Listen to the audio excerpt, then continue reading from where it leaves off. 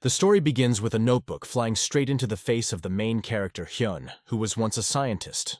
His attempts to learn Murim's history seemed of no interest to anyone in this world, or so the influential person he reported to thought so. This person was telling Hyun that no one cared about his opinion, and all the Crown Prince wanted were good predictions about the situation in Rome. The majestic castle, surrounded by high walls and a deep moat, protects the main palace, a large building with golden roofs, the real heart of the continent, where all the riches of the Celestial Empire are gathered. To get here, the protagonist has attracted more than 430,000 characters, studied many commentaries and scriptures, and passed 5 imperial exams. The first task from the prince was a simple investigation about Murim. Despite the setbacks, he confidently moved forward, rewriting his works and trying to prove his excellence to everyone. 3 days later, he returned with a new job, but it was again ignored. 3 days later, the situation was repeated. His work was again ignored. And 3 days later, the story repeated itself again as before. Hyun was already tired of constantly walking here and there, feeling exhausted. He couldn't figure out what exactly to do, feeling like he was up against an insurmountable wall. However, now he couldn't rely on the stupid books from the Crown Prince's library. The only thing he could rely on was his own knowledge. In front of him appeared an incredibly beautiful building, a treasure house of books and calligraphy. The only place he could count on now. A moment later, he was inside, full of hope. He walked over to the bookshelf, trying to find what he needed. Suddenly, a voice was heard next to him. As Hyun got closer, he asked the stranger who he was, to which he replied that he had accompanied him to the Azure Dragon Palace before. The stranger introduced himself as Q and gave his surname as Park. Then Hyun remembered him and asked what he was doing here. Q replied that he came to find the person he serves. After a short conversation, they parted ways and Puck went about his business. But Hyun suddenly asked him to stop. He asked Puck what story about Murim he would most like to hear, and Prince Puck replied that sword battles between masters, because the prince once admired the stories of one of Murim's masters. Hyun jotted it down in his notebook, deciding to take note of the information. Park bowed before Hyun and apologized. He said he had to go, and with that they said goodbye.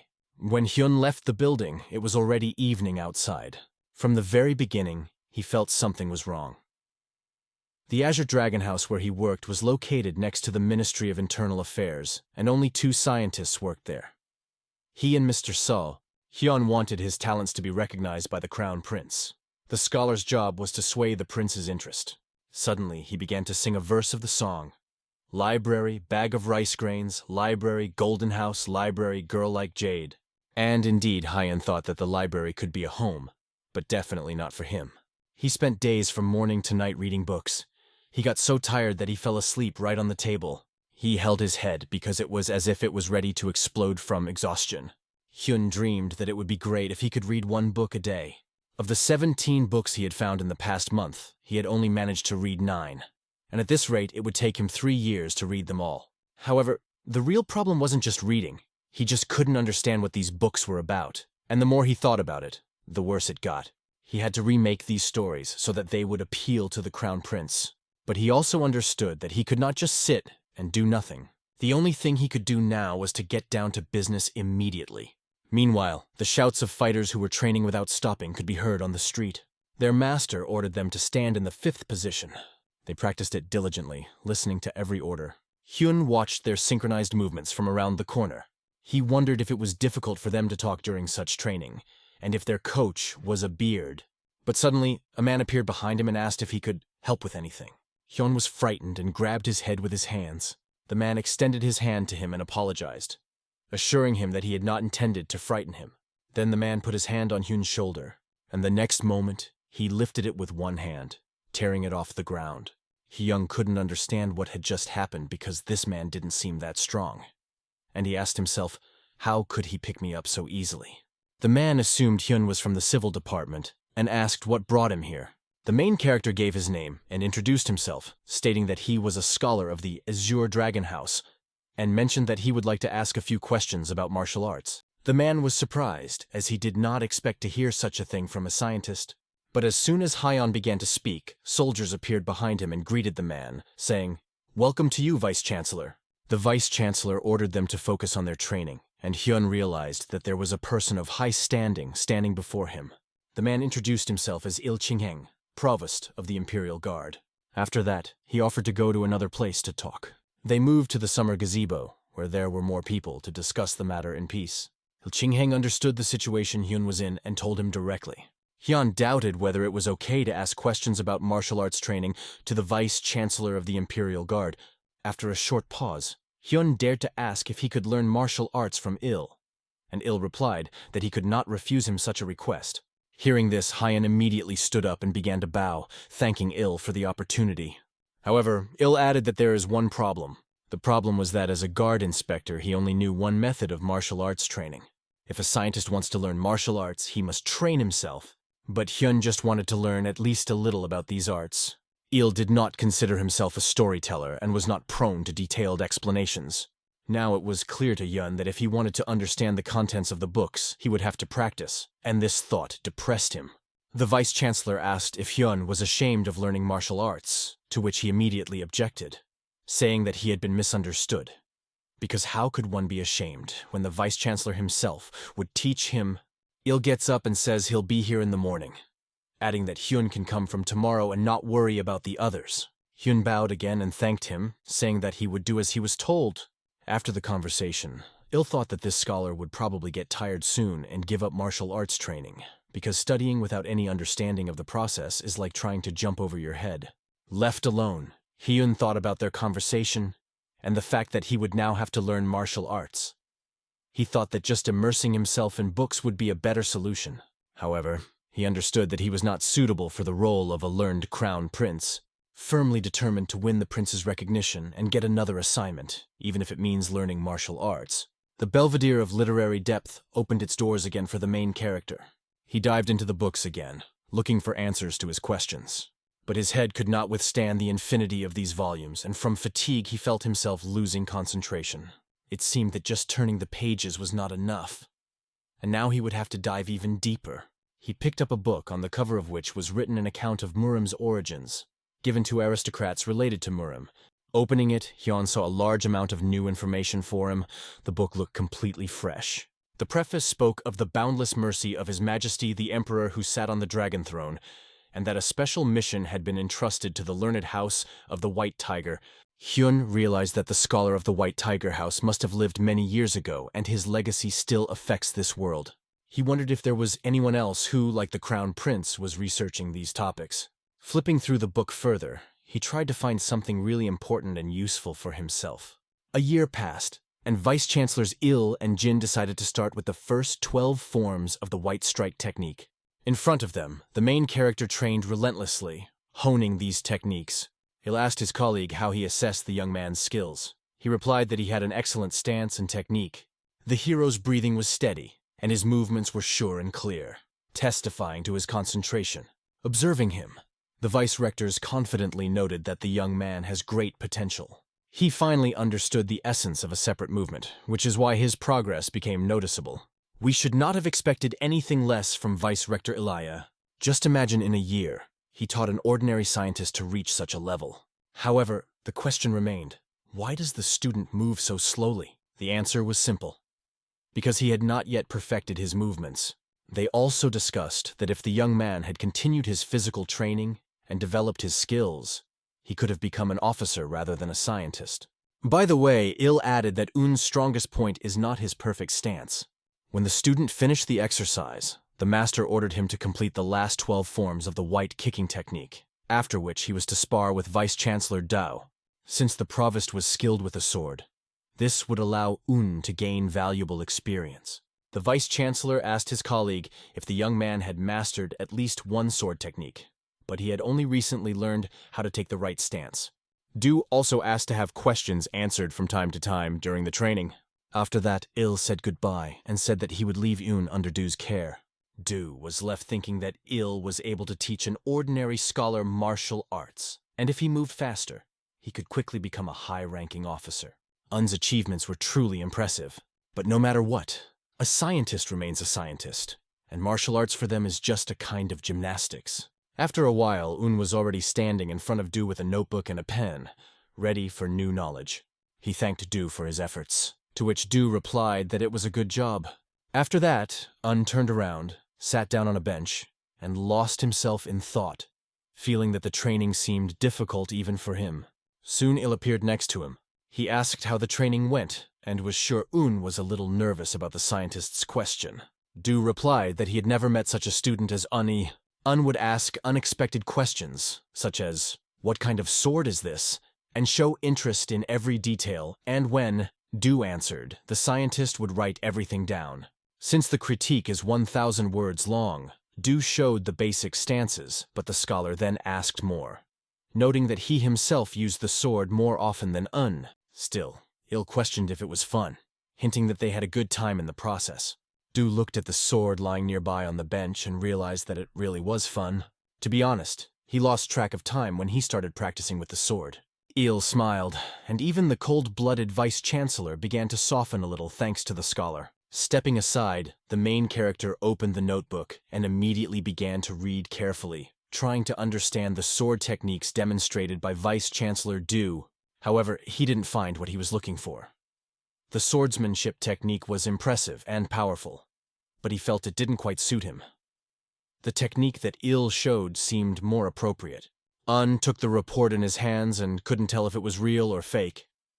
The basic essence of the martial arts was systematically laid out, but he wondered how anyone could believe it.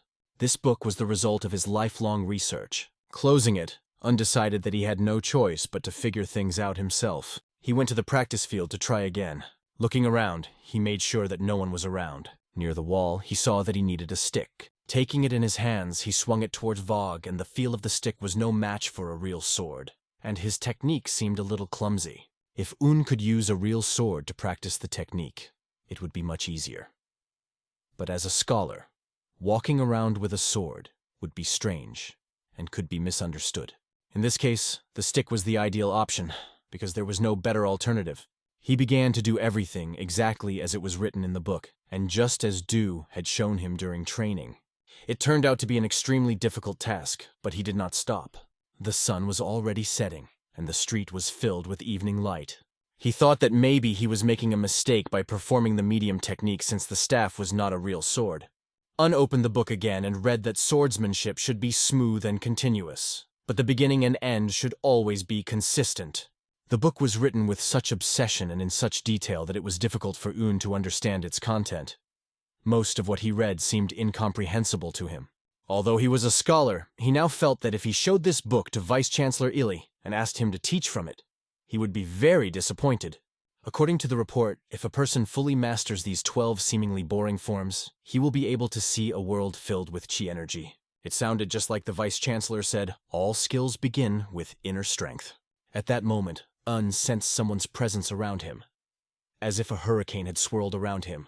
It was Vice-Chancellor Il who, after swinging his sword around Un, asked, "How are you?" He explained that even a short training session can give exceptional leg strength and allow for easy jumping. But no matter how strong the arms are, no sword strike in the air will leave a mark like what true masters leave on the ground. This is just the beginning. Un believed that such results could be achieved by breathing alone. But Il explained that breathing was only one of the many components of mastering the inner power. He concluded that breathing can be seen as a natural exchange of chi within the body that interacts with the universe, becoming one with nature. Continuing, he explained that chi is a form of energy that flows through the entire world. It is the beginning of the universe and the very essence of existence. Then the Vice-Chancellor mentioned that now there would be position training, and Un put out his hand and, writing down every word in a notebook, he diligently memorized everything he heard. It's been 6 months since he started training the techniques from reports. Even an experienced soldier needs to repeat a position 10,000 times to even slightly master the correct movements, and 100,000 times to understand the essence of it. Now the question arose, how long does it take a scientist? Probably a lifetime. Una still has a lot to overcome. He must fully concentrate on training. 4 whole years had passed. The two vice-chancellors were once again watching the movements of Un, who was now practicing with his sword. They thought he had mastered the basics, even though he still looked like a toddler learning to walk. Du mentioned to his colleague that Un's questions would change for the better later. He had only asked about martial arts before, but now his interest was more in the secret records he studied in the belvedere of literary depths. All this was probably intended for his own reports, which he painstakingly wrote. Both vice-chancellors seemed to have been satisfied with the results of their efforts. Each of them contributed greatly to Un's training. Vice Rector Il announced that he had business and would leave them for a while. Vice Chancellor Du was left alone on the training field. At that moment, they both felt the presence of another's energy penetrating the space. Du grabbed his sword, not knowing who it was. He thought that anyone who dared to appear in the Forbidden City must be either brave or insane. Blue energy began to appear on Un's hand. It grew bigger and more powerful by the moment. Could this really be Sword Cry? The Provost thought, referring to the sound a sword makes when a true master wields his weapon. They immediately turned to Un. He stopped for a moment, not understanding what was happening. The Provost asked him if that meant he was secretly learning other sword techniques. Un lowered his sword, not knowing what to say. He realized that he was in a big mess, and now he had to somehow get out. After a while, Il held the book in his hands and asked Un how long he had been practicing these techniques. The answer was, a little less than 5 years. Un secretly practiced independently during these 5 years. It turned out that he was much more reckless than Il thought. Un explained to the Vice Chancellor that these techniques seemed quite uniform, but the positions were very neat and precise. According to the book, the world should be filled with chi energy after learning this sword technique. The Vice Chancellor believed that this form of training was meant to strengthen the internal chi. Fortunately, these were the right techniques to help make training easier. The Vice Chancellor asked the name of this technique described in the book. Unfortunately, the author did not come up with anything original, and the technique was simply called Sword Technique Report. It wasn't a very apt title, especially given that the author was a scholar from House White Tiger. That is why the Vice Rector suggested that the book should be called Learning to Wield a Sword Using the White Tiger Technique. After a while, Un stood on the practice field and thought that the name was perfect. He felt much better after he told the truth, and the master even gave him a wooden sword. In order to correctly understand the text of the martial arts sources, Un now had to practice and come to his own conclusions. He closed his eyes and decided to try. It didn't matter to him how many attempts it took, 2, 4, 10, or even 100. The main thing was to concentrate on the 12-form sword technique. It was autumn in the yard, and everything around was colored in red tones. Un stood in the rack, honing his skills. In the same place, he continued to train in the winter. He could no longer remember how much time he spent each day swinging the wooden sword as he did 5 years ago. During this time, the water in the Forbidden City changed several times, as if reflecting its internal changes. The energy around him grew stronger every day. Sparring techniques that were initially incomprehensible to him now made sense, and he could picture the whole picture in his head. When there were no more books left in the library to read, Sayichion, the ruler of the Azure Dragon House, invited storytellers who had personally seen Murim masters in action. Listening to their stories, Un was able to recreate the swordsmanship techniques of these masters in his imagination. The Vice Chancellor also explained to him the difference between a training sword and a real sword, something that hadn't crossed his mind before. Time passed incredibly quickly. 7 years had already passed since his training in the White Tiger technique. A thought shot through his mind like an arrow. White Tiger's technique training is 12 different voices leading to the same goal. The 12th form is always called the true first form. The first form is accompanied by soft steps and a light rustle. The 4th form is like a slight smile on the face, and the 9th confuses with its graceful beauty. With the 12th form, Un became the only one with the White Tiger sword technique. The findings on swordsmanship combined everything he had read in the library, from the first simple sword to the ostentatious, and even the professional swords the storytellers were talking about. In all this, there was no logic, no evidence, no reason. Everything seemed senseless, both the separation of techniques and the way of the sword. But this is what heaven and earth mean, full of chi energy, as if leaning towards infinity. He had reached such a level that even the wooden swords he trained with could not withstand his strength. They flew into small pieces during training. At times, he wondered if it was all a dream, and wondered if it was a dream what the feelings that filled his heart meant. These emotions were so strong that even a tear rolled from his eye, but he quickly calmed himself down, saying, "Pull yourself together, man. A scientist with tears is a shame." It was already late outside, and evening was slowly coming. But thoughts about the broken wooden sword did not leave him, and he did not know what to say to the Vice-Chancellor. On the way, he met the Vice-Chancellor, who greeted him with the words, "Good morning, Un has completely lost track of when it is day and when it is night." Later, in the Azure Dragon House, the scientist continued to write something down on paper. A guy approached him and asked him to tell all the news about the duels of the masters. It seemed like this guy could talk for days on end. It has been 7 years since the scholar began to collect and record the stories of master duels received from witnesses, and now he wants to finish it as soon as possible. He was looking forward to getting back to his sword training. All in all, the boy's long story ended with Shaolin deciding not to intervene in the power struggle, but to intervene to stop the ongoing factional fighting. Because of this, the two factions decided to meet in a duel where 9 students from each faction competed against each other. After that, the boy asked if he should talk about each student, to which the scientist held out his hand and replied that it was enough, offering to talk about something more important. Then the guy decided to skip all the details and talk about the main match. Regardless of how the students fought, the conclusions were drawn based on the duel between the leaders. Iron Guild family master Muwun Cheol and the head of the authoritative Murang family, officially recognized as the first Danchu Murang sword, faced off in battle. The situation was not in favor of the Murang family. The officially recognized first sword Dan Chu Murang, after losing to the absurd and numerous small factions, left them and now had to fight against the sword Mu Wun Chol. As expected, Cheol started first, delivering a decisive blow, but Dan Chu deftly dodged Mu Wun Cheol's blade. However, Dan Chu stopped the flow of attack with one precise sword movement. He also did a few different attacks between punches. It all looked extremely beautiful. Even the scientist, listening to this story, was incredibly impressed. Then the scientist decided to make his prediction. Murang would win, but the duel ended with the defeat of the first officially recognized sword, Dan Chu Murang.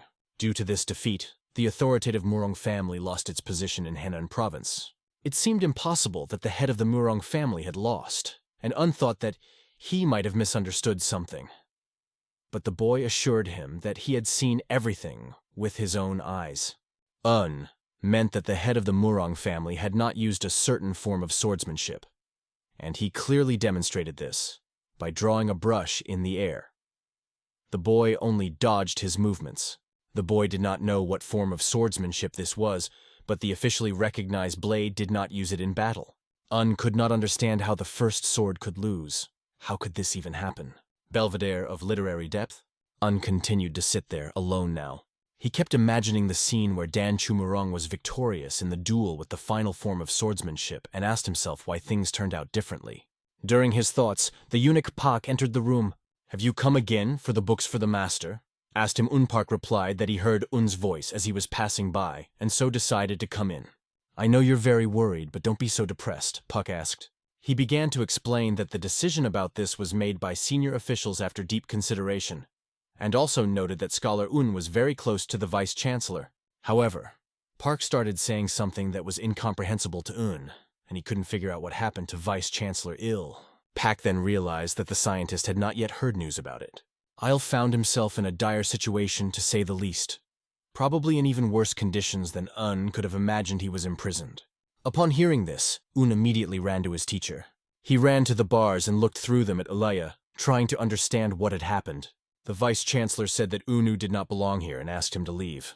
But Un couldn't help but come. Couldn't leave the teacher who was arrested without any good reason. Un pointed out that fortunately there were no strict rules against visiting prisoners. But Il replied that he must not be completely in his right mind. After all, it is impossible to simply come to a prisoner who is accused of treason. All actions are tracked. "Do you think this is done on purpose to expose a conspiracy?" said the university. But the Vice-Chancellor asked him to come back as he understood everything. If they were spotted, Un would also be in trouble. However, Un replied that he had nothing left to lose. These words deeply affected the Vice-Rector, penetrating his heart. His present imprisonment was the result of a bloody conspiracy, and what could be more unjust than that? The Vice-Chancellor found it difficult to find the words to respond to this student's determination. The student, standing on the other side of the bars, asked, "Why is everything like this?" The Vice-Chancellor quietly replied, "I too once thought that being a warrior was more than just having strength." However, slowly abandoning his poor father, he left Junhu and was accepted into the army. Ever since he became angry at the people of Junhu harming others for little gain, he decided to become the provost of martial arts. Even though the position was a sinecure, he continued to believe it was important and never forgot his father's advice. With great power comes great responsibility. At this story of the Vice-Chancellor, Un could not hold back his tears and listened as he continued to say that God had not allowed his path to lead to his death, and that it was fate. When Un called him Vice-Chancellor, he asked to be called just brother. The Vice-Chancellor asked Un to think about one fact. They met more than 10 years ago, and such bonds are not typical for ordinary life. Un just nodded his head with tears in his eyes. The Vice-Chancellor continued by pointing out that Un was now his younger brother and asked him not to cry and to relax. But the scientist wanted to find a way to prove his innocence. However, the Vice-Chancellor understood that either way would be unlikely. If he showed his true skills, escaping from this prison would be as easy for him as cutting a pie. He could easily escape from here, but he didn't want people bleeding, knowing how much intrigue he'd seen in the Forbidden City. After thinking, Il replied that even if the scientist is right, sometimes you need to be able to back down. The provost asked the younger brother to fulfill his last request to give what he would give him to his family. It was a small ring that Il had asked to be given to his family. He also offered to conduct a final training session for both of them. The Vice-Chancellor said it was a shame they wouldn't see the White Tiger swordsmanship anymore and asked Un to show it to him one last time. Un then admitted that he had seen the finale of this technique. Unbelievable, Il thought.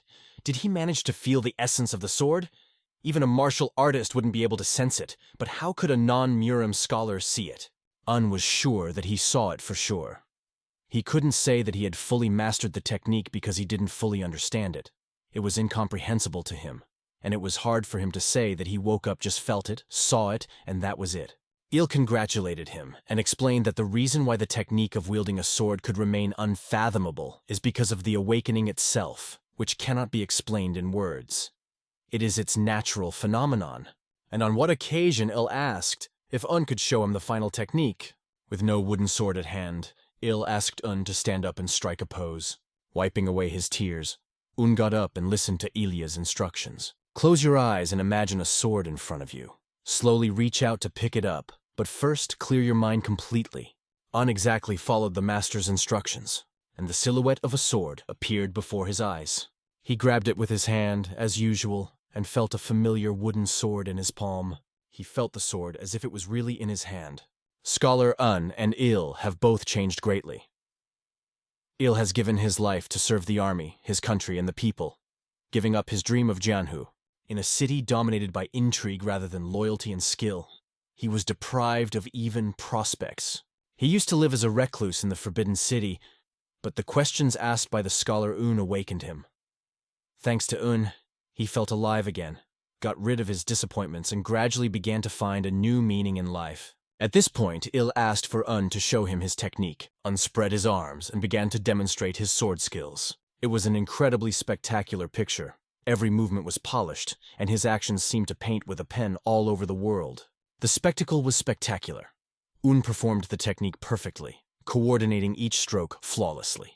Il was surprised when he realized that his younger brother was indeed demonstrating a White Tiger-style swordsmanship technique. He knew all the ways of the sword and the moves, but for some reason they seemed unfamiliar to him, as if he was observing something completely new. At one point, Il began to ask himself the question, how is this possible? He did not understand, looking at this incredible beauty of movements. He could see individual variations in the flow of machinery, but he couldn't even recognize them. At that moment, Il realized that his student had become even more professional than himself. He couldn't believe the inner sense of strength and harmony he felt in Un when performing this technique. After the demonstration, Il said he had something else important for Un. Their meeting ended and Un left his master. Walking down the street, his body trembled with excitement. He realized that the main rival was not someone else, but himself. If you can't control your power, it will take over you and eventually lead to destruction. So be the one who controls your heart and your sword, always staying honest. These words of the teacher he repeated in his mind. Un again remembered those instructions that Il had told him just a few minutes ago. Avoid the influence of the evil Jianhu. As much as possible, just train your sword skills. Un was determined never to forget those words. And he will never forget that Il was for him not only a master but also a brother. Il was left sitting alone in the cell, feeling tired after imparting all his skills. He thought that Hyun had managed to create his own technique by combining all the skills he had acquired. Il hoped that Un would use these skills wisely and for the right purposes. It gradually dawned on him that the Azure Dragon Palace was indeed a place worthy of a dragon. As Un continued to walk, his name was suddenly called out. It was Vice-Chancellor Kwang Cheol-hun. The protagonist wondered what brought him here, and he replied that he was just passing by. However, Kwang asked why Un doesn't show up at the training ground anymore. Un replied that he had nothing more to do there, because there was no one to greet. Kwang noted that many people laughed at him. Everyone knows that he was the one to whom Vice-Chancellor Il left something as a memory. Kwang warned Un that if he continued to act like this, people would continue to laugh at him. Like, people will say that the one to whom Vice-Chancellor Il entrusted to cover his back turned out to be nothing more than a feeble scholar. After this conversation, Un was left alone, thinking about the words he heard. He had a ring around his neck. Holding it in his hands, he constantly remembered his brother. He promised himself again that he would change. Un didn't understand how he could ignore his brother's words. Closing his eyes, he saw the silhouette of a wooden sword in front of him. Under the rain, Un repeated the imaginary movements over and over that helped him feel the sword in his hands. These perfectly honed movements. He imagined himself holding the sword, and his every step was clear and sure. But despite this, he was constantly tormented by thoughts of the injustice his brother faced, like a fog enveloping his consciousness. Belvedere of literary depth, the scientist was sitting at his desk, writing something in a notebook. The eunuch Park came to him. Park began to look at his notebook, assuming that Un was doing something interesting. "Nothing like that, I just found some free time," replied Un. Park didn't even understand how he found some free time. Because he heard that Un visited the Imperial Guard training ground every day. It was obvious, but Un was in no hurry and continued to record, taking advantage of his free time.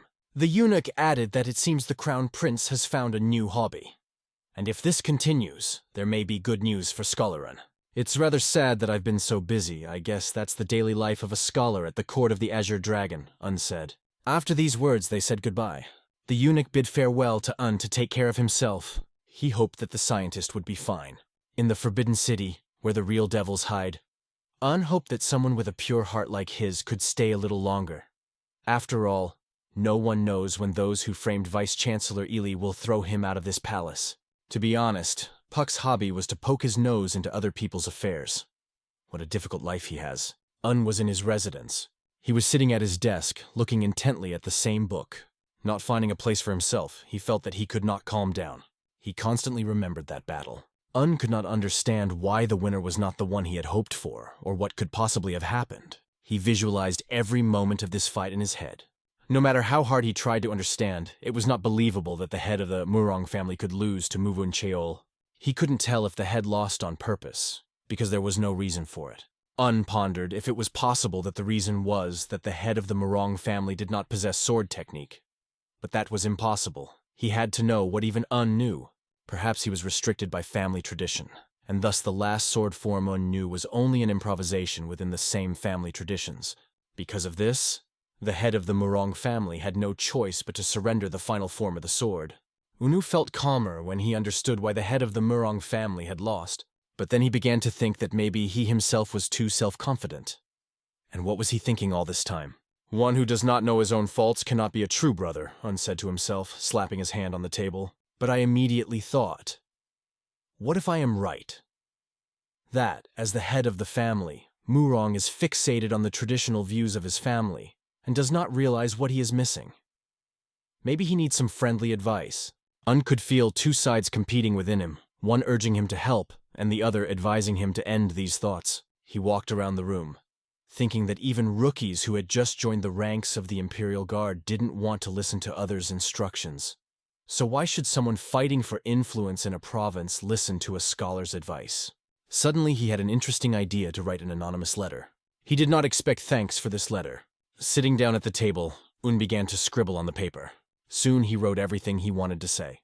But, rereading it, he noticed that the letter had grown to more than a dozen pages. He was surprised that, despite what he had written himself, it turned out to be very impressive. Un realized that it would be rude to send such a long letter without a signature. He couldn't decide if he should sign up as an Azure Dragon Scholar. And will he be taken seriously if he says that it is a letter from a scientist? I was thrown into the boundless sky of the Forbidden City, Un said to himself, and he became a scholar at the court of the Azure Dragon, learning how to wield a sword. He signed the letter, Heaven Unattainable, Azure Dragon Sword Lord.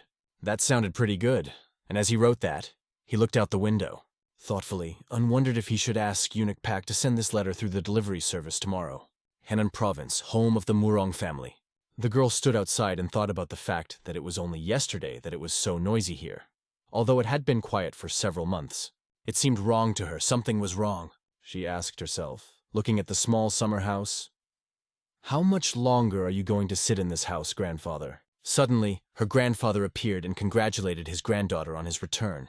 He was the CEO. The girl's name was Murang. She was the granddaughter of Danchu Murang himself. She immediately asked how her grandfather was doing. She was told that he was busy reading. Grandpa was holding the letter that had been sent to the Lord and handed it to me, saying that it had arrived late at night from the delivery service. Me immediately asked if they had said who sent the letter, but was told that no one had said anything. Picking up the letter, she noticed that the sender's name was not listed and the paper looked luxurious. She wondered if it was a letter sent to taunt Muwun Cheol's defeat. Mi told the principal that she would give the letter to Grandpa. She also asked about her older brother Jin Murang. The principal replied that he was an excellent student and still occupied his previous place. Mi understood that her brother needed to get his thoughts in order as he continued to lead a debaucherous life, and still could not recover from the defeat of that day. A moment later, Mi was already standing at the entrance to her grandfather's room. She was approaching the head of the Murang household, Danchu Murang. Approaching, she asked about his well-being. After that, she put the letter that arrived from the post office on the table. Danchu said that she had better leave, leaving him alone, but Mi only asked permission to bring him a cup of tea. After that, he was left alone, and the letter was lying on his desk. Danchu held his head as he spoke. Poor girl. Considering herself not good enough, and even someone who makes her granddaughter suffer. He thought that she must be tired of supporting the family's legacy with her own hands. After his defeat, he believed that he alone should pull the family forward. But the warrior's pride did not allow him to accept this. He considered it a great shame to make his granddaughter suffer. His gaze fell on the letter lying on the table. He began to remove the contents from it. The letter was confidential, addressed to the head of the Murang family, and signed Unreachable in the Heavens Azure Dragon Sword Lord. The handwriting was correct and elegant. Opening the letter and starting to read, Danchu thought that even after his defeat the wards continued to send him letters, perhaps to encourage him. However, this letter was about a duel, and he found it interesting. It indicated the mistakes he had made during the duel, Danchu suddenly thought. Is this guy Sukin Lixing, by any chance? He couldn't shake the feeling that someone understood his mistakes even better than he did. Based on the handwriting, the person who sent this letter had certain achievements in learning and prowess, but Danchu did not understand if this letter was sent to glorify himself. When he read about the way of the Murang sword, his face darkened with anger. It seemed to him that the author of the letter was defying the very flow of the Murang sword. He found this unacceptable and decided to tear the letter into pieces, but only because the granddaughter came out. He was able to show his character by continuing to read. However, he did not tear the letter to the end because he was interested in the content and wanted to know how much more this young man would stand out with his thoughts. A bird was sitting on a branch near the house, which was surprised by the cries coming from the house. She was shocked by the energy that was raging inside and decided to fly away from the place.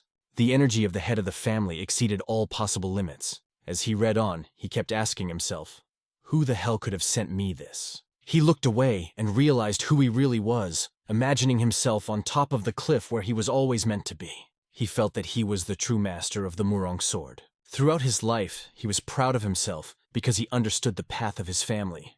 But after a moment, his granddaughter returned. She brought him hot and fragrant tea. Standing in front of the door, she did not understand why no one answered her, and decided to leave the tray with tea on the floor. She started walking towards the door to open it. But when she opened the door, her impression was indescribable. She felt an incredible energy that literally radiated from her grandfather. This energy was so powerful that it seemed to fill the entire space. Grandfather held the letter in his hand and could not tear himself away from it, reading everything with greater attention. The granddaughter decided that the best option in this situation was to close the door. She could not believe what was happening before her eyes. Leaving the tea in the same place, she backed away from the door as her grandfather was having a moment of enlightenment. Such a moment happens very rarely, and it is incredibly difficult to achieve it, and if it does come, then only once in a lifetime. And she witnessed it with her own eyes. This meant that God had not abandoned the Murang family, and she prayed with all her heart for her grandfather's great achievement. After that, she approached the CEO, whose name, by the way, was Shim. She told him to lock the front entrance from now on and not let anyone in. She also ordered that all members of the family should not make noise, regardless of the time of day, and should be able to rest from work if necessary. All these measures must be strictly observed. But that wasn't all. She also ordered to gather all the students from the first to the third generation and tell them to gather at the pavilion. More precisely, she ordered everyone to gather in the evening recreation pavilion and do everything possible not to distract grandfather. She declared the place where Grandpa was staying a no-go zone. Shim didn't understand what happened and asked her. To this, she replied that the white streak was a sign of great changes and good luck. At that moment, the grandfather was sitting in a meditative position, enveloped in blue energy. He slowly inhaled and exhaled, not forcing the air, as if absorbing it in harmony with the environment. The heaven-unreachable Azure Dragon Sword Lord Dan had heard of many extraordinary heroes with special skills in Jianhu, but now this unfamiliar name really gave off a sense of greatness. With the new path of the sword open to him, Dan's heart was beating as wildly as it had when he first picked up the sword. He felt the same awe and excitement as when he first discovered the world of martial arts. He could not stand still, feeling a new power inside him. But, despite this, he realized that there are always higher peaks to reach, and that beyond the heavens, there are still heavens. Grandfather came out of the door, and in front of his house people were kneeling, bowing to him. He did not expect to see such a scene. In the foreground sat his granddaughter Mi, who congratulated him on his great achievement. After her words, everyone else repeated the same words. Grandfather started to go down the stairs towards them. He agreed with them, as it was indeed a great achievement.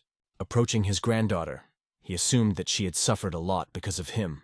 But now he asked her not to worry, as he was ready to take care of everything. He had more than one granddaughter, and the youngest, whose name was Sang, began to hug her grandfather.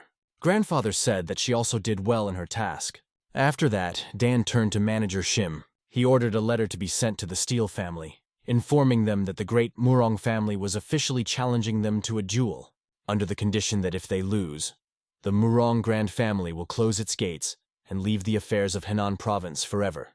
Mi immediately asked her grandfather not to go so far, but he objected and said that their opponent is the feudal chief of the province. And is it not worth making such a bet? Then they will not be able to refuse the challenge without a good reason. Only when they put the fate of their family on the line. The head of the Steel family will become a laughing stock if he refuses, thought the grandfather. The granddaughter realized that the grandfather had thought everything through. But he had a question for his granddaughter. How much time has already passed? The granddaughter replied that it had been 3 whole days since the grandfather retired to practice. Then Grandpa asked about Jean. She replied that he was still wandering without finding his way. Grandpa understood that it wasn't entirely Jean's fault, but he couldn't help but feel disappointed because he had high hopes for him. After that, the grandfather told the granddaughter that they should go and ordered the other students to rest.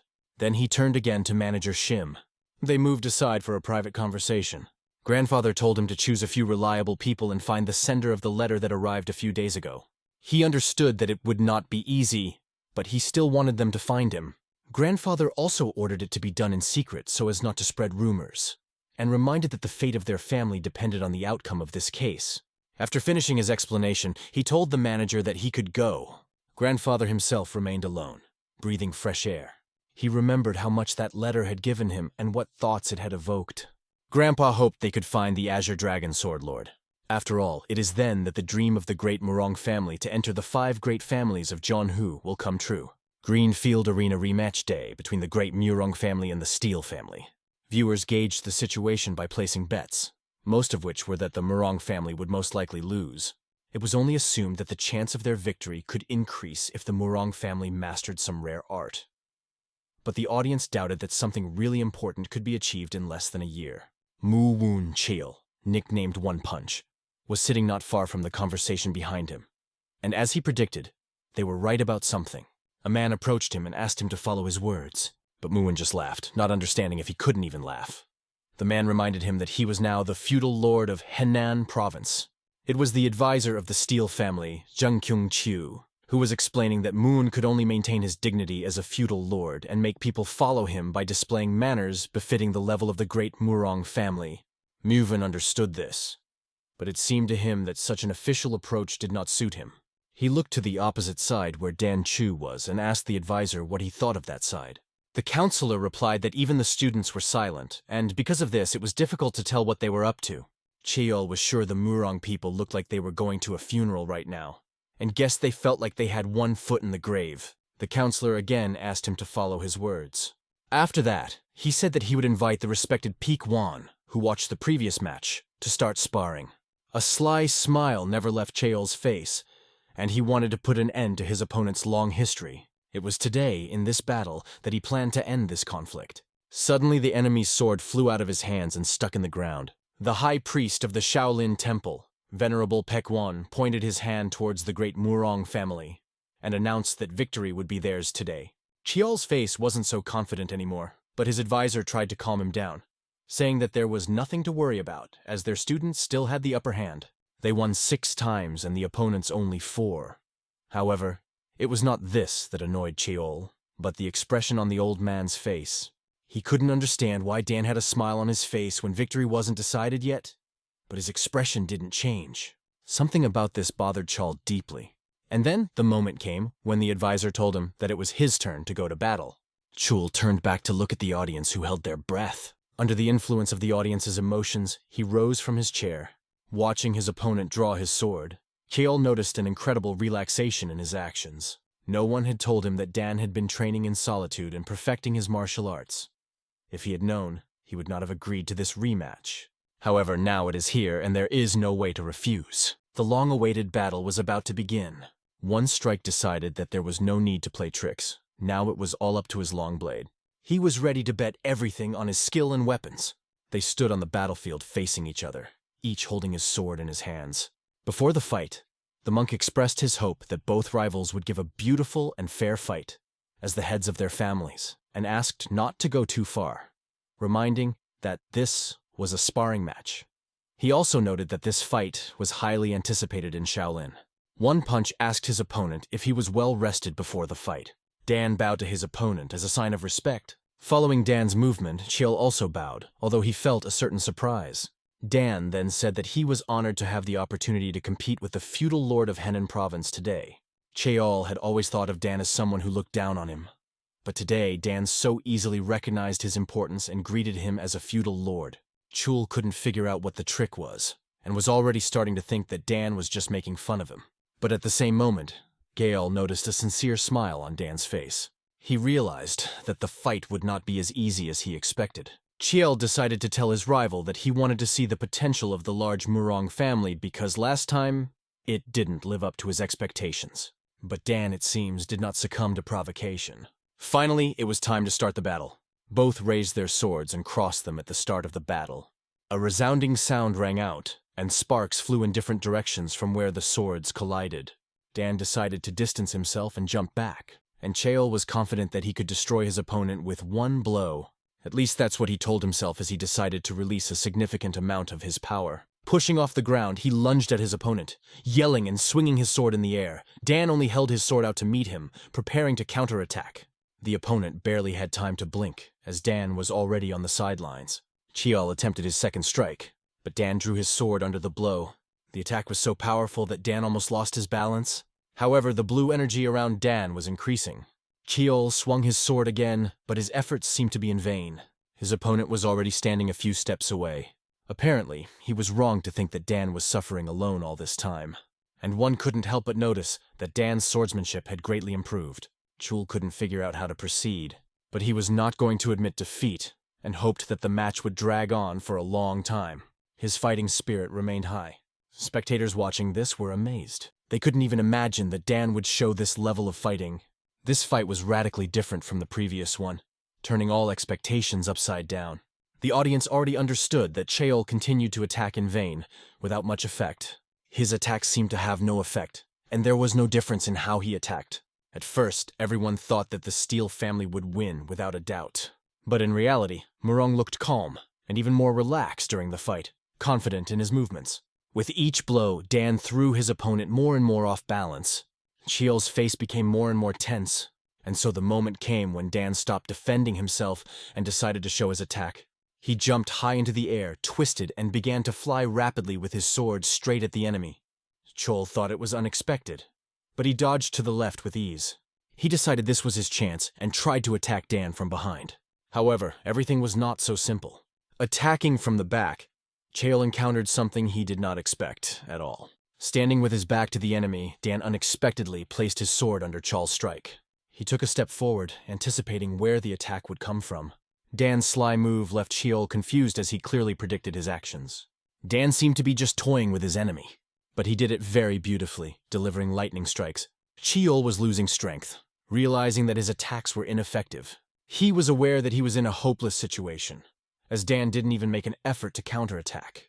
Meanwhile, Chol was barely able to deal with Dan's punches. Despite the length of the fight, Dan's breathing remained as calm as it had been at the beginning. Chol was at a loss, not knowing what to do next. At that moment, Dan pointed his sword straight at the enemy. This made it clear that Dan wanted to finish the fight and was confident of his victory. Chol decided to give it his all, but suddenly he was overcome with fear. The fear came from the incredible energy coming from Dan. Dan's strength made Chol realize that he must muster all his strength. An even fiercer battle began, and the arena seemed to fly apart from the power that dominated it. Their swords collided with incredible power, and the clanging sound of their collisions carried far and wide. Even the audience covered their ears from this deafening sound. The sounds of their powerful blows hit the ears of the audience mercilessly. Dan slashed his sword at Chol's sword, creating an incredible force. Chol barely held his sword, bracing it for the enemy's blows. He was someone who never lost a fight, but the expression on his opponent's face indicated that this time things would be different. It would be Chol's first defeat. At this moment, Chol found himself in a state of anti-hypophobia, of fear of imminent defeat, although it seemed to him that it was impossible. But judging by the course of the battle, defeat was inevitable. He, One-Punch Muwun Chol, decided to put everything he had on the line. Incredible strength was visible in his sword swing. The monk who judged the fight watched this and understood that such a force could cause an explosion even if Master Murang struck with the same power. The only thing left for Dan Chu was to dodge. Murang's granddaughter froze as she watched this battle, unable to look away. But Dan's face radiated incredible confidence. His blue energy radiated from his body, illuminating everything around with a blue glow. Suddenly, a sound like a helicopter buzzed through the air as Chul's sword flew out of his hands. The sword fell to the ground with a hiss, ending the battle. At that moment, smiles appeared on the faces of all the spectators. The monk announced that Dan Chun Murang's first blade was victorious. The stands erupted with loud cheers. Dan showed respect to his opponent by bowing to him and thanking him for the fight. However, Chol gritted his teeth and asked him to wait. He asked about the final form, what it was, as he had never seen anything like it, and couldn't understand how it was possible during their battle. He couldn't believe that this had happened, and he couldn't fathom the gap in skill. Dan explained that it was just one of their incompetent family's sword techniques, but he added that perhaps this time this sword art had finally seen the light of day. The audience cheered the first blade, Dan Chung Murang, with loud applause, honoring the head of Henan Province. Sitting down in the arena, One-Punch realized the dissonance he felt earlier. He began to understand why Dan had defended himself at first, and why he had finally won a match where Chol was sure of his victory. Why this intense fear of defeat had crept into his mind. Chol realized that there was no way he could have won this match from the start, because Dan had achieved this level of skill by being alone.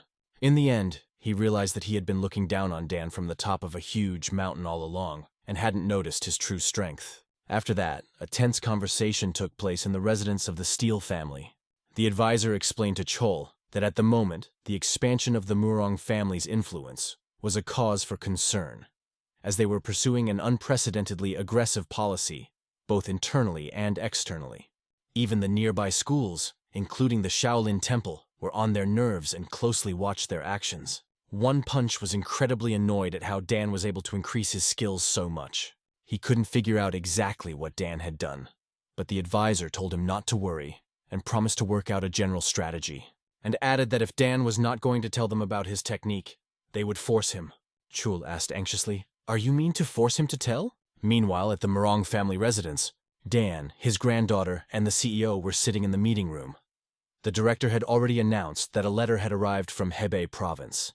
However, they couldn't say for sure if the sender lived in that province, because he could have deliberately sent the letter from there to confuse the tracks. Dan ordered the manager to tell the students in Beijing to put in more effort. At the same time, Mi thought about this letter incessantly, since she'd also read it. But she had not been able to achieve enlightenment like her grandfather, and she was amazed at how clearly and precisely everything was described. She believed that maybe it was because her level had not yet reached her grandfather's level. Suddenly, a voice rang out from behind the door, addressing the owner. Right in front of the door stood the representatives of the Steel family, including their head and the rest of the family members. One strike stated that they suspected the Murang family of the First Sword unfairly winning this fight. They demanded that Dan come out and explain everything in person. Dan, however, had no qualms. His granddaughter was worried about him, but he was not going to sit back and hide. He compared the situation to how a bird, spreading its wings, is not afraid of a sandstorm that might come its way.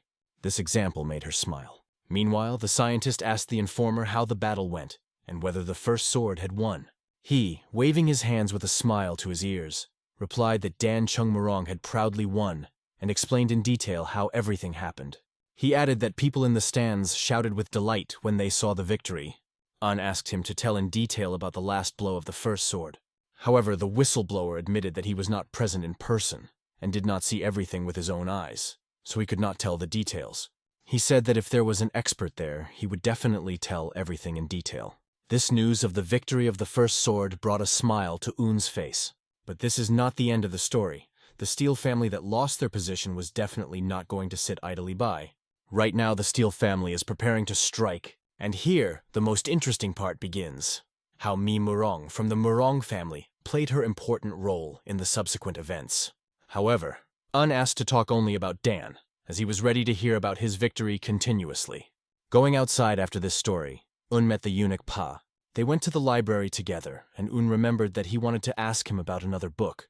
However, Park jokingly replied that he had recently given Un this book, and joked that he must have a very high libido. At this joke, Un asked not to joke like that again.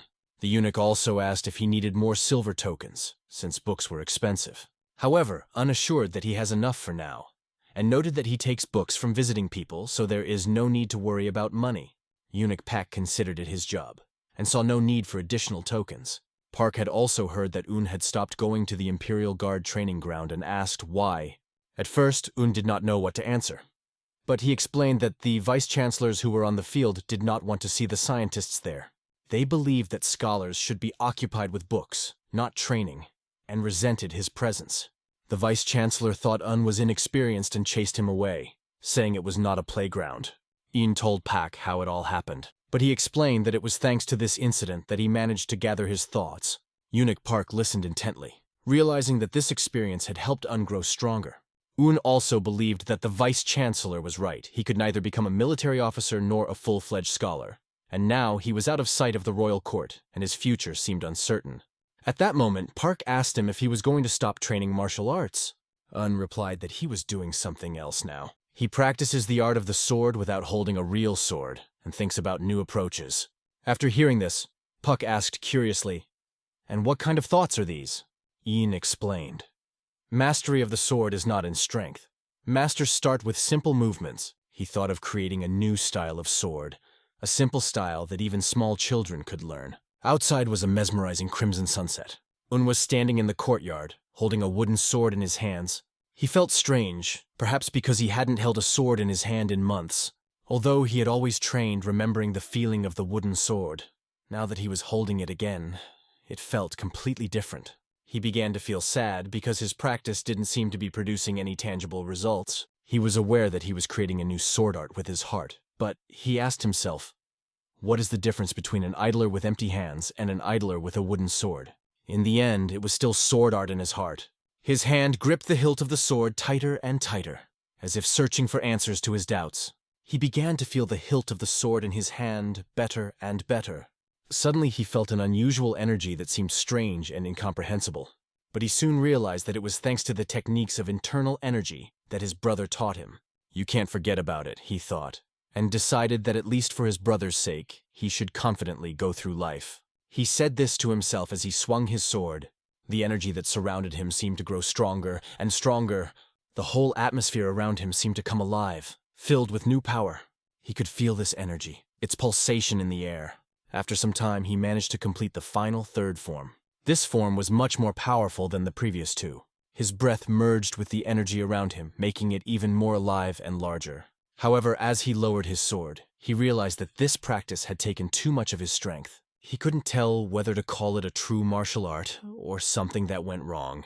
He tested the White Tiger-style sword technique and created 3 of his own White Tiger sword martial art styles. However, he had no one to test with to see if they would work in real combat.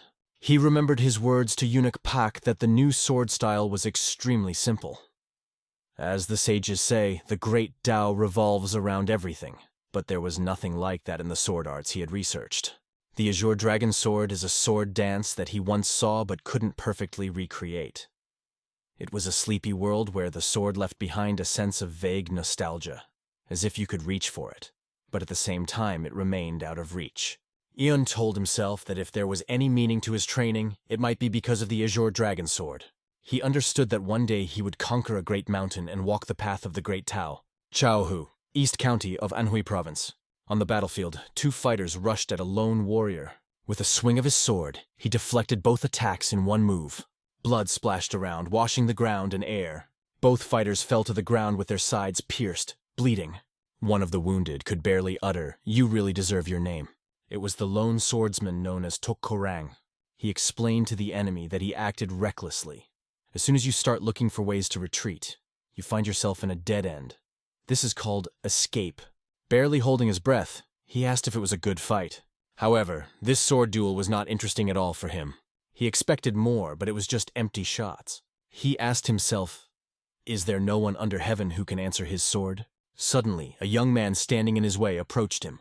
The young man congratulated him on his victory. This made him stop and listen to the boy. The guy said he worked for a delivery service and was asked to deliver this message. Bowing slightly, the young man handed over the card. He was about to leave when the lone swordsman started reading the letter and asked the boy to wait. The young man's body was trembling because he was afraid to be near him. The lone swordsman continued to read intently. The boy felt that the swordsman seemed incredibly scary to him and wondered if he would be killed today. The crowd watched as they thought, could this writing be a challenge to the lone swordsman, the greatest martial artist in Anhui province? At that moment, a wounded man was being carried out of the battlefield, but the majority did not pay attention to him. They heard a loud laugh coming from the lone swordsman. The messenger began to fear that the swordsman would cut off his head if he did not like what was written in the letter. The lone swordsman clutched the letter and said, I am truly like a frog at the bottom of a well. I did not know that there could be another heaven beyond the heavens. After these words, people did not understand what was being said. They asked if he had a problem with the outcome of the match. But he replied that he was no longer interested in the match. After all, now he understood the true path of the sword, which he must follow. Clutching the letter even tighter in his hand, he stood calmly. And he went forward in front of people who could not understand what had happened. They only wondered if it meant something was wrong in the battle. The messenger was finally able to exhale, thinking that he was lucky to be alive. Since then, no one in Anhui province had seen the lone swordsman Murang again. He later earned the nickname Invincible after winning 3 matches and reappeared in Murim, West Lake, Shihu District, Hangzhou, Zhejiang province. The man was sitting at the table. His gaze was directed to the window. Suddenly someone else appeared next to him. The young man with a fan blowing his face was the great Hojin warrior known as the Flowering Blade from the Hua group. He greeted Taoist Chong, a representative of the Wudan group. Zhang invited him to sit down and noted that there was a great view of West Lake. Blooming Blade noted that this was their first meeting. This was really the first time they met to represent their groups in Murim's alliance, even though Zhang had heard a lot about him before. However, Hojin was modest and believed that all these rumors were just exaggerations. He was grateful for the compliments Chong had given him, but he was more interested in the Taoists' opinion of Murim's alliance itself. Zhang hesitated whether to mention that there were many other alliances like Murima's. After meeting with the representatives of each group, Zhang felt a great sense of responsibility as he assessed the position of the alliance leader who was rumored to have the highest status in Murima. However, Blooming Blade asked him to be quiet and asked if he knew more than he was saying. Is he really knowledgeable but only pretending? Zhang didn't understand what he was talking about. But Blooming Blade explained. If he was implying that the methods the alliance leader was using were necessary to prevent another tragedy similar to the Great War between justice and evil, then he was clearly underestimating the situation. The Great War between justice and evil that happened 30 years ago led to a lot of bloodshed. To end the war, a new coalition of various clans, families, and sects was eventually formed to support the justice faction and defeat the evil faction. This led to the steady development of the justice faction and the creation of the Murim Alliance. However, Blooming Blade believed that the stabilization of peace between Jianghu and Murim was an illusion, as the war was only a trick for the benefit of some factions, which made the confrontation between the groups even more chaotic and bloody. Chong listened in silence to the mountain of words that Blooming Blade was telling him. He added that top officials and judges had colluded, and even a small mistake could lead to the death of the group.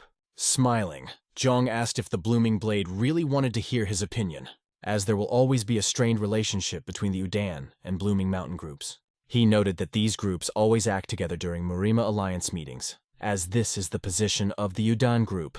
There was a short pause between them, and then Blooming Blade laughed and thanked Chong for his frankness, noting that it gave him great pleasure. After that, he asked if Zhang knew about the meeting that was going to take place in a few days at the Alliance. John hadn't heard anything about it. He asked the Blooming Blade to tell him more. "Perhaps you've heard of the elusive Azure Dragon Sword Lord?" he said.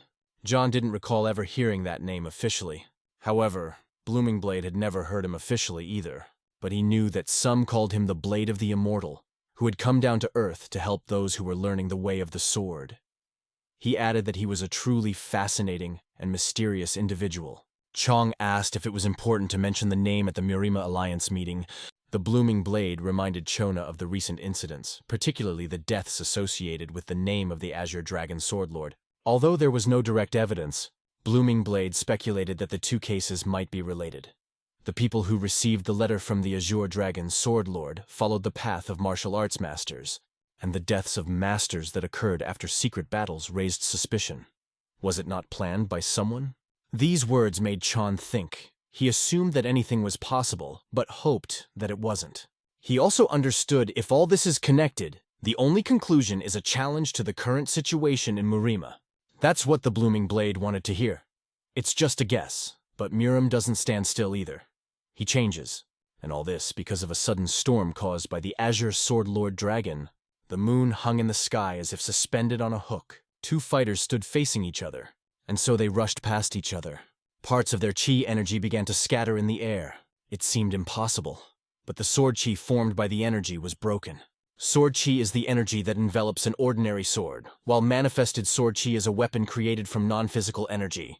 Breaking this sword in two, he asked his opponent if he was going to surrender, but he only replied that he would like to know the name of the one who defeated him.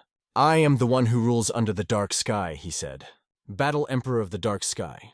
He replied to the warrior emperor that, although he had lost the battle, he did not intend to follow his order. And even after the emperor has removed him, he is not going to recognize his authority. The divine emperor asked if it was because of the 5 celestials, but the divine emperor replied that he doubted that they were stronger than him. However, he explained that he recognized the authority of the Azure Dragon Sword Lord. He then asked if the emperor had heard the name of the Sword Lord. Although he had never met him, he was sure that he was stronger than the martial emperor. He began to tell what his friend had told him about the new Sword Lord, who, after reading a letter sent by the Azure Dragon, had discovered a new way of the sword. It is because of this that he cannot recognize the martial emperor. The emperor asked if he would follow if the Azure Dragon Sword Lord also decided to follow. The answer was unequivocal, definitely. At this point, the martial emperor let him go. The girl accompanying the emperor asked why he revealed his name. The emperor explained that this warrior was a true martial artist with enormous potential. He stands out from the crowd, and it's about time he came back. However, the girl pointed out that the battle was not yet over, to which he menacingly replied that he was not going to repeat himself twice, and he made it his goal to meet the Azure Dragon Sword Lord. The girl was interested in why he, hearing this name for the first time, behaved so strangely. "Because it is not yet time to return," he answered and went on. At this time, a decree from His Majesty arrived in the Forbidden City. Una was told news that stunned him. He has been relieved of his duties effective today. The old man remarked that he was sorry, and the scientist could not understand whether it was the will of heaven. He replied that this is not dismissal. He is still a scientist of the Azure Palace. It's just that there are no suitable tasks for him at the moment. That's how it was explained to him. Belvedere of literary depth. After some time, Un was already in various book sections. He could not understand why, having lived an honest life, he now felt like a criminal. And if he can no longer return, then he decided to put the books in their places. Suddenly his eyes fell on one of the books. It was a report on the comprehensive method of Morima given to aristocrats involved in the affairs of Morima. He had read it so many times that he had almost memorized it, but the long name was still hard to pronounce. His posture may have been incorrect due to the fact that he was constantly holding a stick in his hands, and Il told him that his martial swordsmanship was too soft, and offered to become a sword fairy instead of a white tiger swordsman. This book made him remember his brother in prison, asking to show him the white tiger sword technique he had mastered. As he put the book back on the shelf, he thought that his mentor was better if he could guide him, even through one book. At that moment, the eunuch Pak entered. Un immediately said that Park already knows about this news, but even Un himself could not believe that this had actually happened. Park expressed his sympathy for being treated this way, but Un asked not to worry, saying that there was nothing to be sorry for. However, the scientists still could not understand why such high-ranking officials put sticks in his wheels. They probably thought it was a bad idea to visit a brother who had been unjustly imprisoned. Park explained that since he came on behalf of the heir to the throne, they could not just be accepted. Even so, Un has not seen the prince in over 10 years, and when Park said that others see it differently, Un couldn't help but laugh, and asked him what will happen now. The eunuch had a hard time answering this question. He only assumed that a new job might appear that he would be assigned. But the scientist said it might be time to leave. Pak asked him to calm down and explained that you can't quit work because of such circumstances, and you shouldn't do that. For these words, Un thanked Park. But after his brother's death, he lost all interest in the matter. He had no reason to go before then. But this place was not where he was meant to be from the beginning. He considered himself a person who was not capable of achieving high authority. The eunuch asked again if he was really going to leave.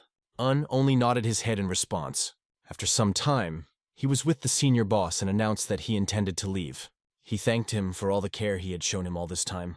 "What do you plan to do now?" asked the chief, slamming the book shut. "I want to rest for a while. I've already chosen a few places I want to visit. I'll use this time to think about what to do next." The elder acknowledged that Hyun was wise enough to leave before something irreparable happened, and asked him not to hold grudges against this job when he returned to his hometown. Un listened to these words with a smile and agreed with him. After that he bowed and they both said goodbye. But Un remembered that there was something else he wanted to ask. "You once said that this place is a grave for scholars. Why did you stay here?" "The deep valleys of the mountains are not the only place where you can hide from the world," he answered, not taking his eyes off the book in his hands. Stepping outside, before Un was the northern gate of the Forbidden City, the gate of divine mastery. Most scholars at his age were preparing for the imperial exams, but he had already retired. At that moment, when he was saying goodbye, the eunuch Pak suddenly appeared. The eunuch thanked him for his care throughout and bowed. Un was glad to see him at farewell, because he thought he would leave and not see him again. And with a smile on their face, they said goodbye. They asked each other to protect themselves and wished to meet better times. Waving his hand, Un felt very lucky to have met Pak to say goodbye, as he was one of the few sincere people in his life. And so the main character sets out to taste a new life, but he still did not know what to do, and immediately remembered his uncle, although he lived far away. He wondered if he should go to Henan, where he could see the famous Shaolin temple and the residence of the Murang family. They didn't know that he was the one who sent them the letter, so walking there wouldn't cause any problems. If something happened, he could always leave. The decision was made, and he chose his path. It was only a small step for Hyun, but a giant leap for the Azure Dragon Sword Lord, bringing a powerful tornado to Murim. The girl sat and repeated, "No, no," I said it looked very old-fashioned. She was sitting on a stool, choosing an outfit for me, who was trying on different outfits. The girl herself was wearing a purple dress. She was very angry because she didn't understand how her older sister was going to a martial arts tournament instead of going on a date with an old man. And after a while, Mi came out in a new red outfit. This outfit struck the girl right in the heart, and she immediately liked it. She told her sister that if she smiled in this outfit, any man would fall in love with her, and asked her to smile not just for one, but for everyone at once. Mala asked why Mi was leaving so early, because she still had time. Sister replied that she was planning to go for a walk and get ready. Little jokingly replied, "It seems that you are as busy as I am." Mai asked, "Do you have a job too?" And the girl proudly raised her head and answered, "Of course there is." She considered it her duty to take care of many people in their family, and was sure that without her help, nothing would go smoothly. These words caused a smile from the older sister. Patting her on the head, she said, "I can count on you." She asked that when the elder brother Jean returned, she should talk to him well and not forget to visit her grandfather in the morning and in the evening. Time was running out, and Mai had to go. The little one said goodbye to her, waving her hand and wishing her a good trip. A horse-drawn carriage sped through the forest. Mai was sitting in the carriage, and a man was sitting in front of her. She reflected that the invitation to the martial arts tournament had come from the Murim Union. She remembered the words of the grandfather, who spoke not as a relative, but as the head of the family, that now their Murang family was at a critical crossroads, and it was the younger generation that would decide whether they would become part of the 5 great families. That's why her grandfather asked her to attend the martial arts tournament and see the world, because everything she hears and sees will be important for every future step of the Murang family. Of course, she agreed with her grandfather, who had high hopes for her. She couldn't help but think that Grandpa had changed a lot since the Azure Dragon Sword Lord had enlightened him with just one letter. She wondered who this lord was, not realizing that their carriage had just nearly run him over. Mi looked out the window of the carriage. It was he, the Sword Lord of the Azure Dragon, who stood there. She and her husband did not understand who it was and asked him. He replied that he had not met this person before. Perhaps he was a scientist who decided to visit the province. They only warned the driver to drive more carefully next time. Shaking off the dirt that flew on him, covered his eyes from the dust that arose around him. He looked after the carriage and told himself that people were so impatient at this time. Was wondering if the Murang residence was still far away, not even knowing where it was exactly. But after some time he was already standing right in front of her gate. The watchman standing at the entrance asked him if he had come to meet the head of their family without an invitation or a letter. They explained that the head is very busy and cannot meet with everyone who wants to. Pointed out that it was basic courtesy to inform the host of a guest who had come to them. The conversation turned to elevated tones, and one of the guards even began to draw his sword, shouting that it was impossible to meet the head without a written invitation. There must be some misunderstanding. "I'm not a suspicious person at all," said Ani. He himself did not understand how to explain his situation, because even if he admits that he sent the letter, they will not recognize him because he signed with a false name. Unfroze, not knowing what to say. The guards joked among themselves that all scholars are the same. They think they have read a few hieroglyphs, and that will make them great. Suddenly, a man appeared behind the guards and asked what was happening here. He was the deputy manager, and without waiting for an answer, once again asked what was happening. It was explained to him that this boy wanted to meet the head of the family without an invitation or a letter. The deputy came closer and began to examine Un closely. It seemed to him that Un was very similar to the manager Sailchon. The deputy said Un would have to wait if he didn't have the letter with him. He asked Un to follow him, and they headed inside. On the way, a man asked Un how he earns a living and who he used to be. Un replied that although he looks young, he is already more than 30 years old. 2 whole weeks have passed since that moment. Un sat and watched the training of the fighters. He was propping his head with his hand, looking very bored. They asked him to wait, and he thought it would take 2 or 3 days, but more than 10 had passed and there had been no news. The deputy manager ordered the worker to take Un to a place where he could stay temporarily. But there were already many people there. Normally a maximum of 2 or 3 martial artists would stay in a large room, but when Un said he was a scholar, he was given a small private room. The problem was that the meeting with the head of the family wasn't on a first-come, first-served basis. Yuan had to come up with something to get his attention, but he didn't have anything special to show for it. He thought about sending one of the letters he had written earlier, but at the same time he thought that it was not worth going so far, and it seemed that no one knew about his letter. So he decided to keep quiet, thinking it was the right decision, and sometimes even thought of just leaving. Watching the fighters train, Un noticed that they were in the wrong positions, and it seemed to him that it would be difficult for them to become official disciples, let alone soldiers. Un came to the training ground for one reason only. He felt comfortable watching others train. It reminded him of the past, but at the same time he told himself that he shouldn't think too much about them.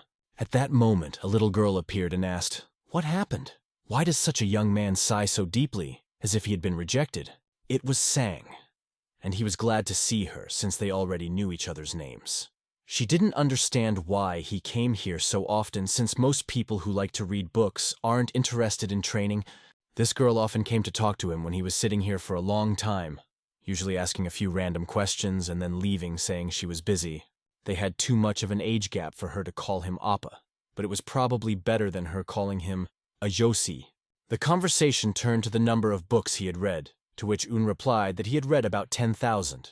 She joked that reading so many books must give him a headache. She was surprised and admitted that her head started to hurt after a few minutes of reading. But he explained that over time it becomes a habit, and reading can even be enjoyable. However, you couldn't tell from her that she had much interest in it. She assumed he had given up all pleasures in life, although that was not true. She asked if he could do anything besides study, calling him Appa, at which point he replied that he was training with a sword. This immediately aroused her great interest, and she wanted to see it with her own eyes. "Maybe we can do that next time I get a chance?" he asked. "So you say so, but as a result you don't show it?" Sang started teasing him. She was like a little thorn, she looked happy. But maybe she was really lonely, because there were no other children here, and the adults did not pay attention to her. Perhaps that is why she kept coming to Un. After thinking it over, he decided to agree to her request. He said he would bring the sword and asked her to wait a little. Walking over to the rack of swords, he began to examine them, choosing a suitable one. At that moment, one sword that he particularly liked caught his eye. He decided to take a wooden training sword, thinking that taking other people's weapons from the training ground would be unacceptable. But with a wooden sword, probably nothing bad would happen. However, as soon as his hand reached for the sword, all the students started asking what he was doing. He turned around and didn't know what to say. The disciples, as if mad, continued to question him in a rude tone about what he was doing. Of course, Un apologized to them, explaining that he wanted to borrow a wooden sword for a while. But the disciples thought it was a joke and asked him not to make them laugh and put the sword back, probably thinking he just wanted to take it away. They began to mock him, calling him a bookworm and asking if he had ever held a sword in his hands. Even though it was Un's fault, it seemed like they were chasing him too much. Sang then intervened, telling them to shut up, as this had gone too far. She said it was just a wooden sword and they didn't even use it. One of the students began to joke that this scientist was asking the girl to help him. However, another asked if they knew who this girl was. He asked not to turn in her direction again, but Sang continued to yell at them, asking how they could call themselves men if they ganged up on each other. Un turned to her. With a gesture of his hand, he showed her that it was not necessary. After that, he put the sword back. He apologized again for touching the sword without permission. Un knew that if he gave them backlash, it would only fuel their desire to continue. Sang was very angry, but Un went to her and calmed her down. Un said that next time he would definitely show her what he promised. But Sang didn't agree that everything was fine, and felt she had to speak up when someone was being treated unfairly. She added that if her Ani was here, she wouldn't let them rest even when bad guys come in. Her sister always proudly chases away such a Josie. Gritting her teeth, she said, "I despise the likes of you!" Un didn't even know what to say to her. After these words, she turned and ran in the other direction. Later, Un was sitting at lunch with a man who was telling him a very familiar story about Henan province. They underestimated the Murang family and thought that if they were pressured by the crowd, the family would easily submit, but these scoundrels were eventually captured. Lady Mi Murang said she would rather die than be humiliated. She really was impressive. And this is not some weak family those scoundrels could even imagine. Her words, "Better to die than to be humiliated," touched On. But the man said that Lady Murang's next words were even more impressive. He remembered her words. "Our Murang family is determined to give their lives if necessary because of one word from the Steele family, but the consequences will be significant." However, the same representatives of the families came in a crowd and made a big mess, saying that it looked like they were being bullied. After that, there was not a single family left in Henan province that dared to raise a hand against Murang. The people who had previously looked down on Lady Mi, saying that she was just a woman, disappeared. Of course, after that, the head of the family could no longer boast of his name in Henan province. After this story, Un understood what had happened. He thanked the man for sharing this story. Un realized that Sang was Lady Mi Murang's younger sister. Since he was also in a situation where many people made fun of him, she compared her sister's determination to his. Now he understood why Sang had been so angry. After a while, Un returned to his room. He sat on the bed, not letting the thoughts out of his head.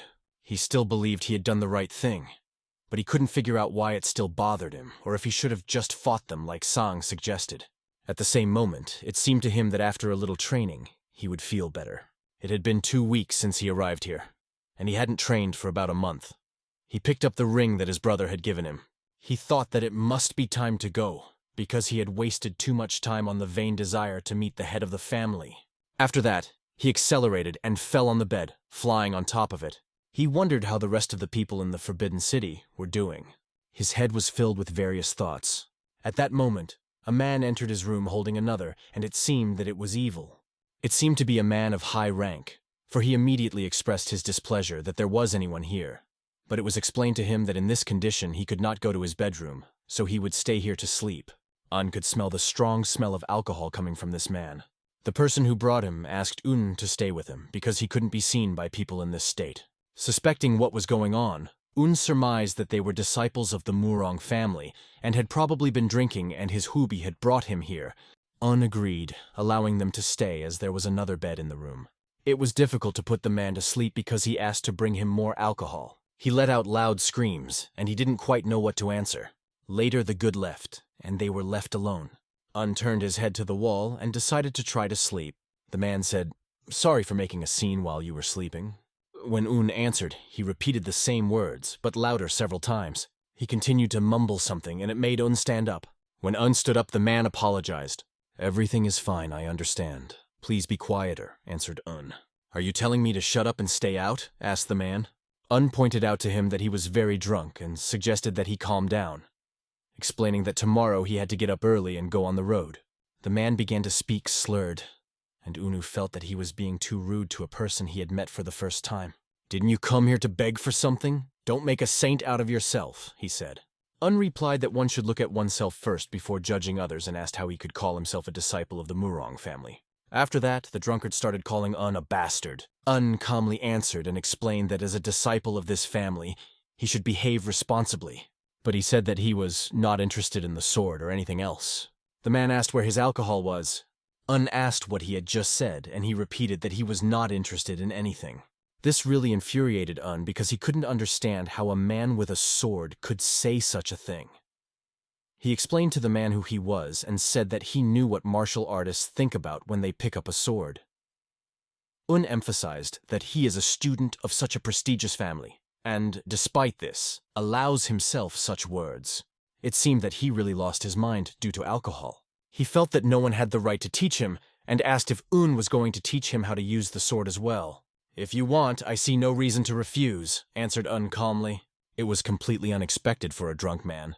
He took it as a challenge and offered to go outside. Un was not going to refuse this offer, even though he should have gone to bed by now. After some time, they were standing outside the yard. The drunken man had a wooden sword in his hands. Hubie didn't know what to do, whether to leave them or intervene in some way, because he was asked to bring a wooden sword to fight Un.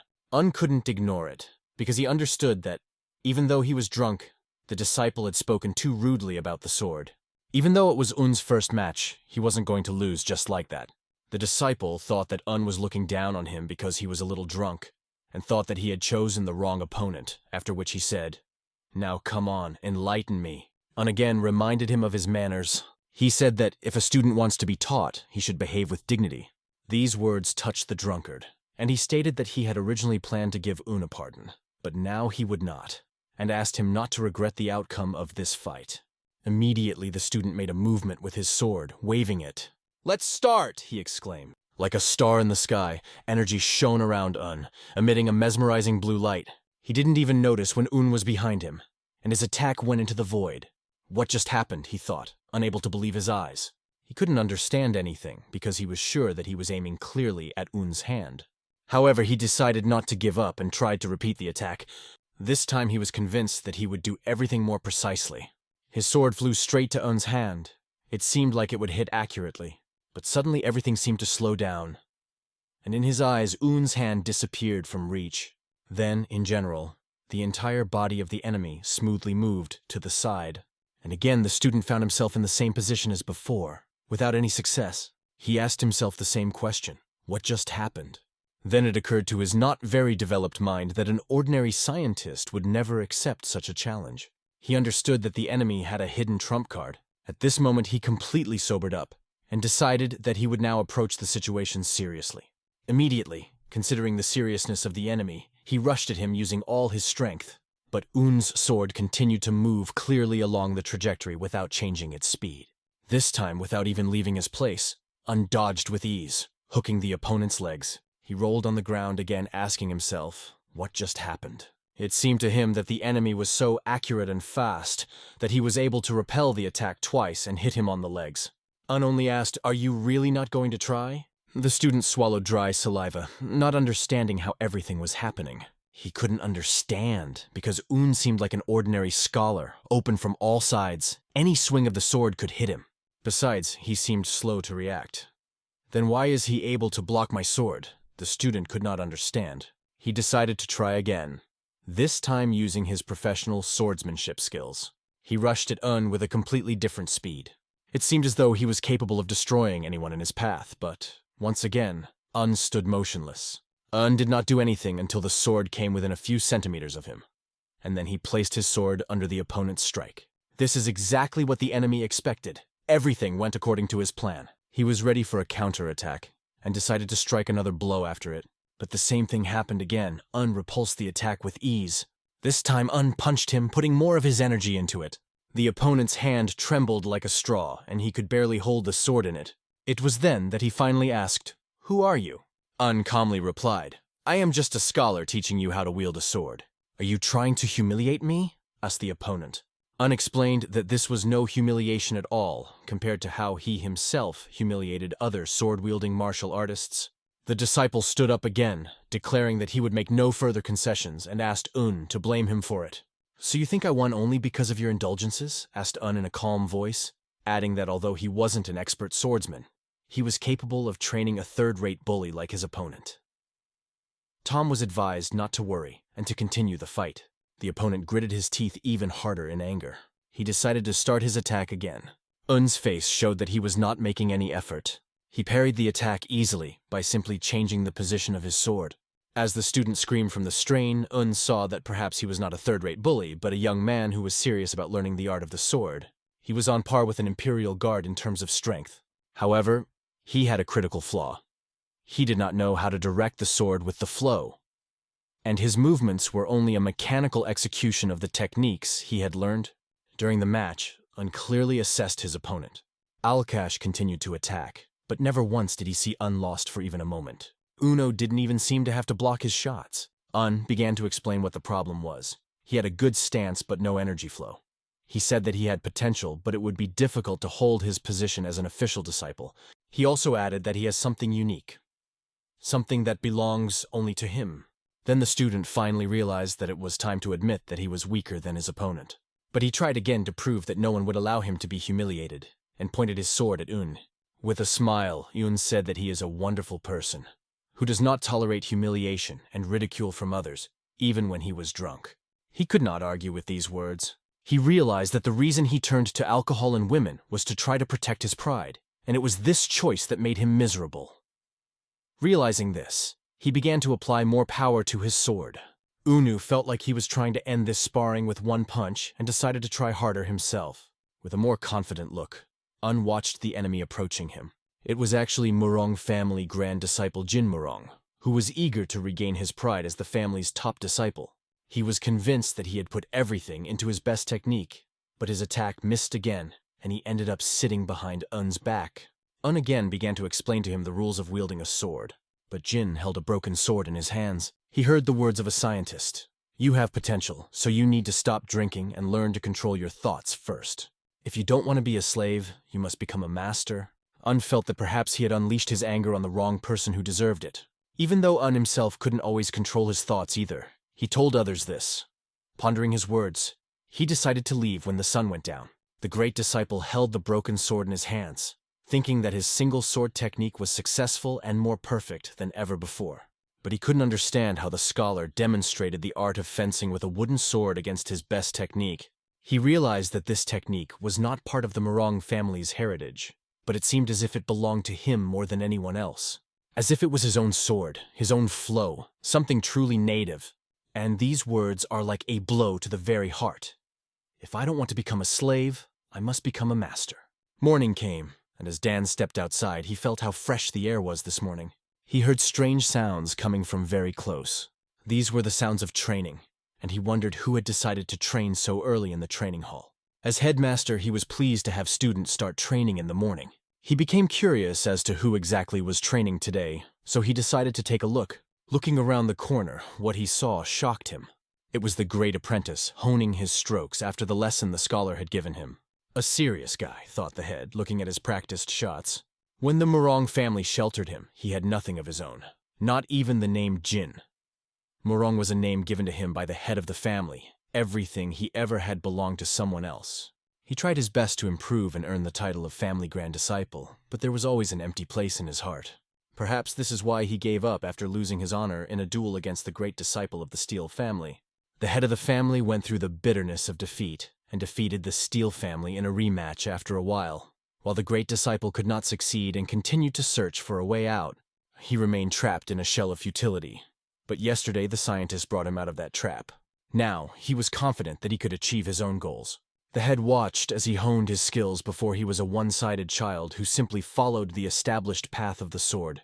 But now he was swinging his sword in a way he couldn't even imagine before. Although his technique was still crude, the tip of the sword seemed alive. The head had no idea what had been the impetus. But he understood that the great disciple had finally admitted his mistake. And that pleased him. It seemed that the time of wandering had not been wasted, and now the whole world would know that the Murang family had more than one Tangchun first sword. Such were the thoughts of the head, while the scholar collected his books. Suddenly he heard someone appear at the door. "Are you awake, sir?" asked the voice. The scientist opened the door and saw the great disciple. He bowed and apologized for the trouble and for coming so early. "What brought you here?" asked the scientist. The great disciple apologized for his rudeness last night. He thanked the scientist for bringing him to his senses, but most of all for the lesson he taught him. After that, he asked the scholar what brought him to the Murang family. The scientist replied that he wanted to visit the head of the family for a while, but he seemed to be busy, so it was time to go. The great disciple asked if they knew each other, to which the scholar replied that he had simply heard many rumors and stories about the great Murang family. So he had come. The great disciple thought and asked for some time, promising to do his best to arrange a meeting with the head of the family. Although the scientist explained that he did not have a specific case for the chapter, therefore it is not necessary. The great disciple folded his hands in front of Un and asked how their family could feel confident if they didn't pay attention to their guests, asking them not to refuse his offer. He asked to wait a little and left. The problem that the scientist could not solve in 2 weeks could be solved thanks to the words of one of the students. Perhaps this is why people are so eager to establish connections.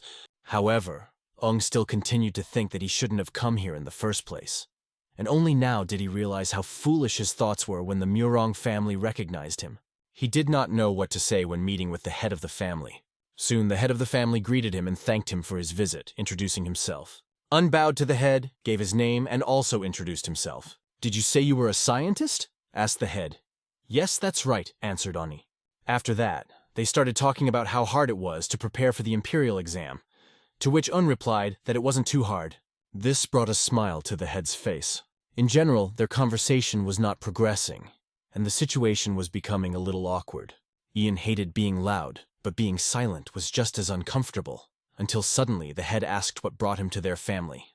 "I was passing by, but since the Murang family name is so famous, I decided to stop by to say hello," replied Un.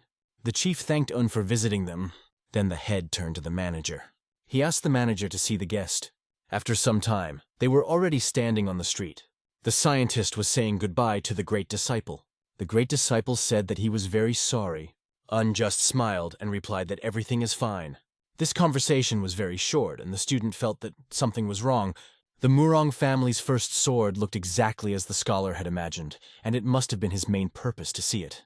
The head was at the head of a prestigious family, while Un was just a scholar who had nothing. Un realized that he couldn't impose his will on others, and thought it best to leave after saying hello. At this point, the great disciple asked the scholar to come to them again, to which Un replied that he would certainly come if he could. The great disciple was displeased with this answer and asked what it meant if he succeeded, believing that Un must return no matter what. The scholar laughed and asked, "Are you Jin Murang?" To which he replied, "Yes." "If I come to this province again, I will definitely stop and visit you," the scientist promised. These words made the great disciple smile. At this moment, Un was already climbing into the wagon. He was to be escorted to the city of Kaifeng, and the great disciple wished him the best, and told him to take care until they next met. Un thanked him, and the chariot set off. When the scholar lived in the Forbidden City, he knew little of what was going on in the world. He reflected that the 2 weeks spent in the Murang family had been quite meaningful. He looked out the window of the carriage. There he saw the great disciple, who waved him goodbye. In fact, he was a nice person. Although the first impression of him was terrible, Un understood very well that any person can make a mistake in a short time. He asked himself where to go this time. The great disciple, watching the chariot with his eyes, also thought that if he had explained everything to the head, he would not have let Un go so easily, and he still felt ashamed for standing proudly in front of his grandfather. He had no other choice because Un was hiding his true nature. At first he thought of him as a pathetic scholar, but now he realized that if he wasn't a disciple of the Murang family, he would serve Un as his master. At that moment, little Sang ran, shouting, "Brother!" addressing the great disciple. She was looking for him, and when she ran up, she said she knew he was here. She ran over to give him a message from her grandfather, who told him to be at home, which was why she was looking for him. Sang even began to worry if he was okay. Sang noticed that the grand disciple continued to sigh and asked if anything was bothering him. He replied that he was fine, but in fact it was clear that something was bothering him. It was the fact that a person like Un had left them. He decided to tell her what had happened last night and told her the whole long story. He also thought that Grandpa might be able to connect with Un, but he doubted it. Sang ran Sir Wung's name over in her head, then asked if his name was Wung Yun. "Do you know him?" Jin asked after hearing this question. She said that he came to the training hall every day and watched the others train. He called himself a scholar, but he seemed to like swords. In a whisper, she added to her brother that yesterday Un had promised to show her his swordsmanship technique. Sang came to the gym the next day to find him gone, and added that he seemed like a good person. Now it became clear to Jin what had happened. Sang asked her brother again, "Is Un really that great?" To which he answered without hesitation, "Yes, he is big." She wondered why Un was silent when he was being humiliated, and Jin explained that great people usually don't draw their sword unnecessarily. "A swordsman's responsibility is as heavy as this world," he explained. By the way, Jin asked her who those novices were who were rude to the scientist. After learning about this, after a while, those students did not know where to go.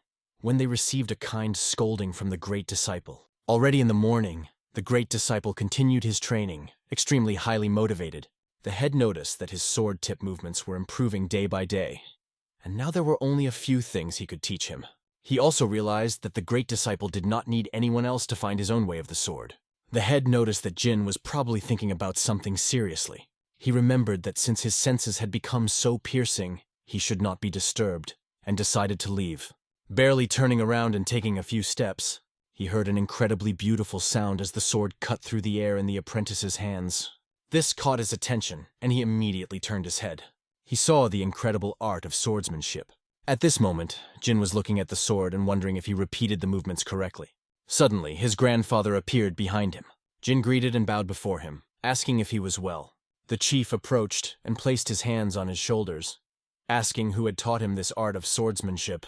Jin felt uneasy and didn't know what to say. He fell to his knees before the head of the family and admitted that he had made an unforgivable mistake. In fact, Jin was just trying to copy the swordsmanship that Sir Wang had shown him, and he didn't expect Grandpa to see it.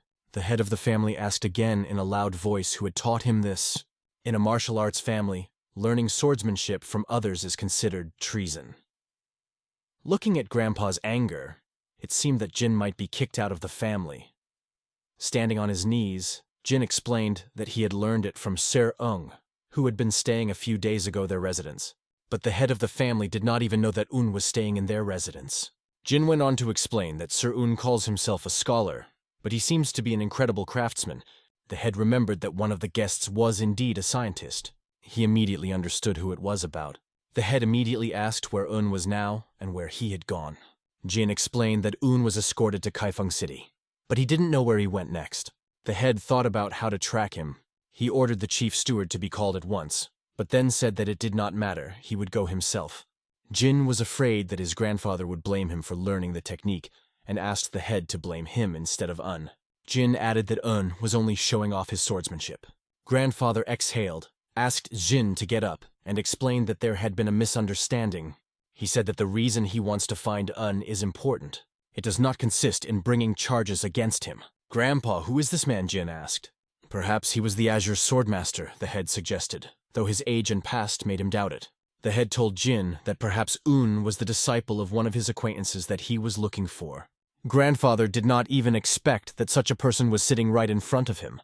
Moreover, he was not even treated with respect, and the head thought that must have had a bad first impression of their family. Jin had never seen such a reaction from his grandfather, and the mystery of who Sir Wong really was grew even bigger.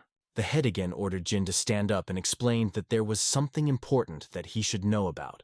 That day, the Murang family began to search for a scholar, and Dan personally inspected Kaifeng City with other disciples. But all they learned was that who had stayed in Kaifeng for the day, had left the city early in the morning. Eventually, after Jin's assurances, Murang had to return, for he had promised. Dan surrendered in search of the Azure Dragon Swordmaster's apprentice. At that time, continued his journey, walking further. He didn't even know where he was, or whether he was going the right way to Hangzhou. However, he was more or less familiar with the place, and had heard that a coach passed through it every day, headed exactly where he was going, from a nearby village. He wondered if he had missed her, or if he had lost his way altogether. He understood almost nothing, but he liked this place because of the silence. He decided to enjoy the view, making it part of his journey. Step by step, he continued to walk until suddenly a strange feeling came over him. It seemed that someone was following him, so he stopped. This road was no different from the others. So why did this feeling tell him not to go any further? He asked himself. Suddenly he heard a strange sound nearby. He asked loudly, "Who was that?" Armed men came out from behind the bushes, some with swords and others with giant clubs. They came out and said, "Failure? Why does it have to be some scholar?" They ordered him to give up his bag and run while he was still good. The armed men began to threaten him, surrounding him with weapons, and ordered him to put the bag on the ground and not to move. Shouted, "What is this incongruity in broad daylight?" He asked if they were afraid of the law, but they evidently knew little of the law and replied that they were not afraid of anything, telling them to stop carrying nonsense and just hand over the bag. He held onto his bag and said he would not give it back. And all these thugs thought that the scientist looked down on them just because he could read a few words. But the robbers wanted to see if he would continue to look down on the sword they now held in their hands. As soon as the bald man began to lick his sword, the scientist instantly ran.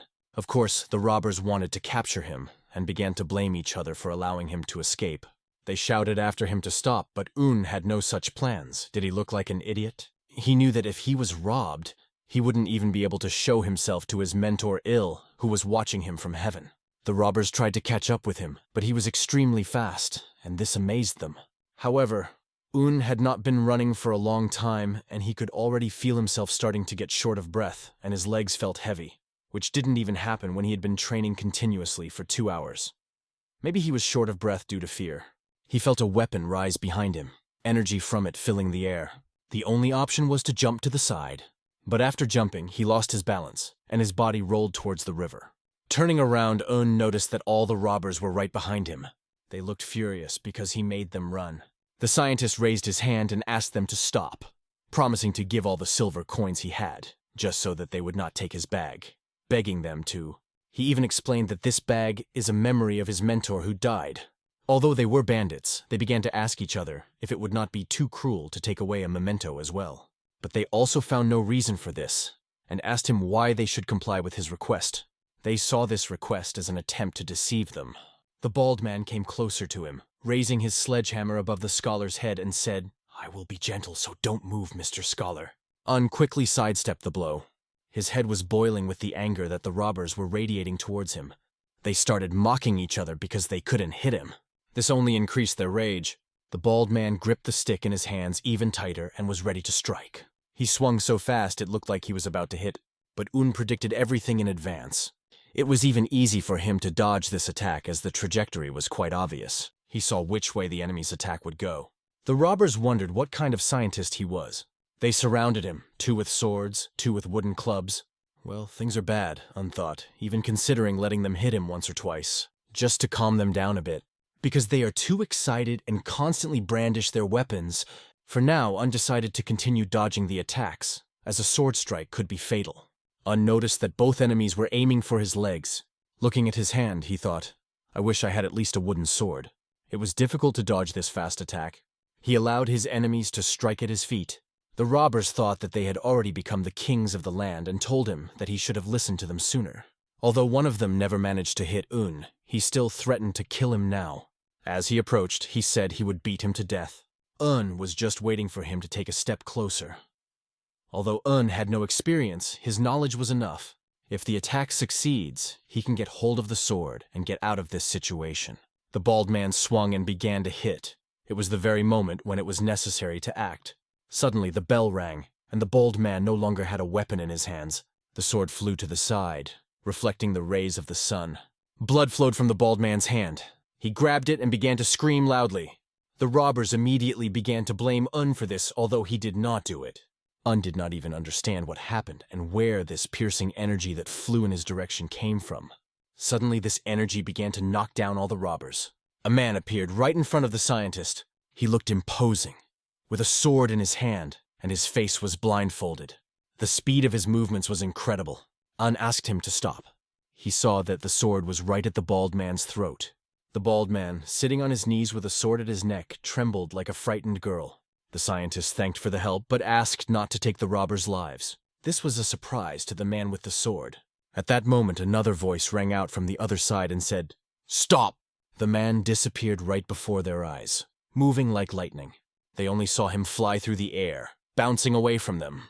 He flew up to the carriage, which drove up and stopped next to them. "Oh my God, he just flew!" said the bandits. Un remembered that he had often seen such jumps from Imperial guards. The chariot drove up to him, and from inside he was asked, "Are you not wounded?" Un got up and explained that he was fine. He said it didn't look like the bandits were going to attack again, and suggested they just let them go. A voice came from the chariot, addressing the robbers, ordering them to get away. Un waved his hand, signaling them to run faster. The robbers ran forward like mice, making soft sounds. Un approached the chariot and thanked him for saving his life. "No problem," a female voice rang out. This was said by an incredibly beautiful girl in clothes similar to the feathers of a white dove. Her beauty left Un speechless. She noticed that he was a scientist and wondered what he was doing in such a remote place. Looking at her, Un thought she was beautiful and wondered if it was because of her white clothes, because she looked like a snowflower blooming in the snow. However, the man next to her caused him only fear. Afterwards, Un explained that he was on his way to Hangzhou, but got lost on the way. The girl immediately said that it was a strange coincidence. After all, she was also on her way to Hangzhou. The chariot was moving and Un was sitting inside. He introduced himself by giving his name and apologized for inconveniencing them. The girl asked not to worry, as they had the same endpoint, and he had lost his way, so she decided to help. The maid brought her tea, which she calmly sipped, which was strange. She was drinking tea while on the move. The chariot was moving very fast, but surprisingly, Un felt any hesitation. He called his name, but he didn't hear her back, and it confused him, because he couldn't figure out if there was any reason for it. That incredibly strong man still continued to look at him with a grim look. Then the beautiful girl said that the water in this place was quite rough. This made him realize that she had come from a distant city, and he asked if she could say where they came from. The man's gaze became even more stern. It seems that Un should not have asked this question, but the girl replied that they were from the North Sea. More precisely, from the ice palace of the North Sea. Un admitted that he had heard about the place, but the only thing he knew was that it was very cold there. "It's not so cold there that the grass doesn't grow," added the girl, "but it's not as hot as here in the summer. It's quite warm." However, he was interested in something else, and he decided to contact her. He pointed to the man sitting next to him and said, "This man helped me recently, but I didn't get a chance to thank him properly." She nicknamed him Ice Ghost, and the Ghost of Ice calmly replied that he did not need thanks. "Is there anything else you wanted to say?" she asked, looking at him. "To be honest, during my work as a scientist, I had to learn martial arts." He noticed that his swordsmanship was quite unusual. "Can I ask to see it again?" he asked with interest. She explained that the Ice Ghost only draws his sword in life and death situations, and added that it was best not to continue talking about it. The Ice Ghost's gaze became even more piercing. After some time they arrived, and he calmly got out of the wagon. The village that appeared before them looked extremely quiet, and despite its size, it was quite large for a small village. He once again thanked the girl for helping him in his time of need, and she replied that his words helped them a lot. In the end, he never learned her real name, and was sure that even Ice Ghost wasn't a real nickname. Un understood that their outlooks on life were different, so he assumed that if they continued their journey together, there might be trouble. "It's time for me to go," he said, turned around and started walking in the other direction. However, she stopped him by calling out, "Wait!" she asked, and he turned to look at her. An incredibly beautiful smile shone on her face, as if she was radiating light, and suddenly he had a disturbing premonition. She explained that they had actually been invited by the Murim Alliance, and were on their way to Hangzhou to participate in a martial arts tournament, but they were unfamiliar with the place, causing great difficulties. She turned to him for help, expecting that it would not be difficult for him. They are not local, and they are simply asking for help. It seemed that there was no point in refusing, but the feeling that he was falling into yet another trap did not leave him.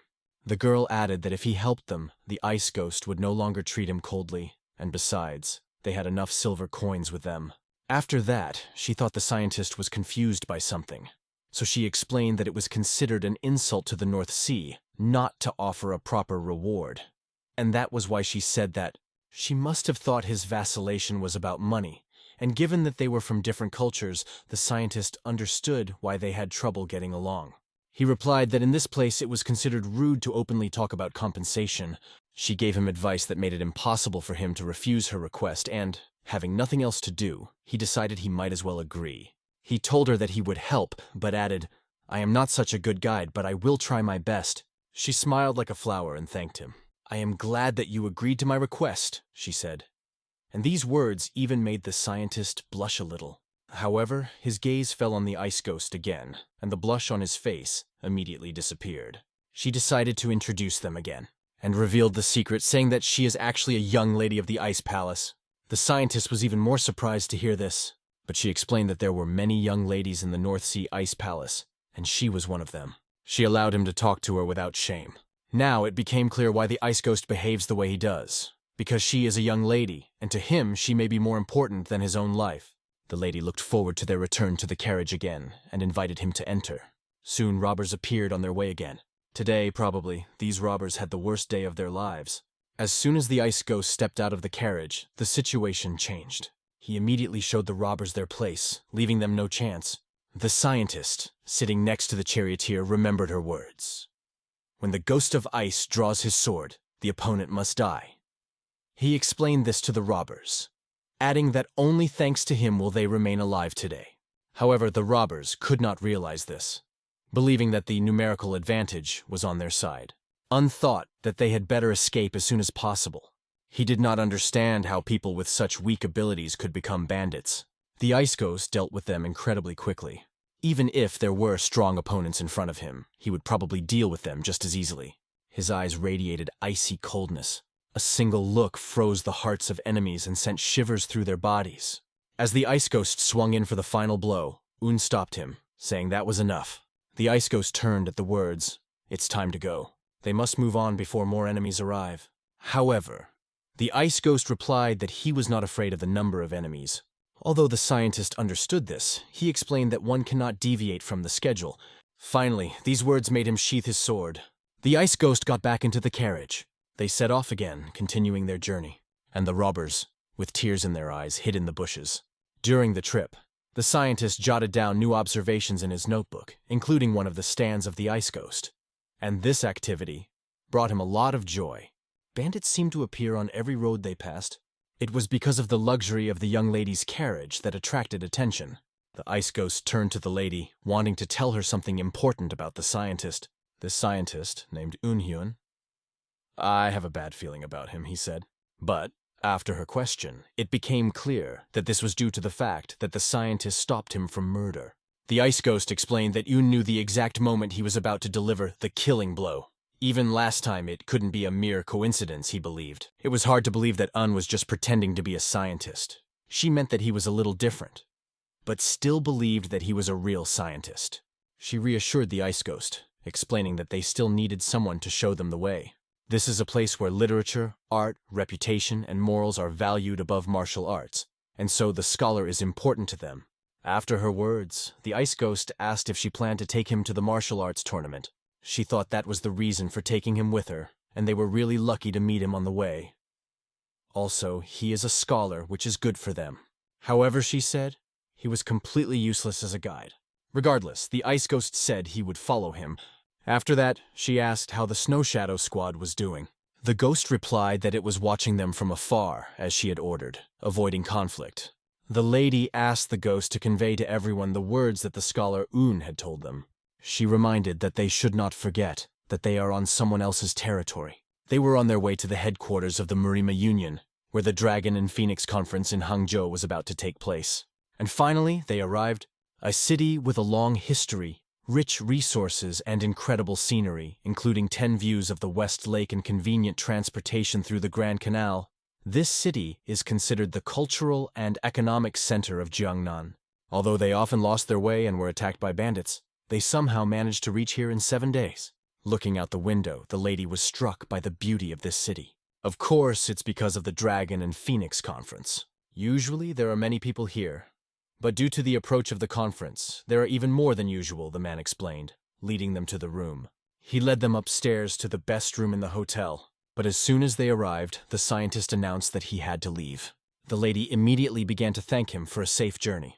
However, she couldn't help but invite him to watch the Dragon and Phoenix Conference with them.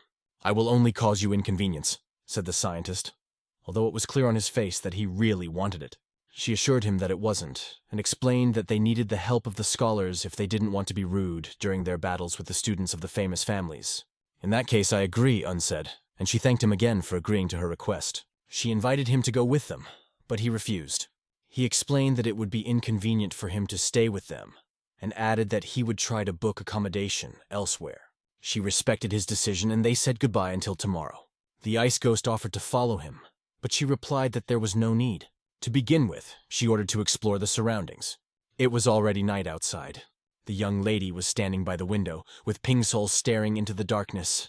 "Yes, this is the place of the Murim Union," she said enthusiastically. Her thoughts were occupied by the dark sky martial emperor. "I wonder how the one who reigns under the dark sky will shake the Murim Union." Meanwhile, the scientist decided to practice with a sword. He found the perfect spot where he was comfortable, and there wasn't a soul around. His training was quite intense, and the silence that reigned around only added romance to the training atmosphere. He noticed that it was getting very dark, realizing that he had lost track of time. Missing training like this. Un decided to find light on the shores of the West Lake. He went in that direction. On the way, he tried to figure out if the man he saw was Jin Murang, from the Murang family. He tried to calm himself down, thinking that maybe he had lost his mind. After that, he began to remember the moment with the robbers. But the most important words for him were the mentor's words, which he remembered. He who knows how to control his emotions can control his sword. He wondered, would he have the same problems if he had at least a wooden sword in his hands? But when he approached the lake, all thoughts left him, enchanted by the beauty of the water surface. The island within the lake and the lake that surrounded the island created a picture where the 3 bodies of water reflected the light of the moon. The location was perfect for taking in the scenery. However, after a little admiring the view, he went to the hotel. The view was even more beautiful from there. Sitting down at the table, he ordered a light dinner and a drink. The wind was so pleasant that he couldn't help but smile.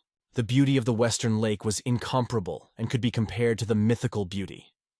The sight of the lake was mesmerizing and even intoxicating. But suddenly a loud cry disturbed his peace, breaking his mood to read poetry. He instantly turned his head in the direction of the noise. There were people sitting at the next table discussing Mr. Nam Gun, and one of them praised his strength, while another replied, "Why should I use my hand on someone like him? That's the difference between a real man and a frivolous one," he added, and laughed, leaving the scientist wondering who these people were. The waiter, seeing the scholar's surprise, came over and explained that they were students from different schools with high reputations who would be competing in the Dragon and Phoenix Conference. At night, these disciples often visit their hotel and courtyard to enjoy the atmosphere of the West Lake. Many visitors come here to see them. The waiter reminded that if you need more help, you can call him. Pouring himself a drink, the scientist thought about the fact that among them, no one stood out as something special. Then he looked to his left and realized that he shouldn't pay attention to these people just because they were making noise. The beauty of the Western Lake had not disappeared. However, they continued to discuss Mr. Nam Gun. They talked about how he punished the 3 criminal brothers from Huangshan Mountain. The girls wondered if there were people at all who hadn't heard of his good deeds. But among them sat Mi, who didn't believe that these people were future representatives of famous families. She didn't expect much, but she didn't even feel the mannerisms of martial artists in them, and she didn't want to be around them. She was asked to express her opinion so that she would not be left out. However, she had the same opinion about the other girls. At one point, she noticed the scientist Un, not far from her, sitting at a table. Her gaze landed on him, and she noticed that he was completely uninterested in the Dragon and Phoenix conference. He looked familiar to her, and she wondered if she had met him before. At that moment, she looked at the boys at her table and couldn't understand why they had suddenly gone quiet. They just sat there with bated breath and said nothing but, "Wow!" A young lady entered the establishment, and with her the spirit of ice and salt. At first, Un understood what she was doing here. He thought she had already gone to rest and wondered if she might have been drawn to the peaceful lights of West Lake. The waiter invited them to sit at the table. They sat down at the table, right in Un's field of vision, and he couldn't get used to their presence. He didn't know if she really didn't notice him, or if she was ignoring him on purpose, but they didn't pay any attention to the fact that he was sitting next to her. After that, Un turned his head to the side where Mi was sitting. The students at the table with Mi were discussing the girl of incredible beauty, arguing about who liked her better, and blaming each other. The girls immediately noticed how the men suddenly showed interest when a beautiful girl entered the room, and it seemed childish to them. But Mi understood that she was really incredibly attractive. One of the men got up and began to approach the girl. Un, watching this, immediately thought that he should not take this step. That man approached the girl and stood right next to her table. Approaching her, he began to cough, trying to get her attention. Although she noticed his presence, she paid absolutely no attention. At that moment, the ice ghost turned to him and asked, "Who are you?" He introduced himself as Sa Ma Kon and explained that he was one of the candidates for the Phoenix Dragon Conference. He tried to invite her to him, but the girl only said, "Ghost of Ice." She explained that it was too noisy here. At that moment, Kon's companions laughed as they saw him being sent away. This made him incredibly angry. He started yelling at the young lady, asking why she was so rude and how dare they behave like that. However, he did not seem to understand the seriousness of the situation in which he found himself. The eerie look of the ice ghost spoke for itself, hinting that it was time for him to go. The heroic expression on the boy's face instantly changed to a cowardly one. His companions encouraged him, telling him not to be afraid. He looked back at his friends and wondered who he would be in their eyes if he just left now. Believing himself to be the future pride of Manhwa, he decided not to back down and shouted, "How dare you, Ice Ghost! How dare you point your sword at a student of Manhwa School!" he exclaimed, reaching for his sword. The Ice Ghost seemed ready to burst out laughing as he watched this. However, the apprentice had already begun to draw his sword from its sheath. With the bell, the Ice Ghost's sword also began to bear. At that moment, the scientist sitting at his desk stood up and turned to the ghost. This made him pause for a moment. The scientist understood that the situation could lead to trouble, because just a moment before, the Ice Ghost's gaze was filled with a murderous aura. He could see the aura in everyone who was in this facility. At that moment, everyone started paying attention to him, staring, and it made him uncomfortable. People began to discuss who he was and from what moment he appeared here, but their attention was distracted by the appearance of two more characters, a boy and a girl who came in hugging and joking with each other. She called him an asshole, and he assured her not to worry, promising that he wouldn't get drunk until her clothes were gone. He had already suggested that she go to a quieter place, but then he noticed Khan in front of him. It was his younger brother, and he asked, "What are you doing here?" Everyone present immediately stood up, and shouting his name, Warrior of the Blooming Plum Sword, bowed before him. However, he only waved his hand and asked them to relax. He wondered what they were all doing here. The young lady, of course, paid attention to him. He began to understand the absurdity of this situation. "Do you hate me already?" said the girl with a smile. "Isn't our relationship like a flower floating in the wind? The air nearby is filled with your fragrance, so don't say such cruel words," he asked in a gentle tone. "Seriously? Are you so gallant?" said the girl in a thin voice. It seemed that they were saying goodbye in this way. She said she had to go and started to leave. Observing this, the scholar realized that both of these men were from Manhwa, and he wondered, could a sword warrior be stronger than an ice ghost? The sword warrior approached his younger brother and told him that this place was more suitable for women, asking him to put away his sword. He tried to explain the situation, but the sword warrior once again insisted on his point. He also asked, "Why are you standing there with such a frightened expression on your face?" It was only the sword warrior's energy that made him realize that he needed to put the sword away immediately. He obeyed as he saw the incredible aura emanating from the sword warrior.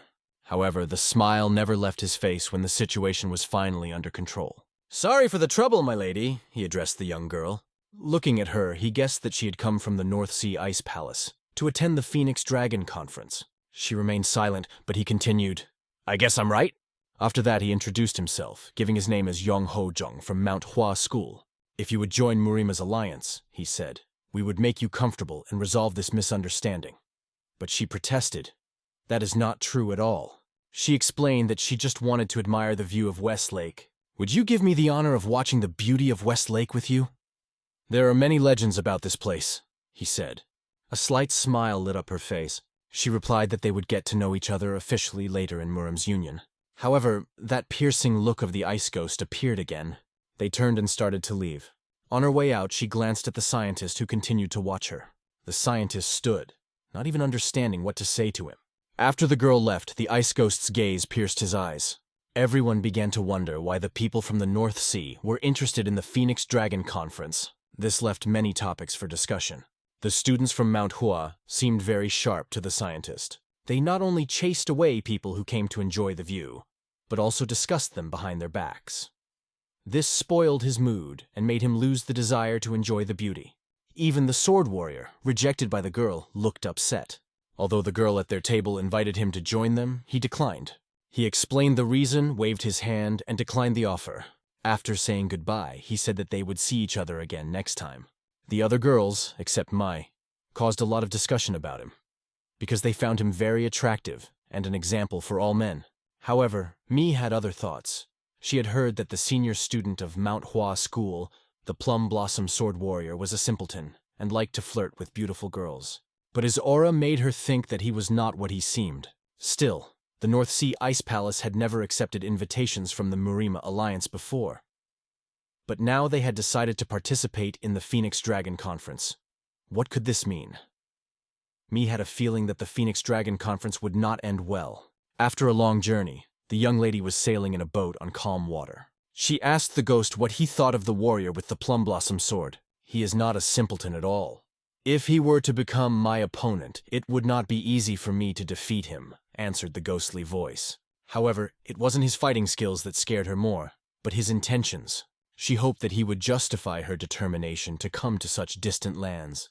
But the ghost's silence made her wonder if he was thinking about what had just happened. After his affirmative answer, she said that he did the right thing, and she didn't care even if he didn't destroy his opponent. However, the ghost replied that he did not decide to kill him then. He was still worried about that person. The young lady explained that even if he was hiding his intentions, it wouldn't be a big problem. The ice ghost bowed before her and said he understood. He hadn't drawn his sword before, but no one understood if it was because he couldn't do it. They looked at the lake from a completely different angle. The view was amazingly beautiful. Meanwhile, the scientist was also sailing in his boat, wondering if his answer was too reckless, since the ice ghost had no intention of killing him. He said he would never draw his sword unless he intended to kill. But that was before meeting him. Now he thought about how he had made himself a laughing stock to the crowd. But he comforted himself with the thought that the road was still long. The water here is not so deep, and the lake is beautiful. There are always those who seek beauty. Perhaps that is why this place is always so lively and noisy. 4 days passed, and Murim's union was preparing to meet the guests. A chariot drove up to the main entrance. The door opened, and they were greeted warmly. "Welcome to the Murim Alliance." The man called himself Bugwan and stepped forward. The young lady, introducing herself as a representative of the Northern Sea Ice Palace, said that she had received an invitation to the Phoenix Dragon Conference and came here for a visit. It was the first time the scientist found himself in Murim's alliance. He gazed with admiration at the massive gates, imagining that real martial arts masters were hiding behind them. It was the perfect opportunity for him. He brought ink and paper with him to write down martial arts techniques. At that moment, Bu asked the young lady who the man was, pointing to the scholar. She explained that he was the scholar who had helped them on their journey, and she wanted him to accompany them. When she said that, Bu just nodded, seeing no problem with it, and motioned for them to enter. The gate was already open, and they moved straight ahead. The guards associated the scientist with uniformed guards. Murim's union was large and powerful, but no match for the Forbidden City. The scholar felt tense, while everyone around him seemed calm. Bu glanced at them and thought that these people do not know how to appreciate hospitality. Do they not know the importance of meeting at the main gate? He remembered how the Plum Blossom Sword Warrior had advised him to treat the people of the Northern Palace with special respect and show them the full glory of Murim's alliance. Meanwhile, the thought flashed through the young lady's mind that he was just trying to win the heart of this beauty. Bu led them through the main gate and pointed out where their rooms were. At this moment, everyone around held their breath. A man appeared who immediately attracted attention. His gray beard, long hair, and unusual energy swirling around caused fear in everyone present. No one even noticed him until he got closer. He raised his head, looked at the sign above the gate, and said quietly to himself, "This place is still the same as before." The guards asked him, "Why did you come here?" "Where do you think you are?" Their voices sounded suspicious. His energy alone brought everyone around to their knees. Their teeth clenched in pain they felt but couldn't express. Their bodies remained motionless, but continued to tremble with tension. This energy made the guards understand that it was better to remain silent. They thought this man was heading straight for the Murim Union. The guards couldn't even draw their swords, paralyzed by his power. They watched the golden energy pouring out of him, unable to do anything. At that moment, he turned to one of the guards and calmly said, "I completely forgot about you." The old man apologized and asked if everything was okay with him. The guard just nodded, because he no longer felt any of the energy that used to emanate from this mysterious old man. The guard, having gathered his strength, was finally able to stand up and stood in a fighting stance, explaining that this was the Murim Union. The old man calmly replied that he knew perfectly well where he was. Trembling with fear, the guard asked him to state his name. Stroking his beard, the old man said thoughtfully, "I don't even know how to answer that question." It was Lee Geum-hak, a holy sword, one of the 5 heavenly warriors. Meanwhile, the scientist and his companions were invited to the table, but there were fewer people than he expected. Was he a bit disappointed that no one was paying much attention to him? Or maybe they were just trying not to stand out. However, his gaze settled on those he had met a few days ago, sitting at the table across from him. These people seemed to be studying the group sitting across from them carefully. The young lady explained that it was the Justice faction and the Evil faction. When she mentioned them, he asked if she had heard of them before. She added that the tragic war that happened 30 years ago left a deep mark in their past. The war between the faction of Justice and the faction of Evil, which took place about 30 years ago, left its mark in history. This battle, which became known as the Great War, resulted in countless casualties and endless sacrifices. 3 years after the start of the war, the Murim Alliance was formed to end it. One man is said to have ended the war in the midst of utter chaos by founding this alliance. It was a divine monk. The scholar didn't know all the details of this war, but even if they were from different factions, didn't they now belong to the same Murim Union? Shouldn't delegates from different schools respect each other? He had read in stories about battles between martial artists that even during the most intense confrontations, the masters had a deep respect for each other, but now he could not understand their actions. At this point, the young lady said that she also did not understand the situation. The scientist thought that she must have the same thoughts as him, but she continued, "If they are going to openly show their distaste, it would be better just to clash swords." And then the scientist realized that he was wrong. At that moment, the great warrior appeared, and everyone rose from their seats to greet him. He asked to refrain from excessive greetings. Then, standing at the table, he introduced himself and explained that he would be observing the Phoenix Dragon Conference. Before starting, he wanted to say something. "The Phoenix Dragon Conference begins now. You must all consider yourselves members of the Murim Union and behave responsibly." And he added, "If anyone does not follow the rules, they will be punished, and even their school will not escape punishment." The great swordsman's words sounded extremely serious. He spoke as the true leader of the Phoenix Dragon Conference. He then invited the audience to relax and enjoy the events. Jokingly, he noted that they still won't be able to have fun at home, thus relieving the tension, but emphasized that they can only bear their sword in the arena during the battle. Otherwise, it will be a big problem. "You are right, sir," answered the disciples of MANHUA, sitting at the table and laughing non-stop. The scientist observed all this, noting that the great swordsman was undoubtedly a unique individual. On the surface, he seemed carefree, but he had some special feature that attracted the attention of everyone present. A little later, he suggested an open martial arts match to warm up. He believed that there was nothing better to gain fame than to demonstrate his skills in the arena. He was now standing in the center of the arena. Everyone was looking forward to what he would say next. The great swordsman invited everyone to sit down and not be nervous, stressing that this match was only a symbolic greeting. He added that there was no reason to worry, because if the situation became dangerous, he himself would stop the fight and even personally intervene if necessary. However, he expressed the hope that it would not come to that, and asked, "Who wants to fight first?" The first to raise his hand was his brother Kon, of the Mgun Sang-hyuk family. The great swordsman announced that he was giving young Master San a chance to perform and invited him to the arena. San walked out confidently, holding his sword, and introduced himself to the crowd. "Who dares to stand against me?" he asked, fixing his gaze on one of the fighters in the crowd. It was a young man with a scar on his face who accepted the challenge without hesitation. And so they stood facing each other, holding their swords at the ready. Dam Wuzhong of the evil faction looked straight into the eyes of his opponent. His face was full of confidence. Both warriors simultaneously drew their weapons and rushed at each other.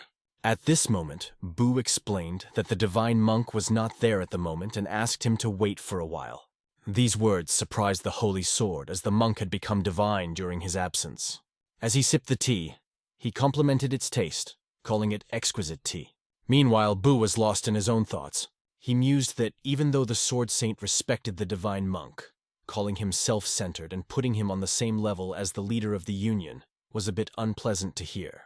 The holy sword informed that the divine monk had asked them to lead a guest to the Stealing Dragon Pavilion, to which Bu only replied, "Fine." Bu invited him to come forward and said he would personally escort him. Taking a step forward, he looked at the people standing behind him, and immediately asked, "Who are these people?" He explained that these are soldiers guarding him, as he is an honored guest. It seemed funny to Holy Sword that the guards were useless to him, and he realized that they were just watching him. Meanwhile, the fierce battle in the arena continued. Swords clanged, clashing against each other. Their movements seemed so effortless, as if they were holding sticks rather than swords. The scientist watched the battle with amazement, since it had been going on for a long time and was still not nearing its end. The Plum Blossom Sword Warrior said it was just a welcome fight, so their movements were bright but without much strain. This disappointed the scientist, as he had hoped to see something more exciting. But there was something he could not understand. "Why do all martial arts seem the same?" he asked aloud. "And what did you think?" the young lady asked with a smile. She explained that all martial artists strive to become stronger, so they choose the best path, and naturally their results become similar. But in the end, it's just a matter of who will master the strongest martial art and build up more inner strength, she added. After hearing this, the scholar asked, "Don't the Justice faction and the Evil faction have different ways of achieving martial arts?" "You are right," she replied. "But not everyone who is called the Evil faction is truly evil." This was a completely unexpected discovery for him. She went on to explain that during the Great War they collaborated with the Mountain Bandits, and because of that they were considered evil. However, the Murim Union no longer officially uses the terms Justice faction and Evil faction. However, these words are still used informally. Her explanation made it clear that she was well versed in the history of the Murim Union. The scientist, however, could not agree with the idea that the strength of martial artists depends only on the martial art they choose. He began to explain that martial arts were only one factor, and he was right about that. She agreed, and added that not only martial arts should be considered, but also authority, wealth, family background, and knowledge. In fact, he meant something different than what he expressed. In response, she said with a smile that she knew what he meant, and just wanted to tease him a little because of his seriousness. She then added that in reality, everyone is trying their best to outdo others. This was a fact they could not deny, and this fact was obvious right in front of them in the arena. The battle testified to it. Everyone wanted to be better than others. The guards also took a serious part in the battles, but after the end of the battle, they became allies again. Master Il was a great martial artist, but instead of competing with others, he helped his student train without asking for anything in return. It was really interesting to see people try their best to outdo others. And now the scientist became interested in what martial arts meant to the people of Murim, whom he respected so much. After him, Hanpa from the South Sea School entered the arena. Standing across from him was Pai from the Namgun family. There is no gender difference in sparring, but Pa understood that the comments would be the same whether he won or lost. In both victory and defeat, it always caused discussion. She didn't share these thoughts and considered it a fair duel, pointing her sword at him. In response, he said that he would be a worthy opponent for her. With a swing of his sword, he motioned for her to begin. She asked if he was sure of his decision and if he would not regret it. And so they met in battle. It happened very quickly. The scientist watching them enthusiastically said, "Oh, wow." It really looked incredible. The way they wielded their swords resembled a battle dance.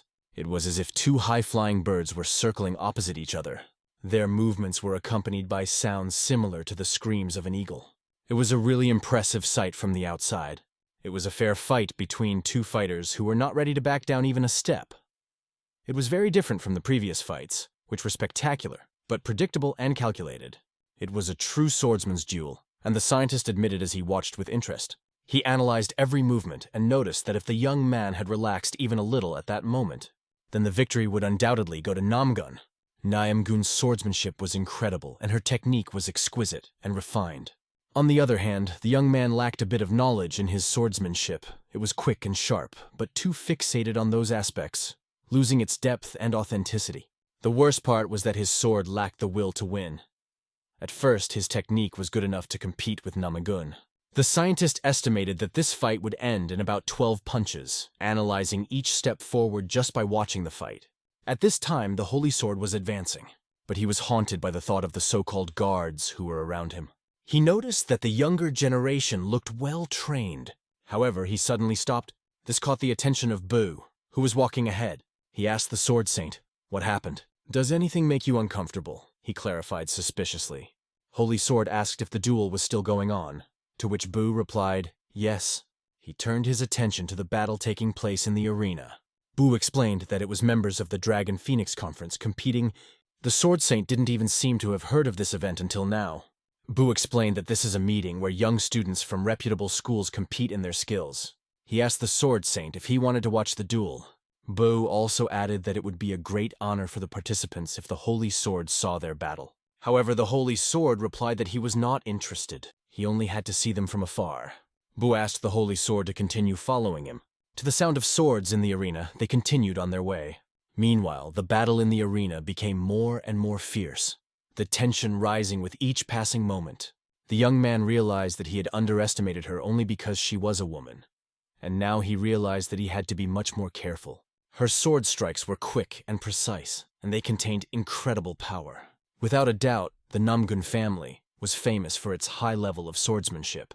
Understanding all this, the young man realized that he was in serious trouble. He tried to gather all his strength and invest them completely in your decisive blow.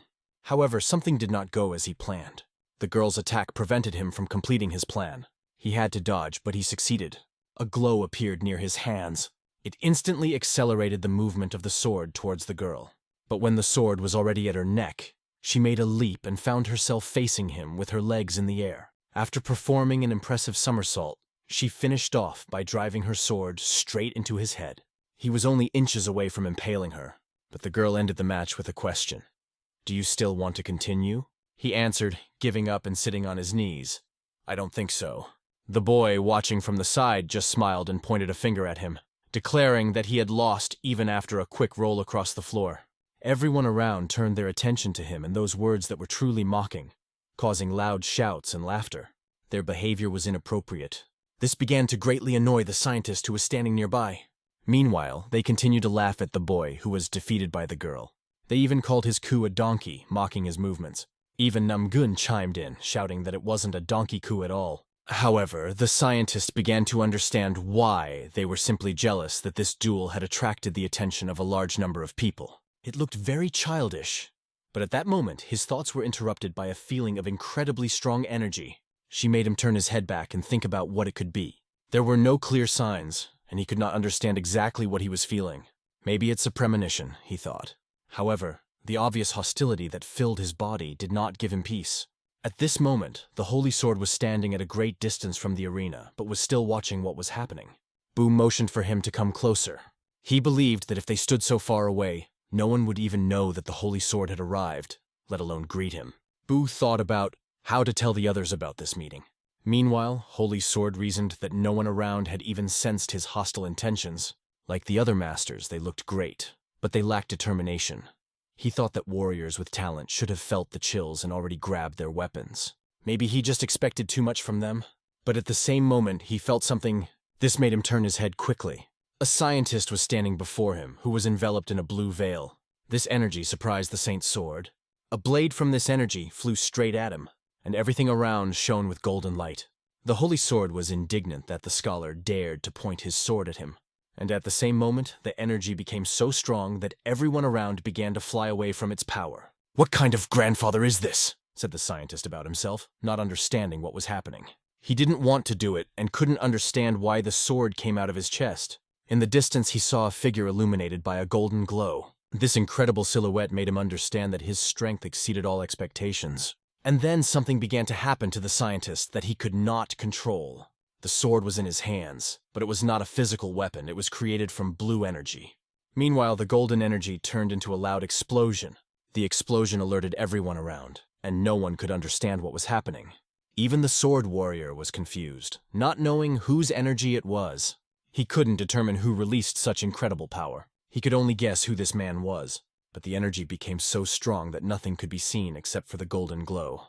And suddenly the energy disappeared, leaving everyone in awe. Only the guards near the holy sword saw all this with their own eyes. Boo even fell from the force of the explosion. And at the same moment, the holy sword ordered everyone to follow him. Boo realized that the rumors that the holy sword could kill a person with just a glance were no exaggeration. In his eyes, the holy sword looked like a real monster. He immediately rose to his feet and ran after the holy sword, saying that he would follow. He meant that he had to make sure that nothing would get in the way of this person. The sword warrior stood in the arena and saw the people around him turn the other way. He lowered his head and addressed the audience. "Today's match is over," he said. People did not understand why everything ended so unexpectedly. But at the same moment, the sword warrior disappeared. Mai noticed the direction in which he was moving. She wondered who this person was, if he could release so much energy and make the Plum Blossom sword warrior leave so quickly. It was only a guess, but she was certain that it was one of the 5 heavenly honorable ones. Who it was and why he released such energy remained a mystery to her. And was that energy directed at anyone in particular in the crowd? Why would someone from the Heavenly 5 do such a thing? Even the Plum Blossom sword warrior, the strongest here, looked like a child compared to this power. She wasn't sure if she should stay here and watch the events a little longer. At that moment, the young lady asked the ghost, "Who was that?" He replied that he does not know yet, but without a doubt, this is a terrible person. His reaction made the young lady realize that even the ice ghost, who was always calm and cold, was reacting to this with anxiety. Without a doubt, he was an incredible man. She couldn't tell if he was the person she suspected. At the same moment, she noticed that the scientist was standing right next to her, and something was wrong with him. She immediately asked him if he was all right, and she tried to calm him down, saying that now everything is fine. However, she also noted that he seemed quite calm for someone who only read books. He continued to stare at his hand, which was glowing with blue light. The scientist couldn't figure out who the man was, but he understood that it was, without a doubt, the true power of a martial artist. Even the leaves around them began to fall from the trees under the wave of this power. This energy spread around, leaving a feeling of incredible power. Meanwhile, they finally reached the sneaking dragon pavilion. The holy sword was sitting across from the monk, and they were having a tea ceremony. Slowly sipping tea, the monk enjoyed the taste of puer. He finished his tea to the last drop. Then, the monk asked the holy sword where he had wandered for so long. The sword saint replied that he had been to Jianshan Mountain. He also asked if the rumors about a martial artist that people said lived there were true. The holy sword explained that he had come to meet him, but found no such person. However, judging by the heavenly records, he was sure that such a man definitely existed. But no matter how much he wandered on the mountain, he never managed to meet this master. After hearing this, the monk said that perhaps the saint's sword had wasted his time searching for some rumor or heavenly record, and the heavens should not be blamed for this. However, this continued to worry the holy sword. He asked the monk how much longer he planned to stay here. At this moment, the holy sword directly addressed the Buddhist messenger, the divine monk, one of the 5 heavenly venerables, saying, "Monk, don't you think it's time for you to leave Jianhu?" However, the monk did not understand why he had to leave, as he was in the center of the Murim Union, which controlled the entire Jianhu. He saw no reason why he should leave this place at all. He explained that it was better for a fake monk like him to live a quiet and comfortable life. The holy sword asked him if he really thought that the Shaolin temple would drop its claims just because he did so. He added that that world is far from here. But as long as he is alive, the Shaolin temple will not back down from him, and his debt has not yet been paid. However, the monk believed that he did not want to complicate his life. He said he would continue to live like this until the end of his days. After that, the holy sword noticed that the monk was growing herbs and flowers. The monk explained that in this world people do not often cultivate herbs, and he simply learns to live in harmony with them, because in nature there are more herbs than flowers. He advised Holy Sword to empty his mind and find peace, If there is more grass in nature, shouldn't we look for flowers among it? Holy Sword asked. However, the monk believed that his real job was to preach. It doesn't matter if you grow grass or flowers. Don't give up on the dragon that has come to your doorstep, said the Holy Sword. The monk asked if he had accidentally scared the children with his actions, and said that the Holy Sword was old enough to learn to control his emotions. The Holy Sword replied that it was the monk who pointed his sword at him. This was an unexpected discovery for the monk, and he could not understand who could have done this. The monk had no idea who it could be. He could not even remember whether a reckless young man had come to them. The Holy Sword explained that it was not his intention to kill or intimidate him. His hidden energy was pure and righteous. He was neither a Taoist nor a Buddhist monk. His appearance showed that he had studied a lot, but the thing he pointed at, the Holy Sword, was definitely identified as a sword, he explained to the monk. The monk asked him, "So what? Do you want to face this guy in battle?" The Holy Sword replied that not yet, but it would happen soon enough, as this young man had caused his weapon to react. It even made the monk laugh a little, because that young man was able to cause the Holy Sword to react. He thought it was interesting information. The Holy Sword asked the monk not to act recklessly. "You want me to just sit back after being so intrigued?" The monk was indignant, probably not wanting to die from unbearable curiosity. "Do you think this young man will have a peaceful future after meeting me?" Holy Sword asked. He explained that the situation in the Murim Union is already heated to the limit, because different factions are closely watching each other. The Holy Sword was convinced that if a divine monk showed interest in someone, it would lead to serious consequences. He also remembered that there was one capable youth from the Northern Sea Ice Palace, and believed that they had arrived here together. The monk came to life when he heard about the Ice Palace of the North Sea. He asked if the dragon the Holy Sword mentioned was with the children from the North Sea Ice Palace. As the monk laughed, the Sword Saint said that the Northern Sea Ice Palace was not something that could be ignored right now. The monk, continuing to laugh, added, "Even heaven does not want to see my death from curiosity." This was not clear to the Holy Sword, and he asked what he meant. The monk explained that it was a coincidence that the child came here, and the Holy Sword recognized him as a sign from above. However, Saint Sword still couldn't understand what this old fox sitting across from him was really thinking about. The day is over, and night has already fallen on the street. The scientist was left alone thinking about the fact that it was already midnight. He couldn't fall asleep, and the master of martial arts couldn't get out of his head. His energy was undoubtedly hostile, and the scientist was sure of it. But he couldn't ignore the fact that maybe it was because he raised his sword as well. Although he remembered that it happened when he already felt the energy. After he left the Forbidden City, most of the people he met didn't meet his expectations but piqued his interest. However, the look and presence that the master displayed was like a storm that shifted his interest from others to himself. He was incredibly curious about what kind of sword technique this person could display. He couldn't even imagine it. Still, he couldn't understand why Ping Seol kept bothering him. Maybe he likes women like that, but he decided to stop at these thoughts. What am I thinking about? Looking around, he mused that the people in the Murim Union should be constantly training. Are they all tired or practicing in their rooms? He thought, and decided that he himself should find a place to train. After a recent meeting, he couldn't sit back. After all, he had come here and had no idea that it would be so difficult to find a place to train in the Murim Union. However, he liked this place the most because there was no one here. He went up to the arena, and it was already dawning. He felt this special feeling that he had never experienced before. This is what it's like to stand in the arena, he thought. He began to concentrate, awakening energy in himself. A sword appeared right in the center of his body. The sword released from his body and hovered right in front of his head. At that moment, he felt someone's presence to his left. It was the same young man who was fighting when the Holy Sword appeared. The scientist immediately recognized the young man when he began to approach.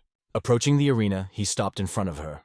Un thought maybe he should get out of here. He began to descend from the arena. However, coming closer, he greeted saying, "Good morning!" Han also greeted, gave his name, and recognized the scholar as he was with the people of the North Sea Ice Palace. "My name is Hyun," he said, and assumed that Han had come here to practice, which turned out to be true. He himself thought that he would have to say goodbye to his morning training. At this point, Khan was already in the arena, honing his punches. After another attack, he noticed that the scientist still hadn't left. The scientist was standing right next to the arena watching him, and Han couldn't understand what he was doing. Doesn't he know that in Murima, it is forbidden to watch others train? He decided not to say anything, since the scientist was not a martial artist, but just a scientist. However, the scientist still disturbed him, so Khan decided to end the training. As soon as he put down his sword, Un turned to him, asking for forgiveness. Khan turned his head and asked, "What happened?" Un asked if he could ask a question. He dared to ask the question, even though it sounded quite incredible. I understood that it might be better not to ask, but I still took the risk. This person's training reminded him of the sword movement he had seen in yesterday's duel, so he instinctively turned to him. The person in front of him did not look particularly friendly, but despite this he had to satisfy his curiosity, because he had already ignited sparks of curiosity in his own eyes. He took note of this swordsman's accomplishments, which seemed quite unusual, and decided to find out if it was related to the Sea Warrior technique. His words caused nervous surprise in the man standing opposite. He apologized for his question and asked not to worry, because he just wanted to confirm his suspicions. To this, the man replied that he was not like an ordinary scientist if he was able to recognize the technique of the swordsman of the South Sea. The man encouraged him to speak up without hesitation if he had any guesses, and offered his help. When asked if Mr. Un had any guesses, he confirmed that he did. He didn't know how to put it properly, but he knew in his head that after yesterday's duel, he wanted to comment on the sword's movements, even though he didn't think now was the best time to do so. Un decided to put it bluntly that the movement of his sword resembled the raging waves of the sea was all he wanted to add. Hearing these words, the man turned and walked in an unknown direction without saying a word. He didn't answer anything and didn't even turn his head as he walked away. Mr. Un understood that it would be difficult to establish a relationship with this young man. He could understand his feelings, having lost a duel in disgrace yesterday, and now being tutored by a scholar. He was probably feeling insecure. Once on the training ground, Un began to hone his techniques. He watched the technique, admiring its impressive combination of two parts, and realized that a small maneuver could improve his own sharpness. But even if he shows it to a young man, he probably won't accept it from him, and it may prove useless to the scientist. The movements of this young man were indeed unique and beautiful, but he was wasting them, and this upset the scientist. The next day, at the Phoenix Dragon Conference, everyone gathered in a large building. The deputy commander said that the Murim Union pays a lot of attention to meetings between factions, and all important decisions go through the resolutions of the Council of Representatives, and units are formed according to these resolutions. If a problem arises involving Murim's issues, the Alliance slowly comes to the rescue, ensuring that the dreaded Great War between justice and evil is prevented. All this was rather boring, and the young gentleman was not at all interested in listening to this story. All the issues mentioned earlier were either the result of Murim's actions or the vileness of corrupt officials. Moreover, these miserable students were watching each other so intently that it was even uncomfortable to watch. It seemed that Hanpan Jin of the Bed South Sea and the Northern Sea Ice Palace Group did not participate, but they really had outstanding stars who would rule Murim in the future. The master thought that they were only invited to find a real talent replacement, because there was no expert. This is a general Murim union that works together. If anyone has questions, the deputy invited them to ask, but the students sat as quiet as mice and had no questions at all. Then the deputy commander announced a short break, after which everything would continue according to the schedule. On this note, he left the students, who immediately began to discuss among themselves. They were talking about the event that happened yesterday with Makon himself. Many did not know the details, especially about this warrior. Everyone was eager to hear about him, but they couldn't understand why it wasn't discussed, since they all belonged to the same union. Soon the young master came to the table where important matters were being discussed and asked how they were doing. It was the older brother who emphasized that the conference was not held for entertainment, which was why it was so boring. He added that there's no need to worry because today will be a little more fun. An informal party for acquaintances is planned, but you still need to dress decently. When the participants heard about the party, they immediately imagined a lot of entertainment. Then the young man noticed very important guests from the distant ice palace of the North Sea. He cast his careful gaze upon them, and suddenly he realized that he did not even know their names until this moment. He wondered if anyone knew the name of this beauty who was sitting at the table. The girl paid attention to him, but did not answer anything for a long time. She found it funny because she is a young lady from the ice palace of the North Sea, and that is the only way to address her. The older brother thought it was too high-minded to address the lady so formally, but she warned that there are only two reasons to reveal the name of a person from the North Sea. Either he is a lifelong companion, or his worst enemy. She added that it is possible to find out a name in this way only for one of these reasons. Her words sounded quite rude and caused a stormy reaction in the hall. The girl's words did not carry any inner strength or threatening energy, but for a moment everyone was silent. People born taller than others radiated a special aura, and the young lady was surrounded by it. Un realized that the people of the North Sea only reveal their names to a select few, while they usually address each other without names. The young master smiled. He liked this approach, although it was not very easy for those who were already married. At least they weren't going to become sworn enemies, so to speak. Therefore, he decided to address her by her official title. Because they are all companions of the young lady, you need to be ready to meet the divine monk. You should prepare in advance. How they address each other without official titles but know the names of their family members remained a mystery. No one understood how to respond to this, but to defuse the situation, the host congratulated them. He accepted their request and assured them that they could not worry as it was not his business to decide. However, the lady emphasized why they are companions at all. The fact is that the divine monk asked to invite everyone who visited the Murim Union together with the young lady to him. Un understood that parents make exceptions when naming their children, especially if the family is revealed. Suddenly he noticed that everyone was staring at him, and he felt uncomfortable. He asked himself if he had made some mistake, as everyone began to look at him closely. He felt sick, and his face turned green, although it was due to some problems. Returning to the Stealing Dragon Pavilion, the representatives approached the gate. They were reminded that the monk had a guest, and warned to watch their words and actions. Since they came as guests, they had to wait for the guest to leave. It was important, so they were ordered to stand and wait. If the lady did not want the guest to be revealed, it was forbidden to reveal who it was. But why did the divine monk invite these people here for sure? He was up to something important. When their delegation went inside, they walked down a beautiful path that led to the main building. The place looked extremely luxurious, but it had one problem. Of course, people are an important factor, even more important than architecture, but why is architecture itself in such a state of disrepair here? The emperor's residence in the Forbidden City was grand and under constant guard. So why did the residence of the divine monk, the true leader of the Union, look so shabby? These thoughts did not give him peace. Soon they came to the table where the patriarch was sitting. When they looked closely, they could not believe their eyes. But it really was so. This person was familiar to them. They had already met him once in their lives. They had seen him yesterday and well remembered that they had encountered him. A man who looked like a monk asked them why they were standing still, as if frozen. He happily invited them to come in and sit down, greeting them with the words, "Welcome to my domain." A young lady from the Northern Sea Ice Palace greeted a divine monk from the Murim Union. The monk noticed this bright creature, and remembered the rumors that had reached him, that the seventh son of a commoner king was so intelligent and handsome, that much was expected of him. Surely it was him. She emphasized that she now manages one of the 3 palaces. It seemed to the monk that this meant that she was not just a pretty flower. She certainly has a chance and a lot of thorns too, which is not surprising since she inherited the traits of her mother, who is called the most beautiful woman in the North Sea. The monk asked them to pass further and not to stand still, but to sit down. A certain incomprehensible atmosphere reigned between them. However, everyone quickly organized themselves and took their places. The monk began the dialogue by noting that there were still disputes in the Ice Palace regarding the Southern Expedition Theory and the Southern Kinship Theory. The young gentleman sitting next to him understood that the theory of the Southern Expedition indicated that the Ice Palace should attack the South, while the theory of the Southern Kinship suggested becoming friendly neighbors. He continued, noting that as long as the Ice Palace had a border with this place, it would not be possible to lose interest in it. The lady emphasized that they are very grateful to the monk for organizing this meeting.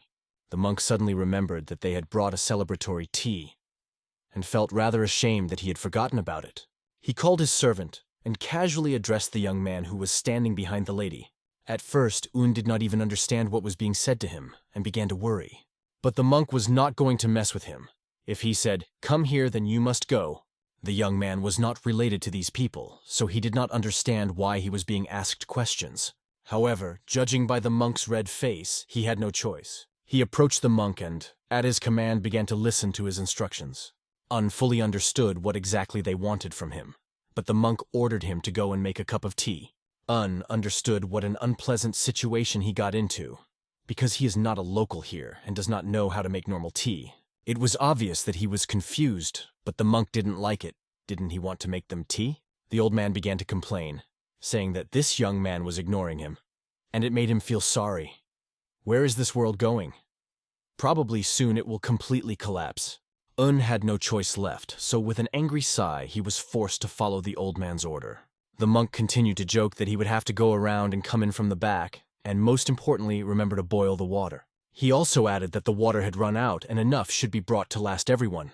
This meant that the boy would have to exert himself even more to find and bring water.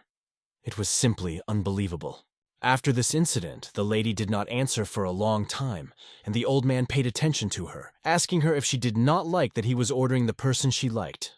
The mistress replied that the old man was wrong, that he and the scientist had no relationship. He was just helping her. But the cunning old man suspected that everything was not so. The woman tried hard to hide her aura, but her energy was still very strong. The tension seemed to have reached its peak, and the old man decided to change the subject of the conversation. The young lady realized that the old man must have sent her assistant for a reason. He was up to something, and they should not take their eyes off him. She decided to ask what the person sitting nearby was doing next to them. The monk allowed her to ask it in person. She rose from the pillar and, introducing herself as a lady from the Ice Palace of the North Sea, was happy to meet this person. She wanted to know his name. The old man, looking somewhat tired but respectful, said his name was Lycom Huck. As soon as he said that name, everyone was stunned. After all, Lycom Huck is a real holy sword, a legendary personality. The girl was extremely grateful for this meeting. It was a great honor for her. The old man just dryly answered yes, without adding anything else. As a result, they decided that they would have to discuss some issues. The lady had already heard rumors about the holy sword, and its name was known even in the North Sea. The monk emphasized that this is natural. Why should the city forget its friend when the wounds from past tragedies have not yet healed? He laughed. The girl remembered this old story, but for her it was just a rumor. There are few people left who remember those events. But as long as these people are alive, references to the events of the past will not be forgotten, added the monk, emphasizing the importance of the past. His friend had grown up since then, although before, when he was in those parts, he had been young and a real rebel. And until these events are not forgotten, the North Sea Ice Palace cannot make a decision easily. However, the new generation wants new evidence, the young lady said. There was a pause between them, and the wind blew the summer leaves around the district. She wondered if the North Sea would have the strength to demonstrate its superiority. The mysterious lady pointed out that very soon everyone will see it. The monk suspected something interesting, although not completely clear to him. The holy sword was so old that it didn't seem to bother him at all. If a monk heard the word evidence, then there will be evidence. But what can be proved by saying that peace and harmony are better than bloodshed? This is the real stupidity of people who know no bounds. The lady, it seems, did not consider these words foolish, because the fate of the North Sea depended on it. The holy sword looked at his tea and realized that the place and the people did not change, and the lady was trying to protect her honor and strength by avoiding bloodshed. As before, when the holy sword arrived in the North Sea at the request of an eccentric monk, he saw a huge battlefield, infinite in scale, where the bloodshed did not stop. The battle had no end and the blood flowed unceasingly. Then the holy sword, holding his noble weapon, said that if they needed proof, let them fight him. Back then, it was rumored that in the southern lands known as Murim, there lived an invincible martial artist named the Five Heavenly Honorable Ones, and his martial arts were legendary. All the proponents of the Southern Expedition theory were killed by his sword. However, the people he killed were inhabitants of the North Sea, and even so, they had to forgive him, or else their pride would be humbled. Even using the full power of the Ice Palace, they had to protect their honor, and the commander ordered his soldiers to do so immediately. At that moment, the holy sword was greatly weakened and felt that it would be extremely difficult for him to defeat all these warriors. He even thought that it could be his death. However, suddenly a figure appeared in front of him. It was a woman who had come to finish the battle. She appeared for a reason. Her goal was to put an end to this fight. Back in the present, the monk felt that if they wanted proof, he can provide them. But what exactly do they want to prove? An incredible aura began to radiate from the place where the monk was sitting. Red power filled the air, showing that it was better not to contact him. Meanwhile, our hero Hyun, who was dealing with tea, was angry with the monk for forcing him to mess with this matter, as if in a cauldron. This incredibly powerful energy was felt by the naked eye, but the holy sword emphasized that he wanted to follow the laws of the North Sea, which meant using the commandments of the North Sea The very point of using commandments is that the one who has the will must demonstrate his power. She laughed, noting that they could really start with the Phoenix Conference and that such a thing would decide the future of the North Sea. And now, starting today, dragons and phoenixes will be considered the future alliance in Murim. People who lived in the past will soon disappear. The young lady understood that for the sake of victory over her enemies, the North Sea is ready to withstand even a snowstorm. There was a certain truth in her words, and the monk sank into thought. Judging by this, it was necessary to understand and give a decent answer. It seemed to the monk that she just wanted someone to solve her problem for her. Even if he was threatened for it, he wouldn't agree. But the lady had something else in mind. The monk was stubborn and upset that, with only an old house, so much was expected of him. But since he was a monk and had once left the temple, he had no choice but to do what this woman suggested, so he agreed. The young lady, along with her colleagues, was shocked by his decision. However, the monk gave them the proof they so longed for. It was a real surprise. No one expected such generosity from a monk. However, the monk warned that his friend, like himself, could not do anything without the appropriate conditions. He suggested that the new generation does not want it either, talking about change. The lady asked permission to express her opinion in place of these two elders. She promised that she would take her time and give a final answer on the last day of the Dragon Conference, assuring that their answer would not disappoint.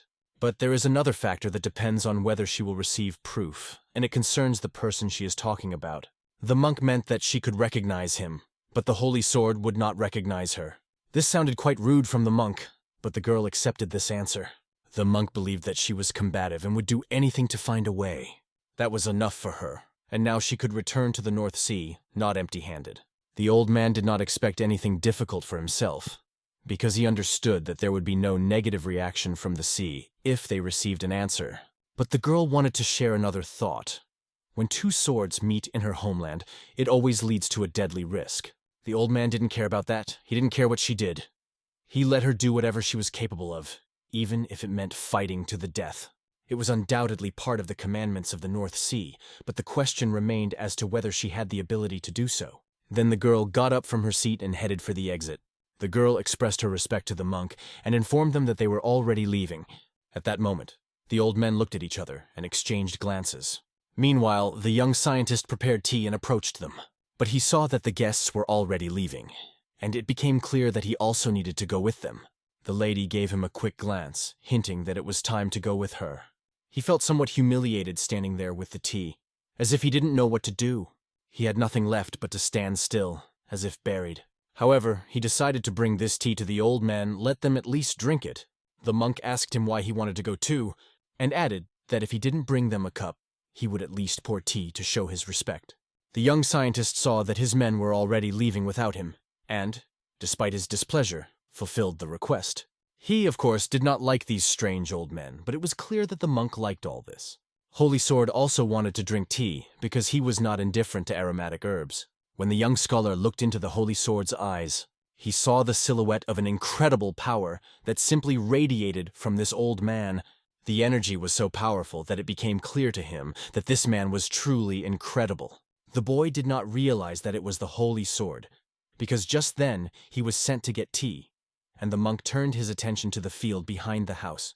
The monk said that this is the best place in Hangzhou, and it has clean water that is second to none. Exhaling with a certain heaviness in his voice, the scientist noted that the water there is undoubtedly clean, but he remembered that there were a lot of weeds in the field, and he doubted if anyone looked after the place at all, because the smell of manure was terrible. He went in there. It was very difficult for him to even find the bowls, and they were so dirty that he had to wash them. He brought water from another place, boiled it, and in the meantime the young lady had already left and he missed all the most interesting. The sword saint opened his mouth and said that this girl who was here just now reminded him a lot of a woman. The monk, however, did not even want to talk about it. He just wanted to forget about it. But the old man understood that this woman won the heart of not only the Ice King.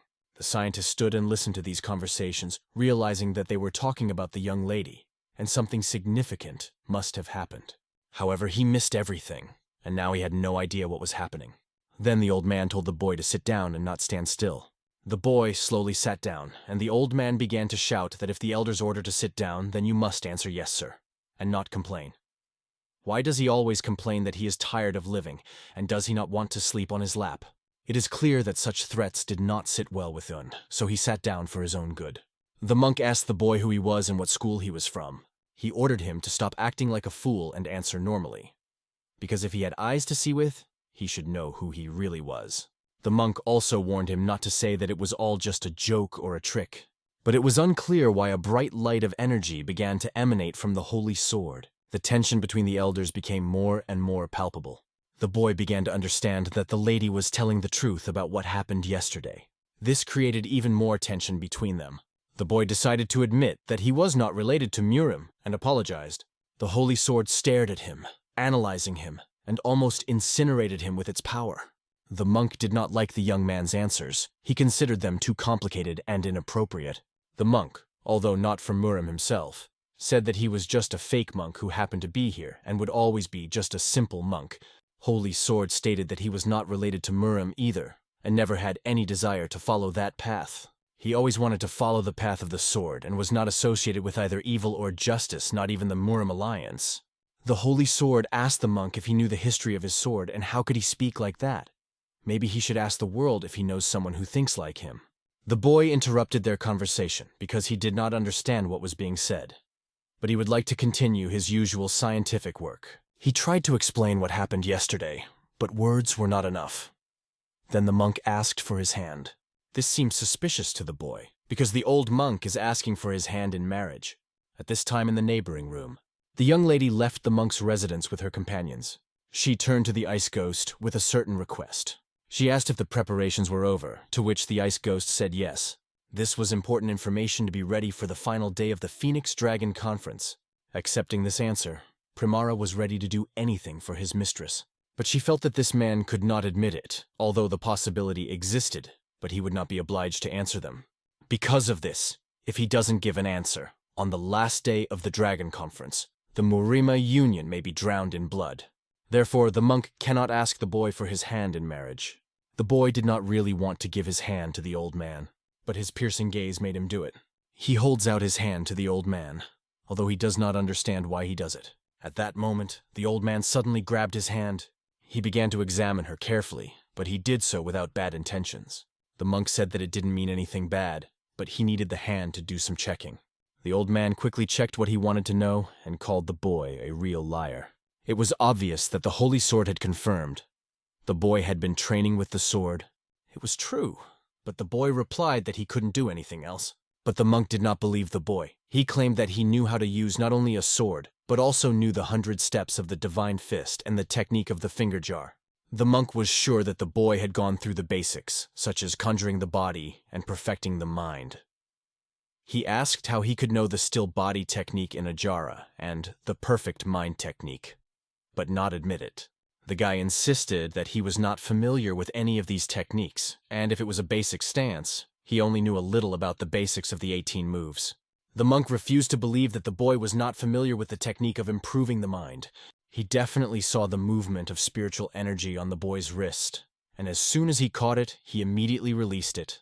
The boy's voice was calm, and he seemed more like a monk than a monk himself, but Un continued to insist that swordsmanship was the only thing he knew. The Holy Sword did not believe him, and asked if he could name the art of swordsmanship he was learning. Un answered that he knew the technique of the White Tiger Training Sword. Saint Sword noted that the technique of the White Tiger Training Sword was unknown even to him. He asked the boy to demonstrate this technique. The monk was indignant. How can you ask such a thing from this young man? He called him a real scoundrel and added that it could lead to the destruction of the house. The monk emphasized that it is not for nothing that people accuse old men of being fanatical about the sword. Because of this, they fight without thinking about others and behave excessively according to their age.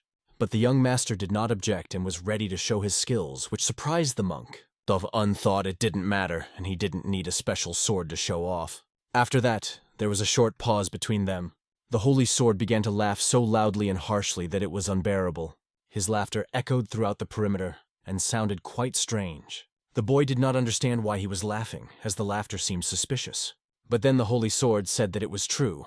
Un was right. It didn't matter if the sword was there or not. He just wanted to see his sword, but decided now was not the time. The old man would never forget his answer. Young Master Un didn't understand what had happened at all, but it looked like a misunderstanding. The monk hoped that this young man was the only person obsessed with swords, and thought that there was no need to behave so strangely in this house. Un was annoyed by the elders. They had already tired him out, and he wanted to leave. But he was stopped and was not allowed to leave so easily. Then the holy sword turned to the monk to finally give him what he asked for. Previously he came from an unknown place, asked to remove this object, and now he began to demand it. He told the boy that he would see a wooden box in the corner and asked him to bring it. Once again, Un found himself on the run. The old man again sent him to fetch something, and he also joked that he would not break anything. When the boy left, the monk asked the holy sword if he really wanted this young man to take that item, since he already had enough things with him. But the holy sword was certain that this was what was needed, and keeping this item was not easy. The monk partially agreed with this. After a while, Un returned with a wooden box. The holy sword opened it and saw something shining from within. He checked its contents and told the boy to take the item with him. The guy asked what it was and started to open the box. The monk watched his reaction closely. When Un opened the box, he saw a beautiful sword wrapped in an inexplicable cloth. He began to unwind it, unable to contain his curiosity. Finally, unspooling the sword, he saw a beautiful object that looked stunning. The holy sword asked him to draw this sword. As Un's hand began to draw the sword, he felt an incredible power radiating from him. Holding this sword in his hands, Un felt goosebumps running down his skin. He hadn't seen many swords in his life, but judging by the beauty of the aura around the blade, he could definitely tell that it was no ordinary sword. The sword saint said that this sword was called the West Sun. In order to obtain it, the holy sword sacrificed many things. Un understood why the old man would give him such a prestigious sword. But for the old man, it was a symbol of their meeting, and a memory of the answer he would never forget. The boy did not understand why this man would give him such a valuable sword for no apparent reason, but it seems that the old man was not joking at all. There was an uncomfortable feeling between them. Un exhaled all the negativity that had accumulated in him. He hid the sword back because he felt he couldn't take it. He apologized to the old man, explaining that he could not just take this sword.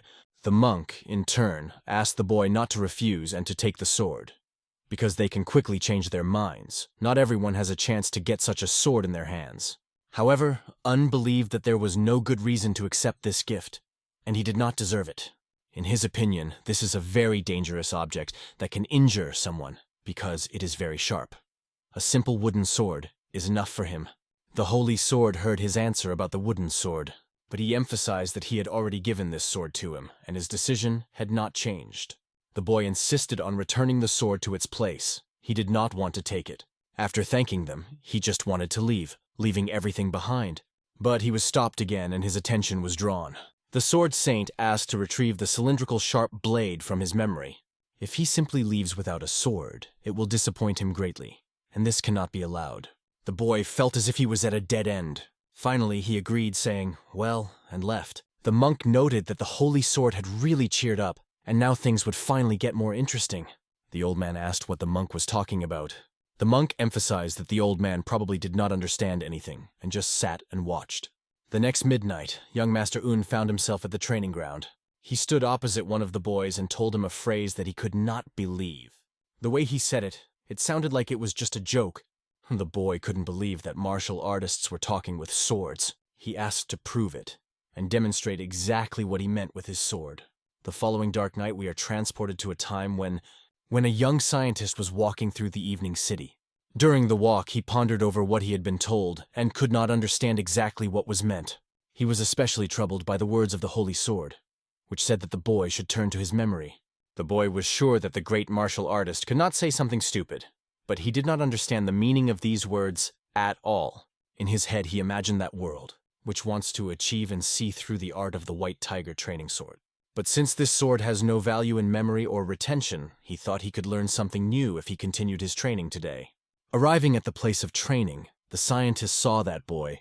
Last time the young master came much earlier, and this guy trained as if he hadn't slept at all. This guy's enthusiasm is unstoppable. He never misses a workout. It was obvious. But during this duel, he used an attack that definitely indicated that something was up. Watching him, the young master noticed that the boy was too distracted by extraneous thoughts, because of which he did not fully explain himself and did not concentrate on his sword. His movements were good, but not perfect. Scientist unanalyzed his every move. noting that he was impatient and focused on speed, as if chasing the wind instead of paying attention to proper technique. Un decided to tell him that being fast doesn't mean being in a hurry. The guy on the court reacted to these words, not understanding who was interfering with his training and what exactly was said. Un realized that he had accidentally said it out loud and felt uncomfortable. At that moment, the warrior hit his cold sword and repeated the words he heard yesterday. If the scientist has any comments, let him express them directly to his face. Gathering courage, Un said that his sword art was too focused on speed. There is always a calm before the storm, and even a great wave stops when it rises very high. The boy on the training ground calmly but carefully reacted to these words. Then he asked the martial artist who talks to his sword, can he prove his words in practice with the help of a sword? It was smart, because someone who teaches someone should be able to show their skills. The young scientist confidently answered that he could prove it, and did not notice the girl on the side, who quietly watched everything that was happening. This lady was felt at a distance, and the scientist noticed her presence. She came not just because she was in excellent shape, greeted young Master Park Jin, who in turn was glad to see Lady Murang new. Not too glad, but still. And now the scientist learned her name is Lady Murang. She also happily met the young master, and introduced herself as a representative of the Murang family. The guy realized that he was right in his guesses, and also introduced himself as Hyun, saying that he was happy to meet. The girl asked what he was doing here so early in the morning. To this, the boy who was training replied that he was just trying to learn from this scientist, because he couldn't do it on his own. Regardless of the circumstances, swordsmen from the South Sea will never turn down an opportunity to learn something new. If they forgive the young warrior, he will calmly go about his business. The atmosphere between them became even more tense, and the feeling was strange. The scientist thought that maybe this guy hated him. The lady asked not to worry about what the young Master Park Jin said, since he must not have seen them since last night. Maybe it happened during the opening match, and it happened again. The lady also realized that it was child's play. She wondered how it was possible to say something like that to someone who always supported the Murim Union. The lady then asked if the scholar who came with the people from the North Sea Ice Palace was really the one she saw in Westlake. Was it true? Remembering this in his thoughts, the scientist also confirmed the importance of this detail. The girl agreed with what the boy said earlier. Young Master Park Jin really only focused on speed. Un thought, damn, they can hear him. Because he thought he was saying it in his mind. But they could hear him from a long distance away. Then the lady decided to ask if he would mind if she heard what the young master meant by the swift sword. Un began to explain that it meant nothing because he was just a scholar who read books. But if that's the case, why is he trying to teach young Master Park Jin? The lady caught Un's attention with her cute smile so much that he didn't know how to refuse her. He tried to wave his hands and wanted to somehow distance himself from the situation. He understood that there was no way back. That was his conviction. In no way did Wung try to judge young Master Park Jin. He explained that it doesn't matter to him whether the sword is fast or slow. The most important thing is the purpose of fencing. He constantly talks about the flow of the sword. The right moment and place where the sword should strike a fast sword is just one way to facilitate the flow of the sword. The lady listened carefully to his words, although his remarks seemed somewhat vague. But somehow she found them surprising when the scholar spoke about the importance of enlightenment in swordsmanship. It wasn't exactly what he wanted to say, but his spirit was enlightened, and then he was interrupted by the lady. The scientist noticed that she reminded him of Sang. Their smiles were very similar. The girl thought that these words reminded her of another person, although the scientist expressed himself completely differently. The scholar suggested that she thought of some confidential letter from the head of the Murang family, and if she read it, she would definitely get it right. However, the girl still couldn't understand one thing as she passed by. She went to the training ground after hearing Un's opinion, and now wanted to hear his assessment of her swordsmanship. Although the scientist wanted no part of it, she noticed that he wasn't really speaking, and wondered if he was just going to watch young Master Park Jin. The lady was impressed by the scholar's innocence, because usually people from big schools are very high-minded. She understood that training in front of strangers was usually forbidden, but if it was basic fencing, then there was nothing wrong with it. She drew her sword and began swinging it. She assumed the battle stance she usually uses during duels. She swung her sword and spun like a lotus. Her techniques and training results were impressive.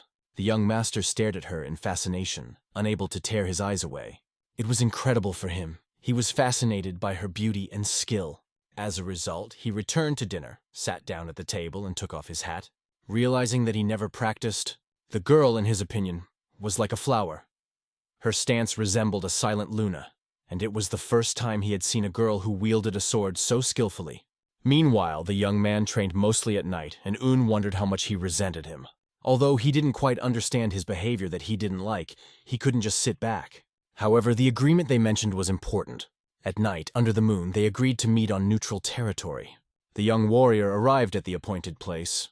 He immediately felt that the scientist was hiding somewhere nearby, unhid behind a tree holding his swords.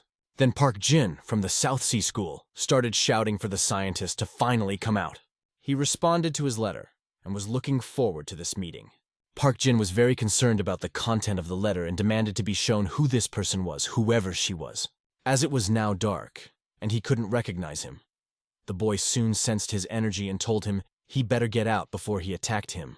Soon the young master came out of the shadows, sword in hand. He pointed his blade towards Park Jin. Both came to the conclusion that talking in this situation is useless. An incredibly glowing sword flew towards Park Jin, but he did not understand where such speed and power that was directed at him came from. The shining sword had an unusual power that he had never seen before. Park Jin couldn't believe that such a thing was even possible, because his opponent was standing very far away. He couldn't understand where this guy had such a strong and incredible aura that kept him restless. And with such a bloodthirsty desire, it felt like he was about to take his head off his shoulders. So Park Jin quickly draws his sword. If this person is able to show such an intense aura, then perhaps this is the Saint's sword. He was interested. During all this time, Park Jin was looking at the boy carefully and could not understand who he really was. He squinted, trying to get a better look, and realized that it wasn't a holy sword. But why doesn't the guy answer? If he isn't a holy sword, then that's bad. If he knows his name, then he might be a great martial artist who has a grudge against his school. And then echoed the words that his sword art, although belonging to the South Sea School, was not like what was taught in this school. And because of this, according to the master, there is no spirit of the Great Sea in his possession of the sword. Those harsh words penetrated Park Jin like a sharp blade. He understood that even though he was far away from Hangzhou, the South Sea sword art, which was based on the stormy waves washing over the islands, was different from those of other schools. The South Sea School is based on movements similar to the tides, and this makes its sword art unique among other schools. A swift sword strikes like a raging wave. But most important aspects of the school's swordsmanship differ, in that they are sometimes calm and sometimes rowdy, like a great sea that belongs to only one island. But this guy standing opposite has a deep understanding of sword technique, yet he is not one to hold a grudge against them. On the contrary, he recognizes the art of swordsmanship of the South Sea School. Sensing the power of this master, Park Jin fell to his knees and asked to be taught by him. Then, the sword came down right in front of him, and Park Jin, with great respect, wanted to become a disciple of this master who had summoned him. And then a message sounded that he would receive a letter tomorrow. That's all this guy can give him. The rest is up to him. The boy left, leaving Park Jin with many questions. Park Jin tried to stop him, but he didn't hear him. The sword aura only lightly touched Park Jin's chin, making him fall silent. The boy did not expect any reward and did not want to stay long.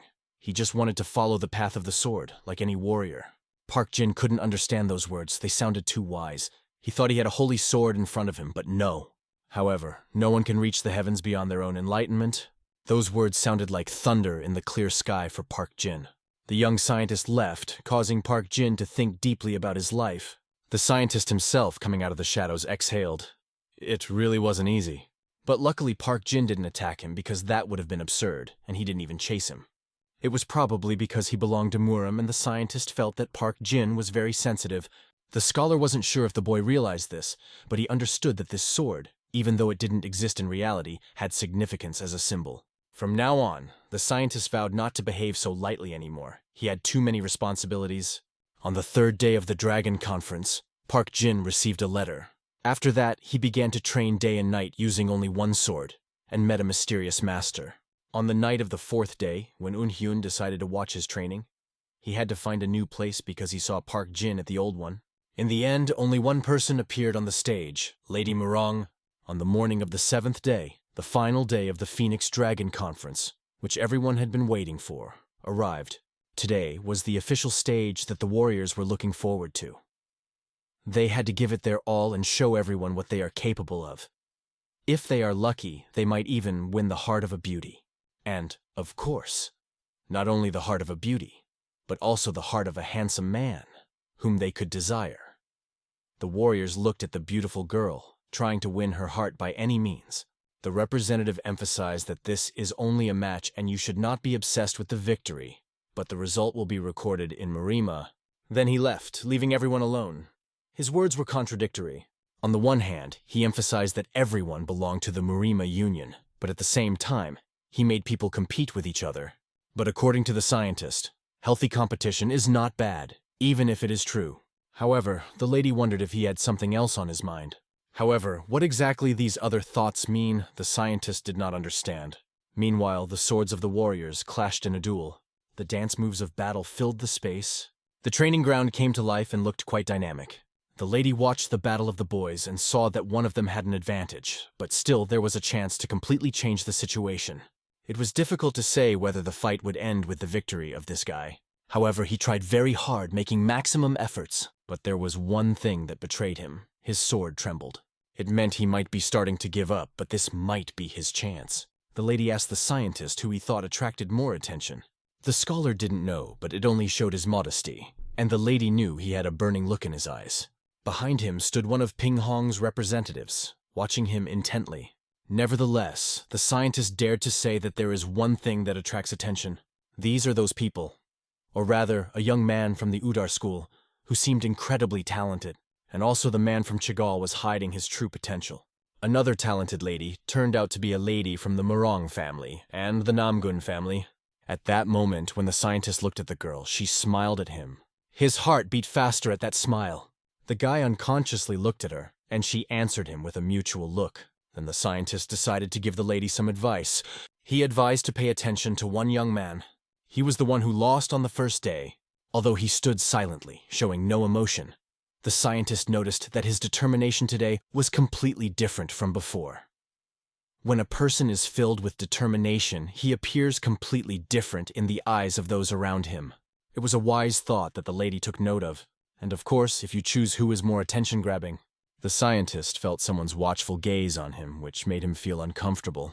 He decided to finish his thought, and the lady was glad that he appreciated the ghost of the ride. The lady recognized that the scientist was different from the others. Suddenly, an event took place on the battlefield that attracted the attention of everyone present. The battle ended, and the cold sword was at the neck of one of the lords. The sword stopped, although the warrior could kill the opponent, but it would be against the rules. Everything was over. The warrior turned and without saying a word left. In the end, he won that fight, and it was incredible. But for some reason, several people applauded both the winner and the loser, because it didn't matter. Everyone tried their best. The lady turned her attention to another man. She watched as he climbed onto the training ground. Now it's his turn, and he rushes forward, leaving everyone waiting to see what he will show. This warrior waited a long time for his turn. Opposite him stood a rather strong opponent.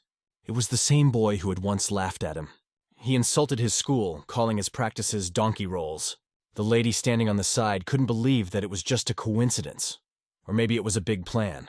She was sure that this fight was not just a competition, but a planned incident. The scientist also assumed that this could be fate. However, the people standing nearby could not understand what he meant by fate. As befits, the warrior from the South Sea showed respect and eagerly awaited the start of the duel with his opponent's sword. However, a boy named Rem or Chagall, he wasn't sure who he had in front of him. He didn't know what his opponent expected from him. He didn't know how to show anything to match his donkey rolls. Some of the audience laughed, but Park Jin remained serious and angry. He hoped that the Chehal family's sword would be as sharp as his tongue. The boy from the Chagall family said that he hoped that his opponent's mind was at least that of a donkey if he dodged his sword even once. Drawing his sword, the boy warned him that everyone would see everything now. The lady, standing to the side, realized that the Chagall family is one of the largest Murim families. They are known for their sharp tongues, which they use very skillfully. She also knew that Chagall representatives often verbally abused others, as they prided themselves not only on their formations and tactics, but also on the art of swordsmanship. Now it became clear why Park Jin's student was so angry about these stupid insults. There is a proverb. You hear good words from other people only when you say good words yourself, and the battle has begun. The boys faced each other in an incredibly exciting match. Their light maneuvers resembled the dance of the wind. They moved with incredible grace. Every power move was honed, and the counterattacks proved extremely powerful. The boy from the Chehal family was even impressed by the strength of his opponent. After all, he was not inferior to him in strength.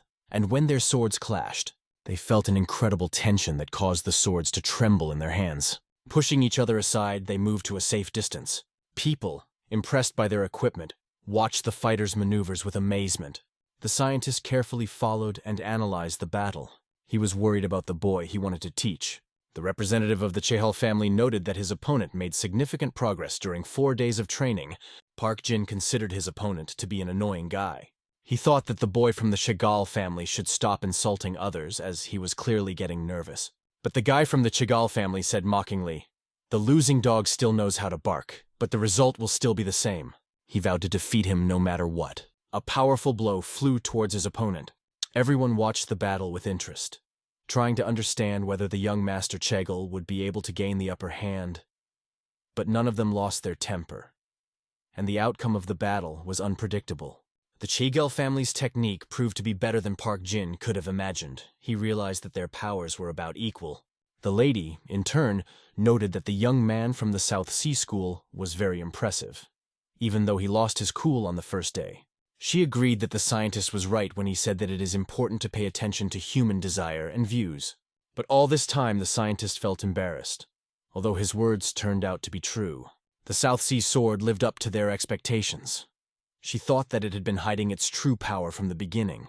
Such changes in 4 days seemed impossible, according to the girl, but the scientist believed that this was enough. He said that 4 days was quite enough, but no one understood him.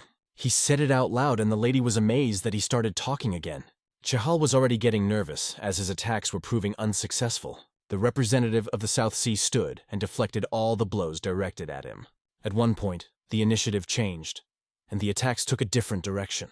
Park Jin slowly and uncertainly gained the upper hand. After a few minutes, both warriors were exhausted. A boy from the Chehal family was especially tired. It seemed that he would remain with a cold and stern look until the end. The boy from the South Sea mentioned that there was no threat that could match the sword chi. And that moonlit night, he realized how powerful it was.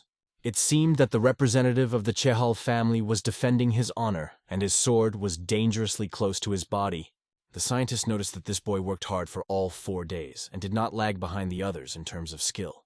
He lost his temper after being insulted, as he was still young and lacked understanding of sword techniques. However, the small wave quickly disappears after the small boats begin to rock, and a big wave always comes quietly and sweeps away everything in its path. The scholar felt the spirit of the great South Sea blossoming in his sword. It was visible and palpable that this match would end soon. Soon, the boy stopped his sword near the face of a rival from the Chehal family. He took revenge for all the insults, and now he was on his knees in front of him. People were shocked by such an incredible result, because it seemed impossible. The boy told his opponent that he hoped Chagall's sword would be sharper than his tongue next time. Putting his sword in its scabbard, he moved away from the vanquished. People who supported Chagall were simply amazed by what happened. The scientist felt proud of the boy, as if his own efforts and training had been rewarded.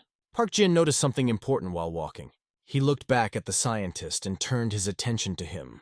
Their eyes met, and Park Jin smiled at him, and it seemed that the boy revealed some secret or accused him of something. People in the crowd began to get angry, saying that this could not happen. The guy introduced himself as Hyun Namgun and said he wanted to file an official protest against the match result. However, the representative who had just recorded the results did not understand what he was talking about. Sang Hung then began to object, claiming that everyone knew what kind of sword art the Chagall family practiced. He emphasized that young Master Chagall had a good reputation for his deeds, and also mentioned his younger sister from the Namgun family. He implied that the boy from the South Sea had deliberately made him lose by making him roll on the floor. If he had hidden his strength, he would not have shown such a humiliating performance that day. It was just a shock for everyone, and the scientist could not understand what was happening. The representative stood and tried to explain that everyone had just seen the match, and what Song Hyun was saying was complete nonsense. However, the boy from the Namgun family continued to claim that dishonest methods were used here. No one in these competitions agrees that the results are unfair, and this has fueled the conflict. The representative asked for evidence of what he was implying, or to end the discussion if there was no such evidence. The boy had no evidence, but his words sounded like suspicion of a conspiracy. If he believes that he knows about the violation of Murim's rules, then he must take responsibility for his words. He declared that he was a representative of a school that could not be despised because it was closely associated with the Association of the Seas. Even in a conference where friendship is prioritized, there are two difficult things to do: oppose the Murim Union or sow enmity between people. The representative felt that Sang Hyun's speech was more like nonsense than an actual complaint, as he could not have foreseen this outcome. He continued to deny the possibility of defeating Rep Chigal, and it looked absurd, so the rep wasn't going to waste any more time on the fool. He offered to either provide evidence or leave the arena, but Sang Hyun proposed a new duel in front of all the senior schools. It sounded rather impudent, but the situation had to be resolved somehow. The representative asked if he was making a formal request, to which the answer was yes, and he added that the outcome of the tournament should be reviewed. It was clear that the situation could turn into a political problem, since the Chigal family has a certain advantage over the South Sea School.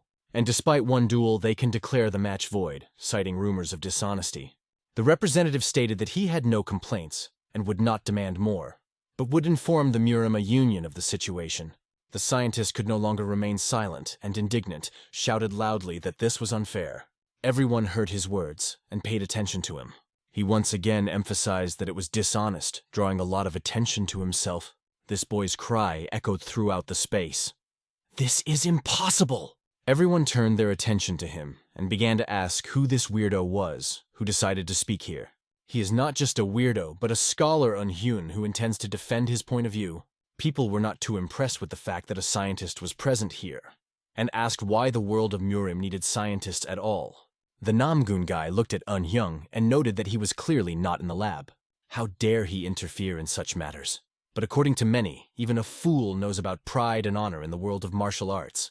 How can they take themselves seriously when they say such words? Those words deeply affected the boy from Namgun. He even reached for his sword. The representative, noticing this, firmly ordered it to stop, saying that it should not be done. The Namgun boy looked angry, but the representative repeated that he shouldn't do that. He should have obeyed. With a look of displeasure on his face, the boy hid his dagger. The representative then approached Hung, addressing him. He asked if the scientist could accept the formal hypothesis that the North Sea Ice Palace required. It sounded quite rude and alarmed everyone from the ice court. The lady who was leading this delegation said that of course not, but she was also interested in how a fair duel might not be counted just because of the words of an observer. The scientist's words reflected his opinion about the situation. "But isn't that just a coincidence?" she said. The situation changed. Now it was clear to everyone that the lady was ready to protect the scientist. If everyone is interested and they ask about the official verification, then it is worth conducting it properly. However, the lady clarified her point of view, stating that it was just curiosity. And to preserve her honor, she suggested not to go too far in this situation. In his thoughts, the scientist could not understand that nothing would change, because he was not even invited here. His appearance here was unofficial because he was not a participant in the competition. It turned out that he was nobody here, and although he felt sorry for his student, it didn't matter. The Namgun boy then vowed that the day he would step onto the Namgun family's land would come, and it would be his last day. It sounded very rude to the scientist, and if he says so, then it is an insult. Then the scientist replied that if he is so sure, let him act now, without waiting for the future. He declared that he was not afraid of the sword of a man without pride, and offered to act immediately. It was a harsh statement, and the Namgun boys simply sent him away and exploded with hatred. The scientist turned to the lady for support. He was grateful to her, but it was only a small thing for him as he had brought them here. It disgusted the lady to see someone who had lost a fight show such a desire to dominate. She suggested that since there was tension between everyone present, it is better for the scientist to leave this place for a while, to reduce the degree of conflict. As he started to leave, he felt an incredible anger inside him. His disciple, to whom he gave advice, "I was in deep despair because of this situation and very angry." At this point, the next match is announced as the tension has already subsided. And this time, this match was planned in advance. The young lady of the North Sea Ice Palace and Sanghyun Namgun enter the arena. This rascal from Namgun is laughing. He is very happy about this match. Lady warned in advance that another person will fight for her. But if this is the case, then the official result will not be counted. It's okay though, they don't belong to the Union of the Seas, but she wouldn't want anyone not being able to test her abilities. In the North Sea, drawing a sword is a sacred act. She believed that the last match was wrong due to a misunderstanding and would not want the same result to happen again. Lady would like to know exactly the standards by which the winner is determined. For example, in the North Sea, it is beheading. But in the Union of the Seas, this act is not considered permissible and unacceptable. So she believed, since the only way to win is to force the opponent to admit defeat, if the duel is held without the goal of killing. The lady turned to the ice ghost to find out how long the match would last. If her rival, the young master Namgoon, does not admit defeat, she may have to kill him. Namgoon was upset because how dare these people from the Ice Palace treat him so defiantly. Scoundrels! Soon his opponent appeared on the training ground. The look on his face showed that he was incredibly angry. It turned out that this was indeed his level. The lady was intrigued as to what answer they would prepare for them tomorrow. She remembered the conversation between the monk and the sword saint during the final days of the Dragon Conference. Many people will be looking forward to the official match between the martial artists, which will take place on the day they hit the streets in the early hours of the morning. Official sword matches for young martial artists draw crowds to see who will claim the title of conference winner. Everyone gathers early for the duel. But not everyone was equally interested in it. It so happened that the lady received a letter, which contained very important information. She turned to the ice ghost, who was impressed by the young mistress's order to prepare the Snow Shadow squad. They would proceed as planned, but she would not give the order until it was time for the final stage. Ice Ghost replied that he understood her instructions, but deep down he knew that the squad had been prepared in case the letter didn't arrive, and he couldn't see why. The lady sensed his doubts and seemed to know that he wanted to ask the reason. It seemed strange on her part, like she was reading his mind. When the young lady of the North Sea smiles like that, at least one person loses their life, and he understands that it is better to say that it is not a problem. The lady starts to laugh, but the laugh was fake. Approaching the window, she says that it is common for martial artists to clash with each other, but when it comes to youth, it is not surprising to see them draw their swords through various stupid conflicts and lose their stupid lives. And it does not scare if it happens to the members of the Phoenix Dragon Conference. But we have to understand whether she has changed her mind. The Snow Squad must be ready for an epic hard show. Since her time has come, she must prepare. This girl was not only incredibly beautiful, but she also possessed great strength, and she had a trump card up her sleeve. When he returned to his room, he asked himself what he should do next. He bought this wooden sword, and couldn't just throw it away even though it seemed useless. If it wasn't to be used, it was still better to keep it. The North Sea Development Palace decided to give up the duel. Even if victory was on his side, the young master would have no reason to stay. He had better find a hotel and start preparing for the exam. Suddenly, memories flashed through his mind of the sneaking dragon pavilion on the 6th day when the monk asked his name. The boy then introduced himself, although the monk had already asked him about it before. The monk said that in a few days the Murim Union will select scholars to keep records. And why should he not take advantage of this opportunity? The monk believed that the boy could not live far from Murim. And indeed it was. He was here because of his interest in martial arts. And although he did not expect to work at the Murang residence after leaving the Forbidden City, everything depended on the results of the exam to understand what the job would be. Since the exam is coming up, if he passes it well, he will be able to show what he is capable of, and he will definitely be accepted. They won't hire people without an honest exam, so this is a good offer. He just hoped that the exam this time wouldn't be as difficult as last time. Suddenly he was disturbed. Someone knocked on the door, asking if Mr. Was there. The voice was very familiar to him. It was a young lady, but why did she come? She stared at him and turned to Scholar Un. It was harsh. He understood that she wanted something from him. And this was not just a random visit. He had seen her smile several times, but it had never been so bright. He didn't even want to look at her because she was so beautiful. The lady noticed that he was about to leave, but the scientist apologized for not warning her. She noted that the conference was already over, and she didn't seem to need him anymore. But why does he think so? She would like to ask one more thing. After the conference, there would be an informal meeting of the participants, and she hoped that the scientist could come with them. The offer sounded good, so he agreed, hoping it wouldn't be a difficult task. The girl thanked him in a strange way, and was incredibly smiling and beautiful. The scientist was shocked to the core, because he was not used to women and their beauty. She said she would wait for him, and they would see each other later. Probably if he is late, or if they are late. She asked him to find a place for them on the promenade on the northern shore of the western lake. It sounded a little strange, but he decided to agree. He locked the door. Then it will be in the northwest of the lake. Does she want him to come and look for her? Soon, at an informal meeting in the Great Hall, loud sounds of laughter and discussion could be heard, all bragging about their skill. The scientist felt insecure with such conversations. It was a familiar scene. Nothing had changed in the young people who would become Murim's future. But the young lady is really late. Why does she do that? Sitting nearby was Lady Murang, as well as a lady from the Namgun family. He looked at them all and noticed another important person. Han Park Jin was also there, and luckily he wasn't alone. Not everyone was as rude as expected, and the young lady and her entourage still haven't appeared. Maybe it's really worth going to look for them. And then the scientist goes down the stairs and goes to look for her. He reaches the lake and thinks about working in the Murim Union. Maybe it's not such a bad idea. He can enjoy the scenery of the western lake as much as he wants. But suddenly, an ice ghost appears behind him. He didn't expect to see him there. The ghost informs that a young lady wants to meet him. This was quite surprising, as the ice ghost was always polite. But now he rudely replies that the young lady is waiting for him on the north side of the western lake. So from the beginning, they wanted him to come to her there. And when he was going to this place, he saw a squad of soldiers.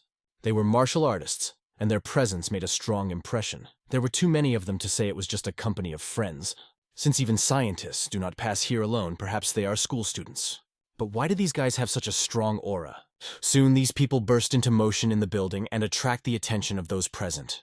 They run inside and start pushing. After they pushed one guy, they started tying his hands. They are told that they should not behave like that, and they say that there are no free seats, so it is better for them to go eat outside. The man who was probably their leader did not understand the words about the lack of free seats. Looking around, they saw that there were actually enough free seats. But young people did not understand the situation. Do they know who these people are? But the leader of these robbers, it seems, is not obliged to know them at all. He punches this guy, knocking him to the side. The guy flies away to an incredible distance, as if from a powerful blow. These people will just go eat. They don't care about anything else. The students and representatives of this informal gathering of Murima do not understand what is happening. But the rudeness of these robbers clearly went beyond what was allowed. Someone could not stand it and turned to them, asking who they were. Then the leader of these robbers noticed this brave boy with a long tongue. It was quite rude and completely unacceptable for high-ranking members. But the leader began to approach this boy, and he warned everyone that if they continued to call them bastards, he would rip out their tongues. The Namgun family representative commented that this is very brave. Do they understand that they are talking to a student from the Hua school? But the leader didn't care if it was Hua's school or some kind of garbage in general. It didn't matter to him. Tall children could not bear such offensive words. Meanwhile, the young scientist was walking by the lake and did not see what was happening. At last, he found a lady standing on a hill. She looked incredibly beautiful, as if she was part of a beautiful painting. As he approached her, she turned to Scholar Un. She asked if he also thought the place was beautiful enough, though there was no doubt. But now, in her opinion, it is not necessary to meet, the lady noted. Her gaze focused on the scholar's mistress, as if enveloping him in her coldness. He could not hide his embarrassment, because her look made him more and more embarrassed. His nerves began to fail, and he lost his self-control as he felt sweat begin to pour down his body. And the girl, only slowly, almost inaudibly moving her lips, said, "Even if we go there now, we will only be disappointed, because only corpses remained in that place." This confused him, and not understanding her words, he asked again, "What?" At this point, the lady turns her back on the master scientist and says that he cheated on her, and it had to happen, because if it didn't happen, he would have continued to cheat on her until the very end. She added that only he could prevent the terrible outcome, but to do so he would have to overcome one important test. Snow Ice will stand in his way, and he will have to go through it. The scientist stood in front of Snow Ice and felt a familiar sensation. It turns out that the martial artists he had seen before were her subordinates. He didn't understand why they all kept him alive and were telling him this. But the lady did not expect that he would still pretend that he did not know anything. "Aren't you ashamed, as the owner of the setting sun, to say such a thing?" she added. The scientist realized that the descending sun was the sword he had seen in the Stalking Dragon's pavilion. He thought that there had been some misunderstanding because the scholar swore that he had returned that sword of the descending sun, but the lady said that only 2 people in this land can pronounce the name of this sword. Her words stunned him when he heard the former owner was the Holy Sword, and he was the new owner. And today the North Sea will take away the sun that has set. It turns out that the guy who gave him the sword was the Holy Sword himself. And now everything fell into place. When he had impressed all the martial artists with just his aura from a long distance, and the reason why the sword was given to such a respected young lady. He thought about it, but the girl started to laugh, noting that in this situation he was no different from the scientist she once knew. He really surprised her. She also added that he never realized that he had cheated on her, and most of all, he didn't know anything. But that didn't change the fact that the life of the martial arts masters in the tavern now depended on him alone. The scientist was shocked by this turn of events. At that moment, the girl approaches him. The lady greets the wielder of the descending sun sword, accepting him as her rival. She admitted that she had been waiting for a fight against this legendary sword for a long time. The scientist was in despair because he does not have a sword and does not know how to fight. But he understands that if he cares about the lives of others, he will have to accept the challenge of Snow Ice. He wondered how he was going to face all of this and just stand by and not interfere. The wind of change blew over the field, as if hinting that a new phase in his life was beginning. The determined look of the girl showed that she was ready to carry out all the orders of the young lady. The scientist could not explain that they had misunderstood everything, and that the problem could be solved with words. He tossed the scroll from his shoulder and began to unfold the cloth, displaying his weapon. When the rag fell, everyone saw the brilliant aura emanating from the sword. The lady noted that the descending sun sword had changed a lot. The scientist kept repeating that he did not have this sword. He gave it up and was confident in his wooden weapon for battle. However, Snow Ice's incredible aura began to stir around him. The girl, Snowy Ice, was terribly angry. The lady barely noticed the storm of emotions, realizing that she was not joking. She informed him that the Snow Ice was a secret weapon that had been trained in the North Sea. And even if the scientist possessed the descending sun, he had better not disrespect it. At that moment, the scientist realized that it was not a mistake. Snow Ice is so strong that even the Ice Ghost is no match for her, and the girl told him that out of respect she would start first. She rushes into the fight, quickly starting to act. Her movements are so fast that she instantly moves around the perimeter around the young scientist. Her lightning attacks made the situation even more heated with every passing second. The boy realizes that he has no other choice but to defend himself to at least save his life. He expertly deflects an incredibly powerful blow from the Snow Ice side. The energy that fills the space clouds his mind, giving him no time to think. But Snow Ice continues to spin in the air without stopping his attacks. She stops at a distance of 2 meters from the young scientist, ready for new actions. Her movements indicate that she really is going to kill him, and the boy has no illusions about that. This wasn't just the sparring he was used to. This was a duel to the death, and him missing her previous move was a fatal mistake. Without a doubt, the lady can see that the scholar has the incredible potential of the owner of the descending sun, because he managed to block Snow Ice's attack with a wooden sword, something she could not even imagine. However, everyone is sure that the boy will not last long. Snow Ice is one of the 12 swordsmen of the North Sea, trained specifically for battles against the Holy Sword. The scientist thinks it's just crazy to train a young girl to fight with a holy sword. This is true madness, which in his head seems more and more incomprehensible. The lady declares that now everything is clear. He deceived her, and now he will be punished, deprived of his life for this crime. Snowy Ice, without hesitation, launches another attack. Realizing that he will not be able to escape, the boy pulls out his wooden sword and is ready to fight.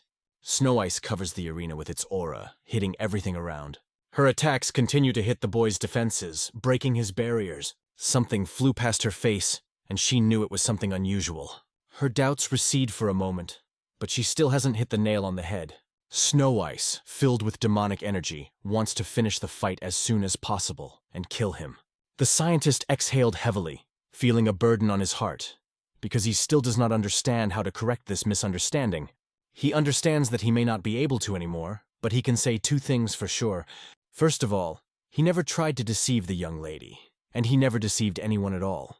And my friend, the girl who calls herself Snow Ice, not strong enough to match the holy sword, and now he turns his gaze to her.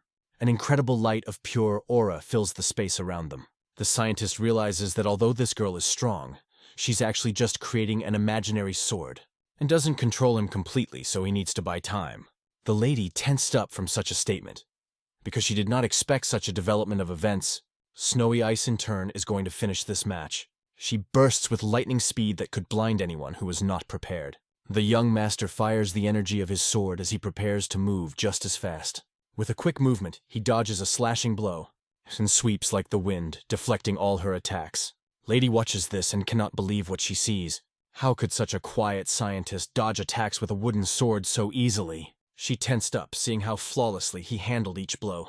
It blocks all snow ice attacks with incredible speed and accuracy. His movements are endless like a river. His sword flows like water, repelling the snow ice sword. The lady had never seen such flawless swordsmanship. The young master realizes that Snow Ice's sword actually poses no threat to him. From the very beginning, this fight was not dangerous for him. He remains calm and in full control of the situation. Then a bright light emanating from his sword causes shock and fear in everyone present. How could such a simple wooden sword create such a strong aura and perform movements that seemed magical? And when the boy makes this incredible move, his energy changes. A red flame appears in his eyes, showing the true martial art of the White Tiger Sword Heavy Sword of the third technique. And the bloodshed is the witness. A fierce fight suddenly breaks out at the meeting. Blood begins to appear on the bodies of the highest disciples participating in the battle. An ice ghost rushes into battle, stops in front of one of the leaders, and shouts for everyone to stop. Some participants are only now noticing his presence. They knew exactly who he really was, but were surprised by his actions. A ghost approaches the opponents and asks what's going on here. They say that they came here right after they heard about his arrival at the Dragon Conference, and then they happened to meet their brothers to enjoy time together in the refectory. Rough opponents decided to fight at dawn, which caused a small conflict. Hearing this lie, the high-ranking sons began to shout indignantly that the little skirmish of the North Sea soldier could not be the reason for such a serious action, but they would take responsibility for it. Responsibility can mean different things to everyone, and the Ice Ghost has yet to figure out who is really to blame in this situation. He asks one of the leaders of the group, "Did you kill anyone? Could any of the warriors have left the conference members without arms, legs, or even eyes? Or maybe they lost their fingers?" Harsh words come out of his mouth. No one can understand. But the tension in the room grows. Nothing of the sort happened, so it was really just a minor skirmish, and it was time for him to go. The members of the conference try to stop him, warning of possible problems if he turns a blind eye to this incident. How could these barbarians afford such a thing? The Ice Ghost heard these words and realized that the members of the conference were real ruffians. He lets them do whatever they want. A warrior from the North Sea won't run or hide. If they want revenge, let them do it now. Best to end it here and now. If they have the courage, the tension between them reaches an incredible level. Every moment can become explosive. The girl jumped forward, stood in the middle, and began to calm everyone down to avoid further escalation. Before continuing, they should heal their wounds and not take the fight to an end. It's the right move, regardless of who's at fault. "It is better to calm down, if only for the sake of the young mistress from Manhwa," said the young man from Dan's school. "The conference members give the scoundrels a chance to leave, but they will definitely take revenge for the humiliation." At this moment, the Ice Ghost can be seen smiling along with his warriors. As they exit and almost reach the exit of the valley, everyone expects the conflict to end peacefully. They go outside and the Ghost of Ice gives the command. The battle begins. All must return immediately. Those who stand in their way must be destroyed. The soldiers of this organization are happy to perform this task. For them it is real entertainment. The members of the conference are furious at this disrespect for them. The fact that they allowed this to happen does not give him peace. The man who before could not say a word to the scoundrels now behaves confidently, like a bull in the arena. One guy approaches the girl, thanking her for the wise decision she saved everyone from a bad situation. The girl looks confident, but from her behavior it is clear that she is looking for someone. She makes an important statement. She worries about someone who doesn't know martial arts and wants to find one. One of the young owners replies that everything will be fine with him because it is him. The boy smiles and adds, "Scholar Un would never hurt someone of his own free will." Meanwhile, our hero uses an incredibly powerful technique. An explosive roar is heard where his sword fell. The blizzard that arose from the impact begins to subside after a few moments. It is noticeable that the lady is starting to worry about her ward. The scientist surpasses her in martial arts and strength, which is alarming. The girl coughs after being hit, looking exhausted and weak. She kneels before the young master and admits her defeat. He points out that her swordsmanship is at a high level, but he wouldn't do it for real. The fight was great for her, though, and she starts coughing again. Her cough grows stronger, indicating severe injuries. The lady approaches the scientist, and he regretfully apologizes for the damage caused. She moves closer, not knowing how to start the conversation. Meanwhile, the boy does not leave the thought of helping his enemy. Lady can't stand it and asks him to stop. The battle is over, and there is no point in talking about it anymore. She is ready to end the conflict. She wants the owner of the fallen sun to be reborn, completing this cycle. She believes that if Snow Ice dies at his hand, she will have no regrets. However, the young master has no intention of doing this and urges him to forget about it. He admits that he doesn't know what the previous owner wanted, but he is sure that he is not a murderer and does not possess the setting sun. But when he mentioned the Divine Monarch, an important detail surfaced. What did he mean?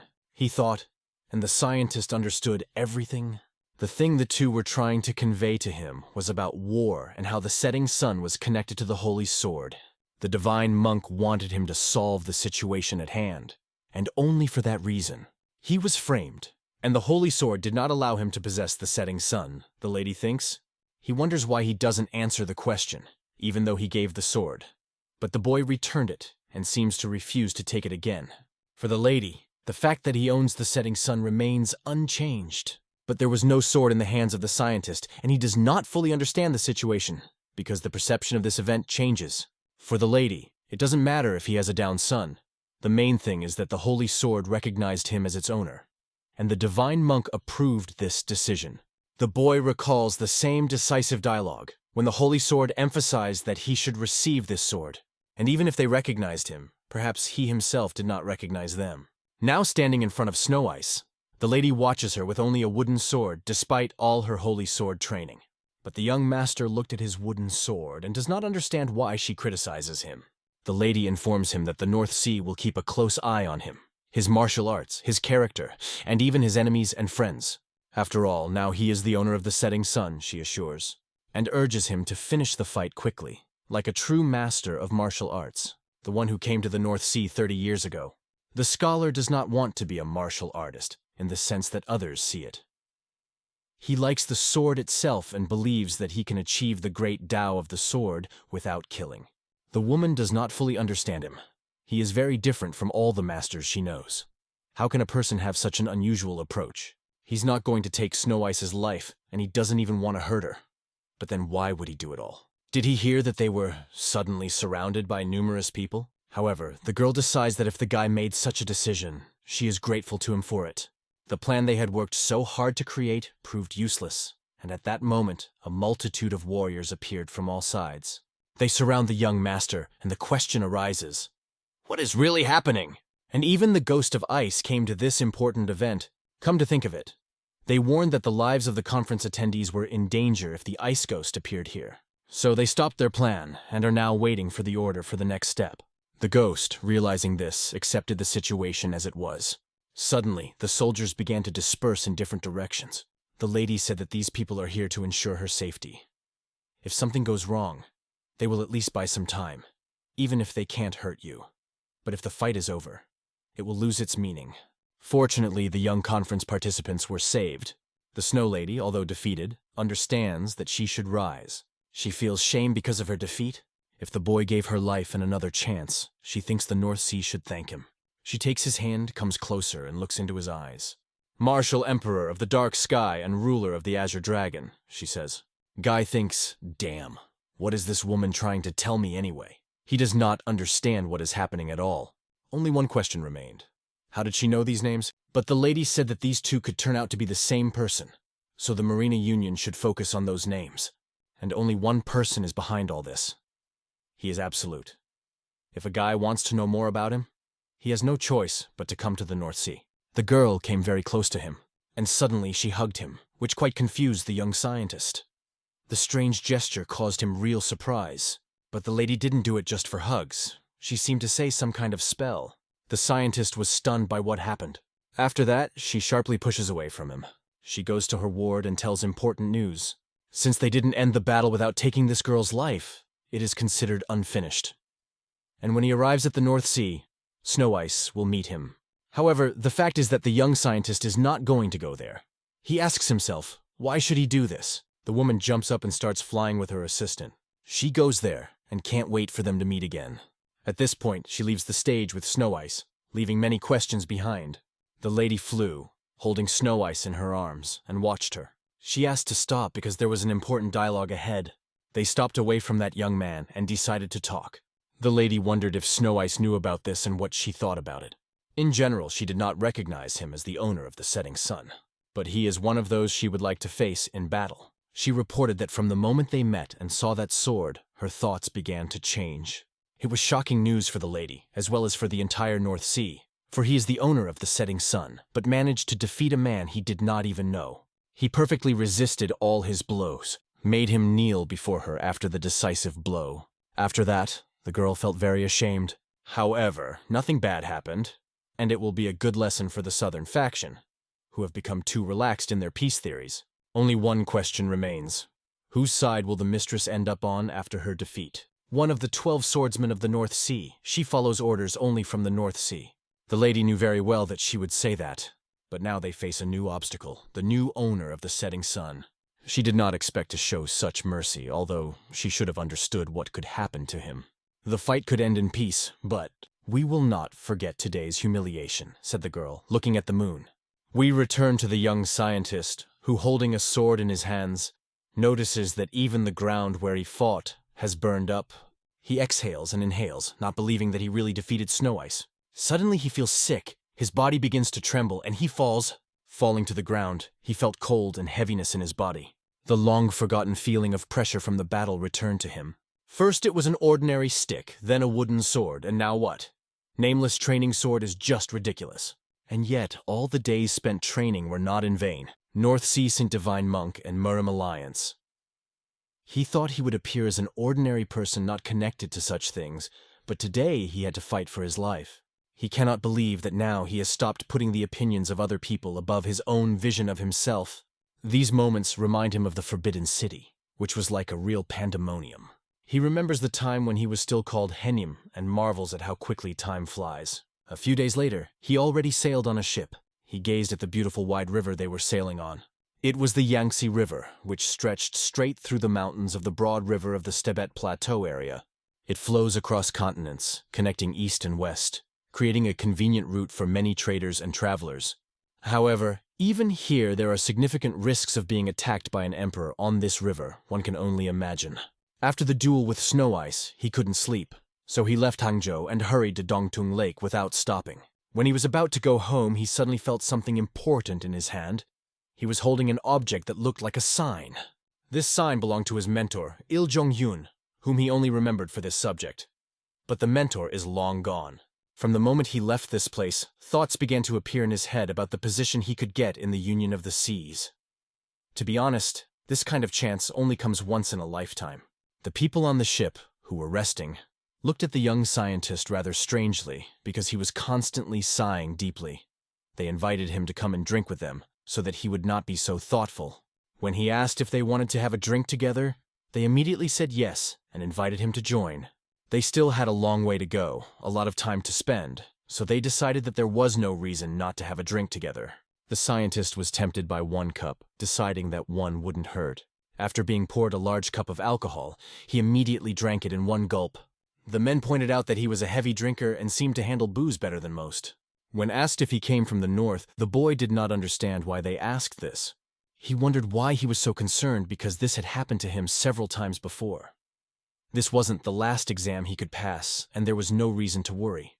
One of the men told him that he had every chance of passing the exam, even if someone failed it several times. A man who failed the exams at the district and regional levels 3 times, and had been trying to pass them for 9 years, admitted that he himself understood. Not everyone can do it. He began to get angry when people mentioned his past failures, but the young scientist was not cheerful.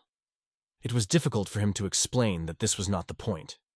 He did not consider himself in such a situation as some other scientists who failed. Then they gave him a small bowl. More alcohol was poured into her, and one of the men introduced himself, saying he was taking a diploma exam. They said that they all had experience in the imperial exams, and invited him to join so that he could relax as they were going through the same thing. At that moment, the young scientist looked aside and noticed an important detail. This detail turned out to be a girl who was surprisingly beautiful. "And what does a martial arts master do on this ship?" he asked. They noticed the boy's look and emphasized that he was surprised to see people from Murim on the ship. "Did the young scientist fall in love with the lady who laughed and was so beautiful?" they asked jokingly. To this, the scientist replied that not at all, but he was quickly reassured. "Everything is fine. She is extraordinary, although people like us do not even dare to speak to her. But we are allowed to observe, because she is really beautiful. However, he was advised to stop so that she would not take offense and present her weapon to his neck, stressing that one must be careful with such people. After that, a question was asked. What school are you from? One of the men said he was from the Nam family. If this is the Namgung family, then you should explain why people from that family are on this ship now, they asked. It was obvious that the boy had already had a little to drink, and his old habits were beginning to show. But nothing interesting seemed to be going on apart from gossip. The man began to tell that he had received news about a military clan he was working with, and everything had gone awry. He could count most of the news on the fingers of his hand. It all started with one very important letter. The boy immediately paid attention when he heard that it was about a letter. A few years ago, there was a union of river pirates who operated under the leadership of a gang from the village. Because of the small harbor, they could not attack large ships, so they could only rob smaller vessels. One day, a mysterious letter arrived in their harbor. But the leader of the gang could not read, so he asked a subordinate to read it. A subordinate, venal monk from the Shaolin temple named Heartless, who had been hiding in the gang under the guise of a pirate captain to avoid persecution by the officials, immediately fled after reading the letter.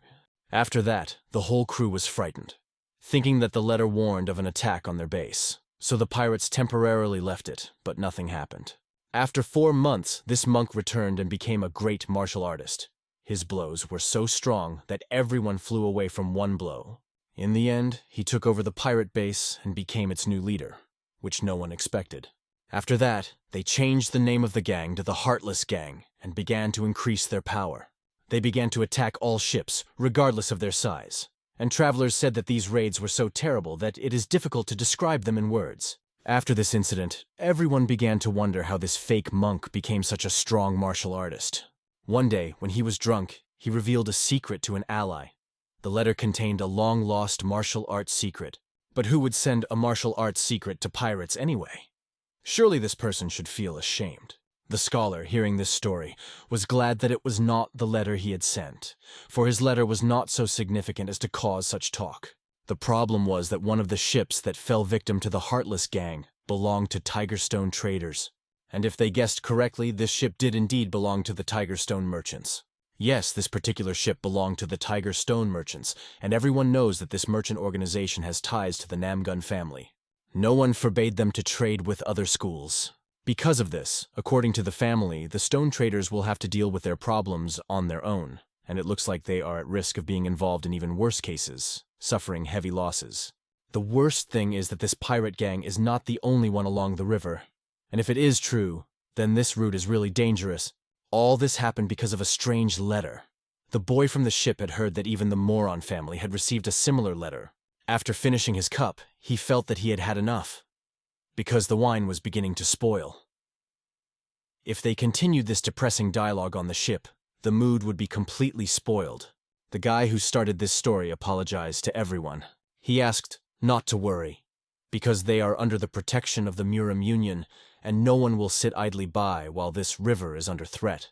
As punishment for his depressed mood, he was tasked with feeding everyone dinner. The young master began to wonder about the letter he had sent to the Moron family, and whether it could have caused so much trouble.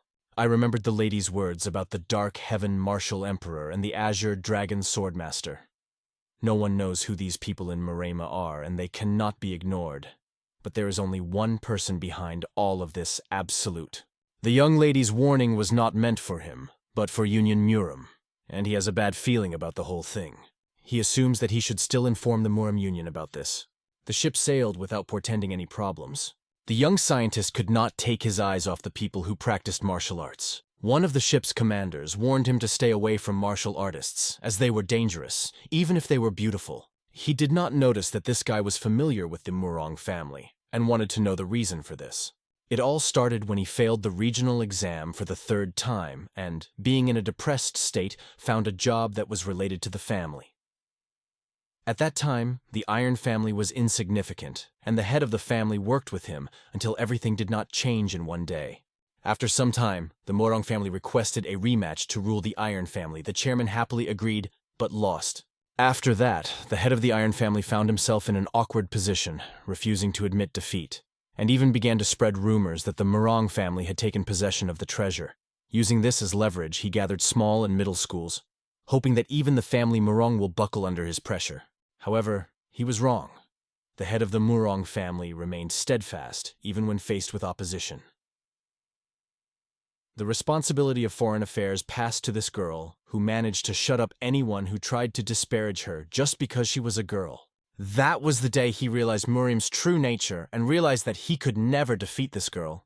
After that, he packed up his things, quit his job, met his benefactor, and became a merchant. He sees no future for the Iron family and has lost all hope.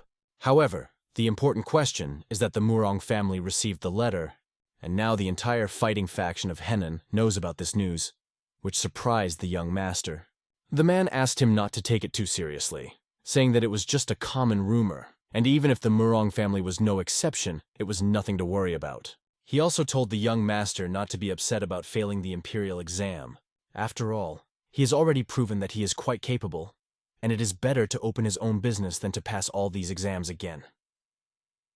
And suddenly, the chief steward turned to the commander with the news that an unknown ship was standing in front of them. They sailed to Mount Stuchaska, and an unknown ship appeared opposite them. This caused quite a commotion, and everyone was frightened by the incident. To the question, "What is happening?" the deputy commander replied that by the screams, it was possible to understand that something unusual was approaching.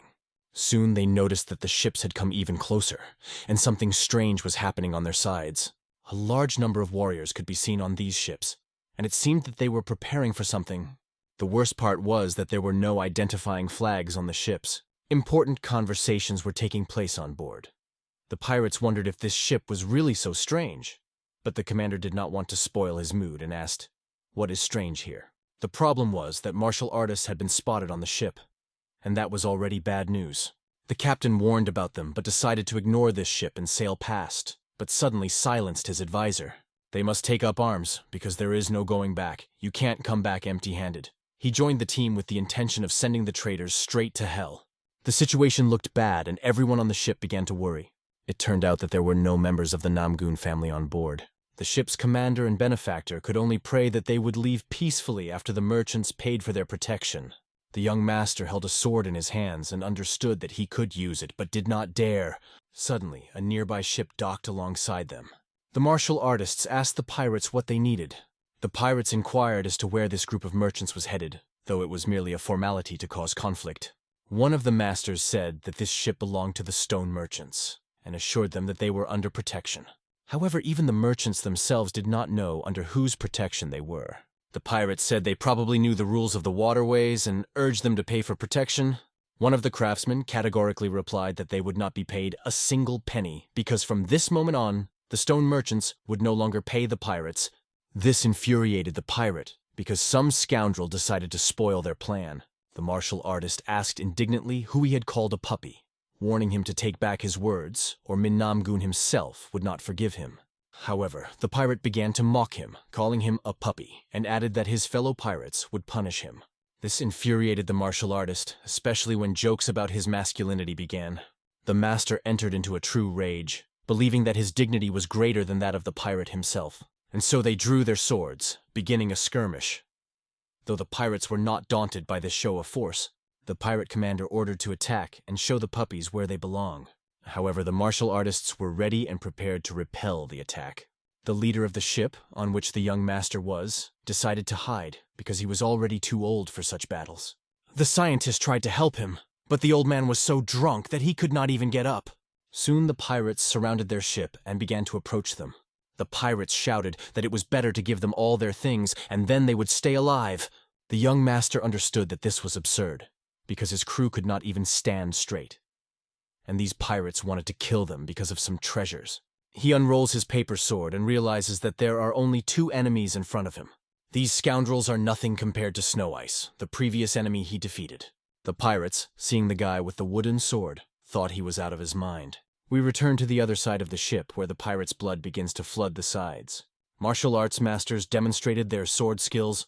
They did not give any chance to those who attacked them.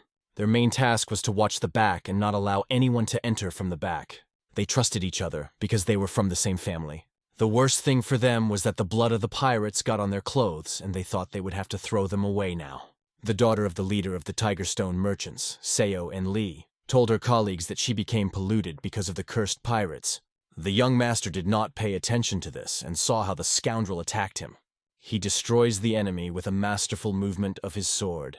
The Namgun family ruthlessly destroyed the pirates on board, but despite their numbers, these pirates were no match for them. It was unfortunate that they lost some of the cargo, but getting rid of the Heartless gang was worth the loss. Suddenly, the leader of the pirates rushes into the battle, trying to attack the impudent young man. He was convinced that he could easily destroy this guy and continue to brag about his strength. The girl noticed that the pirates were losing their advantage. She turned her attention to the other side of the ship. There, one of the crew, a young scientist, stood with a wooden sword in front of two armed pirates.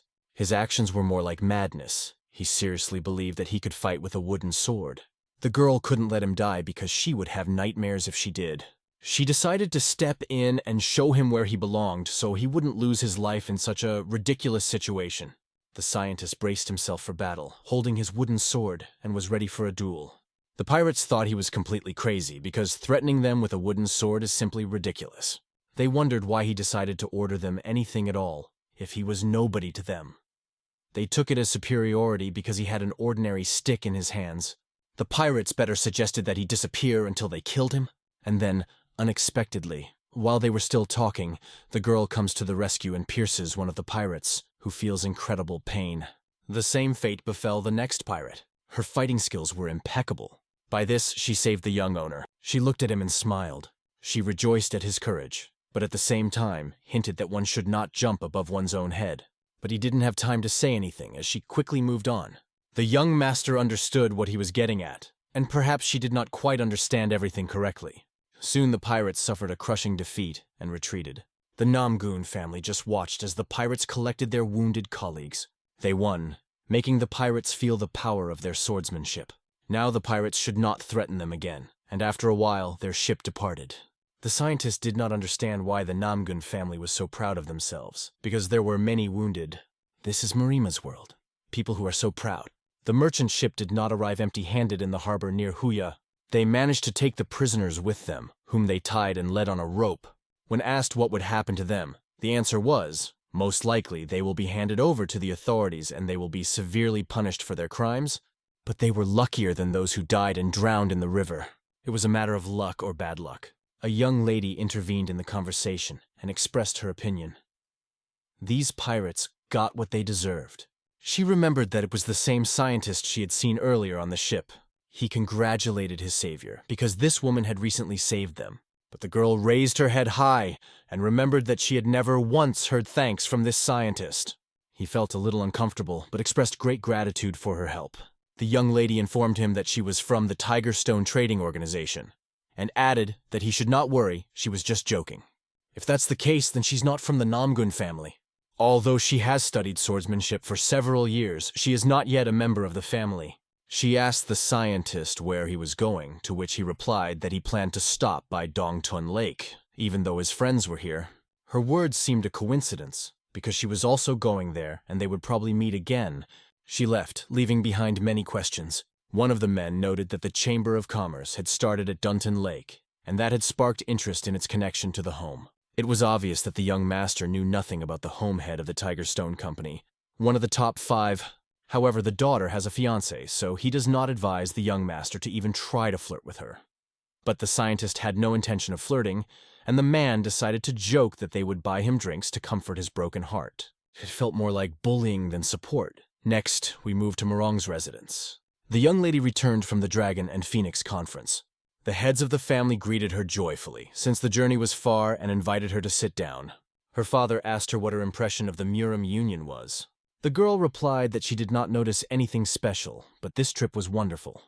She gathered a lot of information about Murim and other schools. She had just finished her report and had it ready for discussion. The father opened the report and noticed that she had done well in the task, and asked if she had found a suitable groom. He wondered if anyone had caught her eye. The young lady began to go over in her head who could make a strong impression on her. However, Namgun's family, her relatives, seemed to her to be haughty and unpromising people. She remembered other people she had met. However, her father did not ask about any ordinary things. He heard that she liked one of the men. She was embarrassed by this phrase, and even blushed because in truth, she really liked someone. The girl felt uncomfortable with such words, but still dismissed any thoughts about candidates for her hand. Grandfather, stroking his beard and exhaling, said, "What a pity." However, suddenly one very interesting guy came to her mind. It was the owner Un, but why? Soon the grandfather announced that they had received good news. Jin has returned and is now heading towards them. This was great news, and the girl was happy about it. In fact, she was very happy to see him and thought that was the point. She congratulated her brother. Her brother explained that the responsibility had now shifted to her and he was ashamed of himself. From that moment, she decided to allocate him the Department of Foreign Affairs. However, he did not want any position. He was more interested in the art of swordsmanship. Therefore, he expressed a desire to be in charge of training. Soon someone entered the room and called out if the young miss had arrived yet. She ran into the room and started hugging her grandfather. Mrs. Sang behaved quite defiantly, but she became annoyed with her sister because she did not even come to see her after her return.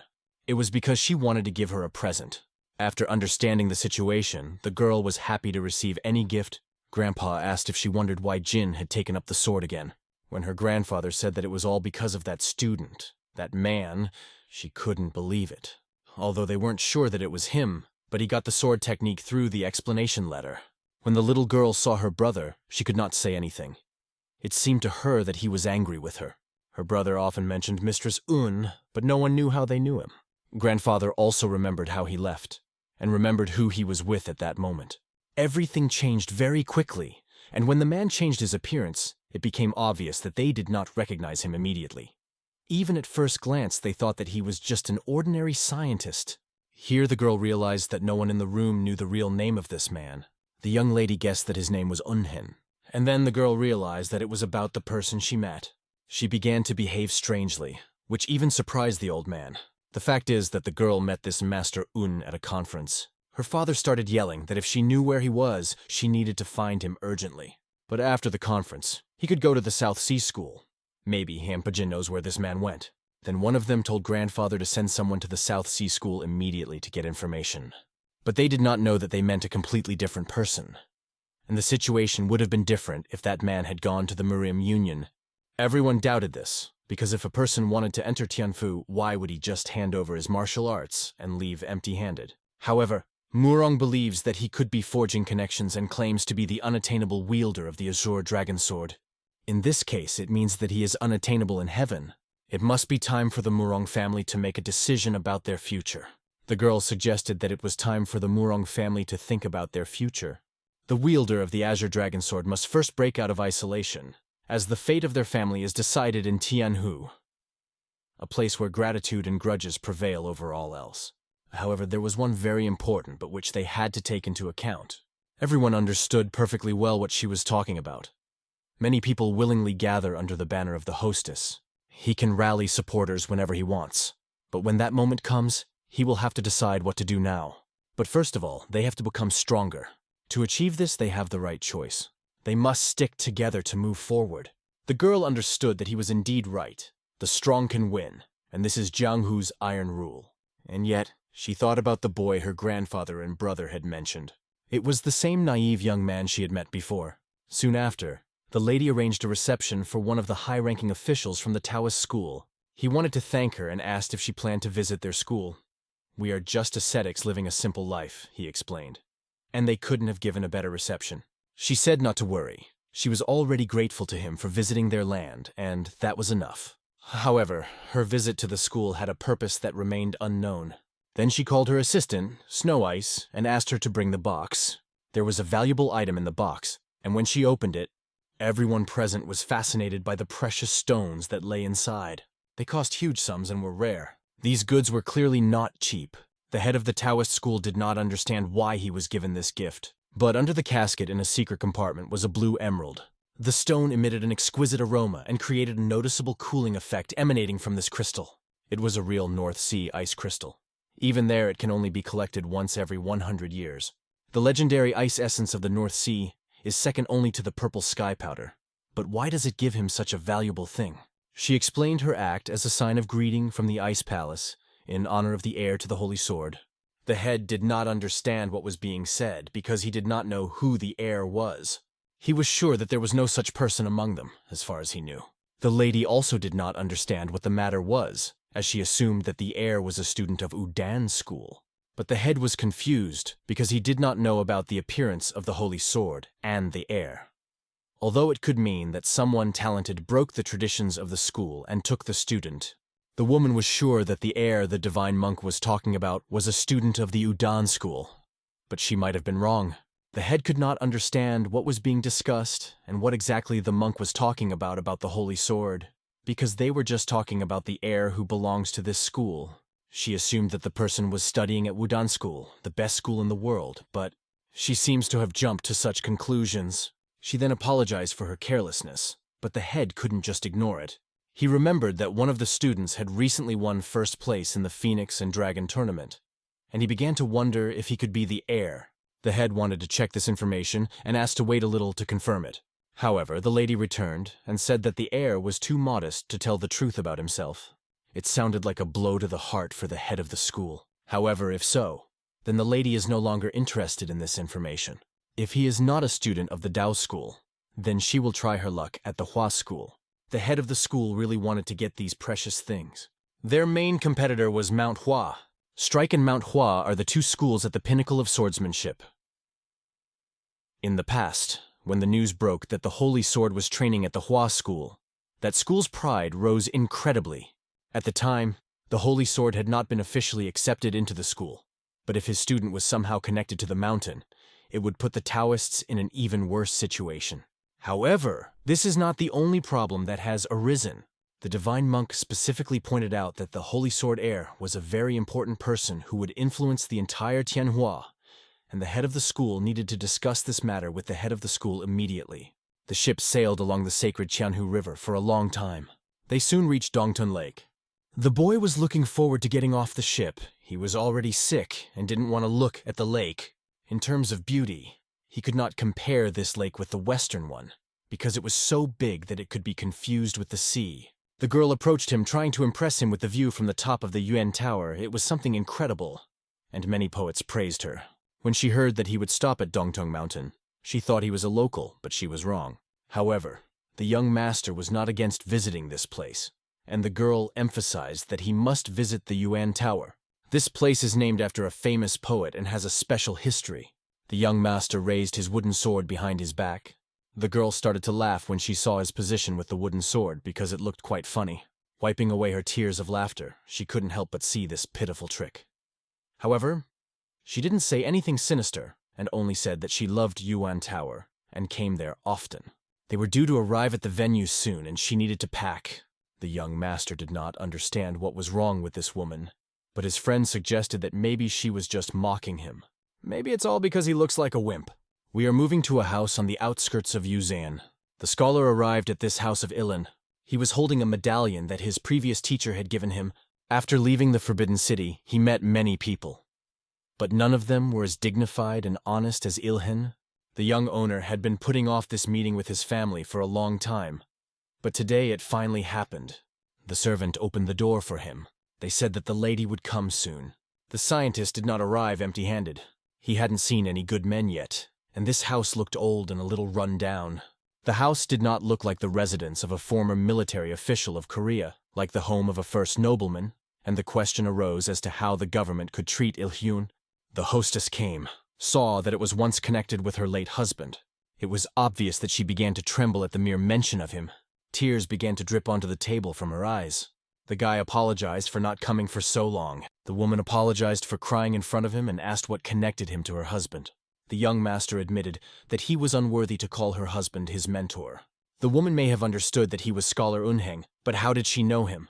A few years ago, a man came to her who was passionate about the same business as her husband and was fired from his position. He told her about him. The scientist apologized for delaying the trip for so long, but the woman asked him not to be so polite and just sit down. She really appreciated that he took this step and came here from the capital. But to be honest, she guessed that maybe he was having a hard time right now after he left the palace and resigned. The guy denied that everything was wrong, and her daughter burst into the room. She had long told her mother not to let any strangers into the house. It was clear that her daughter was quite rude to strangers. She didn't show off and sharply asked who he was, since only a woman has the right to be here, and demanded that he leave immediately. Her mother explained that this gentleman was calling himself her late husband's brother, making him her uncle, and asked her daughter to behave. After these words, the girl was embarrassed. She introduced herself, saying her name was Il-Ayan. The scientist also introduced himself and apologized, noting that he was very sorry for coming without warning.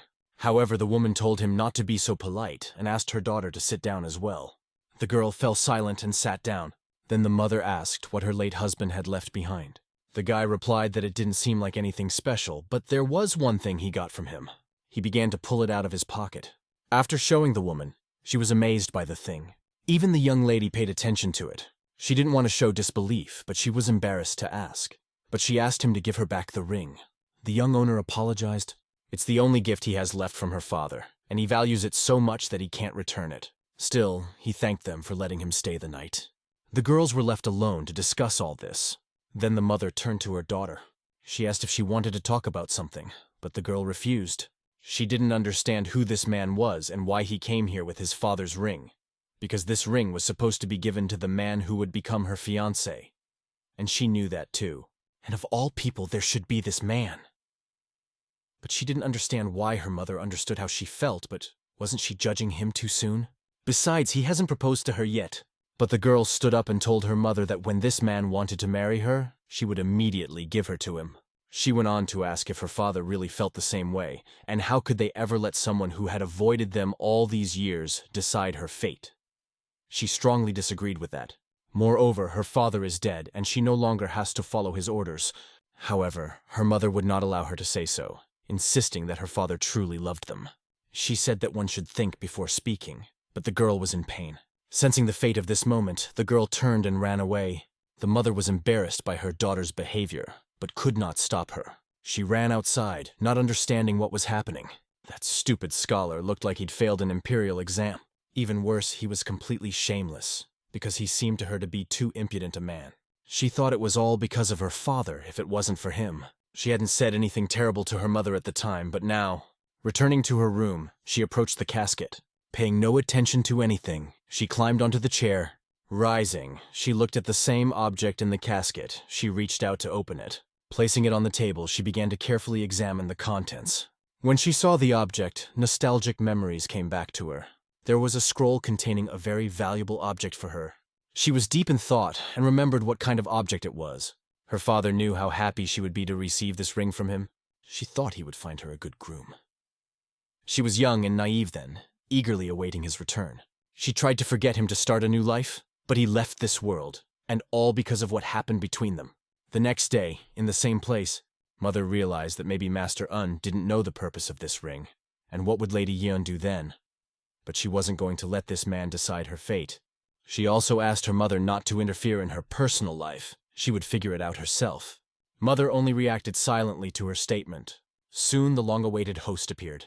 He apologized for being late and asked how they slept. Madame Yen immediately remarked to him that he was late and didn't even know the purpose of the ring. She asked if he was even ashamed to call himself a scholar if he couldn't even arrive on time. That was quite rude. He excused himself by saying that he overslept because he was very tired after the trip. He thought he would feel more energetic after his sword training. Then his mother invited him to sit down, which he was very grateful for. Soon they had dinner, and the young master went about his business. He pondered the whole situation as the lady followed him. She asked him if he was lost, as he looked like he couldn't find the kitchen as he looked around. The boy called her his niece, but the girl forbade him to call himself that. She did not believe that he was her uncle. The young master apologized, but thought that she might not be used to being called her niece by someone her own age. However, the girl started shouting at him again, not wanting him to call her even Nuna. But what should he call her now? The girl did not understand why he behaved so politely everywhere. Judging by his insistence, she was sure that he knew about the purpose of the ring. She turned away from him and simply asked to be called Miss, although it was better that he didn't speak to her at all, to which the scientist agreed. Everything that had to do with the scientist annoyed her, but she decided that she would last a few more days and asked where he was going. The young master just wanted to know if there was anything he could do to help them. The girl thought a little. She offered him to cut down the trees. It was a joke on her part, because she knew it was a pretty dirty job. She was sure that the scientist should not and could not do this. However, the young master, although he had never done this, was convinced that he would manage. The scientist promised to do his best and set out to do the work. The girl thought that the scientist was only capable of reading books, and he was unworthy of pruning trees and would not be able to do it, so she wanted to look at his suffering with pleasure. However, the scientist found her behavior cute and saw her as a younger sister. He changed clothes, took a sharp sword. An incredibly large garden opened before him, and it is not surprising that Miss Yen and her daughter-in-law did not cut trees. He started working. The first cut was easy. It looked like the job would be easier than expected, but the tip he cut off was quite dangerous, and he had to be careful with the protruding parts. Now he had to cut off part of the trunk. He swung with all his might to cut off the ends. Accidentally missing, he caught the gate with his sword and cut it in half. Looking at his sword, he realized that something was clearly wrong.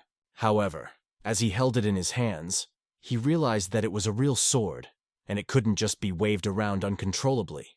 The scholar focused all his strength on the sword, preparing for a serious blow. His aura activated, radiating incredible energy.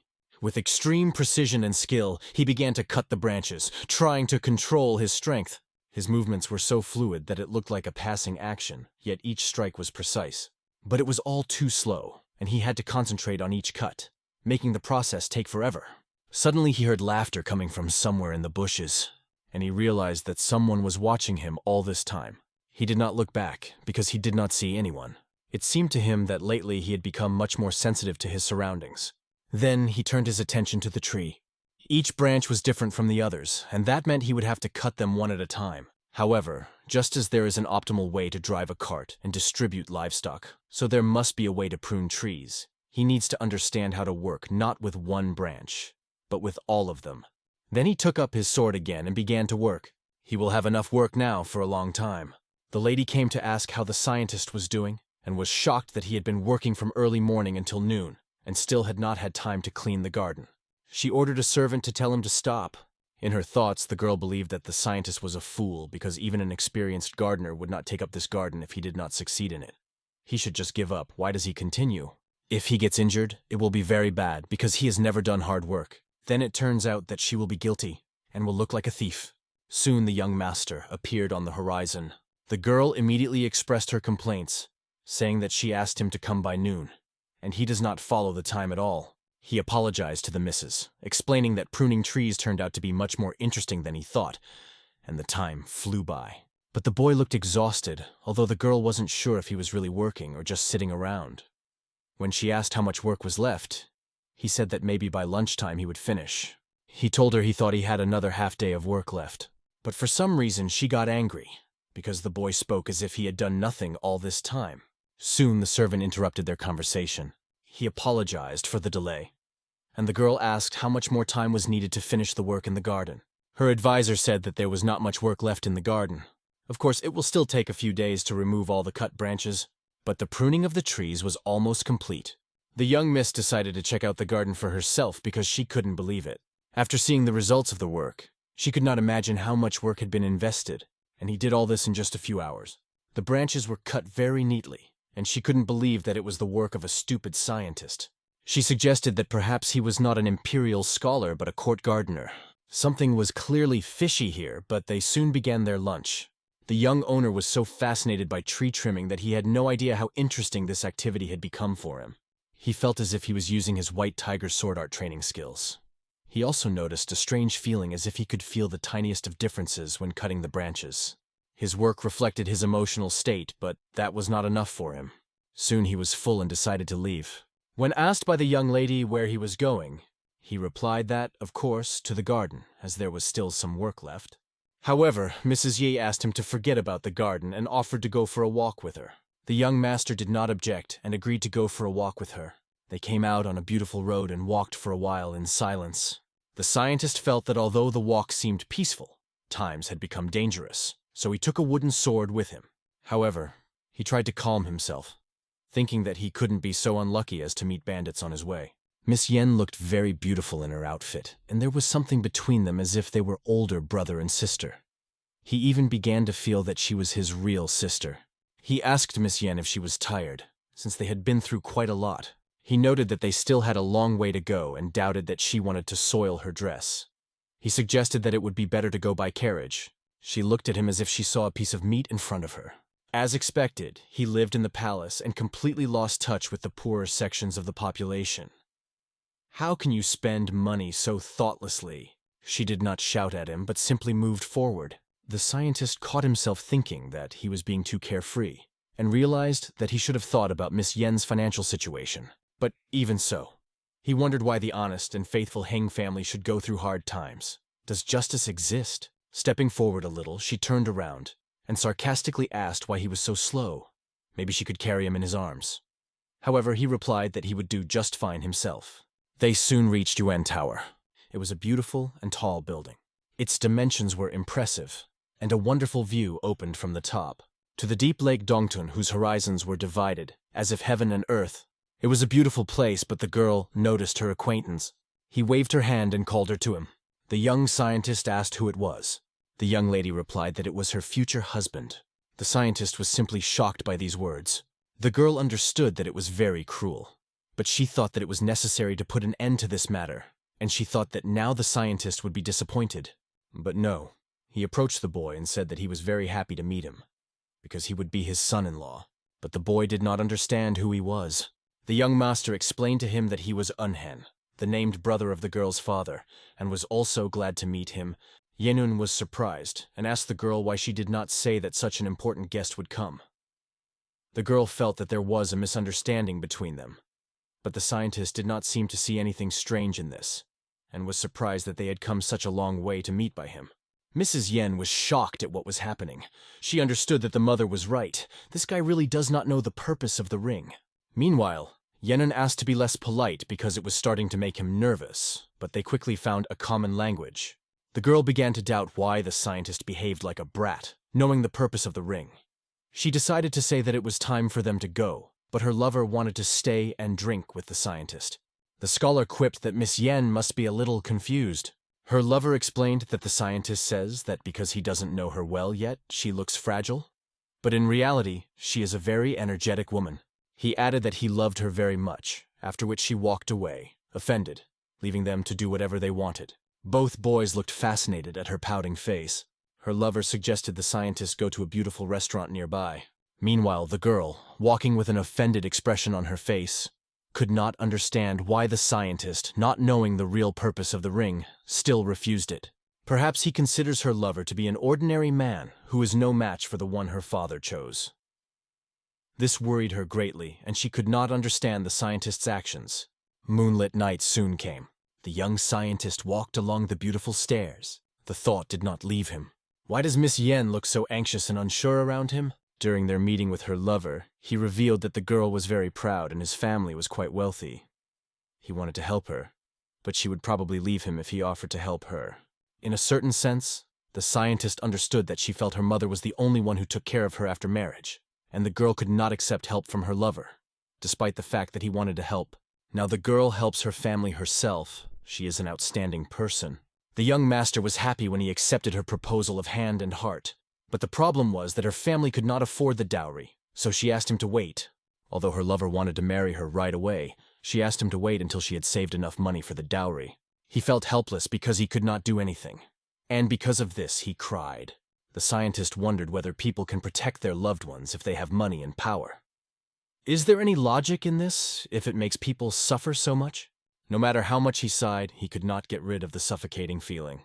He approached the stairs and the tree. He could no longer restrain this sword. If he doesn't start swinging his sword, he will definitely explode with emotion. The daughter of one of the merchants came to the beautiful lake with her squad of guards. She had not seen such picturesque scenery with her guards for a long time. The whole serene atmosphere around the lake was just incredible, and she wished she could enjoy it a little more. After briefly enjoying the beauty of nature, the girl went back. Passing by the place where the path led down, the soldiers suddenly felt something. They heard the sound of a sword or something similar, which alarmed them. The warriors instantly took a fighting position, ready to protect the young lady. They didn't give a clear answer to her question about what they noticed. All they could say was that they saw a bright shock flash coming from the forest. The girl was a little embarrassed and realized that something was wrong here. She moved away from her guards and headed towards where the power was coming from, wanting to see it for herself. Although her warriors sensed danger, it did not mean that everything was so simple. If an enemy of this level wanted to kill them, they would all be dead by now. Despite this, the warriors continued to guard her, not allowing her to take such a risk.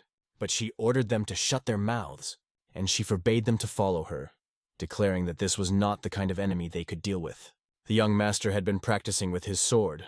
Now he was one with the weapon, as if he had merged with it. He couldn't remember how many times he had trained with this sword. Every time he swung his sword, he lost touch with reality. His worry and sadness faded away as he trained with the sword, giving him a sense of calm. The girl came to see it, and was amazed by the incredible power she saw. Every time the young master swung his sword, the ground beneath his feet seemed to disappear, giving way under the pressure of his power.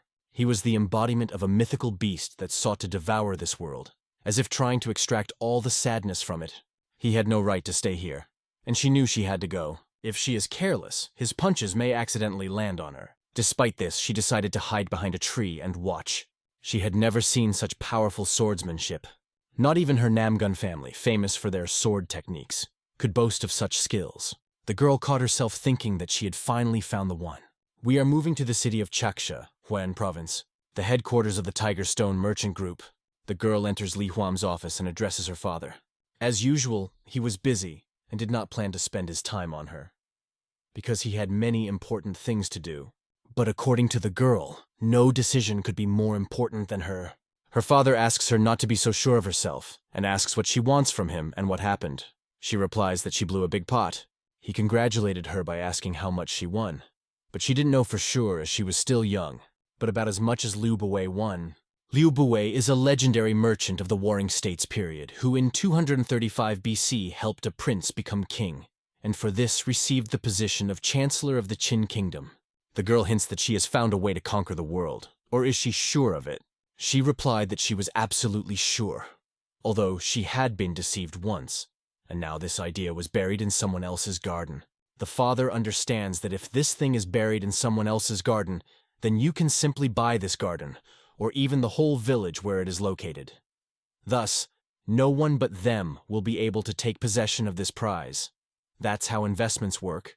The girl thanked her father for the wise advice, but she still did not reveal to him exactly what she meant.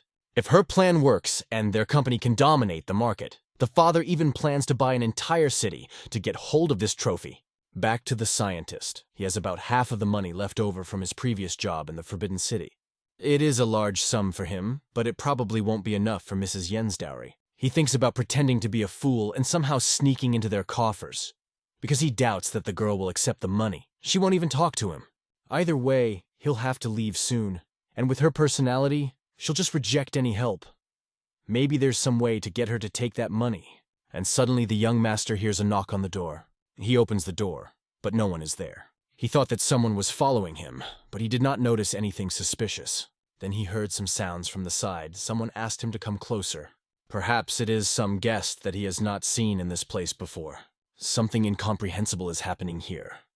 Ivan decided to approach those people who were calling him. Soon one of the men approaches the mother and says something about the savior. He wanted to know more and asked if she had read the letter from his master. This man was an important figure, as was his master, who was evidently quite an influential man. The woman opened the letter and read it for a long time. The letter said that her late husband had saved the life of that man's mistress, and this was the first time she had heard of it. But this young man is only a messenger. He does not know the details of his mistress. He just hopes that she will make the right decision. And everyone was interested in where exactly this Liu Xin lives. The servant replied that the master lived in the city of Changsha, at the headquarters of the trade organization Tiger Stone. If you just mention this organization, it turns out that this master is a relative of the head of Huam. He really wants to meet them, so they prepared a carriage for them. If they are ready, they can go. But the lady wondered why anyone would wait so long to pay their respects to her father. And what were the chances that this person was actually a relative? She decided not to let her mother go alone and go with her. The messenger paid attention to the scientist. It may seem rude to him, but he asked who he was. The lady explained that this is the named brother of her late husband. Hearing these words, the messenger apologized for not greeting him earlier, and also invited him to the master's residence. They got into the carriage and drove off together. Mistress thanked Un for going with them. She feels much calmer in his presence. The scientist did not answer, But in his mind, he understood that something was wrong here. The servant is behaving very strangely, and why did he not inquire if there were other guests in the house? He seemed to know that Un was the only guest. Un hoped that he was just screwing up, as he had often been nervous lately. Soon the horse's hooves clattered on the stone and the carriage arrived. The chariot stopped and they went out to meet them. An old man greeted them. The messenger said that he had brought the guests, as the host had requested. The lady asked what kind of invitation it was and what was going on, but the old man fell on his knees before them. The old man introduced himself as Uishin, said that he always wanted to thank his savior, but was still powerless. Now that he has met the family of his benefactor, he can die in peace. He was asked to stand up, but he refused, saying that if it weren't for his savior, he wouldn't even be able to kneel before them. The old man has just learned that there is a family of his savior, and he believes that he does not deserve their forgiveness. He prepared a sumptuous table full of various dishes. It looked regal, and nothing was spared for the guests. They were invited to sit down when a young man approached them. He introduced himself as Lee Home from the Tigerstone Trading Organization and explained that he had invited them here today. The young master noticed a familiar girl among those present. He had seen her once. Her name was Lisoyan, and she was also glad to meet them. They had already met before, and the girl was glad to see the scientist again. She would never have thought that their paths would cross here. Young master felt awkward but also happy to meet, while Mistress Yen looked at him suspiciously. The old man began to tell how he once met his savior. Then he was an ordinary merchant who led a caravan, and they met in an inn, unaware of the danger. They were attacked by bandits in the middle of the night. The guard consisted of only a few armed men, and they could not fight back. They were all destroyed.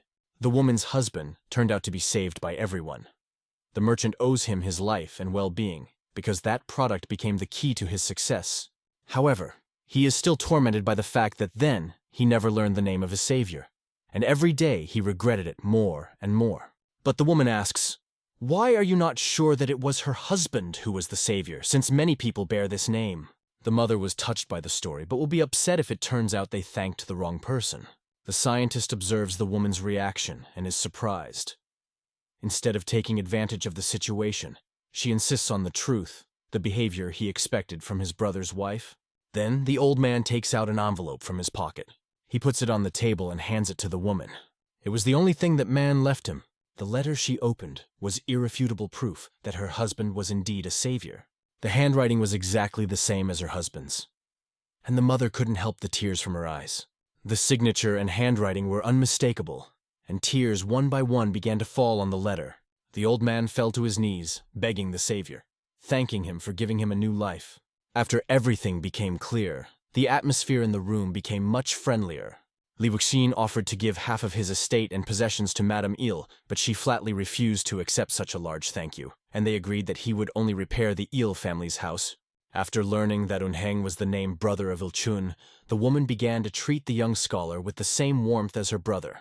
As a result, Il-ayin found herself in an advantageous position, and Li Haum offered her a job at the Tigerstone Trade Association. She immediately agreed, her eyes shining with enthusiasm and joy. The carriage started back home. The same delegation traveled in it, and they were all satisfied with the result. Madame Il's condition was improving, but the young master did not contribute to this in any way. He did nothing to thank his brother for his kindness. He thought more and more. But the longer he thought, the more he hesitated. The next day, restoration work began to prove the power of the Tigerstone. Many skilled workers appeared, and all the materials were delivered quickly. Just yesterday, this house looked neglected and old, but today it is full of energy. Ilayen just started work and sent a message to her mother that she needs to work hard, and from now on she will be a permanent employee. Hyun watched Il's family being happy. And while he was happy for them, he also felt useless because he was only an observer from start to finish. Soon, the old house was completely restored. It was an incredible job. The scientist was amazed. The setting and design did not change, but the building seemed to come alive. The hostess did not know how to thank the merchant. They all owe him their well-being. The scientist, being present next to the lady, asked how she was doing. He caught himself thinking that he had accidentally called her Nuna, which he hadn't intended. She, in turn, replied that everything was fine, and thanked him for his care and support. The young master noticed that she was no longer angry with him, and this brought him relief. Suddenly, the lunar yen appeared on the horizon, and the event became iconic. The young master greeted her, addressing her as Mrs. She was upset that he called her Mrs. because she used to call him brother, and wanted him to call her by her first name. The young housewife who watched this scene was shocked by the unexpected turn of events, especially when she walked into the garden. She couldn't help but notice how wonderful the house looked now. But why are the old bushes still here? Everyone began to wonder what kind of fool had been put in charge of renovating the garden. Someone tried to explain that everyone needed to calm down, especially Noonie, but the situation was getting more and more tense. She couldn't let someone working for Tigerstone do such a sloppy job, but actually, the workers were going to renovate the garden. But Madame Il stopped them, as she had many memories of the place. Due to this, the bushes remained intact, and the trees that the scientist cut down also remained in their places. Mrs. Yan, or Nuna, was amazed that the scientist himself trimmed the trees. The daughter stood aside and could not tell her mother how important this garden was to her, because of the memories of her father. This place had a special meaning. She did not want the scientist's efforts to be in vain, and hoped that her mother would change her mind after all. She believed that her mother would be able to change her mind, but still she hesitated. Yen noticed that the garden was pleasing to the eye and began to wonder where the scientist got such experience in gardening. The flowers looked simply incredibly beautiful, but she was most surprised by the fact that the scientist was so successful in trimming trees. The daughter decided to go back and was not even going to wait for Mrs. Yen. Mrs. Yen asked Yu Chornoy to come closer and look carefully at the garden. She asked if he really cut the trees himself. In Black confirmed that it was his work. The lady drew her attention to one important detail. She asked why one of the flowers on the tree had faded. Mr. Wu admitted that he made a mistake while trimming the branches, which caused the tree to suffer. When she asked about the nature of the mistake, he explained that trees should grow better after pruning, but he had cut one of the branches incorrectly. This was his first attempt, and he had not yet fully understood how to properly prune trees. At this moment, Moonyen made a strange face, as if trying to hide her emotions. He could see her expression, but he couldn't understand what she was feeling. The girl asked what he did with the cut branches, and he replied that he burned them. But it really upset her, and he couldn't understand why she reacted like that. She explained that it was no longer important and suggested that they go back. Soon, they returned to the house, where the mother was sitting among the guests. The merchant emphasized that her daughter was very talented, and the mother did not hide her joy from the praise. He also mentioned that he had heard that his daughter was getting married soon. After that, he asked who her fiancé was. The girl remained silent, looking into the eyes of the young master scientist, whose gaze was focused on her. Everyone understood that the scientist tried to help with the house from the bottom of his heart, but now he felt frustrated, although there was nothing he could do. Before she could say a word about her lover, Mistress Yen announced that it was young Master Li from the Yue Yang family. Everyone in the city already knew perfectly well about their love story. His reputation as a capable young man was widespread among the locals. Even the merchant was familiar with him. Therefore, he was sure that this young man would become a good husband and a wonderful son-in-law. The girl's mother did not react. They just sat in silence. The daughter did not yet dare to tell her mother about her relationship, and dragged it for a long time. And now it became known from someone else's mouth. Then the master merchant turned to Master Uno. He asked if Uno had any plans, and if not, he could ask him to help him with one thing. The young master, hearing this news, was stunned. Without waiting for the task, he decided to apologize. The merchant and his daughter exchanged glances.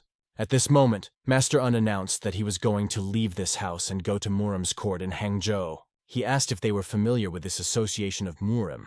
They already offered him a job during his last visit, and he no longer wants to impose himself on Il's family. Although Madame explained that he does not interfere at all and they are pleased to see him. However, the scientist, although extremely grateful for the hospitality, was afraid that his presence would be misunderstood by others. Master Li reminded him that he came here to thank all the kindness and help the Il family had shown him over the years. It was because of this that he decided to come to Murim's union and accept their job offer. He felt that this way he would be able to pay tribute to all the years of support. Everyone understands his point of view, but the old man remarks, why doesn't he think again, since their organization also wants to hire him? However, the scientist made his decision after much thought. He will return here when he can earn enough and support himself independently. The merchant offers him an even higher wage, but if he doesn't want to be persuaded, they won't do it.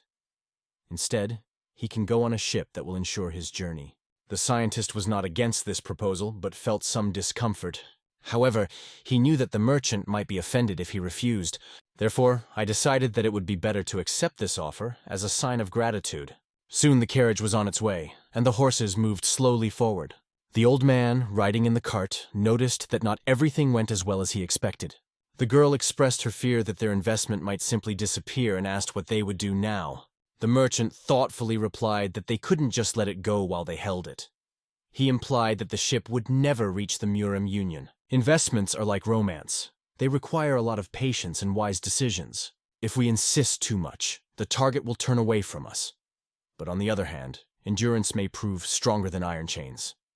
If they let Eunheng go, they will no longer be able to hide from his gaze. They decided to let Hyun go from here, but to keep him under constant surveillance so that he wouldn't be out of sight. The best way to keep him is to establish family ties that will ensure their influence over him. The lady is not against this idea. She is ready to agree, moreover. She even dreams of having a child from him, which would be the ideal result for her. After these words, for even the father was amazed, realizing that Eunheng is really an unusual person. Although he still has doubts if Eunhyung is really special, he doesn't doubt his daughter's feelings, which she has been through a lot. The girl asked her father a counter-argument. What, in his opinion, is the real strength of the Namgun family? He doesn't know for sure, but most people believe that the heads of the 4 great families rank below the heads of the Duan and Hua Mountain schools. However, they are actually equal in influence. In the end, one important question remained. What kind of power will they wield when their family becomes one of the 4 most powerful martial arts in the world? Within a decade, they would become a dominant war clan. And within 30 years, they would reach the level of one of the 3 largest trading companies in the world. After half a century, the Tiger Stone will be at the head of all war factions and trade organizations, conquering the peaks. The only question that remains is whether the girl is confident in Eunhen's power. However, she had no doubts about it. But his father still did not believe that his sword and abilities had reached such a level. Then, the daughter started talking about the fact that something important will happen with the first snows. Her father should see how the flowers bloom in the garden of that house. And only then will they understand the true meaning of Eunheng's living sword. 2 months later, a ship carrying an important person moored in Yun Harbor, the young master went on a journey to achieve his goal. A lady was following him, but her behavior was somehow strange, as if she was hiding something. The scientist approached the ship. Thinking that it was his ship, the girl asked if they had to get to Hongzhou, even though the route was across the Yangze River. In addition, Ayan Nuna was also moving in the same direction, and he catches himself thinking that he unknowingly called her that again. The young lady understood that when Eunhen told her mother about her departure, she cried, and the girl felt guilty for not fulfilling her promise to her father. She did not agree to an arranged marriage because her heart had already chosen young Mr. Li, and she did not regret it, although the situation was ambiguous. But why is she so sad when this person leaves them? When the scientist decided to board the ship, he was addressed as a brother. It was Anne, the daughter of a merchant who had already gone through more than one difficult life path. The young master was glad to see her but could not understand why she was chasing him. His mentor's daughter looked at him in surprise, not understanding why he was still behaving so stupidly. Anne remarked that he was in too much of a hurry, but the scientist was intrigued and asked what brought her here. The girl explained that they had received an important shipment to be sent to Hangzhou, and it was amazing that they happened to come here together and were now leaving together. The mistress also joined the trip, climbing aboard the ship. The girl watched the daughter of Mr. Likov for a long time, although she works for him and his company. But she did not know anything about his family and did not understand what was going on in the head of this girl. Then the young master asked Miss Ayan to extend her hand. He placed something in her hand that he thought she would really like. It was the same ring his mentor had once given him. The guy was convinced that he should have returned it a long time ago, and sincerely apologized for his selfishness, because he had caused her a lot of pain. It was the only thing Ilyun had left him, and he didn't want to give it away, forgetting that this ring for her mother was just a memory of sadness and loss. It seemed strange to the girl why he was doing this now. Maybe he wants to say that he has no intention of getting married, or he didn't know about it at first. And everything worked out for the good of the family, done only by his own will. The scientist handed her an envelope that didn't contain much, but he wanted to congratulate her on her wedding. The girl carefully took out the envelope and opened it. Inside, she saw a bank check. The guy explained that he doesn't want her to misunderstand him. He doesn't feel sorry for her, because he knows that she can earn more. It's just his gift. He wanted to express his sincerity without having any other intentions. However, he decided to say goodbye to Miss Ayan and move on. She stopped him suddenly and was silent for a moment, embarrassed. She was about to say something, but another woman interrupted her, asking Brother Un to hurry up. The ship was already preparing to sail, counting the last minutes at the pier. The boy asked Hyun to take care of herself and wished her the best, hoping that her marriage to young Mr. Lee would be blessed. The girl just watched him silently, as if everything was happening too fast for her. The ship's sails were filled with wind, which drove it forward. The ship slowly sailed away from the shores where they said goodbye. The girl looked at the departing ship, but in her gaze remained misunderstanding and mixed feelings. The guy waved her hand, despite all the difficulties, saying goodbye forever. Ian clutched the ring he gave her, knowing that it was their last goodbye. She suddenly realized that he was now sailing away and they would never see each other again, so she began to scream. Pain shot through her and she cried out, "Uncle Un, come to us again!" She begged that nothing should stop him from returning to them, but the boy no longer heard her words, and her scream dissolved in the air. Tears welled up in her eyes and she felt foolish because she realized that he had always been so naive and sincere. He always acted without any ulterior motives. He just wanted to do something nice for her and her mother. She was wrongly suspicious of him, when in fact she wanted to accept him, as she should have done in the first place. Meanwhile, in the South Sea, the Ice Ghost reported that Eunhang had left Yueyang. As to where he was headed, no one could answer for sure. But it was suspected that he had gone to the Murim Union, or had finished his research on life in Yueyang. The ghost replied that the scholar had made a contract with Li Hao, the head of the Tigerstone Trading Company. Li Hao's daughter, Lysijin, was a distant relative of Li Wuxin, but where they stayed remained a mystery. No one knew why they needed to cooperate with the Tigerstone merchants. Ms. Lady was disappointed with her Snow Shadow squad that lost Eunhen. He decided to play it safe, since she had warned him, but it was extremely difficult to get reliable information. The lady wondered if he had spotted a spy at least once. The ghost replied that something must have made him suspicious twice. Something seemed suspicious to him, and he turned sharply, trying to see the danger. The lady smiled, because she thought he was a good man, because he felt threatened twice. However, what is the situation in the Murim Union? There was a meeting about the heir to the sword. Representatives from all over Murim gathered to discuss the matter, but could not come to any conclusions. The divine monk was also there, but he did not participate in the discussion. Perhaps only the heir to the sword will be able to change the course of events. It won't be long before chaos engulfs everything around. By the way, what was the pirate group doing on the Yangze River? Most likely they were preparing for some actions. However, it sounded rather strange to the lady. Even if the pirates act together, they are still weaker than the Murim Union, especially surrounded by enemies on all sides. It became more and more interesting when the Yangtze Confederation fell. Could it even be the Murim Union itself? She couldn't wait to see what happened next. She asked about the Emperor of the Dark Heavens, and Ghost searched for him for a long time but could not find him. It is unclear why he suddenly disappeared. It was a rather strange situation, and the lady drank a cup of tea as she watched the events unfold. She expressed her opinion that even one tea leaf can change the taste of water forever, and the world became extremely unpredictable with the appearance of this guy. At Hangzhou Harbor, they disembarked the ship, treading carefully on land after a long journey. The scientist and Nuna said goodbye, wishing each other to protect themselves on new paths. This was Un's first journey, and he wanted it to be over sooner than he had hoped. The fact that Nuna had treated him so well now made him feel guilty. Nuna was left with the question, was she necessary at all? Did the scientist find her attractive, or perhaps he simply ignored her? Why is it so hard to fall in love with someone? She knew that one day she would regret not having such skills, but she remembered the words of her father, who always said that a relationship is like an investment. It requires patience and wisdom. And following Un with a glance, it seemed to her that her father was right.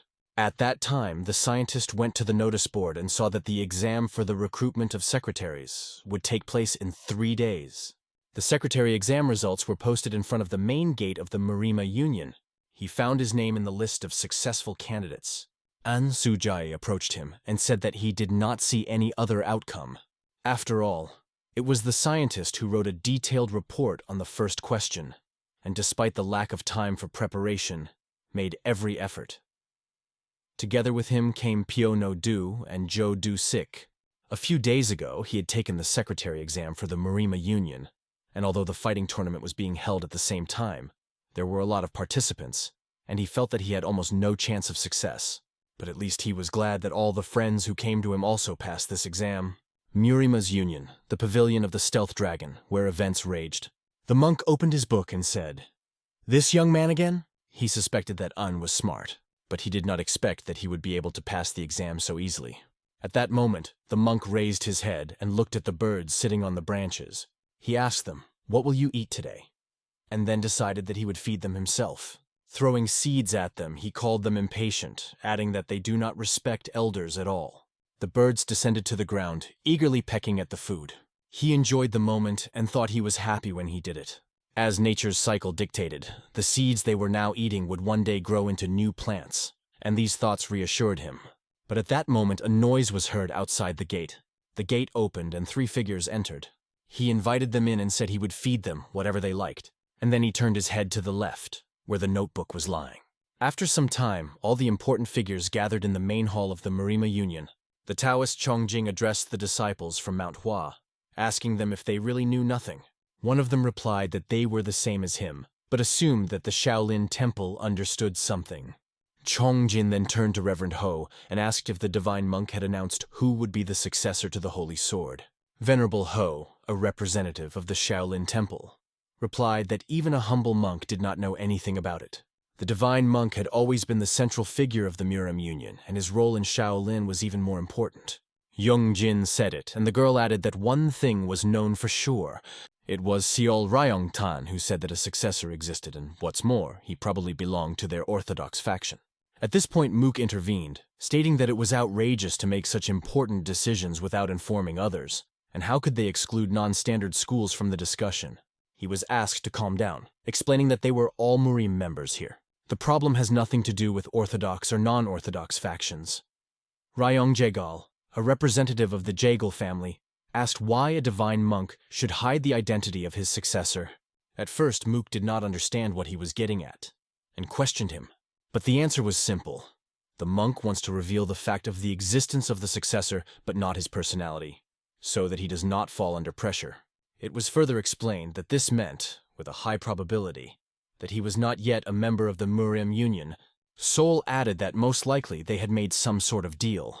Ren agreed with Sol and noted that she had put it well. They came to the conclusion that the divine right successor monk does exist, all because anyone who tries to use it or influence it will be severely punished, undermining the stability of the Union. "And what will be his role?" asked Sol. It became clear that they had no choice but to give him whatever he asked for. After all, he is the successor of the Holy Sword, and the Murim Union, as the dominant power of Jianghu, cannot ignore his power. One of the young men added that he might even want to join the board of directors. "This is absurd," Peel said, expressing his displeasure at the decision. But he was told that his clan was not capable of defeating the Holy Sword. However, Peel countered that the successor of the Holy Sword was not the Holy Sword itself, and they would have to fight to find out who was stronger. Others only saw him as a fool who uttered such words. After that, they decided that they should invite the Holy Sword to join the Murim Union. At that moment, a messenger appeared, attracting their attention. Ryan ordered to let him in, realizing that perhaps the divine monk had finally given his answer. When asked how things had gone, the messenger explained that he had visited the Stalking Dragon Pavilion this morning, as instructed by the honorable representative of the board of directors. And fortunately, Venerable Poole, the divine monk, had not immediately refused him. In his hands, the messenger held a book that seemed to contain important information. At the same moment, he was bombarded with questions. Who is this? What school is he from? And where is he now? He explained that this successor was Wang Hyun. Originally from Hangzhou, Un passed the imperial examination and worked as a scholar in the palace for 10 years. Currently, he left his job and stayed in Hangzhou. He recently took the secretarial exam, which was held right here, within their walls. And, of course, he passed it with flying colors, explained the messenger, reading what the monk had given him. However, the others rose from their seats, exclaiming that the messenger thought they were fools. Mook turned to the messenger and said that he needed to go to the Sneaking Dragon Pavilion immediately to clarify this ridiculous situation with the divine monk. But the messenger insisted that Poole had made it clear that the successor to the Holy Sword was this very man, Hyun. He also explained that the divine monk had silently opened the report and pointed to this man, announcing to everyone that he was the one they were looking for. The messenger finished his speech, as if tossing this fodder to the noisy crows, who continued to rage. The report also noted that Un received high marks for most questions, but most importantly, a perfect score for the first question. This task required an understanding of martial arts. Obviously, Un detailed the basic training and significance of the 18 martial arts, leaving the examiners in complete shock. They were left with a question. How is it possible that a scientist is so well versed in martial arts? Chan Donson noted that their clan did not specialize in theory, but he doubted that many scholars knew that much about martial arts. He even stated that it was actually impossible. Sol was curious as to why the successor to the Holy Sword would hide his identity and thus infiltrate the Union. She suggested a good idea to meet him in person to find out the truth since there was no other option. Yan considered in his head that this was the easiest way to solve the problem, but no one was brave enough to volunteer to be called in. However, one scapegoat would be enough to throw the Murim Union, or even all of Murim, into chaos. Graduates who successfully passed the secretarial exam joined the Murim Union. Some didn't like that everyone had their own duties, but it was so messy around them. It was as if they couldn't find at least one warrior to tidy up. Pyo explained that it was not wise to spend money on hiring a warrior just to clean up. Everyone knew that people from famous martial arts schools take everything they want by force. Listening to this conversation, Un admitted that Pyo was right when he said that, but then he asked to look at it from the other side. The warriors will take on all the battles, while their job is only to clean up after themselves. Besides, if no one does this work, the day will soon come when the world they know will come to an end. He added that they exist to make this world a better and wiser place. As they say, everyone has something to learn. There are many people in the world who deserve attention. This guy's words really impressed Un, and he listened to them carefully. Zhang Gongju had remarkable insight, Brother Anna had a strong sense of honor, and Brother Zhu showed talent in resolving conflicts between people. Thinking about this, Un stopped at the thought, what am I good at? I don't even have a clear goal, strong convictions, or a reason to live this way. At this moment, Zhou turned to Un, putting his hand on his shoulder, and asked him not to fly in the clouds. A question was raised. Is Hyun here? The meeting hall of the Murim Union was filled with tension. There are many dangerous people in the Murim Union, but don't worry, they don't bite, the man said with a slight smile. He explained that, as part of the hospitality department, their job is to be a bridge between people. In other words, they are experts in the art of teaching. He added that they should not show their fear or excitement, because one mistake could be fatal. Behind them, in front of the door, a guest was already standing. He asked the interlocutor to simply observe how Kwang Ji-boon dealt with people like the Saint Sword's successor. He just nodded his head in agreement. So the scientist entered this door. He stood in front of Boon, giving him a nod in return. It felt like sparks were flying from Boon's gaze. Un immediately felt the tension in the air. But suddenly Bun suddenly changed, became hospitable, and said, "Long time no see." Un even asked not to speak to him so politely, since he is just an ordinary secretary. After that, there was an offer to drink a cup of tea, to which Un responded with a grateful thank you. Boon demonstrated a real master class in communication with the successor of the Holy Sword. The boy thought that if Boon was acting like this, no wonder he didn't have any worries. Because of this, they wanted to know if the Murim Union had approached you as the heir to the Holy Sword. Boon said it with due respect. He also added that he apologized for calling him here. "Thank you for your concern," the scientist replied, but noted that he was, in fact, an ordinary scientist and had never accepted the title of Holy Sword Heir. He added that in any case, you should not address him in any particular way. Un asked also not to call him Mr., but simply Secretary Un. Boon was afraid of this, thinking that who would dare to address the heir to the Holy Sword as an ordinary secretary? It seemed to him that the scientist was only complicating the situation, and told himself that this boy was as eccentric as the other great Murim experts. Boon, together with his student, unanimously called him Secretary Un. The disciple then turned to Un, trying to explain that when the Holy Sword appointed him as its heir, he also became the greatest swordsman of the next generation. He asked to stop insisting that he is only an ordinary scientist, because it should be remembered how dangerous and problematic it will be for the ordinary people if the one who will become one of Murim's pillars continues to call himself an ordinary scientist. After these words, Boon almost fell through the ground, thinking that they had come to an end because this fool had recklessly come out and started talking bad things. He kept in his mind that all martial arts masters were people with great pride. So the Holy Sword heir could not be an exception. Un calmly said that he understood their words. However, he added that he had no desire to interfere in Murim's affairs, Everyone thinks I'm stubborn and unreasonable, but this decision was made after much thought, he said. I will not allow my opinion to be arbitrarily ignored, added Un. Maybe the Holy Sword praised me, but only because he thinks I have potential, not because I'm strong. I know my place and I'm happy with it. Moreover, why should I live as others dictate? It's definitely not for me, he concluded. These words fully reflected his attitude to the situation. He added that he would only embarrass himself if he tried to take on too much responsibility. After a while, Boone and his student ran together, discussing the conversation and arguing. Boone scolded him. If you want to die, go and do it yourself. Why are you dragging me to the bottom with you? Soon Boone was standing and reporting the information. Of course, she surprised them a lot. It was said that Mr. Un said that he was satisfied with the position of ordinary secretary. Muck could not stand it, and decided that he was just joking with them. So he declared that he would find him himself. Saul said curiously, "And what do you plan to do next? Do you want to defeat him in a duel and banish Murim from the Union, or bring him here and invite him to join us?" she asked.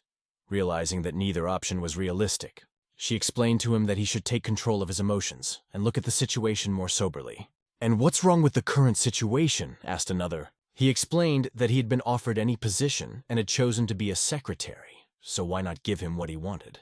The Taoist asked, how can they allow the Holy Sword heir to be a mere secretary? Yan asked him another question. Isn't it bad to hire the best who passed the secretarial exam for this position? He reiterated that they had no choice but to give him what he asked for. Sol tried to understand more, asking, why is the Holy Sword heir satisfied with the position of secretary? Maybe he wants to create a noble image? Ryan noted that their original goal was to lure him into the Murim Union, and since that was successful, he could be allowed to do as he pleased by offering to watch over him. He added that they would not allow him to escape from them, no matter the circumstances. After that, he ordered the hospitality department to keep a close eye on him and keep an eye on him. After these words, the meeting ended and everyone left. Boone finally breathed a sigh of relief and said to himself, "Phew, it's finally over." The more he thought about it, the more impressive Mr. Un seemed to him. With just one statement, he rendered a group of these dangerous people powerless. Boone also thought that he must have witnessed the birth of the world's most powerful scientist. Murim Union Canteen. The secretaries left full after the meal, but thought it was not as tasty without the wine. However, someone was secretly watching them. Un coughed, and attention was immediately drawn to him. When asked what happened, he said maybe something stuck in his throat, said he was going to get a drink of water, and asked them to go on without him. In fact, Un understood that he needed to be left alone. Someone was already waiting for him. "How are you feeling?" asked Unni. It was an appeal to the divine monk who stood before him and answered, "In general, it's great. Why don't you become an elder?"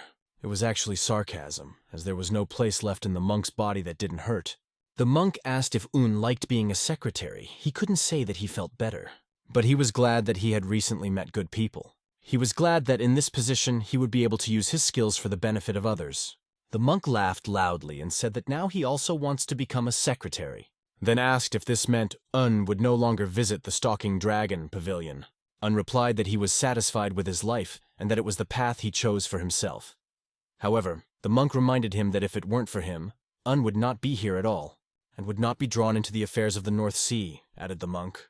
"Well, I survived, and now I'm fine," Un replied, noting that not only did the monk help him, but he learned an important lesson as a result. "But all this is in the past, and we must move on," Un calmly added. The monk raised his voice and asked, as a man who knows a woman's innermost secret, doesn't he think he should take responsibility?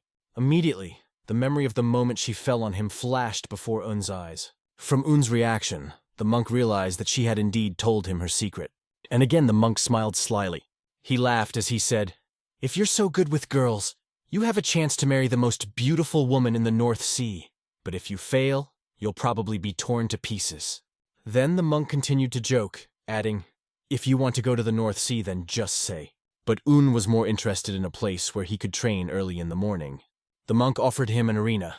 After that, Un thanked the monk for agreeing to look for even more secluded places. The monk was surprised that Un thanked him, as if the training ground had made him happier than the beauty of the North Sea. He then reminded Un that he was late and could be penalized. Un instantly turned and ran. From this conversation, the monk concluded that Un was now more inspired and seemed to be ahead of his life's path. This decision was a decisive step for integration into the new reality. However, not everything went according to plan. If he doesn't want to be absorbed by a monster called the Murim family, he should proceed with caution. Murim Union, majestic pavilion. Sol was sitting at the table, looking out of the window. Suddenly, the door to her room opened. John entered her, taking a few steps forward. She asked him what he wanted since it was the first time he had spoken to her. "What's so strange about a man admiring a beautiful snowflower from the Tang family?" he asked, turning on his charm. He then ordered himself the same tea that Miss Tang was drinking, and offered to pour her a cup. She wondered if he was just in a good mood or if something had happened. "A small change can cause big changes in the world," he said. She thought he was in love, and said it was good because it was a lot quieter now without him. "Love? Maybe you're right, but this time the object of my affection is a man," he replied, to which she replied that she should congratulate him even more. "Thanks to this, the poor women will now be able to sleep peacefully," she added with a smile. He laughed and said he didn't want to disappoint her, but that's okay. He still likes pretty girls. However, he still wanted to ask her something, but she was the first to ask the question, "Why aren't you interested in him?" Now he was waiting for her answer. She hinted that she was still interested. However, she couldn't help but hate this man. The conversation looked a little different to him now. Her perspective changed. She didn't care if he was an heir or an ordinary scholar, because the truth was that he was being sought after as the heir of a divine monk. "In other words, he is the future head of the Murim Union," she said. Their current consolation was that, if they thought about it, they were the true heirs of the Union, and not he. After all, the divine monk had been like a father to them, whom they had listened to and respected for a long time. But one day, he brought a stranger and declared him his heir.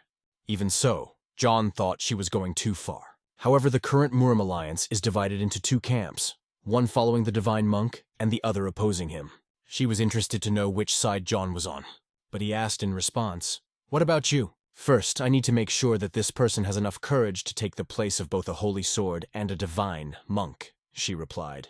Because of this, she prepared the perfect man to test him. A thought crossed Jonah's mind as to who the man might be. At this point, she offered to end the conversation, as she got too deep into the atmosphere and said a lot of unnecessary things. She thanked him for deciding to open up, even if he didn't really like the person he was talking to. "Isn't it rude to order a drink and still not take a sip?" she asked. "Truthfully, I don't really like drinking it, especially what was prepared by the Tang family," he replied. "But it's a different matter if it was a poison prepared by you personally," Jan added with a smile. However, she said that would never happen.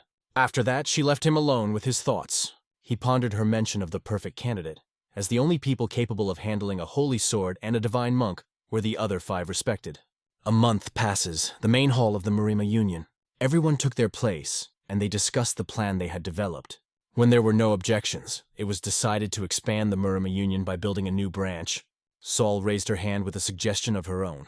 She suggested banishing the heir to the Holy Sword. She even called him the illegitimate heir to the Holy Sword and suggested that he be expelled from the Murim Union. When everyone left, Sul remained in the hall. But she was not alone. John was also with her. They returned to the same conversation as before about the expulsion of the scientist Murim from the Union. John questioned whether her purpose was to provoke the divine monk. She asked him how he really felt about the idea. John replied that it was too early to do anything, and most of the other ambassadors agreed with him. But she noted that this time the divine monk would not sit idly by. Although it was not easy to shake, Sul was sure that this was the thing that could do it. She emphasized that this would help them neutralize the Holy Sword heir's power. They hoped that they could get rid of him with a light movement. They decided to wait, and Ion noticed that the heir would fall in love with anyone. If such a banality could bring him back, Jan couldn't wait for it to take effect, he thought. Sol assured him that she would not disappoint, probably because one of her greatest joys in life was destroying other people's precious toys. Her words made him smile. Union of Murima, office of the Jaegel family. Ryan sat at the table, recalling Sol's words. She talked about avoiding an heir, and that there was no place for an illegitimate Holy Sword heir in the Murim Union. He thought that they should leave things as they were because creating problems was an unnecessary maneuver now. Be it Divine Monk Pul, who has supported the Murim Alliance for decades, or the young heir Un, who has gained the approval of both the Divine Monk and the Holy Sword. But in any case, it won't be easy to cut them out of the big picture even if she succeeds. So what is the Tang family planning? Ryan stopped at the thought that if she just wanted to undermine his power, then it was nonsense. He reached for the book where all of Secretary Hyun's personal information was written. Ryan began to read about his past, which seemed unusual to him. After that, he found a transcript of his essay. The answers were good, and he obviously knows how to handle words. The best way to test his strength is to have him fight someone. But if they had a public duel, it would attract the attention of the entire Murim Union, Ryan understood. If one of the members lost, his reputation would be ruined. However, even so, Un's answers did not seem firm enough to him. Of course, with a master's skills and powerful strength, he can easily destroy most techniques with just the basics. It sounds good in words, but in reality there aren't that many basic moves. And no matter how well the Holy Sword Heir combines basic moves, he has never fought with high-class techniques. This will certainly show his strength, but will not improve his technique. At that moment, Ryan remembered hearing the heir train every morning outside the Stalking Dragon Pavilion. Was he looking down on the Murim Union? There aren't many people around this place, but their numbers are not zero. The heir doesn't mind other schools watching his fighting skills. During these thoughts, a guard entered the room. Ryan asked him to call one of the servants to make another cup of tea, and then get Secretary Un's documents from the administration department. He emphasized that he wanted to see the original of the examination form, not a copy. The day is over, and here comes the next morning training session. The older brother was angry with the younger because he looked sleepless. Mook, a representative of the Mafia Society, pointed out to them that they were moving too slowly, and because of this they could not catch up with him, which made him even angrier. They tried to explain that it was he who woke them up. Later it became clear that he was going to sneak into the pavilion. Behind his back, they began to discuss whether there were any beauties living there, and why he wanted to go there. He turned and asked them to be quiet, and they replied that they would shut up if he explained why he was heading to the Stalking Dragon Pavilion. "To try our luck?" he replied, adding that they would understand everything when they got there. And he himself thought about whether those rascals from Orthodox schools were really busy with intrigues, considering themselves true masters of martial arts, while he believed in the power of his sword. He was convinced that true knowledge about someone can only be gained in a sword fight. At that moment, his younger brother asked him if he was going to fight anyone. He didn't know what to say, because if he said he wanted to fight one of the new secretaries, he would be considered crazy.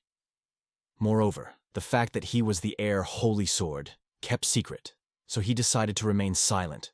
They noticed strange behavior on his part and did not understand why he suddenly stopped.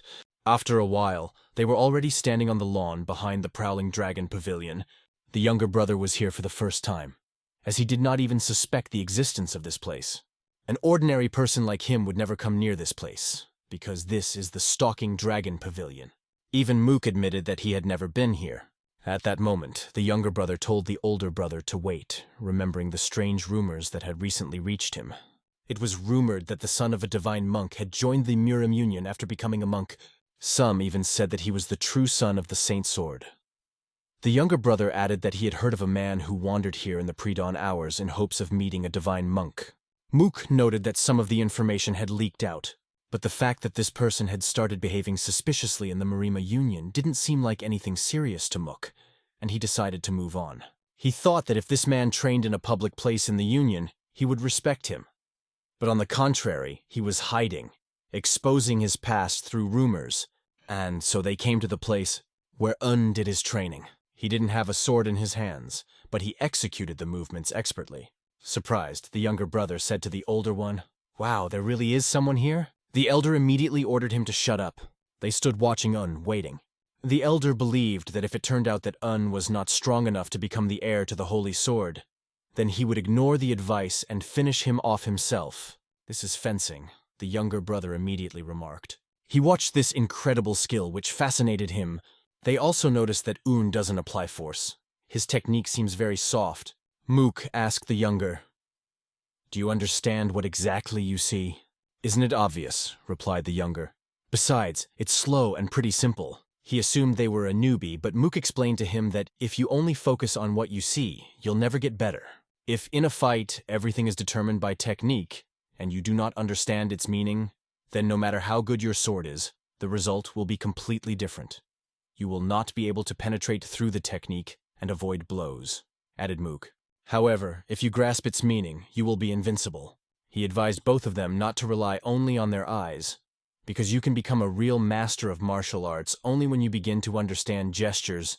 Mook continued to watch and noticed that while Un's movements were soft, they were unyielding, silent and slow, but continuous, like a great river flow, the depth and weight of which cannot be reached in a day or two. Although Un still didn't like Mook, He now thought that he hadn't done anything wrong. Meanwhile, the original examination form was brought to Ryan. It seemed that he spent the whole night in the vault to find it, because the exam was held a month ago and the form was hidden deep among other documents. Ryan poured himself some tea to slowly study the form. First, he decided to check whether the original and the copy were identical. Although he couldn't be called a calligraphy master, Yoon's handwriting was on a decent level. Based on his years of experience reading books and writing texts, Ryan could confidently say that Yoon really deserved to get the top score in the secretarial exam. It was somewhat of a surprise for him. However, he could not understand why he was still haunted by a bad feeling. I decided to go out for some fresh air. He suggested that maybe it was because he had been overwhelmed with work lately. During the inspection, it was not confirmed that he was under pressure from the outside. But all the same, he constantly felt anxious, as if something important were slipping out of control. Ryan asked himself again and again why he couldn't quell the growing anxiety. It can't go on like this, he decided, and took the original form again. He sat down at the table and began to carefully read the text. He rotated the form in different positions, carefully examining it from all sides. But, as he assumed, he did not find anything suspicious there. Obviously, there was nothing strange in the form. However, the feeling of anxiety did not disappear. On the contrary, it even increased. This was exhausting him, so he reached for the cup of tea to take a few sips. Sip after sip, he tried to calm down. But suddenly he noticed something strange. He put the cup down so sharply that the tea almost spilled out of it. It dawned on him. "My God, it's a sword print," he said aloud. Meanwhile, the brothers continued to watch. They stood for a long time, while it was already dawning on the street. The younger brother couldn't understand why Mook had decided to come here and doubted that he had come just to watch this sword dance. He wondered when the elder was going to return. But at that moment, Mook's reaction began to surprise the younger brother. He began to tremble. "What happened, big brother?" he asked. He just gritted his teeth and stared angrily, angered by the fact that even though Un was not holding a sword, one could clearly feel the tension of his movements and even predict the next move. However, he understood that if this imaginary sword was aimed at him, he would not be able to block it. The problem was not the content of the text on the first page. At first, the handwriting was even and neat, but the closer to the last page, it became less neat and more lively. Ryan was unable to find the imprint of the martial artist's sword in this handwriting. However, his hands were shaking as he looked at these records. It was just a mark left by a pen. Now it became clear why he felt anxious when reading this form. And why didn't the feeling of danger leave him? As if from an unreachable place, this man's sword was watching him and everyone from above. They gradually solved this mystery, although it stressed them a lot. The sun had already begun to appear outside, and the birds were waking up. At this moment, Un was just about to finish his training. Again, he didn't notice how quickly time passed. Closing his eyes, he asked himself, "What should I do?" Because during the training, he realized that Master Mook and the warriors of the Mafia Society were here. Now that the training was over, he didn't know how to behave. He was promised a place where no one goes, and there were as many as 3 people. At first, he thought they were animals, but then he realized that at least one person was watching him. In any case, all relations should begin with a polite greeting. So he turned and bowed to them. Mook immediately responded with a bow, which greatly surprised the younger brother. After that, Mook asked his brother to bow down as well, and so the 3 of them bowed before Un. Un had heard that the hot-tempered swordsman Mook was impatient and had a difficult character. But at that moment, he thought that he must be a good person. There was an awkward pause between them. Un didn't understand if he could just leave and why they had come at all. It didn't seem like a normal conversation. Un saw no point in being polite to people who didn't even have a basic understanding of politeness. He bowed to them once more. But this time it was a farewell bow. 10 days after the official approval of the expansion of units at the Murim Union Council, the organization became the strongest, rising above all factions and schools. The mere thought of the boundless riches, glory, and power that the Union could gain kindled an insatiable greed in the hearts of the council members. Ryan, feeling the tension in the hall, decided to change the topic and suggested moving on to the next question of the discussion. Ryan voiced an unexpected proposal to the Tang clan. Expel the Holy Sword heir from the Union. Before she took the floor, Ryan asked if anyone wanted to speak. Sol confidently raised her hand to speak, and all eyes turned to her. She noted that this person has been in the Union for several days, but no one knows about his actions after arrival. She continued by implying that he had not really done anything or benefited the Union in any way. Ryan thought that her argument was unconvincing, but unfortunately he couldn't refute her words as the Holy Sword heir had to show himself. She added that today their Murim Union has officially become the strongest organization. So it's time to get rid of the useless, and old people. The young man listening to her understood that she aimed not only at the divine monk and his heir, but also at himself. Sol continued, expressing her sincere hope that all the representatives present would make the right decision. The faces of those present showed that they were hesitating, not knowing what decision to make in this situation. Sol noticed this, and it pleased her because she believed that in this case she had a chance. She didn't care if her proposal was accepted, and she didn't care about the fate of the Holy Sword heir. She only wanted to sow doubts about the divine monk, because if they grow, even the strongest column can fall. She wondered what results they all really expected from this situation. Suddenly, one of the council members raised his hand, drawing attention to himself. Mook asked why they should be the first to provoke the Holy Sword heir. Judging by the expression on Sol's face, she did not expect such a question at all. Mook continued by stating that there is nothing wrong with their current decision, and should stick with it as decided at the last meeting. Sol was sure that Mook was her biggest supporter, and couldn't understand why he was acting so erratically. At this point, Ryan supported Mook's argument, agreeing with him. Sol couldn't understand why even Ryan would stand in her way of achieving her goal. Ryan continued, noting that time was of the essence for them, and they shouldn't cause more trouble, so they should keep the heir at a distance, not too close, but not too far. He really didn't want to let the Holy Sword heir leave the Murim Union. If they get rid of him now, they will not only lose the authority of the divine monk, but also let uncontrolled power into their tended garden, causing the balance of power in Murima to be disturbed. However, Sol couldn't read Ryan's mind and didn't understand what was going on between the two men. It seemed to her that Chigal was also aware of the danger posed by the heir to the Holy Sword. Finally, Ryan announced that if the two heirs rejected the Tang clan's offer, then it would be rejected. Sol sat in silence, thinking that this was not the end and she still had a chance. After that, it was announced that the meeting was adjourned and everyone was wished a good day. Sol was tormented by numerous questions about what made them make such a decision. Although she wasn't happy with the result, it didn't matter because everything else was going according to her plan, and soon the scientist would face her test. At that moment, the scientist was outside, completely immersed in his training. He trained, giving his all and not being distracted by anything else. Breathing in the air to his full chest, he felt the power of nature around him. But suddenly he felt a flow of energy behind him. It was the energy of the stranger standing behind him. Who is this? He thought, realizing that it wasn't Mook or Hyun, because the energy was completely different. The stranger asked, "Why did you stop?" and offered to continue training.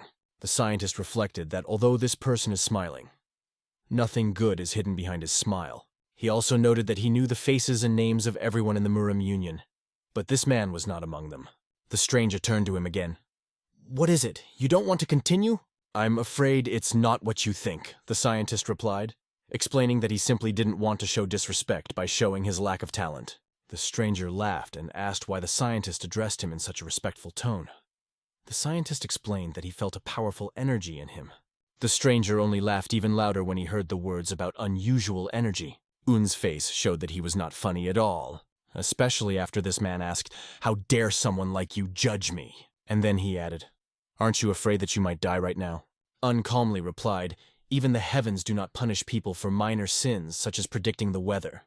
So why should I be afraid?" These words made the stranger think. In addition, it could be seen that the energy around him suddenly disappeared. "Not only is your tongue well hung, but you do not lack courage," said the man, looking at Una carefully.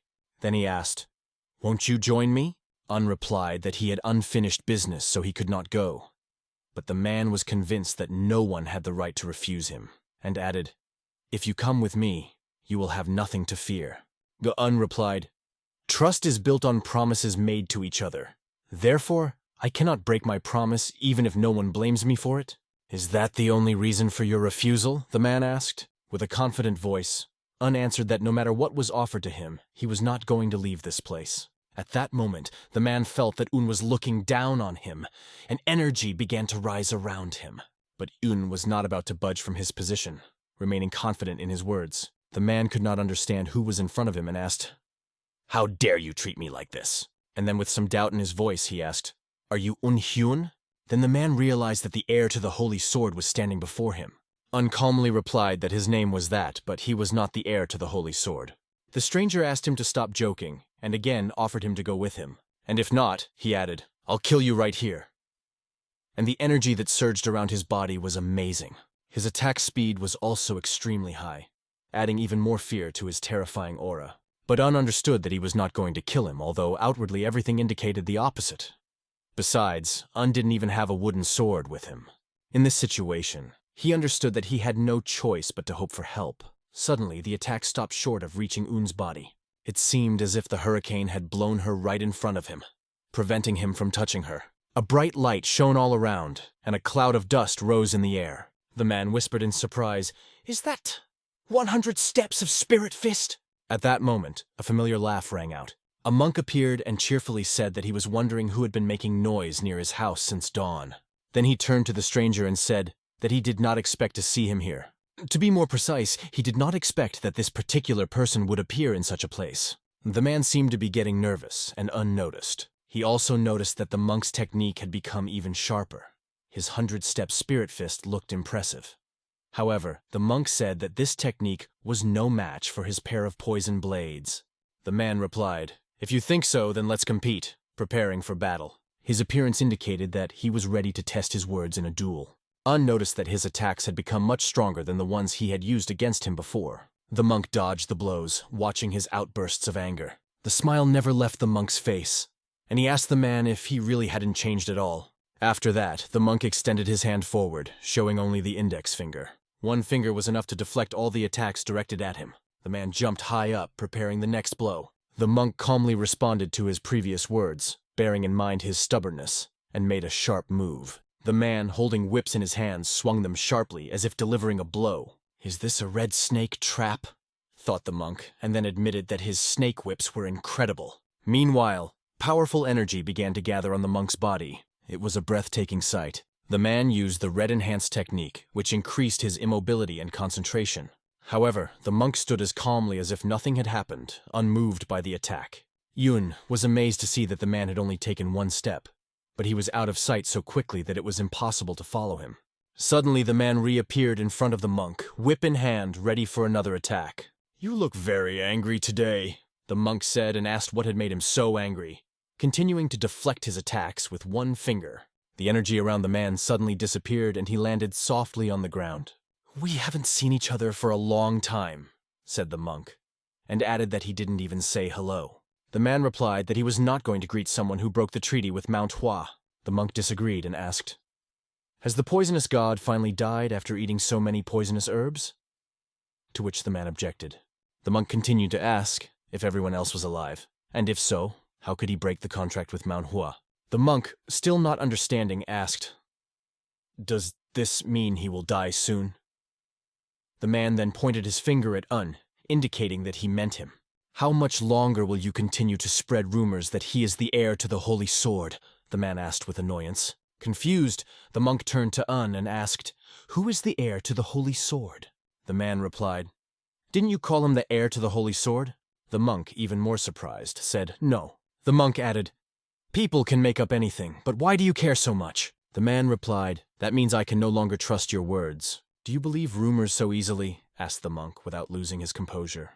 The man's name was Yum, and he stated that he did not trust anyone. The monk replied, "You don't have any proof that I broke the contract with MANHWA." At this point, intervened, offering an unexpected idea.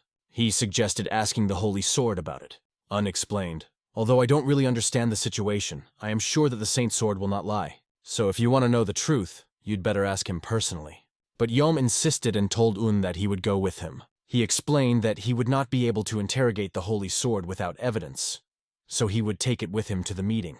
Unlike this, and he didn't know what to say in this situation, the monk intervened and explained that this would be problematic. He pointed to the young man behind him and said, "This boy is mine." "What do you mean?" Yom asked in surprise. The monk explained that had successfully passed the secretarial recruitment exam and had just completed his training. He belongs to the Murim Union, and thus also belongs to the Union. If Yom forces him to go with him, he will break the treaty with MANHWA, the monk added. Yom just gritted his teeth, not knowing what to say. Finally, he asked Unu a question. Are you the secretary of the Murim Union? Un silently nodded his head in agreement. Yum then said that, in principle, he did not expect anything in particular, because this information came from the Tang family. He turned and started to walk away, not even accepting the monk's offer to drink a cup of tea. However, before he left, he turned to Un again. We'll see each other again, he said with a menacing undertone. After that, Yom pushed off the ground and quickly left them, disappearing into the distance. Un was intrigued and asked himself who the man really was. The monk explained that it was Yom, the Iron Blood King of Death, one of the most cruel and cold-blooded men to ever exist. He is a man who can take the lives of others without hesitation and hates when things don't go according to his plan. He always seeks recognition. In addition, Yom hates and despises Lee Kum-hak because he believes that he stole all the glory from him. He belongs to those who never give up, having unwavering perseverance. The monk warned Un that if he ever came face to face with Yom, he would have to be very careful. However, remembering, the monk said that Yom had promised to come and check whether the words of the venerable monk were true. Un tried to recall the details, but scratching his head, he realized that his memory was failing him. This made Un suspect that the monk had done something that he did not yet know. The monk only sighed and said that these persecutors were very annoying and that he had already explained everything to them. He also couldn't figure out what else needed to be done to put an end to the Saint Sword Heir rumors that were spreading out of nowhere. Because of these rumors, Murim's union began to panic, and he was questioned about the identity of the culprit. Did I do something wrong by telling everything? Asked the monk. It was then that Ung realized that this rumor had spread throughout Jianghu. Un asked the monk if that was why he said that Un was the heir to the Holy Sword. But he replied that he didn't say that. But you didn't deny those rumors? Un remarked, asking another question. The monk did not understand why it was Unu and said that in fact he was not lying. It was very nice to see how these arrogant brats tried to do something in a panic, added the monk, recalling those moments. Un didn't like it very much, but he understood that he couldn't come to everyone individually and explain. Then who is the person who started this rumor? Asked Un. The monk replied, if something does not suit you, you can go and check on the North Sea. Then Un clearly remembered the silhouettes of those people and thought, didn't the owner of the ice palace call him the master of the setting sun? The monk began to remind Una, I told you that women always create problems. Even the Buddha would not be able to solve the conflicts between women and men. Un had no idea how to get out of this situation. The monk offered to speak to the representatives again and tell them that he was not the heir to the Holy Sword. Un thanked the monk for this suggestion because he understood that if he did not intervene, things would get worse. But if you don't want to, you don't have to, said the monk, and he seemed to behave like a child. Un noticed that the monk seemed to want to say something else and asked him about it. Well, since you ask, I'll answer you. After all, I'm partly responsible for this, said the monk. He asked Un if he had ever heard of the 5 divine rulers. 1 saint, 1 monk, 1 king, 1 god, and 1 hidden one. During the Great War between justice and evil, 5 of the best martial artists appeared in Jianghu. Although none of these men could have predicted the outcome of the war, their actions determined the fates of many soldiers.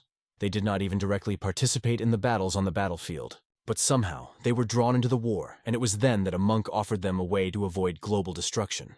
Un understood that it was the same contract with MANHUA. First, the 5 rulers and the factions subordinate to them cannot fight each other. Secondly, they are strictly forbidden to raise their heirs. Third, the party that violates this contract will be punished immediately. This meant that everyone should go their own way without disturbing others. The ban on raising heirs existed so that none of the rulers could oppose the other 4. But if someone acquires an heir, the situation can change dramatically. This system worked, explained the monk. And then the monk added that there is one loophole in this contract. During the Great War, 5 rulers renounced all ties to their factions. The poison god of the Tang family passed the post of head to his descendant and left the family. The monk announced that he would not return to the Shaolin temple. But, at a meeting of the 5 rulers on Mount Hua, the creation of the Murim Union was announced in his name. The great war between justice and evil has ended, and it has been decided that all schools must join the Murim Union. If someone refused, sanctions were applied to them. In other words, the monk explained that any faction that did not belong to the Murim Union automatically became his enemy. And as the monk pointed out, none of the other 4 rulers are currently involved in the affairs of their schools. And the Murim Union has a rule that any school that doesn't belong to the Union is its enemy. Then Un understood everything. If one of the 5 rulers interferes in the affairs of his school and does not belong to the Murim Union, then he immediately becomes an enemy of the Union of Murim and the divine monk Pulyon, and as a result breaks the treaty with MANHUA. Yes, it was a small loophole, if I may say so. For the monk, it was a game on the edge. This was how the monk forced everyone to agree to the treaty with MANHUA, and because of this, the other 4 rulers were unable to stay in Jianghu. Did they know about this trick and not do anything about it? Asked Un. They knew, but their pride did not allow them to take back their words. And 2 against 3 could not win, replied the monk. It wasn't forced, it's just the way Murim's world works, he added. The monk sought to end the great war between them, and after that, he left the Stalking Dragon Pavilion and left as they did. Un understood many things now, but the fact that the Iron Blood King had been tricked remained the same. It was not difficult for the Murim Union to end the great war between justice and evil. The 4 rulers retreated, the balance was upset, and everyone was tired of the long war.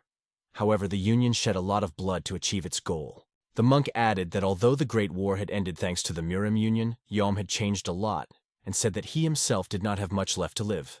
That was why he tried to get Un's support, but he couldn't understand why young people like Un were pointing fingers at the old.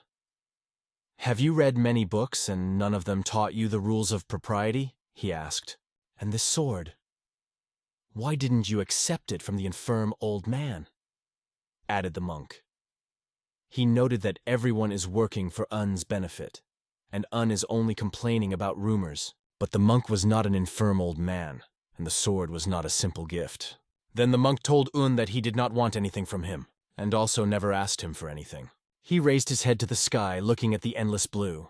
I just wanted you to understand how things are arranged here, said the monk. The monk said that he would not demand anything from Un, and added, if you want to stay here, stay.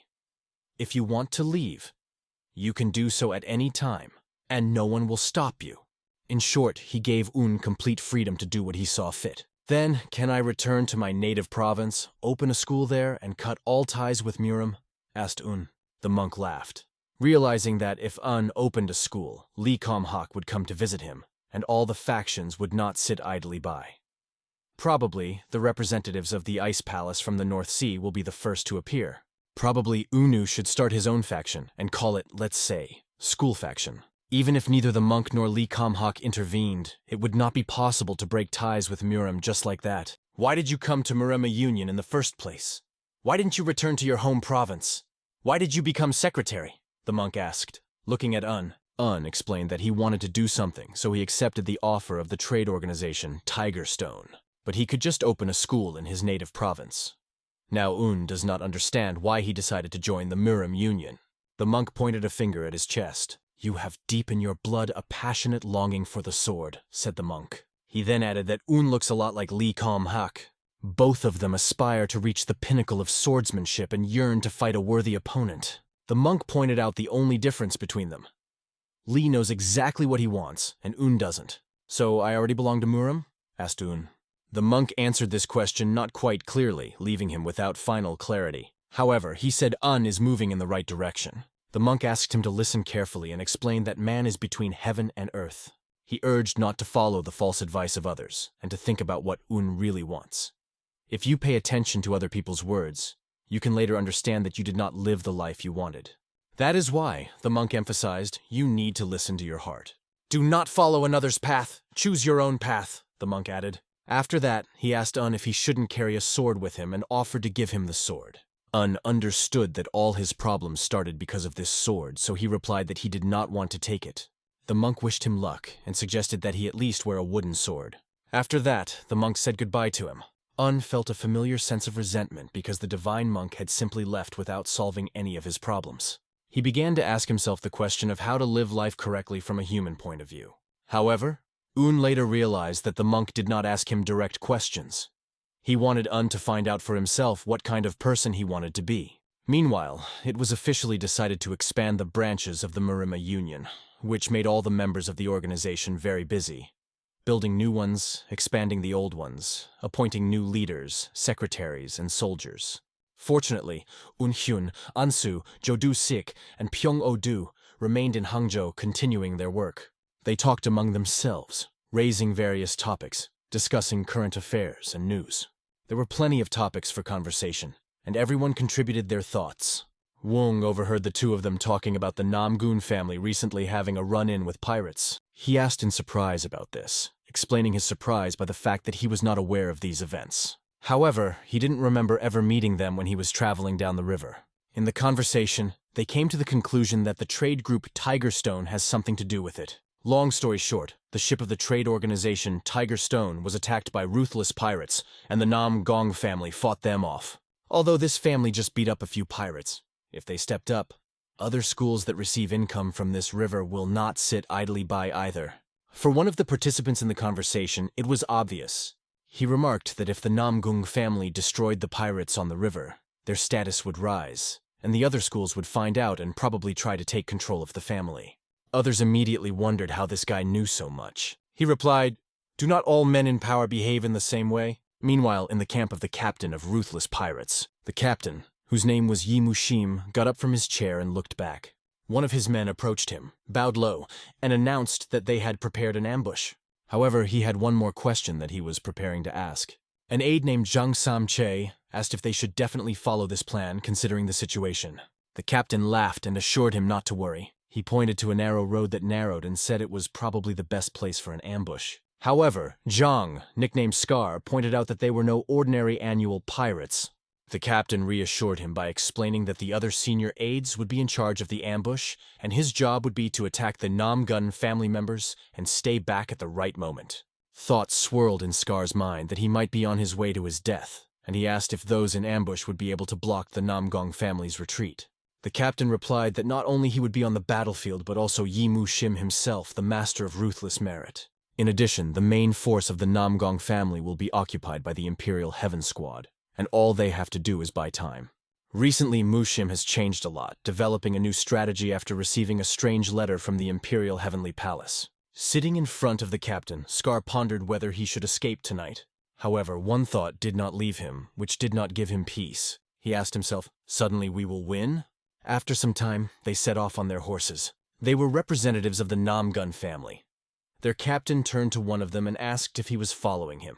Nam Gong Sang-min was at a loss, not knowing what to say to the captain's question. Then, nevertheless, he expressed his doubts that this path seemed suspicious to him. He believed that there might well be an ambush at the point where the road narrows. However, the captain did not believe that the enemy could move here so unceremoniously. "And what to do if we are driven into a trap?" Sang-min asked. The captain turned and pointed at his army. 25 outstanding soldiers and 100 people from other schools could not be cornered. Anyway, he asked Sang-min what he planned to do. Sun replied that he wanted to do some reconnaissance. The captain gave him permission and asked him to inspect the area. Sang-min put 2 fingers in his mouth and whistled loudly. Several horsemen followed him. Enthusiastically, San jumped forward to survey the gorge. The captain observed the young man's fervor and mused that the young people of the Namgong family certainly had zeal. He also thought that the weather today was very favorable for bloodshed. The pirates had already seen the people approaching. Scar realized that the captain had not lied to him when he said that the Namgun family would be passing through today. Scar ordered everyone to be ready and not to go into battle alone, since, as discussed earlier, their job was only to delay the enemy. He also ordered everyone to avoid death. Looking closely, Scar noticed that there were only 6 enemies. And where are the rest of the troops, he thought, and was informed that they were riding behind. Scar realized that if these 6 were scouting, then the main army was somewhere behind. But he didn't know what to do next. If they stand still, they can cut off their retreat. Sang-min and his men drove slowly by. Scar ordered his men to prepare, noticing that the Nam Gong family's warriors had a complete lack of sense of danger and focus. The archers had already taken aim, drawing their bows. At this point, Scar pointed his finger at the enemies and ordered the attack to begin. There was the sound of arrows flying quickly through the leaves. Sang-min only had time to turn his head and saw the arrowheads hurtling straight at him.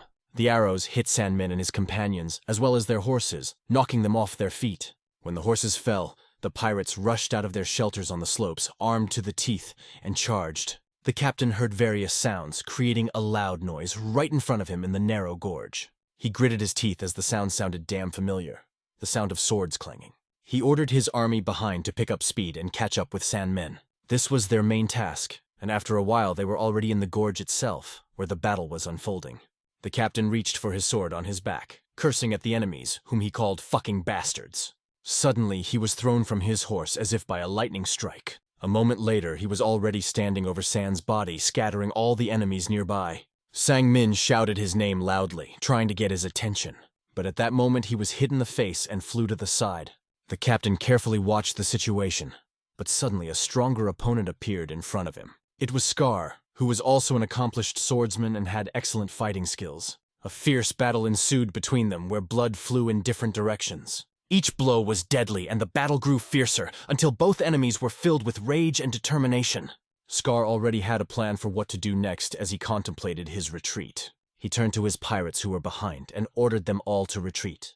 Quan, the captain of the Namgong family, could not understand where he was going and rushed forward only to be met with arrows. He had to fend off the arrows with his sword to protect himself. These arrows delayed him and allowed the pirates to run in different directions. Scar grabbed his horse and ran away from his pursuers. Captain Quan ordered his troops to capture them and prevent the pirates from escaping. "Are you okay?" he asked one of the running soldiers, and he confirmed that it was. After that, they approached Sang-min and began to examine him, finding that his life was not in danger, but the wound was deep and required immediate treatment. San was very indignant because he thought he had shown himself from the worst side. Quan was also incredibly angry. In anger, he vowed that he would definitely catch these scumbags and bastards who dared to contact Namgong's family. After that, he left the wounded and quickly jumped on his horse. Commanding his horse to gallop faster, he rushed forward, not wanting to let his enemies go. Quan was well aware that they had a numerical advantage and was not going to forgive the pirates for their attack. The captain of the punitive squad of the Namgun family, enraged by the wounding of his younger brother, rushed in pursuit of the enemy. There, 200 enemies were already waiting for him, who surrounded his squad from all sides in a narrow valley. At first, the surprise attack seemed successful, but the efforts of the enemy were no match for Quan's bravery and courage. In addition, the coordinated work of the school's students only strengthened their offensive. During the fierce battle, brandishing his sword, Quan shouted at his enemies, "How dare you come against our family!" Gradually the battle subsided and both sides faced each other. Now, there were as many enemies left as there were representatives of the Namgong family, who had initially had a numerical advantage. The ambush was effective, but not against their family. It was an excellent moment to order the troops to attack. But suddenly, as if from nowhere, an insidious arrow flew out. Quan barely had time to place the sword under the hilt and knock her away. During the repulse, he felt the incredible power of this flying arrow. The archer who released her was on a horse, and you could tell from his clothes where he was from. It was the Imperial Sky Squad that pleased the other pirates with their appearance, but there were only 30 of them. At this point, Quan ordered all of his men to take a step back and get into battle formation. He met the Imperial Squad captain's eyes, and the tension between them was palpable. "Who are you, and why are you interfering in the affairs of the Namgun family?" Quan asked, addressing them. At first there was only silence, and then they coldly answered him. "You talk too much, and if someone talks a lot, it means he's afraid," they added with a sneer. They laughed, claiming that Quan was scared. But here the sunbeam reflected from Quan's sword, directed at the opponents. "You will pay for this rudeness with your lives," he promised them. The answer was, "Try if you can." And so to the clatter of hooves, they charged, swords in hand. Dust rose around them from the furious speed of the horses charging forward. Quan had already identified his target, who he wanted to kill, and was ready to act at any cost. He was determined to finish off the enemy, but it was difficult to tell from the strained smile on the opponent's face that he was ready to die. After some time, the young hostess was sitting by the window, warming her hands with a cup of warm tea. Her thoughts were busy with various topics, she thought deeply. The ice ghost told her that news had arrived about the events on the Yangze River. "How did everything go?" she asked. "Namgong's squad has been destroyed," Ice Ghost reported. "This is the handiwork of the Imperial Sky Squad," added the Ice Ghost. "And how many were there?" asked the girl. "About 30 people. They helped the heartless pirates in battle." This surprised her because she did not expect this squad to appear so quickly. She noted that she did not have any offers yet. However, she asked the Ice Ghost to check if this was really King Moon's strategy. "Any news yet on the Murim Union?" she asked. "They seem to be focusing on expanding their branches. Nothing much has happened except for the appearance of the Iron Blood King of Death, Yom Jong-bu." Ghost replied. "What about him?" she asked, referring to Yom. "He remains as before, does nothing unusual." Then the young lady said that everything was clear to her. The Ice Ghost asked if it was okay to stop monitoring the Namgong family, as it was no longer necessary. She allowed it, adding that Yom's intentions needed to be ascertained. She understood that much would change due to the actions of the new owner of the setting sun. The residence of the Nam Gong family was in Hefei City, Anhui Province. The Nam Gong family was ranked as the 18th strongest faction and one of the 4 great families in the Murim Alliance. Its influence extended to the entire province of Anhui and the Yangze River. Despite the rivalry with the Gongsong family in Gansu Province, their reputation in the river trade was not harmed in any way. The name of the Nam Gong family and its wealth increased many times, which attracted people and goods to them. But today the news spread across the river that the Nam Gung family had been dealt a heavy blow. Menacing Sword Zhong, the head of the Nam Gong family, slammed his hand on the table angrily. The head's advisor reported that out of 25 students in the unit, 8 were killed, 14 were seriously injured, and 3 had minor injuries. If we take the entire squad as a whole, 34 people died, 74 were seriously wounded, and 13 were seriously injured. Another terrible news was that the captain of the punishment squad had been killed in action. The chief, enraged, asked who had done it. The advisor explained that the 30 warriors who called themselves the Imperial Sky Squad were each at the level of a first-class disciple in strength. Those who survived confirmed this information. Considering these losses, this information becomes very important. It became obvious that someone was supporting them. One of the advisors told the head that this problem has an impact on the whole of Jianghu, and the next move must be thought out very carefully. However, the head could not understand how it could be left unanswered when their family members were killed. He rose from his seat and addressed all the Sword Kings. If there is a mountain in our way, we will cut it down. If there is a sea, we will split it in half. He addressed them as the elders of the Nam Gung family and said that things cannot be resolved through ordinary conversation. Whoever is our enemy, he will pay with his blood for what he has done. He then ordered the advisor to assemble a new punishment squad, keeping the same number of warriors. But this time the squad should be made up exclusively of the best students. The advisor warned the head that if they sent out so many disciples at once, neither the Gonsan family nor the Wudan faction would sit idly by. Another advisor added that the advisor is right. It could end badly and lead to conflict. But the head interjected. Our reputation is already in tatters. He firmly declared that he would not retreat until he covered the graves of his brothers with the blood of his enemies. Hangzhou Murima Union Guest Room. Yun entered and greeted those present. He was greeted with a smile, clearly already waiting for his appearance. Un understood why one of the men was so embarrassed to talk to him. Probably it was due to the fact that the husband had his first day of work. He said, "How can I be the first to introduce myself to the elder?" And as a result, they decided to communicate as equals. Un opened the notebook to see who was today's guest. It was 5 people from the Namgun family. Un remembered the Nam Gung family from the Dragon and Phoenix conference, how they fought against Han. Their swordsmanship did not disappoint. It was expected of members of this family. The Dragon and Phoenix conference was held not long ago, but it seemed like a long time ago. It's probably because of the many changes in Un's life since then. After being fired from his previous job, he continued to worry about his uncertain future. But when he found stability again, he began to miss his freedom. One of the men brought 5 people and told them to wait in the guest room while he brought the host Namgun. Un looked at them and wondered who they were. One of the boys came closer and said, "I did not think that I would meet such a brave scientist here." He added that he was glad to see him. He explained to his friend that he had seen Un at the last Dragon and Phoenix conference. After that, he approached Un and said, "It is quite expected that the book lover has become the secretary of the Murim Union." Then he asked him where the haughty princess of the North Sea had gone. Un understood that he should not argue, even though he tried to provoke him. Another man asked him to stop, explaining that they didn't come here to play games. When the preparations for the retreat were complete, he asked to spend it. He explained his departure by saying that he was not feeling well. He was told he could do whatever he wanted. He turned his head and thanked them. He approached Un, bent over his table and asked to see him. The teacher started shouting at him, but the student calmly asked the teacher not to worry. He said he was not going to point his sword at a mere scholar. "With the slightest drop of poison, this weakling will drop dead in an instant," he added, pointing at Un.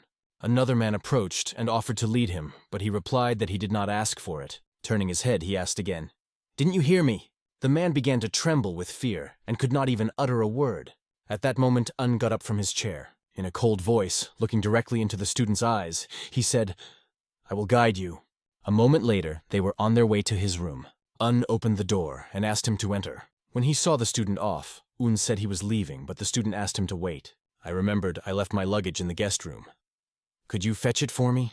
Un replied that he would ask others to carry the luggage, but the student coldly repeated his question, implying that it was Un who should do it. Should I repeat? Of course, Un replied that he would do anything, and he himself began to wonder who this young man looked so much like. His behavior resembled one of the 5 divine rulers, the Iron Blood King of Death. But at the same time, he behaved in a childish way, which seemed very strange. After a while, the secretary stood with things in his hands. He turned to the young man with the words, "I brought you what you asked for." Ha! You did as you were told! And if I order you to eat the sword, will you do it too? Said the young man mockingly. It looked completely stupid, almost absurd. The secretary fell on his knees and asked for forgiveness for everything. The young man said he would meet his Hyun and asked the secretary to show him around. He was told that Mr. Namgun Hyun had already gone to the office. Then the young man asked the secretary to take him directly to the office. The servant offered to conduct it himself, but the expression on this young man's face said it all. Refusal was unacceptable, so Un got up and said again that he would do everything. He also asked to take away what was prepared for Hyun, as that thing is in the luggage. Is that right? The servant thought, watching their interaction. They both looked like they were about to burst like an overripe watermelon. After a while, they walked down the street, and the secretary was carrying things in his hands, following the young man. Other secretaries met him on the way. Un greeted them with a smile, but suddenly he felt a sword stuck in the ground near his leg. He wasn't looking down, so he didn't see the sword. This made him stumble and think, what a joke from the man in yellow. The other secretaries, seeing this, warned him that he was about to fall. Un barely managed to stay on his feet and turned to the boy. He wanted to tell him everything he was thinking, but held back. "You're lucky that you didn't embarrass yourself in front of everyone," said the young man mockingly. "Besides, it would be incredibly rude to hit a warrior's sword. You could lose your head because of it," he added with a cheeky grin.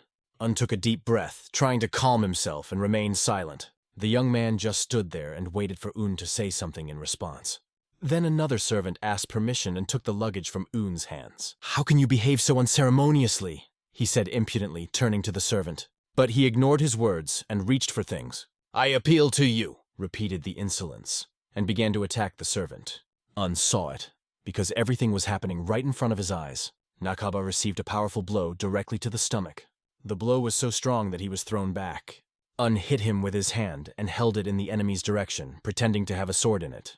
Nahaba did not understand what it was, because he only saw the movement of the hand. He knew the secretary was unarmed, and in another situation that might have been an excuse to kill them both if he had struck himself. But looking at his hand, he could tell that Un had not only stopped his attack instantly, but had also pushed him back. "What does this mean?" Un asked him. He raised his voice, asking how he could treat an innocent person like that, and then call himself a warrior. Nakaba just clenched his teeth, angry, and did not know what to answer. The secretary continued, "You don't represent anything. How can someone like you be a student at a prestigious school?" The disciple drew his sword and asked the secretary to repeat what he had just said. He demanded to repeat exactly what had been said about him. The other secretaries, standing behind Un, asked him why he was doing this and why he was provoking.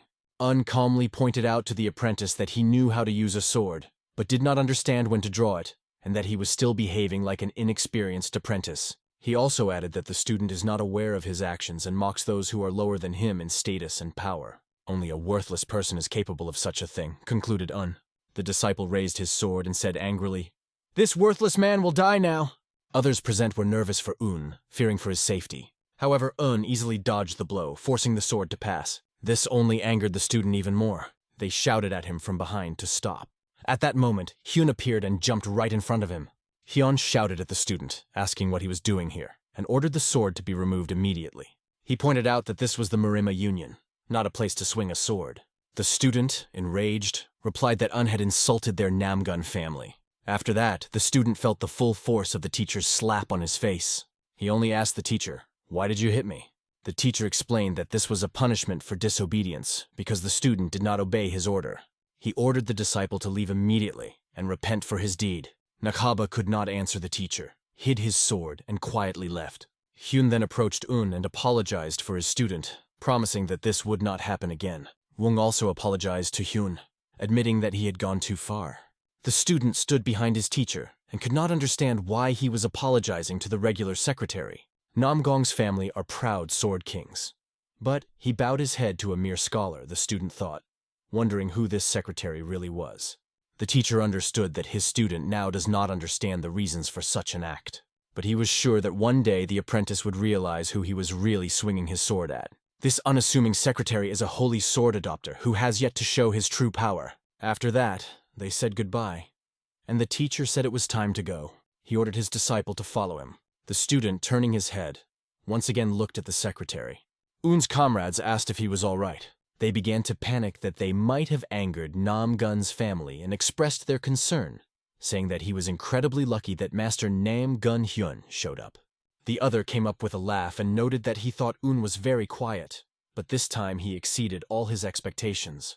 Un tried to figure out if Namgun Hyun would have reacted the same way if another secretary had been in his place. Forget about it and move on, another secretary suggested. Ryan watched all of this and thought that according to his imagination, Un's blood should have been spilled then.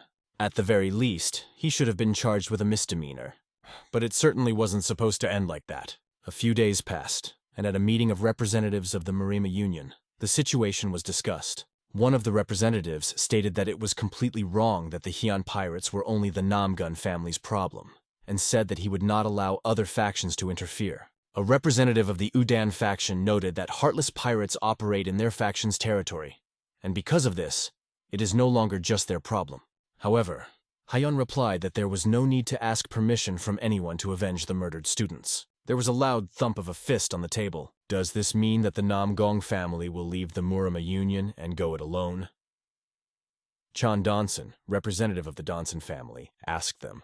The energy of the conflict flared up between them, and each insisted on his position. They were asked to calm down, understanding their arguments. Ryan emphasized that this matter concerns the entire Murim Union.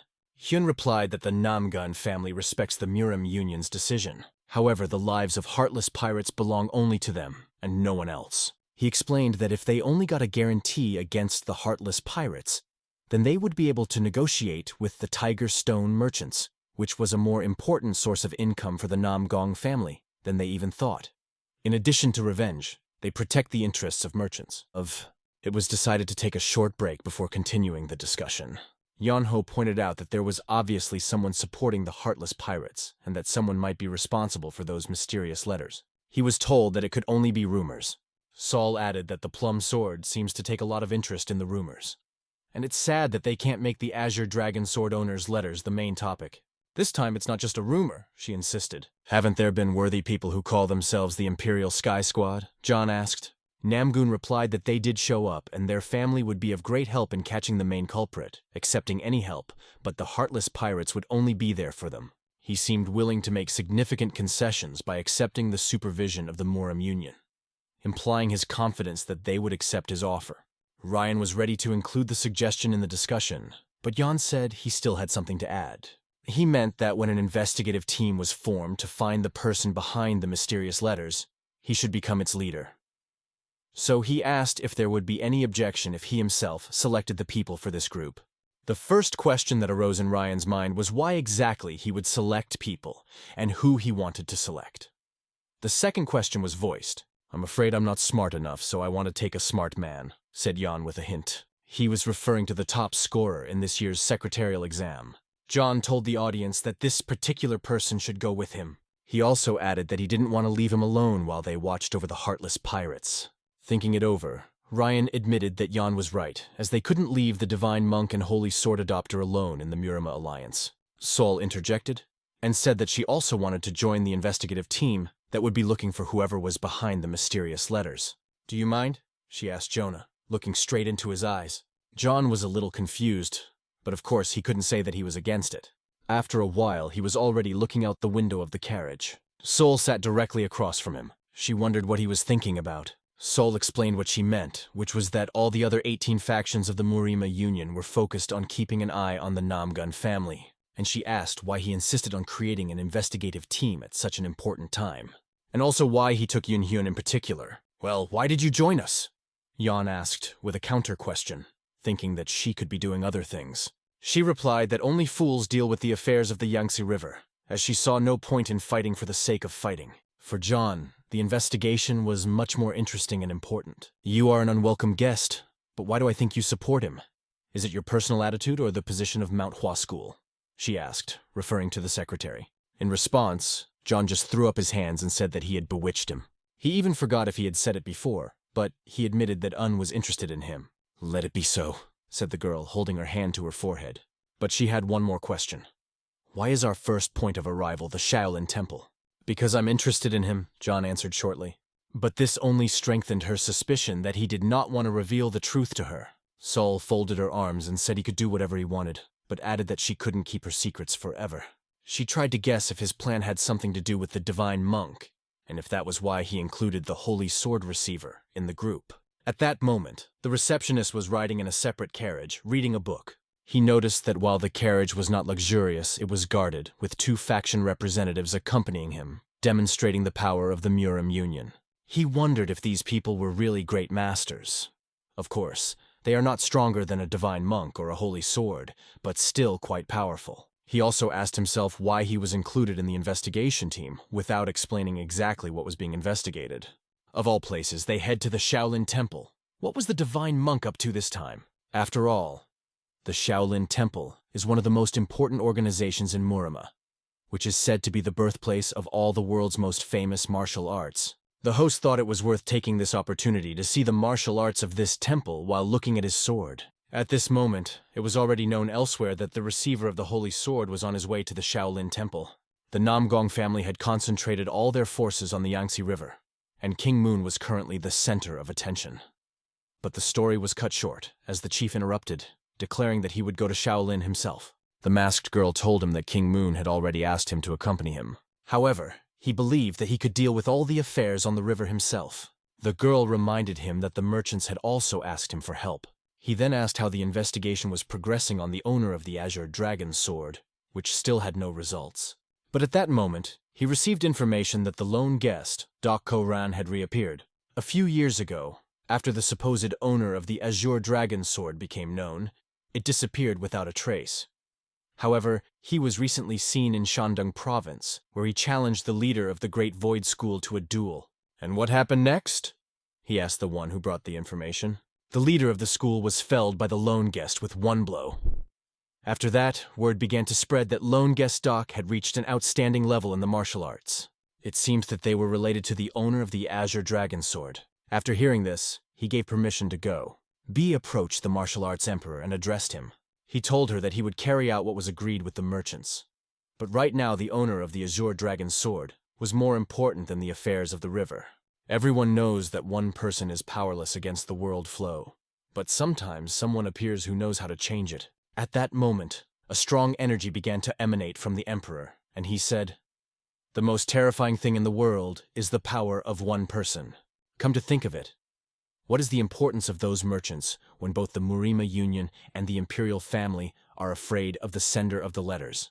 They are nothing compared to him because they don't even know his true identity." Having said this, he turned and left. B shouted after him that the person she would worry about first and foremost would always be him. He was always that person. Tigravi came in Trade Group office. Lee Home, head of the Tiger Stone Trading Group, was faced with a difficult decision. His daughter, Lee Soyeon, decided that she should go. However, he wasn't sure how dangerous it would be. "Until you see for yourself, you won't know anything. This time we have to see for ourselves how our relationship with the Namgun family is going," she explained.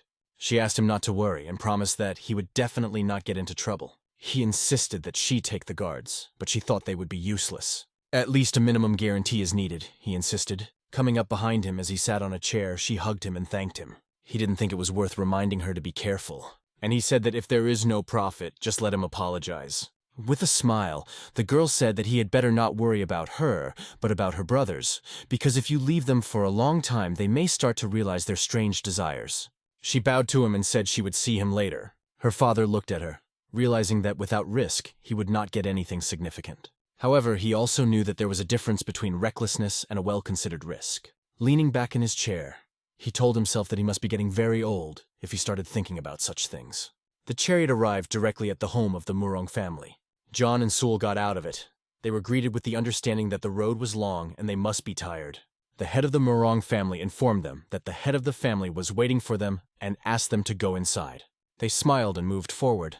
The manager furtively glanced back. He looked at Un.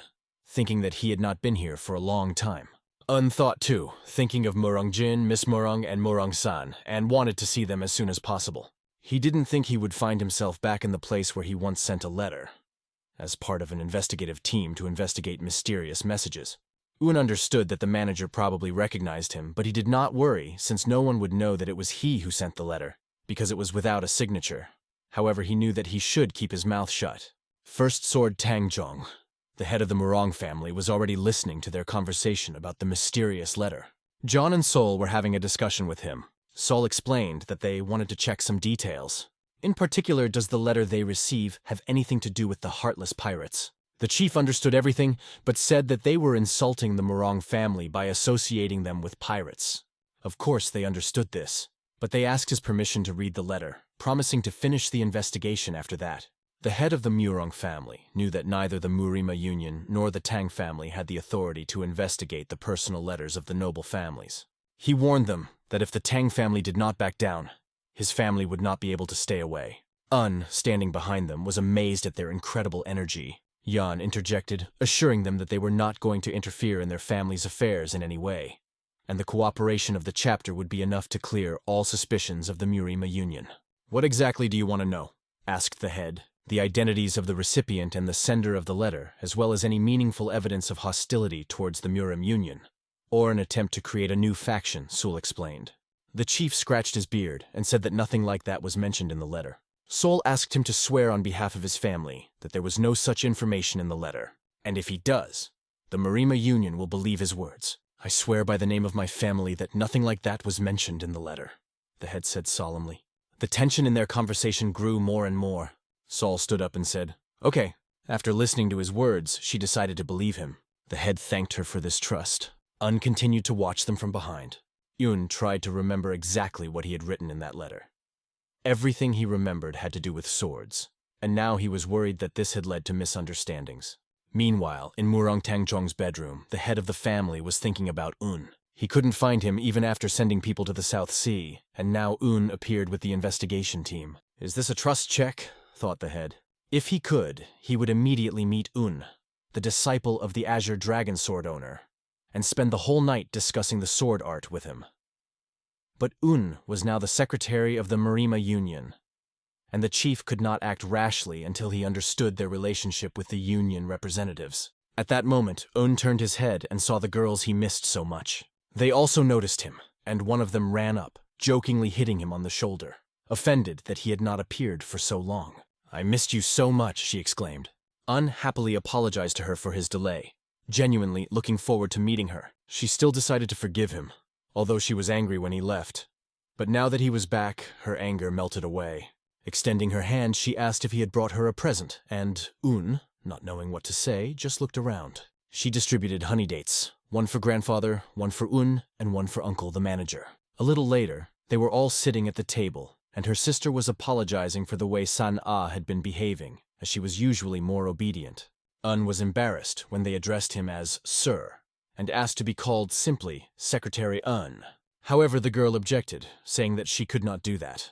"During a difficult time for our family, the help of the owner of the Azure Dragon Sword was incredibly valuable. It is a debt that we will never be able to fully repay," she added. She explained that she knew of his connection to the owner of the sword, and therefore could not treat him without due respect. Un had no idea that his letter would support them so much. The time spent in the Azure Dragon Pavilion on Yadinka was not in vain. The girl bowed to him again, hoping that he would convey her gratitude to the sender of the letter, and thanked him again. She also asked him to definitely do it. Smiling, he assured that he would definitely convey these words. A smile never left her gentle face. A little girl was also in the room, watching their conversation. The scientist realized that he should have told them the truth right away, but now he had to first check whether the letter contained any problematic content, and only then tell everything. He turned to the girl and asked if she had any other questions. Coughing, he said he was related to the owner of the Azure Dragon Sword, as she may have already noticed. She understood that if he had no relation to him, he would not be able to recreate the art of swordsmanship. She also said that she already knew about his help to the young master from the South Sea School. Did that smile mean that day? Flashed through Un's head, and he decided that he would tell more about himself during the next meeting. The girl became interested in what connected them, and she asked him to tell. They had two options. He was either a student or just an acquaintance. But the truth was different. It was neither the first nor the second. It was completely unexpected for the girl. Said he wanted to tell everything, but he couldn't right now, and promised he would definitely do so when the time came. She agreed to wait as long as it took for him to tell. The girl added that on that day, their Murang family would do everything to repay the debt. However, she assured that they would never ask for anything in return for their help.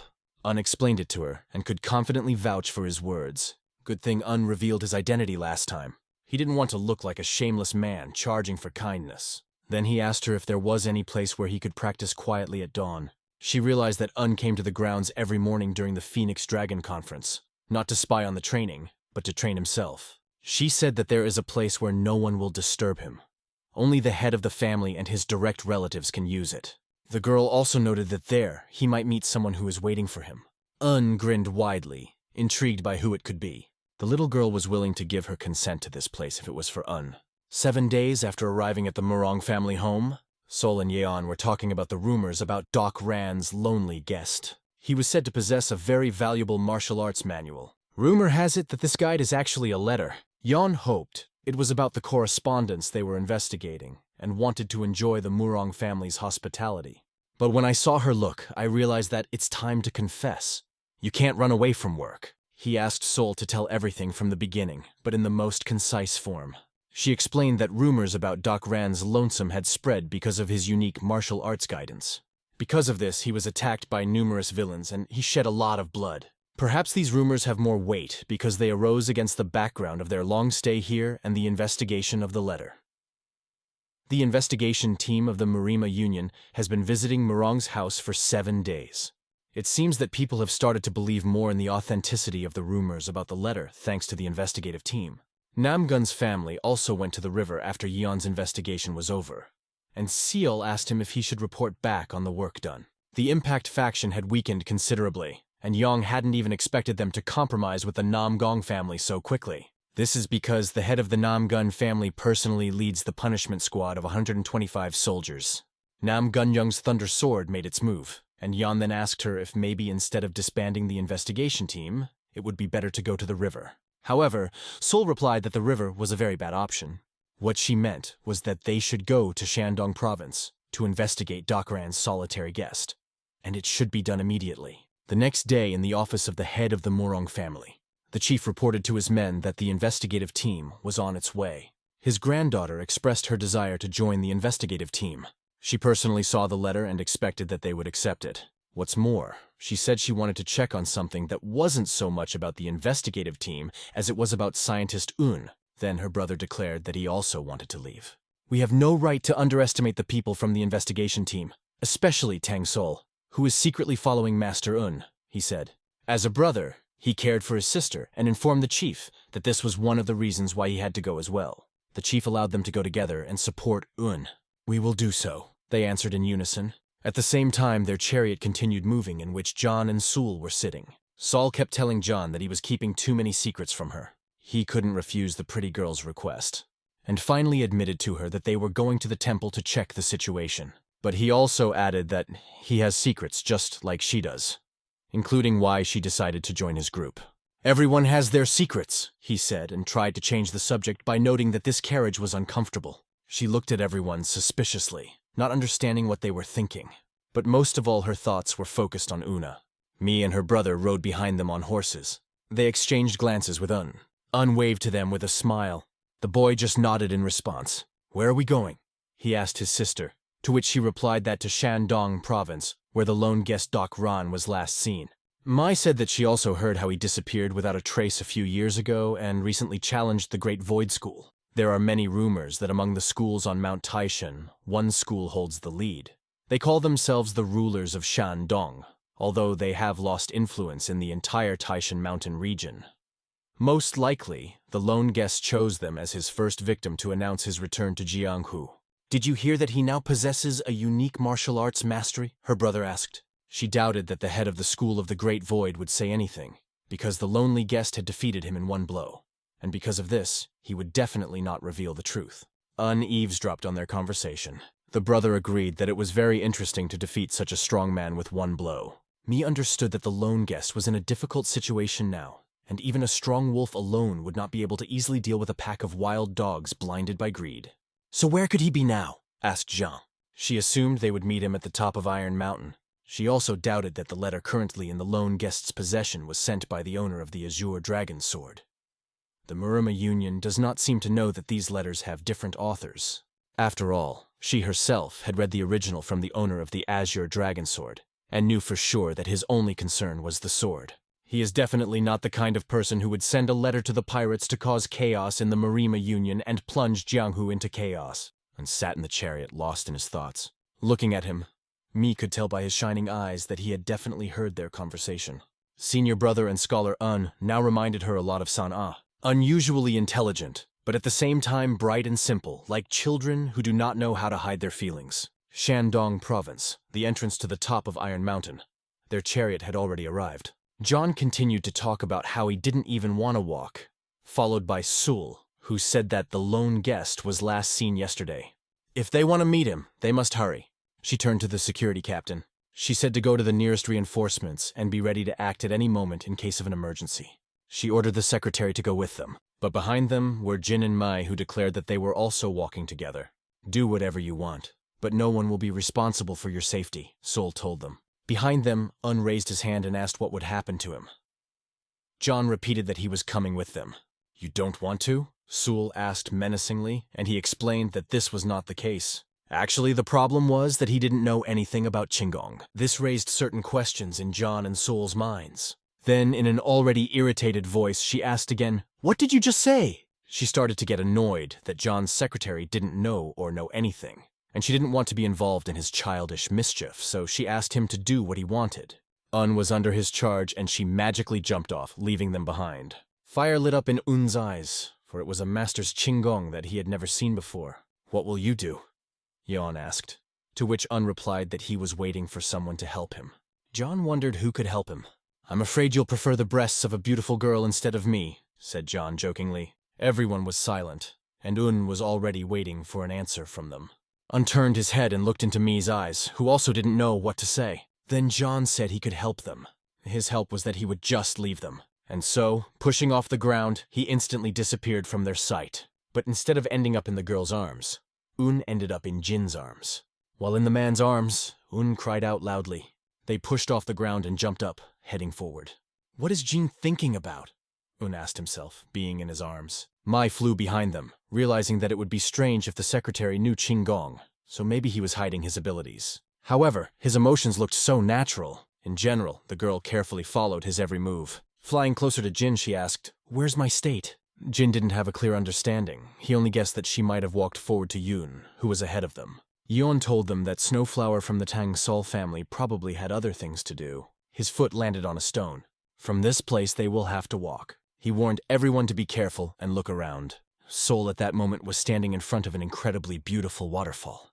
Another figure approached Sul. He was an old grandfather with a long gray beard that reached his chest. He approached her and called her by name. Turning to him, her face lit up with a smile. She was his granddaughter, and during their separation, he said, she had become even more beautiful. Grandfather was known as the god of medicine, and she immediately threw herself into his arms. What kind of behavior is this for a grown girl? He jokingly asked her. After that, he asked if she brought him here. Yes, he is on this mountain now, she replied. You say that this person is the successor of the Holy Sword, but I do not believe that. Lee Kom-hak could not choose a disciple or a successor, said the god of medicine.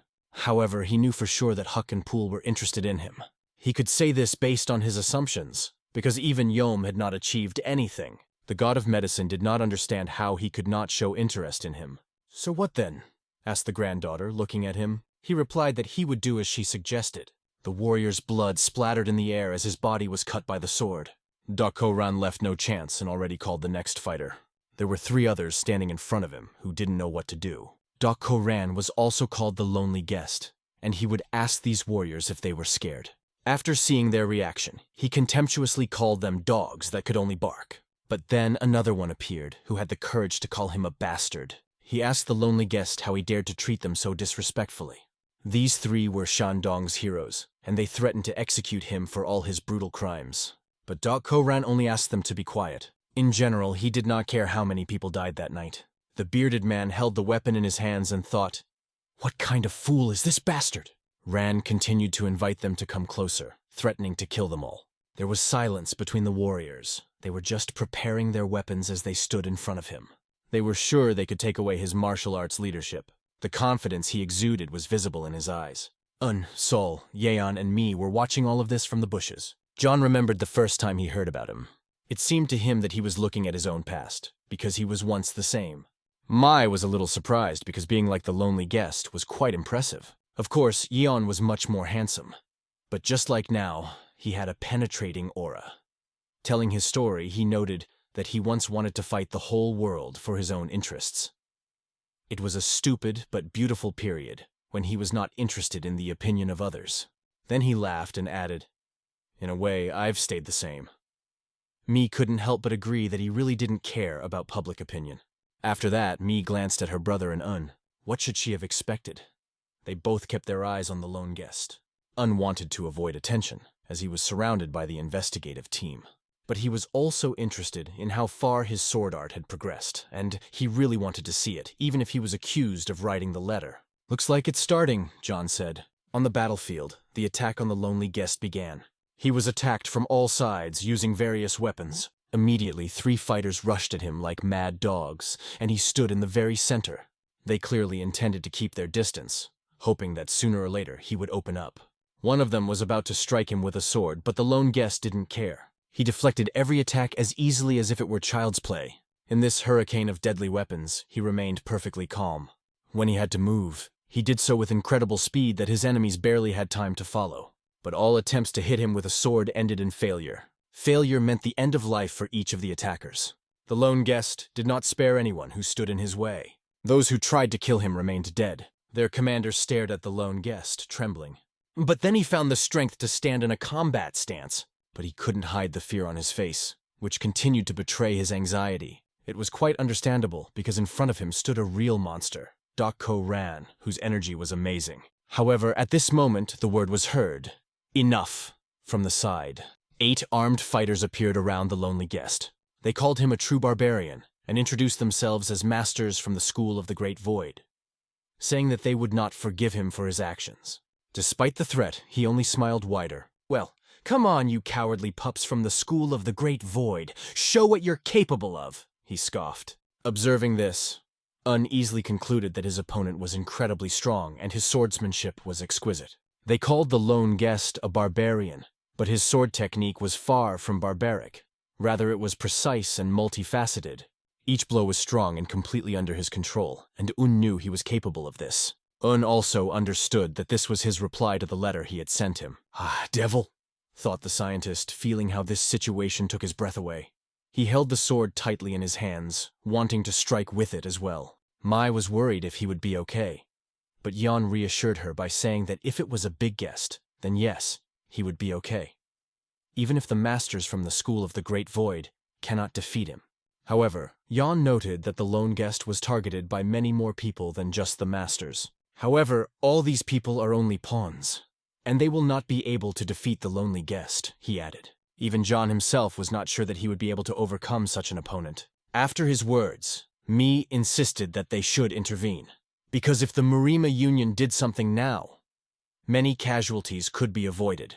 The Murim Union doesn't interfere in such matters. They don't care how many people die, replied Yeon coldly. He explained that the Union acts only in its own interests. That is, its approach. All they needed was the correspondence found in the lonely guest.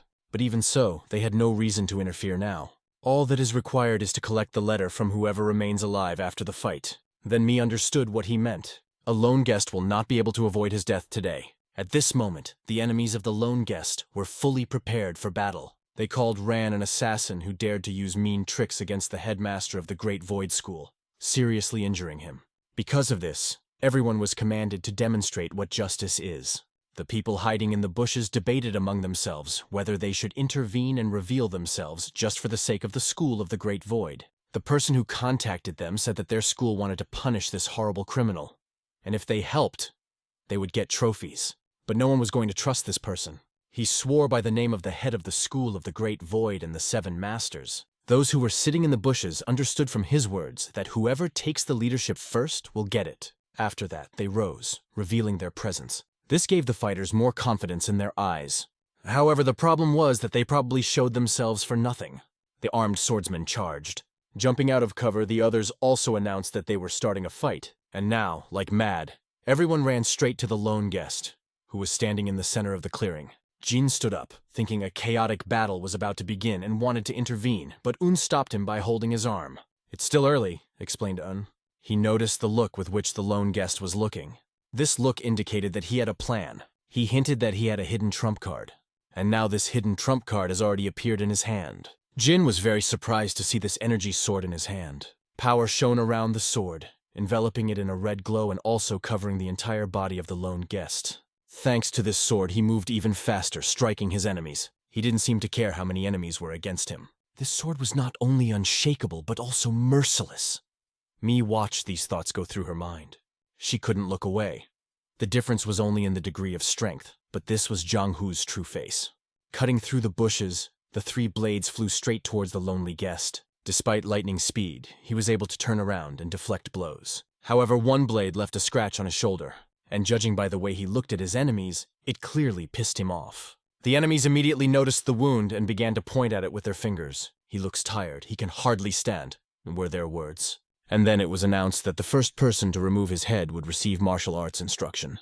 The lone guest began to breathe calmly and focused all his energy into the sword. Another attack began on him again. It was necessary to get rid of each of the opponents, and the blade flew in his direction again. It was like unexpected gifts from the bushes that had to be dodged. A lone visitor drove a sword through the neck of one of them. After that, he ducked and did a backflip in the air, dodging the 3 blades. The flying blades could open his wounds even more, and he knew that. He also understood that he needed to find the hidden killers immediately. But first, you need to deal with those who stood right in front of him. In principle, he was engaged in this, and he did it quite skillfully. Of course, not without effort, because it was difficult to fight for a long time. But after some time, corpses lay behind him. Only one of them remained on his feet. The lone guest ordered him to put down his sword and leave Murim, not wanting what did not belong to him. The man, gritting his teeth, listened to these words. But another figure appeared behind him and confirmed. "He is right. There's no place for cowards in Murim, and you can't wish for something that doesn't belong to you," she said. "Treasure owners always have their own methods," they said. John didn't expect these people to show up here. Mi did not know who it was and asked. He didn't know either, but he could only guess. Among them was a woman, but they were all dressed in ninja costumes, their faces hidden by masks. However, John recognized the female figure without any problems. He suddenly realized that there was nothing they could do if the letter reached them. These people do not obey the authority of the Murim Union, and it was obvious. Uninterrupted their conversation and said that the aura of these people seemed familiar to him. He wasn't sure he knew them. Yan then asked Yun to pretend he didn't know them. The fact that these people were cornered by the lone guest was a serious problem, and the Murim Union could use this situation to force them to make concessions. Because of this, Yan hoped that Un would not reveal their true intentions. Un realized what Yan was planning and asked him to help the lonely guest. "Why don't you do it yourself?" Yan said. But Un had another important task. Besides, he was confident that John Plumblossom's sword would be able to solve this problem without using violence. John couldn't refuse his request. Although he did not like to interfere for the sake of other men, there was no choice. Jin got up and decided to go with him. The fact that there were 2 of them was considered a good sign. However, Mi could not leave the 2 of them, and declared that she would also go with them. Although she could not offer much help, she was responsible for the Murang family's foreign policy. Realizing this, Un began to rise as well, telling her that he would begin to act himself. Of course, he wished her to protect herself. However, he went the other way, leaving me wondering, wasn't he going to help the lonely guest? Un asked her to help them, adding, "Please." He himself noted that he had other matters to attend to. Un went in a completely different direction. He didn't explain anything and just left. Mai wasn't sure what it was, but she knew he must have a reason for it, and she had to help her older brother. Then the boys went to the battlefield, and to the question, "Who are you?" They replied that even if they introduced themselves, it would not tell them anything. The masked people looked at each other, realizing that it was true. Mai stepped forward, introduced herself as the person in charge of foreign policy for the Murang family, gave her name, and asked who they were and why they were threatening the lone guest. "This matter does not concern the Murang family," they replied, but Mi thought it did. She explained that their family is currently cooperating with the investigation team led by Master Yan to investigate the case of the lonely guest Doc Koran, but she was only told that she was taking on too much just because they represented the Murim Union. "We will not interfere if you prove that you are acquaintances of the lone guest," they said. Of course, for this one had to reveal their personalities first. "Is there a reason why you can't do that?" "I see. Perhaps your actions are illegal?" Mi asked them. They looked at each other again, exchanging glances, and silently resolved everything between themselves. They decided to continue, demanding that Mi and her companions leave the place. Of course, they could just walk away and be done with it. But first they wanted to say something. Jin took out his sword, introduced himself, and declared that if the enemy intended to harm his family, he must first fight him. The masked people immediately recognized this energy sword. Even his sister was amazed at how quickly he did it. However, he was told that he should not be too proud of himself because of such achievements, because there are people stronger than him. Jin understood this very well, and challenged them to prove that they were among such people, and he was ready to accept their challenge with joy. The masked man exhaled and said that he would be happy to do so, but unfortunately now is not the time. However, she promised not to forget Jin's words. It sounded, of course, like a cliched phrase, but Ion wanted to say something else. He said, "Miss, I had fun last time." She turned around and suddenly realized who it was. However, without even saying a word, she turned her head back and followed the others. This left many questions on the battlefield. One of the lone guest's enemies turned to her, begging her not to go, but blood spurted from his cheek. She threw her kunai at him, and he knew for sure that if she had wanted to, she wouldn't have missed. She warned him to watch what he said, because the School of the Great Void could be destroyed at any moment. These words sounded extremely serious from her. They themselves needed to understand that it was time to leave this place, and now only a group of investigators and the lone guest himself remained. Jin asked him if he was okay, but the lone guest was not so friendly, and said it was none of their business. He didn't need help. He also stated that he had no desire to assist them in the investigation, even if they were the Murim Union. Jin noticed his murderous look, despite the fact that he was about to collapse from exhaustion. Then Mi spoke to him and said that he did not know many things. "We also received a letter," she explained to him. "A letter from the wielder of the Azure Dragon Sword beyond the heavens." At that moment, he understood that the conversation would be serious. Because of this, she asked him to believe that they were not his enemies. Rand carefully looked at everyone present. There were no signs of threat on the faces of these people. They looked completely innocent. However, the appearance of Rand himself could not be better. He was exhausted. There was a certain relief in his soul that he had finally found something, but at the same moment his legs could not withstand the tension, and he fell.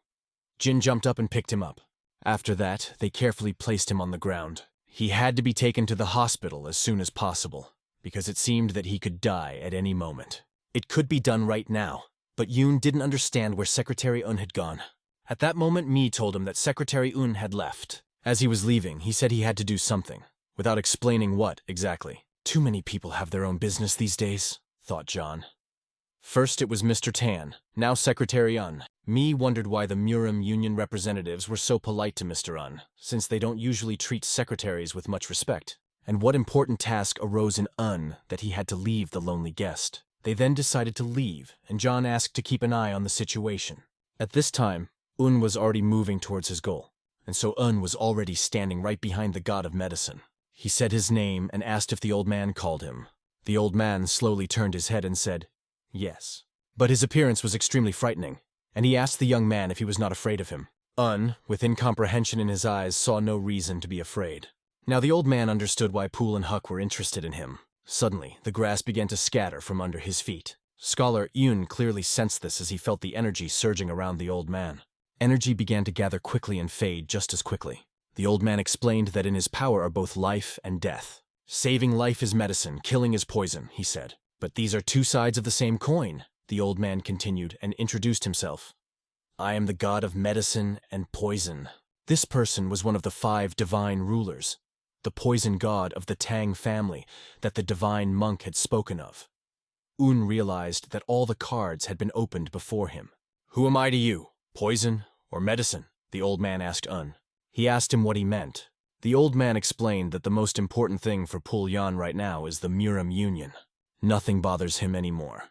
As for Huck, he is obsessed with reaching the pinnacle of swordsmanship and is willing to risk his life for it. But since he has not yet reached this peak, he can only strive for it. As Old Un explained, he felt as if the whole world was pressing in on him from all sides. The old man said of himself that he was obsessed with his Tang family. Incredibly, the old man didn't even use poison. He simply released such a powerful energy that the grass around him began to die. "If you swear to make the Tang family the strongest, I will give you this world," said the old man. At first, Un didn't know what to say. He then said that the old man must be confusing him with someone else since he was never the best, and doesn't even have the ability to do that. First step, second step, third step. The old man began to approach Un. He approached with the words that he would check it himself. He will check if Un is telling the truth or possibly lying. An energy figure began to form in his hand, and later, from this energy, he created a blue butterfly. "What kind of butterfly is this?" Un asked himself as he watched this. At that moment, the butterfly began to fly directly in his direction. But one could faint from the shock of seeing how quickly this butterfly grew, spreading its huge wings right above Un. At the same time, the blue sword in his soul began to awaken. Feeling alarmed, Un began to draw his sword. One movement was enough to understand the sophistication of his actions. His stand was unique. An incredibly powerful energy was hidden behind his soul, which began to emit light in different directions. The power of this energy was so unlimited that it flew far around. At that moment, a huge wave of wind almost swept Un off his feet. The god of medicine and poison watched the boy carefully. After that, Un himself turned his head back and saw 2 tracks. But, raising his head a little higher, he saw how the trees had been cut down, and the earth turned upside down behind him. "As Poole has knowledge, so I, like Huck, have insight," said the old man. He meant that in the past 30 years, there had not been a single person capable of defending against his heavenly spirit butterfly. But Un continued to stand his ground, assuring that the god of medicine was wrong with the choice. And all because Un did not seek power over the world. He began to remember the moments when he too once thought that the whole world was in his hands. But it was only an illusion. However, it was a good time.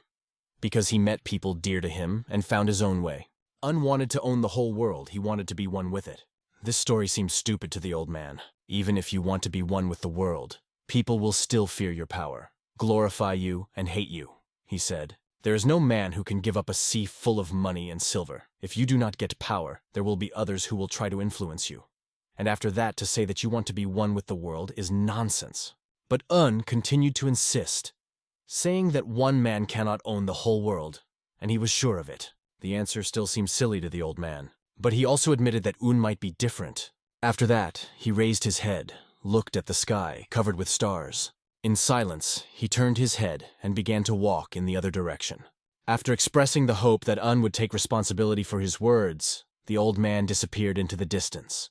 Only a light breeze touched Un's body. Questions swirled in his head.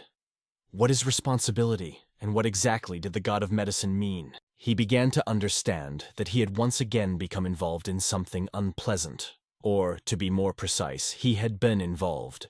A new day dawned and the merciless battle continued. The river carried the bodies of the dead.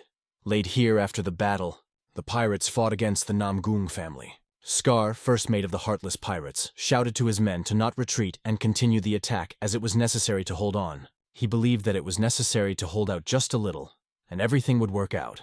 They only had to hold out a little longer, and victory would be theirs. But at this moment, he met in battle with the girl. She was extremely strong and appeared to be from the elite unit of the Nam Gun family. When he met her in battle, he realized that it was no longer possible to fight here. Leaving her on the battlefield, he turned and started running in the other direction. Is he running away after urging his subordinates to continue the fight? The girl could not let him escape so easily. Therefore, scattering everyone in her path, she rushed after him. But at that moment, 3 men armed with swords appeared in front of her. Feeling the breath of the wind on her body, she made a spin with her sword. After that, she jumped up, flipping in the air and doing a backflip. Landing behind the enemy, she pierced him with her sword, leaving wounds on his body. She finished him off with one more move, and now the other 2 were charging at her. It wasn't difficult for her to deal with these 2 with her swordsmanship. She understood that her enemy was just wasting time, because the Imperial Sky Squad could appear at any moment and attack when everyone was exhausted. The pirates' fighting style has changed noticeably. Now they resembled an organized army. And the Namgong family, on the contrary, acted directly, attacking head-on, which meant that the pirates were confident in their strength. But don't they think too simply? She thought. She tried to calm her thoughts, realizing that she had gone too far in her analyses. Her brother appeared before her, asking if she was tired or disappointed that her opponent had escaped. The boy's name was Hyun, and he was a disciple of the Namgong family. He considered her special and did not hide it, and also asked her not to expose herself to unnecessary danger. She explained to him that being a disciple of the Namgun family was a privilege that came with great responsibility. He joked that she should tell the heads of the Namgun family, but she preferred to leave things as they were. He agreed with her, thinking that it would be better if other people were not too interested in her. But if he wanted to get her attention, she could give him his next target. Yes, she was referring to the leader standing in front of them. For the sake of So Young-so of Tigerstone, he said, happily agreeing. And despite the fighters standing in front of the leader, he jumped over them. Lee So Young-so of Tigerstone clutched her sword in her hands. She decided to go directly behind enemy lines while Yoon lingered on the others. And in a moment she was right behind the head. She had no problem swinging her sword and cutting his throat. One day I won't be Lee So-yeon of Tigerstone, but Tigerstone Lee So-yeon, she muttered to herself. The enemies, or rather the pirates, began to assemble their weapons. The enemies are retreating, Yoon observed, and guessed that she must have killed their commander.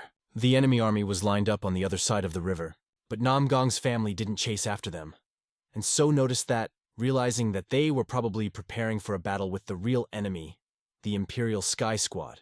The rest of the responsibility fell on the students of the first squad, and she considered herself not strong enough for the further battle. Ren and his men stood on the slope. He knew that the river pirates had reformed the alliance. Based on the number of pirates, there were not only the Heartless, but also at least 5 to 6 other pirate groups. It has been 30 years since the Murim Union defeated them. What made these people act again after so many years? They probably think they have regained their power. This power's enough to stop fearing the Murim Union. The monk, listening to their conversation, said that it was still too early to draw conclusions. It would soon become clear whether they had really regained their strength or were simply blinded by greed. Anyway, it's a nasty comeback, Mook said. They watched what was happening from the slope. Suddenly Peel was the first to notice that they had come. The Imperial Sky Squad was approaching, carrying bows and baskets full of arrows on their backs. Everyone was ordered to focus, as the true strength of the Namgun family was about to be revealed now. The main thing is to remember that a lot can change in the Murim Union, depending on how the head of the Namgun family manifests itself in battle. Then the head ordered his son to give the disciples the order to retreat. The son handed it to another to inform the students about the retreat. And there was a flag waving at the top, which was waved by the representative of the Namgun family. The head asked him to stay put. He believed that he could handle it himself, and should take this matter upon himself. He understood and had nothing else to say. Another troop was ordered to guard the head as a precaution. And so he went forward, and the horsemen galloped behind him. Against the background of a beautiful yellow-hot sunset, he was sitting on his horse. In front of him was the Imperial Sky Squad. The head was well aware that they were outnumbered, and given that the students were already tired, it was hard to tell if they would be victorious. The Imperial Sky Squad ordered their troops to take aim. Chief Namgong galloped towards them. Then the Imperial Squad drew their bows and fired their arrows. The arrows flew forward, cutting through the air in their path. Head Namgong, not paying attention to the speed of the arrows, cut them with his sword. At the same time, he released his energy and channeled it into his sword. It was exactly the kind of energy sword that impressed everyone who saw it. The arrows flew apart like thin sticks of wood under the pressure of his sword. Everyone who fell under his blows fell from their feet.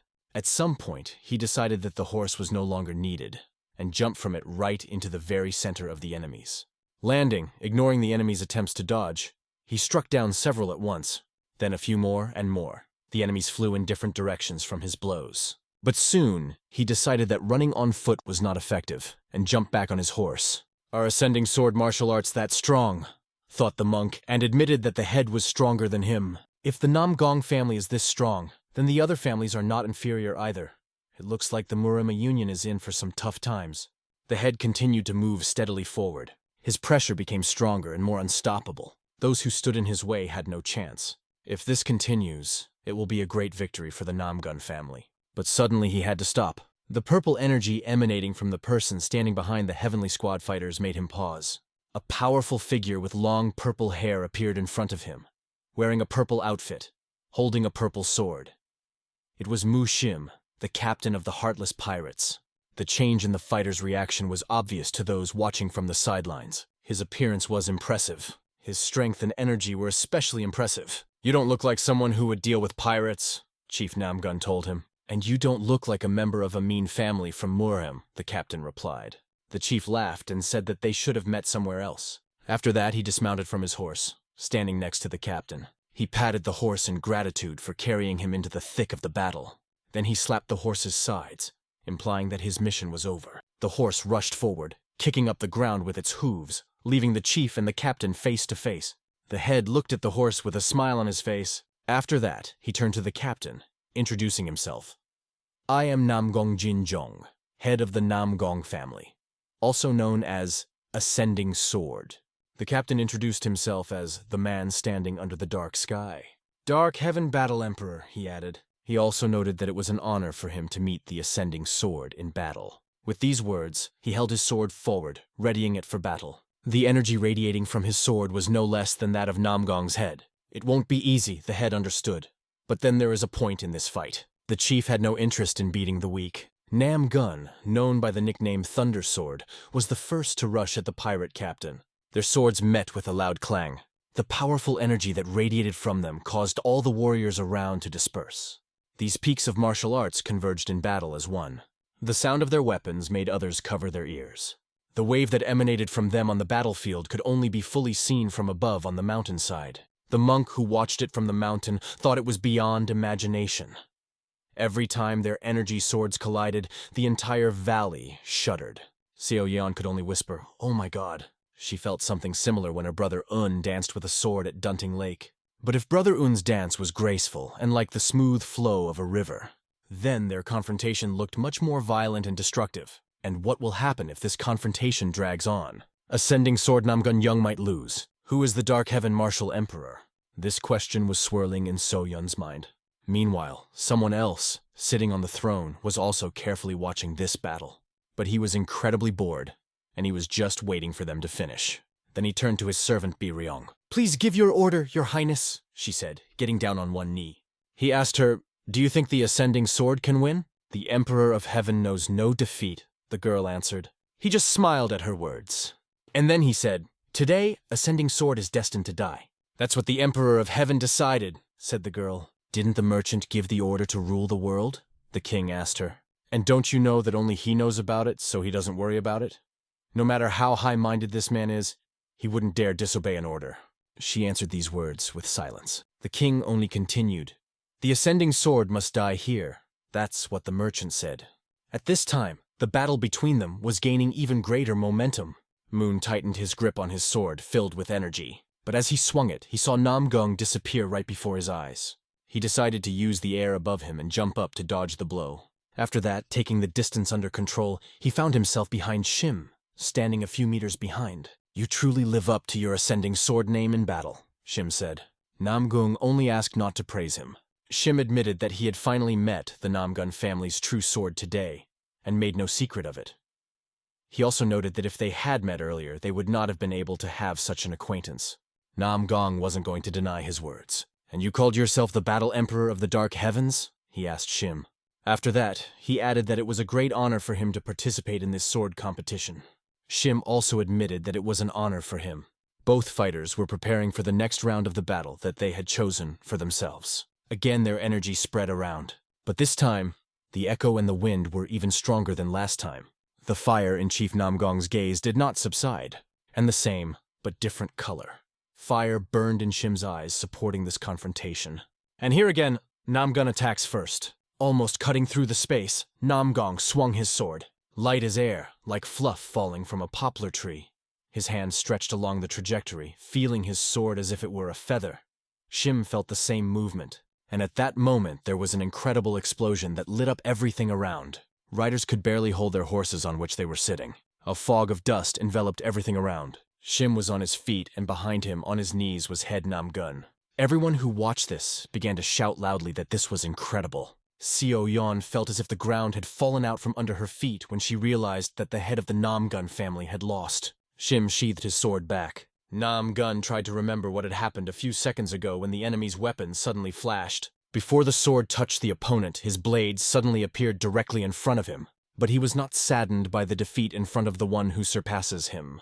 He just looked at Shim, conveying his gratitude with a look. Shim expressed his respect by saying, "You are a great fighter." "You too," Namgun said proudly. Shim asked Namgun to seal it for 3 years and promised to wait for him for another meeting after those 3 years. Leaning on his sword, Namgong nodded back at him. But then he got up and said that there would be no next meeting.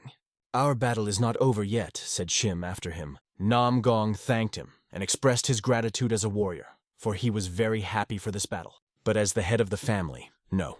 He then summoned Iron Sword Namgun Byok. He dismounted from his horse and knelt before the head. Kneeling down, he waited for an order from the head of the family. The first thing the head wanted to tell him was to never forget today's humiliation. Second, from this day he is appointed deputy head of the Ministry of Foreign Affairs. The third is not to take any action before building strength. And from that moment on, he becomes the head of the Namgun family. Iron Sword Gun Byok. Gunbyuk couldn't believe it at first. Of course, the head asked him for forgiveness for putting such a heavy burden on his shoulders. Gun Byok almost cried. His hands began to shake and tears almost fell from his eyes. Defeat might have resulted in the loss of the title of head of the family. But even if his reputation was ruined, it would not affect the Namgong family, and they would not have to endure the humiliation of being imprisoned for 3 years. He had only one last responsibility left as the former head of the family. Turning back to Shim, he said, "I'm glad that a strong person like you would take my life." "Don't talk nonsense," Shim asked him. "I'm sorry. I know you don't want to kill me, but I have no choice," Namgun said.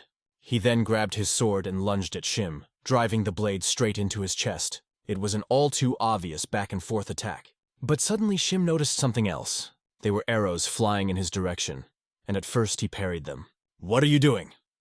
He turned to the king, who was standing a few meters away from him at the entrance to the cave. The king's archers kept their bows aimed at Shim. The king had a smile on his face, and he fanned himself with the fan he held in his hands. A few more arrows flew towards Shim, and at this moment he had a chance to show his speed. He took full advantage of this opportunity.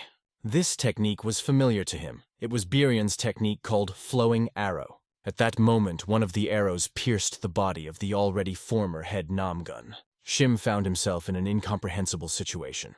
He was incredibly tense and looked around. His gaze fell on the crossbow he held in his hand. Chairman Namgun, who was dying, realized that Shim was not a free man either, and even being so strong, he could not achieve freedom. In response, Shim said that they are exactly the same. Namgung coughed and didn't deny his words. The last thing he said as he fell to the ground was, "This is very funny." And right in front of Shim, on the battlefield, his body moved, pierced through. Shim himself thanked him for this fair fight. The army all around shouted loudly, raising their weapons in the air, celebrating the victory. Iron Sword was on his knees before the death of a person so close to him. This was watched from above by representatives of Murim. "The ascending sword is dead," said Mook. Suddenly, a horse appeared behind them. The man dismounted from this horse and greeted them. He congratulated the Murim Union representatives. The monk looked at him carefully, trying to understand who he was. Judging by his clothes, he was not from the Heavenly Imperial Squad, but considering his gaze, aura, and voice, it was obvious that he possessed considerable power. He reached for the document he had on his belt. "This is a message to the Murim Union from the Pirate Alliance," he explained. Murim's representatives looked at each other. After that, they approached and took the message from him. "Be calm." The man wished them and approached his horse. "Be calm because there will be no more battles today." This meant that they were going to let the Namgun family's elite squad go. But that was still a question. Then they asked him to wait. "Who is he?" Ryan asked. He only replied that he only had a number. He mounted his horse and galloped back. This left Murim representatives with many questions. But one thing was clear. This was probably just the beginning. The appearance of a new powerful man under the name of the Dark Heaven Battle Emperor and the Pirate Alliance was without a doubt a challenge to the Murim Union that had ruled for decades. Meanwhile, the king applauded, marking a well shot from the crossbow. For this liquid arrow, which does not obey any rules, and was really not just a technique. The king was amazed that she managed to pierce such a force with a short arrow. But she only carried out His Majesty's imperial order with precision. Then the king looked at the other man. He immediately knelt before him and said that he was listening to him. The king ordered him to stand up and slap that girl, pointing the fan at Bi Ryong. The man did not know how to act in such a situation. However, he got up and began to approach her. Waving his hand, the man hit the girl hard on the cheek, which was covered by a mask, with the back. The blow was so strong that blood began to flow from under the mask directly from her lip. "It is not for her to judge whether my order is carried out or not," said the king. He was outraged by her defiant expression. But suddenly, a swordsman appeared right in front of him. It was Shim, serious. The king saluted Shim, and ordered the servants who were behind him to bow not to do so, as he was the hero who had killed the ascending sword. Shim was indignant because he understood that it was the king's order to kill the head of the Namgun family. "Fear is the best way to rule, fool," said the king. But Shim asked again, "Did you give the order to kill the head of the Namgun family?" The king said with a cold smile that if Shim was so eager to know, he could ask the merchants himself. This answer made him feel bad, but he held back his emotions. Shim turned decisively, walking away from the throne, ready to leave the hall. Suddenly, the king unexpectedly added that Shim had a very faithful and capable servant. He slowly turned his head and looked at her, understanding the implication of these words. Pausing between words, the king continued, "A servant who does work for his master. That's respectable, isn't it?" Shim continued walking without stopping, but the king's words remained in his mind. Step by step, he was getting closer to the exit, but his thoughts were becoming more and more difficult. Finally, Shim quietly turned to B, asking her to follow him. B silently obeyed and began to follow him, her gaze impenetrable. The king mockingly threw in her direction that her master did not appreciate her sincerity at all. With these words, she dissolved into the air, disappearing like a shadow. When they left the throne room, the king looked anxiously at his hand, which began to tremble with inexplicable fear. His heart was filled with annoyance, for he felt that he was being looked down upon. The bodies of the dead warriors were carried on litters made of rough wood, and the sight was a grim reminder of the losses. The iron sword trembled in his hands, barely restraining the pain that pierced his chest like a burning fire. All the members of the Namgong family watched with tears in their eyes as the tragedy consumed their hearts. It was an unspeakable loss that struck everyone, leaving an insurmountable burden in the chest. This pain overwhelmed their souls, not allowing them to forget that terrible day. One battle changed everything. These thoughts flashed through her mind as she stared at the boundless mountains in front of her. A slight shiver still ran through her body. She only had to remember the battle between the Dark Heaven Emperor and the Ascending Sword. Every memory of that battle brought a tremor to her heart again, as if it had happened just a moment ago.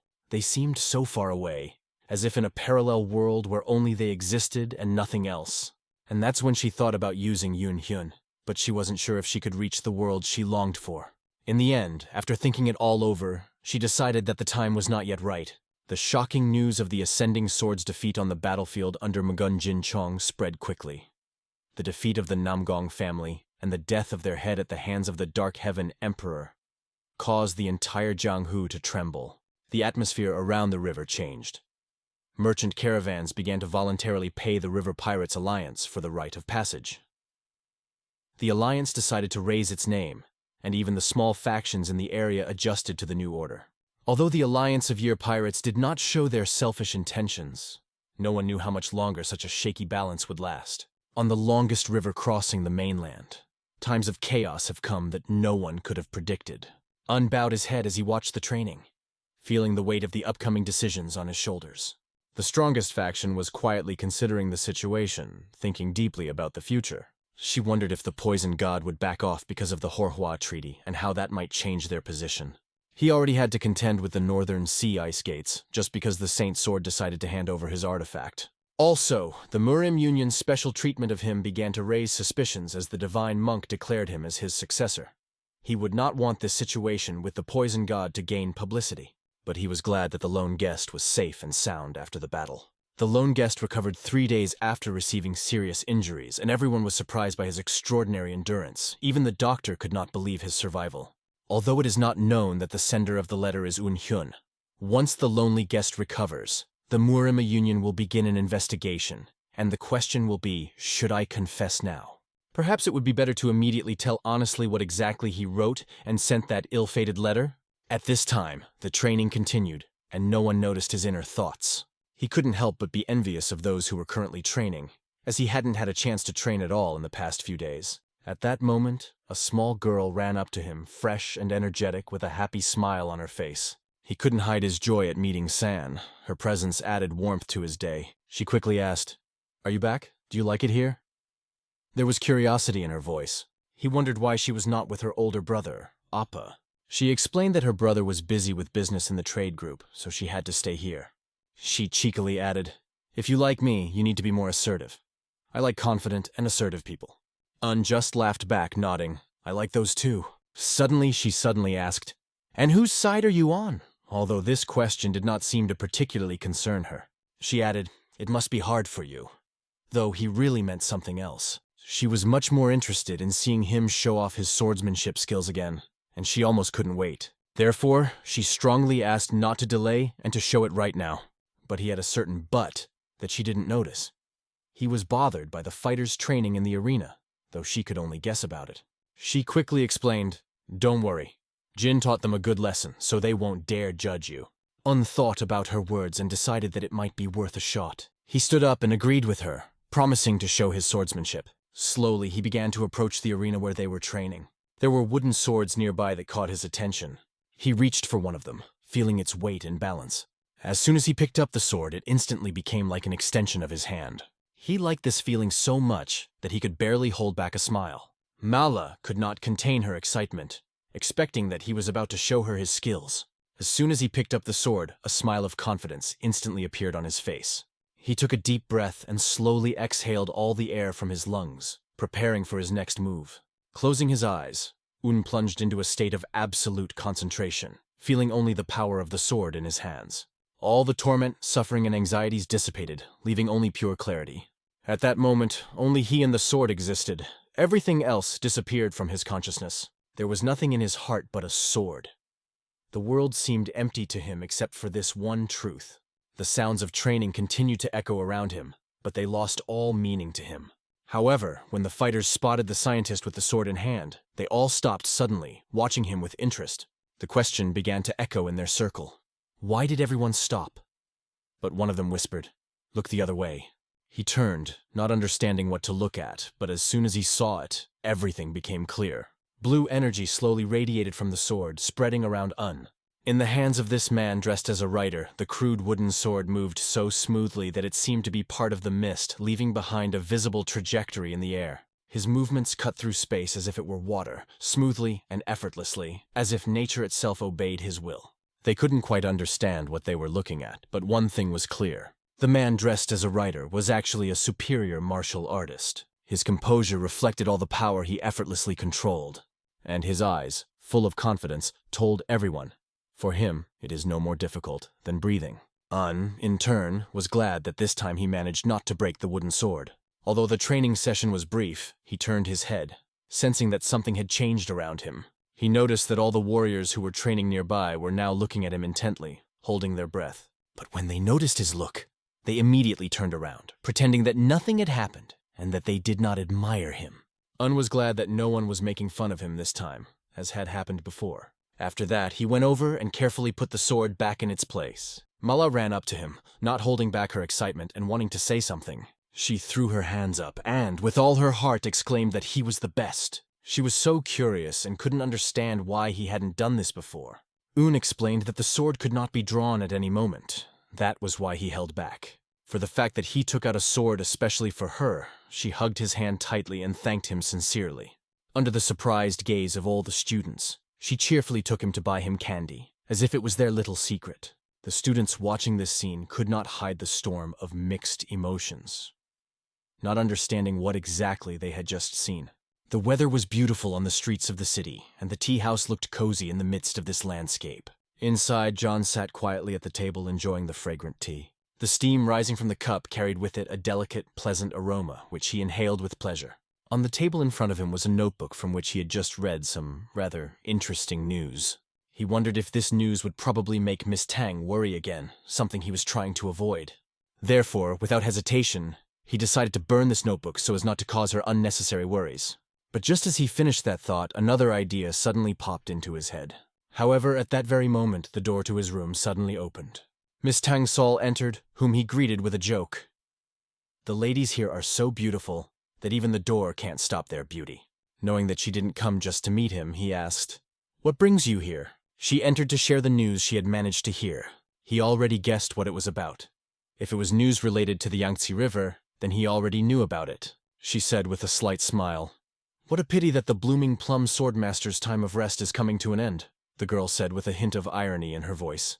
She was even more surprised when she realized from his calm reaction that Yan had no intention of returning to the Union. "Just don't give me that scary look," he asked her, explaining that he didn't think now was the best time to come back. The girl insisted on the importance of this message, which, according to her, determines the future. She was incredibly annoyed by his indifferent reaction that John showed in return. She tried to explain. Understand me correctly, since the Murim Union was founded 30 years ago. But she didn't have time to finish, as Yang interrupted her, stating that Murim never decided Jianghu's future. He emphasized that Jianghu always chooses his own path, and the Murim Union has always acted in the interests of the 18 major schools. John's arguments seemed very strange to her, but at the same time caused a smile. He explained that not everyone is winning now, and that the Union is no longer in control of the situation. If I come back now, I'll be able to watch the Union representatives fail to find a place, Yan added with a smile. She asked in surprise, Is this your own judgment, or the opinion of the representative of MANHUA? You know that I'm drunk at all meetings, except for those where I actively participate in the conversation, he answered frankly, and his words said everything that was needed. She was embarrassed by such frankness, but she decided not to argue.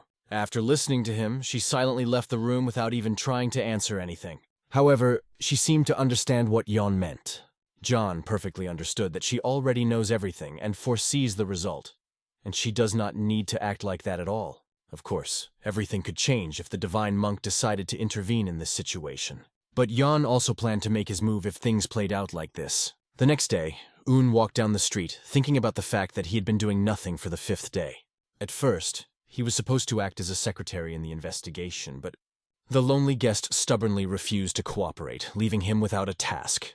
Although Un was glad to have escaped such an uncomfortable position, he now did not know what to do with his time. Because of this, he decided to visit the training ground again. As soon as he appeared, all eyes were on him. His presence caused some discomfort and tension among those present. One of the students decided to get down from the arena and approach Un. He introduced himself as Guojin Chol, a junior disciple of the Murang family. Un also gave his name and asked why he decided to come down to him. Guojin Chol apologized, explaining that they didn't recognize him last time and made a big mistake. After that, all the students, as one, unanimously apologized to Un. Are they doing this because of Jin's request? Un thought, feeling that something was wrong. He then told the disciples that he forgave them and asked them to stop bowing before him. He reminded them that they were not some street thugs, but disciples of the Murang family, and should do what they thought was right, not act under pressure. Several students lowered their heads, understanding his words, undecided to go on, but one of the students questioned him. Did you come to practice? The disciple timidly asked if Un would mind if they watched his training, and suddenly a little girl appeared, who picked up on his request, and also asked Un to demonstrate her skills. She was so cute that it was simply impossible to refuse her. Un thought for a while, weighing his options, and decided that he could come up with something. Finally, he proposed a solution. He turned to Chol with an idea. Since I showed you my swordsmanship yesterday, why don't you show me yours today? He asked with a smile on his face. Chol was immediately confused, not understanding why this was necessary. However, after a short pause, he agreed to Un's proposal. Turning around, he went to the other students, and at that moment, Un bent over to the little girl. He whispered something in her ear, making her laugh. Okay, Appa, I'll ask, the girl answered cheerfully. Then she turned and ran in the other direction, fulfilling his request. Un focused his gaze on the students who were already preparing for training. Chiol approached the group and explained to them that he didn't understand why Un wanted to see their fencing, but offered to start. First, he suggested trying to do a formation exercise to show synchronicity. Chiol couldn't see if Un wanted to use this to expose their mistakes. After that, he waved his hand decisively and announced that it was time to begin the Dragon Sword exercise. The first stage was the performance of the main exercise, the Heavenly Sword of Rapture. The disciples raised their swords in unison, letting out loud shouts to prepare for battle. Un watched their every move intently, carefully assessing their technique. They continued to swing their swords, performing the exercise with amazing synchronicity, demonstrating their coordination. At this point, the students exhaled and sheathed their swords, completing the exercise. Chiol slowly opened one eye, sneaking a glance at Un, trying to understand his reaction.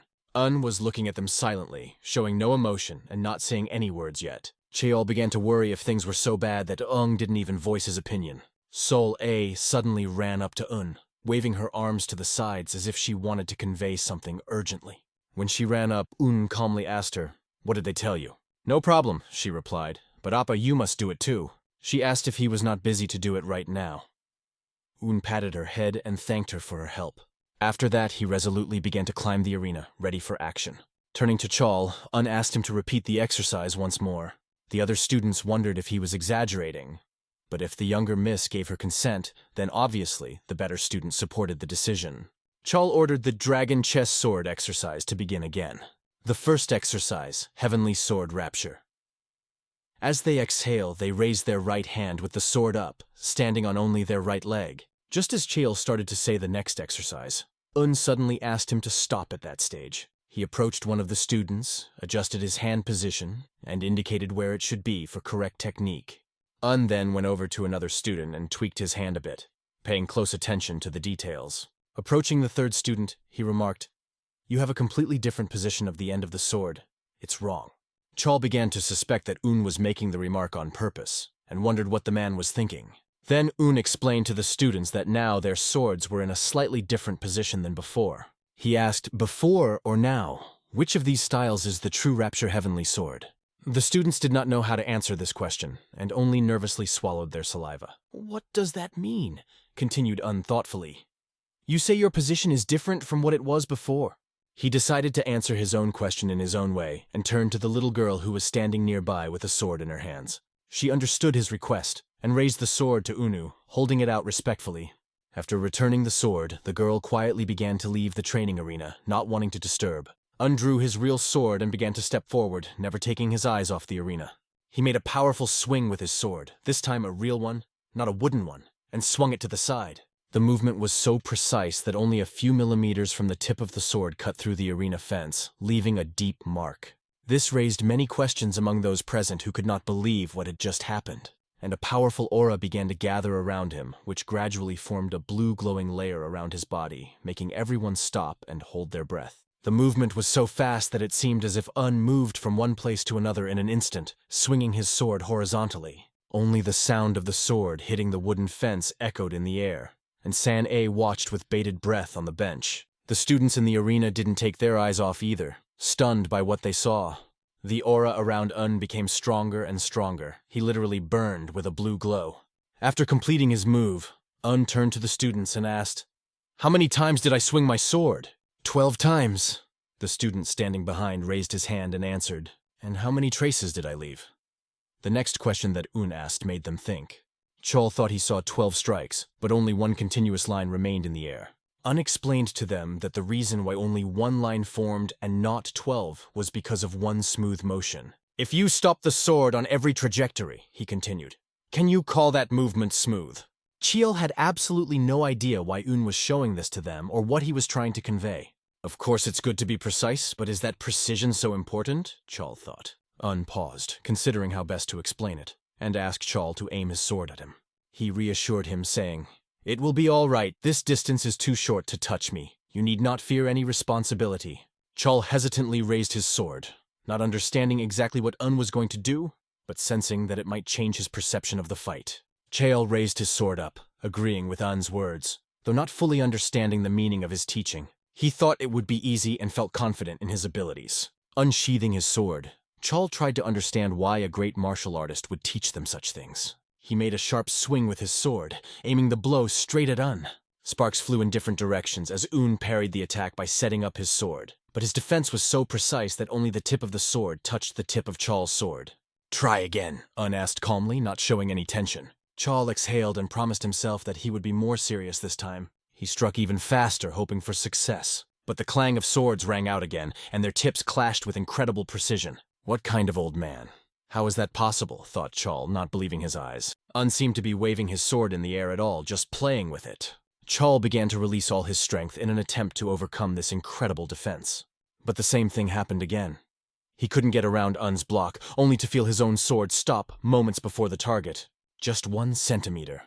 Blocked his attack with perfect precision.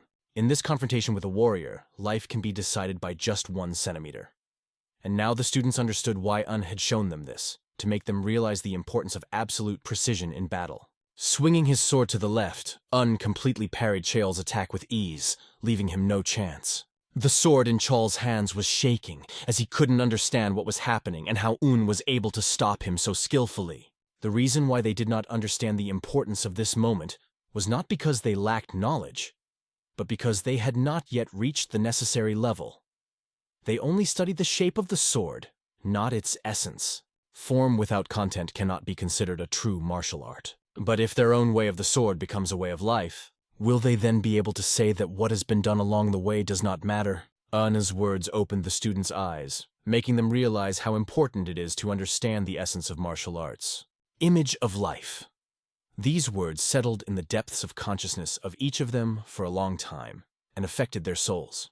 Being serious and measured, An continued his explanation, adding weight to each word. But suddenly his seriousness disappeared, and with a light smile he suggested that they continue their training. It was already deep night outside, and darkness enveloped everything around. They had been training until now, and each of them was already exhausted. The thought of having to train like this every day made them break out in a cold sweat. But at the same time, each of them believed that they should overcome their limits, change their habits, and rise to a new level. And at that moment, they remembered how Un treated it as a part of his life. They perfectly understood that in the eyes of the master, they looked like complete beginners, but this only motivated them more. Chol was determined that one day he would be able to face off against the martial arts master. However, others, hearing his decision, jokingly said that in such a situation, it would be better to run away without looking back. In any case, they were given two options: continue training as before or ask Un to train tomorrow. "I choose the second option," Chol said firmly, determined not to lose the opportunity to learn from the master. He understood that the chance to train under the guidance of such a master was rare, so he decided not to delay. As soon as he said that, the second student also announced that he would join the training. He was followed by the third, fourth, and so all the students decided to take advantage of this unique opportunity. There was determination in their eyes, and in Chol's eyes, there was even a certain admiration for the opportunity to work hard. His smile indicated that this suffering would only bring him more strength and wisdom. This day became for them a new page in the book of their life and martial arts. And so the next day came, full of new challenges and training. It became a habit for them to go to Un's training ground, where new lessons awaited them. But this time, in front of the playground, Un noticed a boy standing in front of him. It was the lonely guest. Un greeted him, happy to meet Master Doc Koren, and for a few seconds there was a silent pause of mutual understanding between them. Ran then bowed his head and said that he was glad to see Un again. At this point, Ran informed Un that he knew everything from Murang, including that Un was familiar with the Sword Lord. If Murang had already told about it, there was no point in denying it. Wung didn't want to lie to Doc Koren, who was serious about this conversation. Raising his head proudly, Un confirmed, "Yes, that's true." Everything became clear to Ranu now, and he breathed a small sigh of relief. There was a short pause between them again, lasting several seconds. These few seconds turned into a whole minute of silence, saturated with inexpressible thoughts. Finally, Un broke the silence, saying that he had to go, but suddenly Ran stopped him with a phrase. "I used to think that I was all alone. It seemed to me that there was no one in this world who could understand me or my sword," Ran continued. "However, not only do you know my sword better than I do, but I also noticed details that I didn't even know about. You've proven that you understand me better than anyone else. You understand me better than I understand myself.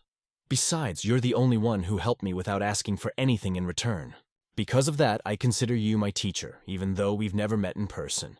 Even if you say you've done nothing for me, I'm still sure I have to repay you for your favor." Ran finished with firm conviction. After saying these words, Ran bowed before Un, expressing his respect and gratitude. After finishing the conversation, he walked in the opposite direction, leaving Un deep in thought. If Un had known that everything would lead to this development, he would have signed those letters with his real name. Late in the evening, the head of the Murang family discussed current affairs in the office. The talk was that the work in Runan County has been successfully organized, and the operation in Henan Province has been completed. The head thanked everyone for a job well done. The old man who brought up the topic noted that the Murang family had now officially become the ruler of Henan Province, and he congratulated the family head on this achievement. This old man was the governor of the province. He asked the Murang chief if they planned to extend their influence to other provinces. However, the head replied that the family was not yet strong enough for such a step. First, they need to put their internal affairs in order, because nothing will change at will. For now, they have to wait. Then the head turned to the girl with a question about her opinion about the situation on the river. The girl expressed doubt that the Murim Union would do anything in the near future. She soberly assessed the situation, as the defeat of the Namgun family was shocking. But the identity of whoever is behind the Year Pirate Alliance and their intentions remain a mystery. In addition, they have not yet achieved the unification of the forces of the largest schools. The head agreed with her assessment, but noted that such a situation would not last forever. In the near future, no doubt, chaos will begin. Amid the chaos, new opportunities will open up, and you need to be ready to take advantage of them. The head then asked how Mistress Un was doing, to which Jin replied that he had decided to train the students. Yesterday, Sana came to Jin with a message from Un, saying that he needed Jin's permission to teach the students. And of course, Jean accepted his proposal without hesitation.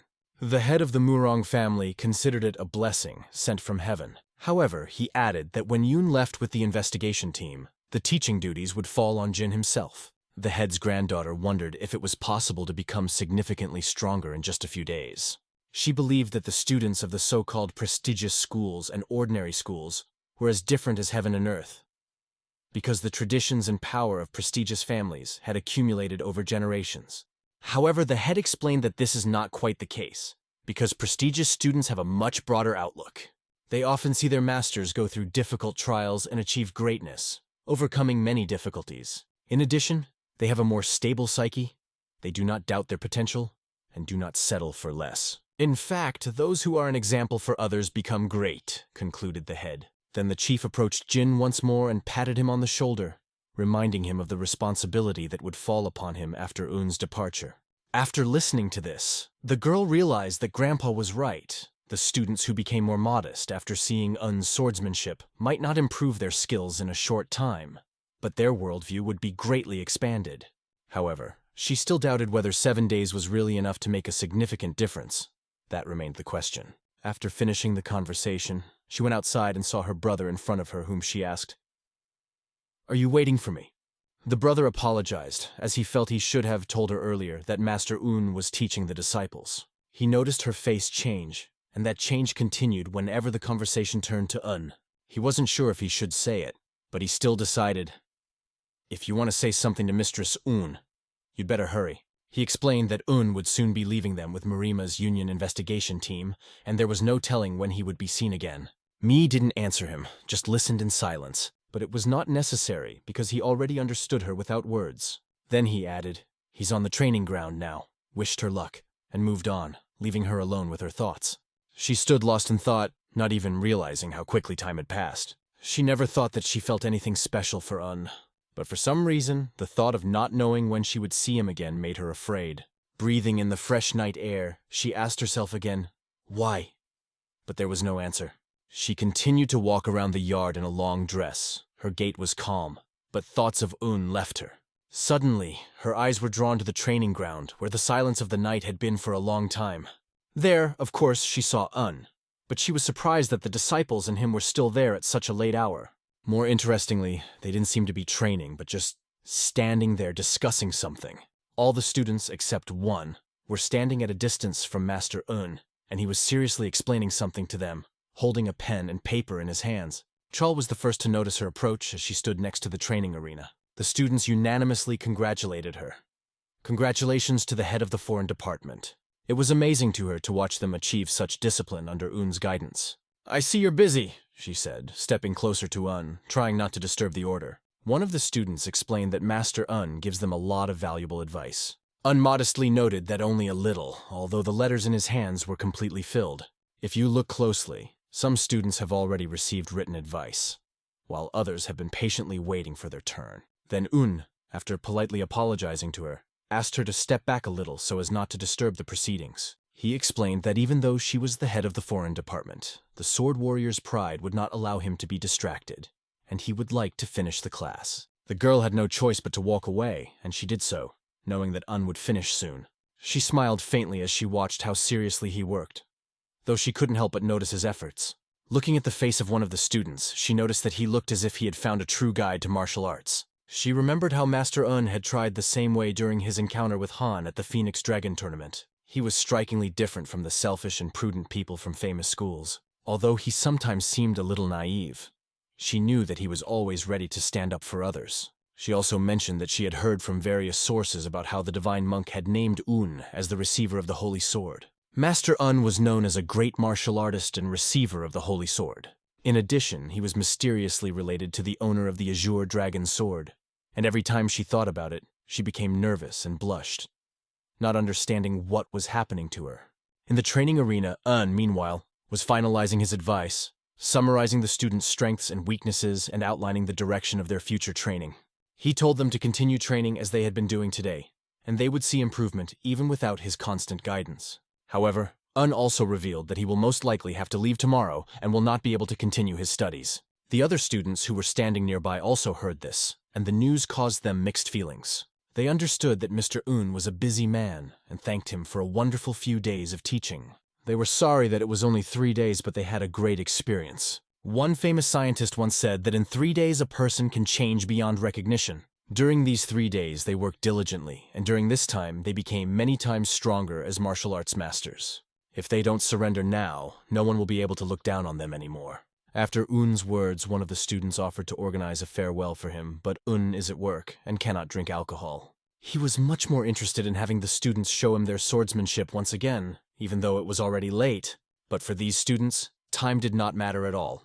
They were ready for anything. The head disciple ordered everyone to line up and show Master Un their latest training session. Mai was surprised that the training was being held at such a late hour, but it was still exciting. She wondered how much the students had changed in those few days. The first exercise is the main heavenly sword of rapture. As soon as these words sounded, all the students began to move in rhythm, synchronously and harmoniously. It looked incredible from the outside, and Mi couldn't take her eyes off watching them. Their synchronized movements were a vivid proof of what a great teacher Un was. She could clearly see it with her eyes, admiring their every move. The aura that gathered around them was bright blue and seemed almost tangible. She, although not as skilled as her brother, had also practiced this art for a long time, so she understood very well that this intensity did not depend on their strength or experience, but on perfectly synchronized movements. After the training was over, Un praised the students and ordered them to take their swords. They took another step towards fully learning the Murang family's swordsmanship.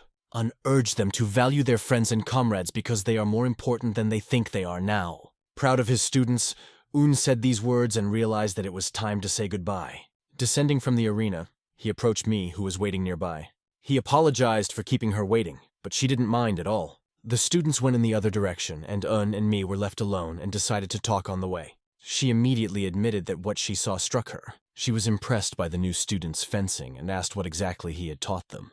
Un thought for a moment, unsure of how to properly answer her question. Then she said again that he exceeded all her expectations. Un replied that he only showed the students what he had learned. And after these words, the girl assumed that he must have a great teacher. Remembering his brother, Un said softly that this man was truly incredible. Mi remembered that he had said earlier that he would not be able to see his teacher again. And in Un's head a picture appeared, how he was sitting in front of the castle where his brother was imprisoned. Always stay true to yourself and be master of both your heart and your sword. These words of his mentor warmed his soul, even now as he thought about the past. The girl wanted to ask more about his teacher, but noticed that he became sad and decided to change the subject. She brought up the topic of when he was going to leave them, thanked them for their hospitality, and noted that San-Ah would miss him. Then she quietly added, "And I too," blushing barely perceptibly. This expression immediately caught his attention, and he began to look at her with interest. Un himself did not know how to react to the situation, and felt uncomfortable. A few seconds of awkward silence only added to their embarrassment, both growing increasingly awkward. They continued walking, but suddenly the girl stopped abruptly as if trying to collect her thoughts. By her gestures, one could understand that she was shy and did not know how to continue the conversation. "If you have nowhere else to go, please come back here. The Murang family will always be happy to have you," the girl said with warmth in her voice. Those sincere words made Un smile. "Of course I'll be back," he answered her, admiring the incredible atmosphere of the place. Soon after, Hyun found himself in his room. He may have already been there with a different expression on his face, lost in his own thoughts. In front of him stood Yawn, who emphasized that his reaction earlier was not the best. John said, "Girls will hate you for being so indifferent." Yawn then placed a hand on Yoon's shoulder, trying to cheer him up. "Besides, it's a secret to Miss Soul that you're going to the Shaolin Temple by yourself. She really doesn't like being lied to," Yoon added, warning of the possible consequences.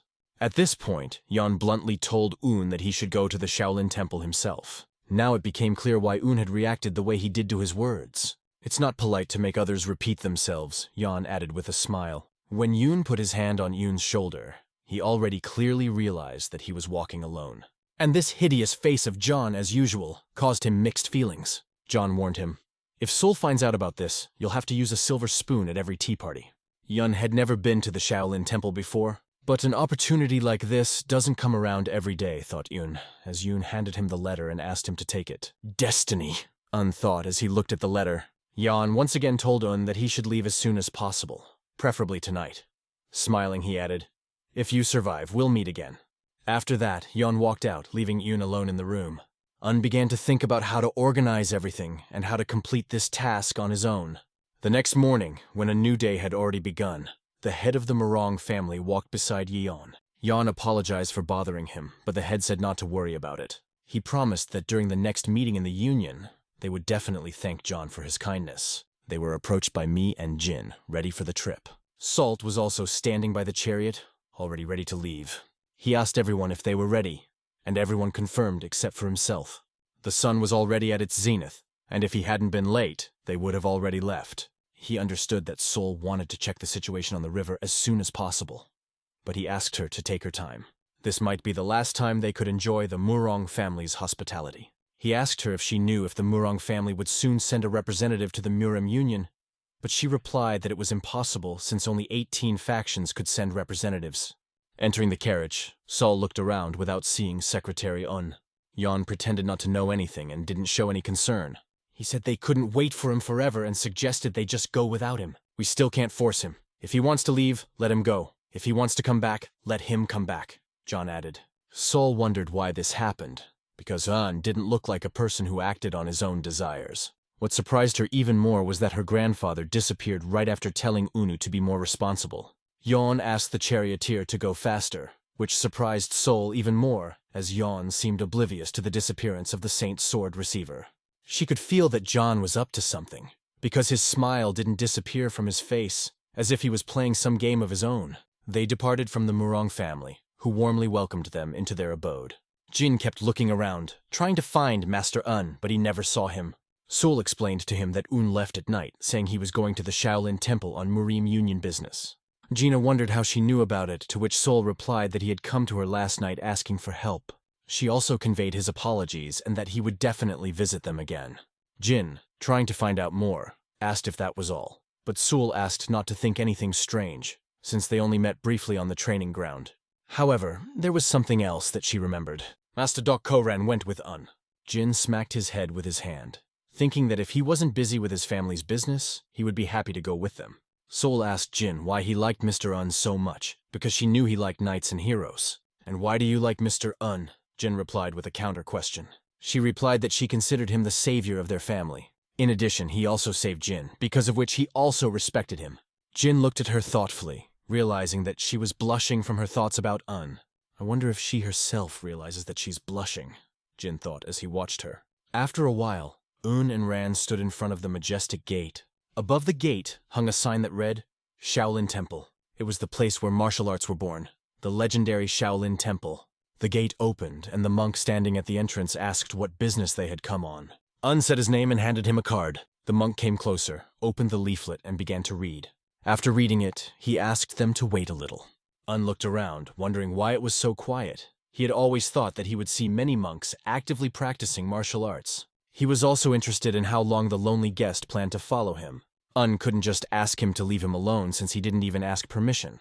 You can't refuse either, because although a trip together is better than a trip alone, the lonely guest could still take care of himself.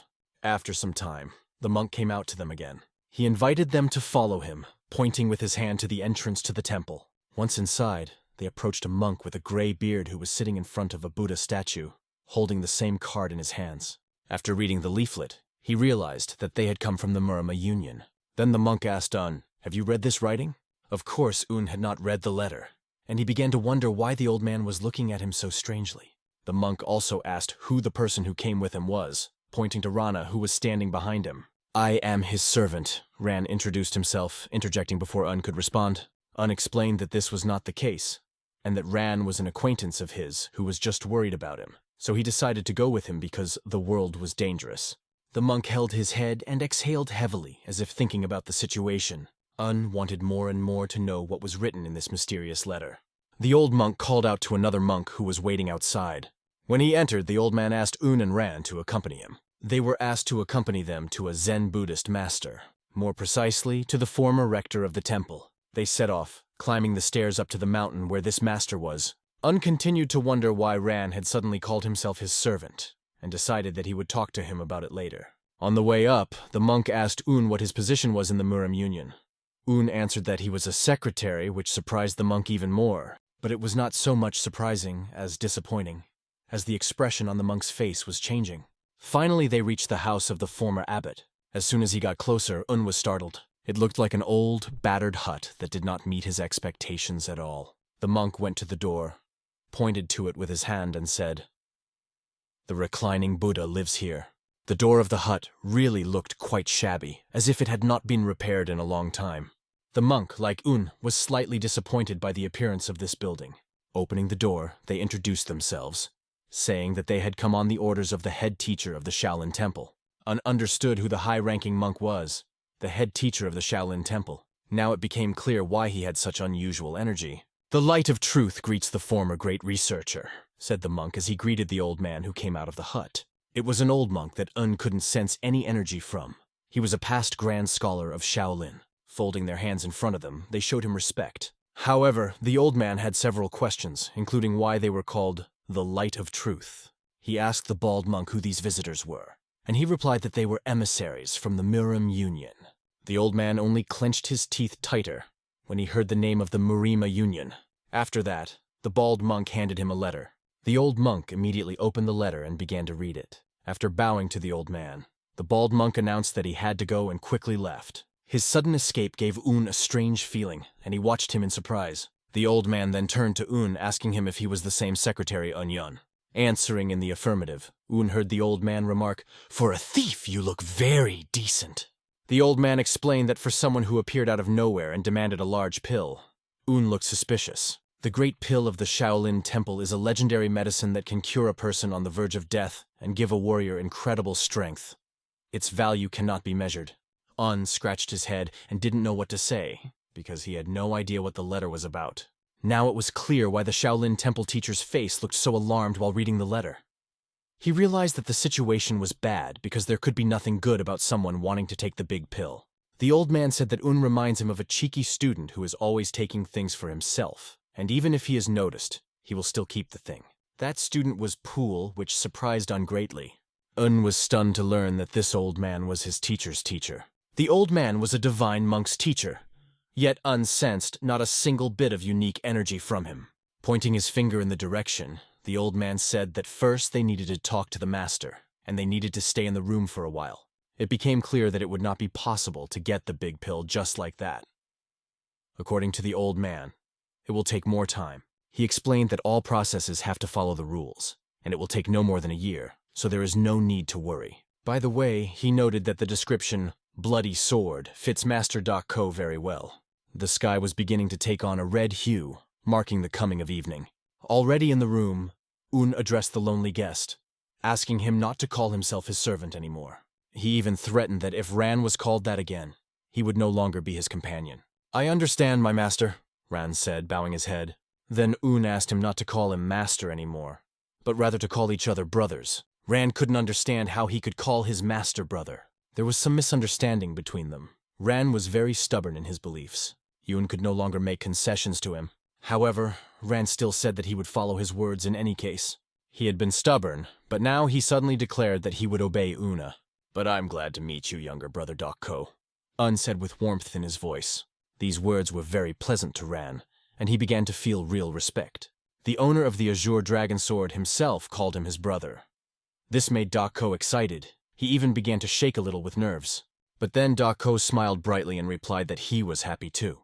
At that moment, they decided who they were for each other. From that moment, they began to call each other brothers. A sudden voice woke Un. It was the question of whether he was still asleep that made him wake up. A voice told him to come out, since he had already woken up. After quickly dressing, Un stepped out the door and into the street. Ran and the monk were already waiting for him there. After greeting, Un folded his hands in front of the old monk, to which the old monk replied only with a short, The old man immediately gave them a task. First to clean up a little, and then go down to the city and buy tea. After cleaning up, Un-hun and Doc-ko went to Danfeng County to buy tea. The morning mountain trail had its own charm, and Un enjoyed a slow walk for the first time in a long time. However, when they brought the tea, the monk became indignant because it was not Longjing tea. The old man was very angry, saying that such tea was not suitable for him. Un tried to somehow justify himself to him. He laid his head on the pillow and said that he blames even an old man who, after 1,000 days of starvation, just wants to enjoy a cup of tea before his quick death. The old man insisted on pity, and Un had to agree to go buy another tea. "Just wait a bit," Un asked, and immediately rushed towards the door, ready to leave again. Then the old monk opened his eyes and said in a calm voice, "Where you can buy the tea you need." Un thanked him for that, but couldn't resist saying that the old man could have pointed it out last time as well. Un wondered if the old monk looked too healthy for someone who had supposedly starved for 1,000 days, and if it was even possible to go that long without food. Despite his doubts, Un had already said that he would complete the task, and now he had to keep his word. Meanwhile, a meeting was held in the Murim Union office. One of the monks was indignant when it came to compromise with the enemy. He was asked to remain calm and not to go beyond the limits. Sol told him that the Shaolin temple had never set rules for the Jianghu way. She added that if the temple did establish such norms, she would ask them to tell others about them. In general, she emphasized that this is the Murim Union, and if someone wants to act in his own way, then he should listen to the opinion of the rest. The monk agreed with her words, although he still believed that compromise was not the only correct solution. He emphasized that prestigious families and factions, in his opinion, cannot live under the same sky as the enemy. Sol asked ironically when the Shaolin temple started to worry about them so much. Mac, who also expressed his interest, intervened in the conversation. He asked if the Shaolin temple could not live under the same sky with anyone other than factions. Rentang was shocked that the Shaolin temple would suddenly show such attention to her. She did not expect this interest. Their visit was not accidental. They came not only to see each other, but also had important questions for her. According to rumors, the Shaolin temple cannot coexist under the same sky with others, except its own factions. Hearing these words, the monk became worried and began to behave insecurely. Ascetic Chongjing, a representative of the Wudan school, remarked that this was not the main thing. The most important question is how they will solve the problem of pirates on the Yangze River. They can't just let the pirates go, however. Hekren Pil has stated that he does not agree with the complete extermination of the pirates as proposed by the Shaolin temple. When asked why they think so, Hekren replied that they do not have sufficient grounds for this decision. For them, it is only a conflict between factions, and today, they no longer intend to fight. One of them expressed doubts about the threat from the pirates, noting that they have not yet posed a serious threat to the Murim Union, but that could change, as the pirates can easily deceive. The young warrior continued to argue that now was not the best time for battle, as the pirates of the Year Alliance were scattered throughout the area. If the war breaks out suddenly, it will lead to heavy losses that they will not be able to avoid. These words caused tension among those present, but everyone wanted to know what other reason this young master would express. The third reason was that they still did not know the true motives of the pirates and their goals. Until now, it was not clear whether the Dark Heaven Emperor was involved, and in such a situation, attempting total destruction might be too risky. The monk believed that the Hekren family representative's words were just an attempt to take advantage of this situation. After all, it was this family that would benefit the most from an attack on the Nagum family, since the Pirate Alliance did not offer significant resistance to Murim's alliance. They could expand their influence. On the part of the monk, these statements seemed very presumptuous towards his family. However, he continued to insist that if these major factions disregarded their moral standards in pursuit of profit, then they could no longer be considered one of the 18 great powers. These words made everyone fall silent and think. One of the attendees remarked that the issue is too complicated, and it is better to discuss it later, leaving the decision for later. Sipping the fragrant tea, Master Moon watched the commotion outside the city, taking a break from the hustle and bustle. Mistress Rentang came to him and asked what he was doing here, clearly surprised by his presence. In response, he asked her the same question with a smile, already assuming that she appeared at the most inappropriate moment. Their meeting was quick, and Rentang had a question for him. If he answered her question, she would answer his. Moon accepted the challenge, and the girl went on to say that she knew the Shaolin Temple's offer was impossible. She asked what he thought about the faction's decision in this situation. It was quite an interesting option for him, which he did not consider bad. After decades of peace and tranquility, many young heroes got the opportunity to prove themselves. Rentang was shocked by his stance, clearly not expecting such a view of the situation. When Moon mentioned that the Murim Union would be holding the Heavenly Martial Arts Tournament, it surprised her even more. This tournament could only mean one thing: the biggest event in Jianghu, Its very name already made people's hearts beat faster, and even river pirates would be happy about it. One of the members, Jin Ho, was a smart strategist, and that's what they wanted to get. After hearing his answer, Ren Tang couldn't bear it, gathered herself and left, ignoring Moon's question. Moon had no doubts about her. She had always been selfish and rude in her actions. However, thanks to the tournament, he will be able to see the skill of the Tang family and other schools. At this moment, Moon thought about Master Secretary Un, who is working hard, and his work will definitely bring results. Not far from the place where Arometer Hydia is located, something interesting happened. Mr. Lund decided to visit there. He was greeted with joy because he was a welcome guest. Moon apologized for coming, but the boy quickly gave him the Longjing tea he needed. The last time he visited this place, he was refused, told that there was no tea available. But as soon as the young owner left, the tea was delivered. Although he was happy to receive such a gift, the tea was not enough, and he hoped that more Lunsen would be brought next time. However, the situation was not easy, because Lunsing is a high-quality tea that is in low demand and difficult to sell, so the owner did not want to risk his business. The young hostess needed 600 grams of this tea, and was willing to pay a good price. But because of the rarity and premium nature of the tea, everything was more difficult than it seemed. The guy understood this. But the owner of the establishment was not particularly in the mood for a conversation. As he walked out and left this facility, thoughts overwhelmed him. The owner waited until he finally disappeared from sight. And I thought that this boy is a real lucky guy, because others would have to run all the way to the nearest city. As for this rare tea, the owner usually drinks it in the morning, and has hidden some for himself. Scholar Un walked out of the institution, sat down and sighed heavily, thinking that he was used to such a life, because he had never lived in abundance before, and now he would have to adjust. All his life, he woke up in the morning, cleaned, and everything seemed normal. But after he entered the Buddhist temple, he had more free time. This free time made his life boring, and he couldn't wait to take that pill, because he mainly sought to find happiness through reading. He thought about the fact that he needed to train, but he couldn't do it in front of the recumbent, who was watching him closely. The lying man caught him and asked what skills he had. After all, one day he will have to learn to earn a living, and knowledge alone will not help in this matter. The question sounded rather strange, but the Buddha reminded him that he was not a secretary. In his opinion, it was just a job, not a skill, and he wondered what a secretary actually did. The guy explained that he can write, understands poetry and drawing, but it seemed completely uninteresting to the owner, because there is nothing unique about a person who can simply write or read. Un also liked to discuss historical events and scientific topics, even fencing, but he did not make a special impression on his interlocutor. Master Buddha took note of his passion for swordsmanship, and if it's his hobby, he must be one of those scholars who looks cool despite looking down on martial artists. These words sounded quite insulting, they say.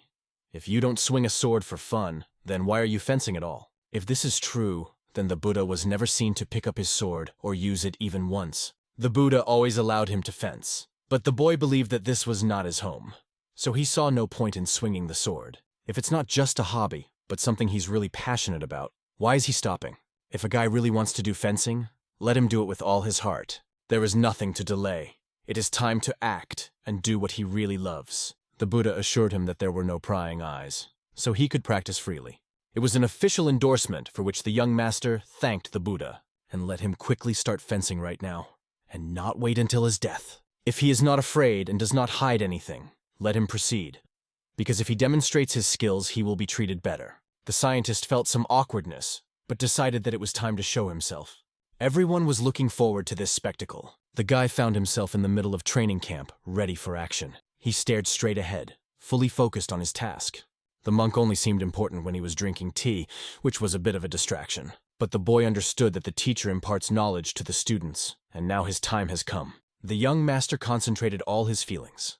He felt incredible energy flowing through his hands. His wooden sword began to glow with an incredible aura. It seemed that he was not holding a sword, but a ray of the sun. His brilliant movements sparkled with dazzling energy. This was enough to attract the attention of everyone present. The monk looked at his skill and said, "You are like a lost wolf howling into the void." He seemed to possess 1,000 techniques and moved with incredible grace, demonstrating mastery. When he stopped accumulating chi energy, his concentration disappeared for a moment. He heard a sharp, harsh cry from the monk, which disturbed his peace.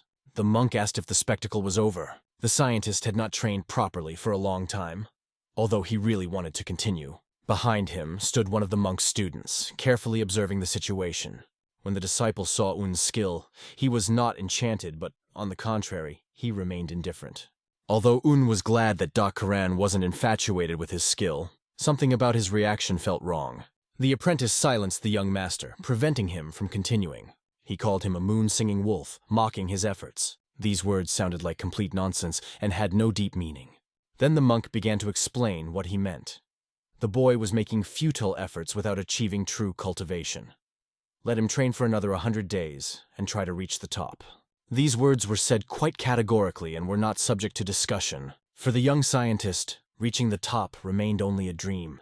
The monk continued that he wasn't counting on luck or trickery to make it to this day. But 100 days might not be enough, as Un was just now starting to perfect his moves and he needed it. But definitely not today. It was obvious that Un was training just for his own pleasure, while looking like an inexperienced fool who couldn't find true love because of his narcissism. If he does not continue to train, he will remain the same loser for the rest of his life. To the question of what the boy should do, the monk answered with a counter-question. Does he want to see the top before he dies? The next words of the monk sounded like a riddle, causing even more misunderstanding. Mr. Un simply could not stand such riddles and wanted to know only one thing, what he should do next. But the fact was that the tea was over and the conversation stopped. The monk ran out of tea, and the boy trained so long that the monk managed to drink it all, and now he has nothing to drink at dawn.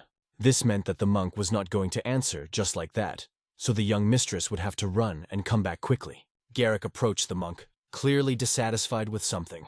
The monk asked him why he was looking at him so intently. His eyes showed a desire to achieve much more than he currently had. This desire was reminiscent of the boy the monk had seen recently, who was just as ambitious. That boy was no longer able to return to his origins. Because of this, it is necessary to adjust it further, because it is already a matter of life and death. The monk silently looked into his empty glass, forgetting that he had already drunk the tea. Enraged, he turned to Gar and asked why Gar wasn't still following him. Garrick, however, was not going to listen to the old grumbler. He turned sharply and went on his way, ignoring the monk.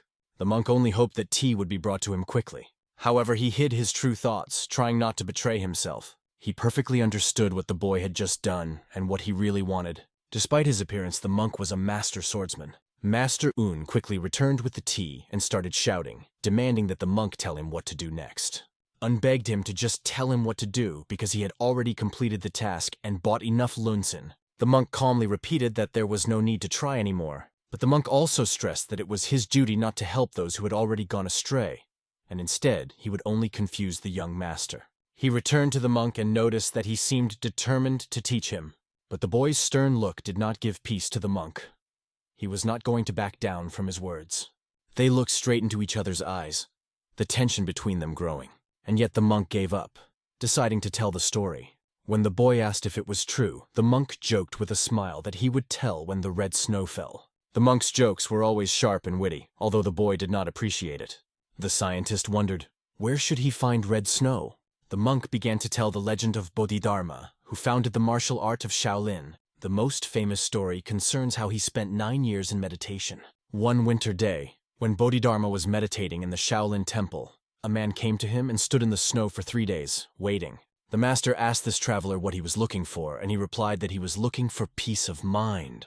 Bodhidharma then said that he would accept him as a disciple only when the red snow fell, which effectively meant a refusal. Without hesitation, the traveler cut off his left hand, and the snow turned red.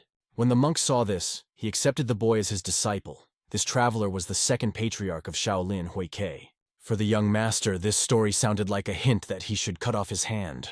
But he could not do this, because the reclining Buddha is not Bodhidharma, and he is not Huike, and besides, it is not winter, and the snow will not help him.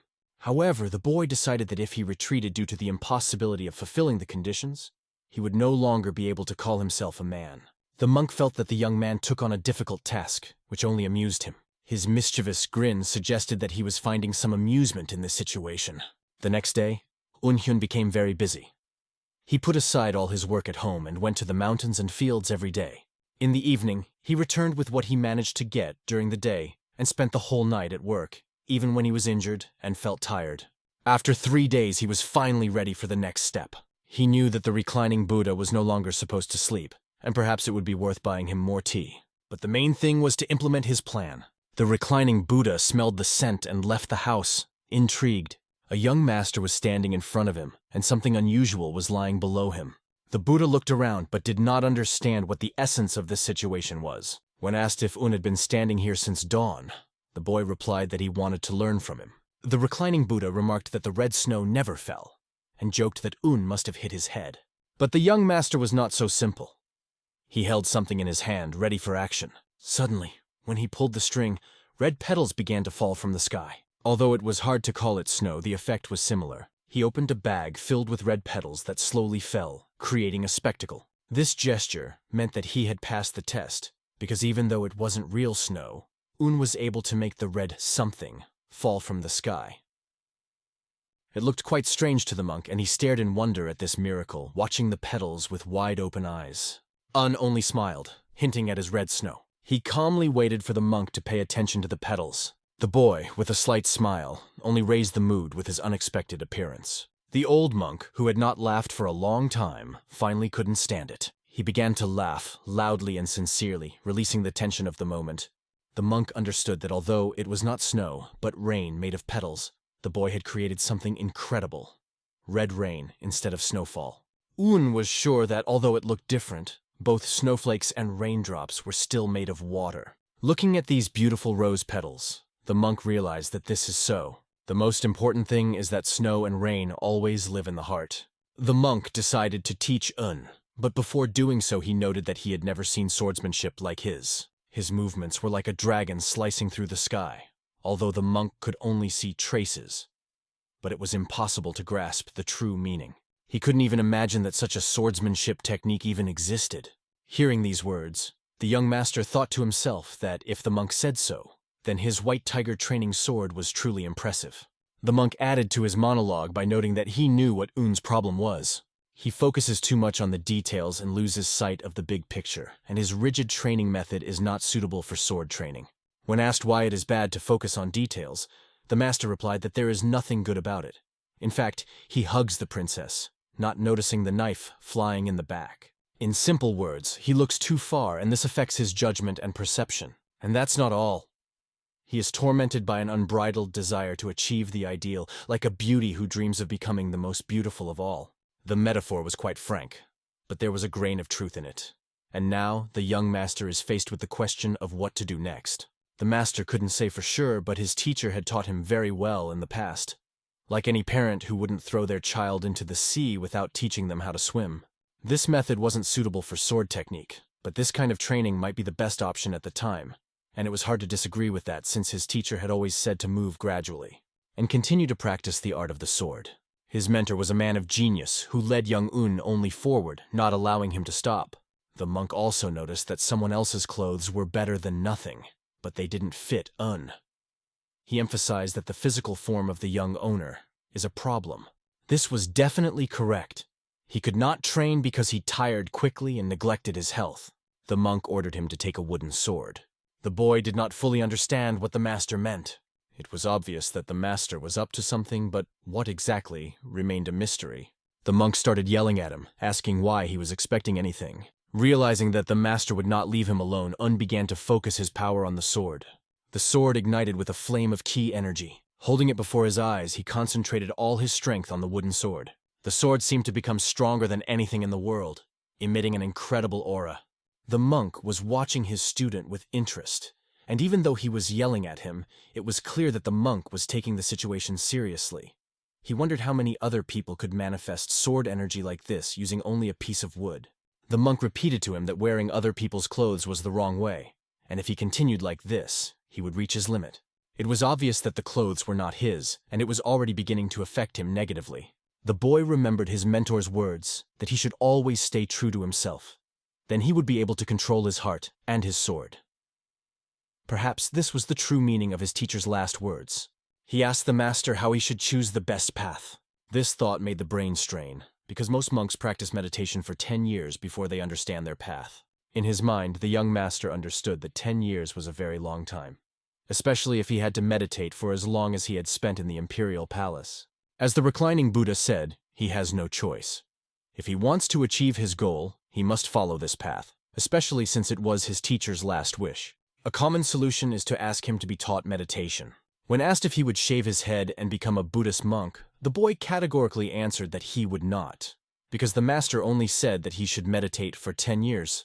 However, the monk remarked that only monks practice meditation for 10 years, and it was obvious that he was not a monk. The question of what he should do put the boy in a dead end because he, due to his inexperience, did not understand it at first. All this time, as he trained to perfect his sword technique, he had to keep practicing in order to transform someone else's clothes into his own. The scholar thought and realized that the monk was saying the same thing as at the beginning. However, there was one problem. The monk began to raise his voice.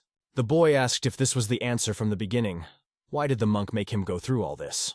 These words made the monk angry, and he clenched his fingers. Then he sharply hit the young master. The monk warned that if anyone else called him a liar, he would receive an even stronger blow. He ordered the boy to choose his words carefully, because he himself always chooses them carefully, not to mislead anyone, except in some cases.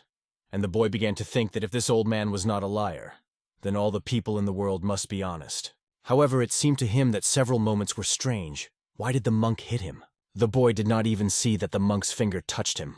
Then, coughing into his hand, the monk replied that there were several things that needed to be done. The first thing is to train as much as you want, and the second is to train your mind. And when he has mastered the art, he will be able to train closer to his room.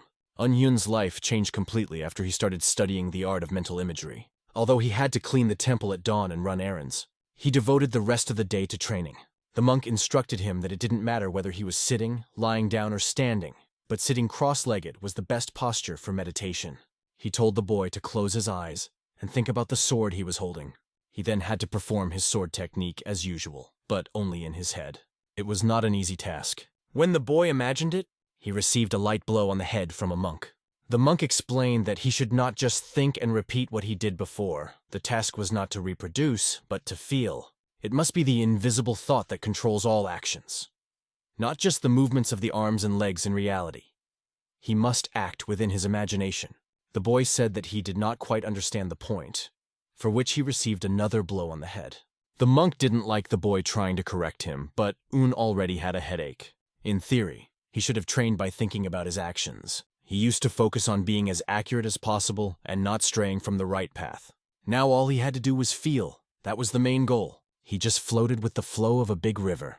It was this idea that the monk tried to put in his head, and now the boy understood what to do. This meant that he had to go deeper into himself.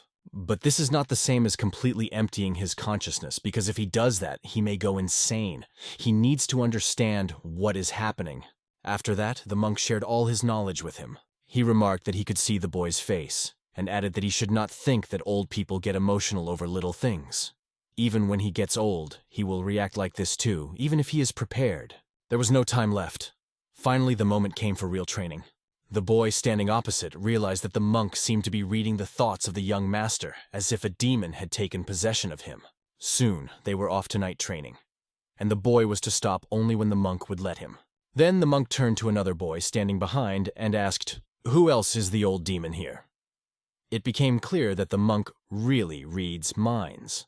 The training became more and more difficult, and the blows to the head from the monk became more and more frequent. They practiced every time, and every time Un got the same result. The boy noticed that he had already adapted to the monk's blows, and now he was not in so much pain. He became interested in how a monk does it. The monk did not understand what he was talking about, but the boy pointed his finger at his forehead and emphasized that he could see how the boy was going to hit him, but he could not dodge. The monk laughed and sipped his tea and said that if he told, Un would not be able to learn it. He gives him everything he has learned about this skill. Although you cannot call him a monk now, in the past there was no master who could compare with him. Un thought that these were typical stories of old people exaggerating their abilities. The young master only thought about it, but the monk, as it turned out, read his thoughts and became angry. Although he is a reclining Buddha, he also could not reveal all his secrets. The young master understood that the monk had a very difficult character, and often throws unpredictable phrases. But what the young master knew for sure was that the monk was Puyen's teacher, and again received a blow on the forehead. The monk did not like the words about his student, because he believed that comparing a teacher and a student is not true. Of course, he was his teacher, but it is obvious that a monk should be stronger than his student. Although Puyen had become famous through the Shaolin temple technique, He still could not breathe normally in the presence of his teacher. Un looked at the monk and didn't understand what he was talking about, because he didn't have any aura coming out of him, and he looked more like an ordinary old man than a martial artist. But the old monk told him what had happened. His dantian had broken. Dantian is the field where life force accumulates, which can also be described as the source of all internal energy. When the dantian is broken, the body loses all internal strength, and this can lead to serious injury and life-threatening injuries. Then the boy asked the monk how it happened. The monk continued that there is an expression. Step forward, standing on the end of a bamboo branch. This meant that by facing fear one could achieve true enlightenment, and the monk decided to take this step but lost his inner strength. And of course he achieved enlightenment, but other words should not be expected from him. He believed in what he said. However, as a result, the monk did not achieve true enlightenment. But the question remains, why does the reclining Buddha speak so calmly about the fact that he has lost an important part of himself? The monk noticed that his disciple was upset about the loss of his dantian and assured him that everything was fine. Only warriors need inner strength, and as a monk, he has nothing to worry about. He doesn't even care about martial arts and doesn't depend on dantian or inner strength. He lost nothing except that he attained enlightenment and was able to see the world from another side. This greatly interested Un, but he did not fully understand the monk's words. It was obvious that the boy did not know anything, and perhaps it was better for him not to know about it. The monk advised not to bother with nonsense and to start all over again. As always, training ended in the same way. The boy took a broom and finished sweeping the area. Sweeping after a morning workout brought order to his soul and lifted his spirits. He also adapted to the mental image training and received fewer kicks from the reclining Buddha as a result. Soon his friend approached him. He warned that one of the monks was walking ahead. It was an old monk who appeared out of nowhere. He acknowledged their hard work and emphasized that their efforts are highly appreciated. The reclining Buddha came out of his house and noticed that a great researcher had come. He asked the researcher if there were any talents among his students. The researcher replied that he thought they were all just waiting for his death, but in his old age a revelation came to him. The old man wants to do something important for Shaolin, so he brings a talented child who will be a real gift to the temple. He added that if something is missing, this child will be able to inherit everything. But the old man began to get angry, saying that no one was worthy to succeed him, and it was necessary for those damned monks. The researcher apologized and said he was leaving and would only return when he could. His words angered the old man, but he restrained himself. Then the reclining Buddha stopped him. He approached his disciple and asked, "When did Shaolin become a place that did not appreciate its benefactors?" It sounded quite strange to both the researcher and the young Master Un. The monk continued that if this boy had not shown him his sword art, he would not have been able to achieve the enlightenment that had come to him. If this guy is not a benefactor of the Shaolin Temple, then there are simply no others. The young master was disturbed by the look of the researcher and began to worry about his reaction. Then the reclining Buddha addressed him. "Why don't you know what gratitude is?" The monk replied that he was blessing the benefactor of the Shaolin Temple.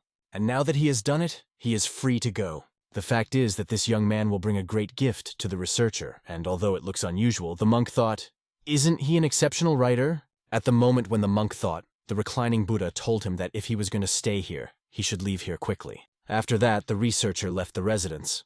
The reclining Buddha continued that this man had recently become a master teacher and had no experience at all. From his point of view, a capable person wouldn't come here, so he definitely wasn't going to talk to him politely. But even so, it was not easy to get this position, and at least he has the right to brag about it. After that, Un emphasized, "You said benefactor," and the monk continued, "Yes, I was explaining that." Reclining Buddha remarked that the young master's training sword was impressive. He even thought that no new technology could match his skill. And although he would like to keep these skills to himself, he owes a great deal to Shaolin. This means that even if Un prepared red snow for him, he would still not refuse his request to become a disciple. But why ask this? Does he understand how much time young Master Un has spent to create the flower rain or the light-bearing snow? All this was good, of course, but it was time to focus on the concentration of energy. The boy began to meditate and cultivate his aura, realizing that there was only room for a sword inside him. The feeling of spiritual wind was barely noticeable. The clouds seemed to leave fragments of memories from the distant past. Starting with her steps, the beautiful girl does not want to show her face, and moving to the third style, she begins to whisper eloquent words.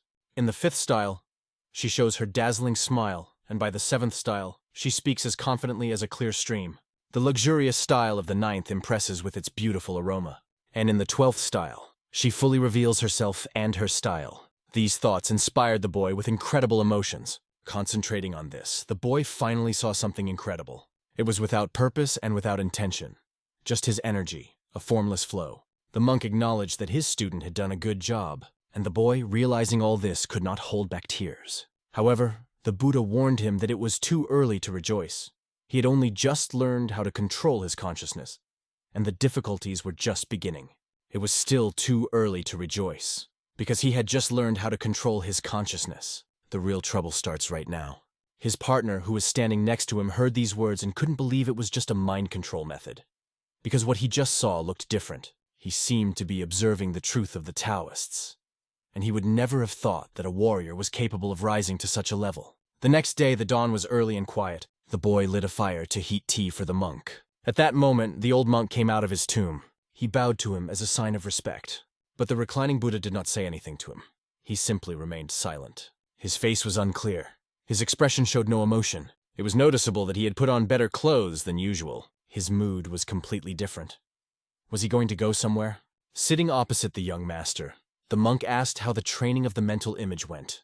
Un replied that nothing stood in his way. His sword moved as he planned, and drew energy into it as if it were alive. He didn't even know how to thank the master, and wanted to continue training. Master, of course, was not going to stop training, but he asked for a cup of tea. The best tea was brewed and its aroma was impeccable. The old monk spent his mornings like this for a long time. But today the reclining Buddha looked serious, like a real majestic monk. This image suited him, and he spoke confidently and naturally. The old monk emphasized that the boy had tried well to please the capricious old man. He placed an envelope in front of him along with a small pouch. When Un opened it, he saw that the monk asks to hand over the letter and wallet to Puen, and he must hurry.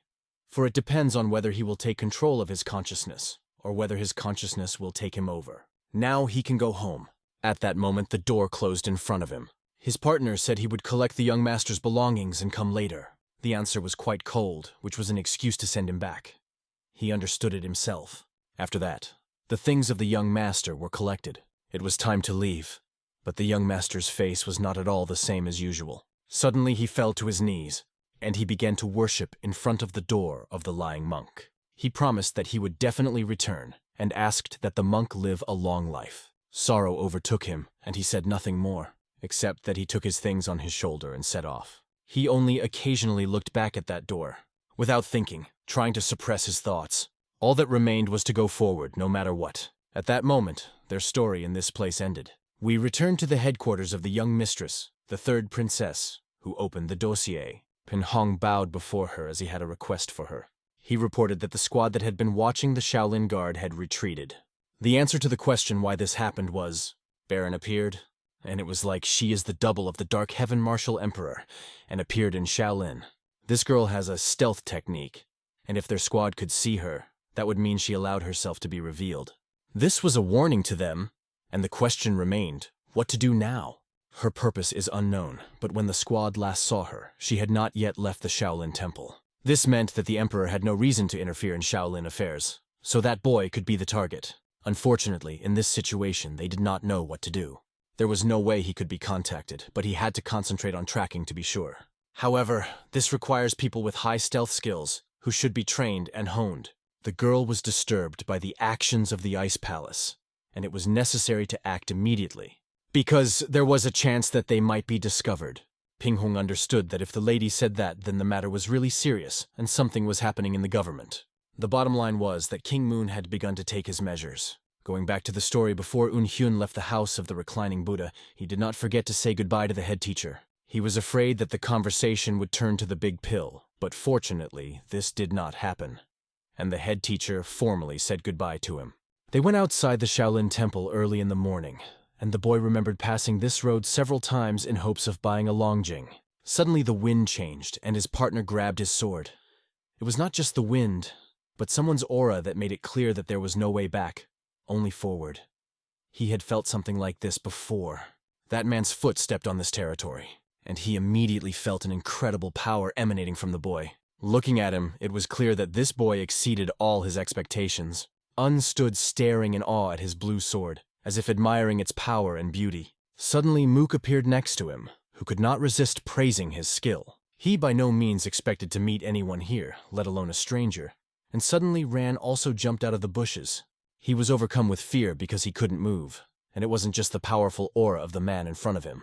He also felt the presence of another man standing behind him, threateningly holding a knife to his neck. The stranger introduced himself as the man standing under the dark sky, the martial emperor of the heavens, and stated that he knew of Un's connection with the Holy Sword. Un, without losing his temper, replied that he was only the secretary of the Murim Union. Hearing this, Mook was momentarily surprised, but the pause was short-lived. He immediately started laughing loudly at the fact that Un called himself secretary. Un, looking at him with a smile, asked in surprise what made him laugh so much. Mook raised his hand, asking Un to not get confused, noting that calling himself a secretary was really original. After all, it is very strange that such a strong person does not have freedom. He added that he even felt sorry for himself because of this circumstance. Those words startled Un, and he began to wonder if he was okay. Mook then brought up the subject of the search, hinting that it seemed like good fun. And at that moment his eyes opened, acquiring a completely different, mysterious color. Red energy spread around like a powerful wave of blood flooding the space. Frightened, but full of faith in his own strength, Un resolutely aimed his sword at the man, but his opponent seemed to be washed away by a powerful wave, and he suddenly disappeared. Ran, having a long sword, considered it his duty to protect his master. He resolutely rushed to the bushes, preparing to deliver a powerful blow there. But a sudden wind blowing the leaves around made him raise his sword in defense. Un was already facing Mook, their swords pointed at each other. Un calmly asked Ran not to worry about him, but to just save himself by running away. Mook himself also turned to his maid Birion, ordering her not to interfere. The atmosphere was tense to the limit. Ran, turning his head, silently clenched his teeth. And so they both watched in silence as the epic battle unfolded before them. Suddenly, Birion began to seem to dissolve in the air and gradually disappear. Two different energies met in battle, and Mook felt pleasure in this meeting. He rejoiced, because he believed that this meeting was destined for him. Un, too, did not hold back his smile, although he well understood the seriousness of the situation in which he found himself. Suddenly they swung their swords, but did not strike a single blow. Only sparks flew in all directions. At this point, Mook offered to share stories, promising to tell his own at the right time. Un was ready to answer, but his tone sounded more like sarcasm. After these words, the enemy rushed at him with a sword. Un had a wooden sword, and Mook had an iron one. However, despite the different strength of the weapons, Un continued to deftly parry his blows. The force that was raging around was so incredible that the leaves flew in all directions. Each of them was confident of their victory and devoted themselves fully to the battle, putting all their strength into their swords. Un braced his sword for the blows, putting all his strength into it, and he managed to hold back these powerful attacks. Everything around them was crumbling from their power, but they continued to stand against each other, firmly on their feet. The number of blows became so great that their speed was almost impossible to discern. Under the onslaught of their power, the stones flew in different directions. Their power was incredible.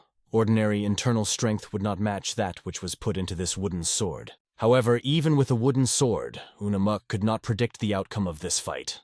All he could say was that he was glad to meet such a worthy opponent. Despite his confident look, his heart was pounding so hard that he could barely control his breathing. He had to concentrate completely to resist the attacks of this wooden sword.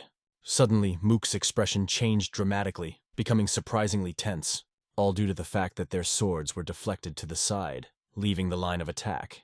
Immediately after that, there was a loud explosion, and everything around was covered with a thick layer of dust. Impressively, he swung his sword not by technique, but by pure, incomparable force. Un understood this perfectly. As the dust began to settle to the ground, they continued to stand facing each other, ready for further conversation. Mook recognized his strength, for with one swing of his sword, Un made him retreat 2 steps back. All the inner strength that he had accumulated all his life was not enough, although he was told that it would be enough.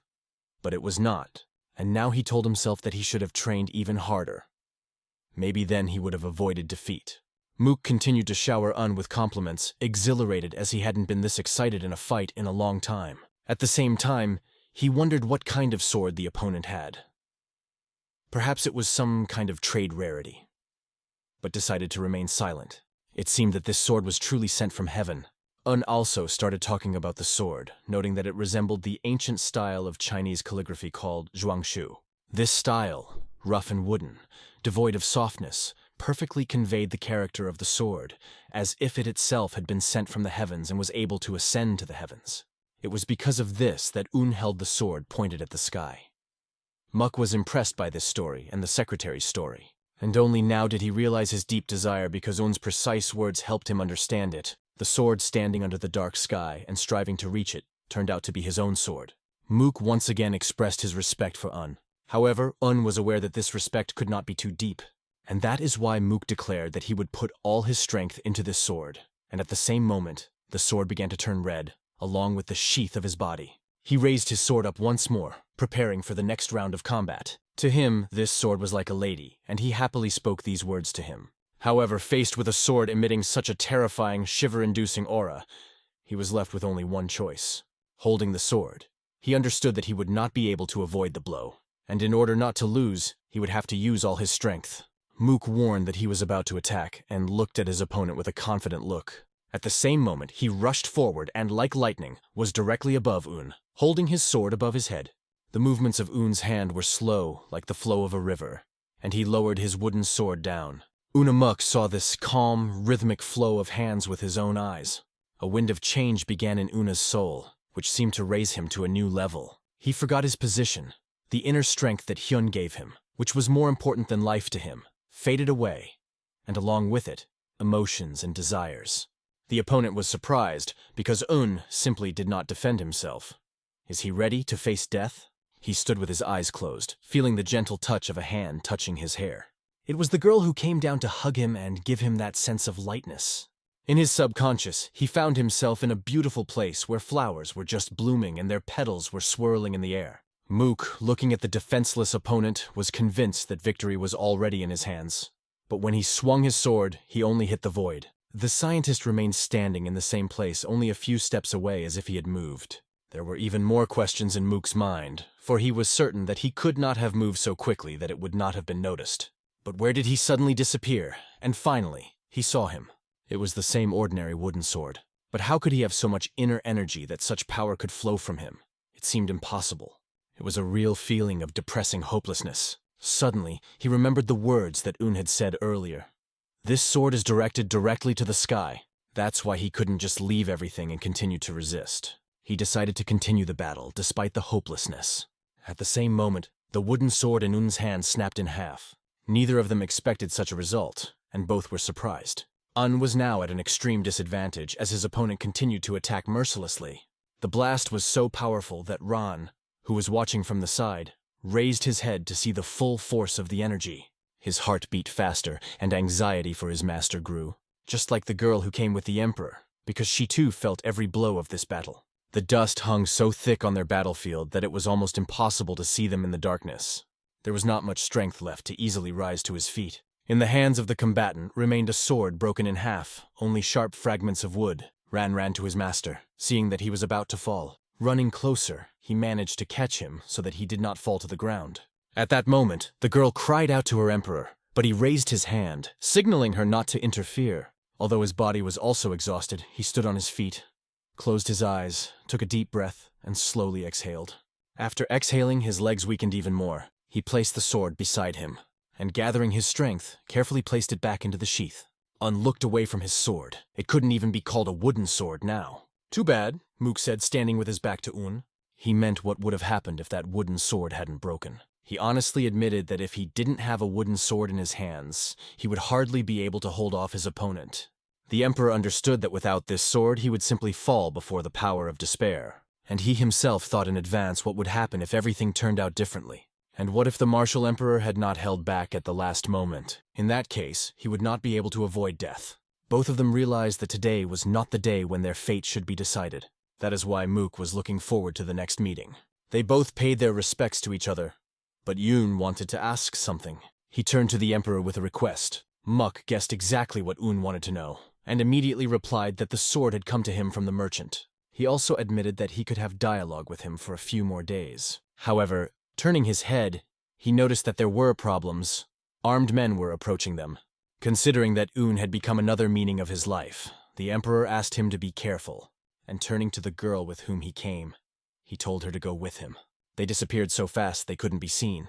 leaving Un and Ran alone.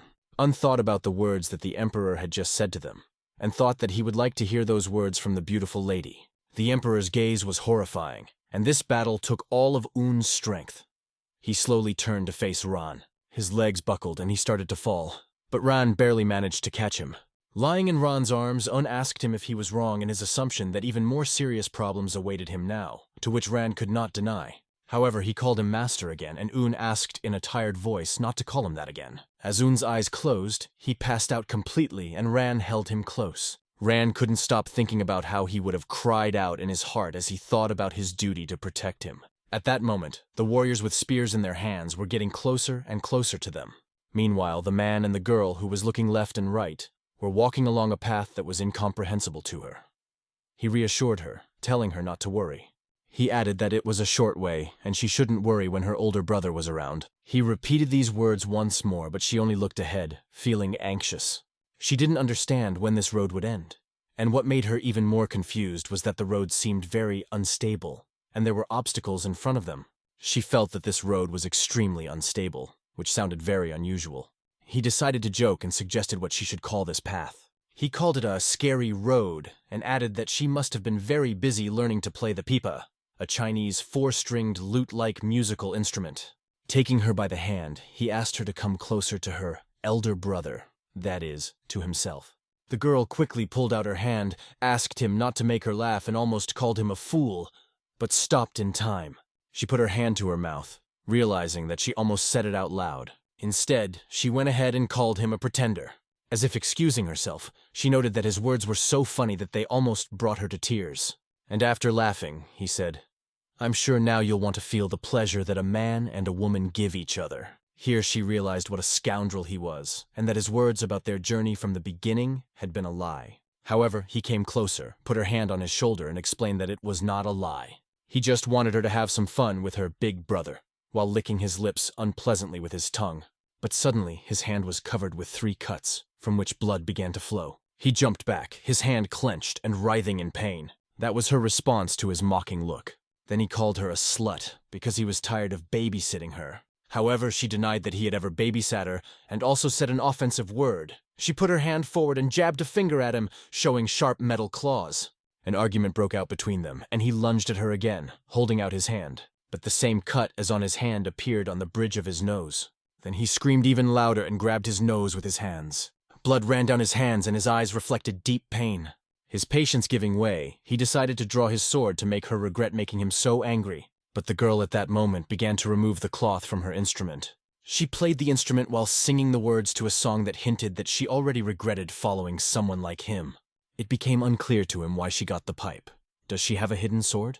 Listening to these sounds, he asked her what she was going to do. But in a few seconds, he realized that this tool could cause pain as he held his ear with his left hand in excruciating pain. The 12-year-old princess showed him what she could do with her instrument. She explained that he had no idea who he contacted.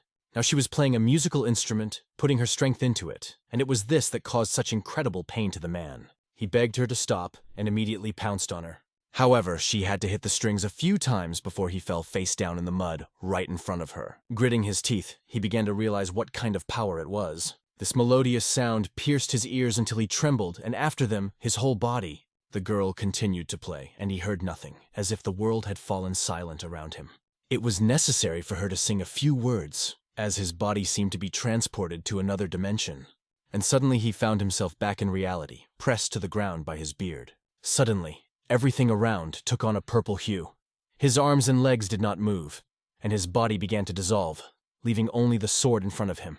The princess once again reminded him that everything was over with him. She explained that he was now deaf. Now, she was ready to move on to the next step in her fight against this pervert. The 12-year-old princess did to his body what he himself would probably like to do, but clearly not in this form. She was enjoying the moment because he hadn't even heard her screams and would now be forced to live in squalor. He just rolled over from his stomach to his back and again to his stomach, hitting his head on the ground in pain. In the end, she got tired of having fun with him, because now everything was settled with him. She might have wanted to kill him, but decided that was impossible now that they weren't in the North Sea. She took out the cloth again and wrapped it around her curious instrument. Eventually, it was time to turn back as this road was unfamiliar to her, so she simply walked in the opposite direction. It was already night outside, and this day was finally coming to an end. Outside the door lay Un, recuperating from this difficult battle. Ran kept his eyes on him, worrying if everything was okay with him, because even yesterday he did not understand where they were. Ran then explained that they were now at the Orchid Scent Tea House, as it was the only place he knew, so he brought Un here. He also said that it had been 3 days since Un passed out. Ran didn't take his eyes off him all these 3 days, but at this moment, a natural flow of inner strength, given to him by Honey, now seemed something that belonged to himself from the beginning. Perhaps this is the point of making something your own. This process happened because of that moment during the battle with the Battle Emperor. That's when the girl came down on his shoulders and transported him to a completely different world. It was interesting to see what the Shaolin monks did, or perhaps the venerable monk Poktian. Ron explained that he tried to take him to the temple but was refused, and it was not possible to talk to Pool at all. After listening to Rana, the scientist understood the situation with the monk. It seemed to be a way for the recumbent Buddha to avoid relationships with other people. They decided to rest for 1 more day and then set out, although Ran was still worried that the scientist was not fully recovered. The scientist reassured him, noting that it was Reyna who should get more rest, as he looked as if he was about to collapse from exhaustion. He explained this and reiterated that he would be leaving tomorrow, so he asked Ran to make sure to rest. At that moment, there was still no sign of fatigue on his face. Throwing his hands behind his head and smiling widely, the scientist rejoiced that everyone remained alive and well. However, there was one detail concerning the Emperor and his last words. "I look forward to our next meeting." These words did not sound like a farewell at all. It was a hint that the Emperor would find him at any moment. He also remembered his wooden sword that broke at the last second due to a lack of internal energy, realizing that he was still unable to defeat the martial Emperor. In addition, the Emperor noted that their battle had not yet been finalized that day. The scholar believed that although the battle ended in defeat, if the Emperor had not restrained his sword, he would not have survived. Ran just stood by the bed in silence as he pondered, and Un didn't even pay attention to him, repeating over and over again in his mind that this cannot be allowed anymore. The next day, Hyun and Doc Karan left Defeng City after thanking the owner of the Orchid Fragrance Tea House and paying for the Longjing for the Buddha. In order to deliver the Great Pill safely, he chose the safest route to the Murim Alliance in Hangzhou. They moved only on the main roads and stopped in large cities. However, upon arriving in Anhui, Un learned some shocking news. The narrator was surprised that Un still didn't know anything about it. Nam Gung's family lost to the common pirates, and its head was dead, killed by the Emperor of the Dark Heavens. Just a few days ago, Un himself fought against this emperor. The man went on to say that it was a complete humiliation for Nam Gun's family, and they even claimed to bury the door. To bury the door meant to isolate oneself from the rest of the world. Un didn't want to listen any further, and thanked the man as he continued to speak. Turning, he walked out, leaving the place behind. But the Emperor's face couldn't leave his thoughts. He could only think that he could really kill the head of the Namgong family. He also assumed that since the Dark Heaven Martial Emperor was headed for the Shaolin Temple, that meant the monastery was his next target. Ran thought too, but he didn't believe that even a martial emperor would be able to capture the Shaolin Temple with only a small group of people. His real goal was not the Shaolin Temple, but the scholar Un himself. Suddenly they heard a loud scream from a little girl, stopped in place and turned their heads to the right. It was a 12-year-old princess who was proving to her husband that she had already paid. Watching her back, Un noticed a musical instrument, a pipa. He had not seen this instrument for a long time, and it indicated that its owner had come from a faraway land. The argument between her and her husband continued because he refused to put her in the cart. However, she was sure that she had the right to ride in the cart just because she had arrived in Hangzhou. Un intervened in their conversation, walking up and apologizing to both of them. He introduced himself as the secretary of the Morima Union. Addressing the owner of the cart, Un tried to explain to him that it was just a small misunderstanding. He wanted to solve this problem, and asked the girl if she came from the North Sea. In fact, he guessed from her clothes, as he had seen the color before. Trying to make sense of the situation, Un realized that the argument seemed to have arisen because the girl did not understand the local language. He asked her if she remembered exactly where she had given the money.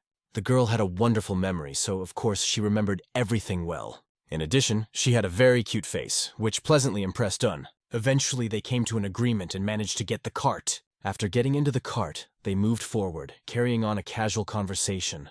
Un listened to her words of thanks, but asked not to worry because, according to him, he had not done anything special. It turned out that it was just a misunderstanding. The girl paid the driver, who went to another place. The problem was quickly solved when he returned her money, because he had to look for his missing client in the surrounding area. However, the girl decided that since he helped her, she should thank him. She handed him some interesting thing and asked him to hold it. Talking to her and noticing her attempt to retaliate, Un immediately remembered the Princess of the North Sea. She was just as sincere, and at that point Un explained that she shouldn't pay the person who helped her. He added that unlike the North Sea, sincere thanks are enough here. However, the girl could not remember that sincerity was required here. After that, she asked if he was on his way to Hangzhou, but he asked her not to call him uncle, but simply to call him by his first name, Un. The girl was scared for a moment, surprised that it is allowed to address people by name here. Right after that, she asked if Un knew if her older sister, the Princess of the North Sea, was here, as she said she had come for the Dragon and Phoenix tournament. Hearing that it was her older sister was a real surprise for Un. From the conversation, he learned that the girl had come here, having traveled a long way to meet her. Un was overwhelmed with emotion, because the world really had turned out to be so cramped. However, he explained to her that he did not know where her sister was now. He also told her a bit about his job, noting that secretaries weren't generally thought of as very important people, which he attributed to her curiosity. This raised many questions for her. Is work important, but generally not important? Yoon went on to say that he doesn't consider himself a very important person. This conversation annoyed Ran a little, because the girl brought up the topic that if Un was really important, he would have a whole team of bodyguards, not just one. Un tried to correct her by calling her Miss, but she corrected him by saying she was a princess. This was already the second surprise of the day, and Un expected neither to hear this nor to see this. It turns out that she is the 12th princess of the North Sea Ice Palace, and her older sister is the 3rd princess. However, she allowed him to call her just princess. Un was a little confused that there were so many princesses in the North Sea. But why was she traveling alone? She could not answer this question. She was only ashamed and lowered her eyes. She explained that there is nothing wrong with this, but there is something special. But she cannot name this something.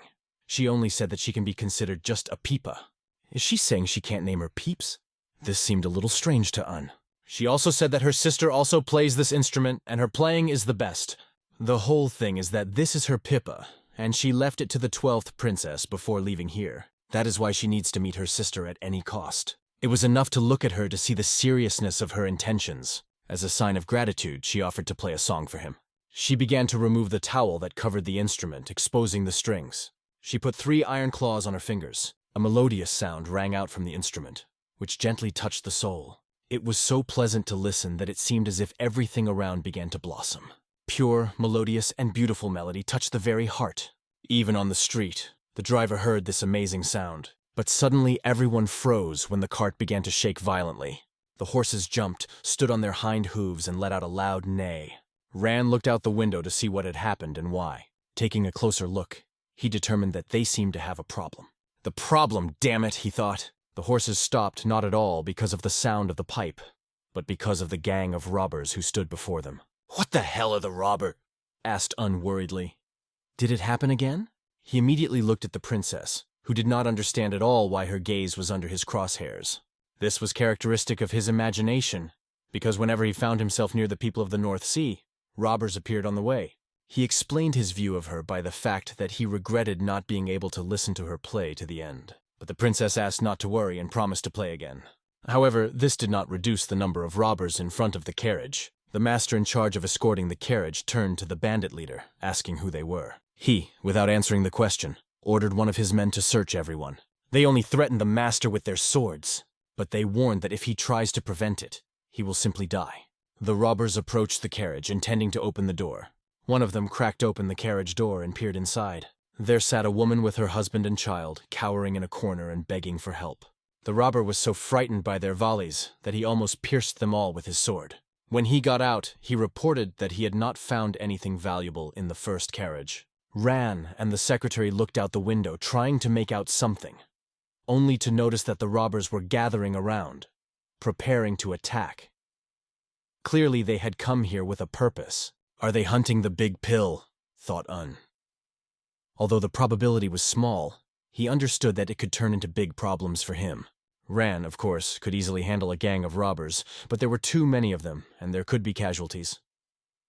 Perhaps better to hide, he thought, looking out the window.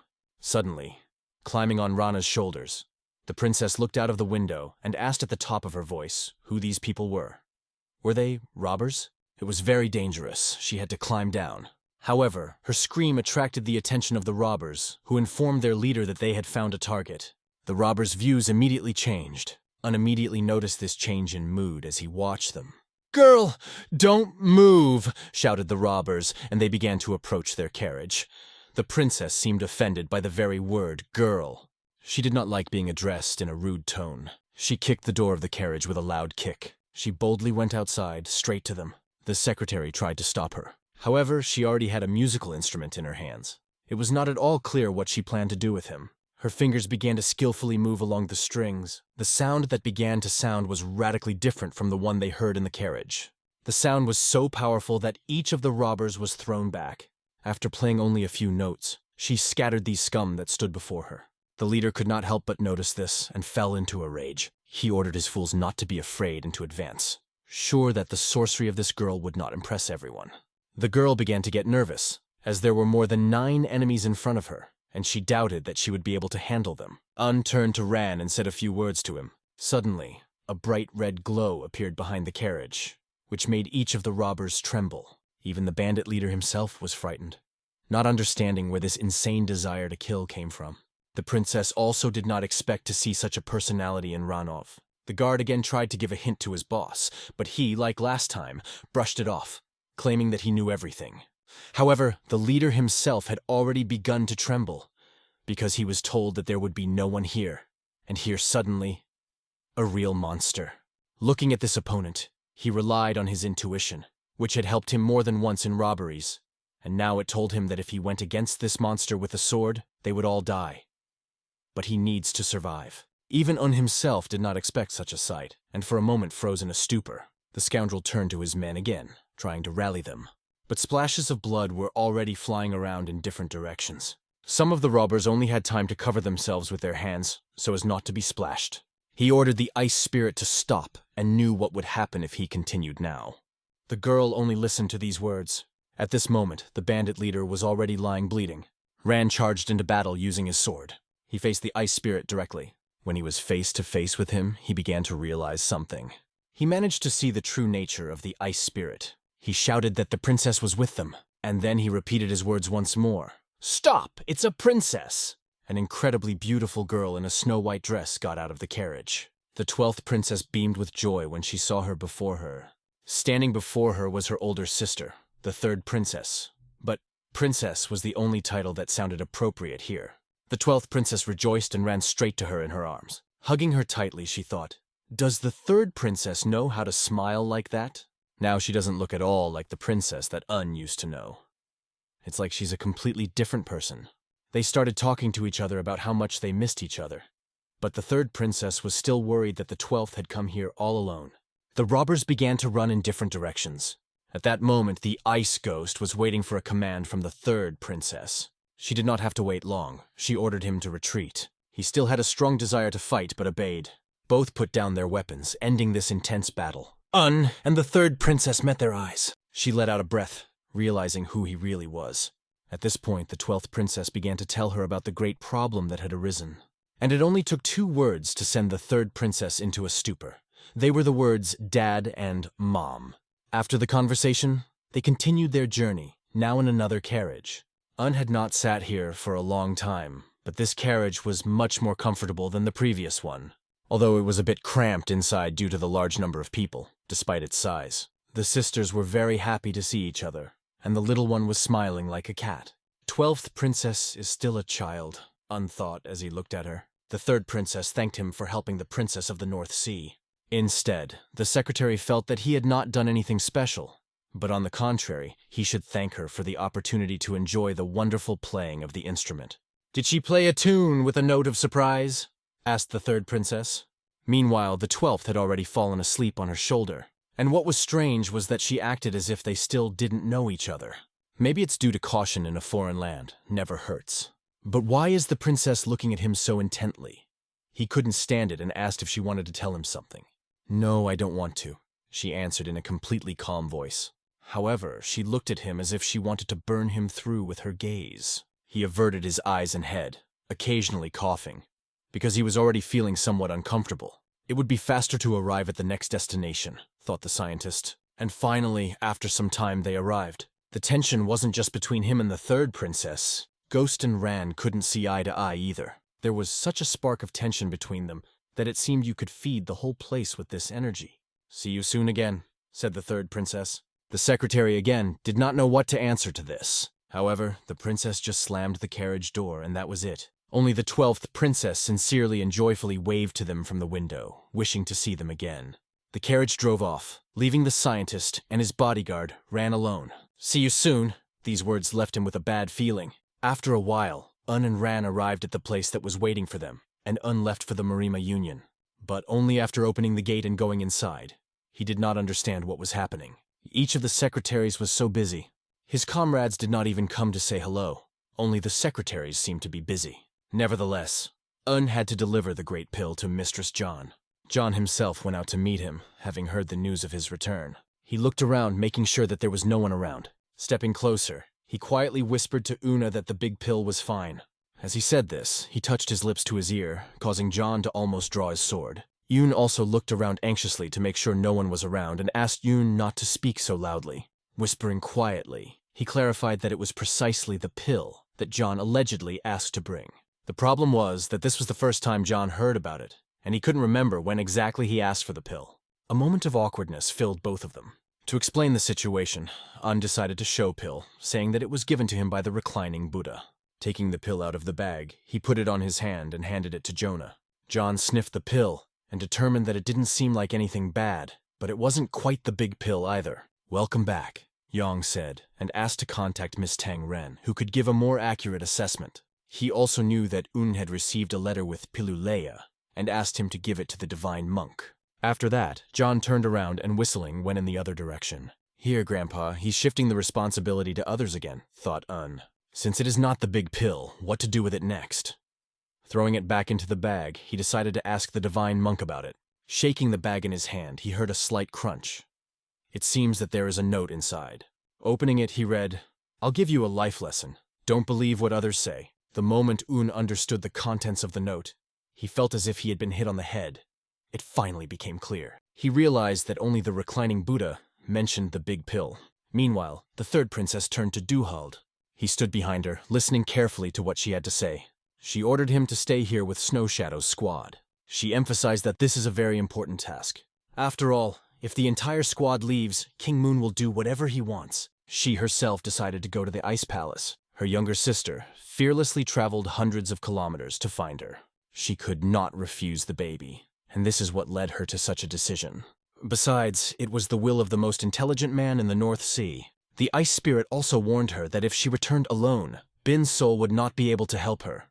Without him and the Snow Shadow squad, but the third princess interrupted him, assuring him that everything would be fine.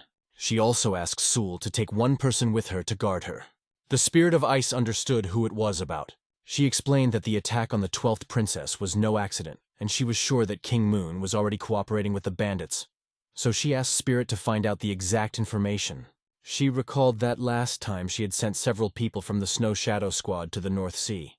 The fate of the North Sea was now in their hands, and she knew it well. Meanwhile, was shocked by the news of the conference in the Murim Union, which shook him to the core. Because of this, all the other secretaries were extremely overworked, flooded with applications for participation from various factions, and the letters continued to arrive.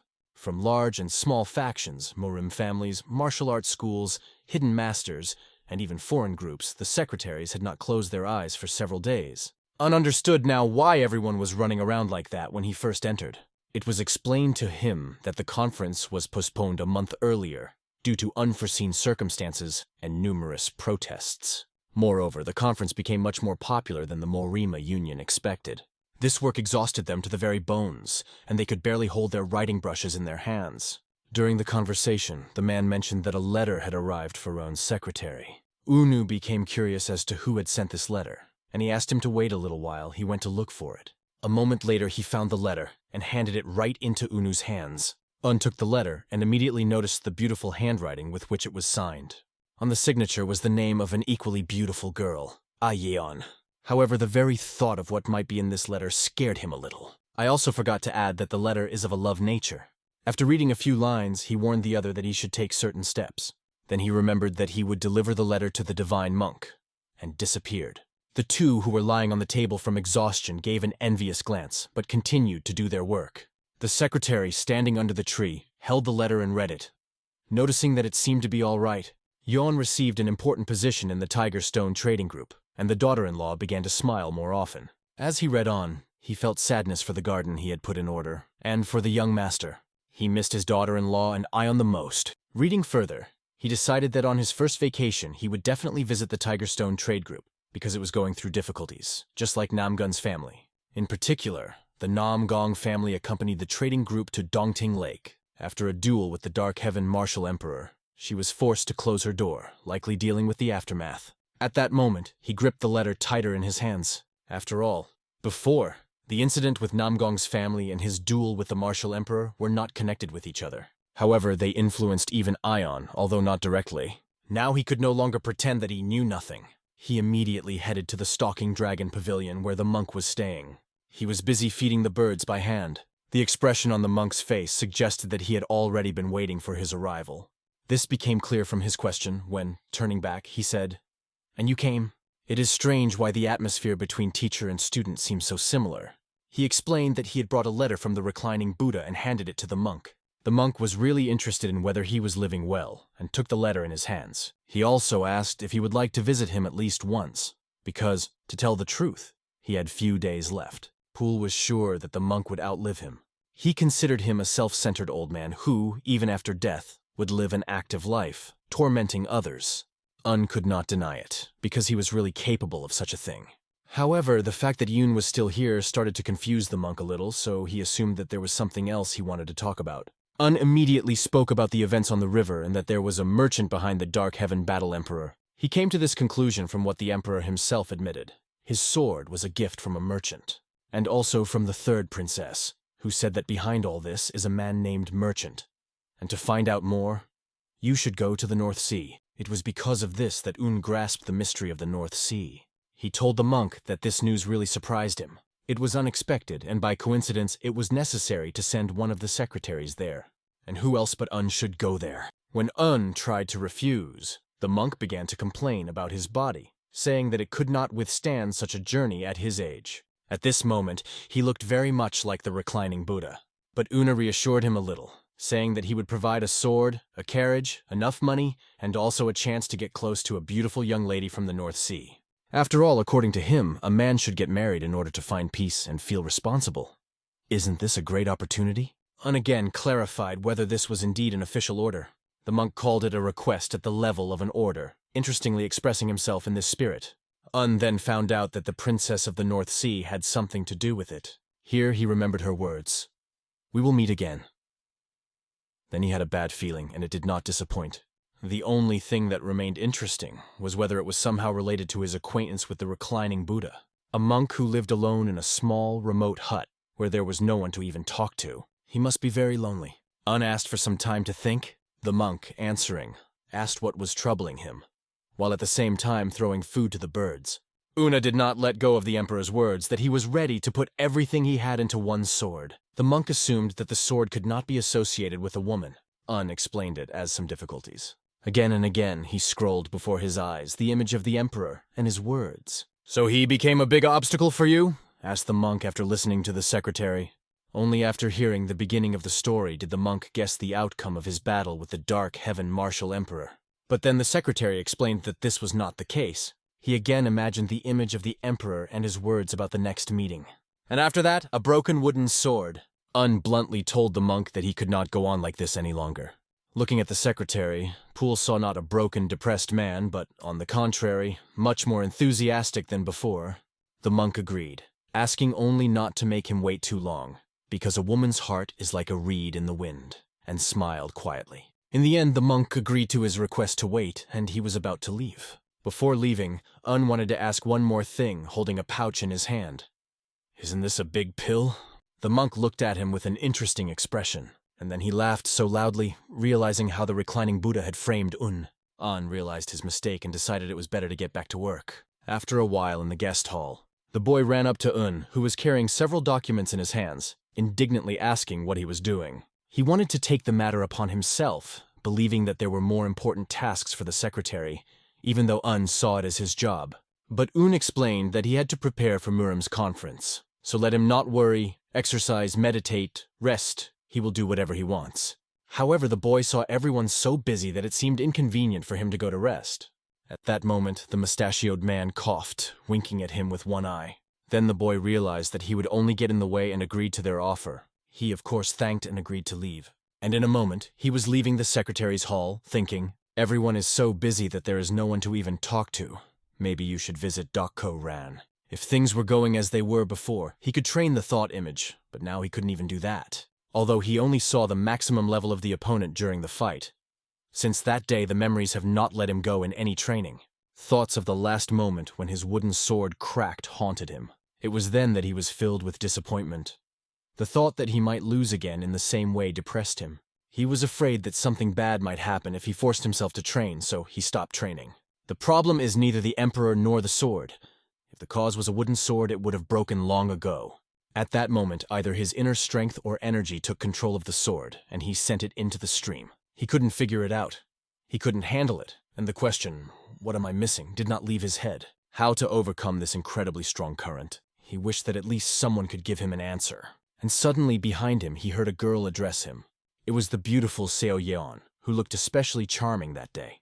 She expected him to return to Murim Alliance, so she came here to meet him. He was confused and only uttered, "Well, how are you here?" To which she replied that she came by ship, although he meant something completely different. After these words, a smile shone on her gentle face, and then she offered to change this place to a more pleasant one. And so they went to where there was a quiet atmosphere, and the three of them sat down, she, he, and Ran. She introduced him as her younger brother. Ran, as usual, sat with an unmoved expression on his face. But when Un mentioned his name, she was very surprised. Is this the same lonely guest, Doc Ran? She began to remember how he had been waiting for Un at the main gate of Murim's Union. To her, he was a famous master of the highest level who had manifested the power of the sword on Iron Mountain. Her reaction let him know that she knew him, and at the same moment she got up, saying that she was glad to meet him, and that it was a great honor for her to see the lonely guest, introducing herself to him. And then she asked him to take care of her older brother. She also heard that Un recently went somewhere far away. He told a story about how he went to the Shaolin temple and met a wonderful person there. He also managed to learn many sword techniques from him. Just the memory of it brought a smile to his face. This time was very significant for him. That's how he explained everything to the girl. But she wondered why he didn't look happy looking at his face. Since she is always on his side, she asked him to tell her everything. He coughed several times, covering his face with his hand, and decided to tell the truth. The Murim Union offered him to go to the North Sea, that's why he wasn't smiling. What she heard caused her several questions, because Murim Jang-hu had suggested that he go to the North Sea when everything was in full swing there. She wondered what they were up to and what circumstances made them do this. Is there a specific reason why he is being sent there? At the same time, she recognized that this is a good opportunity to gain new experience. And perhaps there it is, even recognized at such a level as in the North Sea. But when he mentioned that he had other things to do, she said that she might as well not go because it was not appropriate to leave her job now. She said this because she was always on his side and was ready to support him in everything he did. She was so perceptive. She also noticed that he was worried about more than just the North Sea.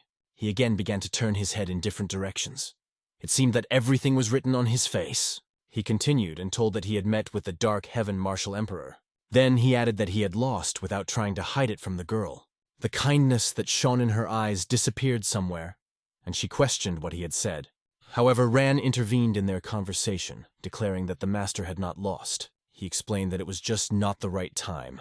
It was a broken wooden sword, but that was all he said as he continued to calmly sip his tea. These words were still not enough to change Un's mind. The next topic Un brought up was whether or not it was because of the Dark Heaven Martial Emperor that the Tiger Stone Company was experiencing difficulties, for he wasn't sure, but he suspected a connection to the North Sea. Perhaps the Dark Heaven Martial Emperor is connected to the Northern Sea. She was very interested to hear this and thought about it for a few minutes. She remembered the battle in which Namgong's family had been defeated. At that time, all the major merchants were desperately searching for information about the Dark Heaven Martial Emperor. The Tiger Stone Company was also not left out.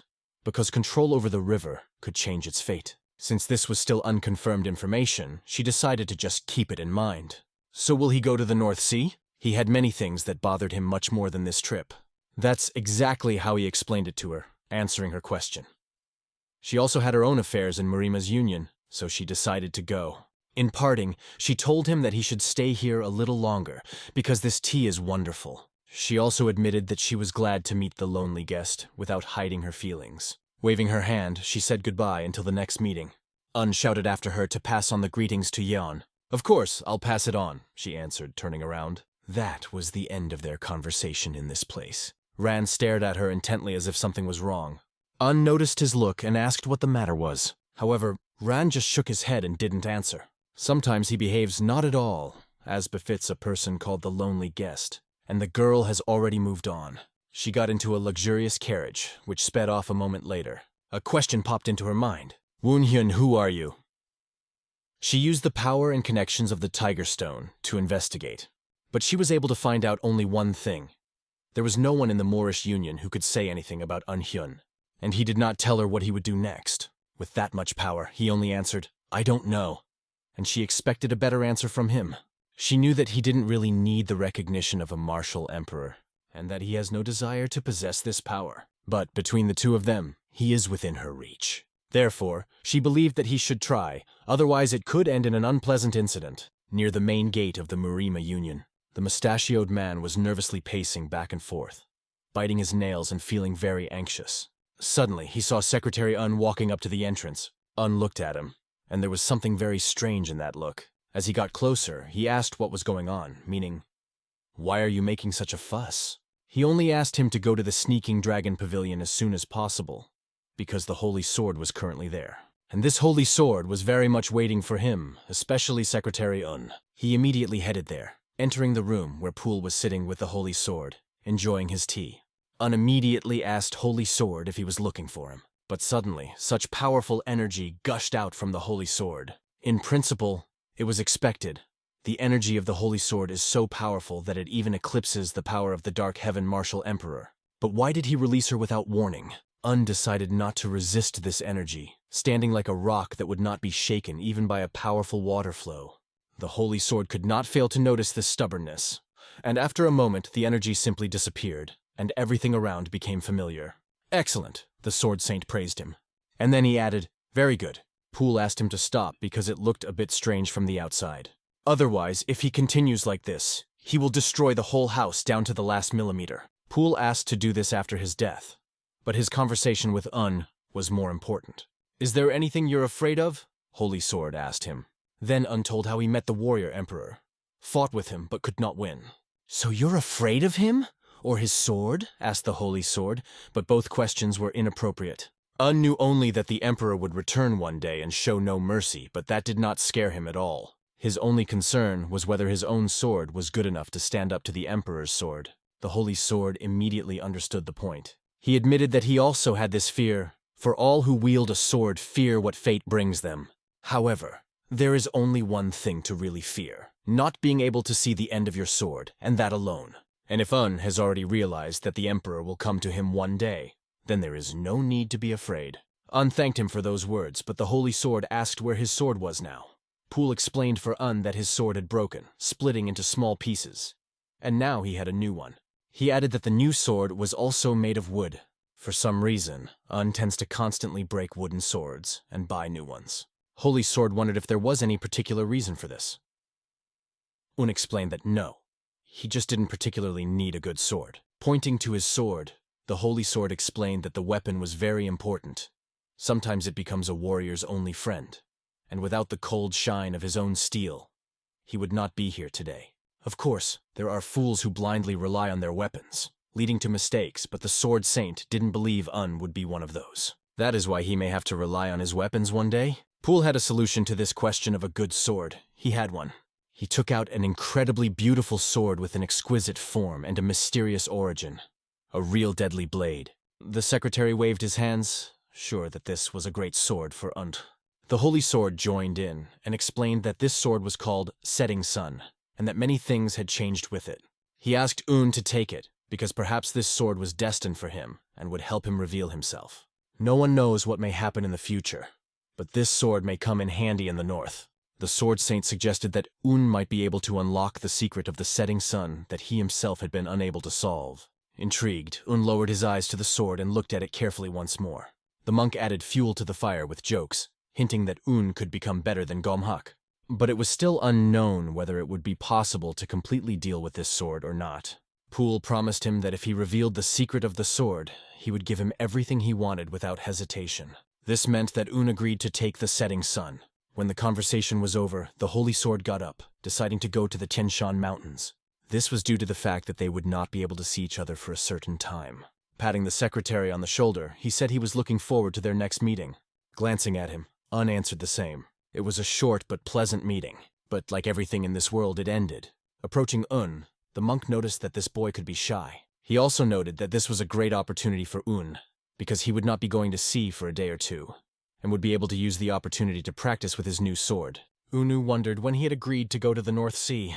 The monk spoke as if everything had already been decided. He only pointed out the importance of congratulating them and putting them in their place. The monk said that the North Sea was about to come here, and that Un had to stop it. This was Un's interpretation of the monk's words, to which he replied, "I'm glad you're getting the point quickly." He hinted that if Un could not, no one could, and asked not to worry because now he has the setting sun. He also added that the most important person in the North Sea does not want anything bad to happen to him. Poole seems to be referring to the most intelligent person in the North Sea that Un had heard of before, the princess's mother. However, the monk asked him to be careful. The seventh son of the Ice Emperor and the daughter of the chief man of the North Sea will accompany him. Take responsibility for everything you do with her. Well, she is beautiful, so trust fate, hinted the monk. He emphasized that this is a good opportunity that should not be missed. Murima Union, Zagal family office. The genius of the family held out a letter, a message from the head of the family. He handed it over to the representative of the Yan family, who thanked him for coming and asked about the affairs of the family recently. Genius waved his hands, calling things not very comforting, but because of their wisdom, they would probably figure it all out. He talked a lot, but the most important question was, "How should I do this if you are going to the North Sea tomorrow?" Mustache asked not to play these games with him. He emphasized that each case has its own circumstances. The genius scratched the back of his head, understanding him, and was not surprised that he had placed such a great responsibility on him. A little more quietly, he asked, "And who is he?" Referring to a certain person. Everyone understood that he would go with Secretary A. At the border, they were to meet the party accompanying the Princess of the North Sea. They said that the princess had extraordinary beauty. At the same time, the mustache insisted that he visit their family before leaving for the North Sea. There was only one condition. At any cost, he must take the secretary with him. However, the mustachioed man's tone alarmed the genius. He could not listen, but at the same time he was consumed by curiosity. Who is this secretary? Mustache warned that anything he would say now must be forgotten immediately, and it was not allowed to know about it. Secretary is a follower of the Holy Sword who can also become a disciple of a divine monk. His name is Murim Hyun, and he has no title or surname, known only by his first name. The atmosphere was tense in the banquet hall of the Yangze River Pirates Alliance. In front of the leader of the Red Blood Demons, the head of the alliance was kneeling, a sword glinting menacingly at his neck. It all started because of a quarrel. The head called him uncultured, and this became the cause of the conflict. The blood-red demon leader swung his blade, but Mushim had to stop him. The moment their swords collided, the leader's blade broke. Such a display of sword energy, which is the symbol of a martial artist at the peak of his skill, was an insult to him. Shim then swung his sword and struck directly at his opponent's chest. After that, he finished the attack by pushing his body back with a kick. Shim stated that he got his current position unfairly, because he got it by killing the previous leader. He explained that the leader of the Blood-Red Demons had been punished for many horrible deeds that made him unfit for this position. Turning to the crowd, Shim asked if anyone had any objections. Everyone present just shook their heads. Meanwhile, a high-ranking man, King Moon, sat on the throne, calmly savoring an apple. He carefully watched what was happening. Shim reported that the head of the alliance died under unforeseen circumstances. His position is important and cannot remain vacant, so he offered to elect a new leader. Before that, he asked the same question to the people. As expected, the crowd unanimously elected Shim as the new head of the alliance, deposing the brutal tyrant. Shim called the murder of the former leader by his own hands an unforeseen circumstance. In conspiracy with him was a representative of heartless pirates named Ban. Obviously, this was their joint plan. Another in the crowd chimed in, expressing support for Shim. Everything turned into chaos, and eventually the crowd unanimously elected Mu Shim as the new leader of the alliance. Shim even pretended not to expect such a decision, and glanced at King Moon, who was watching everything from the throne. Under pressure from his brothers, Shim picked up his sword and agreed to accept their decision, calling it a deal. So that day, the Yangtze River Pirate Alliance celebrated the appointment of a new leader, and Mu Shim, the leader of the regular pirate group, was given the title of Iron Mu Shim. On the day of his departure to the North Sea, Secretary Un held the legendary sword called Setting Sun. Although he didn't know much about it, this sword was considered a real treasure and was admired. Looking at the weapon, Un wondered if this sword could really help him break through, and what secret it might be hiding. He even felt sorry to wrap such a valuable sword in ordinary coarse cloth. Having completed all the preparations, Un set out on the road. On his way, he met 3 people who were walking towards him on the road. It turned out to be the secretaries who waved at him and asked him to come over, which was a little strange because it was not clear why they were there. When they approached, they explained that they had learned about his new journey and had come to see him on his way. One of them asked why Un was leaving for the North Sea so soon after returning from his previous trip, while the other added that they should all follow orders without objection. In their conversation, they concluded that since Un was given such an important position in the North Sea delegation, his abilities were highly valued. This was especially emphasized by the mustache. They also noted that the young master Chegal Kiho is closely watching the people around Un and considers him a worthy person with a positive mindset, which should help him cope with the task. Un was truly grateful to them for coming at such an early hour, despite his own tiredness. He thanked all 3 for their support from the bottom of his heart. However, after saying goodbye, they quickly left, because they only wanted to see him off. The secretaries could not stay long as they had a lot of work to do. He looked at them and said quietly under his breath, "I'll see you again." A crowd gathered at the main gate of the Murim Union. 2 carriages stood ready. A lone guest attracted attention. The man immediately understood. His energy was exactly what he imagined. The powerful aura around the guest made many feel pressure and respect at the same time. Jiggle was only distracted from his thoughts when he was introduced to Secretary Yoon Hyun standing in front of him. The secretary greeted him politely and gave his name, Jagal Ki-ho. Evaluating Un, Jagal wondered, "Is this the same man who is called the Saint Sword Follower? His appearance does not befit such a title at all." At the same time, they were introduced to the bodyguard who accompanied Una. This guard was Master Lone Gestok Ran. Ran was a renowned martial artist who had reached the pinnacle of his skill and could manifest sword energy. But his role as an ordinary bodyguard seemed strange. The secretary was given a box containing letters and gifts from the Murim Union, which he was to deliver to the North Sea. Jagal unexpectedly grabbed the casket and declared that he would take care of it himself. The ambassador was supposed to handle it. But Un hesitated to hand everything over to Jagal, because the time for departure had already arrived. Jagal's behavior seemed extremely strange, which made Un wonder if he was more strange than kind. Un even began to worry that the representative would continue to behave like this during the trip. The delegation left without any obstacles. Ran sat in the driver's seat, intently surveying the surroundings. Fortunately, the road remained calm. Un-hyun and Jagal Ho barely spoke on the road. Stopping at an inn, they rested, and the next morning continued their journey. On the 3rd day of the journey, lonely guest Ho treated Un with respect as his master. However, he still doubted whether Un was really a follower of the Holy Sword. After observing him for 3 days, he didn't see any energy in him that matched this status, even compared to his own. At the same time, Ho knew that those who reach the heights of martial arts become indistinguishable from ordinary people, and perhaps this is the reason for such invisibility. Deciding not to hesitate any longer, Ho turned to Un. He asked to stay at his family's house for a short time. Ho assured that this would not be a problem and would not delay their journey. The words about the family evoked warm emotions in Un, because it was about Jiggle's family. Un immediately asked to go with Ho, and Ho agreed without hesitation. Ho, beaming with a bright smile, thanked Un for this. His smile was so charming that it was impossible not to pay attention to it.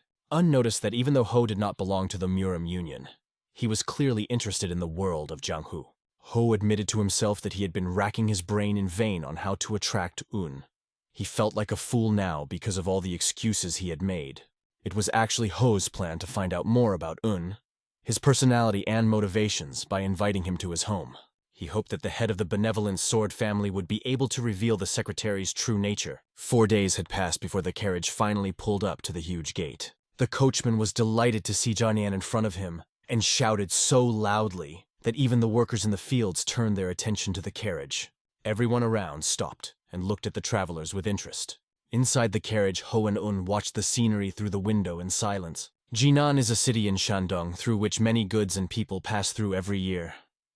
This place has always prospered and will become even more so in the future. As they crossed the city, Un noticed the grand buildings, but wondered why they were stopping in the center, since usually the estates of the great families were located on the outskirts.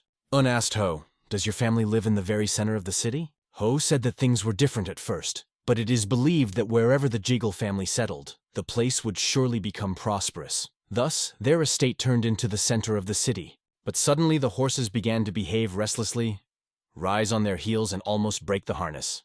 Un wondered why they had suddenly stopped. The reason for the stop was obvious. The way was blocked by a crowd of people. This happened because the coachman forgot to place the flag of the Zagal family on the carriage, which marks their influence. After some time, he climbed onto the roof of the carriage and finally set up this sign. People immediately understood that this was the carriage of an influential family, and began to disperse.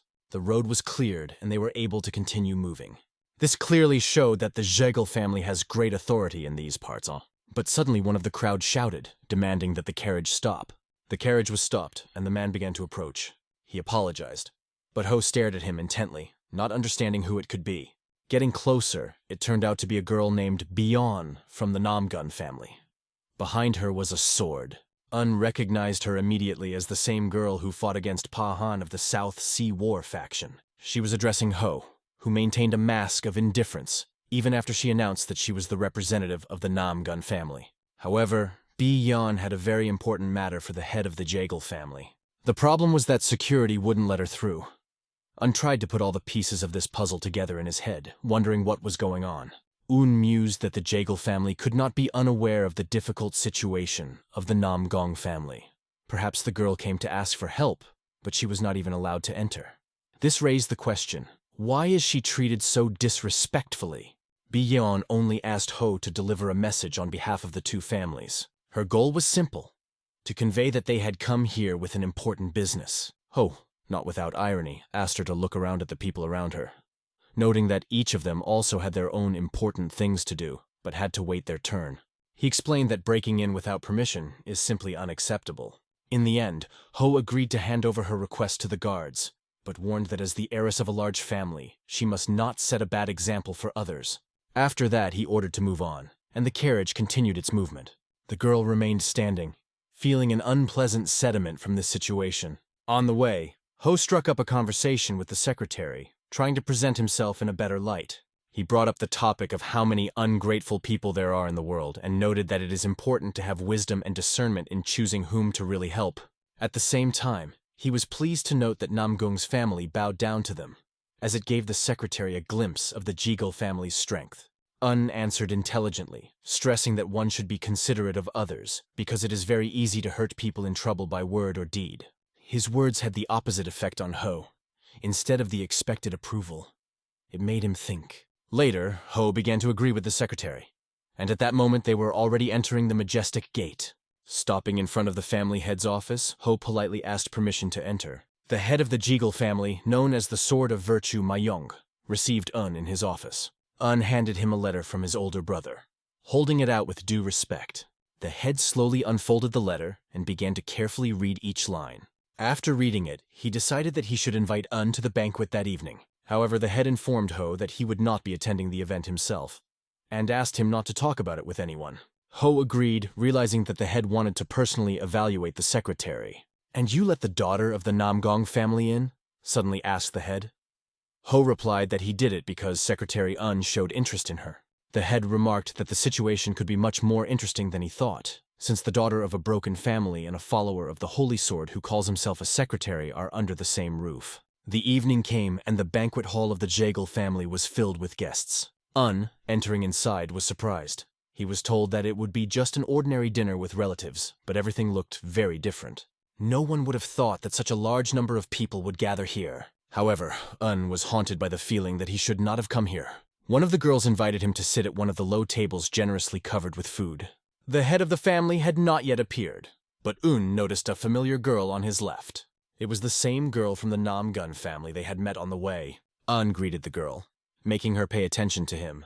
He understood that she might not recognize him, so he tried to remind her of their previous meeting. Un remembered that they had seen each other at the Dragon and Phoenix conference. The girl immediately remembered that he was with the princess of the Ice Palace of the North Sea and was sincerely glad to meet her. She still remembered how strong and impressive he had been back then. The word impressive made the secretary think, and he asked what she meant. The girl explained that she said this because he had stepped in to help young Master Han of the South Sea War faction. If we recall that incident, then Khan's opponent was a man from the Jiggle family. The girl wanted to take the opportunity to apologize for her older brother's actions. She remembered her brother's threat, saying that the day the secretary stepped foot on the Namgun family's land would be his last. Un replied that it didn't bother him and advised her not to worry about it either. In fact, everything was already decided. The brother tried to humiliate the secretary, but received a blow in the face from his own older brother. Maybe she didn't know about this incident yet. Looking around, everyone seemed to be having a good time. Not long ago, the girl herself was in the center of attention. But now the situation has changed, and everything looked completely different. Right now, no one except Secretary Un Young even wanted to talk to her, and she had to admit it. After hearing her words, Un shared that he once experienced the same thing. "I was like a wolf howling at the moon, completely helpless," he said, recalling how the monk described him. "I thought I had reached the highest point, but the next moment, I was trampled in the dirt. Only then did I realize that I had never even been high." However, this experience allowed him to reveal himself. He also met people who became important to him. "It seems I'm finally ready to go my own way," said Un. At that moment, a memory flashed before his eyes. The face of the Emperor, who spoke of their future meeting.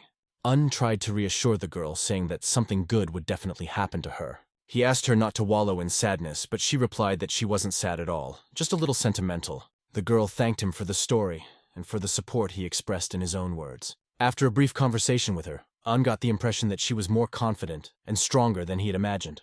Of course, she wouldn't have come to this house if it weren't for the events that befell her family. She herself did not expect that she would be invited at all, because outsiders are rarely invited to family banquets. She couldn't understand why she had been invited, but without a doubt, it was a great opportunity for her.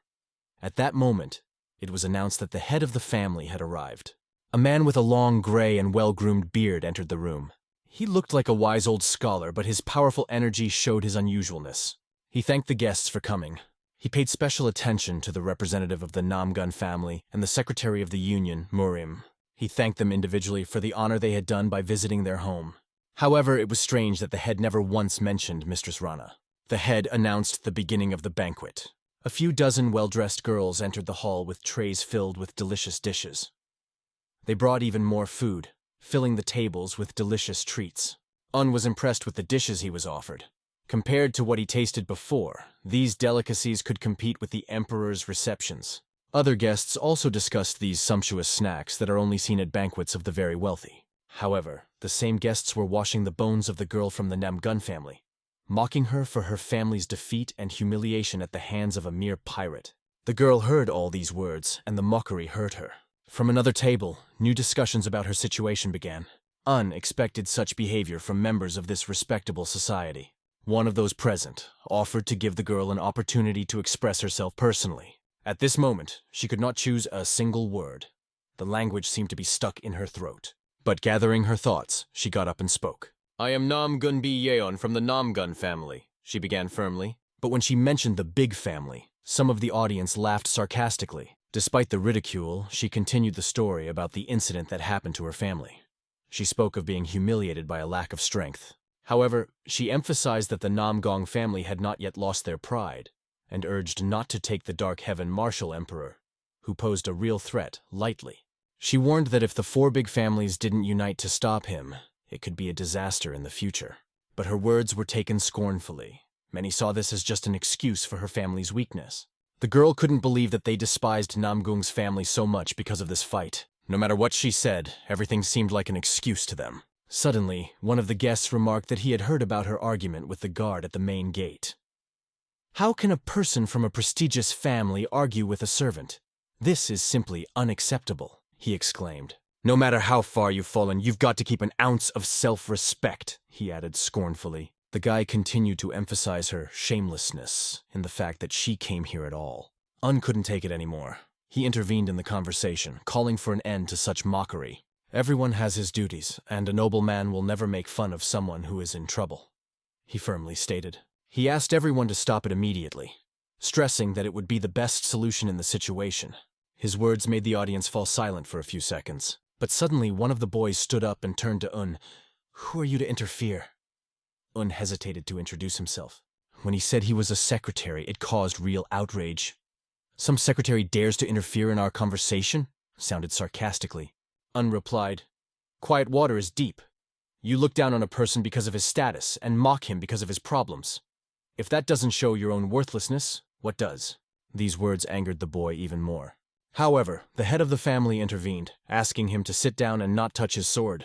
The head echoed Un's words and explained that everyone should stop immediately to avoid further conflict. Of course, this caused misunderstanding among those present, because they considered themselves too important to listen to the remarks. However, the head's authoritative words silenced them.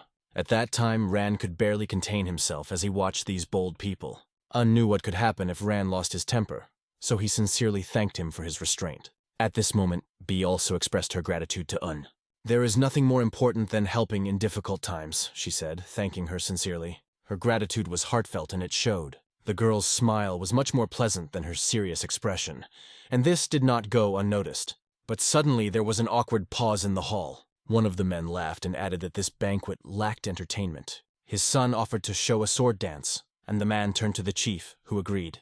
The father looked at his son, giving the sign to start.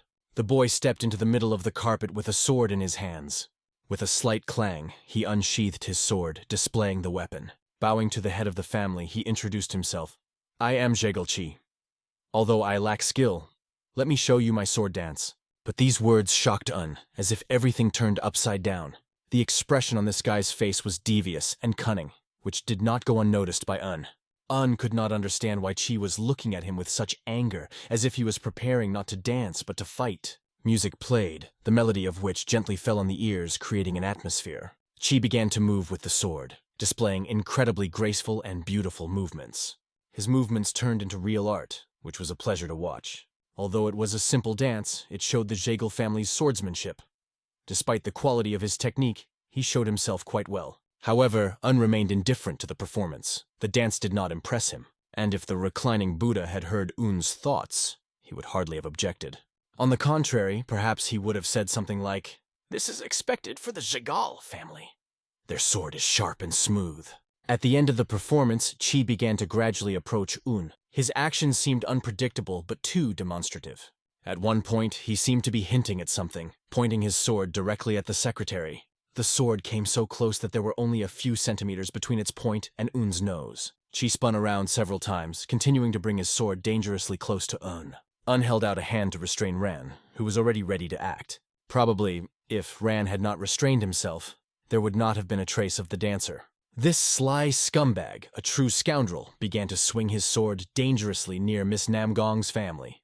Why does he allow himself such a risky move at the banquet? Probably only this self-righteous scoundrel knows that.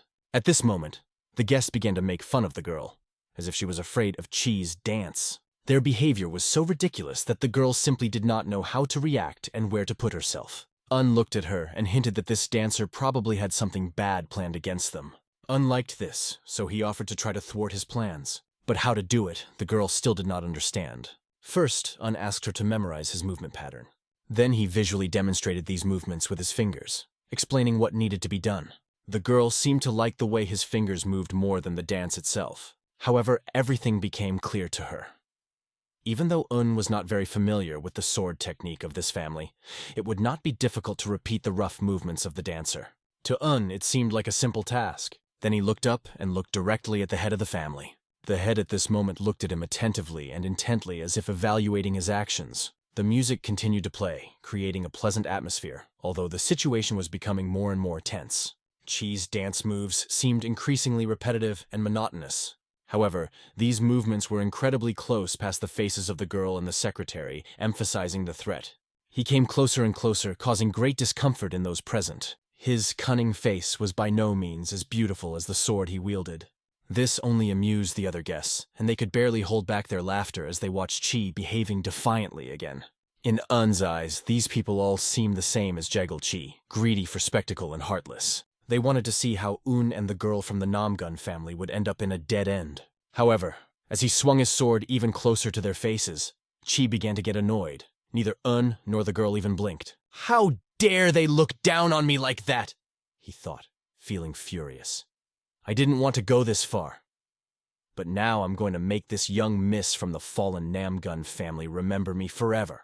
He planned to humiliate her by cutting her clothes and leave a scar on the body of the secretary of the Murim Union, which will serve as a lifelong reminder for him. Chai believed that he could do whatever he wanted and there would be no consequences for him. But suddenly the girl got up and turned to the head of the family, saying that the dance looks best only when two people perform it. She asked permission to join the young host in the dance. At that time, Chi clearly understood that the girl and the secretary had discussed something before, and this made him wary. Chai was sure that the idea of a joint dance belonged to the secretary who suggested it to her girlfriend. He even praised this idea, addressing the head of the family and calling the girl a wonderful partner for the dance. The head watched what was happening with some caution, and the other guests had a premonition. They wanted to see how Chi would break the sword of a girl from the Namgun family, which calls itself the Kings of Swords. The head nevertheless gave permission, agreeing to their request.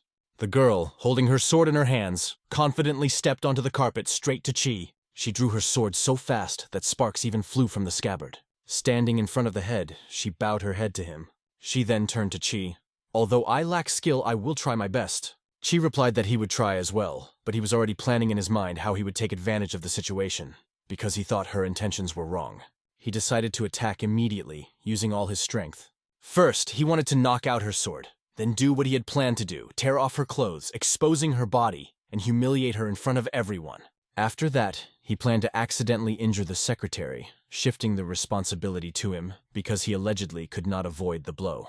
The girl, without hesitation, touched the strings of the instrument, setting the sound, a sign to begin. Hearing the signal, Chi instantly pushed off the ground, launching his attack. Sword Chi flew straight at the girl's head, ready to strike.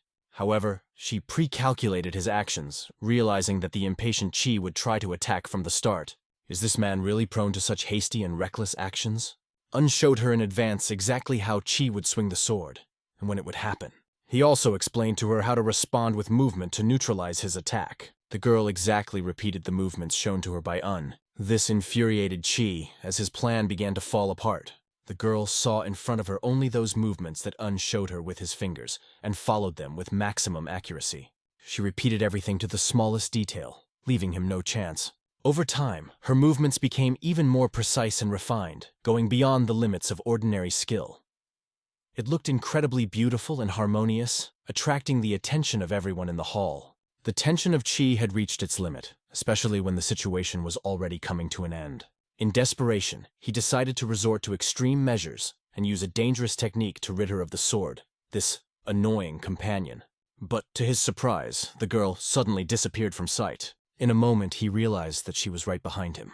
Standing behind him, the girl remembered the words Un had told her about the last movements. They should be smooth, and the sword should be turned exactly as he indicated with his fingers.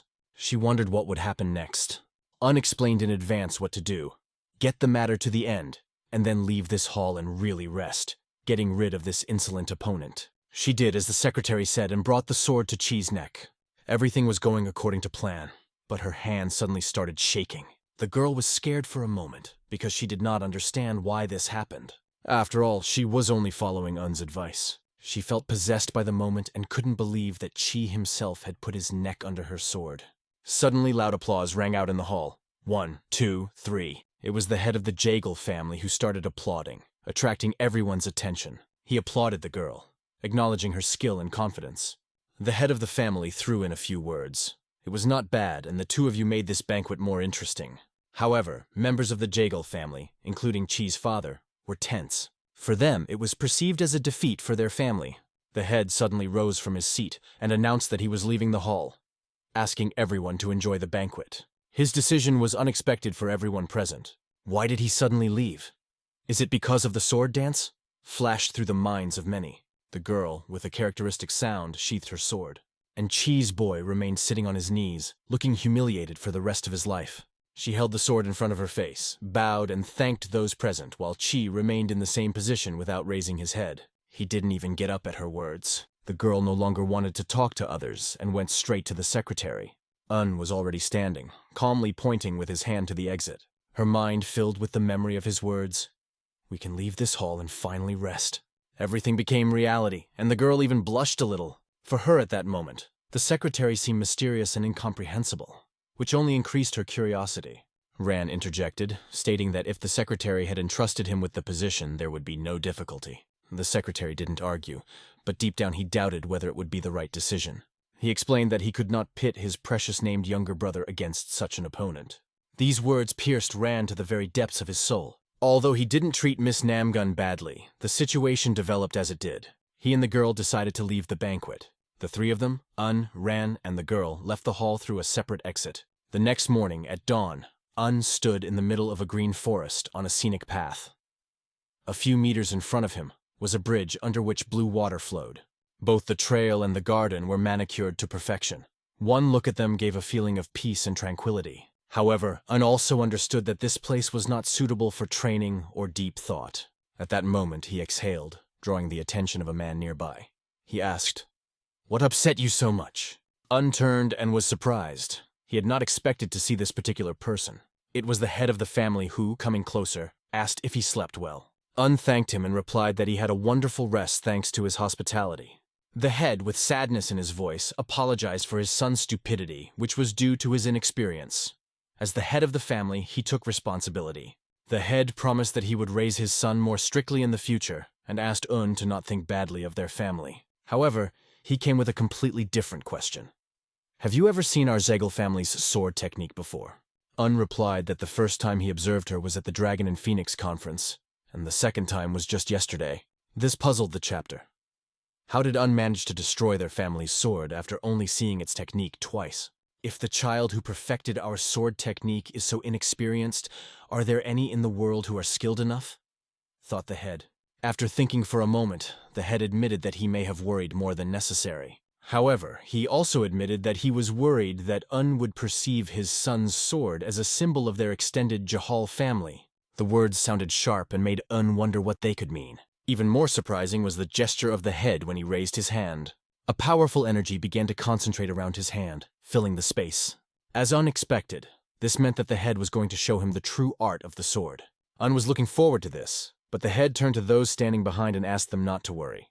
There stood Ran, already clutching his sword, ready to defend the secretary. The chief reassured him, explaining that he had no intention of harming Only then did Ran relax a little. However, the energy released by the head was so powerful and impressive that it was almost unbelievable to be near him.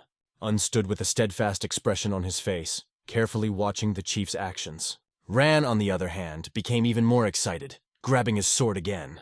But one gesture from a raised hand that seemed to say, "Wait," reassured him. Then shook his head in different directions, giving a sign not to interfere. The chief stopped the demonstration and turned to Yun, asking his opinion. "It's really impressive, but I can't say for sure without seeing the full finish," replied The chapter did not seem to expect such a response, as hinted that the demonstration was cut off in the middle, leaving room for development. This intrigued everyone, including the head himself, who wondered how exactly he could end the show. After that, the head became even more interested in and even said that he would like to spend the whole day talking with him. Smiled and admitted that he wouldn't mind either.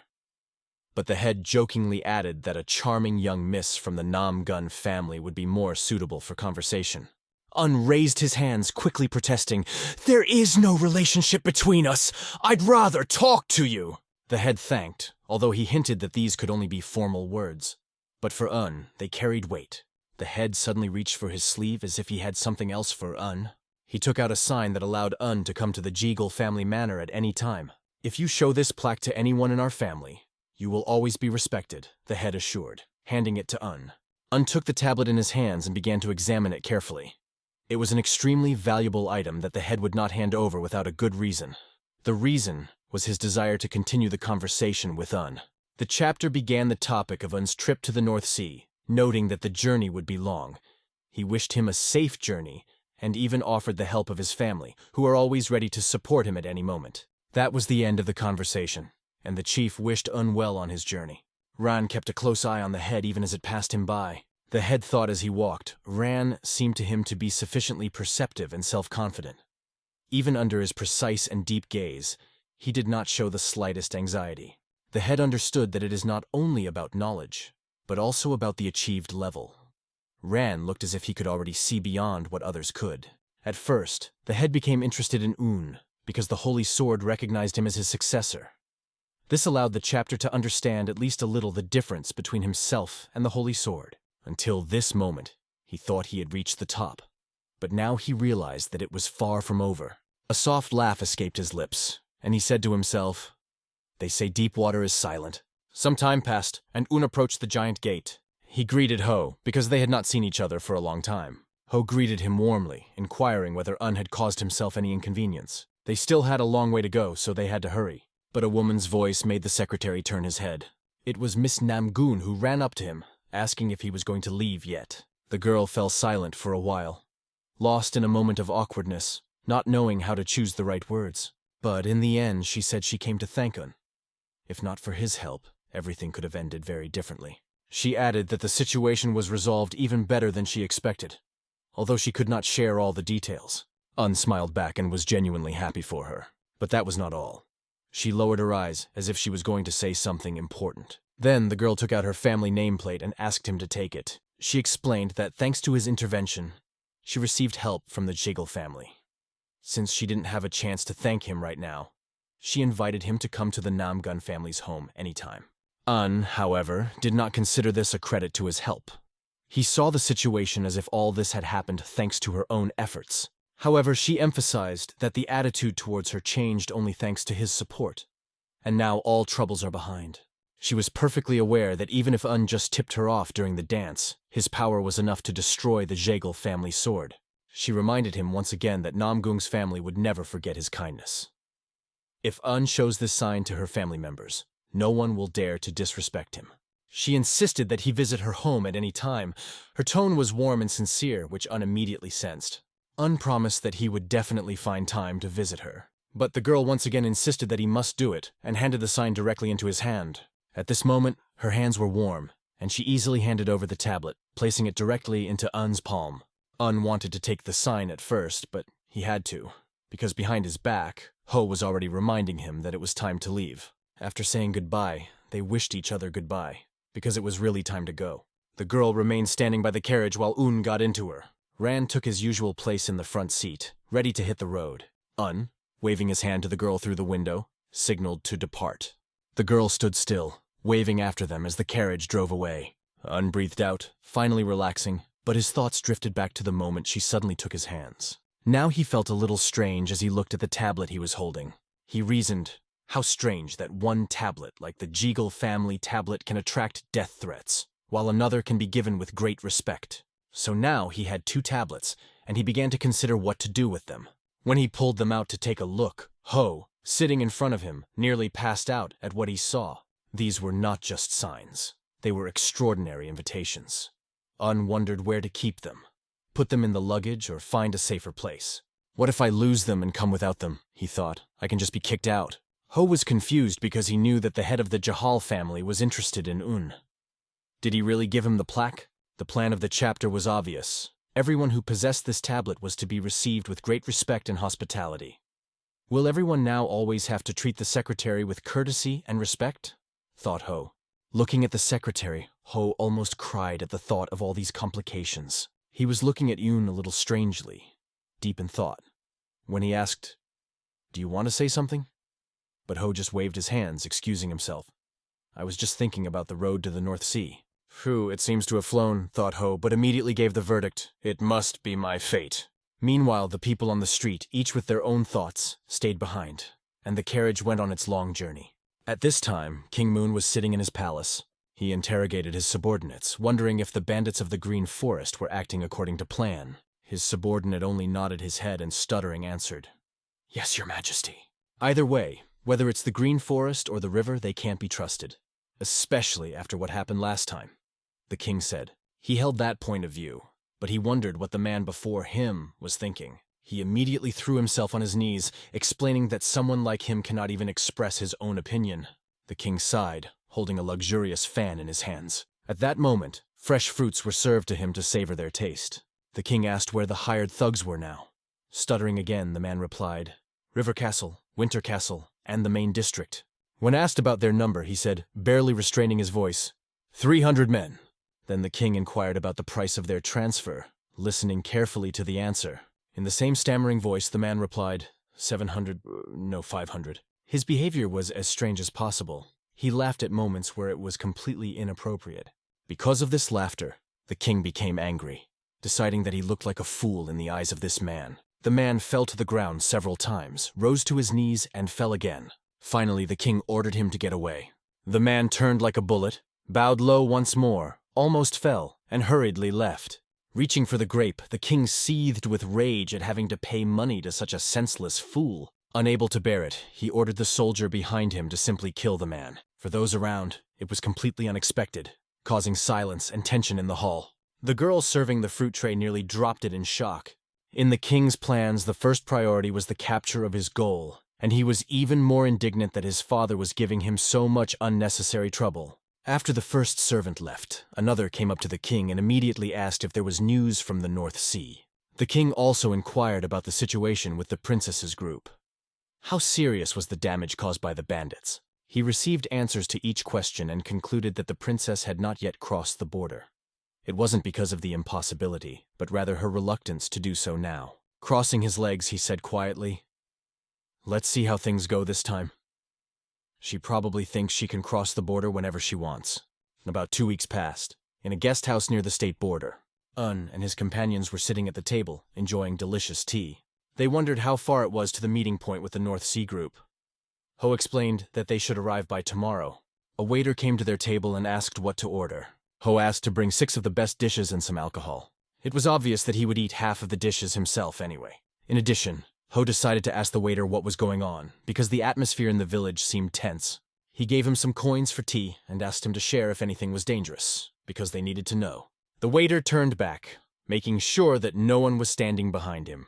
Then he leaned closer and quietly whispered, Thieves have been flocking to this village for several days now, but the strangest thing is that they no longer rob locals or attack merchants. Most likely they came here by carriage. The waiter said that the carriage was snow white, like snow, and filled not only with treasures, but also with beautiful girls. However, there were many cases when people died even trying to get close to her. Ho beamed with delight upon hearing about the beauty, while Un was deep in thought upon recalling the description of the snow-white carriage.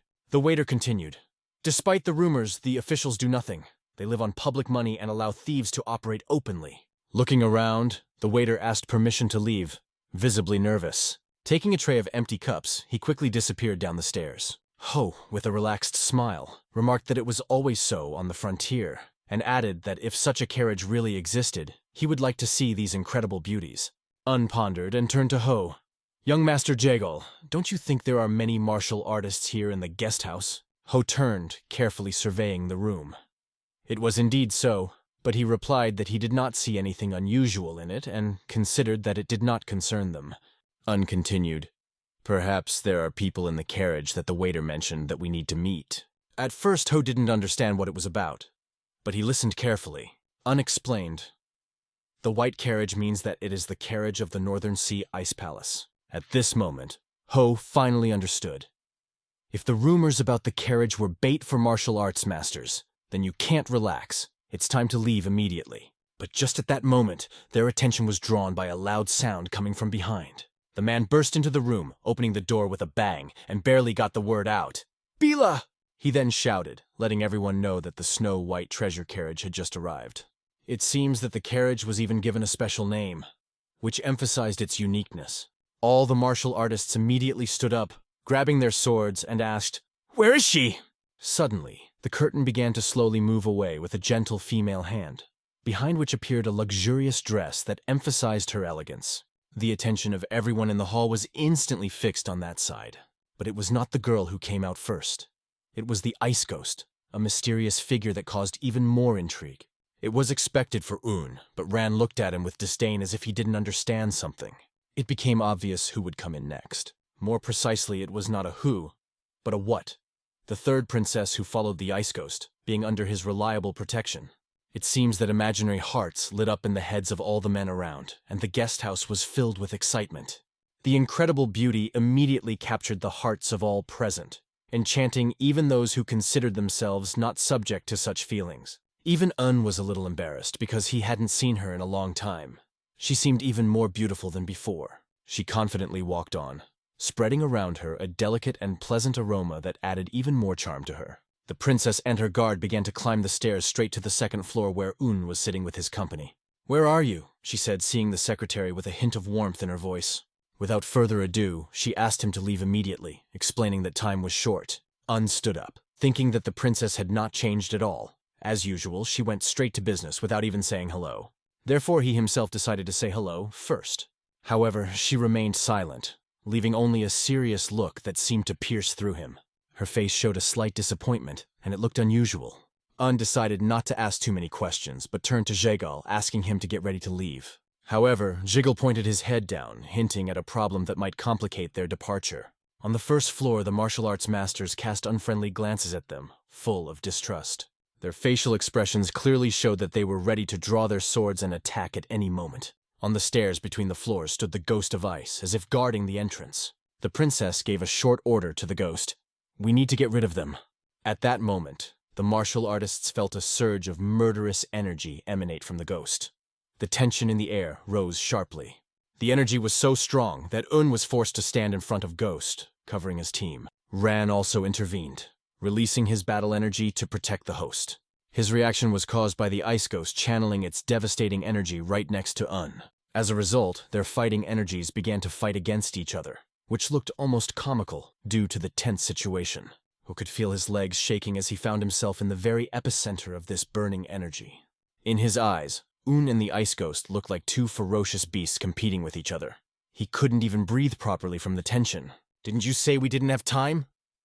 Un interjected, addressing them. The princess sighed and agreed with his words, admitting that it was indeed true. For all wizards and thieves, just seeing this energy was enough to understand its destructive power. Their salvation came in the form of Un, who ordered them to stop. For them, it was already a real salvation. At that moment, they no longer needed the riches or the beauties from the carriage. Everyone was relieved to be alive. The secretary offered to go further, because the problem had already been solved. The princess, still slightly upset, was the first to go down, followed by the ice ghost. Un and Ran followed them down, and Ho closed the procession. However, Ho was delaying something, causing the others to ask him to hurry. He still hadn't recovered from the moment he held his breath from the murderous energy that unfolded between Un and the ice ghost. He couldn't understand how the secretary could remain so calm after everything that had happened. In the end, it became another confirmation for him. Secretary Un is an unusual person, and there was no doubt about it. Seeing the snow-white carriage, Ho opened his mouth in surprise. The third princess invited them to get into the carriage, although they had their own. However, she believed that their carriage would only be a burden and asked to be sent back. Ho, in his style, proposed an interesting idea, to use their carriage to distract the pursuers. But the question was different. Should we give up fast and strong horses in favor of less durable ones? For the princess, the pursuers were not the main problem. Her answer aroused everyone's interest. What did she mean? Without explaining further, the princess silently entered her carriage, where two persons were already seated. One of them was a little princess about 12 years old, and Sul was sitting next to her. Ho finally understood why the carriage was considered full of beauties. The women of the North Sea were indeed incredibly beautiful. When Sul invited them to sit down, Ho seemed to be immersed in a fairy tale world. In his imagination, flower petals swirled in the air. Unbridled with joy, he rushed to the carriage, asking only to wait a little. It became interesting. Where was Ho in such a hurry? He rushed to the carriage so quickly that it was difficult to make out his intentions. Suddenly, Ran warned the owner. He pointed to a girl named Sol, warning that she was very dangerous. Un whispered into Rana's ear that he had already defeated Sol in the past. Ran just sighed because it was expected. However, Sol's very presence spoke louder than any words. He remembered the moment when the girl held the sword in her hands, and then, unable to match the divine sword, she fell to her knees. This memory clearly still annoyed her. The third princess also looked tense because of the atmosphere in the carriage. Un wanted to say something, but it was not easy because the tension was growing. Ran found his place as a coachman, as always. Now he was sitting next to the ice ghost, which was quite interesting, because before they couldn't even be next to each other. Un stood by the carriage and could not dare to go inside, but after standing for a while, he still entered, and the carriage moved. It turned out that one of their companions, the driver of the old coach, had been left behind. Although perhaps he only thought that he had been forgotten. Actually, he wasn't needed, because someone had to stay behind to take the old carriage back. Inside the white luxury carriage, Ho was uncomfortable with its beauty and atmosphere. The carriage traveled extremely fast, flying through the area called the Rat. Because of this, it was constantly shaking inside, and passengers sometimes bumped into each other by accident. The 12th princess accidentally bumped into the secretary, causing a bit of chaos. In the next moment, she realized that she had suddenly smiled very widely at him, although her older sister had repeatedly told her to restrain such facial expressions. One noticed how her expression quickly changed and guessed that she must have heard a lot of remarks from her older sister. But after his next question, she smiled widely again, forgetting all prohibitions. She relaxed and started talking about life, how they themselves are doing, and other interesting little things. However, now something else became clear to her. She realized that Secretary Un was an important man who deserved respect. The 3rd princess listened silently to their conversation, but at some point, she asked them to shut up. The 12th princess was upset, lowered her head and frowned. The 3rd princess apologized to Un, noting that she failed to show proper etiquette in front of the dignitaries of the Murim Union. Ho did not see any problem in this, and understood that it was not easy for them because of the persecution of thieves. He wanted to ask what exactly had happened, but the 3rd princess repeated that the thieves were not the main problem. Hearing this, Ho just smiled broadly, as if he had guessed it a long time ago. Ho smiled, realizing that the pursuers were already behind. He looked out the window to see what was going on. About 50 horsemen with weapons in their hands appeared in his field of vision, chasing after the carriage. They were galloping, trying to catch up with this magnificent snow-white carriage. Wow, they even brought dangerous weapons with them, Ho said, still looking out of the window. Ran, sitting in the driver's seat, warned that there were also problems ahead. There stood men with shields, sharp spears and swords blocking the way. Among them, Ho recognized the commander, the head of the Northern Tigers gang, Chun. Behind Chun was his advisor, the same one who had previously convinced him to be more careful and find a better way than mindlessly pursuing. This time, the leader of the bandits was sure of his plan. We will definitely stop them. The advisor, however, suggested that the martial artists were already gathering after hearing about the carriage. The counselor also pointed out that delaying would only cause them more problems in the future, but Chun told him to shut up. However, another problem was bothering the bandits. The Fateful Fury and Great Island gangs each received 200 liang, while their gang only had 170 liang, even though they had the most difficult task. One of the bandits noticed that the carriage was about to stop. The head ordered everyone to gather, stressing that this carriage must be stopped at any cost. In the carriage, Ho was becoming visibly nervous, muttering that he didn't know what to do in such a situation. The 3rd princess perfectly understood that the only option for solving the problem was to break through by force. Ho offered his help, drawing the attention of everyone in the carriage. If this is help from the young master of the Jaegel family, the princess began. She happily agreed to accept his offer. Ho got up from his seat, holding the bag behind his back, and went to the door. His strange gait caused mild surprise in all who watched him. Un couldn't even finish, carefully trying to understand his intentions, because Ho looked like he was ready to jump out on the fly. And suddenly, with the speed of lightning, Ho was already sitting on the roof of the carriage, cheerfully asking, "What did you say there?" To which Un only replied, "Nothing special." The 12th princess's curiosity got the better of her, and she went to the door to see what was going on there. But instead of just watching, she jumped onto the roof of the carriage to Ho. The 3rd princess and Sul froze, speechless, and focused their gazes on Una. The secretary, sensing their tense gazes, decided to join in as well to assess the situation. Opening the door, he saw Ran already waiting for him, holding out his hand to help. Their brotherly handshake was short but symbolic. Despite the shaking of the carriage, Ran helped him safely to the roof. At that moment, the enemies in front had their shields and spears ready. It was a familiar scene for Ho.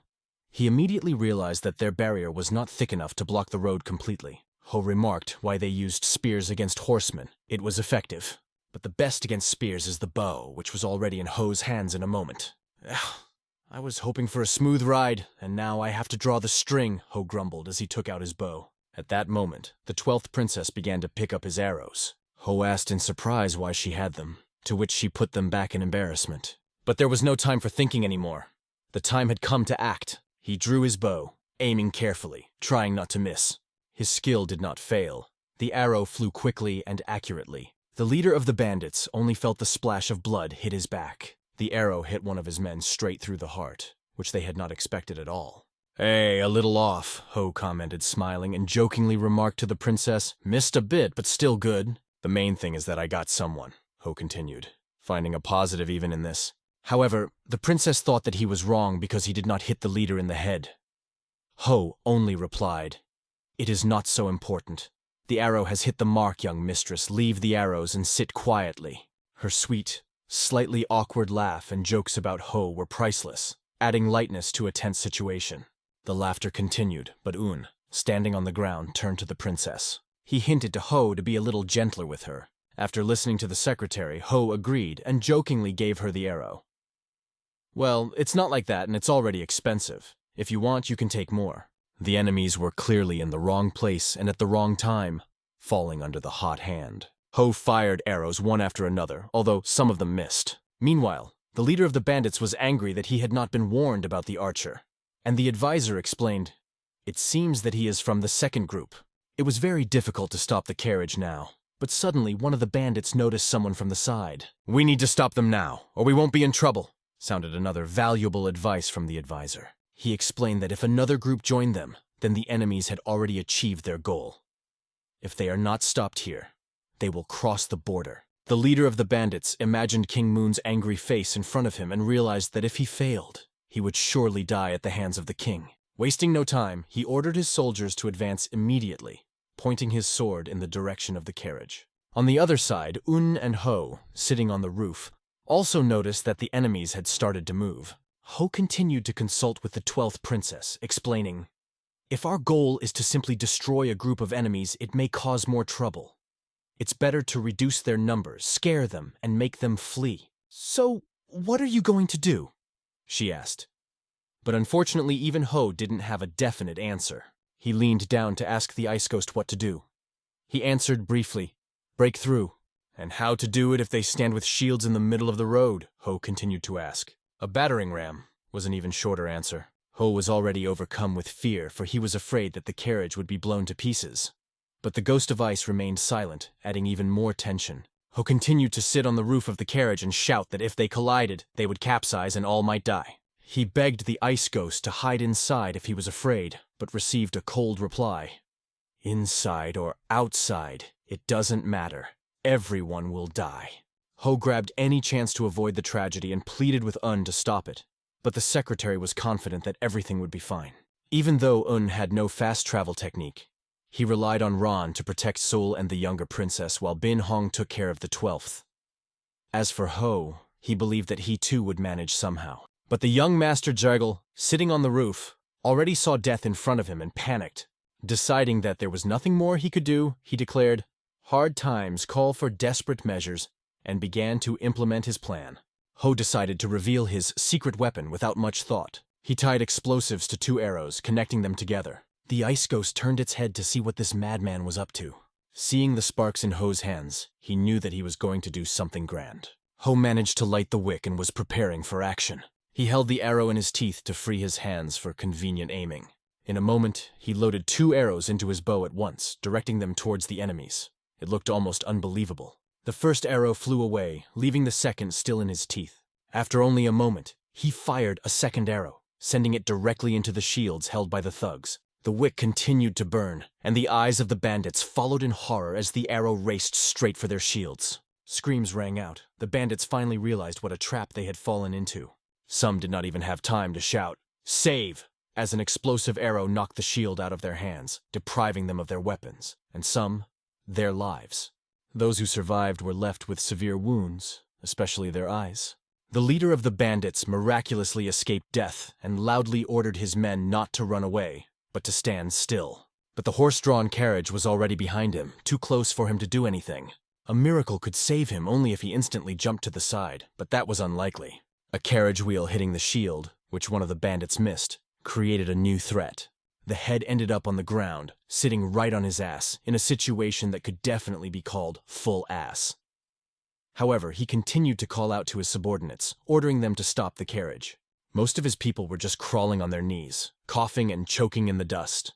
Others, seriously injured, did not see anything at all. This catastrophic decision of the leader of the bandits and the absurdity of the situation could lead them to one end. They would all die. The 12th princess was so enthralled by Ho's explosive charge that she immediately began peppering him with questions.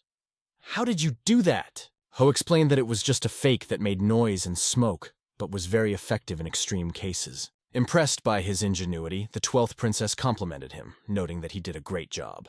At the same time, with curiosity, she began rummaging in his bag. At this time, Un was wondering where these bandits had come from. It is unlikely that they just coincided with the noise. Meanwhile, on the roof of the carriage, Ho pleaded with the 12th princess to stop looking in his bag, assuring him that there was nothing interesting there. The coach stopped at a guest house near the border after a while, and everyone was ready to rest. At the table, the hands of one of them leisurely reached for the chopsticks, but the food could barely fit after a hearty meal. The 12th princess looked at Ho in surprise, noticing how his belly had become larger than usual, and opened her eyes wide. To this, Ho replied with a smile, "A big man has a big stomach." However, he was still curious about what those thugs wanted, and he began questioning the 3rd princess. "Obviously, they weren't after our heads, our beauties, or our money. And please don't get me wrong. I wasn't implying that you weren't beautiful," he quickly added. The 3rd princess asked with interest, "Why do you think they didn't hunt us?" "If I were a hired killer, I wouldn't send ordinary thugs," Ho explained. His words made Un think even more carefully about the situation, listening to his logic. Ho continued, "Perhaps their real intention was not to kill us, but simply to prevent us from continuing our journey." There was a problem, and the 12th princess suddenly realized what it all meant. The 3rd princess just wanted to get to the North Sea as soon as possible. But there is one but. Everything started immediately after they crossed the border. "What do you mean?" Un asked as her words sounded cryptic. The princess explained, "Perhaps the officials have already been bribed." Un could not understand how it was possible that their country's officials could do such a thing. At that moment, she looked at him as if he was no different from other simpletons. Ho agreed with her assumption. Officials and soldiers at the borders are often bribed.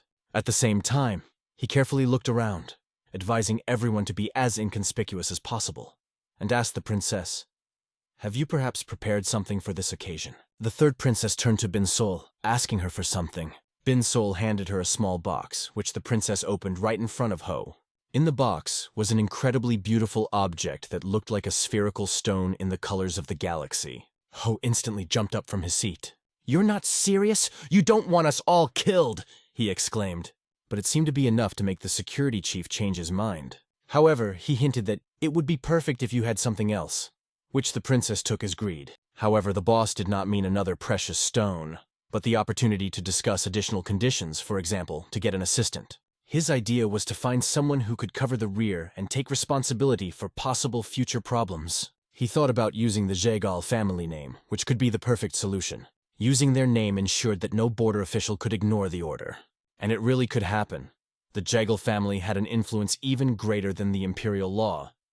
The law is far, but the sword is close. At dawn the next day, the carriage drove up to the gates of the fortress. Guards with weapons in their hands stood at the gates, and the gates themselves began to open little by little. Ho noticed that the moment had come when they were almost ready to depart. But suddenly another carriage rushed past them, breaking the line. This caused indignation because the order of the queue was clearly not observed. Other people began to complain, calling the place corrupt and rotten. "Here, if you don't have money, you won't even be allowed in," Ho heard from those discussing the situation. Ho asked the people about the details and was told that a new captain had recently appeared, although the previous one was even worse. It all seemed frivolous but amazing at the same time. How could people just put up with the fact that officials are so corrupt? Seeing this, the secretary felt bitter in his soul. At that moment, the spirit of ice, sitting on the chariot, calmly said that it was time to move on. "Stop! Where are you going?" The guard approached the carriage, stopping them and warning them. Ho, not confused, politely thanked them for their service. He explained that they were from the Murim Union and asked if there was any problem. Hearing the words Soyuz Murima, the guard armedly asked them to wait a little. "That's how it works," Ho muttered under his breath as he observed the situation. The guard approached his senior to clarify what to do with the white carriage. The elder approached and asked for evidence. Ho handed him the document without any problems. The guard unfolded the paper and began to read carefully. After reading it, he strangely turned around and said that further verification was needed, asking them to follow him. This angered Ho, and he asked if there was any problem with the documents. The security guard replied that the inspection was necessary for this purpose, but Ho was not satisfied and demanded to call the person in charge. The security guard took this as arrogance on Ho's part. Without pausing, Ho explained, "Not only are we from the Murim Union, but we are also related to the Jagal family. Unreasonable scrutiny is unacceptable." Hearing about the Jagal family, the guard suddenly changed his tone, albeit with some sarcasm. "So what of it, boy?" he asked, clearly provoking. Then, coming closer, the guard began to shout directly in Ho's face, "I'm not going to bow at your feet, and you're not worth a penny!" After that, the guard ordered his men to detain these brutes. Trying to calm the situation, asked the guard to wait. He initially apologized, noting that they had inadvertently disrupted their work. The guard replied coldly, "No need to apologize, just follow me." However, did not back down and emphasized, "If you read the letter again, you should have noticed the seal on it." He explained that the warbands of the Imperial Army must be recognized by the local government, and the Murim Union received this recognition through a large monetary donation. This was officially certified by the seal of a high-ranking official of the Zhejiang local government. Also expressed surprise that such documents are not trusted by security. Looking at the ice ghost, he silently hoped that he would not use force. However, the guard was already shouting, accusing them of trying to force their way in. He pointed his weapon at them and ordered them to stand still. The guard then ordered them to immediately drop their weapons on the ground and follow him. At that moment, another man appeared and asked what was going on. The senior guard began to explain. These people refused to be checked and threatened violence. This man seemed to be a captain. Ho was already thinking of handing over the box to him, but asked him to wait a bit, trying to resolve the situation diplomatically. Asked to wait because he knew this man very well. Memories of him evoked nostalgia, awakening warm feelings. "This is a person who cannot be bribed," explained with a slight smile on his face. However, the expression on his face was a little strange, as if he was hiding something more. As the captain got closer, he started talking, relaying what the senior guards had told him. Then he said, "Long time no see." "What does he mean, long time no see?" thought surprised. The captain looked closely at the scribe's face, trying to recognize him. "Is that him? Is that the guy who trained here as a kid?" His thoughts were raging. These memories sent goosebumps through his skin. The picture of the past, when he stood next to his master, came to life in his head. A master about whom it was not customary to speak openly. Speaking quietly, the captain asked again, "Are you Scholar Un?" He remembered the words of the man who once asked if he planned to come to training. But he also remembered how everyone present laughed at him that day. That man then said that everyone knew that he was the one who last saw Captain Hyun and received his belongings after his death. He warned, if he continues to demonstrate this attitude, the ridicule will not stop. He called him a weak-willed student whom Captain had left behind. Such was their last unpleasant conversation. And now he was standing in front of Captain Quan Hoon himself. Couldn't believe it. The former captain of the Royal Guard was here. Quan seems to have been demoted. Hong, embarrassed, blushed a little, and even invited to come inside. Secretary immediately spoke more seriously, asking if there was an order to detain them. His serious tone caused a slight surprise in those present. Hun ordered everyone to move back and hide their weapons. The guard immediately obeyed his order. Hun explained that there was no official order to detain the criminals. But unofficially, he asked to go with him, because they were not going to speak politely to his companions. Explained that they had been constantly disturbed by a group of thugs for the past few days. After hearing this, Hong understood. The rumors about the white carriage were not unfounded. Somehow they spread rumors about a white coach to detain them, and it seems they even bribed the border guards. Hong wondered if they were satisfied that they had been detained for a few days. Knowing that the group can't go any further, the thugs may plan something more dangerous, even an attack. After hearing this, Captain Hong said that they were allowed to pass. But wanted to make sure everything was really going to be okay. Then Hun told something interesting. At dawn, the supposed masters of Murim entered the city. He explained that an unofficial order had been received, not to punish them regardless of their actions. As Hong had heard, they were asking about the white carriage, so action must be taken immediately, without any delay. The captain's voice sounded sad when he said this. He used to be the confident leader of the Royal Guard, but now his expression was full of emptiness. Suddenly, the third princess looked out the window and turned to Bing Hong. She ordered him to temporarily separate from them to attend to the pursuers. The ice spirit immediately obeyed her order, instantly jumping from the carriage. Meanwhile, the one who was supposed to drive the carriage was visibly worried. He looked out the window and saw that Ran was now driving the carriage. The princess asked Secretary Un to get into the carriage as soon as possible because he was delayed, talking to Hun for a long time. The last thing Hun said to Un was, "You haven't changed at all." He also warned the order to detain them was issued by someone of a very high position. But who is behind it, and why is Hong so mysterious? If Un had known the seriousness of the situation earlier, they would not have found themselves in such a trap. When Hong decided to say goodbye, the secretary suddenly stopped him. Un approached young Master Ho and asked him for the same casket. He handed it to Captain Hun as a gift. Opening the casket, the captain saw a glow that illuminated his face. However, he was indignant, saying that he would not have taken her if he had known that he would get something in return. But Un insisted, putting the casket in his hand and asking him to take it. "Take care of yourself with this," he said. Hong realized that Un cared for him, so he gave him the stone so he could find his way. Meanwhile, Un was being called from the carriage, interrupting their conversation. When everyone was finally ready, Ran yanked the turrets and ordered the horses to move forward. Hun said goodbye to them, wishing them a good trip. But he also added that after returning, they must come to Beijing. Shouted after him, "Visit the palace!" Even when they were already leaving, he continued to insist that they must come there. He also shouted after him, "Be sure to take care of yourself." Meanwhile, King Moon asked his subordinate, "Have they left yet?" He reported that they were being chased, but the chances of catching them seemed slim. King Moon remarked that the princess was not stupid, and wondered what the bandits of the Green Forest were capable of. After listening to the report, he came to the conclusion that they are useless creatures who should be buried alive. When asked what happened to the guards who let the princess across the border, the subordinate replied that he had appealed to higher management, but there was no answer yet. "Any news from the North Sea?" asked the king.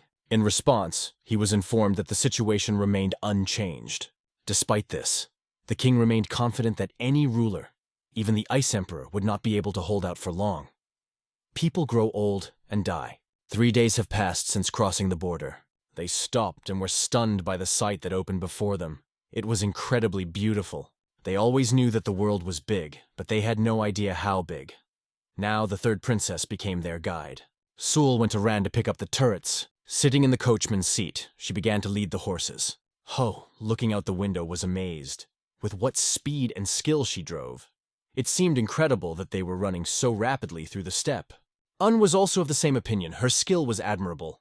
Then the 12th princess declared that she also knew how to drive horses. She even added that it was easier than walking with her own 2 feet, although Ho didn't believe her at all. The third princess, noticing her sister's distrust, confirmed her words. Although there were doubts about the 12th princess, they believed the words of the young princess. All of a sudden, the third princess also announced that she was also very good at driving horses. It seemed that she was even a little jealous, although she tried to remain indifferent. Can a princess really be like that?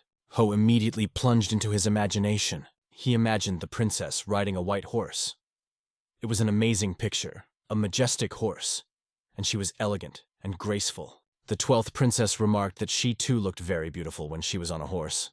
However, no one answered her, and she indignantly said that it was impolite to pretend not to have heard. A few days passed, and they reached a halting place.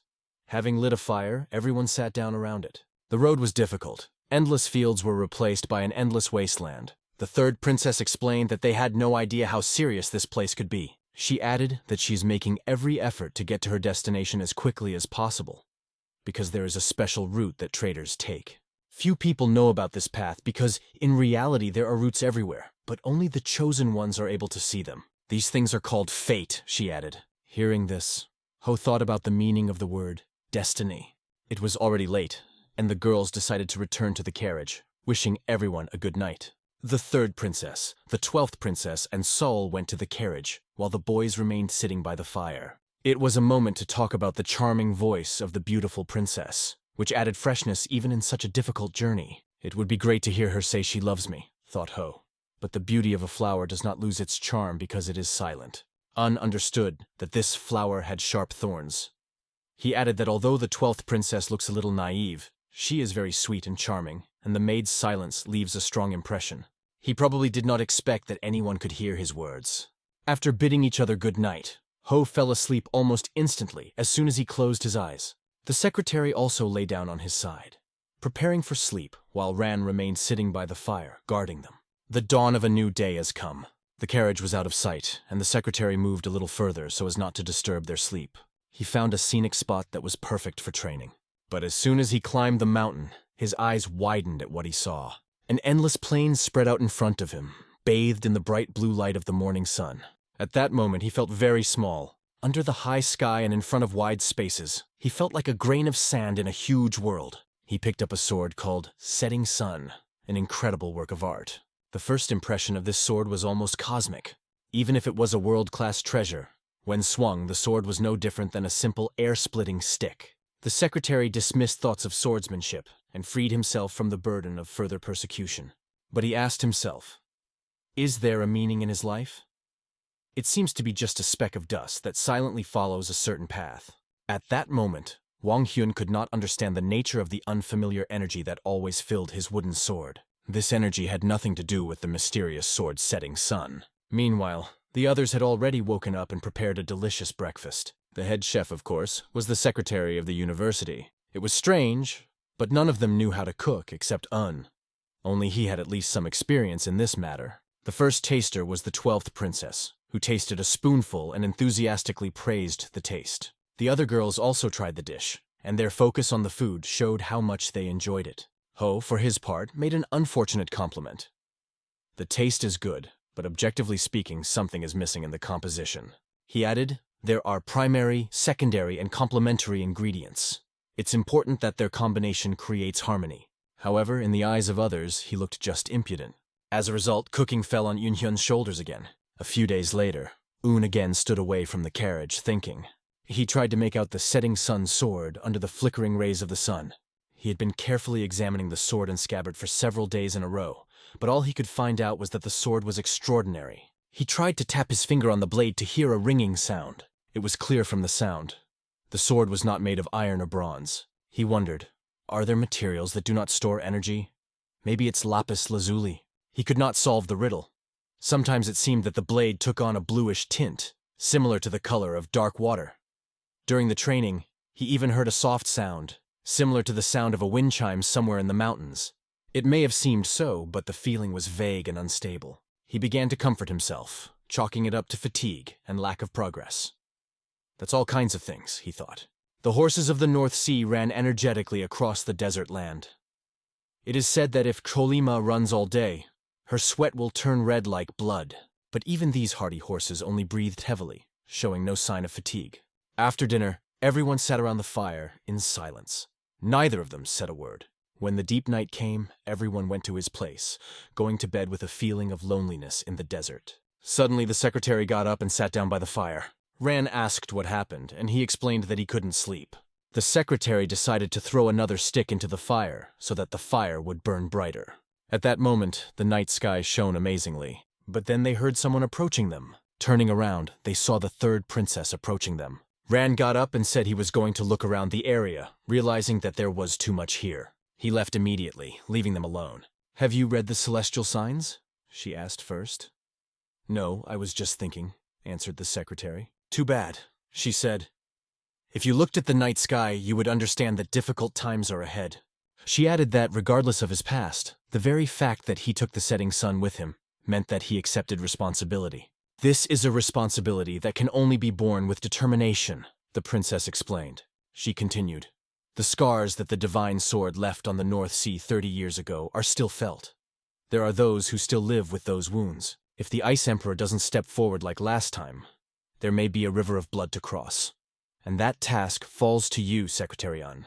Hearing the tone in which she spoke, it was clear that she wanted to avoid the subject. She agreed to this, got up and asked not to trust her too much. Nobody should trust me, she said again, emphasizing it. No, you shouldn't trust me either, added the princess. He didn't dare ask her about it, but he wanted to know more about the sword. In her story, she noted that she knew little about him. Even before her birth, the sword was given to a divine guardian, and only the Ice Emperor and her mother, the most powerful in the North Sea, know about it. However, there are rumors that the setting sun has been transmitted along with the North Sea Ice Palace since ancient times. The idea that the sword was being transferred with the palace caught the secretary by surprise. He had not expected to hear such a thing. The dawn of a new morning has come.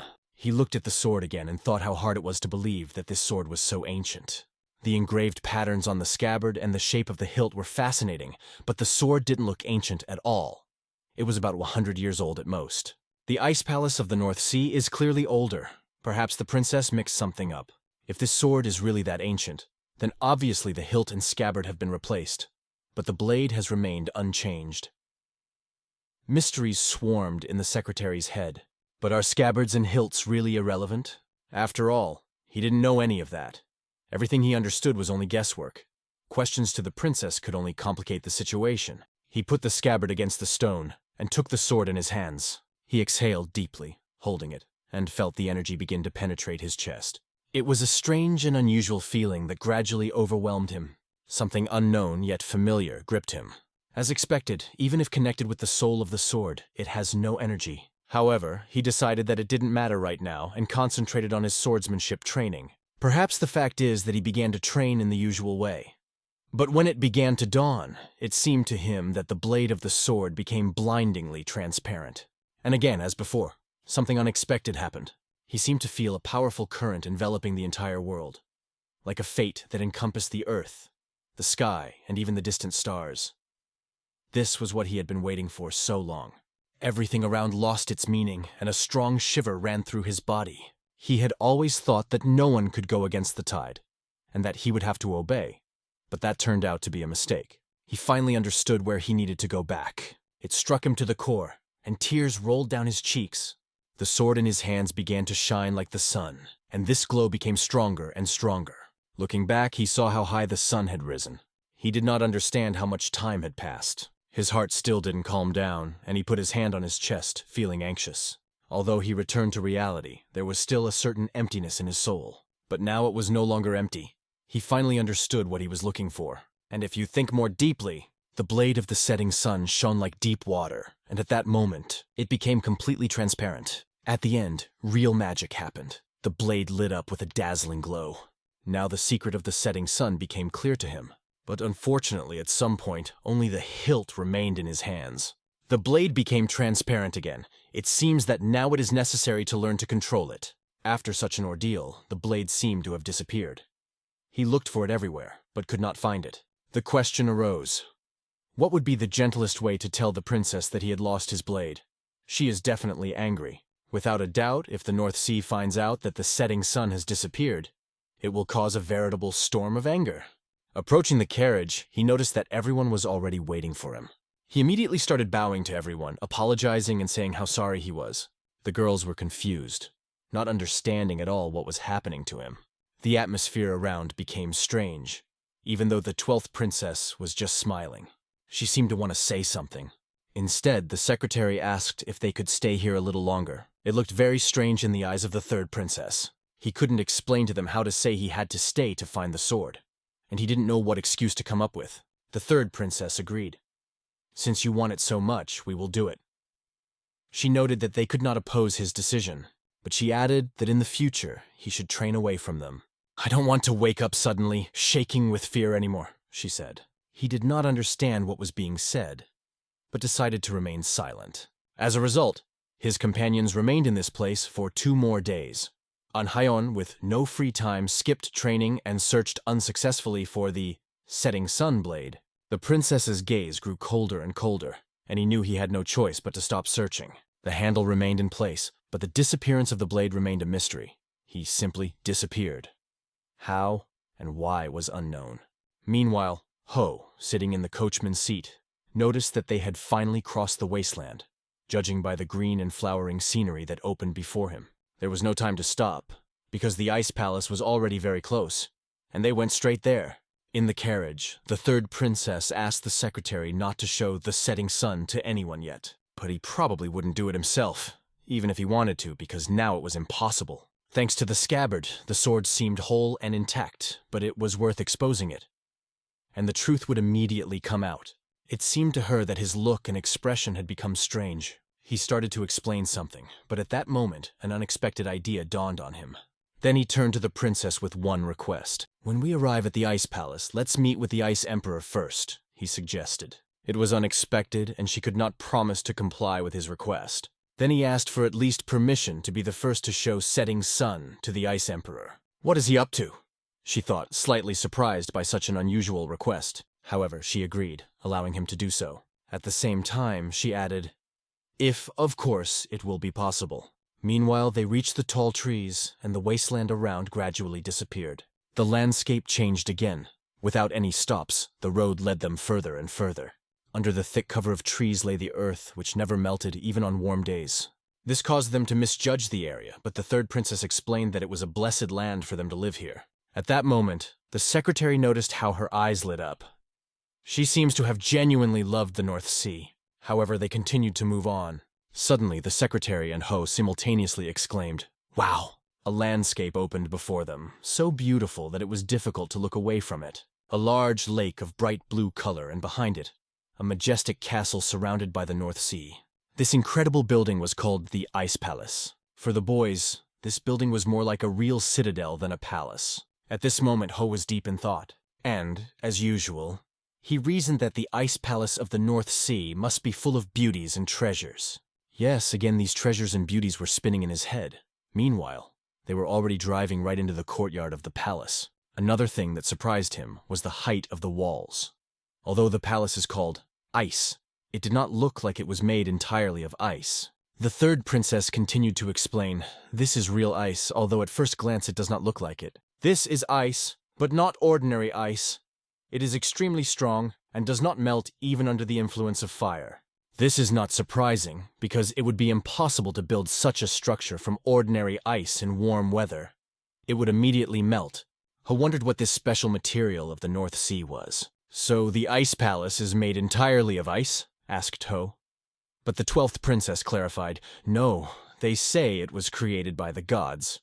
Although it looked different, its basis is really ice. So it was easy to believe that it was created by the gods, because it never melts. But here there is no grass, no trees, no animals or insects." For some reason, Taho did not believe in the divine origin of the palace. A discussion began between them in the carriage, which turned into a real argument. Ho tried to explain that he meant something completely different, but the carriage, despite their argument, did not stop and continued to move forward. After some time they arrived, and the passengers got out of the carriage one by one. They were greeted by the bright sun that illuminated this majestic palace. Up close it looked even grander. The huge stairs and dragon-shaped patterns on their surfaces were awe-inspiring. Numerous maids began to descend the stairs towards them. They immediately approached the princesses and bowed deeply before them. In the look of the third princess, one could feel the royal majesty. She was not just a beautiful and cold girl. She turned to the boys, saying that the maids would take them to their rooms where they could get some rest. "I'll see you later," she added, in a strange tone that caused astonishment. Her tone remained unclear, but the secretary merely nodded in response. She, accompanied by the maids, began to climb the stairs. Ho guessed that they wouldn't receive a warm welcome here, but he didn't think that the shunning would start from the moment they arrived. Unexpectedly, the princess stopped in front of the long curtains, through which the maids let her pass. She took a few steps forward and walked through them. Her beauty paired with the floral drapes was simply breathtaking. A door was waiting for her behind these curtains. She entered them, and a woman was waiting for her behind the arched door. It was the Ice Empress of the North Sea. Her dress was extremely impressive, and her beauty was captivating. They greeted each other, and the Empress asked where the guests who had arrived with the princess were. However, the third princess had something else on her mind. What she wanted to ask her mother. "Why did you let this happen, Mom?" That's what was going through her head. But the word "allowed" seemed too loud for that. The third princess did not think of her mother as someone who would let unforeseen circumstances determine her fate. She slowly opened the curtain behind which her husband lay. "It's not worth it if it puts my husband's life in danger," she continued. "Especially when it comes to the life of the North Sea Emperor." Her gentle hand gently reached for his face. She patted his head as he lay with his eyes closed. Doing it was incredibly painful. Meanwhile, the third princess looked at her father with a look devoid of any warmth. "Did they find the culprit?" she asked further. The mother replied, "No. If the attack on the emperor happened, then it means that one of the 9 deputies, or the 12 junior princesses was involved," she suggested. "Or no one," added the third princess. Currently, only the two of them knew the state of the Ice Emperor and the 12 princesses. And now for the Ice Empress, this is the only chance to change the course of events. Because of this, everyone gathered here, pretending to know nothing, although inside everyone was trembling with fear. After all, the one who was supposed to be far from here has returned. The mother also noted that no one left the Ice Palace after the incident. Everyone feared the third princess more than even the Empress, because it was she who could claim the imperial throne. The third princess spoke of her mother sending the 12th away alone. The Empress explained that this was the only way she could save everything that was left. I had to take a risk and send her. After all, the third princess and her father were necessary to preserve the life of the Ice Palace, and the 12th was the only one who could convince her to come. Thanks to this, Tretya is now at home, as her mother wanted. Remember, I am your mother, and I am the only person who knows your true name, said the Empress. These words were her next statement. Then she ran to the third princess with a smile. But Tretya was more interested in when the treatment would begin. The Empress replied, tomorrow night, when the yin energy is at its peak. This will require Pippa, all 12 maids of the North Sea, and 12 ice crystals. Even if I'm defenseless during treatment, the Ice Emperor's personal guard will protect me, she added. But Tretya unexpectedly noted that there is a person to whom she can entrust her life. At the same time, she asked her mother to order the guards to protect only the neighborhood. At this moment, the Empress became interested in meeting those with whom Tretya had come. Please don't do anything extra so that I don't feel even more hatred for you, the daughter asked coldly. The mother began to smile more and more widely. Okay, I won't meet them, she said with a wry smile. The third princess decided that the conversation was over and went to the exit. At this time, the Empress turned to her husband, although he remained unconscious. No one would think that she is my daughter, especially considering the way she behaves in my presence. It seems that in this life, I will not reconcile with her. She has always loved you more than me, she said. Feeling hatred from her own daughter, the Empress decided that she would do whatever she wanted. Oh, and the Empress, she thought with bitter irony. Meanwhile, Un couldn't take his eyes off the landscape before him. It seemed that this place was so remote that no one could invade it. But Ron disagreed, pointing out that these lands remain unknown. The secretary, however, hoped that this would not happen, although he understood that the possibility existed. Ran suddenly focused intently on the exit. Is anyone here? Thought Un excitedly. The silhouette of a woman in an elegant outfit could be seen behind the transparent curtains. Both watched in silence, their attention fully focused on this figure. A woman's hand began to gently pull back the curtain. It was the Empress herself who unexpectedly came to them. The boys couldn't figure out who it was, and thought she was just in the wrong room. Glancing at Ran, Un gestured for him to hide his aura so as not to frighten this woman. The secretary began to explain who they were and where they came from today to this place. Stuttering, he said verbs, trying to explain who he was, and finally said his name. He then introduced his companion, calling him Doc Ran, and repeated his name once more. The Empress suddenly laughed and then blushed a little, which was an unexpected relief for the boys. It became clear that she was not hostile. However, looking at her, it was obvious that her status was very high. If she started screaming, they could be in big trouble. The secretary, trying to avoid misunderstandings, suggested that she simply had the wrong room. But at all his words, the Empress continued to be silent, which created tension. Because of this, the secretary began to worry that he might have said something wrong. Ran, seeing no point in staying, declared that he would return to his room. After saying goodbye to them, he left, leaving the secretary alone with the Empress. The secretary began to explain that he is a non-conflictual and friendly person. But the Empress, smiling, answered that it did not make such an impression at all. She added that she did not mistake the room, but came specifically to meet him. Her accent seemed a little strange to the secretary, but she spoke his language with confidence. I'm sorry if I confused you, Master Unhyun. Unhun, she repeated, correcting herself. No, just Unhyun, the secretary clarified. I apologize for this awkward situation, she added with a small smile. It looked rather silly of him, but he couldn't understand why she was staring at him so intently. Looking closely at her, he noticed that she looked remarkably like the third princess. He dared to ask, "Why have you come?" I was wondering who the third princess's guest was. It's you, isn't it? She answered. The secretary introduced himself again, explaining that he was the secretary who had come here as the deputy representative of the Murim Union, and gave his name once more. Upon hearing this, the Empress assumed that he was more inclined towards science than the art of the sword.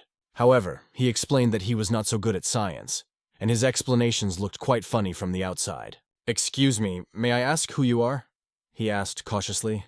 She took a few steps closer, and the atmosphere in the room grew warmer. It's strange. Your appearance and aura are completely different, but your eyes are so similar to his, she said. When I first saw him, he was a big and powerful man. I was then only a young, unknown lady, who in his eyes must have looked like an insignificant girl, she added. Her words puzzled the secretary, putting him in the position. What should she answer now? Without even introducing herself, she suddenly turned around and said she had to go. The ghost always notices when someone touches his things, she said mysteriously. Soon you will know who I am, she added in parting. After that, she simply disappeared from his sight, leaving him wondering, what was that all about? He felt as if a ghostly spirit had possessed him. It even shook him a little after this strange situation. Then the third princess came to him. Looking around, she asked if anyone had just entered the room. He explained that he did not know who it was, but described a lady in a white silk dress trimmed with gold thread. Her next question was, did you show her the setting sun? No, we didn't even mention him, he assured. Of course, the third princess realized that it was her mother. However, she decided not to explain this to the secretary. He exhaled a little and suddenly laughed. Her question was quite direct. Why are you laughing? He explained that he thought she was very cute. However, like a real flower, she answered, I am well aware that I am not cute at all. She came with the specific purpose of asking him for one favor. Her request was unexpected. She wanted him to be her escort. What happened? He was curious to know exactly what she was talking about and why she asked him for it. At this point, the princess told him a story. The emperor had recently suffered a sudden attack. To cure him, the 12 North Sea maids who possess the 12 ice crystals must transmit energy to the Ice Emperor throughout the process, and she must control their inner strength. She wanted him to protect her at this important moment. As the matter concerned the control of internal energy, the effects and consequences could be significant, as the secretary well understood. But the princess asked him not to worry because she was going to use the pipe. Secretary Hyun tried to remember what a pipa was. He remembered the words of the 12th princess that her pipa was the best. Although he did not fully understand, he began to put together puzzles and realized that the control would be through the melody. Unagreed, even though this was his first experience as an escort. But with Mr. Doc Ran, he was sure he could handle it. For that, the third princess thanked him, blushing a little again during the conversation. This time the secretary did not escape embarrassment either, because his cheeks also became rosy. However, he remembered the lady who had come to him earlier and asked who she was. The third princess's expression changed dramatically. You'll find out soon, she answered shortly. But if he's going to find out soon, why not tell right now? It remained a question for him. As a result, this conversation ended and some time passed. In the yard, everyone was doing their own thing, creating a hectic but orderly atmosphere. In such places, the atmosphere is always the same, even if the decorations are different. Ho approached Un, wearing a mask of hearts and flowers, fascinated by the girl's beauty. He noted that the girls here are clearly different. His eyes darted from side to side, glancing at one and then the other. Un warned him to be careful, but it didn't help much. During the conversation, Ho began to drink the wine poured into the dish, but suddenly began to cough and even spat out the drink. The drinks turned out to be so strong that he simply could not stand it. But his attention again turned to the figure of one of the girls who was passing by, and he began to behave indecently. At this point, attention should have been paid to Rana, who was standing behind him. His demeanor was much more serious, though he once again emitted his murderous aura. Nearby at the table sat other boys, who turned out to be princes. The 8th prince of the Northern Sea Ice Palace was quietly discussing with the other guests that the 3rd princess had brought with her. The 5th prince of the Ice Palace was also in solidarity in his remarks, and so did the 7th prince, who seemed to share their opinion.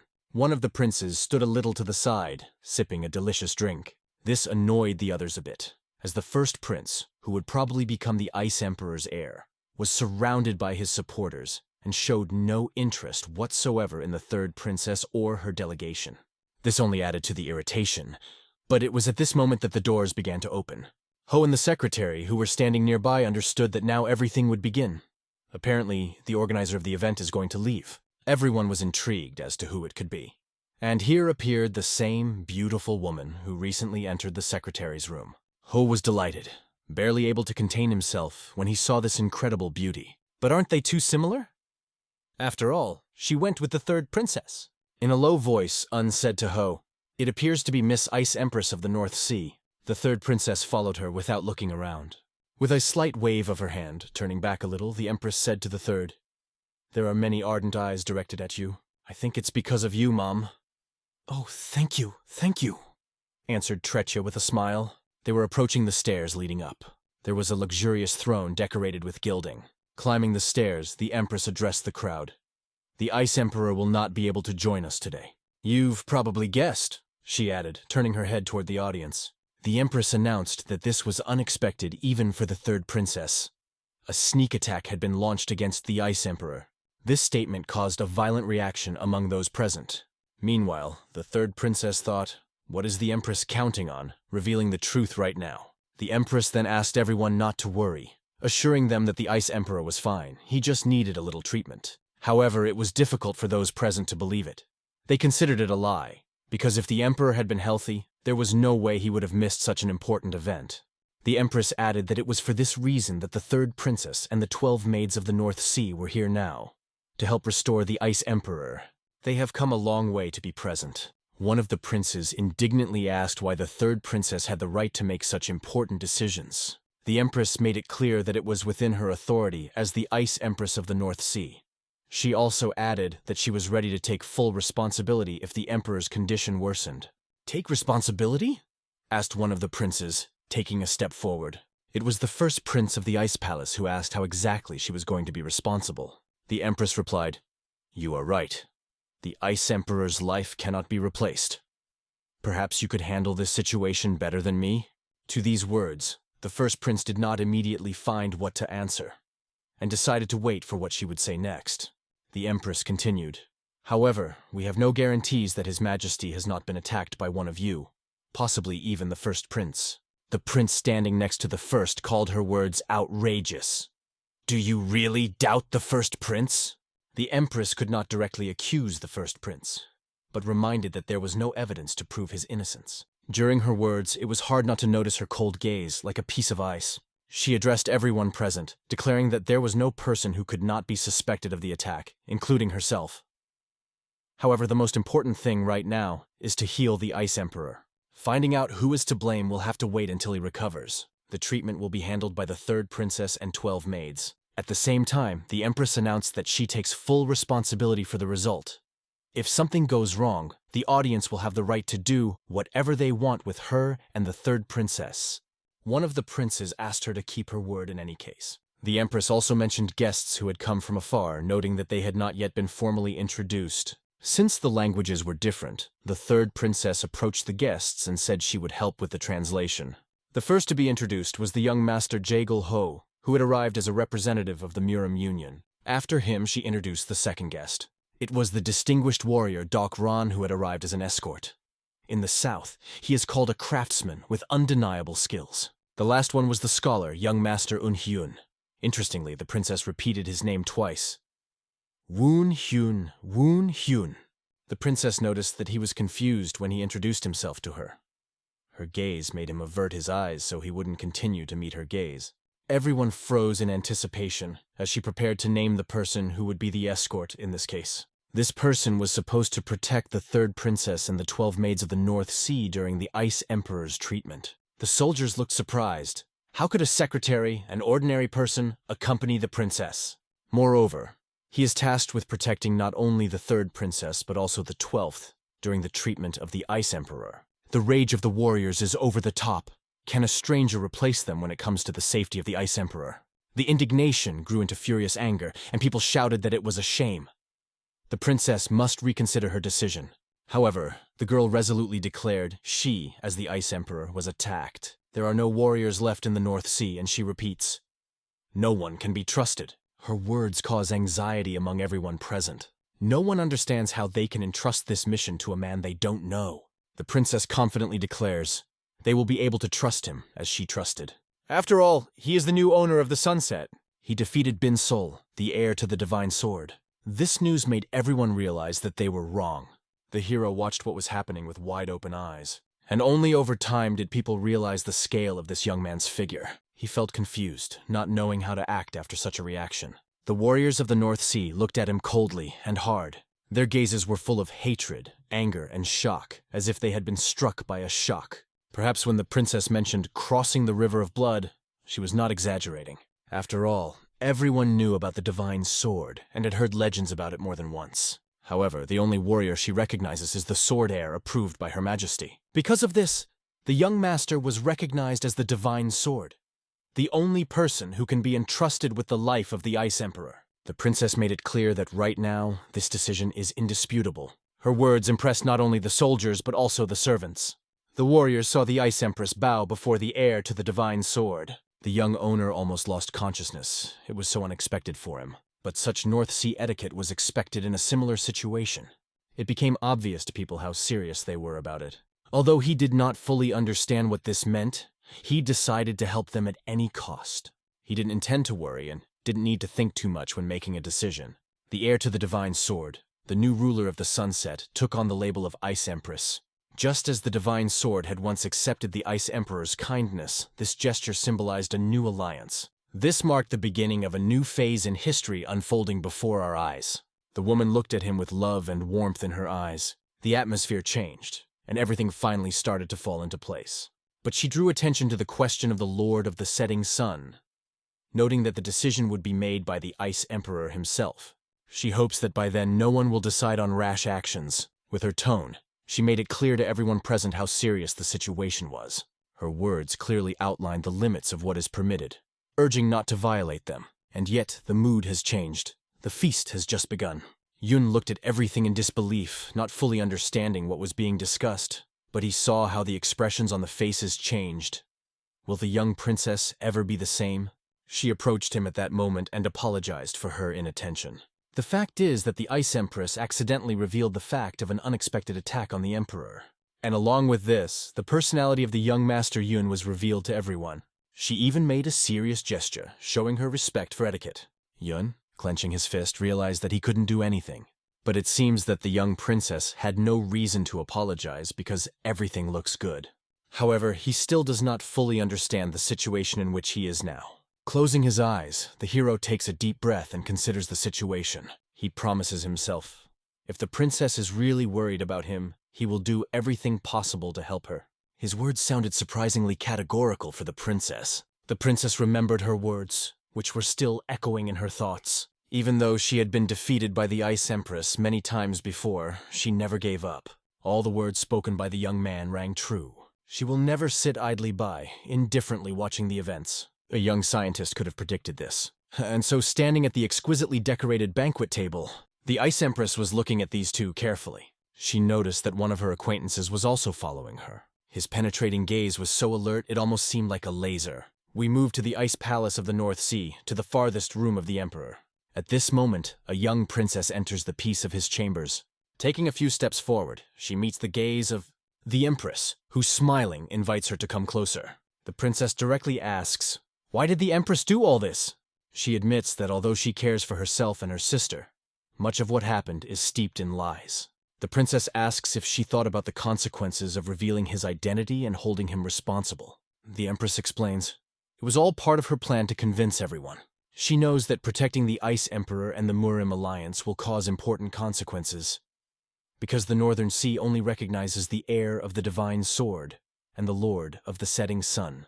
She did not impose her will on this young man because she believes that this is fate. But if you look for a reason, then she is sure. The young princess is in love with this man.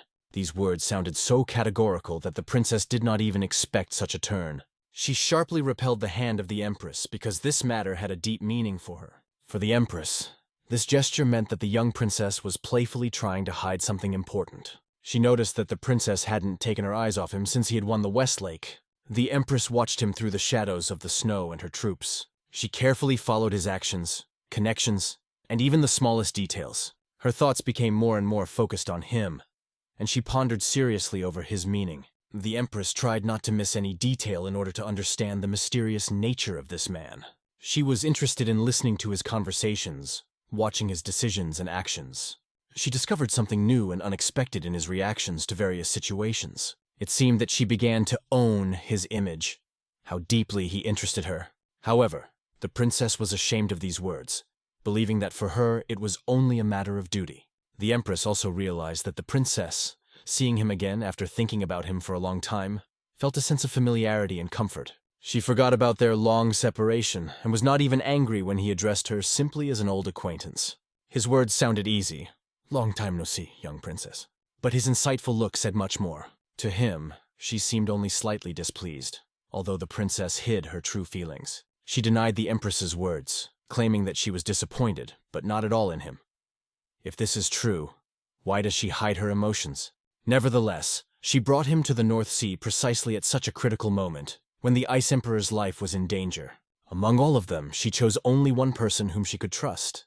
She was so reminiscent of her mother, naive, charming, and at the same time full of mysterious strength. "Don't be afraid, my daughter.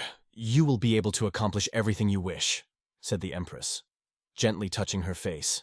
These words caused both surprise and fear in the princess. The Empress advised her to sit quietly, be close to him, and pretend she didn't know anything. "Then the result will be obvious. It will belong only to you. It will not look at anyone else but you," she assured. Hugging her daughter, she assured, "I will do everything for you. Trust me, you are my favorite daughter."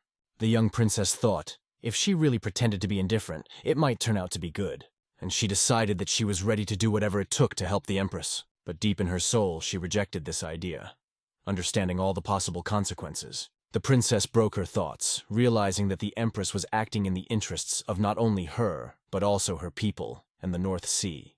She said that all her actions are a sacrifice for the sake of her daughter, for herself, and for the future of their land. However, the question remains, if this is all for him and the Ice Emperor, is there really no selfish motive in this? Maybe she's doing it for them, but there's something else she's keeping quiet about. The princess began to suspect that the Empress was lying, even if it was only her point of view. She might not like it, but the princess felt that she would still have to trust her. She knew that if the Empress wanted to, she would use any means to achieve her goals. All the northern seas, her past, love, and even truth.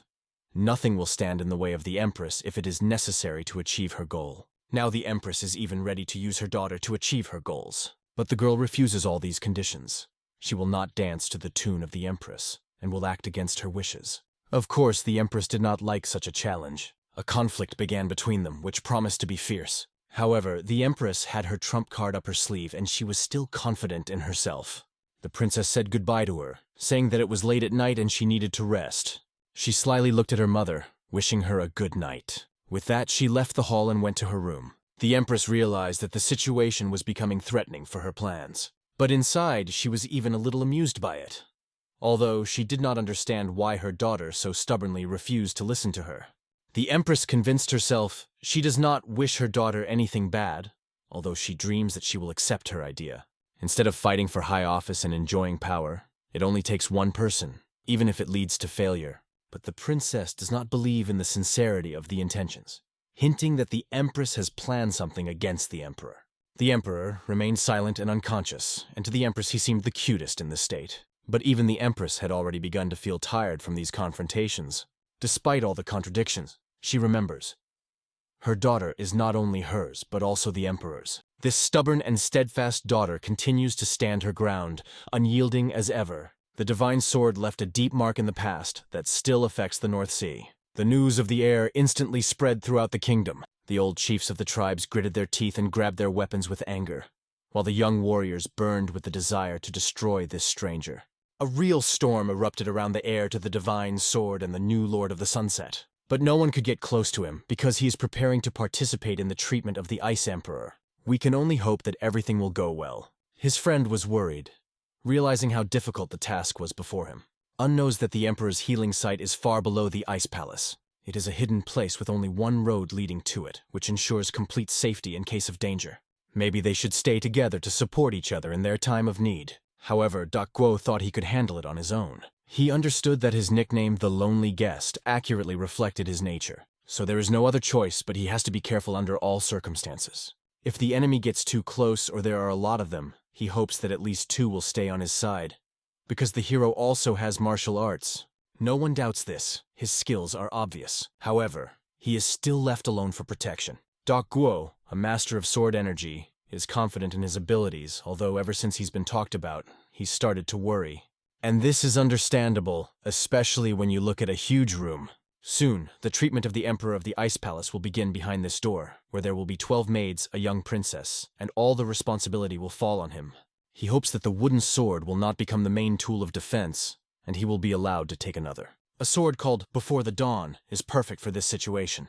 However, his confidence was shaken when he heard an unexpected sound. It was clear that the key moment had arrived, on which the life of the Ice Emperor and the fate of many, including Doc Go himself, depended. He looked intently at the door, not distracted for a moment. Un's voice echoed in his thoughts, reminding him that he was a master of martial arts. Doc Guo even smiled as he remembered how Un said, "I know a little about martial arts." But, looking at the huge sword, he understood. Such words do not befit a person who owns such a magnificent tool. However, he was determined not to allow any assassin to attack. Master Un had done too much for him for Doc Go to allow himself to default on his debt to him. But his thoughts were abruptly interrupted when he felt an incredible thirst for blood. The killers have already arrived, although there should be security outside. He saw no sign of a struggle. This meant that the enemy who had come here had enormous power and influence in the North Sea. It was not a simple enemy. At this moment, warriors dressed in winter suits appear in front of him. One of the soldiers threw an insult, calling Doc Go the dog of the third princess who came to her defense. Doc Guo calmly drew his sword, as he always did in such situations. "The weaker the dogs, the louder they bark," added the warrior mockingly. "If you've come to say goodbye to your miserable lives, come. We're not going to waste your time," he continued. But seeing Doc Guo's aura, the warriors were shocked. They realized that this person guarding the air was extremely strong, and now they doubted whether they would be able to carry out their plan that night. The leader of the group looked closely at his comrades. He noticed that even his men were beginning to feel uneasy. But they could not retreat. It was unacceptable for them. The way back is closed. They must attack in spite of fear. A huge number of swords simultaneously fall on Doc Go, who is forced to fight alone against everyone. One of the enemies made a lightning dash with a dagger that flew right into Doc Go's face. He noticed this maneuver at the last moment. The words of the master, who advised to always be careful, appeared in his mind. And now Doc Go decided to act just like that, focused and confident. He activated his strong aura that filled the space around him. Like a sharp blade, he began to cut through the air, demonstrating his skill. His actions caused all of the enemy's attacks to lose their accuracy and shock them. Doc Guo used his power to instantly stop them and turn the tide of the battle. The powerful blow he delivered was even heard by young Master Un from a distance. Un realized that the battle had already begun and hoped that Doc Go would not overexert himself. Although, this is not at all in his character, he always fought to the last. Thoughts about the possible danger swarmed in his head, but he tried to convince himself that it was not worth interfering, because it could only get in the way. And suddenly, a ringing, almost deafening sound sounded in Un's ears. The sound came from the chamber where the Emperor was. It was the erratic rhythm of the young princess's pip, which indicated that something clearly did not go according to plan. Without hesitation, Un opens the door. There was no time left for thinking.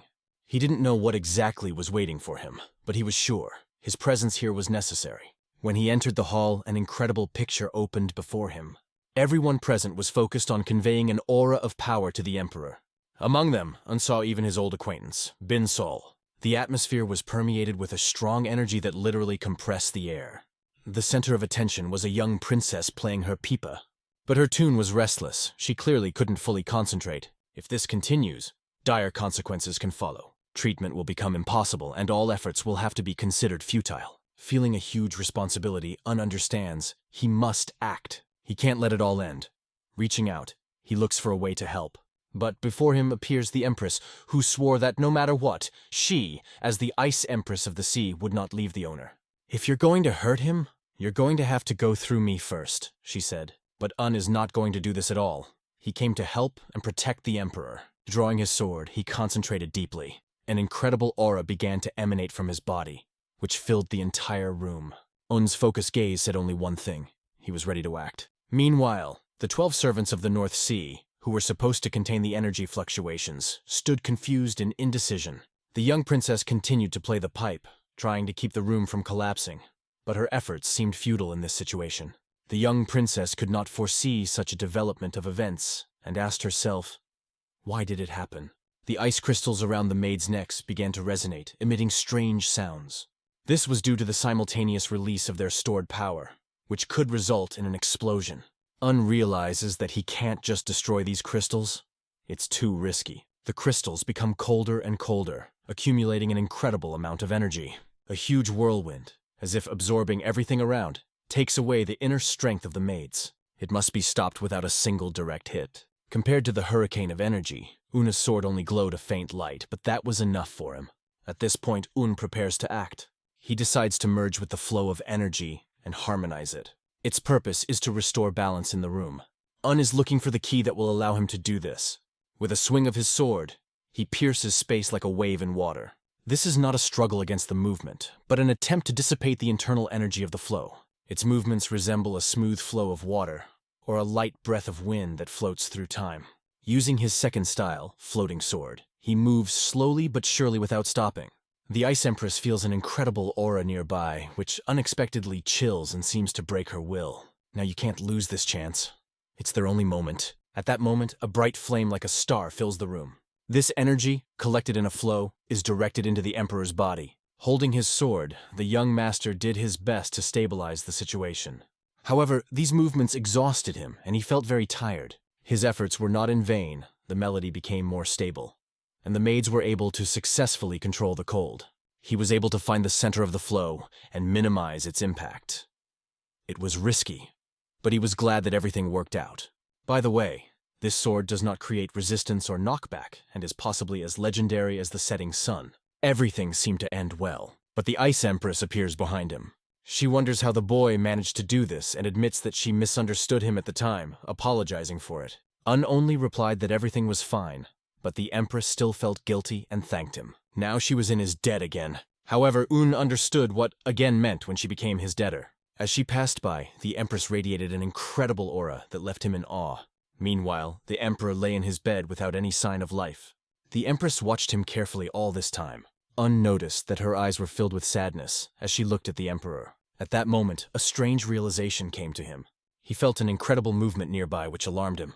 Strictly ordering no one to leave the room, he warned everyone to wait for him here. Un rushed forward to check what was going on. There, he saw that his friend, Doc Go, was not at the designated location, which meant that something had happened to him. We move to the moment that happened a little earlier. The young master Doc Go fought against an endless stream of enemies. Although there were many of them, his strength far exceeded theirs. His aura and the piercing gaze of a martial artist were unmatched. He swung his sword whenever he saw an enemy nearby. All of them flew in different directions, without any chance of pardon.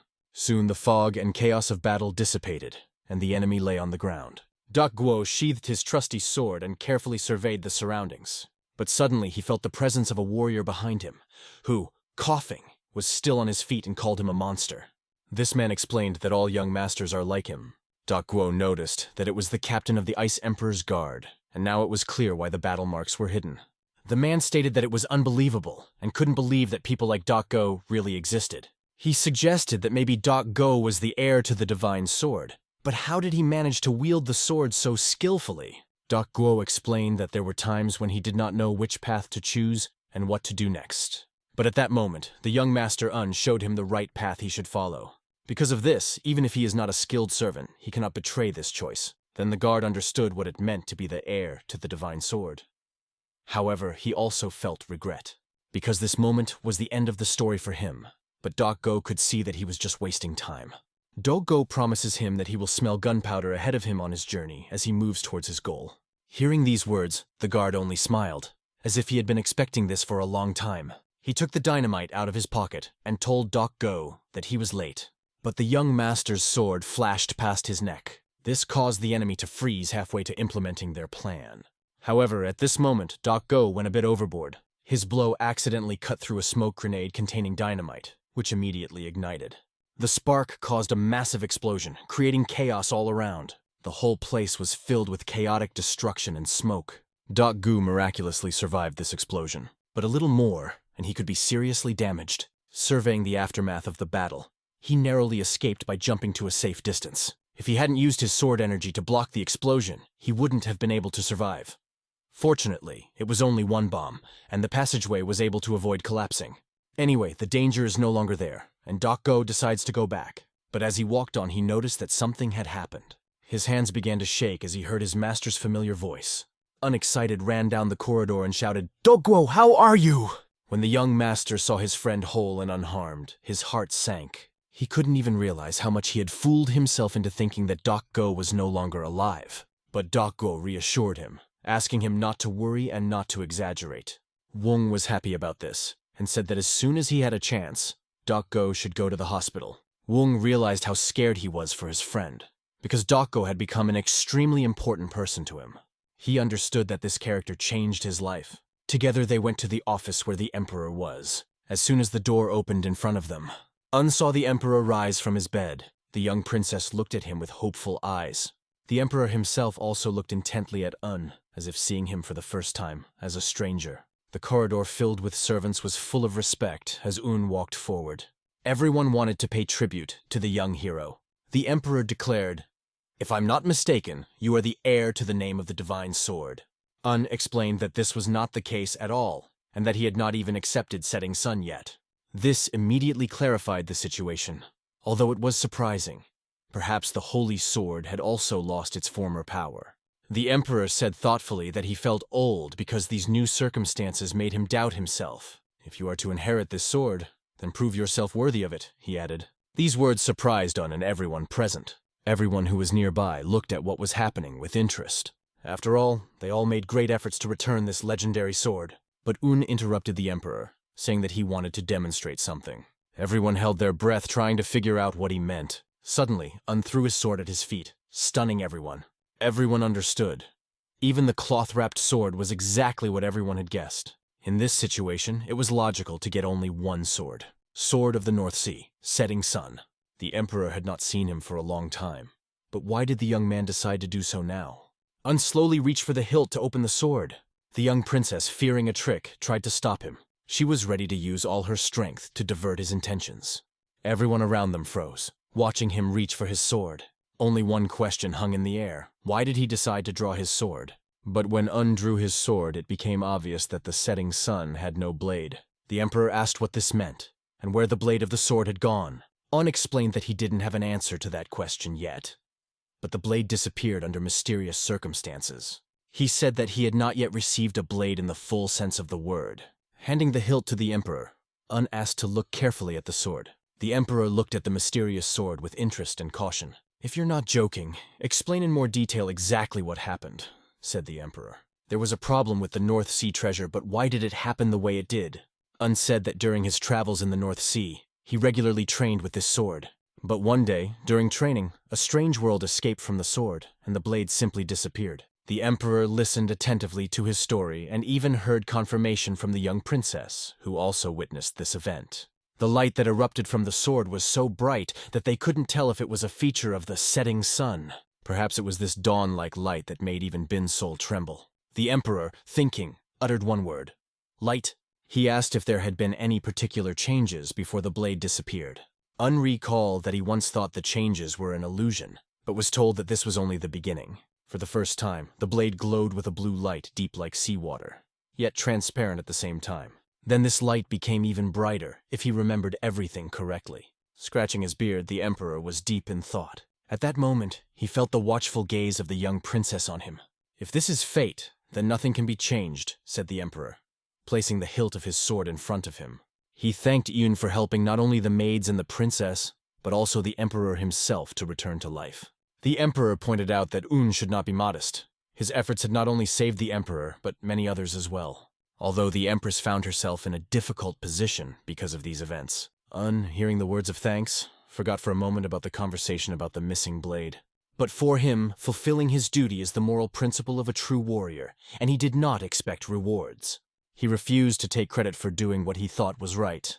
The Emperor, smiling, declared that Un would become a close friend of the North Sea. It didn't sound like an offer, but a request that Un had never heard before in his life. In terms of rank, this meant that he could be at the level of an elder or a defender. Although it was only a title with no real power, the name Blue Wolf of the North Sea would be prominent in any of his travels. The name he will receive will never go unnoticed on his way. Blue Wolf sounded interesting and mysterious, but Un understood the clarity and importance of this title. From the anxious look of the Empress, it was clear that this decision carried enormous weight. And the shock on the pale face of the young princess confirmed how surprising it was. The Emperor repeated once again, "This name does not give real power, only some privileges that allow you to avoid certain inconvenient rules. But they are not too significant. Unthanked for such an honor. But when he looked at the young princess, he noticed her displeased face. She was angry. In her opinion, was simply reckless because he refused such a title. The emperor asked him not to hurry with the decision, because he had not yet said one important detail. If you become the Blue Wolf, the wise protector who came from the border of heaven and earth, the relationship between the Northern Sea and the Murim Union could change significantly, the emperor added. No one from the North Sea will tolerate the use of friendship or assistance for personal gain, he said with seriousness in his voice. Remembered the advice that the divine monk had once given him, and thought about the emperor's words. At that moment, the divine monk said, "Just live a good life, share food and warmth with the people of the North Sea. This will be enough for greetings." Now, noticed that the emperor was calmly reacting to the situation with the setting sun sword. No one will condemn Blue Wolf's actions, even if he chooses to act otherwise. However, the North Sea remains a place where many people suffer due to constant battles, and he must solve these problems on his own. Was prepared for it, but he hoped it wouldn't be a matter of life or death. Everyone breathed a sigh of relief when he finally agreed to accept the title. No special responsibilities or tasks are incidentally attached to this title, the emperor confirmed. The only thing you have to remember is that the Blue Wolf is the eternal friend of the North Sea. Felt that the word friend in this context had much more meaning than it seemed, and found no reason to refuse. He gratefully accepted the name, realizing its importance. At that moment, for the first time in a long time, the Ice Emperor stood up from his throne. He asked his children not to help him, wanting to do it himself. Standing on his feet, he felt the force of his return. Addressing the North Sea Blue Wolf, the emperor said that they still had much to discuss, but he noted that this is all for today, and they will continue the conversation later. The third princess was to escort to his room. She turned to him with the words, "Follow me." Noticed an unfamiliar coldness and aloofness in her tone and gaze, which surprised him. His gaze rested on the setting sun sword. This sword was returned to him. It now belonged to for good. The emperor personally hands the sword Setting Sun into Un's hands. Thanks him profusely while feeling the young princess's watchful eyes on him. Together with his friend, he follows the young lady. They leave the room where the emperor stays with his empress. The empress ponders. The name Blue Wolf seems familiar to her. She mentions that this name belonged to a legendary figure from their myths. But what does the disappearance of the setting sun blade in the rays of light mean? The emperor explains that it may be related to the eternal ice crystal that exists deep beneath these lands. It is said that this power supports the ice palace and divine water, protecting these lands. But in reality, it only reflects the experience of the past ice emperors, and now has a symbolic meaning, he added. Although she is still young, older generations have always attached great importance to this meaning. She gratefully accepted his words, but understood that he did not reveal the true essence. Perhaps the emperor is implying that the setting sun was created from the eternal ice crystal. But no one knows for sure, and now it is difficult to say anything for sure. However, the emperor remembers the words of his ancestor. When the setting sun disappears in the rays of light, the name of the North Sea will spread throughout the world.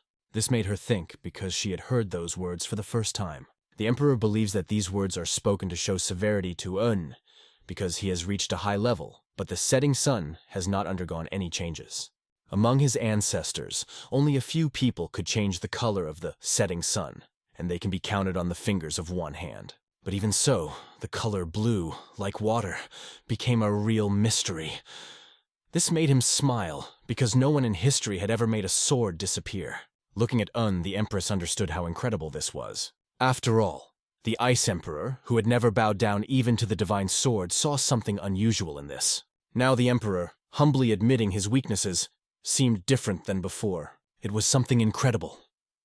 Because the empress had seen such a thing for the first time in her life. Because of this, the emperor could not allow to remain an outsider not connected to the North Sea.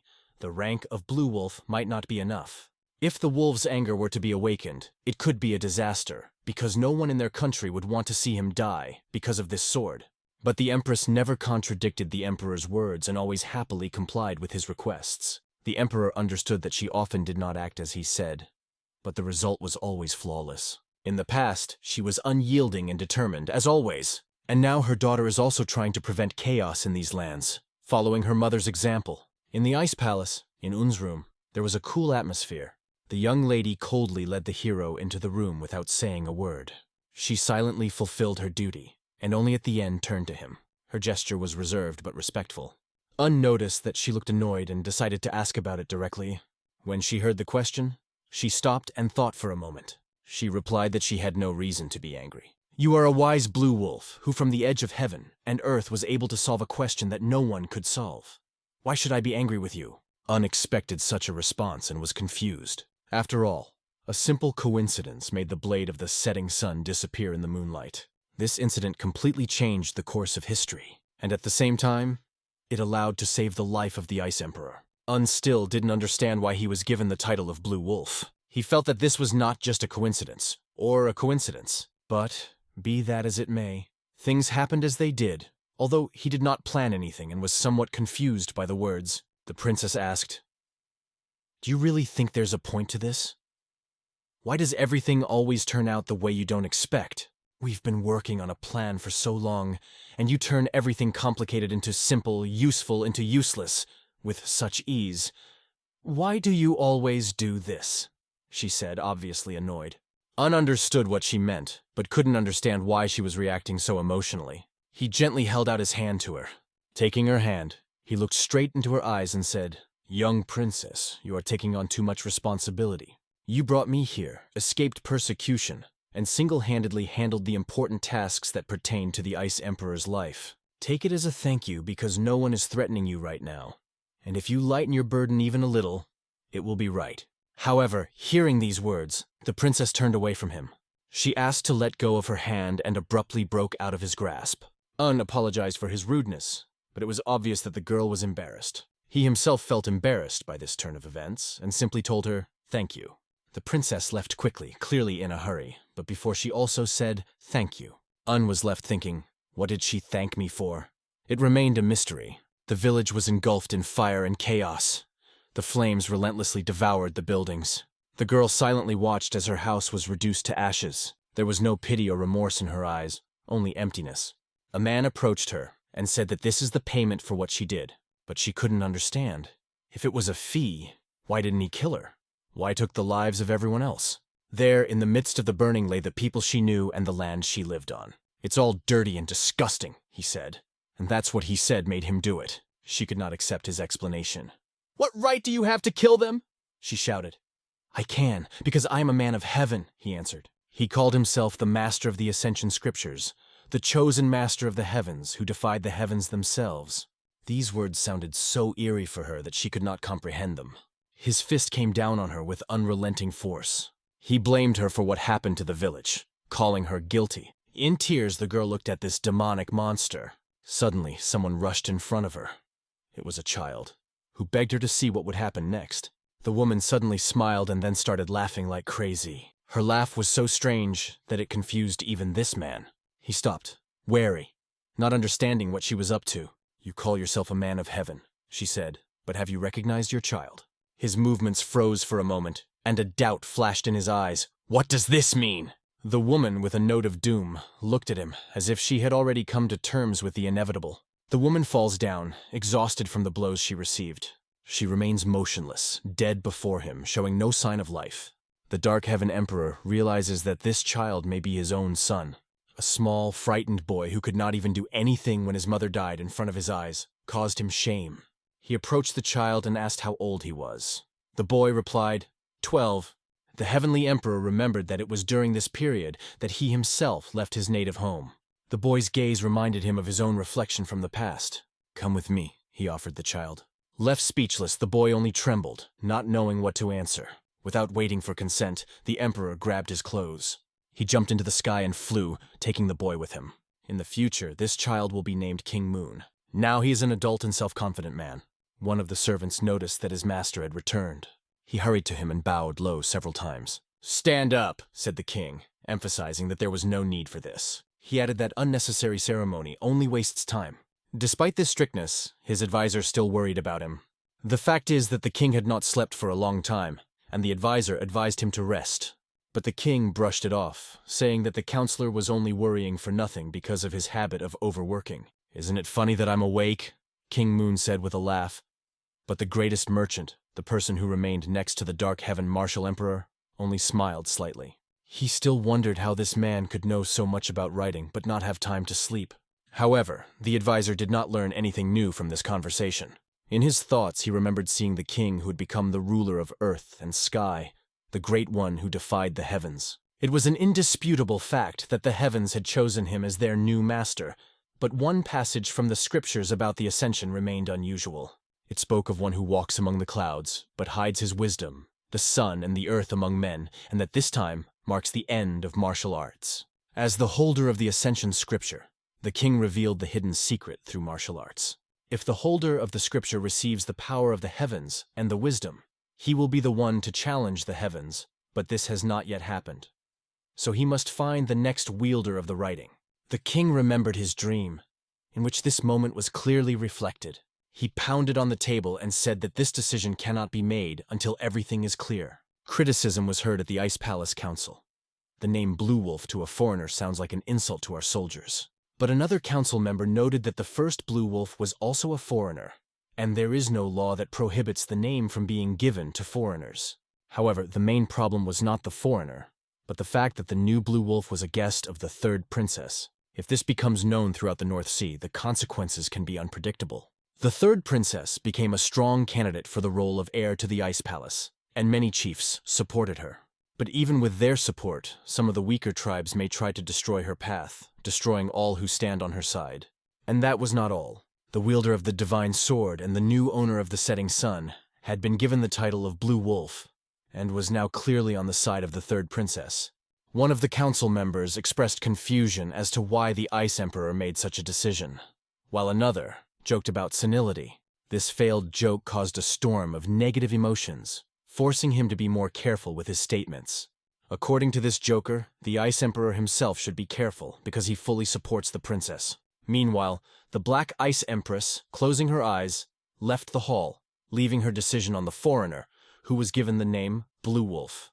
The princess's brother could not stand Cthulhu's words, exploding with anger and hatred. The oldest of those present stopped the argument by raising his hand. It was the first prince who reminded everyone that the time for bickering among themselves had long passed. "What else is left for us to do?" he added, emphasizing the need for a joint solution. "We have to show respect to the Ice Emperor, but Cthulhu's remark also makes sense," he said. The problem was that Blue Wolf was the only one who received the Emperor's direct support. But did he have the right to do so? Then they turned to the High King with the question of how to proceed. In response, he asked about the attack on the Ice Palace and the details of that incident. At that moment, there was nothing to tell. The case remained unsolved. It is only known that the attack was led by the captain of the Ice Emperor's guard. However, everyone suspects that someone else is behind the captain, and this person remains in the shadows for now. It is believed that the hidden leader is waiting for the right moment to take the Ice Emperor's place. At worst, it would lead to war, and the third princess would not let that happen. Some suggest that all this is the idea of the Empress herself. The attack, as well as the treatment, could have been her initiative, because it was at such a moment that the heir to the divine sword, which had its own hidden meaning, appeared. What surprised the first prince was the lack of action against the attacker at that moment. On the contrary, everything pointed to an attempt to hide what had happened. This suggests that everything was planned by the Empress, although at the same time it seems unlikely. However, the third princess also received some benefit. She became the main favorite for the role of the heiress of the Ice Palace. "If we don't break her spirit now, we'll be very sorry," said one of those present, looking at the situation with concern. But how to do this if she is supported by the third Blue Wolf himself? One of the council members stood up and said, "I will check everything myself. The king must take responsibility and find out the whole truth about this Blue Wolf, no matter how tough and dangerous he seems," he added. He was troubled by the thought of what would happen if the third princess could not be broken. The consequences of such a failure could have been dire for everyone. The other, however, had no idea how to do it, because the third princess is supported by the legendary Blue Wolf. Then one of them suddenly announced that he would personally check everything. He was determined to check on Blue Wolf, despite the other's doubts. Attempts were made to dissuade him, but he was known for his steadfastness, defeating Bin Sol and 12 of his servants, and was not about to put himself in danger unnecessarily. Because of this, the elder thought that the boy doubted his reliability. In fact, he wanted to emphasize that without him, their grandiose plan would become unrealistic. The laws of the North Sea command respect for the Blue Wolf, but do not forbid challenging him. Given the first prince's concerns, they decided to check it out. Another leaped up with fervor, fists clenched, declaring that this was what he had been waiting for. There is no need for the Supreme King to intervene. He will destroy the successor of the Divine Sword himself. For some, his enthusiasm seemed very strange. However, even the elder agreed and offered only one condition. This man, known as the Guardian of the North Sea, the Blue Wolf, had an impeccable reputation. Therefore, he asked to act honestly and respectfully. Just as Kabul was about to take the first step, a voice calling his name made him stop. He turned when he heard the appeal to him, which was a request, not to allow defeat and not in any way to create a situation where the grandfather would be forced to draw his sword. If anything goes wrong, the theory of the crystal, which draws its power from the great merchant and martial emperor of the heavens, will collapse. A grandiose plan in the name of the North Sea will disappear like a soap bubble, so victory is needed at any cost. It was worth thinking that even the grandfather himself could be angry because of this. Kabul tried to calm him down, explaining that there was nothing to worry about. The High King will not draw his sword. The Blue Wolf will fall from their hands. Kabul bowed and heard permission to act. Meanwhile, lying on the sofa, the boy was lost in his own thoughts. He could not understand how his sister allowed herself to smile at another man. The fact that she had ignored him for so long infuriated him. At that time, she was standing by the window. Mother, entering the room, opened a beautiful curtain. The daughter bowed before her. The mother, entering, said that she hoped her arrival would not disturb, but the girl thought that she did not care. However, the mother warned that if her daughter openly showed hostility, it would make her enemies wary. She ordered her to always smile charmingly and gracefully. The daughter knew very well that her mother never lost her vigilance. Then she asked her mother what the matter was. The mother suddenly said that she should talk to her lover. The girl blushed at these words. The mother remarked that she did not even remember his name. Is there really someone in her daughter's mind who has affected her thoughts like this? However, the mother wanted to know if her daughter was talking about the great merchant and warrior emperor. I heard a short no in response. After that, she asked that when her daughter talked about it, she would not forget to mention the opportunity to reveal the secret of the sunset by visiting the training team of the former Ice Emperor. The former Ice Emperor's training room, where the eternal water crystal is kept, is strictly off-limits to anyone but the Emperor. But Blue Wolf is an exception. The mother asked if that was enough to interest him, hoping he would have no choice but to follow her daughter and do as ordered. It was a gift to the successor of the Divine Sword, but she believed that she was doing it for the sake of the Blue Wolf, being the Ice Empress. In addition, the Ice Emperor left a clear order. He forbade doing anything that would make him angry. Although the Empress considered these orders meaningless, the daughter still asked her mother, didn't she, as the Ice Empress of the North Sea, swear not to leave the Ice Emperor under any circumstances? And if so, when and to whom did she make this promise? The mother, without answering anything, only silently turned her back to her. Even though the third princess was her daughter, the Ice Empress did not tolerate people asking too many questions. That was her silent answer. The daughter has only one question left. How long will her mother be haunted by the ghosts of the past? But she could not answer that even to herself. Meanwhile, on the street, Secretary Un walked beside the woman, lost in his own thoughts. He came here at the invitation of the young princess, but still did not understand where he was being taken. When the door opened in front of him, his expression changed. Seeing this beauty, he couldn't believe that there was such a place in the Ice Palace. The night scenery was not at all like those he had seen before near the West Station. He looked around, trying to figure out where the young princess was.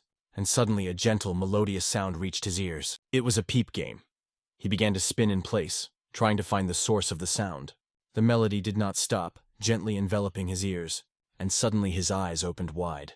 A young princess appeared before him, gently running her fingers along the strings of the instrument. Her lips moved gently, barely perceptibly inhaling the cool air. For the first time, Un felt a light blush on his cheeks. If there was a North Sea divinity, it would look like this. The glow of the moon, the waves and sounds of the sea, the cold night wind intertwined with the melody of the pipa, creating a magical atmosphere. All this resembled a pleasant dream that lasted for an eternity. Such feelings reigned in his heart, but suddenly he froze, noticing that the melody suddenly stopped.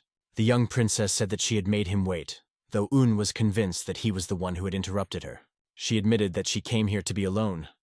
Since childhood, watching the North Sea, she forgot all the difficulties, grief, and worries. Playing the pipa, she found peace of mind. Now it was clear why she looked so peaceful. But Un could not understand why her heart was so upset that it needed to be soothed in solitude. He thought about it, but couldn't find the words to express his thoughts.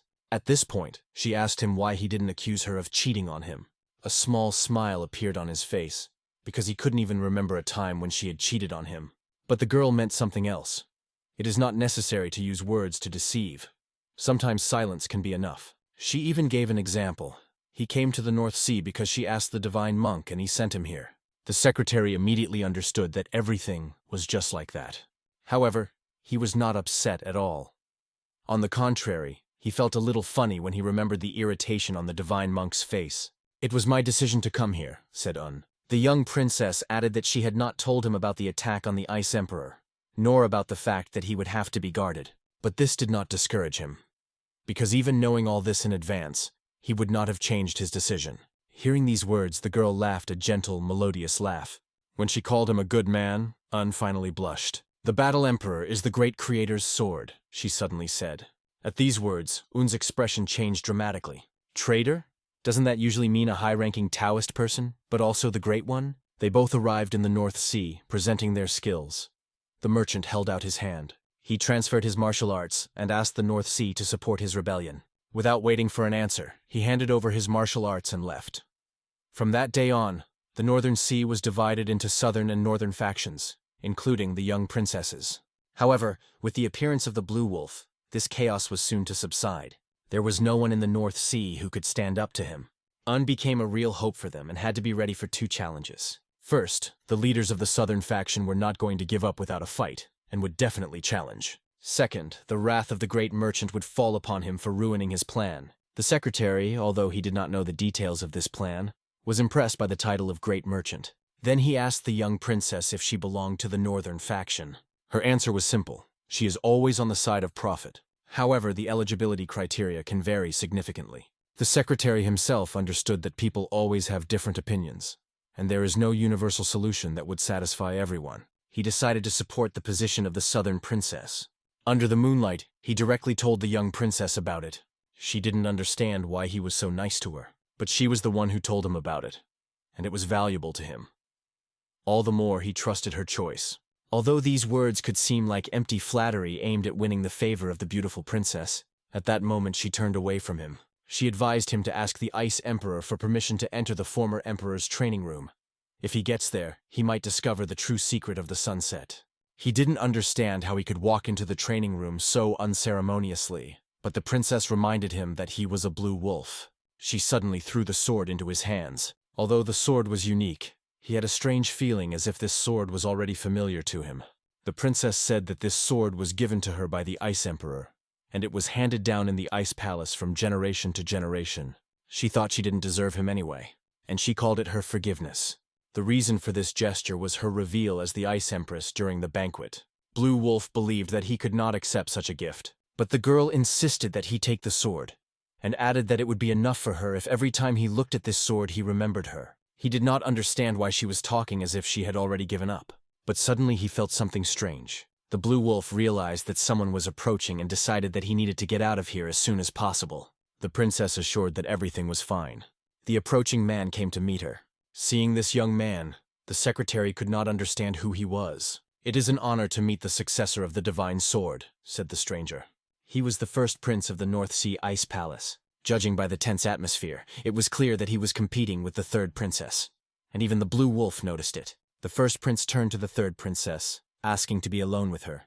Blue Wolf, worried about leaving them together, decided to check with the princess if everything was really all right. However, she confidently replied that as long as he remembered her name, she would be fine. Their eyes crossed, as if in silent understanding.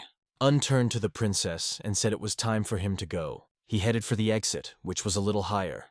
Thus he left them alone. The princess held a musical instrument in her hands, and suddenly her fingers began to slide over the strings, creating a magical melody. The first prince couldn't tell if she had invited him just to show off her playing on the instrument. If he thought so, she didn't mind leaving him in that illusion.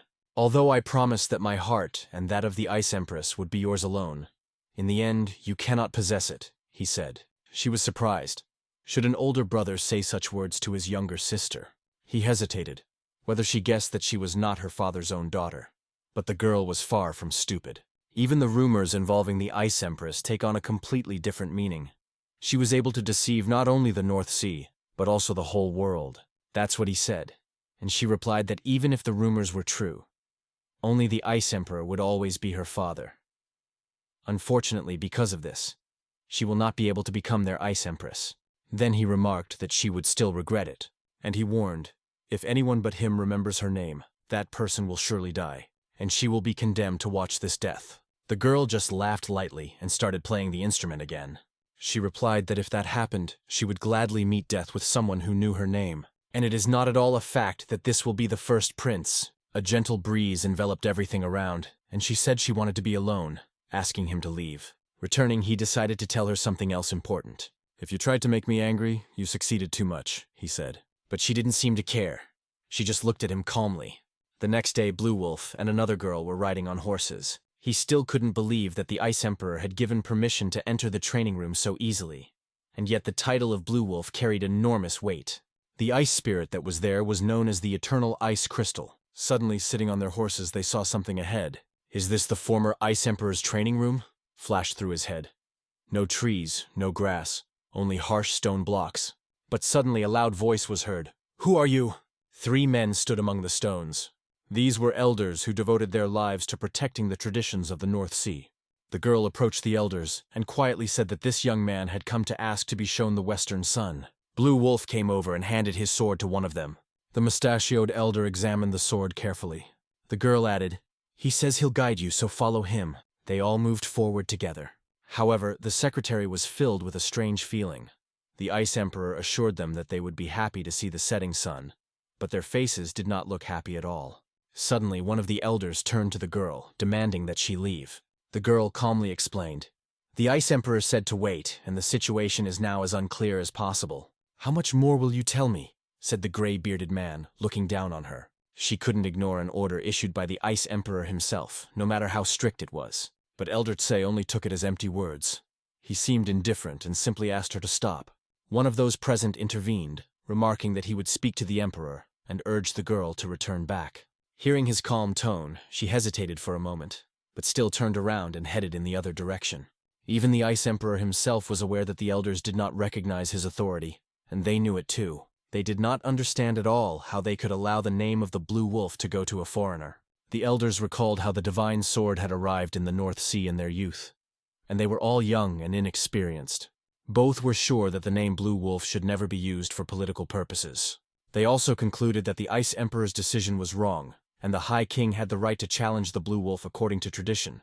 Wasting no time, they decided to inform the High King immediately. However, their cooperation with the Emperor was to end there. The decision to act was made instantly. The gray-bearded elder pushed off the ground and rose rapidly into the air. The second considered it the right decision, but deep in his soul he could not get rid of anxiety. Meanwhile, the secretary was already standing right in front of the door. He looked at this place and could not realize that he was finally here. Suddenly, the elder who had come with him suddenly turned around and began to walk away in silence. Why did the Ice Emperor say that they would be happy to see the setting sun? There was not even a hint of joy in the expressions on their faces. It was indeed the former Ice Emperor's training room, although it didn't seem very spacious. It is probably located deep underground. Blue Wolf decided to enter, opening the massive door. The stairs down were surprisingly steep, forcing him to tread carefully. A strong, icy wind was blowing from below, and now it was clear why the door was covered in ice. It was strange that there was a cave very close to the palace, the atmosphere of which caused an unpleasant chill and anxiety, as if a predator was about to appear. Each of his exhalations turned into clouds of steam that hung thickly in the air. Gradually, his eyes got used to the darkness, and the space around him began to seem brighter. He hoped he wouldn't have to go too deep, because the way back to the palace down those stairs seemed too tiring. After some time, he had advanced quite far into the cave. There, he saw a huge door that amazed him with its appearance. Judging by the familiar patterns and shape of the door, this was exactly the place. As soon as he touched the icy handle, he instantly felt a piercing cold that seemed to penetrate his skin. He gathered his strength, tried again, but the door wouldn't budge. Are they really that hard? No matter what he did, pulling or pushing, the door remained motionless. Suddenly it became even colder, and the icy air pierced through him. He looked down at his hand and saw it start to glow blue. Surprisingly, the feeling of cold disappeared, as if his body could no longer perceive the cold. Then he remembered, as soon as you accumulate enough internal energy, you stop feeling both cold and heat. He wondered why he hadn't even tried to use his inner strength before.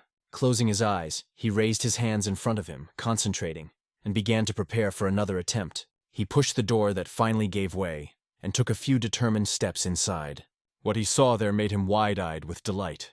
Before him stood the Ice Spirit, the embodiment of the eternal ice crystal. His gaze lingered on the many pieces of debris around him. Were they all ice crystals as well? In other words, other than impressive, there was plenty of time to choose. He confidently headed forward.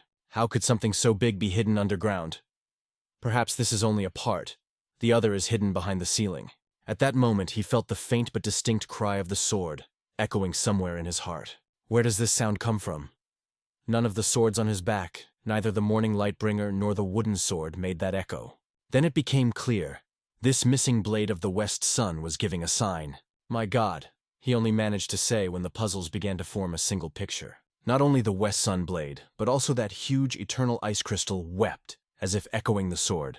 The sounds were so loud that he had to cover his ears with his hands to drown them out. The cry echoed both outside and inside, piercing him so strongly that it seemed his head was about to explode. His whole body, no, even his essence began to tremble. If you can't control your power, it will control you, and it will destroy you. These words were once spoken to him by a very important person. He also mentioned another piece of advice. The choice is yours to control, or let this force eat you from the inside out.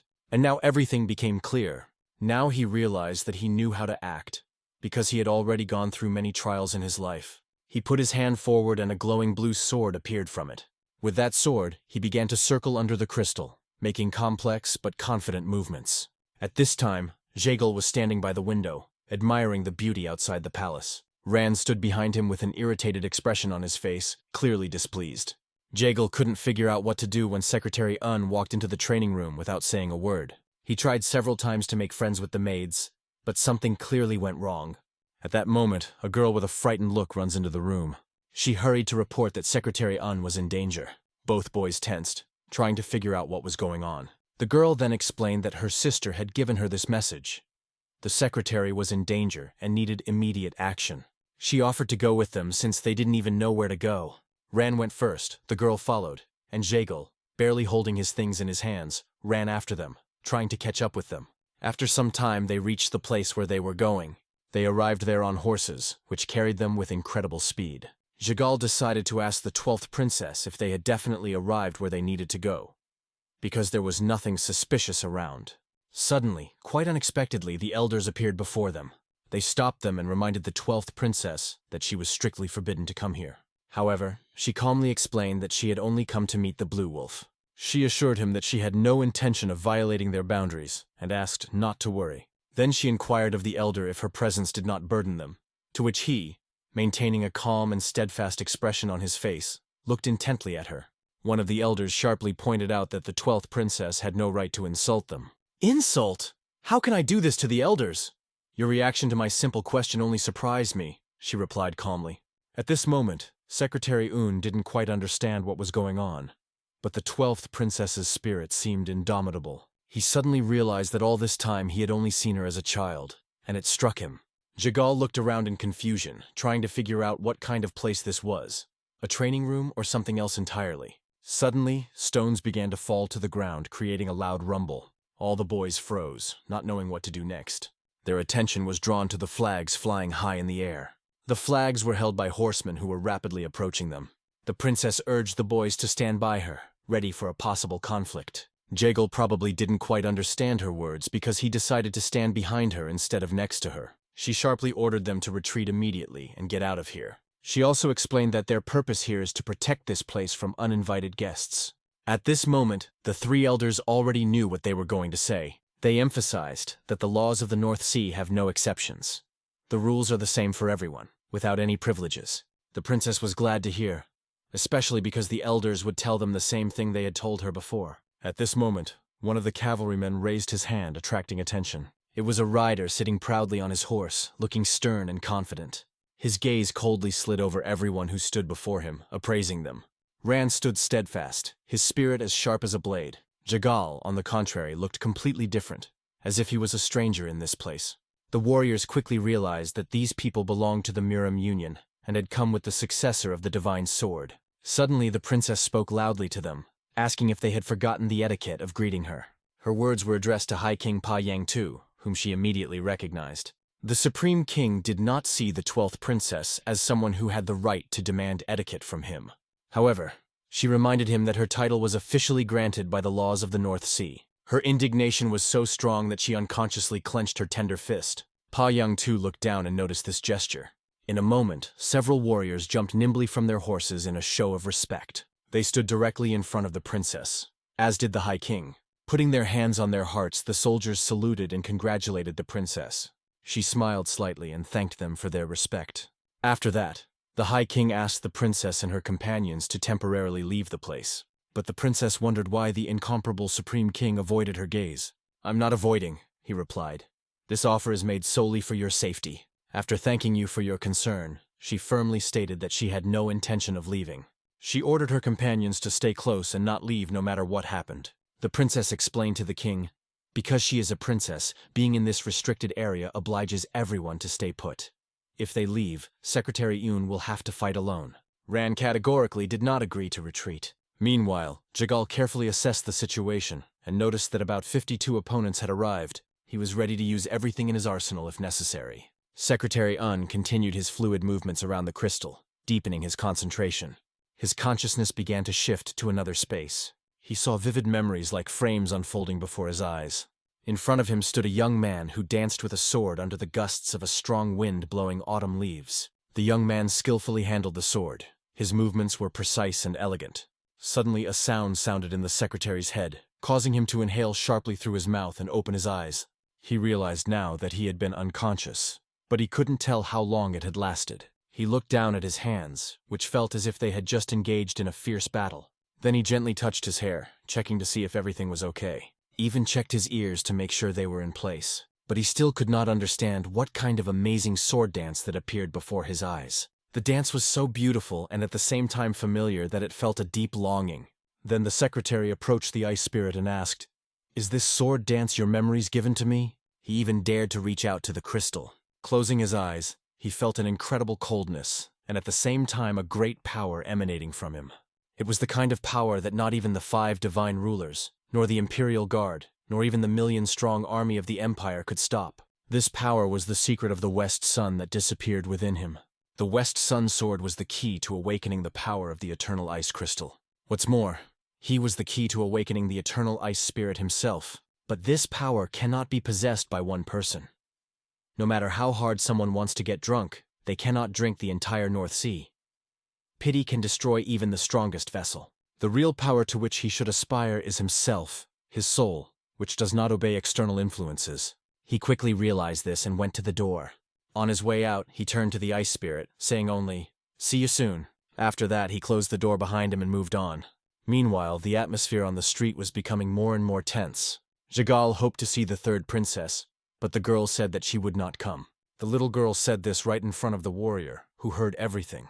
What's more, she added, it didn't matter if they understood Southern, because the secretary, Blue Wolf, would be here soon. Her words inspired hope, but Jagal remained restless for some reason. The Blue Wolf, protector of the North Sea, is unbreakable. Even the High King with 3 warriors and 12 chieftains would not be able to frighten him. The princess stated this firmly to the High King's face, emphasizing the Blue Wolf's invincibility. Jagal could no longer sit idly by with his hands folded. Suddenly, he noticed something in front of him. The cavalry standing nearby saw the same thing. This was the hostility that Jagal sensed, and he leaned towards the princess to warn her of it. At this moment, the elders turned their heads sharply. In front of them stood the secretary with an unmoved and calm expression on his face. He noticed everyone, his companions, the princess, his friends, and even smiled. But he still couldn't understand why they were all here. The elders were surprised. How could the secretary get so close without being noticed? Did he literally dissolve into thin air? The secretary, coming closer, calmly asked what was happening here. The 12th princess spoke loudly to the cavalry, translating his words. Blue Wolf asks, "Who are you?" The High King stepped forward, introduced himself, and gave his name. He also asked the secretary if he was indeed the successor of the Divine Sword, and a claimant to the name Blue Wolf. The 12th princess, wasting no time, translated his every word. The secretary, blushing a little, coughed into his fist, but answered with a short yes. Then the princess, pointing to him with her hand, announced that he was the Blue Wolf. She reminded that according to the laws of the North Sea, it should be shown due respect. The High King quickly realized that the princess added it herself, but still did not object. He admitted that the rank of Blue Wolf did require an appropriate attitude. Zhigal was indignant all this time, scolding the princess for a long monologue, because it was possible to answer much shorter. But their dispute ended when the king drew attention to himself. The king remarked that he was willing to show respect if the secretary was indeed a true Blue Wolf. The princess explained that he was proposing a duel and called out his name, adding that they were facing the High King as the secretary hadn't realized that yet. The secretary understood what had led up to this moment. The Ice Emperor warned that there would definitely be someone who would challenge him. However, he did not expect that more than 50 cavalrymen would be involved. Despite this, he felt neither fear nor excitement. It was nothing compared to the scene shown by the eternal ice crystal. "If that's what you really want, I agree," Un calmly replied. The princess translated his words and, waving her finger, beckoned the king to come closer. This gesture infuriated the cavalryman. How dare she treat the High King like that? "What's the matter? Are you angry?" "Even if Blue Wolf thinks you're worthy, I don't," the princess pointed out sharply. Her words were heard because the cavalry allowed themselves to show contempt for the Blue Wolf. She reminded him that the laws of the North Sea demanded boundless respect for the Blue Wolf, and even the High King intended to abide by those rules if Un really turned out to be one. Zhigal considered asking the secretary to leave before the situation reached a critical point. But Un was convinced that everything was under control because sooner or later that moment would come. In addition, he himself was interested in trying his hand at it. Rand supported him, assuring him that everything would be fine. Moreover, he leaned over to the secretary and added in a whisper that he himself could not wait to draw his sword. Then Rand understood the secretary's determination and intentions. Zhigal, however, remained doubtful, considering the situation incomprehensible. Even if Un was the recipient of the divine sword, could he single-handedly withstand such a challenge? The High King stood by his horse and expressed his respect for the secretary's courage. After that, he began to mount his horse, preparing for action. He raised his hand in a commanding gesture. His army was instantly lined up behind him, ready to be ordered. Un handed the 2 swords to Ran, asking him to hold them for a while. Ran responded by wishing him back safe and sound. A slight charming smile appeared on the secretary's face. If the Ice Palace of the North Sea has 12 handmaidens, the Supreme King has 12 chieftains, the pillars that hold the future of the North Sea. The High King, sitting on his horse, loudly reminded them of their mission, and urged them to ask the Blue Wolf for anything they needed. The soldiers quickly gathered in a column and began to move forward. Zhigal almost fainted when he saw the 4 horsemen charging. Pa Yang too thought that if Un was indeed a Blue Wolf, then this must be an elementary task for him. But the secretary unexpectedly suggested that everyone attack at the same time. This statement stunned even the High King, causing him to be confused for a moment. The 12th princess translated the secretary's words, explaining that he was allowing them to advance with full force at the same time. For the king, this seemed incredible audacity. He sarcastically remarked that even all 12 chiefs would not be able to handle him. However, they may have misunderstood. The secretary repeated his point. He wanted absolutely everyone to attack at the same time. At that moment, even the princess thought he had lost his mind. But he just calmly smiled at her. The secretary asked the princess to translate his words, bringing them clearly to everyone. The girl was a little scared and even closed her eyes for a moment, but still translated almost verbatim. "You want to test me with just a dozen chieftains? That's ridiculous. If you really want to fight me, then attack all together." The insolence of the secretary was unheard of. Even the legendary first Blue Wolf did not allow himself such a lofty tone. One of the chiefs approached the king and asked permission to carry out this order. The king, without hesitation, ordered to start the attack. All 12 chiefs started moving straight at the secretary. The king cheered them on, encouraging them to test the receiver of the divine sword. The secretary, however, did not understand why only 12 chiefs were attacking, although he had called on all. "This is going to be difficult," he thought, remembering the scene he saw in the eternal ice crystal. In such a situation, he decided to use another option. He took out his sword and got into his familiar fighting stance. "This arrogant southerner is digging his own grave," thought the king. "It's a pity that not everyone can attack and trample him at the same time, but the result will be the same. The elite among the elite, 12 chiefs trained in martial arts like true masters of the arms trade, were sure the secretary would die here and now." The king once again raised his voice, repeating the command, "Advance." All the chieftains rushed at him at the same time, raising clouds of dust with their horses' hooves. The weapons in their hands were shining, and the sharp spears were aimed straight at Un. Un began to spin around in a movement that seemed smooth and controlled. This move momentarily confused the closest opponent, who forgot what to do next. He came within a dangerously short distance of Un, and saw a bright blue glow enveloping the boy. In the next moment, the tip of the spear and the tip of the sword met with jewel-like precision. In front of the cavalryman, only the image of a tumbling boy, moving at an incredible speed, flashed. One light touch of the tip of the sword to the tip of the spear was enough for Un, now Blue Wolf, to throw his opponent off his horse, even flipping his horse's giant body. He swung his sword and the riders flew back as if caught by an invisible wave. Without delay, they aimed their weapons at him again. But Un was already waiting, holding his sword tightly, ready for another onslaught. A few precise practiced movements allowed him to neutralize another attack. Now before him lay overturned horses and fallen riders. The 12th princess and Jagal stared at this in silence, unable to comprehend what had just happened. Ran was in complete shock, unable to believe how easily the secretary had pulled it off. Repelling the power of galloping horses? This is an extremely rare technique.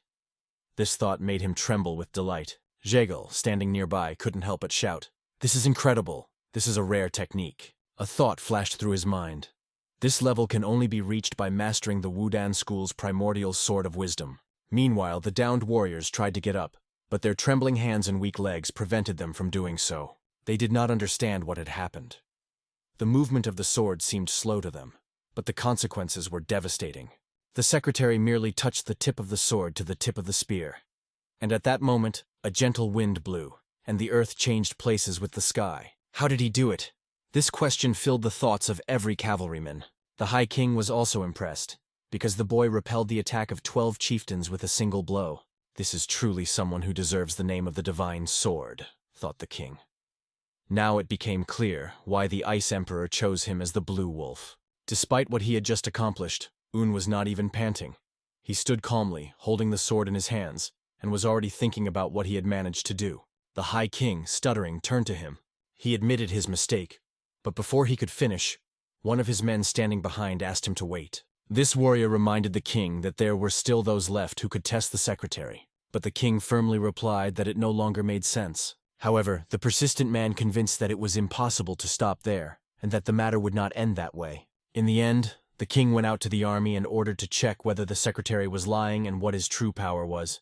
The king could not understand the motives of the first prince who had initiated it. He explained that they had the right to check the secretary and could not immediately accept him without doubt. The king, however, took this as a refusal, because it was none of his business from the beginning. Suddenly, the first prince began to shout loudly, ordering the troops to attack. Several dozen cavalrymen charged straight at the secretary, kicking up dust with their hooves and pointing their weapons in his direction. Their attack was to test if he was truly worthy of bearing the name Blue Wolf. The king, standing on his horse, threw a harsh word at the prince. "Traitor." The king revealed the essence of the fact that the first prince, having bribed the soldiers by deception, sent them to their inevitable death. He reminded that these soldiers were his brothers who had passed through the battlefields with him. And now, at that moment, the king said to him, "You are no longer a warrior." Cabal replied, "I will pay for this sin later with my death." Suddenly, a mysterious purple wave, full of incomprehensible energy, appeared above everyone. But the king perfectly understood what it was.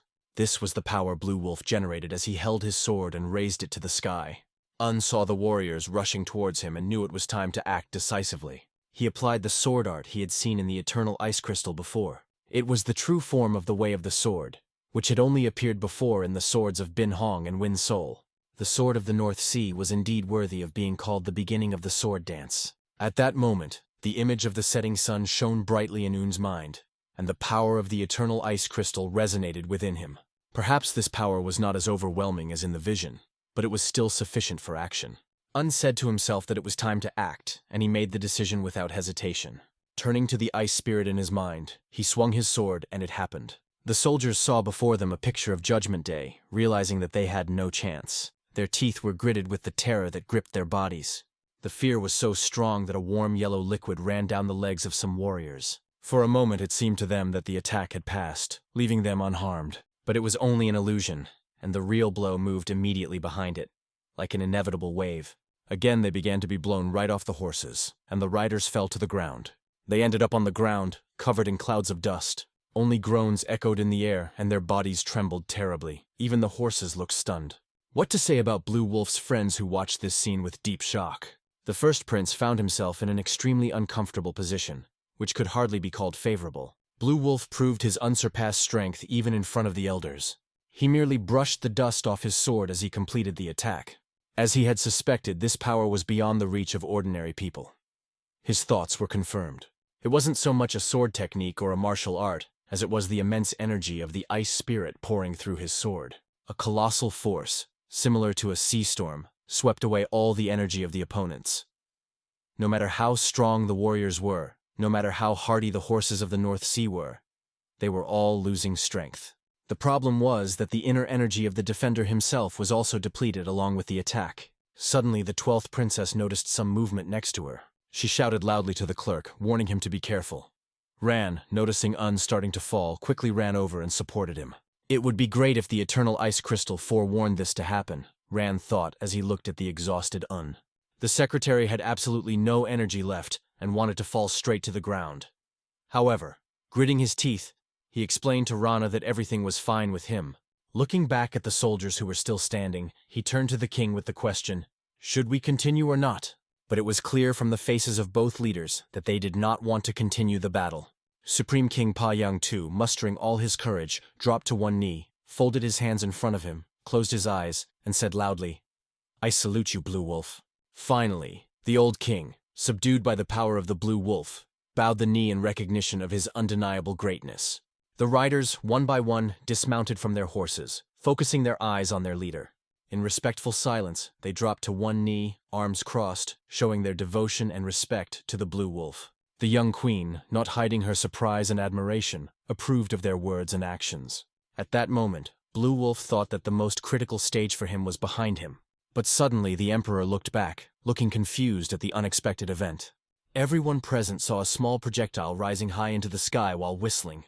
The emperor realized with shock that it was a shot fired by one of his own soldiers. He and his soldiers were stunned, because even after everything, Kabul did not recognize his authority. The emperor bitterly turned to himself, saying, "Well, fate decided everything."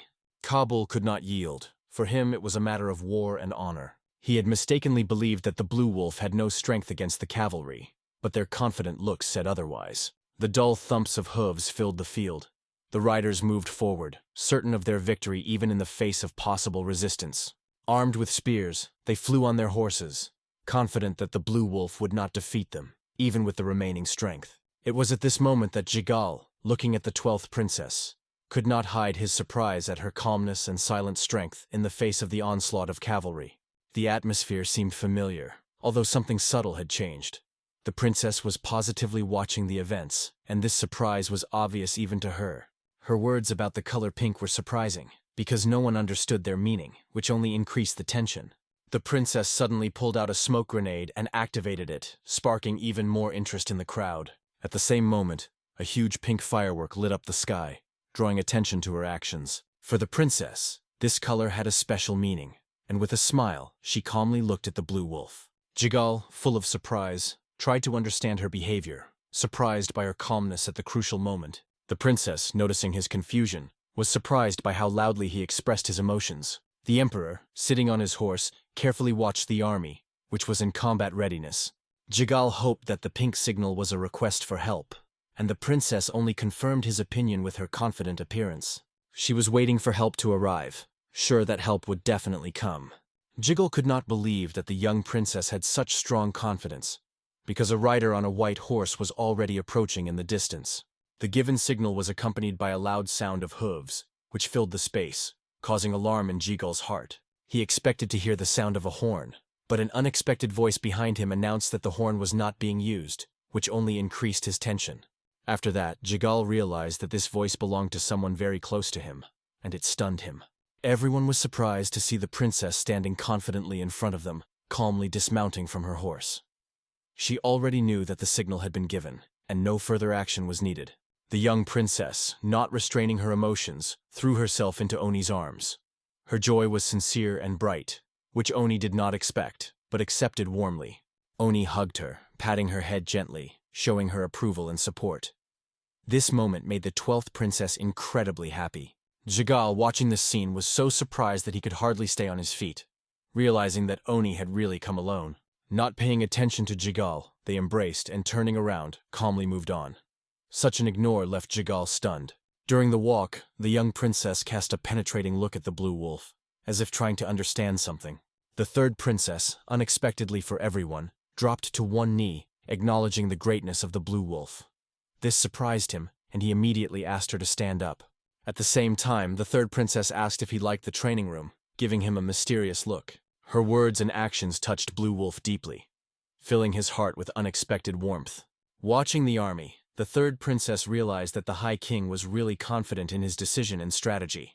She was glad that she didn't have to show her strength or aggression in front of the general, who in turn remained silent. The third princess stood with unwavering confidence in front of the entire cavalry and the first prince, surprised that they didn't appreciate her confidence. The first prince, watching her from his horse, was so struck by her behavior that he could not find words to answer. But feeling the strength of his powerful warriors, he thought about how to find out her plan, which would be able to oppose his 300 cavalrymen. The princess, remaining unmoved, replied that 300 cavalrymen were undoubtedly a powerful force that could threaten the Blue Wolf. But looking ahead with confidence, she declared that only 12 wolves would be enough to oppose them. The princess waved her hand, attracting attention in front of the huge army of cavalry, who were frozen in anticipation. She moved to the side as everyone stopped in a daze, staring straight ahead and holding their breath. The emperor and his soldiers were so stunned by what they saw that even the horse beneath him seemed to share their shock. Jigal breathed a sigh of relief, but his relief was not shared by the surprised princess. A sight unfolded in front of her that made her stop. Right in front of the army stood 12 women in white. These were not wedding clothes, but clothes that symbolized death. Pingsol was their choice. The first prince, stunned, could not believe that before him were 12 maids of the North Sea, legendary protectors. He did not understand how the third princess was able to summon these women so easily, since even the emperor had no power over them. Pointing her finger at the warriors, the princess made it clear that their actions had forced the handmaidens to intervene. The first prince, not understanding her hints, looked at her with surprise through his elegant hairstyle, which only emphasized his lack of understanding. The third princess, seeing the approach of the Supreme King, the 3 main warriors, 12 chieftains and 50 horsemen, was shocked by the scale of the event. The emperor, watching everything, wondered if this was really a test for one Blue Wolf, or something much more. He was disappointed in himself, considering his actions a cowardly step and a great shame. His mind wandered to the fact that the 300 cavalry were a clear enemy force, and Kabul's words of war took on new meaning. The third princess made it clear that the handmaidens of the North Sea would not stand by if someone declared war on the Blue Wolf. At the crucial moment, the princess turned to the elders and asked a direct question, if they would really allow the situation to develop further. Her surprise was obvious, as she couldn't believe that the elders still doubted the Blue Wolf's power. However, their answer was clear. Not at all. One of the elders, according to the law of the North Sea, confirmed that they do not accept those who show aggression towards the Blue Wolf, emphasizing their neutral but firm approach. After that, the princess turned to the first prince, asking what actions he planned to take next. The prince's anger was so great that he could hardly contain himself. His face tensed, but he was at a loss for words. Gritting his teeth, he barely said that their purpose was only to test Blue Wolf's skill. The warrior next to the prince warned him against the manipulations of the princess, assuring that even she would not be able to deceive them. The warrior shouted angrily that even the 12 handmaidens of the North Sea would not be able to stop their army, and the new ruler of the Ice Palace would be chosen today. However, the first prince rudely stopped his shouting, ordering him to be quiet, showing that this was no place for unnecessary words. The emperor acknowledged the Blue Wolf's power on his knees, declaring that it was too late for any change. He looked at Kabul with surprise, not understanding why he was so stubborn. It was obvious to him that the involvement of the 12 handmaidens of the Northern Sea made them enemies of this entire powerful region. The emperor emphasized that no cavalry, not even 300 horsemen, could face the North Sea and survive, proving the futility of their resistance. This day was a day of defeat for the army in the face of Blue Wolf's strength, which exceeded their expectations. Cavalry warriors understood that today their defeat was inevitable. The indomitable Blue Wolf knows no mercy, even if the 12 swordsmen do not recognize the power of the Ice Emperor. They remain the legendary power of the North Sea, as the women in white, dressed as if for a wedding, whispered about. Are there no more chances to win? The young first prince, albeit reluctantly, ordered his 300 cavalrymen to return home. This order was bitter news for many. Dust rose into the sky as hundreds of riders slowly made their way back to their homes. Their swords were silent, and fatigue weighed on their shoulders. Shame was felt by those who were now afraid to call themselves cavalrymen. They got off their horses and went on foot, leaving their faithful steeds to fend for themselves. The horses went wild, and the former heroes began to think about how to profitably sell them. The emperor, no longer so young and self-confident, bowed his head to the wolf. Only 3 of his faithful horses remained behind him. Having saddled his mare, he hurried from the battlefield with all his might. His henchmen could barely keep up with him, almost losing strength on the march. There was only one rider left on the battlefield, who still did not recognize the greatness of the blue wolf. For him, the war ended before it had even begun.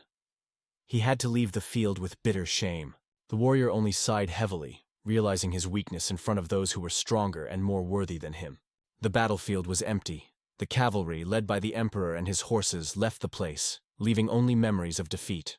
Bin's soul, watching the wolf, could not tear her eyes away. Her thoughts drifted. What a beautiful man. The wolf, as if sensing her gaze, turned his head barely perceptibly. But turning around, he saw only a shadow that flickered and disappeared. It seemed to him that Soul was looking at him with her magical eyes, but it could only be a play of the imagination. Drops of sweat still slowly ran down his face. Jigal stood, looking puzzled as the enemies were allowed to leave. The 3rd princess knew that now the 1st prince had lost his power and influence. She predicted that his army would disband and tribal support would disappear. His palace may remain defenseless, as control has finally slipped from his hands. With a devilish smile, she wondered how he would cope with being abandoned by all his supporters. To her, it was like losing blood from an arrow in the knee. Jigal shuddered at her look, realizing how insidious she could be. With the 1st prince, the story was completed. It was at this moment that Jigal realized that everything that was happening on the battlefield was just a cunning decoy. Cold sweat ran down his face, his skin turned pale, as if he had tasted something poisonous. The realization of the truth frightened him so much that he did not dare to say it out loud for fear of the young lady. The wolf stood looking up at the high sky and thoughtfully sank into his thoughts.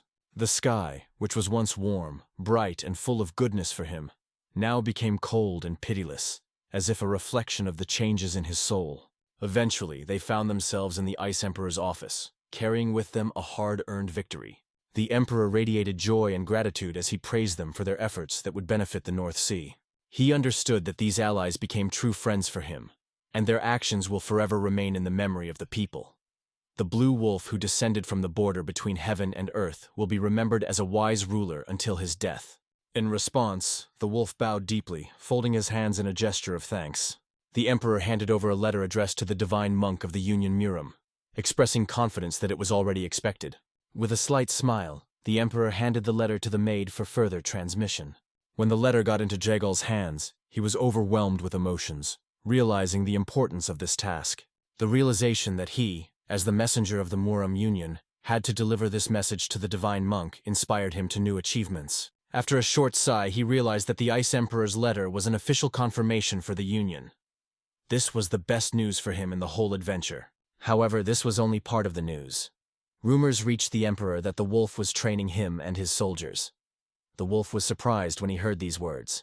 Later, it became known that the wolf, in addition to significant feats, defeated 50 cavalrymen with his own hands. This news stunned him so much that he turned pale, and his eyes became round like coins. He did not expect this from the Emperor. The wolf knew that no human had actually died. The Emperor only sighed heavily, bowed his head, rested his chin on his hands, and continued to listen. It didn't matter how the wolf achieved his success. Everyone has their own path to follow. The Emperor thought deeply about this, realizing that it was impossible to explain these things in words. After thinking about it, he just accepted it, accepting the situation as it is. With a smile, he admitted that he would like to learn something from the blue wolf someday. This unexpected answer surprised the heroes. After these words, the Emperor got up. He thanked the heroes, expressing hope that their long journey would be safe. In response, the heroes bowed, wishing the Emperor well-being. The heroes left the hall, the door to which was opened by incredibly beautiful young ladies. Their movements gave off a certain tension, but they still overcame the difficulties. Ahead, the young heroes saw the 12th and 3rd princesses running towards them, full of joy. Everyone understood that the work done was not in vain. The third princess was sure that the journey back would be less difficult thanks to the merchant's escort. She believed that they would not interfere with the royal family's journey. The wolf wondered if the princesses would go with them, but they insisted that they had business to do here. Jagal hoped that they would return after all. He believed that Bin Hong had not come to the North Sea just because he was preparing for their visit. The princess looked at him in surprise. She understood that Jagal turned out to be much more perceptive than it seemed at first glance. This made her rethink her plans. At that moment, the princess had only one thing to say. They should accept the fact that she would not be coming with them. However, the wolf wasn't sure if this was really the end of the story, or if it was just the beginning. The princess suddenly remembered the gift she had prepared for the heroes. Jagal froze with curiosity, anticipating something special. He secretly asked the princess about the elixirs rumored to be in the North Sea. They seemed to help men's health. These words confused the princess, but her reaction confirmed that the rumors were true. Taking Jagal by the hand, the princess set off with him. Confused and a bit confused, he couldn't believe that she was really going to show him these elixirs, even though it was quite obvious to her that she had planned to give this gift anyway. The third princess and the wolf watched this scene with a kind smile, happy for their friends. The wolf still had a question for the young lady, who was ready to listen to him. He asked about the meaning of words heard in the language of the North Sea. When he uttered one of these words, the young princess shivered. She couldn't figure out where he heard it from, but she assumed it was during the Ice Emperor's training hall. After thinking about it, the third princess remembered that the word had fallen out of use a long time ago, and almost no one used it. The young wolf blushed awkwardly, watching the princess's reaction. His gaze caught on her extremely beautiful eyes, which radiated tenderness and mystery. While the princess explained that the word was used even before the winters came to these lands, the wolf admired her delicate jewelry and soft lips. At the end, she added that now this language is only heard during ceremonies. The wolf, interrupting her thoughts, remembered his wish. The princess looked up, ready to listen to him. He wondered if he would ever be able to hear her play the pipe again, the instrument whose sound had mesmerized him. The princess was pleasantly surprised to hear his confession. Biting her lip, the princess felt a drop of sweat slide down her cheek. She was aware that soon she would become the Ice Empress, not just the Emperor's wife, but the true ruler of the North Sea.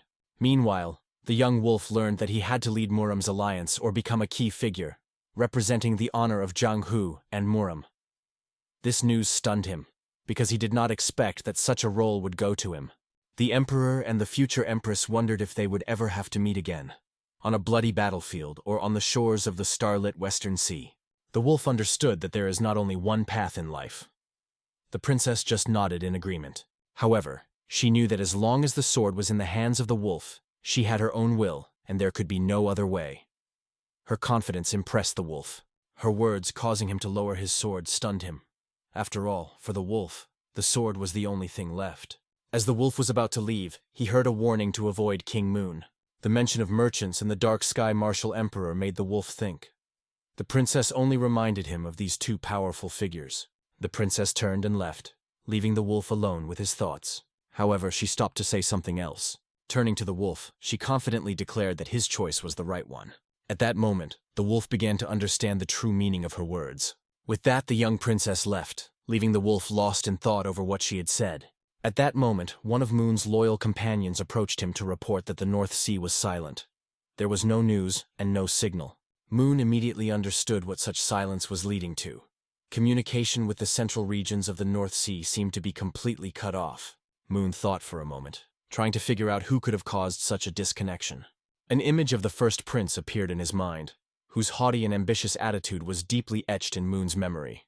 This defeat hurt his pride, causing bitterness and disappointment. The associate clarified that the first prince was not involved in this, because he was expelled from the ice palace of the young lady. This time, the charming third princess was in charge. In Moon's memories, she appeared as an elegant beauty, illuminated by the moonlight, mesmerizing with the gentle playing of a musical instrument. But Moon, sitting in his own palace and tasting the juicy fruits, did not understand where the young lady's strength came from. The associate said that Blue Wolf helped her. What he heard made Moon angry, because he remembered the young man who appeared from the borders of heaven and earth. The stories about the Blue Wolf seemed to be only legends, however. According to an associate, this warrior won the support of the Ice Palace. According to rumors, in battle, The Blue Wolf defeated the High King and half 100 horsemen with one blow of his sword. Moon was skeptical about this, considering such claims to be an exaggeration. After much thought, he began to think that the death of the High King may have happened, although not without embellishments in the legends. In his imagination, the High King appeared, kneeling as if acknowledging the power of the Blue Wolf. Moon couldn't fathom how this particular young man could cause the complete severance of relations with the North Sea, but he assumed that it was his handiwork. The associate confirmed the suspicions, saying that the Blue Wolf is believed to be the heir to the holy sword of the Murim Union. Moon's hands were shaking with rage.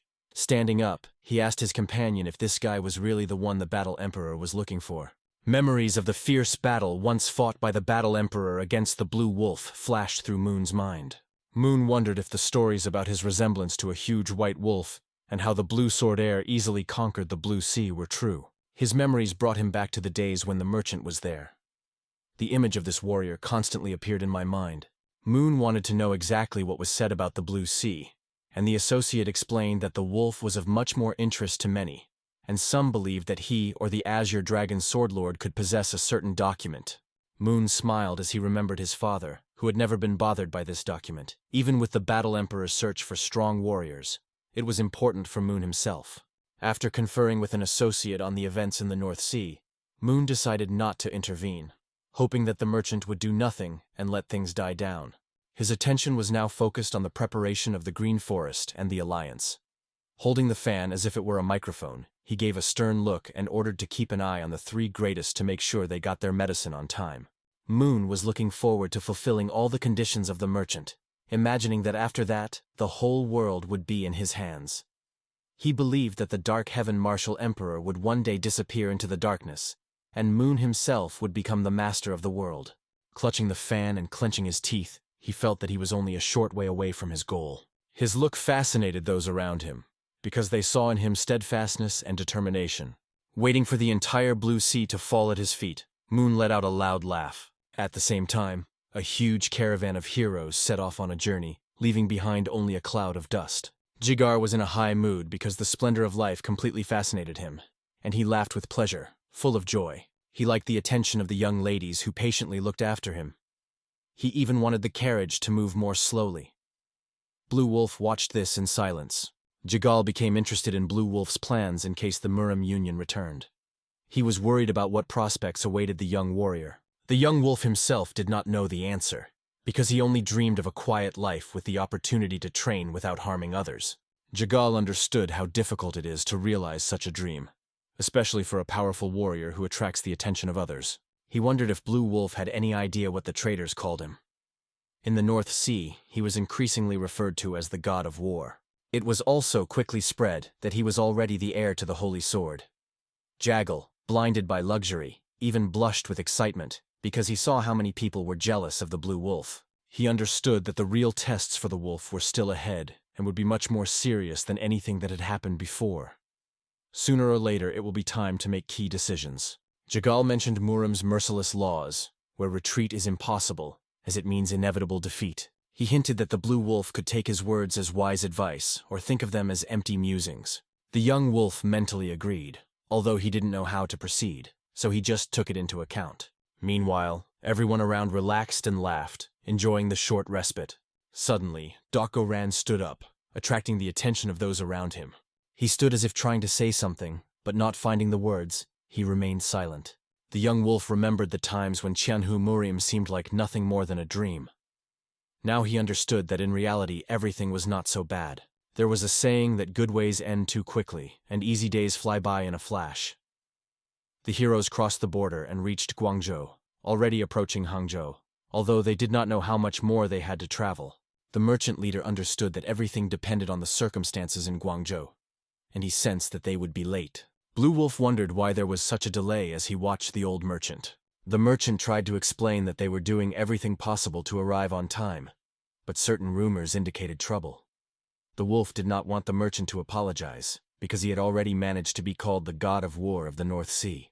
Jagal did not understand exactly what rumors were spreading, so he asked about it in more detail. It was revealed that many people from the Hand Alliance and Sachi had recently spawned in the region, causing concern. Edison was alarmed and mentioned that these groups always behave unceremoniously. It was explained to him that Guangzhou has been too dangerous lately, so travelers chose a safer route. Jagal realized that the influence of the Murim Union was felt on the way to Hangzhou, so he tried to assess the risks. He mentioned that there was a martial arts competition in the area and suggested that this might affect the order. The heroes remembered that there really was a competition there and wondered how they could have forgotten about it. They estimated that the Murim Union was probably busy organizing, but Wolf sensed that the real reason was much more complicated. The competition could serve as a means of controlling the Yangze annual alliance, or so some thought, but everyone was tired, feeling that even simple things were becoming more difficult. Drops of sweat ran down their faces. Blue Wolf suspected that he was missing an important detail that defined the heart of the problem. His thoughts again returned to the distant sea, majestic and at the same time elusive. Master Kuang Ji, meanwhile, struggled with his worries. The refusal of guests to use the rooms provided exhausted him, and he felt that he was on the verge of exhaustion. Hearing his own name from the assistant's lips, Kuang Ji instantly regained his composure, coming back to reality. He was on guard, remembering several days of duty. Although the strength was at the limit, it was necessary to gather to solve many cases. A large box of documents was placed in front of him, reminding him that he would have to deal with angry warriors who had come to demand an explanation of yesterday's events. Kuang Ji realized that this was unavoidable and hoped for a quick end to the competition, hoping to ease the tension. The heroes, discussing the news, came to the conclusion that the competition may last longer than it seems, because the official part has not yet started, and the number of participants was continuously increasing. There were rumors about the appearance of masters from Madana Sapa who hide their faces. No one could understand the real purpose of their participation. It was assumed that they seek revenge or want to strengthen their reputation. However, the Murim Union already had a shortage of masters, so the participation of others seemed like a direct path to destruction. Many considered these stories meaningless. In the end, the discussion of the strange rumor did not lead to anything concrete, and even the assistant agreed that it made little sense. Suddenly there was a message from the Beijing branch. Secretary Un is coming back. Surprised, Quan Ji could not fathom what that man was doing in the far north, but he did not discuss it aloud. In the back of his mind, he was worried about what would happen if the heir to the Holy Sword decided to appear here, as there were already a lot of complaints from the medium and small factions. Quan Ji worried about the tension, as the large and medium factions would compete for influence, while the smaller ones would feel oppressed. Accumulated discontent could turn against the Union.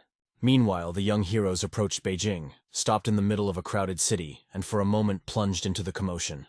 After getting out of the carriage, they realized that from here they would probably have to go further at their own expense. The merchant offered escort because he considered it his main task. He assured that he would not lose the benefits, even if they had to bypass the big cities. The heroes could limit themselves to only one carriage, without worrying about small details. Blue Wolf was about to send a letter of thanks to the human emperor, as he saw no threat to himself or others. Merchants accepted such an initiative with great gratitude, because it gave them a certain respect among others. One of them mentioned Tongjiang Lake, famous for grain storage, and decided that going around it would be a waste of an opportunity to see something interesting. Then the topic of Tiger Stone traders came up. Someone wondered if the wolf had connections with them. A merchant who was nearby said that he did not do business with them, but mentioned that they were expanding their own territories. Blue Wolf offered a letter of recommendation, which caused real joy in the interlocutor. The merchant doubted whether they really deserved such an honor, but the wolf assured them that it was just a gesture of gratitude for their support. Then he asked to give the letter to his relative, who belonged to the merchants of the Tiger Stone, and received consent. The letter was addressed to Mistress Li So-yeon, which puzzled Jagal. Li So-yeon's name was mentioned as female, and Jagal clarified if it was the daughter of the leader of the Tiger Stone merchants himself. Others were also surprised when they realized that it was about the famous heiress, and they were somewhat shocked by this information. The boys told him that they knew her and knew more than they thought. All the Tiger Stone merchants are now keeping a close eye on Mistress Li So-yeon, who has become the center of their attention. The secretary heard all the details that Un told him, after which Un asked him for paper and ink for an important letter. The boys quickly changed direction, and wasting no time, went in the other direction. Jagal was shocked that Un even knew such influential people from the Tiger Stone clan. But he was most impressed by the lady's beauty, which he immediately mentioned in a conversation with the secretary. Her face flashed before his eyes again and again, disturbing his thoughts. Even for an experienced secretary, she was not just beautiful, but a real work of art, which he thought about. But if you give in to your feelings and approach her too quickly, she can turn out to be thorny, like a rose with thorns. Continuing on his way, Jagal admitted in passing that he was jealous of those who were able to get close to her. Hyun said goodbye to his companions after handing over the registered letter to the merchants. They went straight to the Hangzhou Union. Thanks to Ranko's experienced coachman, Hyun and his companions arrived even earlier than expected. They were struck by the city of Hangzhou, crowded with people hurrying about their business. However, Jagal remained the same. Even here he found reasons for jokes and happy moments. In addition, he reasoned that there would be no room left in front of Murim's alliance. Everyone who wanted to test themselves against the 18 major factions must have gathered there. Was impatiently waiting among the small and medium factions for the one who possessed a unique sword technique. He wanted to see it with his own eyes. As Jagal predicted, a huge number of warriors gathered in front of Murim's alliance. Hyun's expectations were met, and his eyes lit up with genuine curiosity. The long journey of the North Sea delegation has come to an end. They finally arrived at the Jagal family office in the Murim Union. Even the head of the family addressed the secretary as you, because he received a jade tablet personally from the head of the family, a symbol of great respect. Took this sign simply because it was handed to him. He felt that this was an unusual thing. The plaque still rested behind his shoulders among other things, as if reminding him of something important. The head praised recalling his successes in the North Sea, and noted that it was not just a good job, but something truly meaningful. Jagal was also praised for his quality work, which brought positive results. The head asked Jagal to submit the report, although believed that he should do it himself. However, the head insisted that he should not worry, because the official report should be from the entire delegation. Then realized that there was nothing more for him to do here. The head said that he wanted to hear about the events in the North Sea, but he did not have time now, and suggested that the conversation be postponed until later. He promised to arrange a nice reception for bowed and replied that he would look forward to it. Suddenly remembered something and looked at Jagal, as if checking his reaction. Jagal at that moment winked at him, assuring him that he should not worry. He knows how to clearly distinguish between personal life and work, so nothing superfluous will get into the report. Finally calmed down, his tension subsided, and he was able to breathe out a sigh of relief. They said goodbye with respect and understanding, treating each other with respect. Was already on his way to the door, but he noticed that Jagal had stayed and was in no hurry to leave. Remembering that they were cousins, knew that they definitely had something to talk about. After closing the door, heard the secretary's voice. "Don't forget, you promised to go with me to the House of Tolerance." But could not recall such a promise. There didn't even seem to be any talk about it. Maybe he had forgotten, but now it was more important to move on. He approached Ran and offered to go. He was sent to the North Sea by the head, to the place where the monk Pulyonu lives. Meanwhile, Jagal stayed with his brother, explaining that Una's secretary had a good understanding of the pleasures of life. He added that there are many beautiful women both in the North Sea and in Namgong's family. The chief approved of their intention, and said that one could visit the most expensive and luxurious place without minding the expense. At that moment, Jagal realized that the head made a more unusual decision than even he himself expected. But the head suddenly picked up one of the letters and asked, "What is it about?" The letter described a feat. Killed 50 horsemen with one stroke of the sword. Jagal began to explain that this was an exaggeration, just a rumor that spread faster than the truth. However, there was some truth in the rumors. He neutralized all 50 horsemen with just 2 blows of the sword. The blade did not touch them. Only a swing of the sword made them lose their power. The head was not even going to believe these words. Even if is the successor of the Saint's sword, it seemed completely unbelievable. Jagal led the conversation to the point that the secretary's abilities exceeded human limits, bringing him closer to the level of celestials. The head didn't think his brother would lie, but it still seemed unrealistic. So he asked if Secretary had used the Great Sword of Wisdom secret technique. Jagal called it only his guess, because it was impossible to find another explanation. To lift heavy-armed riders into the air requires techniques of the level of Ikwanshomuk, or Saryan Palchon, which almost no one knows how to use. Even the chief's brother did not know these techniques, but Jahal described how the heavy war horses rose into the air like light butterflies. The letter the chief was holding was passed down through a family member, leading him to believe the report was authentic. After that, the head asked the brother not to tell anyone about it, keeping everything a secret. He warned that in the near future, he will have many worries and challenges.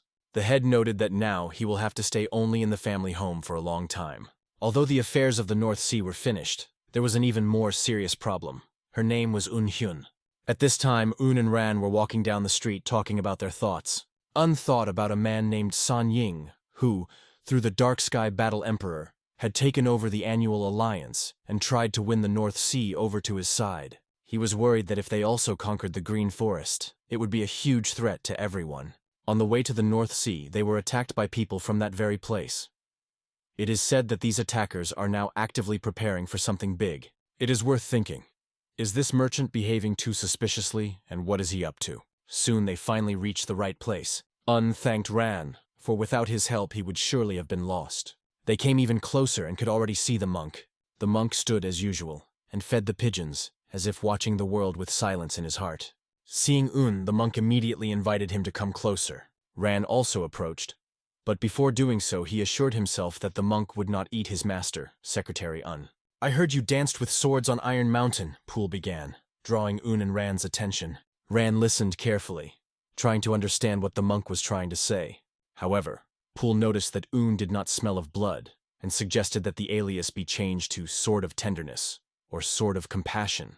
Appreciating their efforts, Pool invited them to tea. He said that tea is special. Not everyone can taste it. Ran watched the monk as he drank tea with such grace as if he were a living incarnation of the reclining Buddha. But it was more interesting for Pool to learn how Unu fared in the North Sea. Began to tell, but clearly dragged the story on. Pool asked him to hurry, and was more interested in whether there were any pretty girls there, or whether they had given him some medicine or something. After all, the North Sea is famous for this. What about the child for whom had come such a long way? Has he received the seal and blessing of his parents? The secretary was loudly indignant, for the old monk began to talk utter nonsense, even asking if there was a maid there who might suit him. Pool rubbed his ear with a displeased look, and reminded him not to shout like that. Excused himself, scratching his head, and Pool sighed, realizing that, by all accounts, he hadn't brought anything with him. "What kind of youth has gone now?" muttered the monk. "There are more important things to do now," tried to explain. However, for Pool, there was nothing more important in this world than the enjoyment of the union of a man and a woman, because without it, no one would have been born. After such an argument, was confused, admitting the monk was right, but still felt strange hearing such words from him. It seemed that something was wrong. The monk looked a little offended. His words, "Oh, how uninteresting you are. We haven't seen each other for so long, and you didn't even stay longer. Have you finished your tea? You can go, I'm busy." That was the end of their conversation. They approached the gate of the monastery. However, there was a hint of tension in the air that couldn't ignore. Ran, noticing this, asked if something had happened, to which replied that he was uneasy about the monk's silence. But in Rana's eyes, Pool seemed even too talkative for himself. "That's right," agreed, "but something's still wrong. Usually the monk discussed serious topics, but this time things look different. Maybe he has his reasons for this." Thought, but still worried. Their thoughts ended, and they moved on. Was going to go to the secretariat to clarify some important questions. He also told Ran that he would try to find him a place to stay in Murima, and asked him not to leave for now. Right now, selection for the martial arts competition is taking place in Murima. It attracted a lot of attention. Smiled and said that he was moving on and left the matter for later. He asked Ran to let him know if he saw anything interesting in the screening. Also asked to meet a little later near the secretariat building. Worried that Ran wouldn't spend the whole day waiting for him. After their meeting, life finally began to gain stability, even amidst the turmoil. The mere mention of competing made Ran's heart beat faster. There were a lot of people under the building who had gathered because of the competition. Ran went inside, and inspecting the premises, noticed that the building seemed to have been built quite recently. He looked around, noticing that the room was very spacious. Could there be such a place in the Murima Union itself? "Where are you from, bro?" asked a question from a man who was sitting under the wall. Several empty bottles of alcohol were lying next to him, and one half-empty one remained in his hand. Ran took his time to answer. He carefully assessed the man with his gaze. Finally he asked, "Is there a place where Pima is held?" The man laughed. "Drinking, you say? This is a martial arts competition. The warriors here will not wait quietly for their turn." The man, getting up, uttered these words, and when he got up, he asked Rana to follow him. A fierce battle was taking place on the street, right on the playground. Some warriors were victorious, while others were defeated, remaining on the ground. Master Yoke of the Gangnam military unit, who thought his abilities were incredible, won another victory. Raising his sword aloft, He mockingly told his opponent that he had to train for another 100 years, even though he himself was full of pain. He then turned to the crowd, loudly asking who else wanted to go against him. One of those present shouted that Master Yak had completely surrendered, and it was time to show him his place. This brave man was Lee Ho-sung of the Dansun military unit, who enthusiastically volunteered to teach the master a lesson. At that moment, Ran and the man accompanying him arrived at the scene. The man explained that if you wait a little, you can see a really worthy fight. But sometimes, when there are no worthy rivals, such boasts appear. Those braggers he called two warriors who stood facing each other, preparing for battle. Ran noticed that the Pimu competition here was much better organized than he had expected. The man continued to explain that these battles are unofficial. If you're lucky, you'll gain fame. If not, you'll be laughed at. The conditions were simple. The one who remains standing wins. To Ran, it all seemed too obvious and simple.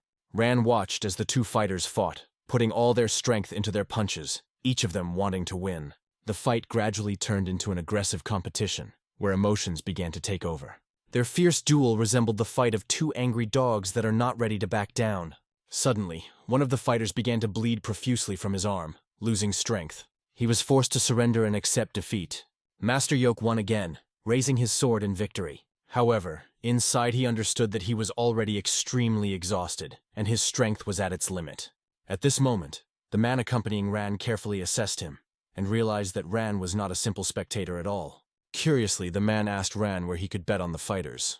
And it was at this moment that a figure appeared on the platform, which attracted the attention of all those present.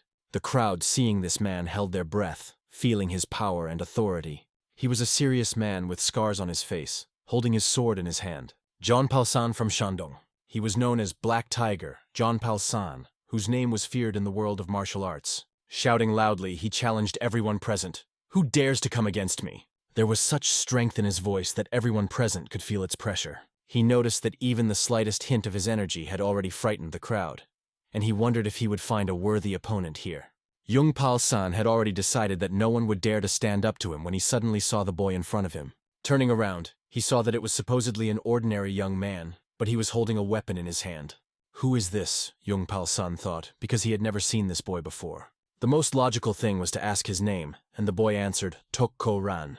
Just hearing that name, Jung Pal-san immediately knew who was in front of him. It was the same lone swordsman who had already become famous for his exploits. The crowd also recognized him. It was a young man with sword energy who defeated Taiho Munju and killed Cheol-san with one blow.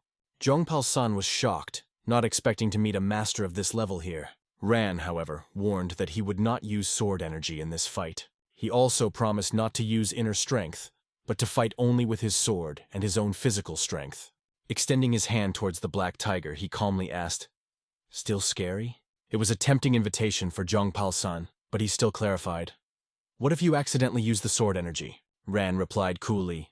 "In that case, I'll be considered a loser." It seemed to Black Tiger that this was his chance to win and prove his superiority. He agreed to the terms, thinking that without limitations in his skills he could win, because he had a series of bloody battles behind him. He immediately exposed the blade of his sword, and without hesitation, threw the scabbard into the crowd. Grasping the hilt with both hands, he proudly announced, "I, John Pal-san, will take this lesson today." His opponent, Ran, calmly called his name and offered to start a duel. Ran held his sword out in front of him, and John Pal-san lunged at him, ready to attack. Meanwhile, while the small and medium factions fought for a chance to enter the competition, the large factions and their families quietly awaited the finals. As a result, 14 factions were selected for the competition, after which the Murim Union officially announced the opening of the World Martial Arts Tournament. The ambassador, representative of Shaolin and chairman of the tournament, was extremely happy to welcome the Murim masters to this event. In the crowd, the girl who was watching everything understood who exactly became the representative and personally organized the entire Pima. As befits a Shaolin monk, his character was strict, causing many to try to avoid his demands and strictness. Meanwhile, the sister apologized to her brother for being late. Her brother reassured her, noting that nothing important had yet begun. She was impatiently waiting for the whole world to know the name of their Murang family. The younger sister wished her brother success, adding confidence with her words. Her wishes have already given him strength and determination. Danchu Murang, the head of the family, sat in the stands watching everything that was happening in front of him. At this moment, his younger sister, a little girl, was looking left and right, trying to understand where Brother Un had gone. She had heard from someone present that Un had not yet returned from the North Sea. The girl admitted that she was so busy with preparatory battles that she did not even have time to find out the news about her brother. Dan Chu then suggested that he find out and see if he had already returned. At this time, the ambassador spoke about the rules of the tournament, warning that violations, especially those related to injuring opponents, would result in immediate disqualification, and the offending faction would be held accountable. For the head of the Murang family, it seemed difficult. How to understand exactly where the line of rules is. In addition, such a severe punishment seemed too subjective. The ambassador continued by addressing the heroes of the Murim Union, stressing that the tournament was created for them. The winner will receive honor, wealth, and his faction will receive a significant advantage in status. And on behalf of the 18 great factions of the Murim Union, the ambassador solemnly declared the World Martial Arts Tournament open. A loud shout rang out from the stands, and the crowd rose from their seats to welcome the start of the competition. Next to the girl sat a young man who looked very thoughtful. His serious demeanor immediately caught her attention, and she asked if he was all right. It seems to me that it was not necessary to emphasize so much on the 18 major factions, he answered quietly, clearly worried about something. The girl understood that the boy must have already suffered a lot from living under constant pressure, and explained to him that a new era for the Murim Union was now beginning. The guy agreed, but he was worried about something else. Doesn't this start of new competitions mean the birth of another mess? The girl remained silent, and it seemed to the boy that she simply did not hear his words. At the same time, Hyun sat at the table and discussed important matters with the secretaries. The World Martial Arts Tournament was gaining momentum. The final matches between the 10 chosen warriors from each faction made the audience nervous. With the appearance of talented fighters from noble families, there were no more empty seats left in the arena. In the center of the arena stood Tanmuk Ki of the Tanmuk clan. He was opposed by Yong Ho from Hwasun, and even before the fight he suggested that the opponent finish the match as soon as possible. However, it was obvious to Ki that it was unlikely to be done so easily and quickly. Kai, smiling, began to move his sword carefully, keeping his opponent at a distance. Although Yan Ho spent a lot of time in the pleasures of life, he was nicknamed the Sword of the Flower of Happiness for a reason. He earned this reputation for his skill, and Ki was well aware of this as he readied his sword for battle. Tanmuk Ki decided to probe his opponent first by creating a plan of action. But the first strike of Yong Ho's sword, known as the Happiness Flower Sword, was deflected surprisingly easily. Tension immediately appeared in the eyes of both fighters. The reason for this was that Yong Ho's sword seemed to stick to Ki's sword, creating an unusual situation in the arena. This seemed strange and alarmed Kai, because such an effect could mean something more than a simple duel. Yong Ho's easy movement as he deflected the sword looked so natural that it seemed like a perfect continuation of the fight. Kai had no choice but to retreat, realizing that breaking through Yong Ho's defenses would be impossible. After parrying another sword strike, Kai jumped back, trying to keep his distance. Meanwhile, Yong Ho seemed to be blooming in battle, his movements resembling the blooming of a real flower. Tanmuk Ki immediately noticed this plum blossom. It was hard not to notice it, because it was felt not only with the eyes, but also with all the senses. Yong Ho radiated incredible power and energy that filled the arena with every punch he made. Another swing of the sword, and Kai flew into the air as if from the impact of a wave. He had no chance left. He fell to the ground, hitting his back. Yong Ho remembered his promise to end the fight quickly, and this time he kept his word. He finished the match with as much ease as he promised earlier. Yong Ho even winked at the girls watching the fight. They blushed, impressed by his style and charisma. The ambassador approached him, solemnly raising his hand in celebration of victory. Seeing this gesture, the girls began to admire Yong Ho even more, shouting and applauding. Song Won-gyu, the head of the shaman faction, carefully assessed the skill of the plum blossom sword from Hwasun. Chief Hwasun calls Yong Ho their little talent, noting that he is a promising warrior, the pride of their clan. They also spoke positively about the opponent Yong Ho, noting that he was quite a skilled fighter. Additionally, his clan advanced after defeating one of the 18 major factions. This defeat was not believed to have a significant impact on his reputation or standing. In addition, the Tangmuk families belonging to the 5 generations of Xinghing only emphasize their importance. If they can breathe new life into the Murim Union, it will benefit everyone. The girl listened to these conversations and wondered if they all really thought like that. In any case, she understood that everyone was pursuing their own interests and trying to use the situation to increase their influence. But she wasn't going to let them do that. Her gaze settled on Yong Ho's opponent, and she noted that he seemed pleased even for a loser. She thought he could give 100% in this fight. Meanwhile, Yahello was enjoying the acclaim of the crowd who hailed him as a true hero. But the girl who was next to him could barely contain her irritation, and it was difficult for her to watch this scene. At that moment, Cheon-jin from the Shaman faction entered the arena. His majestic appearance made an impression even on the girl, although she saw him every day. It made her wonder what the formalities were, if they were all so familiar. "This is an official competition," he answered calmly, but the girl was ironic. She took her hand to her heart and said, "Your harsh words hurt the tender hearts of women." She continued to joke, because there was no point in hiding one's true face from someone who saw it every day. At that moment, he realized that he did not understand women at all, but even this obvious play made his heart beat faster. Getting into a fighting stance, he declared that it was an honor for him to fight her, Snowflower. However, she smiled and called him too modest for a master from the Shaman faction. Drawing her sword, she accepted his challenge, ready to show her skill. Her sword was extremely flexible, and it was said that countless opponents fell with just one blow. The sword was not only deadly, but extremely beautiful, and in her hands it looked like a work of art. But one should be careful. Beautiful things are often the most dangerous. Perhaps a poisonous snake was hiding behind the image of Snowflower. Like many girls, she asked the boy, if he calls himself noble, to give her the first blow. Whether she really wanted to start first or just warned him, she immediately jumped up and charged into battle. He twirled his sword in his hand, preparing to attack. Her ribbon-like sword wrapped around his blade, giving the impression of continuous motion. Spectators could not even have time to follow the quick blows of both fighters. Everyone wondered, what is hiding behind this gentle and fragile girl? Her opponent felt the softness and grace of her movements, but did not even have time to attack in return. At the same time, she noticed that his movements were heavy, as befits a shaman, and even she could not move him from his place. At that moment, she decided to make a sharp jump up. She used this maneuver to gain distance and jump back a few steps. "Your shaman's sword is truly legendary," she admitted. He thanked for the praise and remarked, "But why hasn't the Tang clan's sword received its proper glory yet?" Her face lit up with a smile from his compliment. However, she admitted that this was not her full strength yet, as the Tang clan's true talent lay in something else, and she was ready to demonstrate it.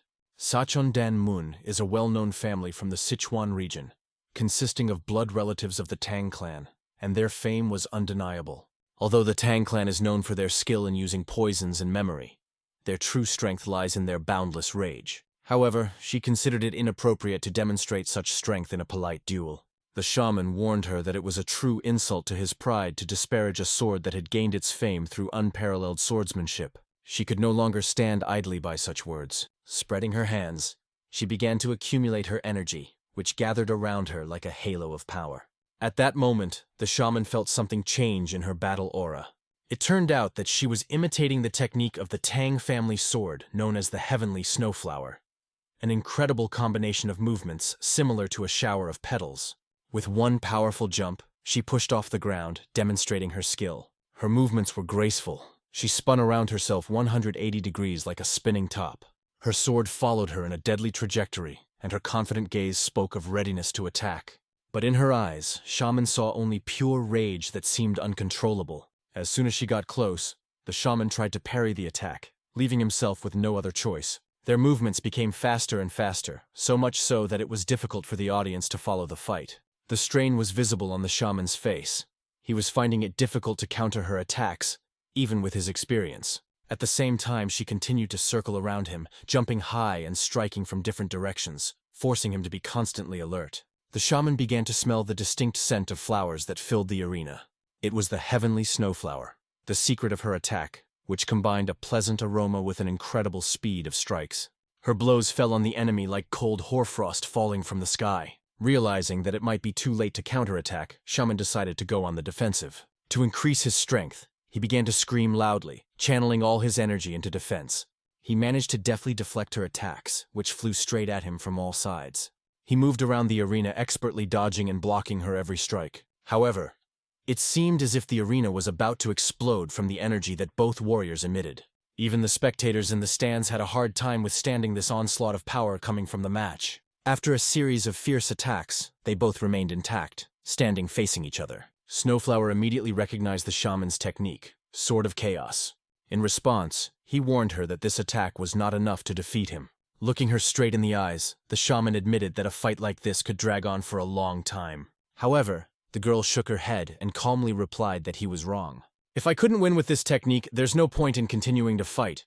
It's enough for me that you showed your chaos sword technique, she said. Her words, which she had just said, remained completely incomprehensible to him. Her next move was just as inexplicable. She put her hands to her sides and calmly declared that she had lost. After that, she turned to the judge and asked if he would announce the winner.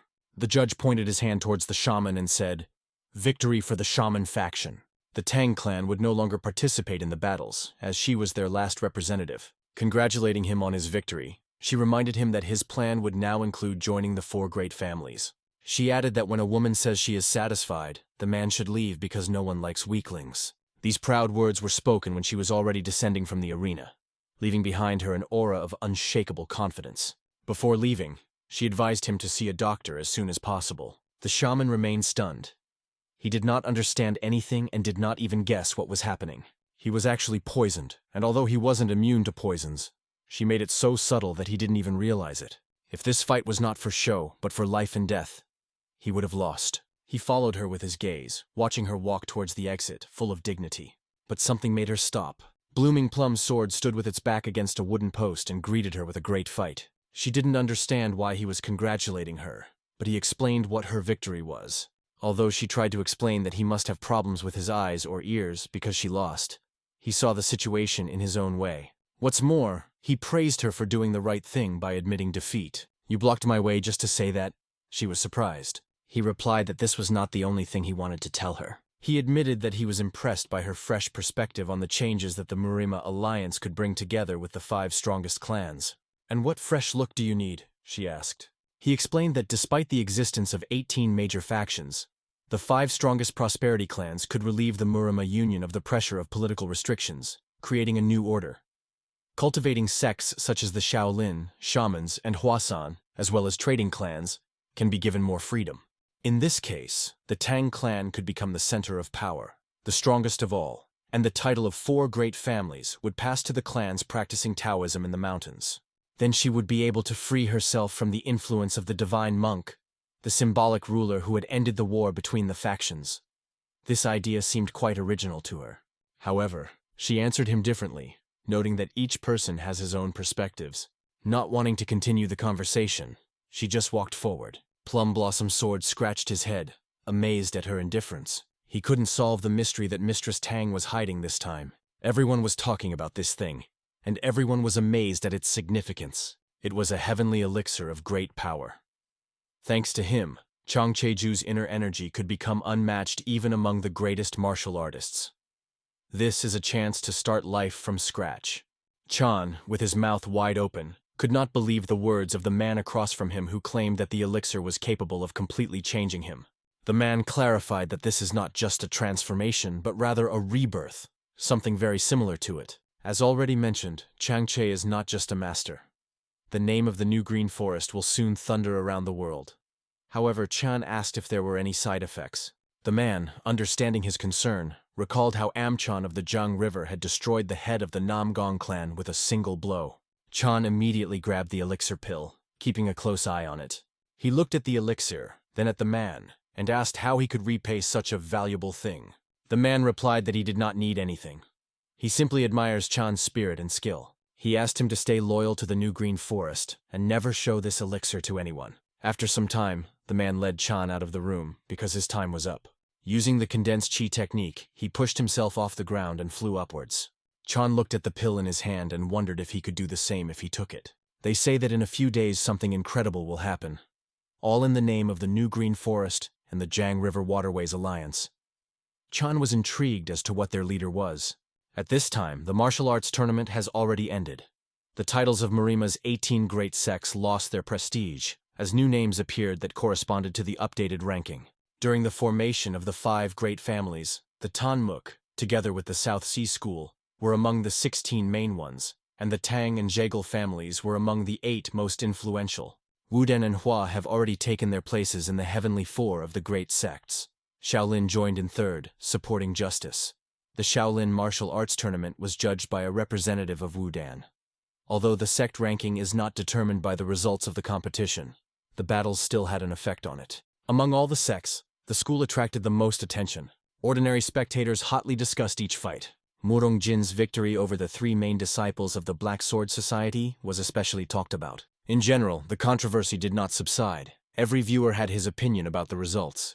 This created an atmosphere of tension and discussion among all present. At this time, the son of the Murang chief sat, holding his hand deep in thought. His sister, noticing this, asked if he was all right. He replied that everything was fine, but admitted that he was a little nervous. She understood him, because his opponent was the Gonsan family. However, that was not the point.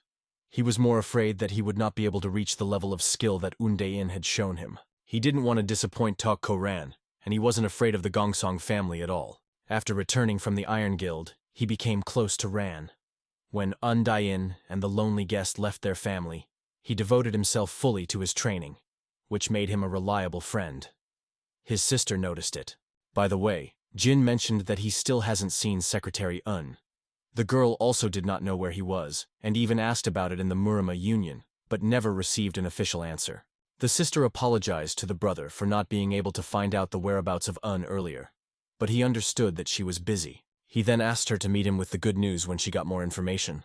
The younger sister also tried to cheer him up, giving him confidence. He patted little son on the head and thanked her for her support. Meanwhile, everything was prepared. A tray with testimonies was placed directly on the table. Finally, all three secretaries finished their work. The friends thanked Hyun for his help, but his face was already blue from working with the documents. The weary secretary raised his head and asked Un how he was feeling, as the main martial arts competition was coming to an end. Un replied that everything is fine, because this is not the last tournament.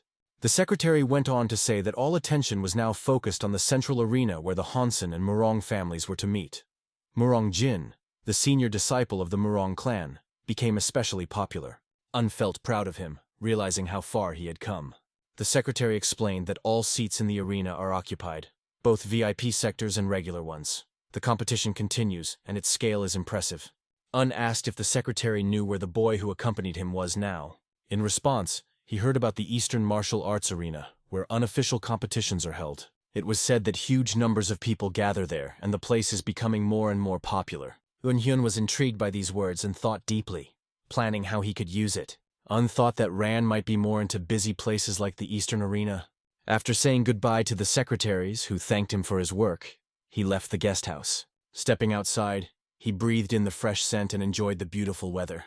Maybe it was because he had spent a few days at the guest house, but today the sky seemed particularly bright. Meanwhile, in the arena, the senior disciple of the Gongsong clan, Chan, swung his sword skillfully. His opponent was Murang Jing. In battle, their swords made a resounding sound of metal clashing. After another blow, both fighters jumped back, keeping their distance. Chan couldn't understand how his opponent was able to block the ascension technique. He wondered if a member of the Murang clan could wield sword energy. However, he decided that it was just luck, and relied on his ascension technique, which earned admiration even from the head of his clan. Chan kept thinking that he had the elders behind him, so he simply couldn't lose to the Murang clan. Full of confidence, he lunged at Jin, preparing for another attack. Their swords collided again, creating sparks that flew in all directions. The fight continued as intensely as a few minutes ago, as if time had stopped in this fierce duel. The elders watching the battle were amazed. They noticed that the Murang family's sword was unique. They noted that this young man's sword contained a worthy stream of power that was independent of technique or inner energy. Such a level of mastery cannot be achieved in a few hours. This is a rarity even among today's youth. The elders acknowledged that the Murang family had a bright future. The young representative who was sitting next to the elders was also watching this flow of power carefully. He noted that Gonsan's martial arts demonstrate incredibly precise and smooth movements. But gradually the situation in the arena began to change in favor of Jin. Even during the battle, they found time to exchange words. Their remarks indicated mutual respect. They recognized each other as worthy rivals. They called each other's attacks worthy, especially when they flew away from each other. Suddenly, Jin's opponent began to prepare a more serious attack. He added sharpness to his actions with the words, "It's time to finish." Everyone immediately recognized his pose. It was the highest technique of the Gonsan family. Does he really want to end it all in one fell swoop? However, Jin unexpectedly adopted a rack that he had not used before. His sister, seeing this, opened her eyes wide. She recognized the technique. It was Quan Chong's legendary sword, An incredible tension flared up between them, which seemed capable of sweeping the entire continent. So strong was their energy. To the audience, Jin and Chan looked like lunatics, completely oblivious to the consequences of their actions. Their match looked like a loud cry of the soul, full of passion and uncompromising. But the judge ordered them to stop the fight. At the same moment, he noticed their speed. They rushed at each other with incredible determination. It was clear that they would not stop on their own, and immediate action was needed. The judge jumped between them, separating their swords. There was a deafening impact that made everyone present hold their breath. What was that? Why did Master Ho stop the fight? Such questions echoed among the audience after the end of their clash. Chan straightened his shoulder, clearly feeling tired. At that time, Jin remained completely calm, as if this battle required no effort from him. Monk, the main organizer of the tournament, made an important statement. He officially disqualified the students of the Gonsun and Murang families. It was an unexpected and very harsh decision that shocked everyone present. The monk explained that this decision was made by the council of the 18 strongest factions of the Murim Union, and there could be no exceptions. Having regained his calm look, he once again emphasized the disqualification and reminded that this is the final decision. There were shouts of indignation from the stands that this decision was absurd. What the hell? Thought the Sword of the Blooming Plum, watching everything that was happening. He understood that this tournament was organized by the Righteous Path sects to increase their prestige and limit the influence of the Chengjiang Alliance. Plum Blossom Sword began to wonder about the ulterior motives of all these events. He understood that by stopping this fight, the monk only emphasized his strength and determination not to back down from the decision. Meanwhile, another important conversation was taking place in the office of Li Home, Home's sales group. The man was explaining to the girl standing in front of him about the damage that would take at least 5 years to repair. She couldn't understand how this happened, because they were guarded by the Gonsun family warriors, just like her. She asked what exactly happened. The man replied that the 3 major trading houses had secretly made a deal with a large organization. But the Munchung trading house had not fulfilled its part of the deal on time, and had been punished for it. You can say that they tried to saddle the tiger, and it bit them, the man added, explaining the situation. The girl could only guess whether it was the power of the Dark Heaven Battle Emperor. Her guesses surprised the man, but she substantiated her opinion. She pointed out that only the Dark Heaven Martial Emperor or the Overlord of the Underworld could stand up to the Gonsun family. Someone who can demand something that even the big 3 trading houses couldn't deliver on time must have incredible power, she concluded. Leaning down and placing her hands on the table, she asked, "If you decide to tell me about it, then I guess we have a chance to saddle that tiger, don't we?" The man could not disagree with the girl because the 3 big trading houses had initially united to oppose this force. After the house of Munchung fell, they promised to give up their share in exchange for participating in this deal. The man handed the letter to the girl, and she realized that now they were also invited to take part in it. In addition, this agreement related to rare medicinal herbs and drugs, and its volumes exceeded all annual needs several times. The man once again emphasized that these goods are extremely expensive, and even a small amount of them can greatly affect the volume of trade. The girl, however, was pleased that although they have several of these drugs, they are not available in the required quantities. This is left over from a recent purchase made possible by a previous delivery. She suggested that if she took all the stock, she might be able to fulfill the order. She also said that she had recently started working with a trade group in the north, and it was very helpful. She drew attention to the fact that the prices of expensive medicinal herbs began to fluctuate on the market. The man warned her that the remaining 2 trading groups were actively buying herbs, so she shouldn't expect to find them by accident. He added that although this would cause a significant increase in prices, in the end, they would be able to set their own prices, and their goods would be paid for in gold. His words made the girl laugh, and she remarked that the 3 big trading houses were taking such risks for a reason. It was important for her to know if the Gonsun family would stay away, and everything would be okay. The man reminded her of what happened to Nam Gung's family and said that it gave an idea of what might happen to Gongxiong. The girl understood very well that with their power and wealth, they could change the whole world, including trade and martial arts. The man once again asked if she was ready to ride this tiger. To this, the girl answered confidently, "Of course." He knew perfectly well that this was the answer he would hear from her. The girl, with a confident expression on her face, repeated straight into his eyes, "I will definitely saddle this tiger with my own hands." Near the home of the Murang family, in the territory of the Ulin Union, new events were unfolding. The girl was upset that the tournament was suspended due to Master Ho's decision. The discussion of this issue continued for the second day, and it seemed that he was not going to back down. At that moment, she met a man on her way. It was Gongsong Chan who greeted her, calling her the head of the Murang family's outer clan, Murang. "What brings you here?" she asked him. Chan replied that he wanted to finish his match with Jin. He explained that due to the situation in the trade group that was connected to their home, they would be returning home soon. Due to this, it will not be possible to complete the battle within the tournament. The master gave him permission with great difficulty, and Chan asked the girl, if Jin had the same intentions, to convey to him the words, "Meet me tomorrow after lunch in the East Arena." After saying this, Chan said nothing more and left. The girl thought about his words. Tomorrow after lunch. Everyone was discussing their disqualification. A random matchup outside the tournament can only create new problems. But if Jin wants it, there's no point in stopping his brother. She was also interested in what happened to the trading house, which made them decide to return home. The next day, a huge crowd gathered in the Eastern Arena. Secretary Eun could not understand why there were so many people here, because yesterday there were much less. Ran, standing behind him, explained that it seemed everyone had come for him. "Who knows," he added. "Maybe they came not only because of me, but also to see the undefeated swordsman of 3 duels. Ran is so nicknamed because he fights 3 times a day, and always wins without even using his internal energy." At one point, when they looked at the stage, the audience held their breath. A fighter holding a giant sword appeared in the arena. Un immediately asked Ran what he thought. Ran answered without hesitation that he was ready to go to battle. "A good idea," praised the university. Ran was climbing the stairs, and the crowd was already chanting, "Unbeaten in 3 fights! Unbeaten in 3 fights!" Even Un, standing behind him, joined in the shouts, watching him with admiration. He appraised Ran, sending him a confident look. Ran's rear view was truly impressive, one that commanded respect.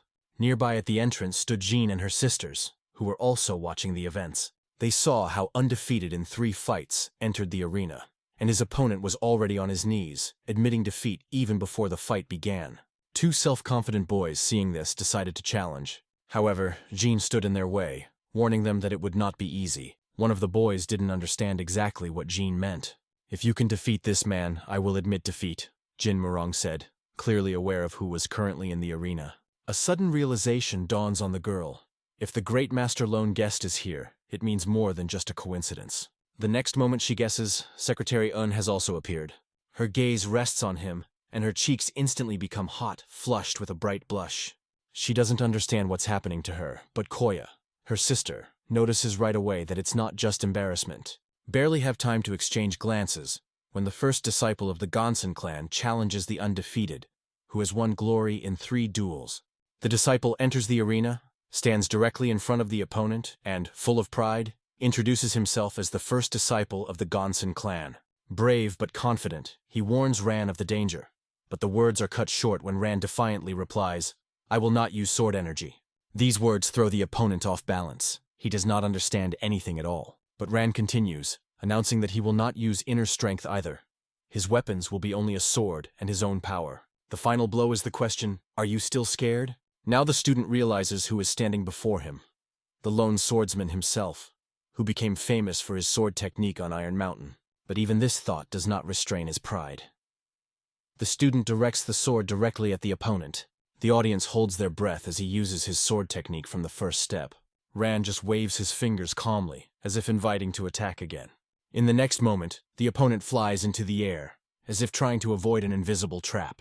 The opponent suddenly appeared right in front of Ran, defiantly shouting that his pride would turn against him in hell. However, Ran calmly repelled the attack without even making an effort. His movement was so smooth that the sword slid along the opponent's blade, leaving him stunned.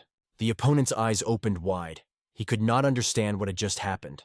The next moment he was whirled in the air, as if he had lost control of his own body. He realized that if he hadn't sought the sword path with his inner strength, his arms would have already been broken. It's time to ask yourself the question, how is this possible? Taran asked a question himself as he looked at him. How was an ordinary iron sword able to stop an energy-covered blade? Is it some kind of magic? The answer was relentless. It's just that your sword isn't strong enough. But even Ran himself admitted, he is still far from true perfection. He remembered the sword Master Un had shown him in the North Sea, the one that made no sound. Chan then asked Ran to stop intimidating him by showing such strength. The audience understood one thing. If Chan was able to reveal such a sword technique, it meant that he had already reached the first stage of mastery. But they also knew he was still far from the sword technique of the Lord of the Five Heavens. although this was far from his only strength. Chan, however, didn't give up and started swearing again, declaring that he would tear Ran's charm to pieces.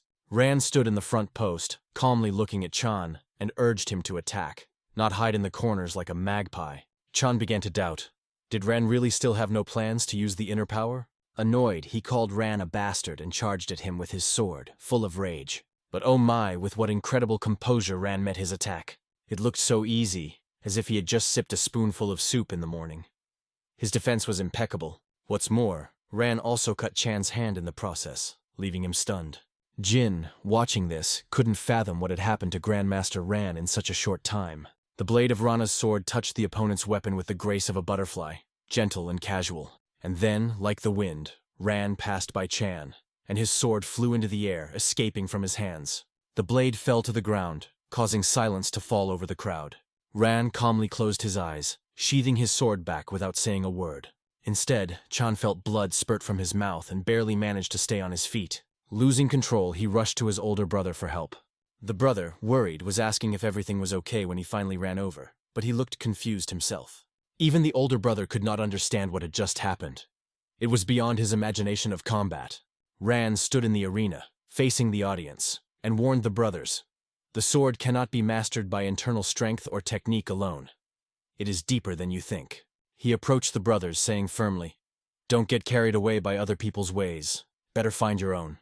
Otherwise," Ran continued, "you will never be able to surpass me." The fight impressed the crowd.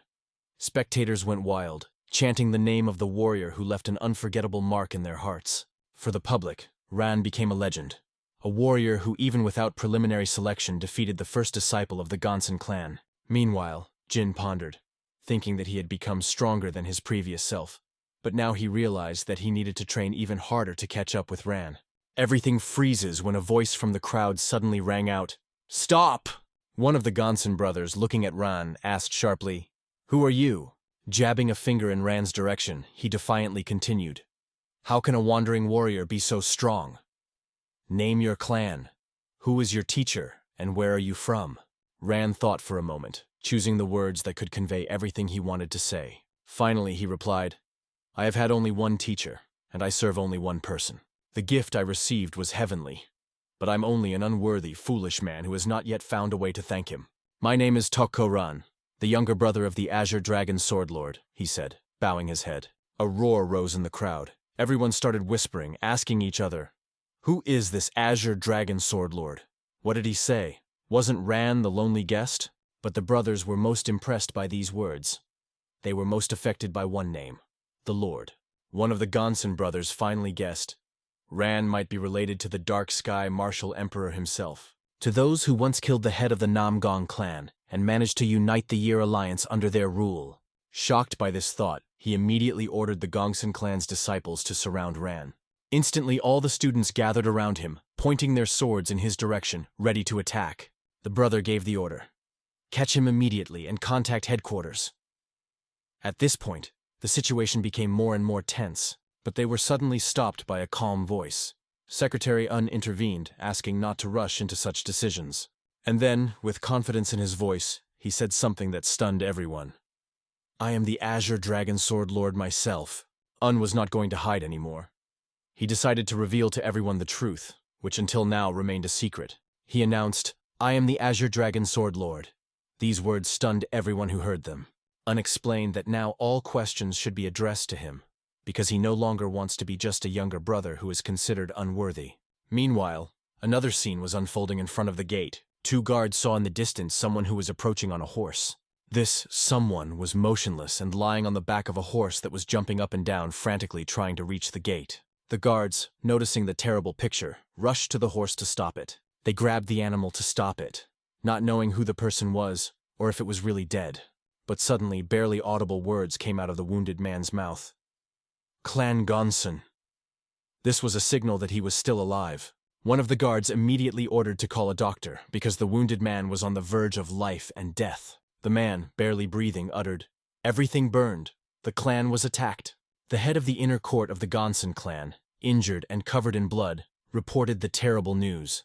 The residents of one of the great families, which is part of the 18 strongest factions of the Murim Union, had been completely destroyed. Upon hearing this, the head of the Gonsan clan, Wool, along with his disciples immediately left for home. The Murim Union called an emergency meeting where the leaders of all 18 major factions gathered. After discussion, the Union recognized this as a serious crime and decreed that the culprits should be destroyed immediately. But, despite all efforts, the criminals could not be found. At this time, Secretary Un was approaching the building where he had been invited. Buguan walked ahead, ready to carry out any errand. He opened the door and they both stepped inside. It was an assembly hall, in the center of which stood a simple chair, symbolizing the place for a key guest. Standing at the door, Guan politely asked permission to leave, having done his duty, but the monk invited him to stay and take his place. Un immediately noticed that 2 seats were empty. These were the seats of the heads of the Namgun and Ganseong families. The Shaolin abbot thanked Un for his presence, and gave his name as Taeho, the head of Shaolin. It was strange for Un because he had not seen this person before in Shaolin, but now he met him here. The secretary also gave his name, thereby officially introducing himself. Taeho explained the reason for the meeting. We need to clear up some misunderstandings.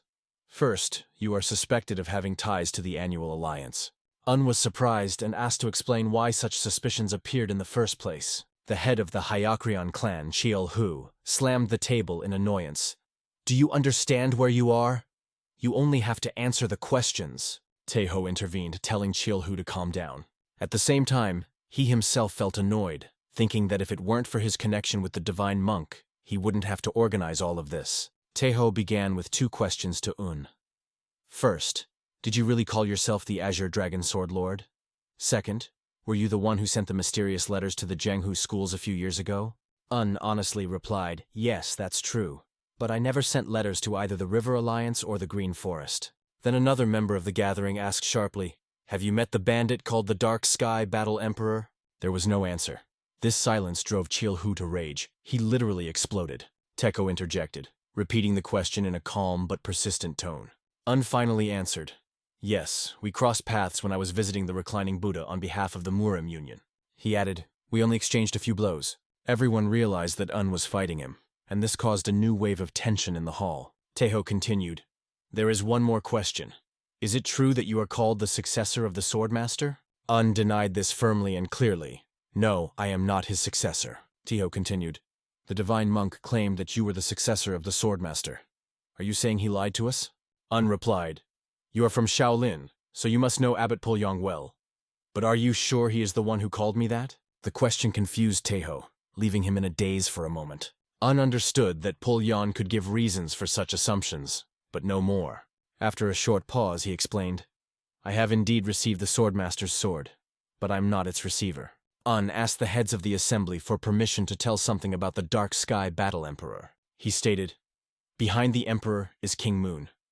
He not only controls the River Alliance and the Green Forest, but probably has influence over government structures and trade networks. Taeho was puzzled. Why would King Moon have such a large-scale operation? Un had a hunch, but decided it wasn't appropriate to share them at this gathering. He added, I'm more interested in why I have to explain contradictions that aren't here. Swordmaster?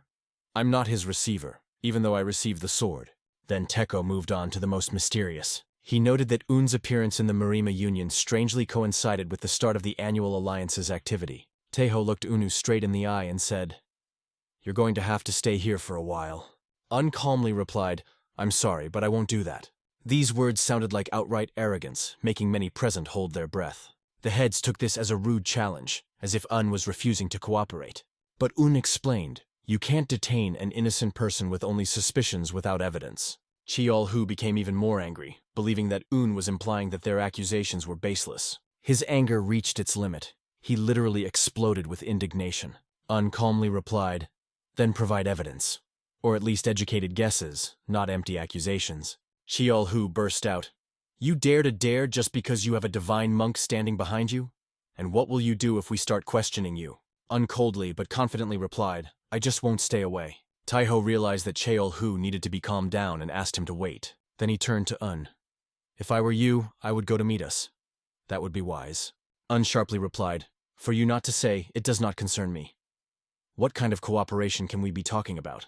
After these direct words, Taeho warned, we may not have a choice. But this only made Un smile, which further puzzled those present. His smile suddenly changed to a serious look.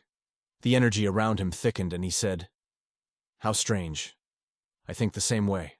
Un's energy spread throughout the building, filling it with an incredible force that pressed down on everyone present. It was such a powerful wave that the walls seemed to shake, but suddenly everything was interrupted when a clear message sounded from the door. "A man from Gonsen has arrived." The door opened with a loud bang, and a man entered the hall, holding the door with both hands. It was the divine monk Pul Yon, who wanted to know what was going on here. Taiho immediately stood up and bowed, showing deep respect for teacher Pul Yon. The monk entered silently, his calm presence instantly silencing everyone. Taiho asked cautiously what the matter was, trying to understand his motives for coming. Pul Yon replied, "I have come to fetch my friend. I have a business to do with him. And I will ask you, how could you afford to steal him?" The word comrade struck Taiho, leaving him confused. How could Pul Yeon call someone who studied under the same master as him a friend? Taiho asked in surprise, "Don't you know who his teacher is?" Taiho couldn't believe it. Secretary Un was trained by the previous abbot of the Shaolin Temple. Un realized that the situation had become even more complicated and tried to justify himself by explaining his position. Taiho insisted on knowing why Un studied under such a great master. Un explained, "I was engaged in spiritual training." Taiho froze in shock, not believing his ears after what he heard. Un continued, "I obtained a remedy called a legendary medicine." All the heads present in the hall opened their eyes wide as they continued to listen with interest. But Un explained, "It's not real medicine but a common mixture of different herbs." He also mentioned that he received a note with it. It said that together with this the understanding of life is transferred and that you should not trust other people's words. Swallowing, Taiho said, "Oh my god." But Un suggested that it was just a humorous prank by the reclining Buddha. Pul Yun then explained, "The value of things is not only measured by what is visible on the surface." He emphasized, "This note is more valuable than any legendary medicine. You should not treat the works of the reclining Buddha with such disdain." Then Pul turned to Taiho. "If I claim him as mine, then Secretary Un is also part of our community." Chul Hu tried to intervene, saying that this was about something else entirely. But Pul Yong put him in his place harshly. "How can you address the disciple of the Shaolin head himself like that?" Pul emphasized that you should not trust the words of suspicious people.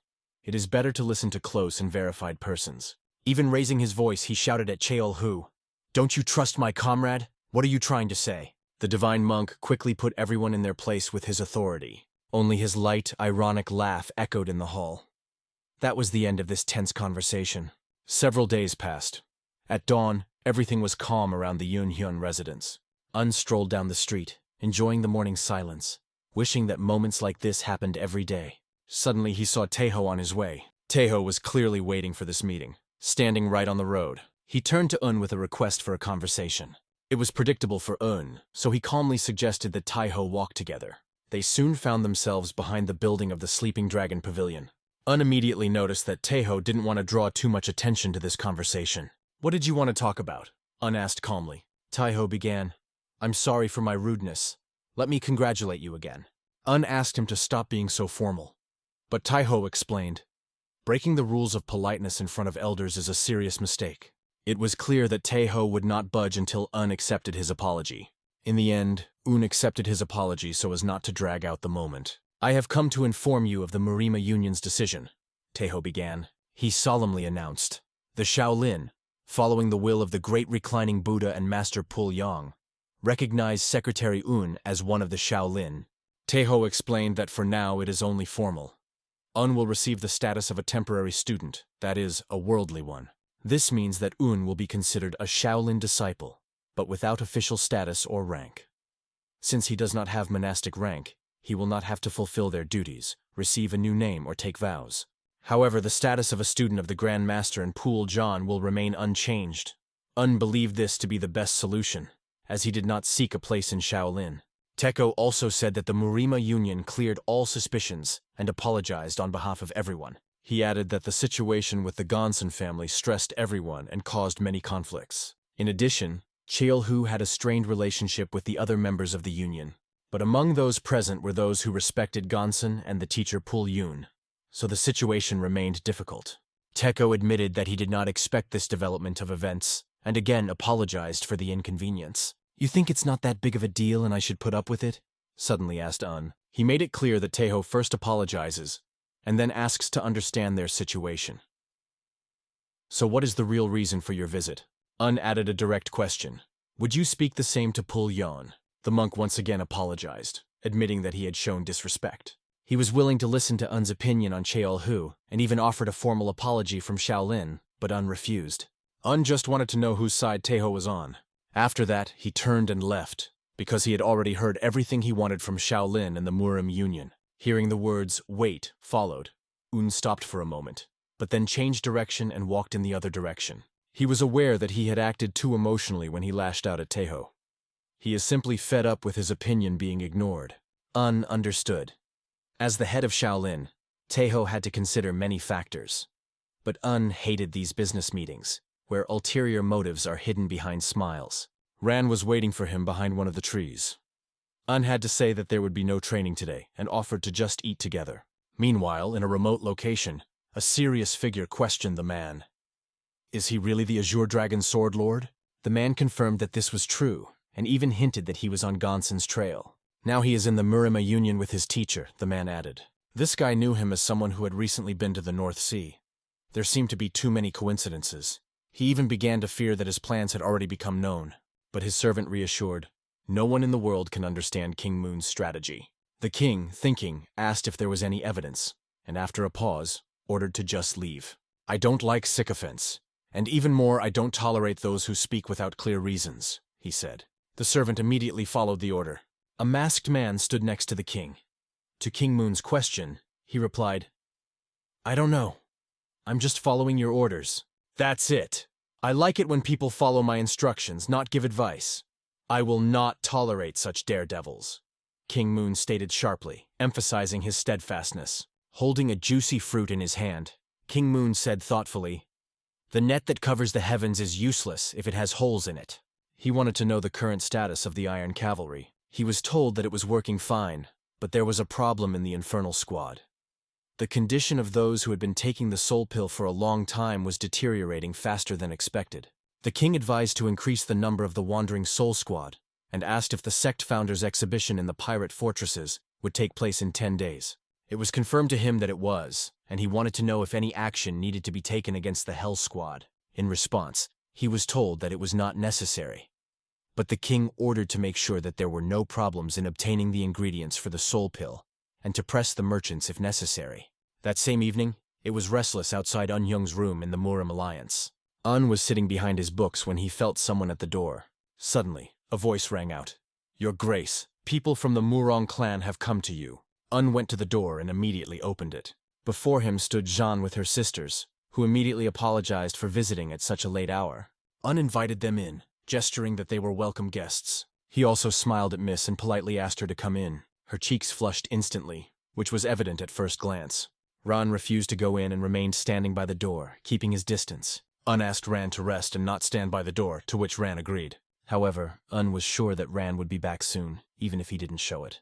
After inviting the guests into the room, Un asked them to sit down, although the room was quite modest. Suddenly the girl fell to her knees in front of him, which stunned everyone present. Un didn't understand what was happening until he heard her say, Lord of the Azure Sword Dragon, our benefactor who saved our clan. She added that this was only a small part of the gratitude, and their clan head would personally express his gratitude soon.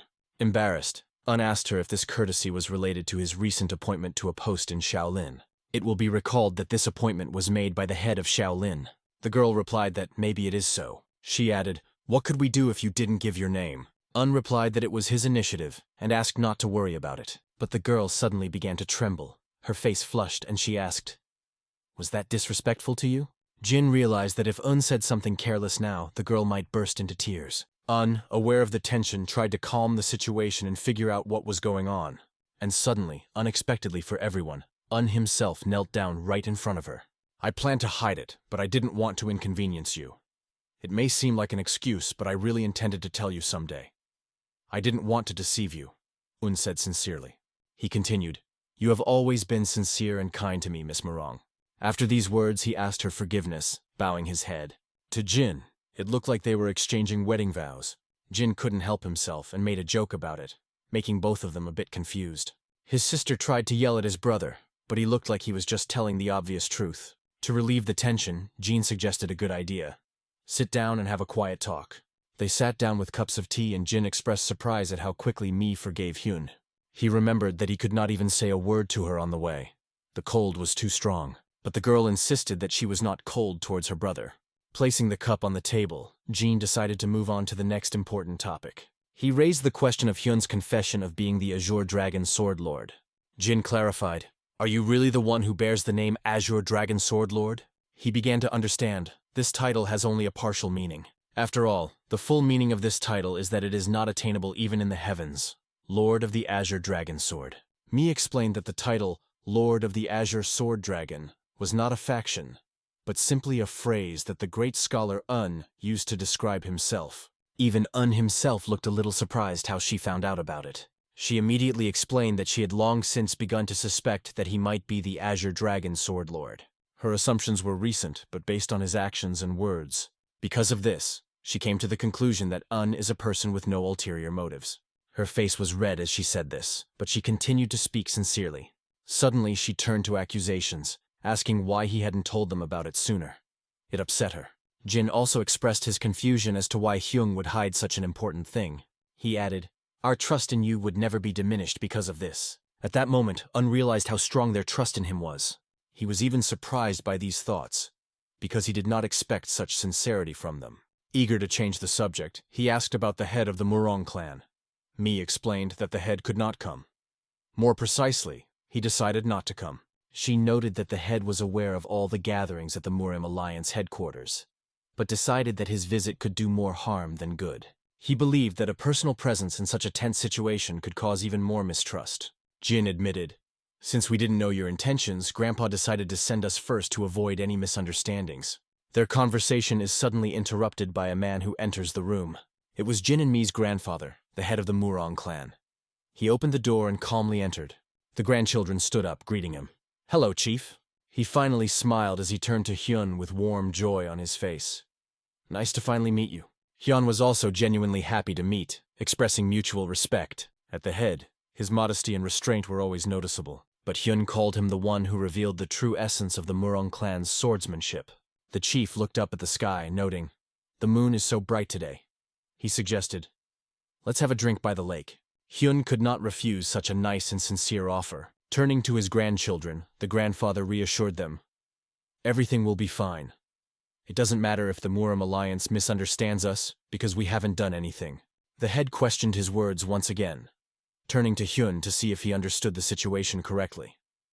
Hyun only confirmed his point. Having reached a mutual understanding between everyone, they decided to go outside. Jin realized that in the end, Grandpa couldn't resist the offer to spend time together. He turned to his sister, inviting her to join as well. But Mi just sighed, thinking that men could avoid many misunderstandings if they were a little more reserved sometimes. At her brother's invitation, she replied that she would go to Sana, their younger sister. She explained, "If she's sad, it's your fault." The genie agreed, and told her to come to the 3 ponds, showing the moon. Mai closed the door behind her with a calm face, leaving her brother in thought. She thought that Sana would be happy, because earlier the little girl was crying that she wanted to play late at night. Raising her head, Mi looked at the sky. And indeed, as she was told, the moon was particularly bright that night, illuminating everything around. Chaos reigned in Jiangxi province, the territory of the Gongsong clan. The 2 men walked through the destroyed and burned houses, hardly believing that anyone could have survived after that. Only the thought that only the head of the inner hall remained among the living made them shudder. One of the men asked if all the bodies had been found. He was told that the cause of death is currently under investigation. That man was Gonson Wool, the head of the Gonson clan, who was furious. He understood that the number of forces capable of burning down their clan's places could be counted on the fingers of one hand. Once the attackers' methods are revealed, it will become easier to find them. Suddenly, Volya was informed that there was something else important. An initial investigation revealed that most of the deaths were caused by internal injuries. In severe cases, many victims were completely missing the upper part of the neck. According to the testimony of the head of the inner hall, the attackers were cavalrymen in black armor, armed with spears. He also suggested that a person with great inner strength, who used an explosive spin technique, could be behind the attack. Vol understood one thing. The attack was clearly planned and disciplined. This ruled out the participation of the Dark Sky Battle Emperor, or the Infernal Squad, as there was no point in them disguising themselves as a cavalry unit. But it was difficult to understand who they were. Others suggested that they might have been bandits. All the circumstances pointed to the fact that the culprits were criminals from the Green Forest. However, this was only a rumor that required detailed investigation. Vol also wanted to know about the state of department leaders. He received all the information he needed, including that the envoys of the Manjun Trading Company were waiting for him. This mention reminded Vola of another tragedy. The company had also suffered from the attack, and the eldest son of its chairman, who was the son-in-law of the Hansen clan, had died. Looking around, Vol thought to himself, if this is part of someone's plan, their enemies are already rejoicing in their success. The Gonsun clan has lost half of its military power and wealth. After the death of the head of the Namgong clan, he went into self-isolation. This was partly because they did not want to act until they had recovered their strength, but also because the death of their leader was so catastrophic that it undermined their status. Vol understood this perfectly. However, he believed in the difference between their clans. Gonsun's warriors were unscathed, and it wouldn't take long for them to regain their lost respect. The only problem was that their influence within the Murim Alliance had weakened considerably. It seems that there will be no other choice but to accept the offer from the Tang clan. After that, Vol ordered his subordinate to monitor the situation. Meanwhile, the Murim Alliance library was quiet. One of the men was sitting there, almost falling asleep from his reading.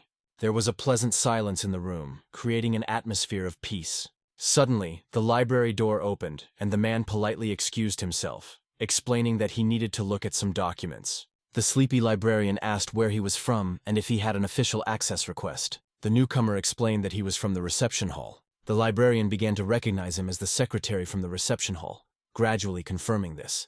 Eventually, everyone realized that it was Hyun standing in front of them, and happily greeted him with a smile. He was allowed access to the records at any time, out of respect. Unasked about the regular reports, to which he was told they were on the third shelf to the right and easy to find. The librarian even offered to help, but politely declined. The sleepy librarian warned his partner that the regular reports from the branches were classified. The partner explained that this man was a disciple of the divine monk, and that changed the matter. The sleepy librarian still didn't understand why such a person was working as a secretary. Meanwhile, began going through the records, looking for the right documents, rummaging through the shelves with his hand. He reached up to the top shelf, trying to retrieve the old reports. In that era, many problems accumulated. The activities of the Pirate Union, the Infernal Squad, the Dark Sky Battle Emperor, the constant competition of the Murim Alliance, and the discontent of the warring factions who had not heard anything about the 5 new families. But among all these problems, the question of how to deal with the tragedy of the Gonsun clan remained the biggest. Reverend Jin Ho firmly stated that the Gongsong clan's request to inspect their activities could not be accepted. Wool, the head of the Gonsun clan, insisted that they be given data on all the activities of the military units for the past 3 months. Jin Ho noted that Gongsun claimed that the attackers were wearing black armor and armed with spears, which he considered unfounded. Mukhyol Yeop added that no other force could crush the territory of the Gongsong clan to such an extent. However, the monk objected. Shaolin couldn't carry out this attack. Besides, we don't even have cavalry that uses spears. Tang Sol interjected, noting that the Yang clan, which had ties to Shaolin, had a long tradition of spear handling. This put the monk in a dead end. He found it hard to believe that anyone would suspect Shaolin. However, Sol emphasized that none of those present can be completely freed from suspicion. She reminded of the Nam clan, which was destroyed by the Infernal Squad, the power of which was not even suspected. She remembered the terrible day when the tragedy happened. Jinhuo asked, "Is there any guarantee that this kind of power no longer exists?" The girl confirmed, "This is exactly to the point." She added that while it was unlikely, it was even less likely that someone present was secretly assembling cavalry units. At this moment, it seemed that she herself did not know how to respond to her own words. One attendee added, "I understand the feelings of the Gonsun clan, but their assumptions must be crossing the line." Wall reminded that the lands of the Gonsun clan had been burned, and the blood of countless disciples had been wasted. He added firmly, "I will never back down until this bloody debt is paid." At this point, the monk could only turn to the Buddha, hoping for enlightenment. He understood that the cold stares he met were the result of the karma accumulated by Shaolin in his dealings with the Murim Alliance. Sol, feeling tense, asked everyone to calm down. The Plum Blossom Sword Warrior turned to Sol sarcastically. "It's easy to tell someone who only does what stirs up emotions in others." Salt, however, calmly excused herself, explaining her intentions. She suggested that all the key leaders and figures of the military factions remain in the Murim Alliance while the Tang clan conducted their investigation. Sol explained that this was necessary to avoid any misunderstandings. She added, "We have to prevent a situation where someone can come back and destroy any testimony or evidence." When asked how long it would take, she said, 1 month. At the same time, Sol suggested resuming the Murim Alliance competition, which had been temporarily suspended. Jagal Ryong agreed to consider the Tang clan's proposal and discuss it again later. He proposed to end the discussion for today, but another hand went up. The Plum Blossom Sword Warrior had an additional question. "Can we really trust the investigation of just one clan?" Sol replied, "If you want to join the investigation, we'd love to see you." The warrior happily accepted her offer. Sol got up from the chair, attracting the attention of everyone present. She announced that she had another important proposal.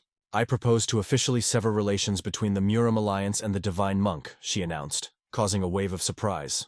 This was an extremely bold and sharp statement on Tang Sol's part. She noted that the Divine Monk had already ceased his governmental activities, and the Murim Alliance actually functioned independently of him. Sol offered to officially settle this issue in order to secure the independence of the alliance. She was sure that everyone present knew the reason for her decision. The bottom line was that it wasn't the alliance giving up on the Divine Monk, but him distancing himself from them. However, this was not clear to many, and they were waiting for an explanation from Sol. She recalled that a Divine Monk disciple had recently appeared, and she also emphasized that earlier this student was known as the Receiver of the Holy Sword. From the very beginning, this situation caused many doubts. Some feared that if the Receiver of the Holy Sword became the Receiver of the Divine Monk, he would automatically become the next leader of the Murim Alliance. One of the people present said that he did not know about this before. Sol explained, "We have no choice but to take this step. To replace a legitimate seat is one thing, but to be left behind empty-handed would be extremely unfair." None of the representatives could deny Tang Sol's words.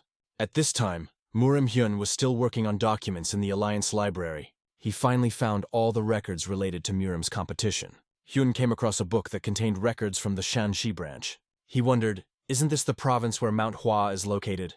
The next book also only contained records of the Hua school's participation in the Murim competition. As expected, entries from Murim Alliance branches were limited. He mused, "The Dark Heaven Martial Emperor who seized control of the river pirates and Green Forest bandits, if he acts consistently, will definitely leave a mark." However, quality documents written with knowledge of the subject were very rare. Hyun concluded that there was nothing he could do now without more information. He considered turning to the Tiger Stone, but only as a last resort. After a while, the monk asked him, "Do you want me to solve this question myself?" He also asked to explain why a boy who lives in isolation from the world suddenly became interested in the affairs of the Murim Alliance. Hyun replied, "I need to know what the first Grand Overseer is planning in order to react accordingly." Pool Yeon didn't understand why Hyun was so concerned about this and remarked, "Even if something happens, you'll still be useless." Hyun called his excitement quite natural in such a situation. It was a convincing argument, even for an old monk. In his eyes, Hyun was a person who behaved naturally, even though he had nothing to gain by doing so. Maybe he doesn't even think about achieving something personally for himself. The conversation between Secretary Un and Pool Yeon was so funny that the old monk even laughed when Un explained everything.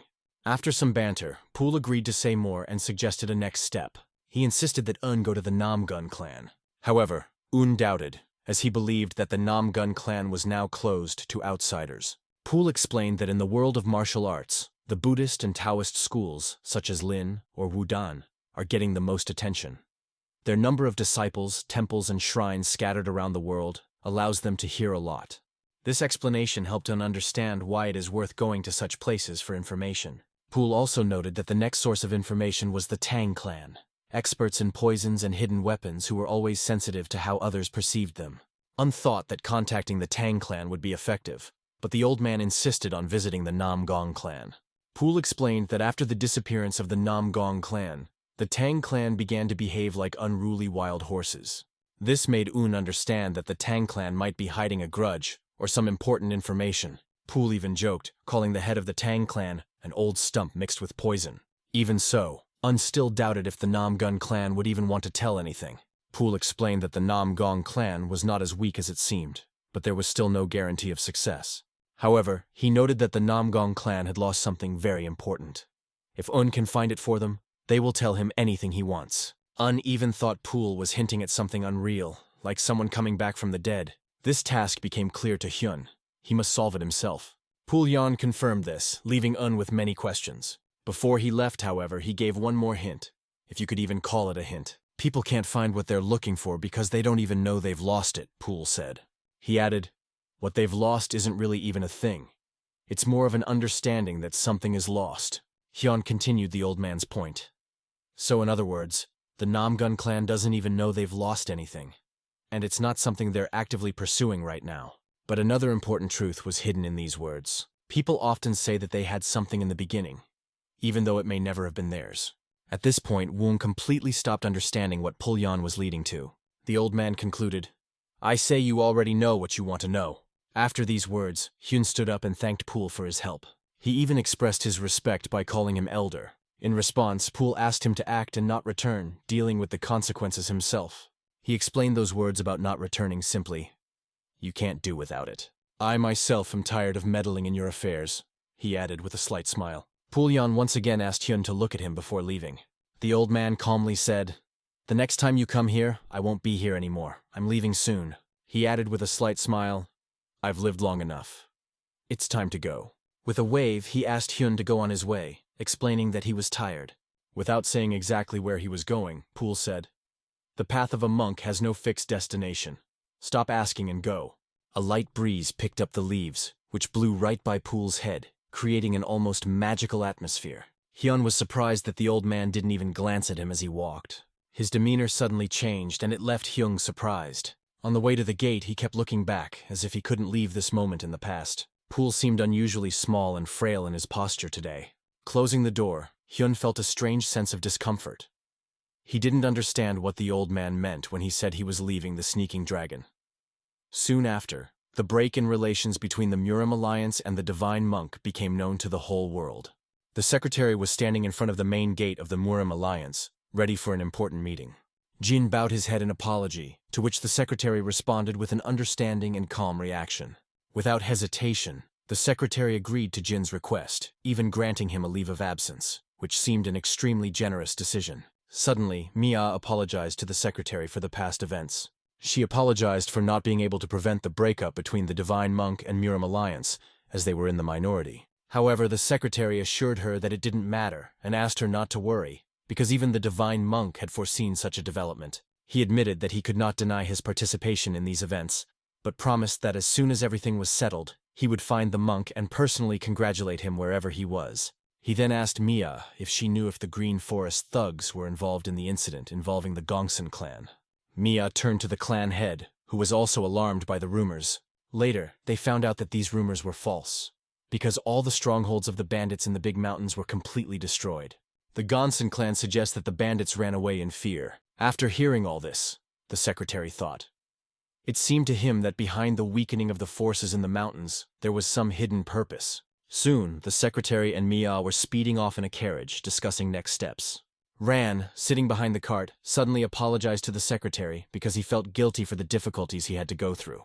However, the secretary asked him not to apologize, accepting the situation as it is. Ran still thought that he had thoughtlessly mentioned the title of secretary in a crowded place, feeling awkward.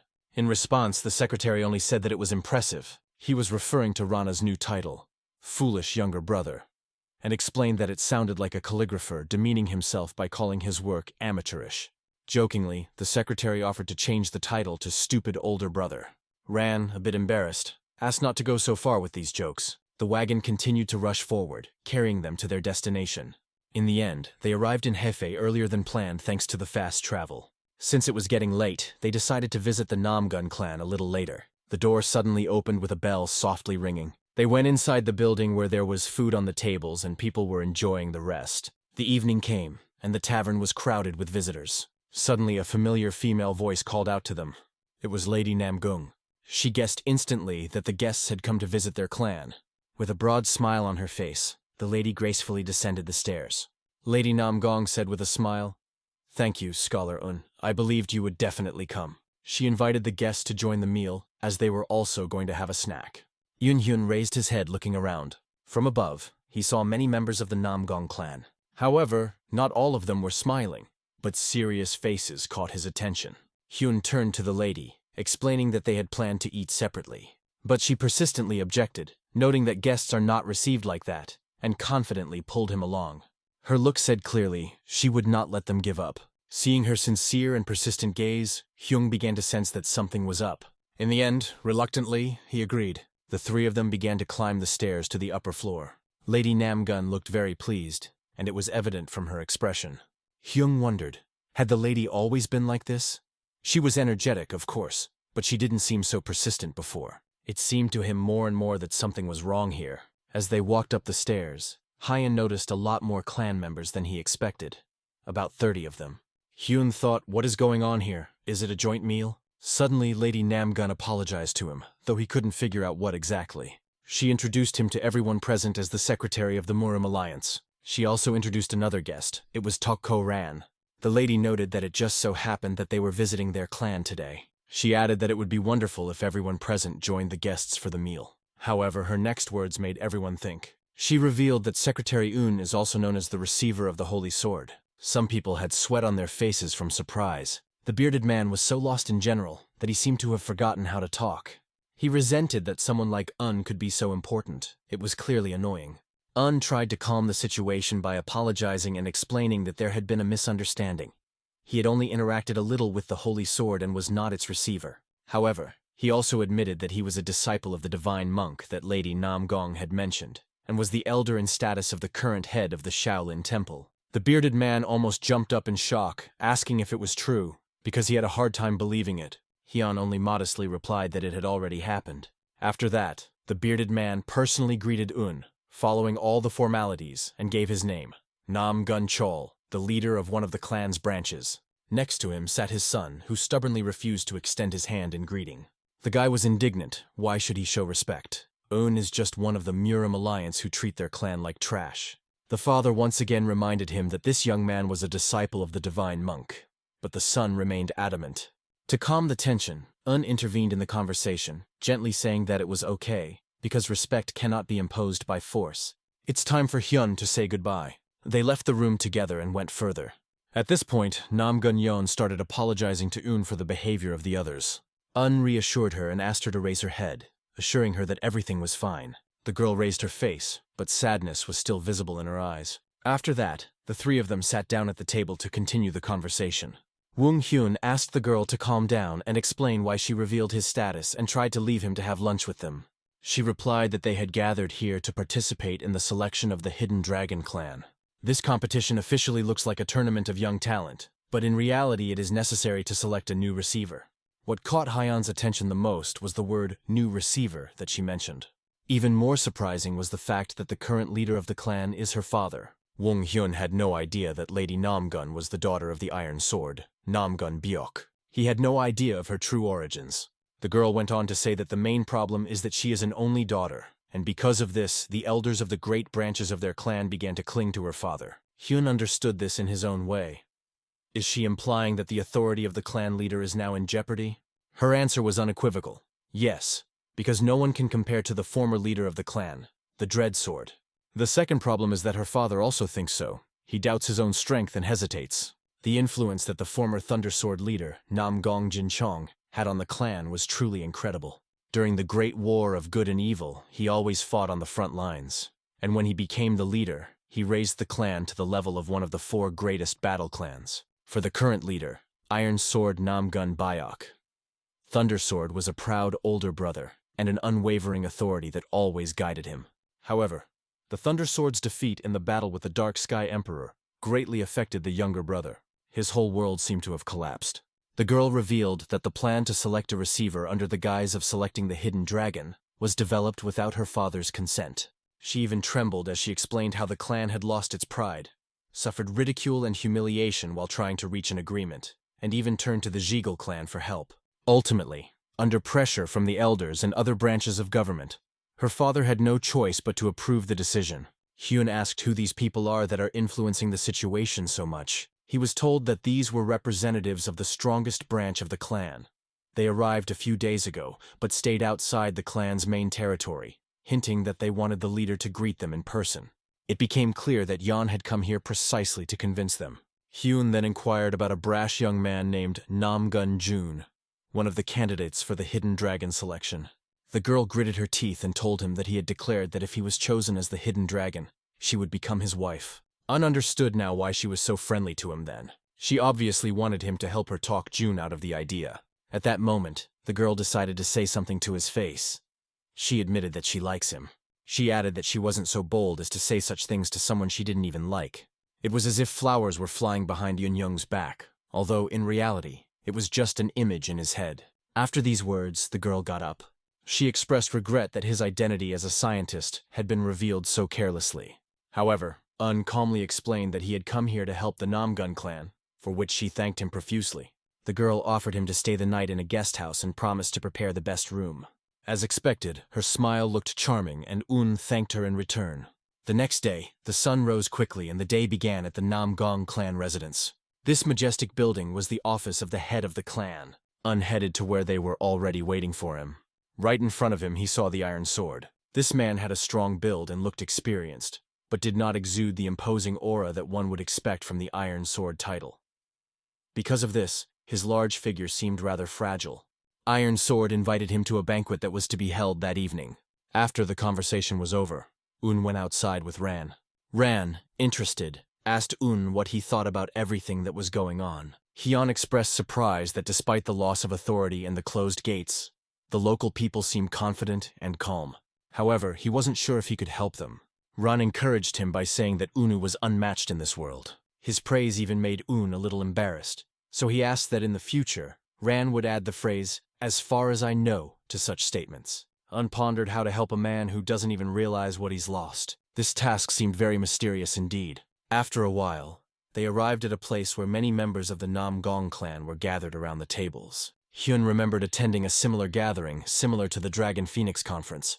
They had passed through the Jagal or North Sea clans, but he had never seen such a dark and gloomy place. That's how he described the room he was in now.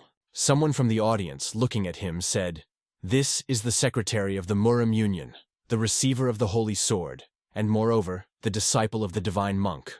It was June looking at him from under his forehead. At this moment, June's father stood up and addressed the clan head, remarking that now was not the time to relax and enjoy the feast, hinting that the start of the Hidden Dragon selection should be announced first.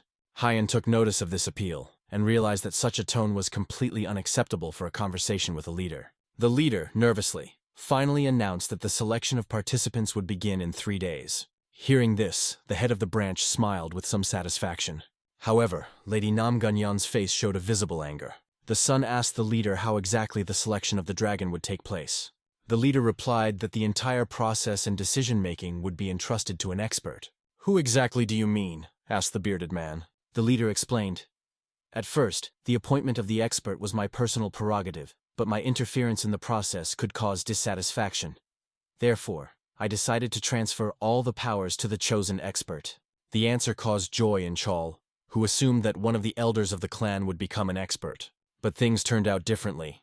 The leader announced that all these duties would be assigned to the examiner present here, His Eminence Un. This decision was unexpected for everyone, even for the leader's daughter. Others also immediately began to express their displeasure, emphasizing that Un is a foreigner. For Chol, this plan seemed like an unheard-of insult. He sarcastically remarked, "Does the selection of the hidden dragon mean nothing to you?"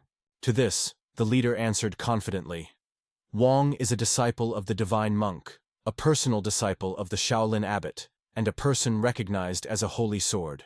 Chol tried to object, saying that the matter only concerned their family, and scolded that such a decision could damage the clan's reputation. Iron Sword began to clench his fist, exerting all his strength. He even said, "What if we accept him?" Chol was shocked to hear this from the leader, not expecting such words at all. After that, he returned to Yoon Hyun and unexpectedly offered him to become a sword brother with Bi-yeon. At that moment, the girl got up.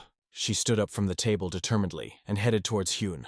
Stopping in front of him, she herself offered him to become her brother-in-law. She dropped to one knee, her body visibly shaking. Un saw all her emotions reflected in her eyes: determination, sadness, and hope. Behind their backs, Chol shouted, calling it all absurd. However, it was at this moment that Hyun agreed and called her his sword sister. Her eyes lit up with happiness and she was filled with joy. Un requested that she call him sword brother from now on. The clan leader emphasized that from now on His Eminence Un is no longer a stranger, and his opinion is important. He directly asked Un if he would accept their offer. Without thinking for a long time, answered that he agreed. However, Chol began to protest, claiming that such a decision could not be made without the approval of the elders. One of the elders assured that this was the right choice. If they could get a divine monk disciple as an ally, it would be a huge gain. He also asked Chol to stop his arguments because they made no sense. At the end, the elder announced that he was leaving the hall himself because of this commotion, but noted that he was glad to see something so interesting for the first time in a long time. He also asked the Iron Sword to act as he saw fit. The day after the banquet at clan leader Nam Gun's office, Iron Sword spoke to Hyun, asking him to use his own discretion and do whatever he saw fit. He also assured that he would not interfere himself. It seemed as if the Iron Sword had already given up and resigned to his role. Asked if he could see the Nam Gun clan's sword technique manual. The purpose of the Hidden Dragon's selection was to find who would lead the clan, and in order to evaluate the candidates, he needed to understand the basics of sword technique. Iron Sword suggested that he was interested in the clan's highest technique, the Boundless Heavenly Sword technique. However, Hyun replied that any material that talked about the clan's swordsmanship would do. The Iron Sword agreed to provide the Heavenly Sword manual. The Heavenly Sword is the first technique that newcomers to the Namgang clan learn. It is simple, but at the same time it is the foundation for mastering the infinite Heavenly Sword technique. Iron Sword's older brother valued this technique the most. Hyun understood that Iron Sword longed for his brother, Thunder Sword. However, he still couldn't seem to get out of his shadow, which looked very sad. After this conversation, they came to the conclusion that this material would be enough. Sometime later, in the guest hall of the Namgun clan, Yeon stood in front of the door and asked her brother to leave. Now they called each other brother and sister, and Yeon brought something important to him. She thanked him for responding to her, as she said, unreasonable request, but added that it was very important to her. Noted that he never entered into family bonds with people he did not like. These words made the girl blush a little, and her cheeks turned pink. Then she remembered that she had to deliver what her father had instructed, and began to fuss to get it. It turned out to be a book that was lying in a chest. On its cover was written, Manual for the Use of the Heavenly Sword.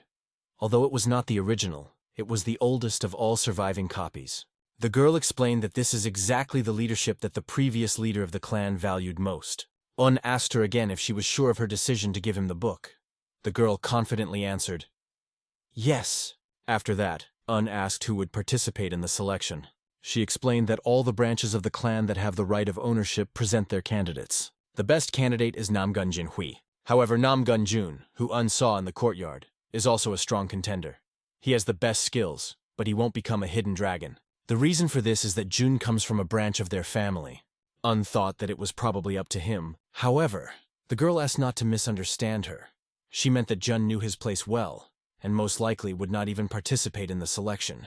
She also said that they were close friends in childhood. You will not participate, named sister? Minus asked She began to explain that she had really thought about it, but as a woman her participation would only create problems for her father. Was not sure if this was a justified decision. He noted that he asked about her plans, but only heard excuses, not a clear answer.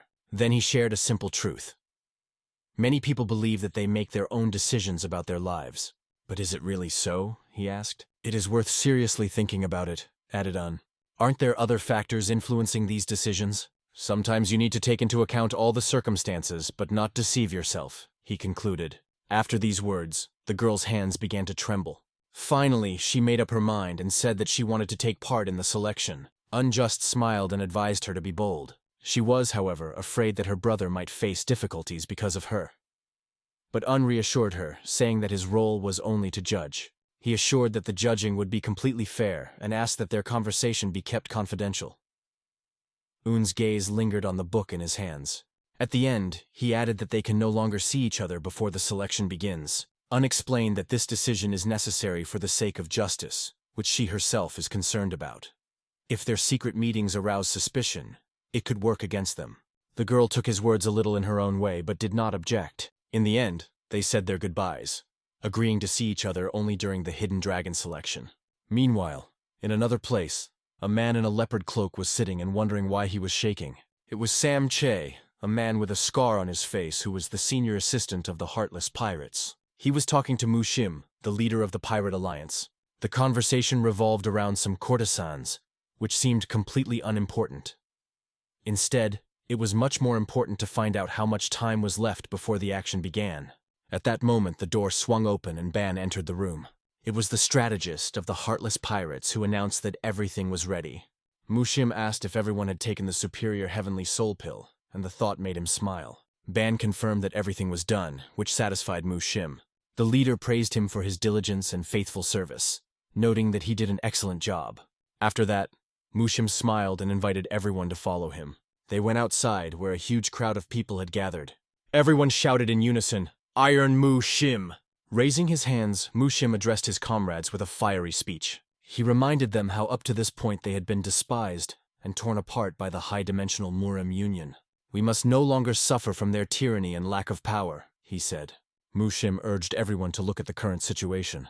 He reminded them of the tragic moment when the Thunder Sword was killed, and also how the Nam Gong clan was isolated, forcing the Iron Sword to its knees. He remembered the river that had become theirs again through their own strength and perseverance. Mushim continued, "Our old allies, the bandits from the Green Forest, are also waking up from their slumber and revealing their power.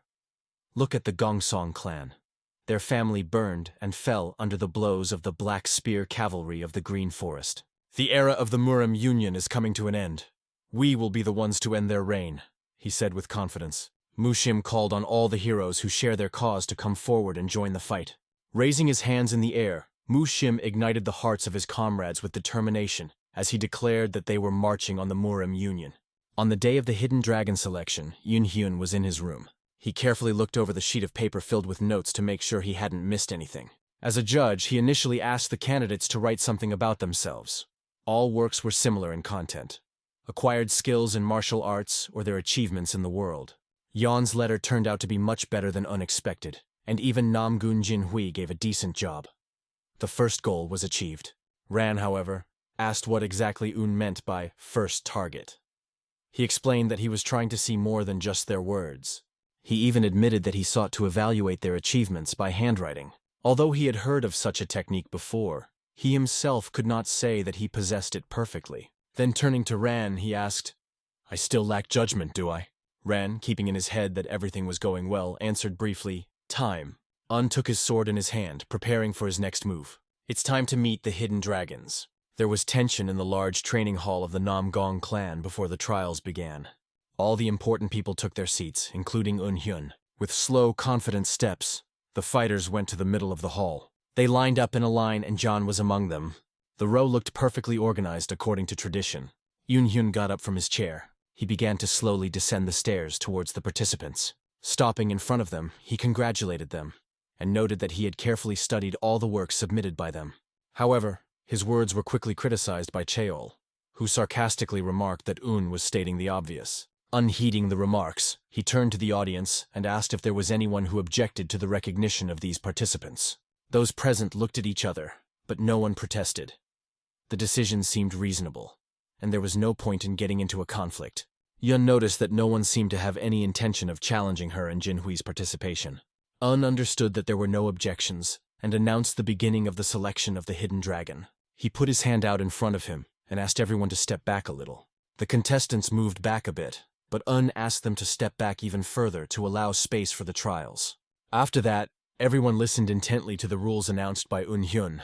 "The one who stays until the end wins," he explained. Everything looked very simple. However, many did not understand what "staying until the end" means. Some thought that a messy brawl was planned, similar to the methods of schools like How. Un immediately clarified that there would be no messy fight and began to draw his sword. He held his sword forward and continued to explain, "This is not a duel. All that is required of you is to hold your ground. You were born and raised in the Nam Gong clan.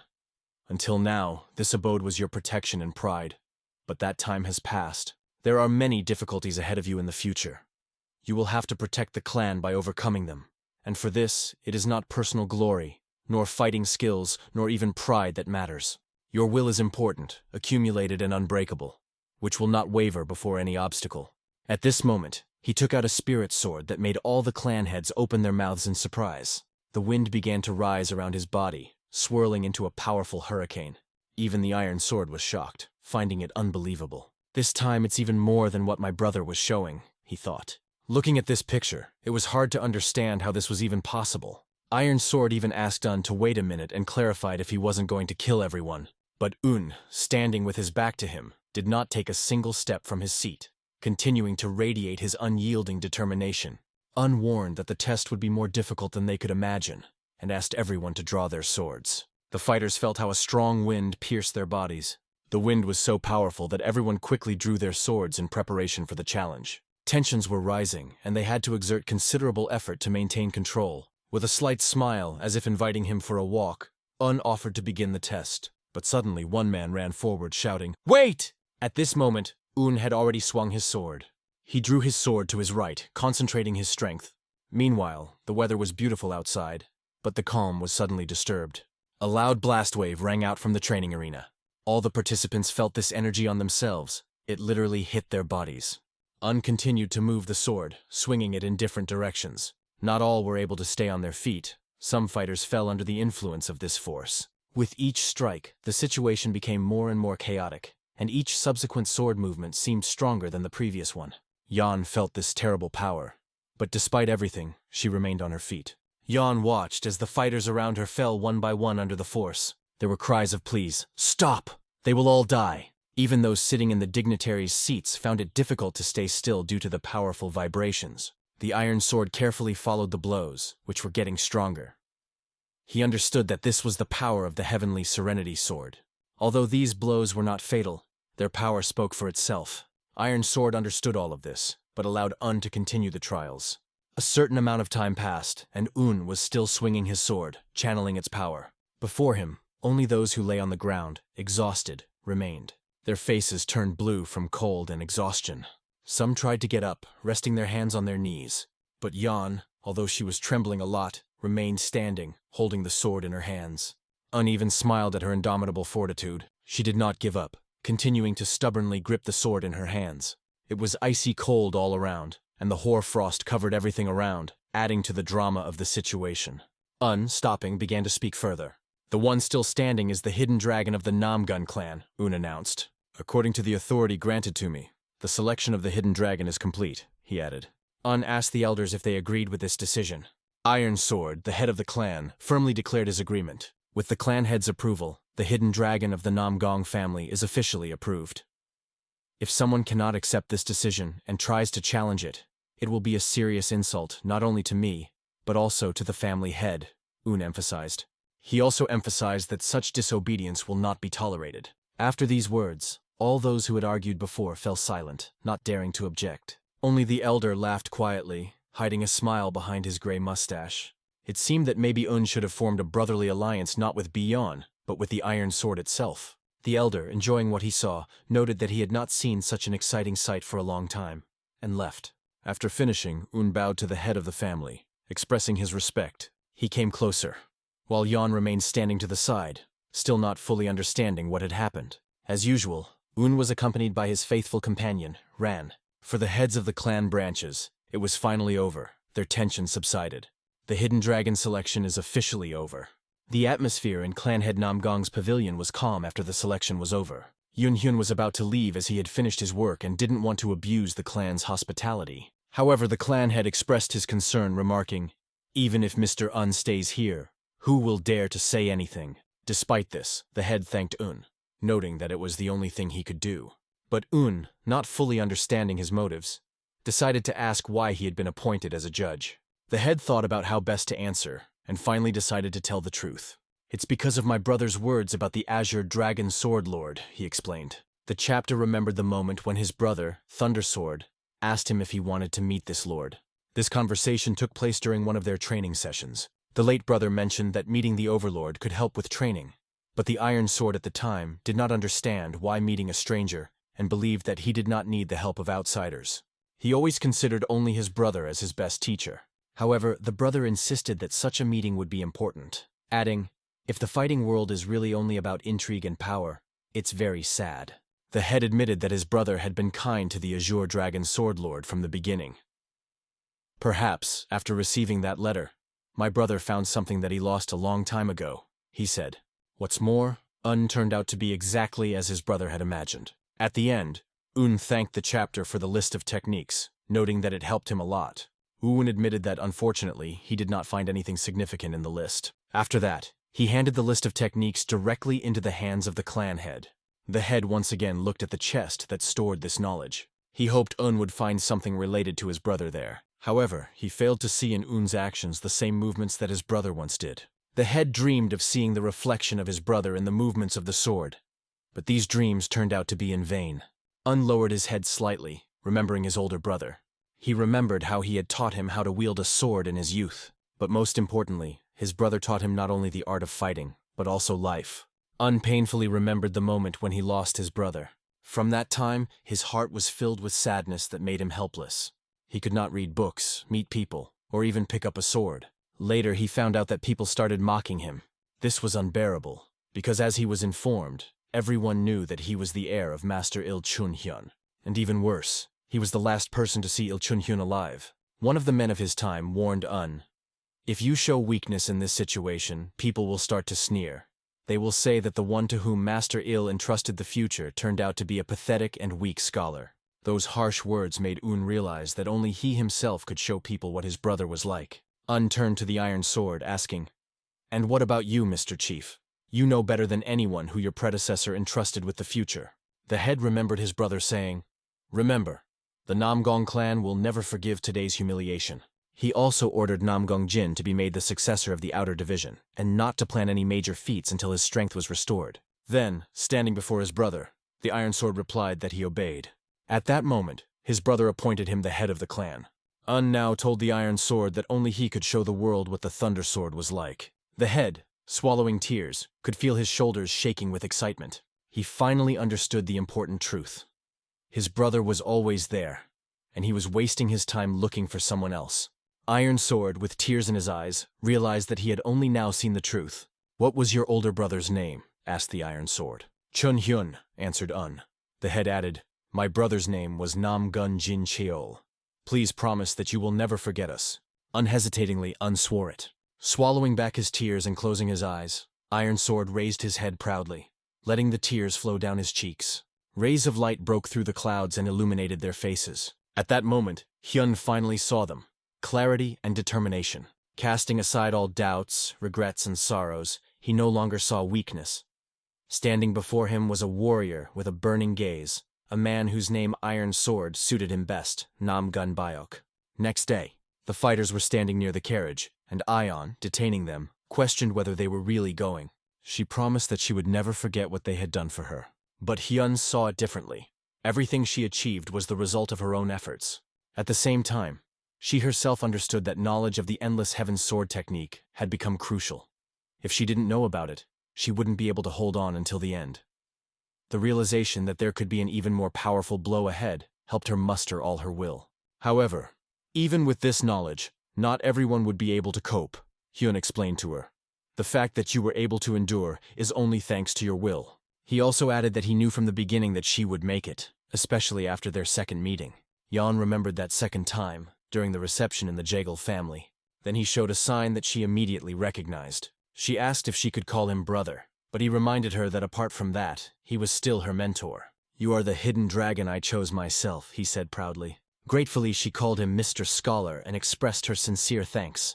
On that note, they bade farewell, and the carriage moved forward, bearing them on their new journey. Finally, everything seemed complete, but Yeon's look became more serious. She realized that it was not really the end, but only the beginning.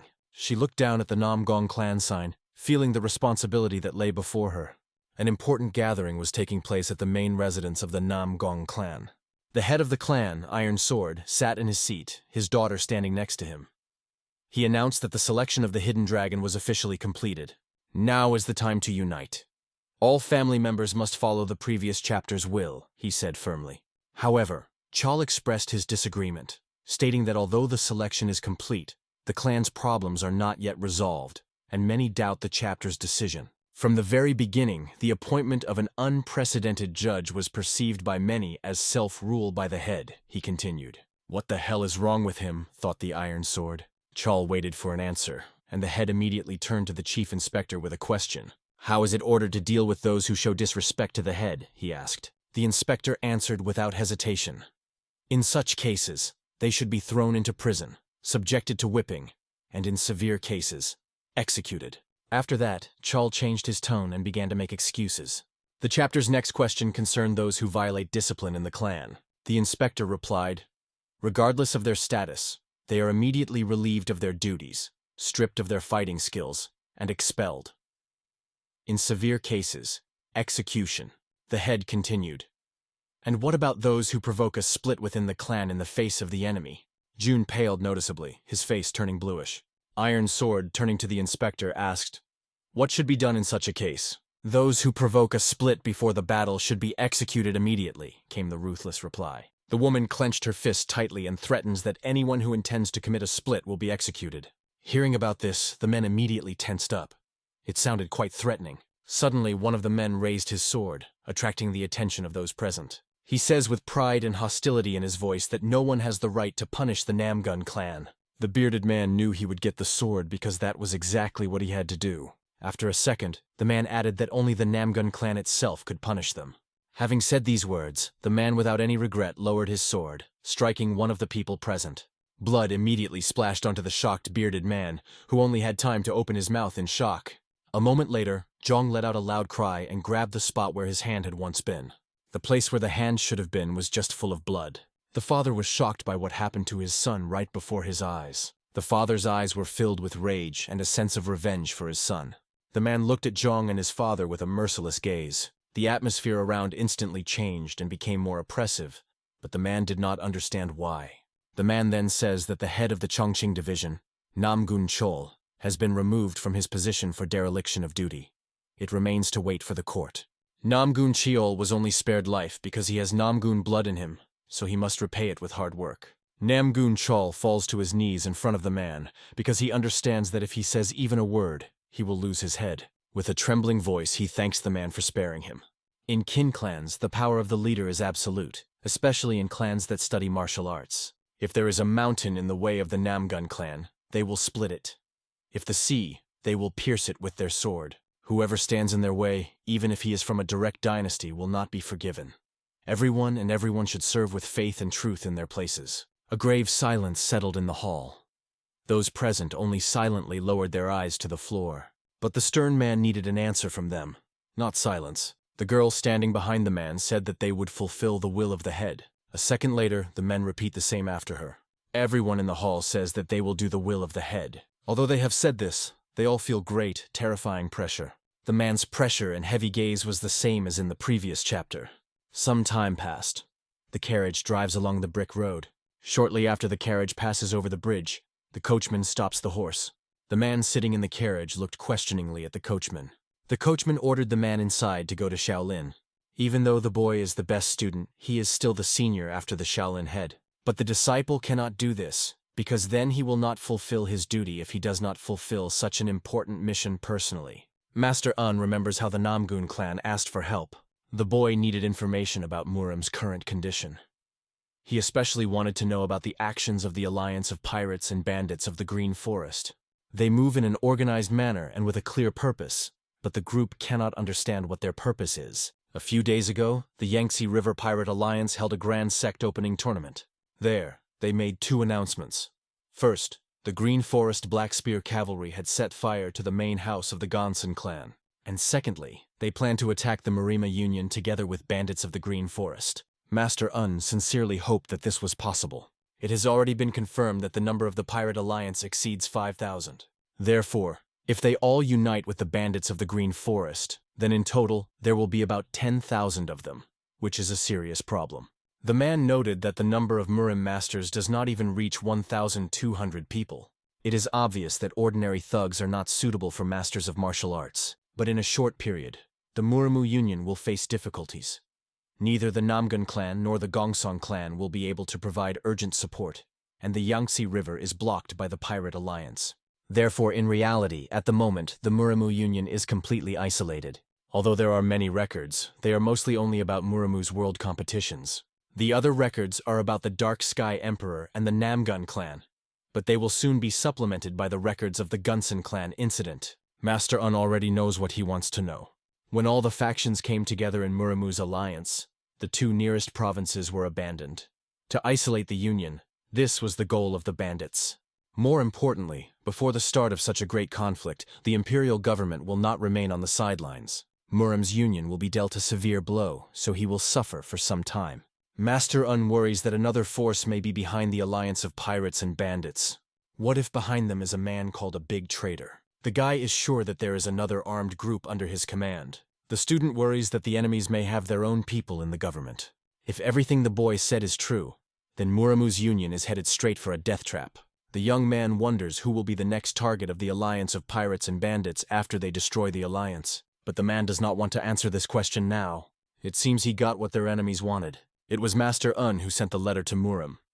Let him leave all his affairs now and gather strength in Shaolin and the Namgun clan. If Murim is destroyed, the principal and the debt will fall on the young man. The peace of Murim is the peace of strength. Regardless of will, without strength, a person is not capable of anything. The monk once told the young man not to come to him again, but most likely, he meant to return to the alliance of Murim. The boy understands that he is going to certain death, but he is not going to stop, because he can still save someone. He smiles and jokes that the most important thing is that he hasn't retired yet. The coachman sighs heavily, realizing that Master Un will stand his ground. The man will follow the disciple wherever he goes. Meanwhile, Murimu's alliance, Murang clan's court. The boy and the little girl praise their sister for doing well. But the girl is not satisfied, because she is very tired and has not even come to a conclusion. The girl was very tired. The union is divided in two. Those who want to respond aggressively and finish with everything and those who want to wait. The aggressive group is now fighting over who will be the leader, and the peaceful group is arguing over who should take responsibility for what is happening. From everyone's point of view, this is quite natural, but the girl herself still doubts. If everything Mr. Un said earlier is true, then these are not temporary experiences. At the moment, no one can fully estimate the number of enemies. The Murimu Union estimates their strength to be somewhere between 1,000 and 3,000. But considering how many pirates gathered for the tournament, it could be much higher. The guy thinks the rumors are exaggerated. The opening tournament of the Pirate Alliance sect doesn't even sound plausible. But the man does not want to repeat the mistakes of the elders. The most suspicious thing is that they cannot find their exact location. This is all because by nature, the Murimu Union is a union of different fighting factions. It does not have its own independent intelligence or its own military force. In addition, the Namgun and Gongsong clans are damaged, so there is a gap in their intelligence network now. It turns out that an alliance of pirates and bandits of the Green Forest are preparing an invasion. They know for sure that the group is headed for the Murimu Alliance along the Yangze River. They received a letter from Anhui and Hubei provinces, saying that the local factions had been attacked by a pirate alliance. This is rather suspicious, because they were in the opposite direction from the Union. There is also news that a large number of pirates and bandits have appeared. In any case, it complicates the situation even more. They also received a regular report from the Tang family, and after that there was no news from them. There was a feeling that something was wrong. Will their strategy work right in front of Murima? The girl says that she asked for help from the state army. Other representatives reacted negatively.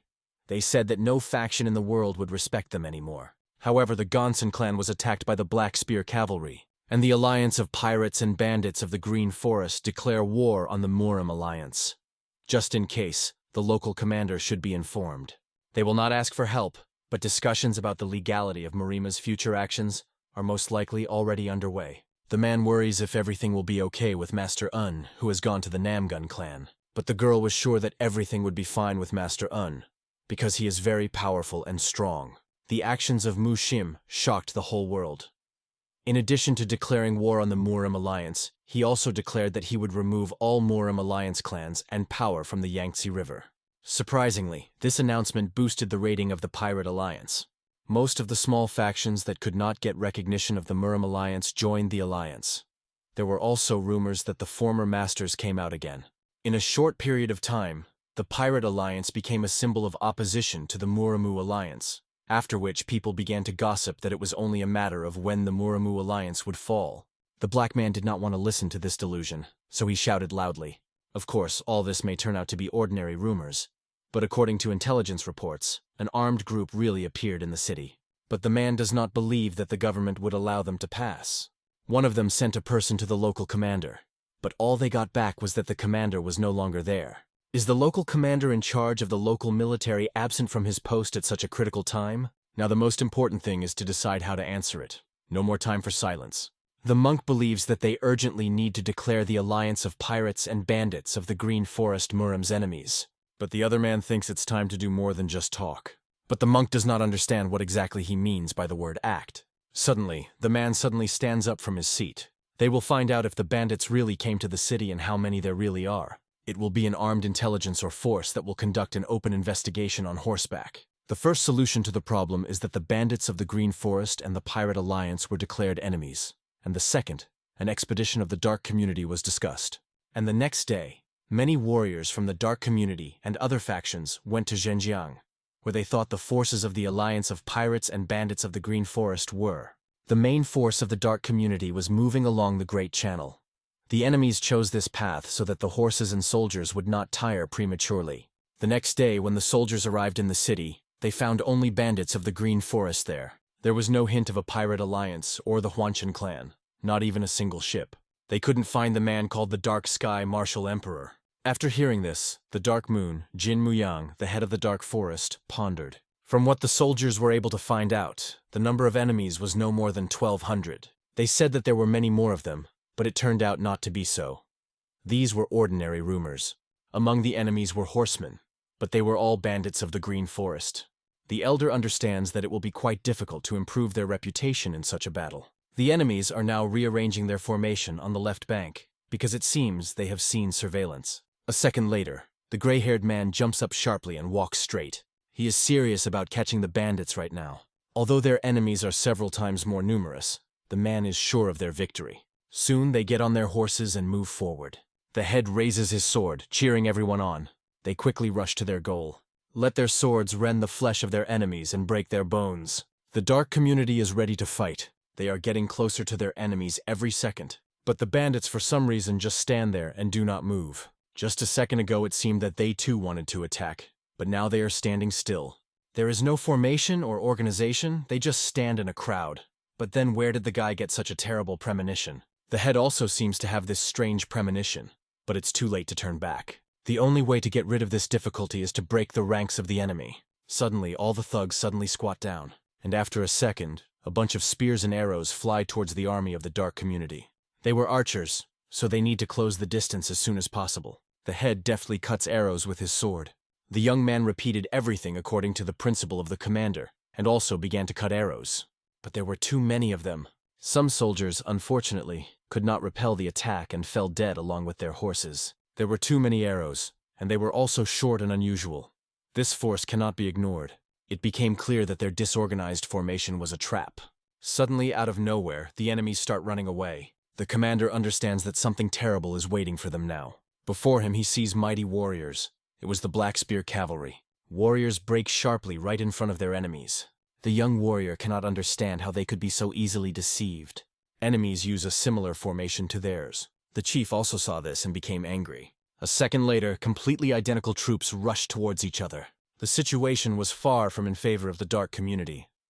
There were very few of them left when the number of enemies only increased. But despite this, the boy orders not to retreat because the commander is with them.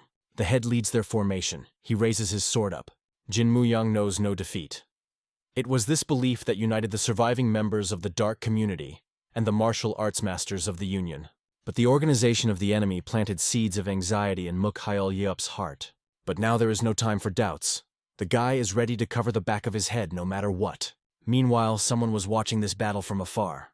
The observer believed that the Dark Community were real fools, because they had lost most of their warriors and were still pushing forward. From the very beginning, it was imprudent to attack the enemy without assessing his strength. Meanwhile, the shortbow squads are ready to attack again. When the cavalry on both sides disperse, the squad will definitely change direction, so you need to shoot them at this very moment. The head bravely rushed straight to the enemies. Blood was spilled. The battle was just beginning.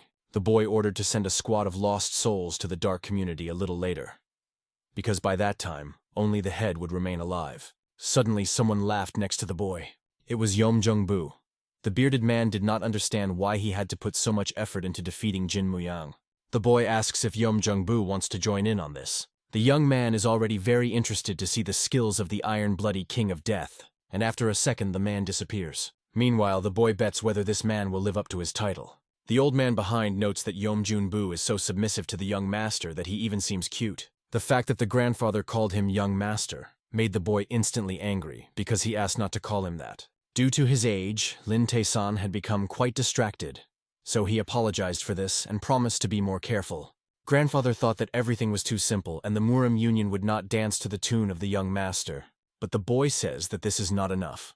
Someone predicted his plan. Hearing about this, the gray-haired man is surprised. It felt as if someone had read the young man's mind. Although not in detail, this person pointed to the very heart of his plan. He was ahead of the connection between the representatives of the government and the trade guild that no one should know about, and even the trail that leads to the North Sea. It was all the work of Hyun. The young man is sure that it was the owner of the Azure Dragon Sword Hyun. It is surprising that the owner of the Azure Sword of the Dragon would be of interest to the merchant. The young man wants to take it upon himself, and the grandfather does not argue. After that, he warns about it another man who was standing next to him. It was Jida-san. Meanwhile, the battle continued.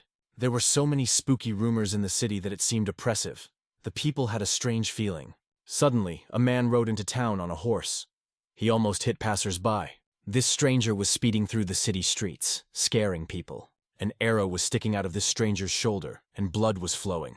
Passers-by just looked after him and tried to understand what happened. The warriors of the Dark Community brought the news. The Dark Community was destroyed by the Bandits of the Green Forest, due to the participation of the Black Spear Cavalry and the Iron Blood King of Death. Because of this, the Murim Union organized an urgent muster and a rescue squad. The rescue team returned several times during the night with wounded warriors of the Dark Community. On the first day, out of 250 people, only 36 were found. And they all said that Jin Muyang and Mukhyol Yeop died at the hands of the Iron King.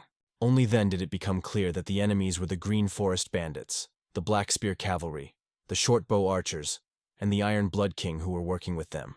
Murang's suggestion was to send some scouts to find out if anything had happened on the main roads. Another suggestion is to report it to the local commander. The next day, news came that Mukhyol Yeop was alive, although he was teetering on the edge of life and death. The second news reported that there is no surveillance on the main roads. In the third piece of news, it turned out that the local commander, governor, and auditor were not at their posts. None of them. The situation was quite serious, but they could not afford to leave the Union and show everyone their fear. Only then did the fighting factions realize the seriousness. At the moment when the Pirate Alliance made their announcement and already dragged them into battle. Meanwhile, on the way to Hangzhou, a carriage is rushing. Unexpectedly, Master Un asks Kucher to stop.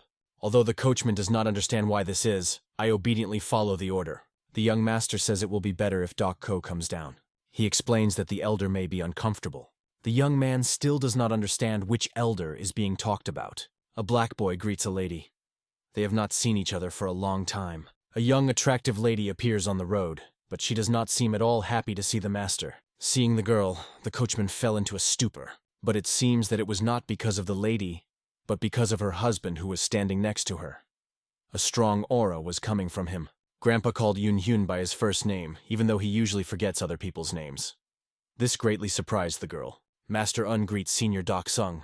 The girl began to shout loudly at the boy for saying hello to his grandfather so disrespectfully. But the young man believes that exaggeration of politeness is also a manifestation of disrespect. The girl continues to argue, but the old man says that everything suits him. Grandfather personally allows the boy to address him like that. Hearing about this, the girl is very surprised. But if this is the grandfather's will, she is not going to argue. It turns out, everything is so. The girl raises her index finger and points at the boy. The energy begins to rapidly approach him, but the coachman reacts quickly and breaks the attack of this stranger. Such a force causes a strong explosion. The boy exiled the master with him. His sword is ready in his hand. The girl considers it seriously rude to bear her sword in front of her grandfather. Therefore, she orders the boy to cut off his hand immediately, even though she herself has just used powerful chi. But Master Un stands up for Doc Ko and says that he shouldn't apologize. The girl expected such a reaction. If he refuses her, it will hurt the grandfather's pride. The guy adds that the young lady may not apologize either, because he has no intention of offending her. Does he mean to say that he can ask the girl to chop off her hand as an apology? The boy does not answer, but still smiles. The girl becomes incredibly aggressive when she sees such a humiliating attitude towards herself. The girl wants to start a fight, but her grandfather stops her. He reiterates that this young man has a right to talk like that. The girl is very surprised that her grandfather took his side, and not hers. Lee Kam Hak put this boy on the same level as himself, so the boy definitely has the right to say such a thing. But the young man does not want to offend anyone, and says that forgiveness does not depend on who is higher and who is lower. Grandfather notes that this is all. It is better for those people who are completely devoid of principles. The path chosen by Master Un cannot be followed relying only on ideas and strength. Grandfather notes that there are paths that cannot be passed without strength. In particular, he talks about this path. The boy knows that according to the agreement on MANHUA, the elder will not interfere with our union. The girl says that the union has already declared a rift with the monk, so they are no longer connected to his power. And Master Un can no longer hide behind the name of the divine monk either. Then the boy asks, what is the real reason that the elder is blocking his way? The elder is ready to answer this question if the boy shows his strength. The old man uses powerful chi, but the coachman instantly reacts and jumps in front of his master. The young man repels this blow with his sword. Grandfather notes that this boy's skills are not at all inferior to the strength of his spirit. The coachman blocked this attack with great difficulty, and he had almost no energy left. The master sees that the boy is tired and asks him not to do this again. If the boy gets hurt, the master doesn't know what to do. Un says that if the guy throws out something like that again, he's really going to get mad at him. But the subordinate's face shows that he did not understand anything at all. The boy has no choice. If the elder wishes it, he is happy to serve. The gray-haired man is shocked that the young man agreed so quickly. Un asks Duko to cover his back because he won't be able to keep an eye on everything while he's in the fight against the elder. And then soon the boy steps towards him, and after a second, the girl feels how the air has become heavier. It turns out Grandfather was not joking when he said that you should not underestimate the boy. A second later, Grandpa also starts an attack and uses his energy. Grandfather immediately started with a very strong technique. 12 red lotus petals, which surprised the girl. And this one was clearly directed at the young man. Master Un repulsed absolutely all of the man's attacks with one light movement. This attack hit their carriage directly and wrecked it. The girl carefully watched all this and could not understand how the boy has such great power. Just a second later, Grandpa gathers more energy to make another attack. The young man will immediately understand that this is a celestial spiritual butterfly. A large, beautiful butterfly approaches the young man. The boy raises his sword. This eerie power was nothing compared to anything the boy had seen before. The girl sees that the opponent decided not to use QE, so I think that the guy will definitely die from such an attack. After a second, the young man slowly began to lower the hand with the sword down. The girl could not understand the enemy's plan. She watched their every move carefully and came to the conclusion that they were all very slow. Because of this, one feels that the whole world around has slowed down. The boy raised his sword up. The butterfly was right above him. And a second later, he pierced him with the first form of the true white tiger battle sword style. There was a strong explosion. To withstand this blow, the girl needed to release her inner energy in a single impulse. The girl opens her eyes and turns her gaze to the battlefield again. There was definitely a blow. She even feels its echoes, but something seems wrong. The huge heavenly spirit butterfly disappeared without a trace. The elder was shocked and did not understand how the young man managed to do this. It was quite simple. Hyun just watched everything carefully. Any force collapses if it loses its central axis. The reclining Buddha said that he had opened the eye of his heart that gazes into transcendence. After that, all you have to do is swing your sword. The greater the force, the easier it is to lose direction in one swing. The girl understood that he had seen the heavenly spirit butterfly with the eye of his heart. But she still did not understand what kind of sword technique he had just used. This technique made it feel as if the whole world had slowed down. The boy explained that it was the first form of a true white tiger battle sword style. Hyun destroyed the heavenly spirit butterfly and says that he has reached perfection. The old man perfectly understood that this can be achieved if you have an absolute advantage over the enemy. Therefore, he is not going to believe in this delusion and wants to attack again. It seems that they will have to continue the fight until the man believes him. This is exactly what the old man wanted. He uses another one. The air around immediately becomes heavier and a strong wind rises. It seems that from the power of the grandfather, everything living around screams. Even after releasing all her strength, the girl will not be able to withstand this blow. And after a second, the man sends all his strength to the enemy. Master Hyun does exactly the same thing he did before. He calmly raises his sword up. Dako seems to be the Northern Sea Lord's sword aura. A second later, the coachman jumps out from behind his master. He quickly grabs the girl and holds her with one hand. He grabbed her in order to prevent her from jumping from such a powerful blow, which she would not be able to withstand. After that, the girl immediately withdraws, and her whole face turns red from shame. After a second, the girl takes out her sword and directs it at this brat. But the guys are absolutely indifferent to her. He looks at the battlefield. When the girl also turns her gaze there, she sees that there is nothing alive left in this city. Unfortunately, the girl immediately understands that her grandfather has lost. Suddenly, She notices how something white starts to fall from the clouds and thinks that it is snow. The grandfather trembles and asks why the boy put away his sword. His power, which was evil, had an inner energy. It was destroyed by an even stronger sword force. If the young man had not changed the direction of his sword at the last moment, then everything would have ended with the death of the old man. The guy saved his life because the elder deserves respect. His skill is at that level, which cannot be reached if you do not dedicate your whole life to it. The gray-haired man does not know how to react to such words, so he simply remains silent. Grandfather laughs and jokes that now this young man is going to steal his heart, but the boy says that from their very first meeting, it was grandfather who was kind to him. The old man notes that although the boy looks naive, he thinks quite deeply. Suddenly, a girl approaches the grandfather and gets down on one knee in front of him. The girl says that she has to leave because the old man has recognized another person, and she cannot leave against the will of her family. If she made such a choice, a man cannot influence her in any way. After a second, the young lady disappears. The old man sees her off with only a sad look. Meanwhile, our hero wants to know for what purpose they stopped them here. It turns out that Yom Jung-bu joined the first great merchant. He couldn't even last 10 seconds against Jite-san, one of the 3 elders under him. After that, the gray-haired man says that he couldn't defeat them either. Hearing about this, the young man is very surprised. King Moon promised the place of the head of the alliance, and also promised that he would make the Tang family stronger in the world. But the young man does not understand why the elder did not refuse him. Grandfather does not see the sense in the title of the strongest in the world, which he would receive by someone else's hands. And the grandfather came to Hyun precisely because Pul Yeon entrusted him to the boy.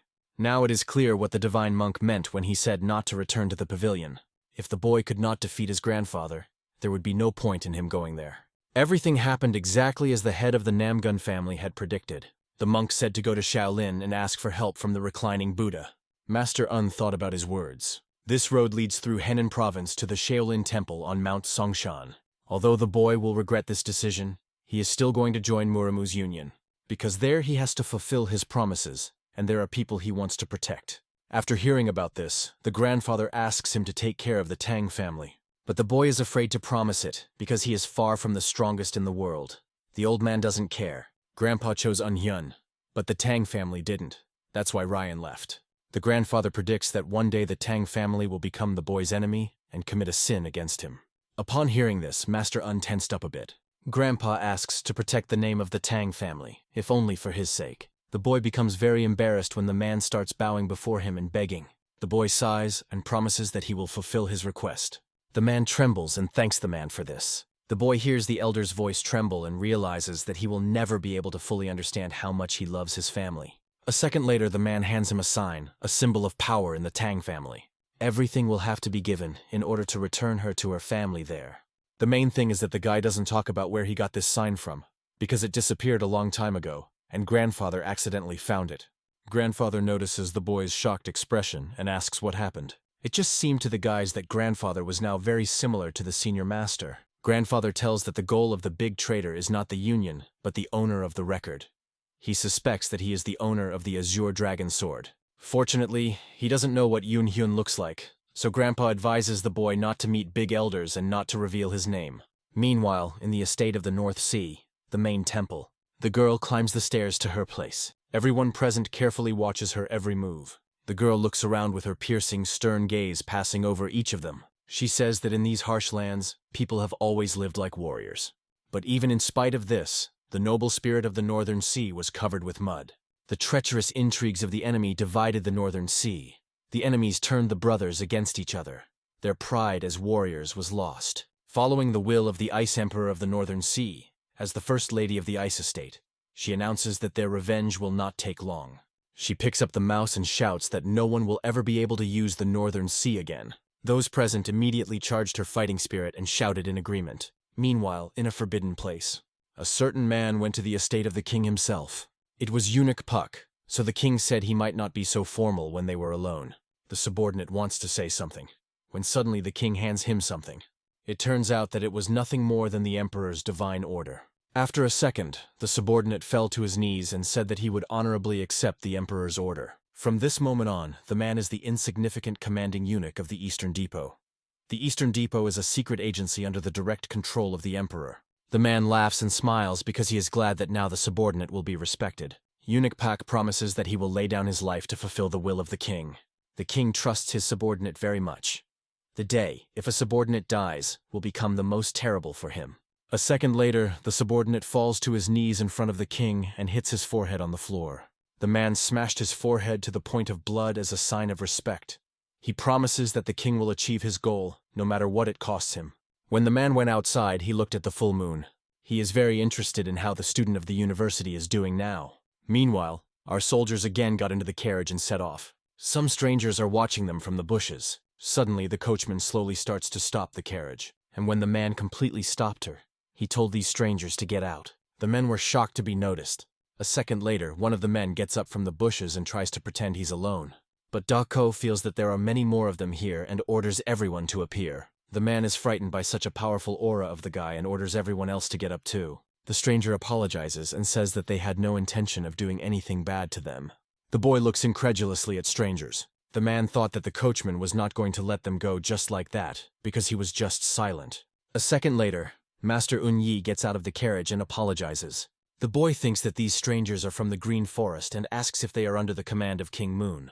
The name of the king is known only by the leader of the Pirate Alliance and the elite bandits of the Green Forest. So the stranger is tensed and does not understand who is standing in front of him now. The boy introduces himself without any problems. His name is Hyun, and he is the secretary of the Murim Union. The man fell into a stupor when he heard where this young man was from. He wonders why this young man is not afraid of them at all. Besides, how does the secretary of the union know about the king? The strangers never answered his question. Dako looks around and gives these bastards a creepy look. This look sent shivers down my skin. The man admitted that they are the new bandits of the Green Forest. But then what are they doing here? The bandit did not know how to get out of this situation, but he must not reveal the purpose of their task. Even if this murderous aura from Kucher penetrates him, the man still can't afford to tell about it. Master Un thinks that all the roads leading to the city are in this condition. In a second, he's about to climb back into the carriage because it's time to go. Suddenly, one of the bandits shouts and asks them to stop. The man asked who they were. The boy introduces the coachman without any problems. His name is Dako Ran. Immediately afterwards, he gets back into the carriage and they drive away. The leader of the bandits thinks and remembers that he has heard this name somewhere before. Finally, he remembered where he had heard the name before. It's Invincible in 3 Fights Dako Ran. Then it became immediately clear why the guy had such a murderous look. The bandits continue to discuss who they just met as the carriage moves on. Even the intelligence officers of the Union could not find the bandits, but the ordinary secretary could. They should report it. Some went to report it to the chief, while others remained to guard the area. The advanced base of the new Green Bandits, the King's camp. This news has already reached the young man, but he wants to call the head of scouts, because he wants to hear about it in person. Soon the head of scouts came, fell on his knees in front of the boss, and began to describe the appearance of these people. The man is shocked that the head has never heard of the undefeated in 3 fights before. The head of the group continues to tell how everything happened. The boy was smiling madly. He was very glad that the Azure sword wielder was back again. The man asks if the two said anything else. Hyun asked if they were the bandits of the Green Forest under the command of the king. The king was surprised to hear that this boy knew his name. He further said that all the roads leading to the city could be in this condition. But it was not at all surprising if the boy was indeed the owner of the Azure dragon sword. But it is difficult for the head of the bandits to believe this, because the secretary looked very young. The man immediately regretted that he had started talking, because he was only ordered to answer questions. But the king did not care about the bandits' words. Youth is an important factor when it comes to ruling the world. He said nothing more. King Ming was truly delighted when he heard any news about the Azure Dragon Swordmaster. If he gets it, then everything will be as he wants. The subordinate asks if it is necessary to report this to the leadership, but the king is against it. First, King Ming wants to get the Azure Dragon sword wielder. The subordinate nods and listens to him. Immediately after that, the subordinate leaves the room. A smug smile appears on the king's face. Meanwhile, in Hangzhou, our heroes have already arrived at the right city. Unexpectedly, many people walked the streets. There were so many merchants and ships on the Yangze River that movement was difficult. Has the news not reached here yet? But Dako is sure that these decorated streets hide tension and fear behind them. Looking at the faces of passers-by, you can see anxiety, and in their eyes you can read that they are trying to hide from something. Dako tells how he was once on the front line, but became disillusioned. Dako wandered around the world in search of worthy opponents, but he learned a lot thanks to this. Dako is definitely not the kind of person to waste time, and the master is sure of that. Meanwhile, in the guest house, a man hugs a box of letters. He is glad that at least someone from the dark community was able to survive. Could the Alliance sit still when the Iron Blood King appeared? Of course, ambassadors were sent to the main sects and clans. Student Un thinks that most likely these ambassadors have not even crossed the river. That is why everyone is very busy now. The man was ready to die from exhaustion. But the man is just joking. The Great Union cannot be afraid of a bunch of bandits. With martial arts masters from all over the world, you should not be afraid. The warriors in the guest house think the same.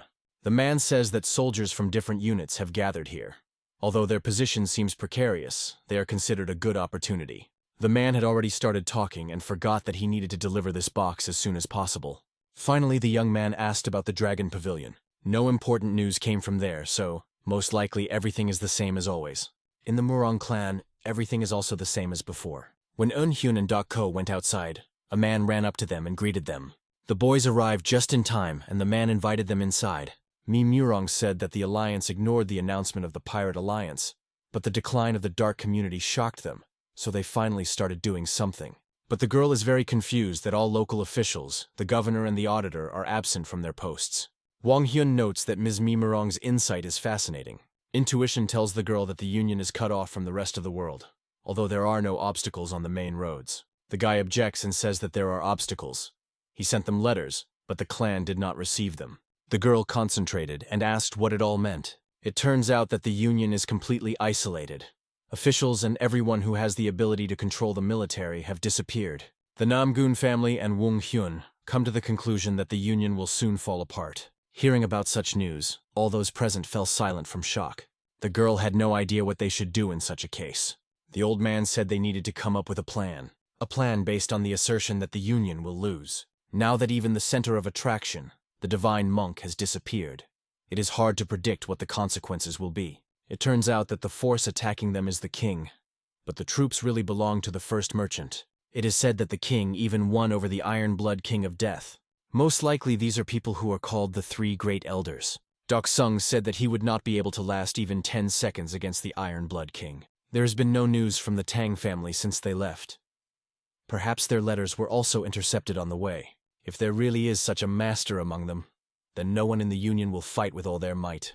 If it becomes clear that the losses will be too great, no sect will take the initiative, and it will be more logical for everyone in the Union to choose the protection of their own sect. When it becomes obvious that defeat will definitely happen, the alliance will collapse. In fact, the boy thinks it would be better to leave this place right now. But that would be too much. No one will accept the escape from the Union. Moreover, no one will believe Mr. Un's words.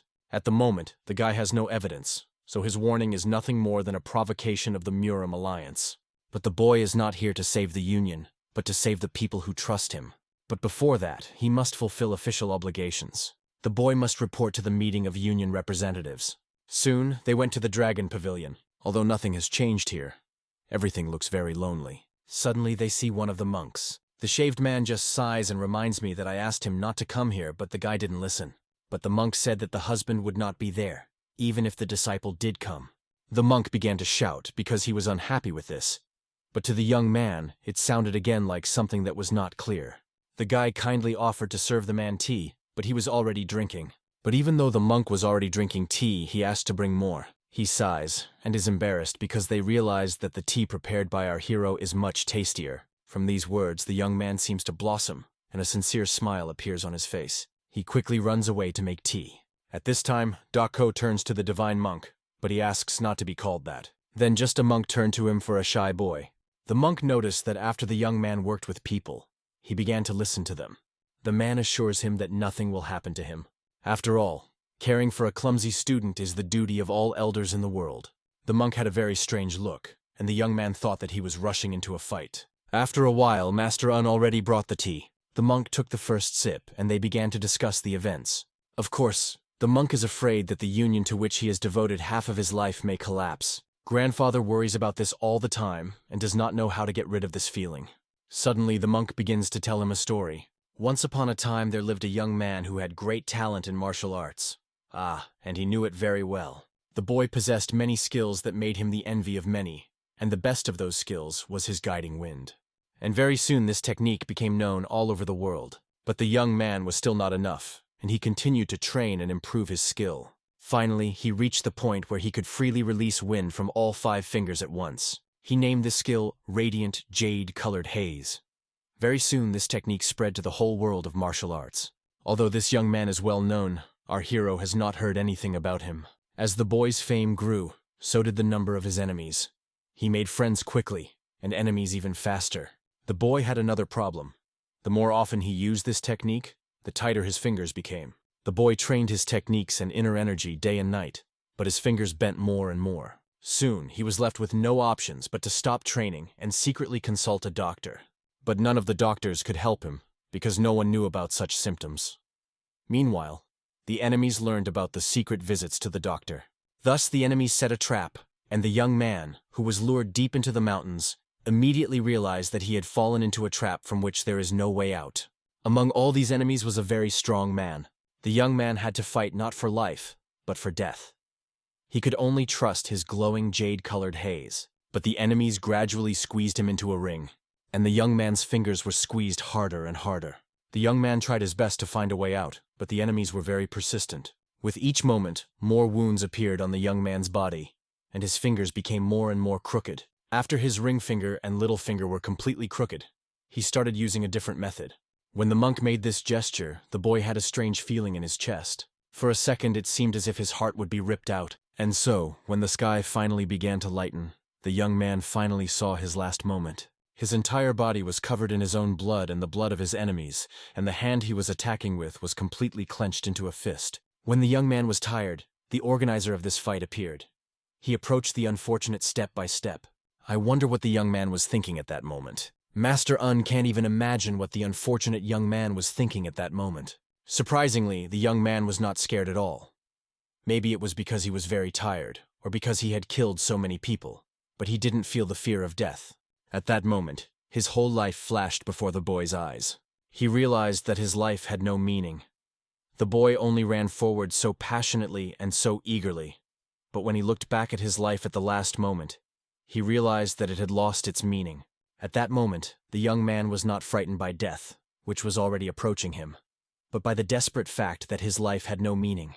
The monk asks what Master Un would do if he were in that unfortunate youth's place. The main character seriously thought about this question, and the young man realized that he did not know the answer to this question at all. In the past, the boy was exactly like that. The boy thought that he would be successful, so he only read books with the hope that he would finally become famous. But at one point, the man realized that it was just a dream.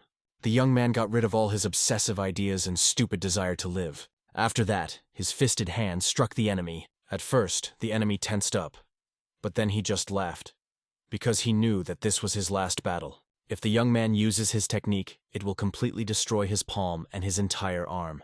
Without thinking, the young man struck a blow with a glowing haze of jade color, pointing his hand in the direction of the enemy. And at that very moment, something happened to his tired hand. Our hero tensed in anticipation. A second later, the monk shouted loudly to enhance the effect. Hyun didn't expect this, so he quickly backed away from his fist. The boy was scared and did not understand why she did it, but the monk only continued the story. The young man released a fist of wind. It turns out that the young man's hand was clenched in order to gain more power. The young man managed to survive and became a great master and lived happily ever after. Wong Hyun asked, "Wasn't the monk talking about his past?" The monk was very surprised when he heard this. The man assured that it was just a story. The man should have understood this when he spoke with the reclining Buddha. They say you can't trust the words of others, but this student and teacher are really very similar. The monk told this story to our hero because it is interesting. If the boy later wants to use this story, he will have to get the monk's permission. But the young man was not going to use it at all. Judging by the fact that our hero did not understand the true meaning of this story, he is still far from understanding the path.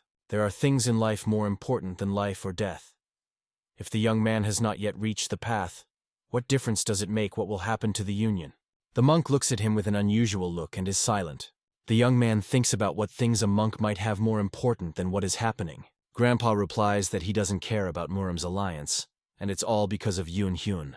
The monk begins to repeat what he said before, but the boy does not understand why.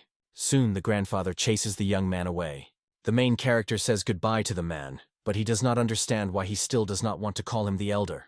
Hyun says with a smile that maybe she will call him that 10 years from now. She thinks that after so many years he may no longer be alive, but the young man is sure of something else. Very soon they say goodbye. And now, when the boys are about to leave, the monk stops them. Suddenly, he throws a small bag to the master. Parubok does not understand what it is, but she says that it is a gift. When Wung Hyun opened the bag, he saw dried tea leaves. The man hopes that the master will remember him every time he drinks this tea, even though it doesn't taste very good. After that, they say goodbye. The monk watches the boys silently. He says to step forward from the end of a 100-foot-long pole. Meanwhile, Murimu is in the conference hall. The bearded man asked what happened. The subordinate said that the secretary who had recently returned from the Namgun family had given them a report. The man suspects that the divine monk is up to something again, and wonders where Eun-hyun is now. The subordinate replied that the boy was waiting in the guest house. The man does not understand why he stayed because no one is going to call him. When the man began to read the report, his eyes almost rolled to his forehead. No one understands how this is possible, because the secretary provided this letter in a sealed form. After reading this letter, the man said that they should start the meeting again, and it should be done urgently. The subordinate had another envelope in his hands. In this envelope was a statement about the dismissal of Secretary Hyun. Our hero was sure that he would be called to the meeting, so he thought it would be better to wait. Suddenly, they hear someone screaming. Many soldiers gathered in the guest house, which is why it was so loud. It is not at all an exaggeration to say that all the sects in the area of the city gathered here, and the guest house immediately became small. Although everyone is making noise and having fun, you can see how they are trying to hide their anxiety. Of course, they must know that they will be the first to be sent to deal with the enemy. Otherwise, there would be no purpose in the Alliance gathering them here. The circumstances in which the vagrants found themselves are similar for all. Although our hero has to go to the hall alone, Dokko is still going to escort him. But Eun-hyun asks the boy to find out what kind of power these warriors have, so that they can help them if anything. The boy only looks questioningly at the master and does not answer. Most likely these warriors are more than shields for arrows, so it would be good to help them a little. Dokko had already encountered hand-to-hand and group fights in the borderlands. The main character sincerely asks to help these unfortunates. The boy immediately obeys his master and does not contradict him. These warriors were already very drunk. Suddenly they noticed someone. And they noticed the undefeated in 3 matches. The boy silently went straight to them in the yard. A man ran up to him and greeted him, calling him a great swordsman. It was Zhang Xianhao from the Shenzhen sect in Hangzhou. The young man asks to be called Dokko and also greets him. They think that the boy has also decided to join Murimu's alliance, but he is only here to accompany the young master. The men begin to discuss this and realize that the young man is following the Azure Dragon sword wielder. The men invite him to eat together, but that's not what he came here for. One of the soldiers declares that he also came here not for food, but to defeat the enemy. But that only makes the guy laugh, because he came here without a plan, but declares that he wants to defeat the enemy? After these words, everyone immediately fell silent. Jinhao thinks that the boy only came here to insult them, but I explained to Dokko that the young master sent him here to help them. But since the soldiers are not prepared at all, he will have to hand it over to his master. When the boy is about to leave, one of the men rushes to him, realizing that he has come to help them. But it doesn't make sense, because you're not even ready, let alone have any determination. The boy asks if they even know who their enemy is. The warriors immediately reply that their enemy is an alliance of pirates. But this is not their main enemy. It is not the name that attacks, but the arrow. The warriors aren't worried about this because the alliance has already provided them with shields. But Dokko dashes their hopes, saying that they are too small and incapable of anything. Even if they don't hold a shield, they won't be able to shoot down arrows without the right build. When a hail of arrows rains down on them, most of them will fall. The arrows will hit the places that the shield cannot cover. Hearing such a terrible truth, the men tensed up a lot. Dokko continued the story, and said that after that, the enemy cavalry would trample those who fell on their horses. A certain warrior began to shout loudly, because he did not understand why this young man was panicking. But the other man, on the contrary, wondered if Dokko was familiar with such battles. A second later, the boy says that he was traveling on the border. This is the very place where there are constant fights due to the invasion of foreign tribes. The great swordsman only helps them because it is his commander's order. It never hurts to help someone in need. This is the master's will. Meanwhile, Eun-hyun has already arrived at the meeting where he is asked who exactly in the Namgun family owns the thought lying in the envelope. The boy calmly replies that these are the words of the current head of the family, the Iron Sword, Mr. Namgun Bayok.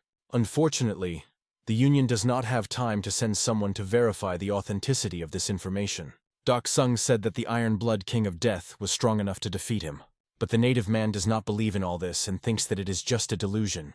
The man thinks that Eun-hyun is only doing all this on the orders of the divine monk. It seems that he ordered him to come and sow fear with lies so that they would run to ask for him again. The protagonist only sighed heavily, but did not lower his hands. If this was an order from a divine monk, no one would have realized this fact. This phrase quickly shuts the mouth of this brat. Some people think that it is now more important to reveal who the absolute traitor is. But here the opinions diverge. Suddenly, the head shouts loudly and asks everyone to shut up. The head asks if the boy has any evidence. It turns out that he has witnesses, but they are unlikely to come here. A bearded man does not understand who to believe, because opinions differ as much as possible. In such a case, they should consider the secretary's report unfounded. Suddenly, the woman shows a desire to ask the secretary a question. This woman's name is Hanpa, they say hello. She asks why the alliance of pirates and bandits of the Green Forest split.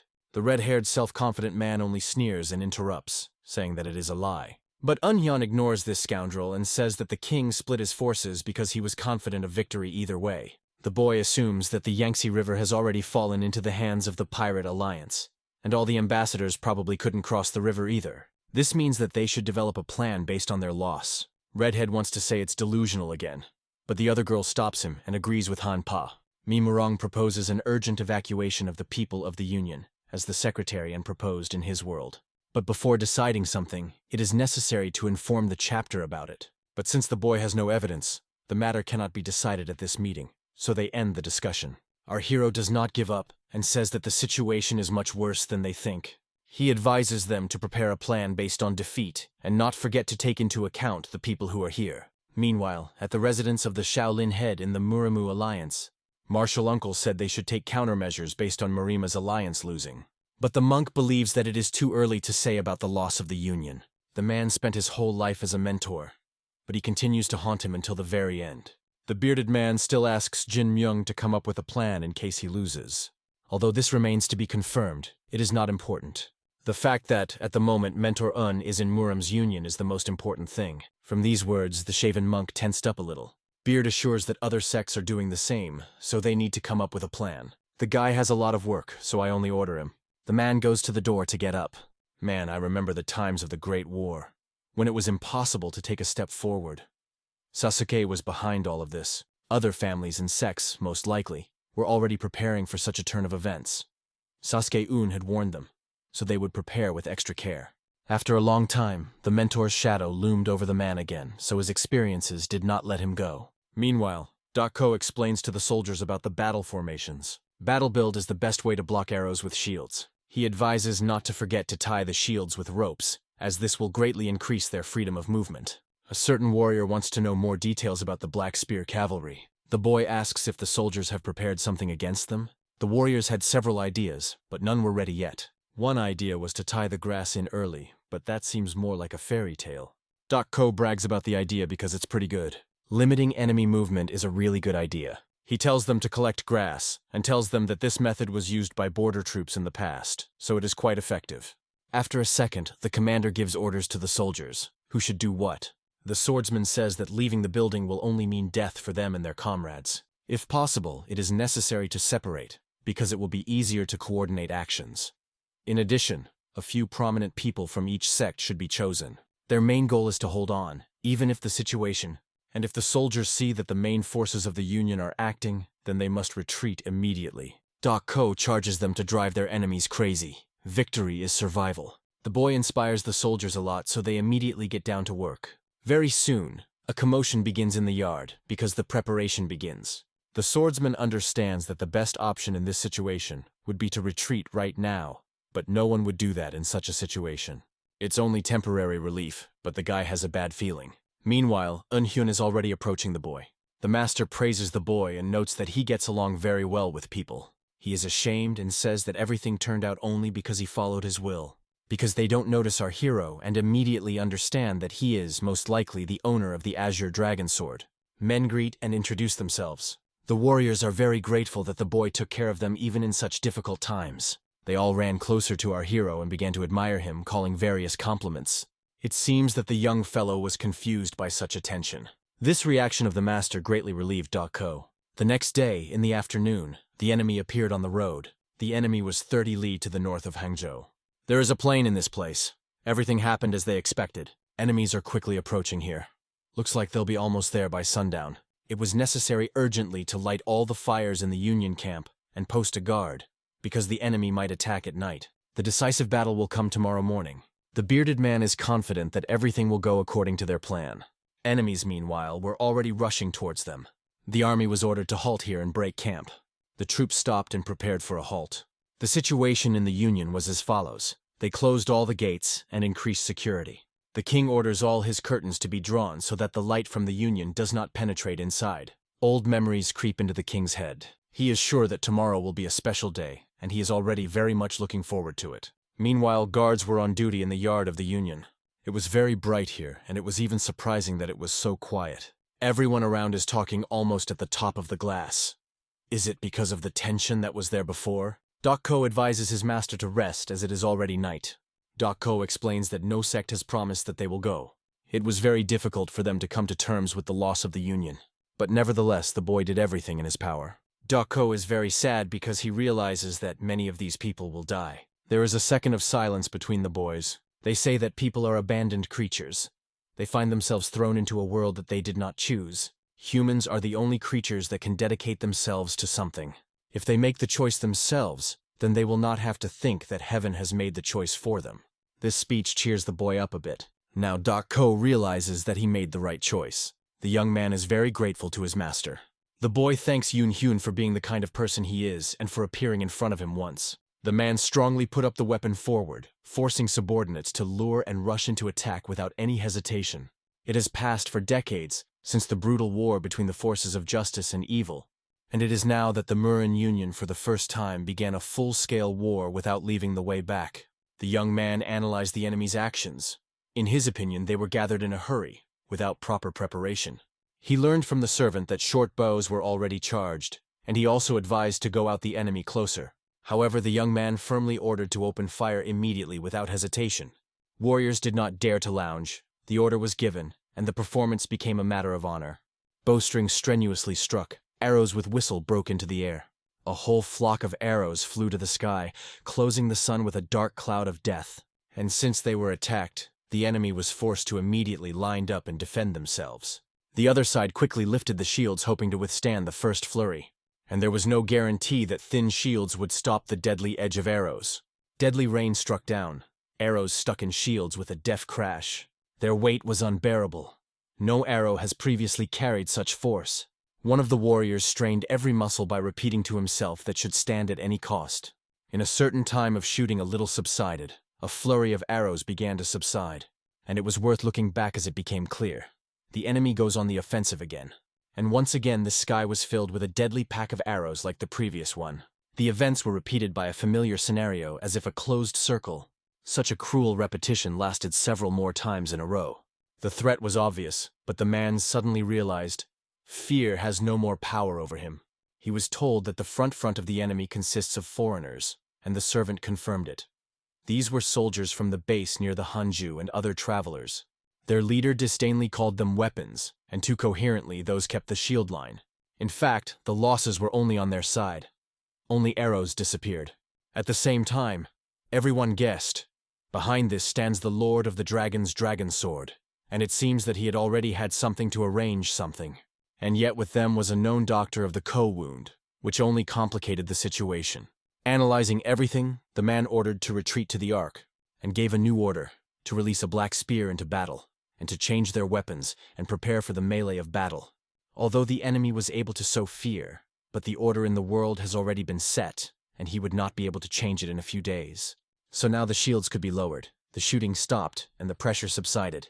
The wound ordered the wounded and the closest small detachments to unite and keep vigilance, because the enemy is coming again. Meanwhile, the cavalry was rapidly approaching, overcoming the distance faster. Wounds to look forward, and immediately realized what smells of this attack. It's time to unfold nets. It was necessary to stop the enemy at any cost. That's what was ordered the wound, to prepare the nets for throwing. Soldiers spread large nets on the ground, preparing for maneuver. After that came the order, to throw them forward without delaying. The fighters grabbed the already laid out nets, and with all the strength threw them toward the enemy. They fell to the ground tens of meters ahead by creating a trap. The team was thrown, yet the enemy was too close. And then, immediately retreat and occupy protective positions. Cavalry blindly rushed forward without suspecting a trap under hooves. Wounds ordered the soldiers to remove the shields and drop the extra load to facilitate the movement. Next, it was necessary to disperse, not to get into the crowd and gradually retreat. Everyone had to prepare for battle using spears. The melee was inevitable. One of the men coldly appreciated the situation. To survive in a clash with spears will only be the first step towards future horrors. Wounds were fully concentrated, saying that no moment can be taken out of the enemy for a moment. The main thing is to realize, even if everyone declares that he can handle, everything depends on himself only. They trained 3 days in a row without rest, preparing for this point. So whatever happens, everything should remain in their places. Otherwise, death will cover everyone without pity. All of this was perfectly understood, but most soldiers were tight by the pressure of fear. The first horse got into the trap. The hoof was entangled in the net. The rider took off from the saddle, hard to go on the ground. And behind him, one by one, fell all the following as if domino. Wounds watched the situation from a different angle. Even falling, riders did not make a sound. Several managed to neutralize, but all the cavalry was stopped, so never managed. And here, the first blood was spilled as a signal to the beginning of a real battle. It has released a long-legged tool that struck with incredible accuracy. The fighter, holding his breath, waited for the enemy to get closer, but suddenly realized, wait for death has no time. You need to act immediately. At the same moment he jumped sharply sideways. Instinct saved his life. If only earlier looked on the left, would see the spear that he flew rapidly with him. And he saw, too late but enough to try to evade. A sharp whistle was heard, a sound as if the air was cut in half. The guy couldn't believe his head was still whole. Death was quite near. Life was rescued by Lord Doc of Cod wounds that appeared on time. All clothing cop was filled with blood. He fought from the first minutes. It was obvious. It was he who restrained the shockwave of a black spear cavalry breakthrough. The battle was almost completed, and the wound immediately ordered to restore combat order. It had to be done quickly, because the first line of black spear was created for a direct attack with a crazy breakdown force. Initially, the horses were confused with nets to slow down the movement, and when the enemy was scattered, the wound blocked the front and forced the cavalry to change the direction. However, this strategy had one drawback. It was applied for the first time, and it was not yet tested by battle. But even one day it was enough for those who have undergone a lightning training, suffered huge losses. The man ordered to lift the shields, thinking that the miracle half survived. And perhaps even more. He turned to everyone. Everyone should take a shield and a spear, stand in line and stay at any cost, even the cost of life. This is the last chance. Meanwhile, another character was amazed. The cavalry was not just defeated, her system was destroyed, and the main power of the blow was scattered. It was quite obvious. They faced the enemy with real combat experience. The name that did not give him rest. The Hazel of the Dragon Sword. And the left and right flanks of the Murim Union acted so quickly that the front line was about to fall. However, the Black Spear Cavalry falls along with her. He thought again about Short Meadows and heard that they were already proud. Time to send them. Destroy enemies to the last. The Short Meadows were given a clear order. Immediately start the attack. It was difficult to believe that these fighters would survive at all. There was almost no chance. Who are you like that? Every step was thought out. He made people from different sects and travelers act so coordinated so much that it caused admiration. The guy approached him and reported that the archers were ready, and the man denied. The front was still holding on. You cannot shoot. However, I decided that there was no choice. The front was only needed as a distracting maneuver for the cavalry. Order. Raise the signal and stop the shooting. Left and right flank was immediately ordered to reach the leading positions. After a while in the darkness of the night, his face gave anxiety. The reason was the people in the black he saw in the shadow. At the same moment, he recalled a secret report from UNA. Everything converged. The man who commanded all this, King Mun, was to the annoying meticulous, and as soon as he proved it again, besides detachments of Short Meadows, cavalry of a black spear and people in black, is there someone else? But then he was lightning. Even the iron bloody King of Death will not withstand the attack of 20 united generals. And even if he is joined by unknown masters known as 3 elders, the situation will not save it. He ordered to move forward. Blood poured the river and seemed to be no end to this horror. To dodge the cavalry who still remained, almost impossible. All because they were still rushing on combat horses with frantic fury. However, the power of the battle remained the force that restrained this rage. Lord Ran was here, rescued everyone who got under the blow. Although filled with blood, it was not him, but the blood of enemies. He raised his morale, not allowed to fall in spirit. He did not ask, but demanded to remember. it seemed, then died, went only forward without leaving alive on its way. At this point he seemed not by man, but by God sent by heaven. The fighters in the system understood. If it were not for him, they would have long been destroyed. In the sky, a deaf drum framed, echoing the alarming news. It could only mean one thing. Muno's main forces finally moved. A Black Spear cavalry also started a rebuilding, perhaps to meet the main troops. You want glory, you will die. You will survive, and this will be enough. Only that thought remained in the head. He survived the test of death, but the alarming anticipation did not leave. With these thoughts, he ran into hell itself. Nearby, 4 mysterious figures watched the battle, thinking, if the main forces were moving, the end of the battle is already close. He described the situation. The inaction of the Black Spear cavalry was much more serious than it seemed before. Words spoken by the head of the great clan of Tan Muk caused indignation at another warlord. The monk intervened, reminding, cannot be underestimated by the enemy. They have the Iron Bloody King of Death. But it just laughed. He believed that the Iron King of Death, just thrown out unnecessary, and that this cavalry could not even destroy the rush of the combat line from third-ranking sects and travelers. In his opinion, before them just a crowd rather than a real power. But it was ridiculous only to him. No one else smiled. On the contrary, everyone saw in his words only safety and self-confidence. Meanwhile, he placed his clan in a safe place, in the last row of the central flank, putting forward meaningless demands. Monkey with irony agreed. It is difficult for people to change, whether bandits or thefts. Once you think the Iron King of Death is garbage, I have high hopes on your actions, Swing Krun.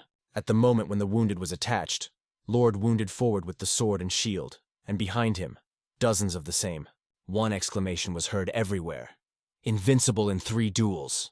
He was thanked for the victory over Black Archers and a Black Spear cavalry, for saving them. But the wound wanted to hear only losses. Killed a third, the rest were injured. The losses were scary, but at least a third survive. You saved us. Thank you very much, said the man, squeezing his hand. But the wounds gently freed the hand and turned away. He ordered to regroup, just in case not lose vigilance. And yet, keep as far away from the northern gates as safe, and recalled, the main rule of survival on the battlefield is victory at any cost. Ran asked everyone to remember his words, as the last order. The man nodded seriously. The look was solid and determined. Another warrior turned to him as if hoping for advice. The wound just looked around, called them young men, and said that he would come back later. His light smile lifted the morale of all as if blessing. In response, a friendly confident came, yes. And at that moment the wounds were silently leaving the detachment. He left alone. Where he goes, to the Dragon Sword or to another place. But now the main thing is to fulfill his order. Quickly retreat and gather in the guest house. One of the warriors was ready to stay at the northern gate, to the very end.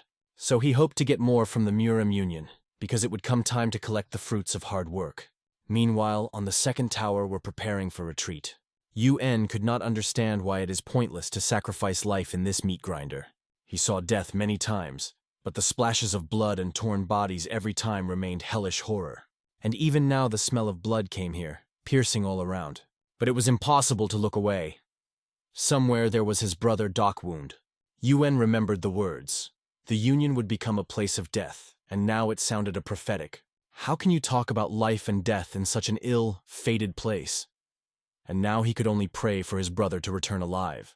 The main forces have already moved, so they decided to retreat as soon as possible. Watching all this, UN saw the front line suffered a devastating blow. A group of people in black form came out of the bandits. But it was at this moment that the Union felt the ominous aura that came from the Green Forest Army. Despite the retreat of people in black and cavalry, it did not disappear, but on the contrary, became even stronger. This made it think that even the Iron Bloody King of Death, 3 elders or divine monks are not able to release such energy? Who can it be? Una's reflections suddenly interrupted a familiar voice.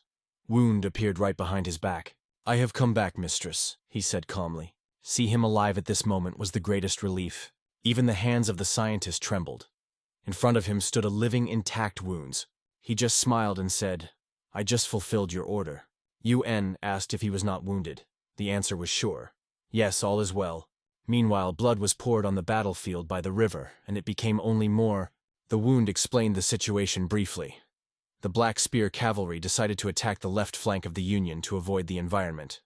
Seemed to be an advantage. By alliance. However, Yuan understood perfectly. Everything is not so easy. Behind the Green Forest Army stands a terrible, thickened aura, and probably they still hide something. And almost with 100% confidence can be said, nothing good there will be. Rand tried to see something forward by reading in the front line, but before him there was only a dense army, neither signs of trap nor movement. And as you should wait, the UN Lord was completely different in understanding. Followers of the great sect, seeing the advanced bloody massacre, began to awaken the instincts that have absorbed their blood. Death and fear, cruelty and violence. For them it has become something natural. They are called noble or prestigious sects, but the true essence of Murima is that only the strongest survives. This place is for those who have a devastating force and skill that exceeds the rest. And again the team came forward, under the explosion of screams and the noise of the offensive. Everything happened under the metal bell. Weapons were squeezed, the air was squeezed, and on the background of full unequal forces, the Hua Mountain School showed its power. One blow to Ripple and Rider and a horse, as if the blade went through the air. Their bodies fell to the ground like bags without life. How to describe what you see? Impressive. Plumflower hit exactly in a vital point, in a gap between the plates of armor, and suddenly there was another loud scream nearby that cut the battlefield. People in black came together in a clash with the Tan clan. The collision was inevitable. To cover the detachment of a Black Spear cavalry, they had to be destroyed as soon as possible. The one who was ahead went himself and ordered the students of Hua Mountain to go after him. At this point, MUN learned that a detachment of short archers entered the battle, only quietly whispered, "What is the disappointment?" and immediately explained the reason. They say the advanced union of Murima reacted perfectly, but the main camp was predicted and boring. According to him, if they wanted to be surprised, they would have brought a pump. And so, a solid frustration. After that, Moon without hesitation ordered to release a detachment of lost souls. To hear it was shock, even too softly said, but the audience did not have the choice, only left to agree. The lost souls went out on the battlefield, and everyone became clear. We must keep the distance and retreat as soon as possible. One of the creatures of the fiber with the giant mace that scraped the ground. The spectacle was truly terrible, as if from a nightmare. These live on foot as they called them Moon, and there is a detachment of lost souls. Letting them out, Mun just hoped that the Lord of the Dragon's dragon sword would not make him bored. And just at that moment the Lord was suddenly sneezing, as if the anticipation. Monk immediately noticed. A new enemy appeared, something incomprehensible. They are not so much, but their appearance is strange. The movements are slow, almost sluggish. Their weapons stretched on the ground, leaving deep traces. And suddenly, under a loud, wild cry, they have accelerated sharply. "They run as if they were chasing death," said the surprised monk. The other added that it is not even a combat mold.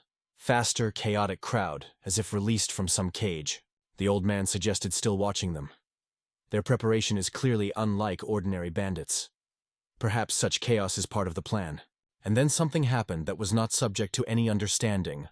The representative of the clan Tan was running a fierce battle with the enemy. But he suddenly looked somewhere back and it looked strange. Did the dance dishonored? How does he dare to ignore the enemy during the battle? But he was not just looking. He turned around and ran away, as if something made him run away. Finally, the techniques of the sword of Tanmuk. The student was glad that the rivals surrendered. However, perhaps they were running away not in vain. That thought did not rest. Meanwhile, if you look from above, one could see a detachment in black and a Black Spear cavalry clearing the path for strange creatures. Monk saw it like support, old man, like a panic escape. The eyes of these creatures to shine unnaturally. They had nothing human. What is the madness? The first thing that swept in the head of the student Tanmuka after the collision, it was obvious. They had no technique, did not apply methods, only randomly waved with long swords that are difficult to even lift. But in every blow felt a dangerous force that broke up the space. But what is the meaning of strength if they cannot hit? He thought. The student struck, pierced the enemy's body through, but he didn't even stop. And another blow. The sword went through the body like a knife through paper. It seemed that he accurately struck the heart. After that is not survived. But then the incredible thing, something that was not subject to common sense.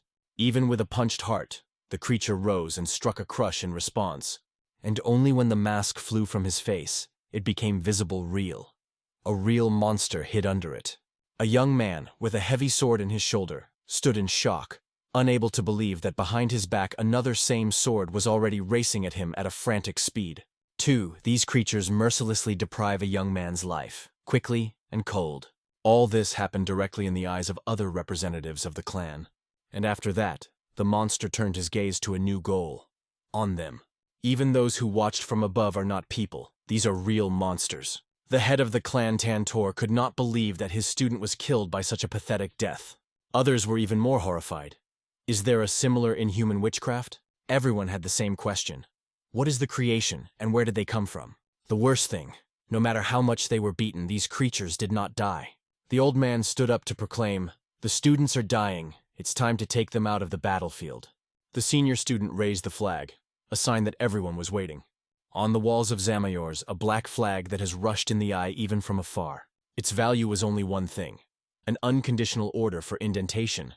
Sakon had to understand this signal and immediately leave. A deaf drum blow, a sound that could not be confused. A heavy exfoliate sound filled the air like a gloomy warning. It was a clear signal. Everyone retreat immediately. The warriors began to slowly move back, covering each other. On the road as they could, restrained the onslaught of the monsters who pursued them. Everyone who participated in the battle heard the drum and knew. It's time to leave the field. The girl, looking at all this with horror, realized, as expected, the Union of Murima was defeated. Suddenly, her brother appeared near the girl. With a decisive look, without hesitation, he rushed straight at the epicenter of battle. But she restrained him, indicating who would have to speak. These were not people, real monsters, and the only solution now is to flee. The whole crowd broke out of place, directing the movement to the entrance. Meanwhile, Mon listened to the report that the enemy started retreating. However, he was interested in another. Is it all that the dragon's dreaded sword is capable of? The servant was carefully waiting for new orders. Because most of the forces of the Union retreated to the northern gates. The plan was simple. Surround the Alliance as it was designed. And at the same time Mon understood. Dragon's azure sword could save something else. A hidden card. Reflecting aloud, he whispered, "Show it. Because soon you will be covered." From a height, one of the command watched the battlefield, trying to decide what to do. One of the men did not see another way out, but to immediately flee from here. But Tan Muk noted, "There is a whole union of Murima. Can they be left?" Monk silently pointed to him. Look down. And indeed, the cavalry of the Black Spear, together with the detachment in the black, rode on the left. And from the front were the bandits of the Green Forest.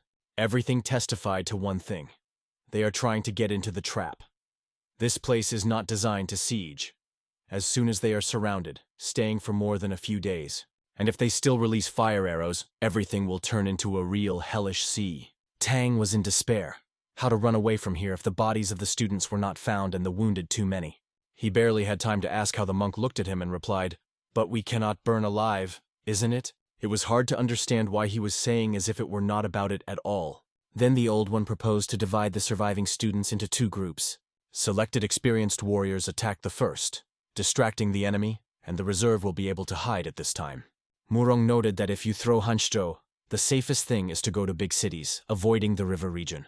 After all, this area has already occupied the Pirate Alliance, and there will be no passage there. But suddenly Tan heard an unexpected question from one of the planners. "Is it very different from defeat?" The old man asked to take into account the words. Not time for pessimism. A true leader should be prepared for any event development. And here it came to him. He was mistaken, thinking that everyone ignored the proposal of the divine monk Sachche. Actually, the only sect that ignored his plan was their own. The old man reminded everyone that the head of the family Murang just said, "It is necessary to run before the precipitate is completed. If everyone goes to different directions, you will be able to confuse the enemy. It remains to decide which sect is going where." He pulled a silk bag with a board of ivory on which there were numbers. Everyone had to extract one by one to determine their direction. First to the bag, he came up and pulled one of the boards. In a few minutes, everyone has already kept their number, route determined. And suddenly one of them raised his hand and asked to wait. If there are several boards left, why not give a chance to soldiers from the guest house, he suggested. After all, today they fought brilliantly by showing true strength, and he was convinced that these people deserved the second chance. Besides, if they also move, it will help break the sediment ring. Monk nodded. He also agreed to give a chance to the warriors of the guest house. When asked when to start, the old man replied, "The sooner the better. The sediment will be completed soon, so leave this place for half an hour." Half an hour. This seemed not even enough to gather all the surviving. not to mention the evacuation of the wounded. Shaolin will path, the monk said. Hua Mountain will follow him, and Udan's school will not be behind. The old man sincerely thanked them. Despite the fact that the enemy today trampled the union of Murima until they are here, the spirit of martial arts will remain indomitable. Only one he asked, to be careful because the path would be difficult. For some, all this solemn tone and plan of escape seemed fake, even absurd, so much that it has caused respect. But there was no choice. In the world of martial arts, either act or dies. Murima Union, what is the majestic place? But today it became only a short sleep that broke off. The preparation for the escape was lightning. Most sects were already going to go. Murang's family completed the meeting, and Yuan, Kon, and Ran decided to join. Fortunately, the wound brother helped with the horse. If Yuan knew earlier that he would have to run riding, long ago would have learned to ride. Before the start of the wound, wanted to tell him something more. Dr. Sun reminded, "Fortunately, no one knows how you look. So don't contact the 3 elders, and do not name your name." Yuan briefly replied that everything was perfectly understood. One of the elders gave a signal. It's time to go. People have moved in a band. The escape plan began. Meanwhile, Moon and no idea had what really happens. Though his face at that moment said all without words. The expression was one, "What devil is there?"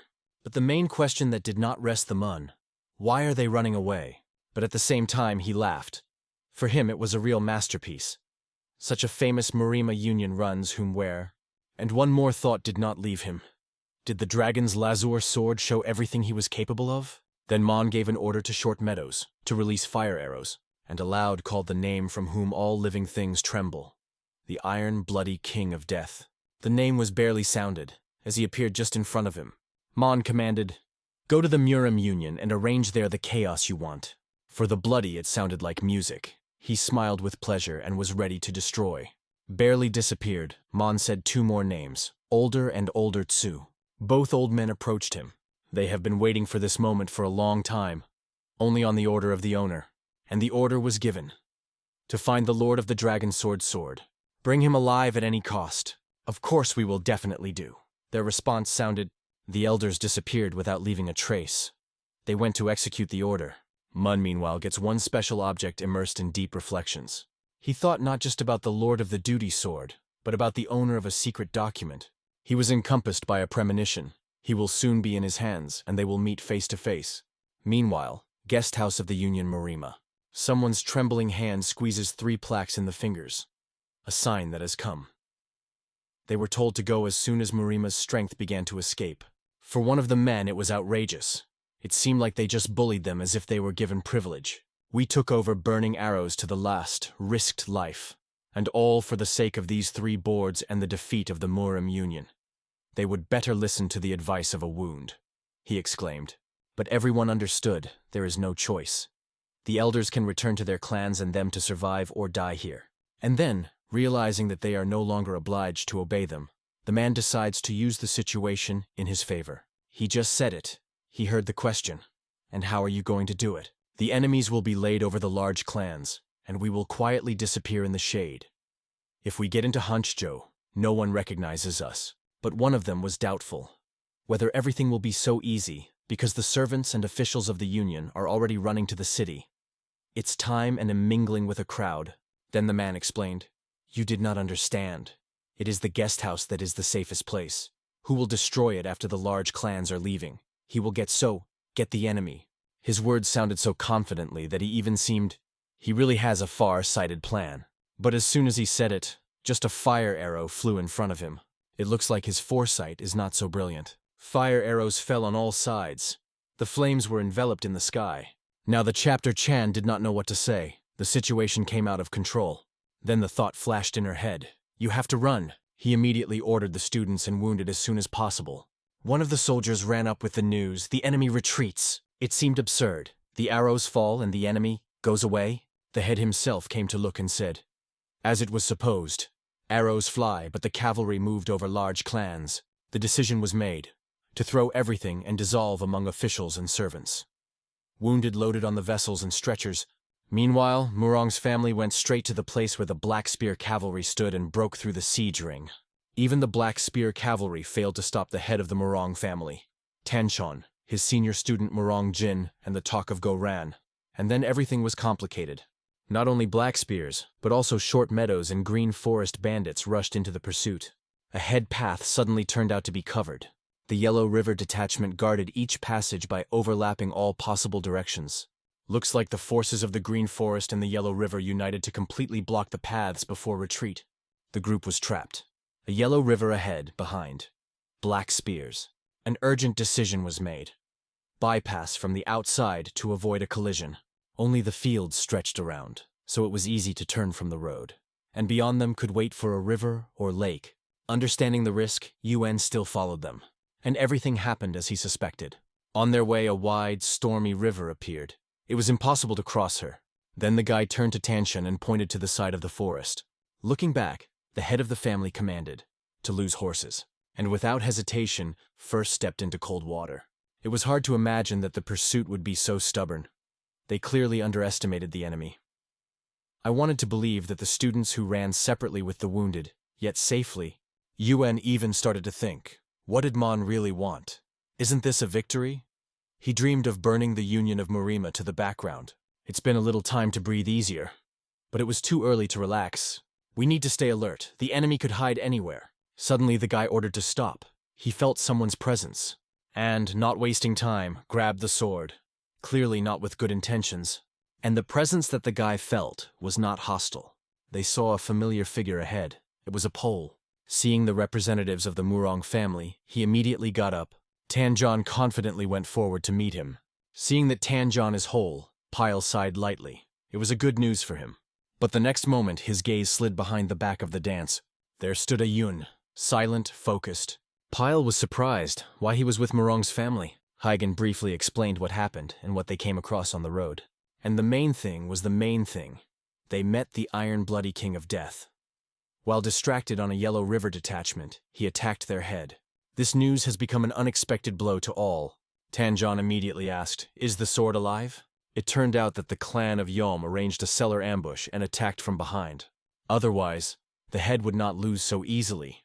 His wounds are out externally lethal, but the condition is severe. A doctor is needed as soon as possible. Guandun's lord, Chelhu, is always proud.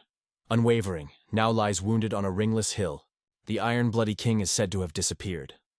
Tanjan assumed that he rushed to the clans that retreated. But most of all impressed him. They realized that even their retreat was part of a carefully thoughtful enemy plan. The enemies blocked the road and launched a pursuit to make them run in this direction. Thinking about all this, one of them asked, "What happened to other students?" Most got serious injuries and ran. Many unfortunately died. Then Red-Haired asked, "Could a man be accompanied by a detachment?" He agreed without hesitation. It was impossible to refuse, but immediately asked, "Where are we now?" "Only dark, only the forest, no landmarks." "I don't know. We have broke away from the Iron Bloody recently," he replied. At that moment the wound shouted loudly, "Be careful!" And just behind their backs he appeared. Bloody. "Ha ha ha, that knight me is just incredibly lucky," the monster exclaimed. Red-Haired turned around and called him in his name, but he fiercely interrupted. "Don't dare to call me that! Such a pathetic crowd has no right to pronounce my name," when he rushed to a red-haired attack unexpected. But this time the Bloody came not after him. He had a different goal. His gaze slid sideways and stopped at a completely different. Smiling ominously, he greeted, "First, child," and then with a smile asked, "And maybe better, the Lord of the Dragon Heavenly Sword? Many people want to see you. Even too many," he added. Meanwhile, another group made up the city, cautiously but confidently. All were safe, even wounded had to arrive soon. They were lucky. After the first collision, there was no new clashes, and no one was killed anymore. One of them suddenly shouted, "The victims are approaching!" The other immediately rushed to them to look at the wounded. They seemed to be lucky. Although a little trick, but it was done correctly. Luck does not come to those who are not ready. He did not know what fate was beaten by those who received other plaques. But one thing was clear. They were not as lucky as the Jagel family.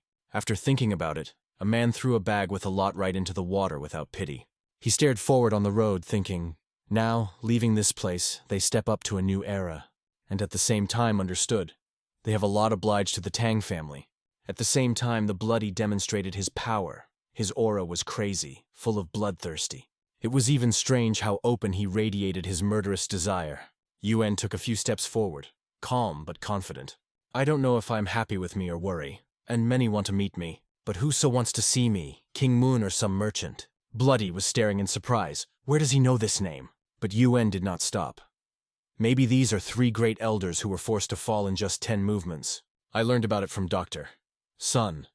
Yuan answered the question of a Bloody who could not stand it and asked, "How do you know it?" And from this short conversation, the Bloody understood. It was he who destroyed the heavenly spiritual butterfly. His perfect reception is the pride and fruit of incredible work. This technique cannot be destroyed completely. I didn't destroy it, just changed a little, calmly explained the unit. After all, the heavenly spiritual butterfly is a work of all the life of the master. One of the highest techniques under heaven. There was something new on the Bloody face, an expression that said for himself, "I am shocked," but in a moment he changed, as if all this seemed funny to him. Began loudly, even excessively laughing, as if crazy went down. He was easier not to believe, and immediately attacked. His double-pointed click was torn the air. In defense rushed wounds, blocking the path of blow. This young man was for the Bloody absolutely unfamiliar. He heard his name for the first time when he introduced himself, and even when he heard it, disdainfully said that knowing more and does not want. Perhaps that is why I decided to simply destroy it. Everyone who was side by side is understood. It is better to dodge rather than stand still. Several fighters at the same time tried to repel the attack. Although Bloody scattering power in different directions, the blow was still devastating. The old man immediately asked, "Are everyone alive?" He heard in response, "Yes." The boy nearby wanted to tell him something more important. Namely, pay attention to the fact that red-haired seriously wounded. He got the wound when he closed his leader. And it was thanks to him that the head was not injured even more. Yuan was a little surprised because the pile should be easy to handle. But it seems to have been exhausted by previous fights. This is probably the reason. After that, Yuan turned to the head. Wanted to say important. He asked everyone to go, because the Bloody came just after him. But CO immediately denied. "We can't go. Murang's family does not throw their," she declared a proud and steadfast voice. "Never." Yuan sincerely thanked, but reminded that in this situation it would be most effective to split. She did not understand what efficiency is talking about. It looked like a one-sided risk. If such a cost of efficiency, they don't need it. Bloody, watching from the outside, called it the perfect illusion. He remembered that once, and he had such times. Therefore, with generosity, suggested an agreement. If they go with him without resistance, he will spare a girl. But Yuan noticed something, and instantly warned her to pay attention to the left below. She barely managed to repel a blow, reflexively. Even a simple gust of air from attack had a devastating power. Yuan demanded an explanation. The Bloody waved. "They say, I have not killed her, and you have not answered yet, so I am not obliged to keep the word. Until death touches close, people do not believe. Until they lose the limb, do not understand," he continued. All of them still die. These words became a prelude to the next wave of his attack. Oppressing energy was so enormous that it was hard to even stand, but the Bloody continued everything. "Everything lives dies. Just for you. Time it's time." Yuan perceived these words through pain and pressure. He realized he was too self-confident. At heart he thought he would handle, but now that all the onslaught is directed at him, he understands why the Bloody enters the 5 strongest warriors of 5 heavenly honorable. The head was stunned. Even he barely withstanding it. About a Hyun and saying nothing. All were disoriented, until they noticed. Yuan is slowly stretching to their weapon. His movements were accurate, smooth, like a trained ritual before the storm. Finally the moment, Yuan has revealed its true energy. The leaves broke out of the trees, flying around the wind that arose from the movement of his sword. It was impossible to understand. A blow was, or an illusion. As if Yuan just painted the sword path in the air, gently, beautiful, without even a shadow of trying to kill. But who knows, maybe it was not a Bloody restrained, but Yuan dissolved his embarrassment. The blood face was told for him. He is shocked. He did not resist, directly asked, "What did you use for witchcraft?" "The stream is broken, and no force holds on," said Yuan calmly. "Cut the flow of martial arts." Sounds. But until you see, you will not believe. And here the Bloody realized, Yuan has a true vision. He can be left neither the king of Muno, nor the elders, nor even the merchant. But at the same time, a brilliant thought. If Yuan is with him, he will be able to keep not only Muse, but all the world under control. Yuan turned to the head again, asked to withdraw the rest. He understood everything, and silently agreed. Ms. So felt a storm of emotions, but Yuan reassured her. They say, though not the best fighter, but in this battle is sure. She needed to understand, if they remain, they would be a burden, and go. Give him freedom of action. She came to the wound and asked quietly, take care of the owner of UNA. I thank the UNU for everything. And she whispered gently, barely audible, I will wait. They moved, getting ready for a hard way. And even in this, to help each other rise was invaluable. After all, now they had to support each other. There was a new way ahead, a new struggle. With a light smile of Yuan gazed his comrades. He released them with hope. But everything was out of the plan of the bloodstream. The rage began to boil in it, saying, where did you come? But his attention was quickly captured by the sword. Calm, but directed directly at him. Yuan kept it confidently. If you try to hurt them at least, I rush in the opposite direction, warned Ona. It was the only way to give them a chance to escape. In the ears of the bloody it sounded brazenly. He saw a cheeky young man in front of him, but he could not admit, yes, the main thing, Yuan remained here, and the rest is no matter. If they are gone, why should I stay here? Minus threw Bloody clenched his fist and robbed. You think I will let you? And so it will be, he interrupted him. Perhaps the bloody will also help him. The thought is bold, but not unfounded. But for the blood, was it nonsense? To help this bold little absurdity? And here Yuan turned his head to the left, looking into the depths of the forest. They really go. When the bloody asked, who? Replied at once. Obviously the Supreme Elders.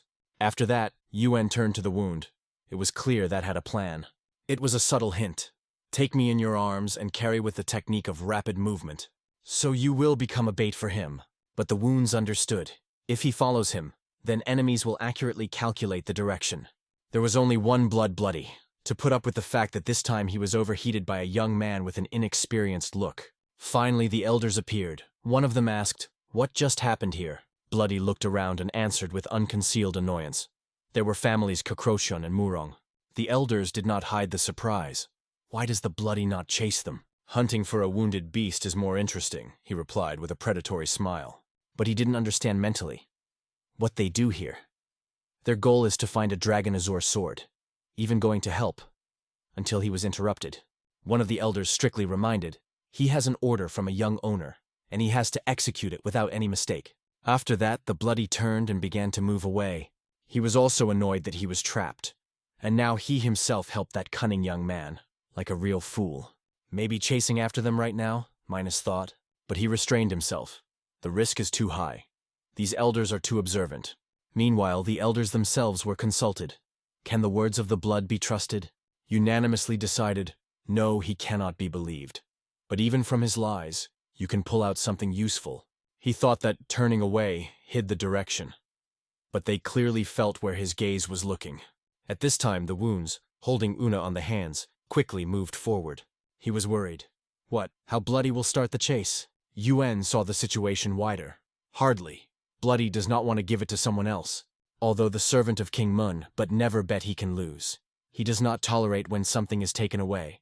That is why Yuan showed that it has value. And in the eyes of the Bloody, the thirst broke out.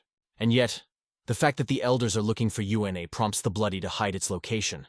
He always thinks of benefit, and therefore loses more than gets. However, as soon as it said it, he understood. He was wrong. He felt clearly. The elders were already approaching. Their presence awakened the internal anticipation. It all depends on the wound. Its technique of lightness and internal energy must be brought to the limit. Though it is risky, but there is no choice. Ran made a decision. It's time to speed up the traffic, but did not have time to take a few steps as something appeared in front of them. Chances are not enough.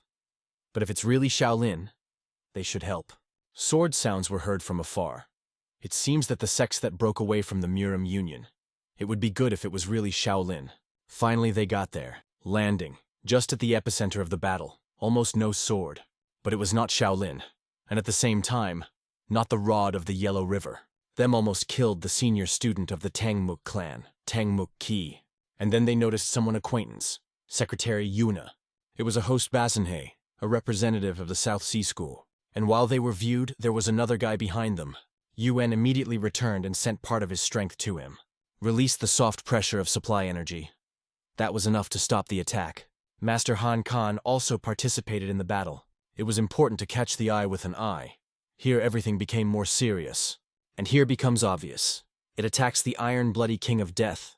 Without blood was not done. All the battlefield was splashed. Not only the head of the South Sea School, but also the leader of Clan Tangmuk were injured. And suddenly over the battle came a familiar, ominous ruddy. Khan immediately felt a powerful wave of suppressing force. She covered everyone. Unexpectedly, behind the backs of the wound and Yuna secretary appear the elders themselves. Their cold voice. Why did you stop? Is it nowhere else to run? Seeing them, Yuen immediately recognized. Their energy is really exceptional. And the bloody, smiling greeted them behind. Oh, what kind of guests! But the elders did not even look in his direction. His pathetic, I congratulate you big elders, might better stay in his throat. One of the elders dried up to him not to climb if he appreciates life. And he, along with his adhesives, obediently answered, is, like a dog. Then Yuen calmly asked everyone to leave the place of battle, as soon as possible. The group quickly consulted, hesitating only a moment. And at the same moment, a girl ran up to the secretary. In the eyes, tears, in voice, gratitude. Acknowledged that he saves them. And in the rustle of the wind whispered, take care of yourself. Now Yuen was left alone against the elders, only a faithful wound behind the back. One of them said, finally met. Is that you, the Lord of the Dragon Sword? That's right, confirmed Yuen, but the elder did not stop. Do you own a document? The answer was cold, no, but the solution is not behind you. Another said the other. One of the elders turned into a black shadow that whispered ominously, you will go with us. Like lightning, he was already behind the back of the secretary. Yuen just managed to wrap the head as another elder moved forward. Wounds didn't even have time to react. Everything happened too rapidly. Even in reaching, Yuen had no chance to attack. Having struck, the elders were indignantly murmured, not only that resists, he has not yet expressed due respect. Their speed and combat skill and really went beyond imagination. But the Lord of the Duty Sword is also not of simple. He instantly responded with his own lightning reaction by blocking the fist of one of the old. He wondered and acknowledged, it is quite good. The next elder attack is a hail of blows so rapid that they could not be counted. But Yuen was reflected by everyone, as if anticipating each subsequent. I am shocked, the old man whispered. Hyun could not imagine that someone would be able to match him. On the side of the other elder observed, aware, Yuen almost moves, only slightly leads a sword. In the enemy's hands, a force that was difficult to imagine. Wounds, noticing this, wanted to shout, warn the owner. But it seemed that Yuen was waiting for it. The hidden card was already ready. A sharp bell came. A fist crashed again into a blade. My technique is unpredictable, and you seem to see it in advance. The old man broke up on a cry. Yuen was not going to explain. His silence spoke more than words, and to test his reaction, Yuen waved his sword as if playing an idiot. He threw a calm. The elder only roared, everything is well. It's time to go to a new level of game. Around Una spinned a hurricane, as if the element itself replied to the challenge. Ran from the outset understood. He is extra in this confrontation, but still it was painful to realize that he just watches. Suddenly, another elder appears nearby. And the first still said, he asked, where did such techniques come from? But at the same time, he did not stop attacking. Every word was accompanied by a movement. His voice shrugged. This vibration hit a sound attack that penetrated into the body itself. That is why from the very beginning the Lord could not utter a word. Sound technique was shaking his voice. And again, another attack from an elder. But suddenly at his hand rose the blade. In the next moment, Yuen in his eyes, as if turned over, face upside down. This is because the body of the old one lost its orientation. It twisted as if someone threw him into the heart of a storm, in an unmanaged stream of hurricane. And if he had not been one of the great elders, a long time would fall. But he had time to loo, and instantly raise protection, realizing what risks even losing your hand. Before him flashed the blade of Una. The threat was deadly. And another elder had time to jump, and literally pulled a friend out of death by pulling it aside. In his hands, two weapons, but not a fist, but a sword. The sight was strange. He lifted the edge of the sword so close to the opponent's nose that he was forced to stop. On the side, this battle looked uneven. But the power of Yune is clearly not yet shown completely. And even now in the eyes of both he seemed not a man, but a real monster. Yuni even mocked them, reminding their words how they promised to take it with them. And elders were not going to retreat. You will go with us anyway. They came to unison, and they moved back to the attack. One bypassed the rear, and the other rushed in front. A coordinated blow on both sides. It is hard to even imagine that their strength with a simple martial artist would do. Such a long time ago would lie in the ground, under the storm of their blows. But not the azure sword. For a moment, it seemed like he was dancing with a sword, easily, gracefully, deadly. And on the side of all this watched a bloody, like a shadow in the woods. In every movement of this battle, he saw something strange, something unexpectedly incomprehensible. But as a master, he knew. At such a level, every moment, every detail can solve the result of battle. And that is why, logically, Yuan would have to defeat two elders. But no. Seemed to be deliberately delaying this fight, pretending to be equal. And it's not just a technique. It was a soft, flowing, barely tangible style of a sword. Bloody even for a moment was scared. Not because of the attack, but because of his own capture. He was not delighted with heavenly or shadow technique, but from this boy, and then again established in thought, this young man cannot be given to anyone. It needs to be obtained at any cost, whispered to yourself, bloody. Meanwhile, on the battlefield, everything was just as dangerous. Even the February sea sword technique that Yuan saw in Eternal Ice Binshong was unable to stop this drain. And although he reflected her, the blows did not stop for a moment.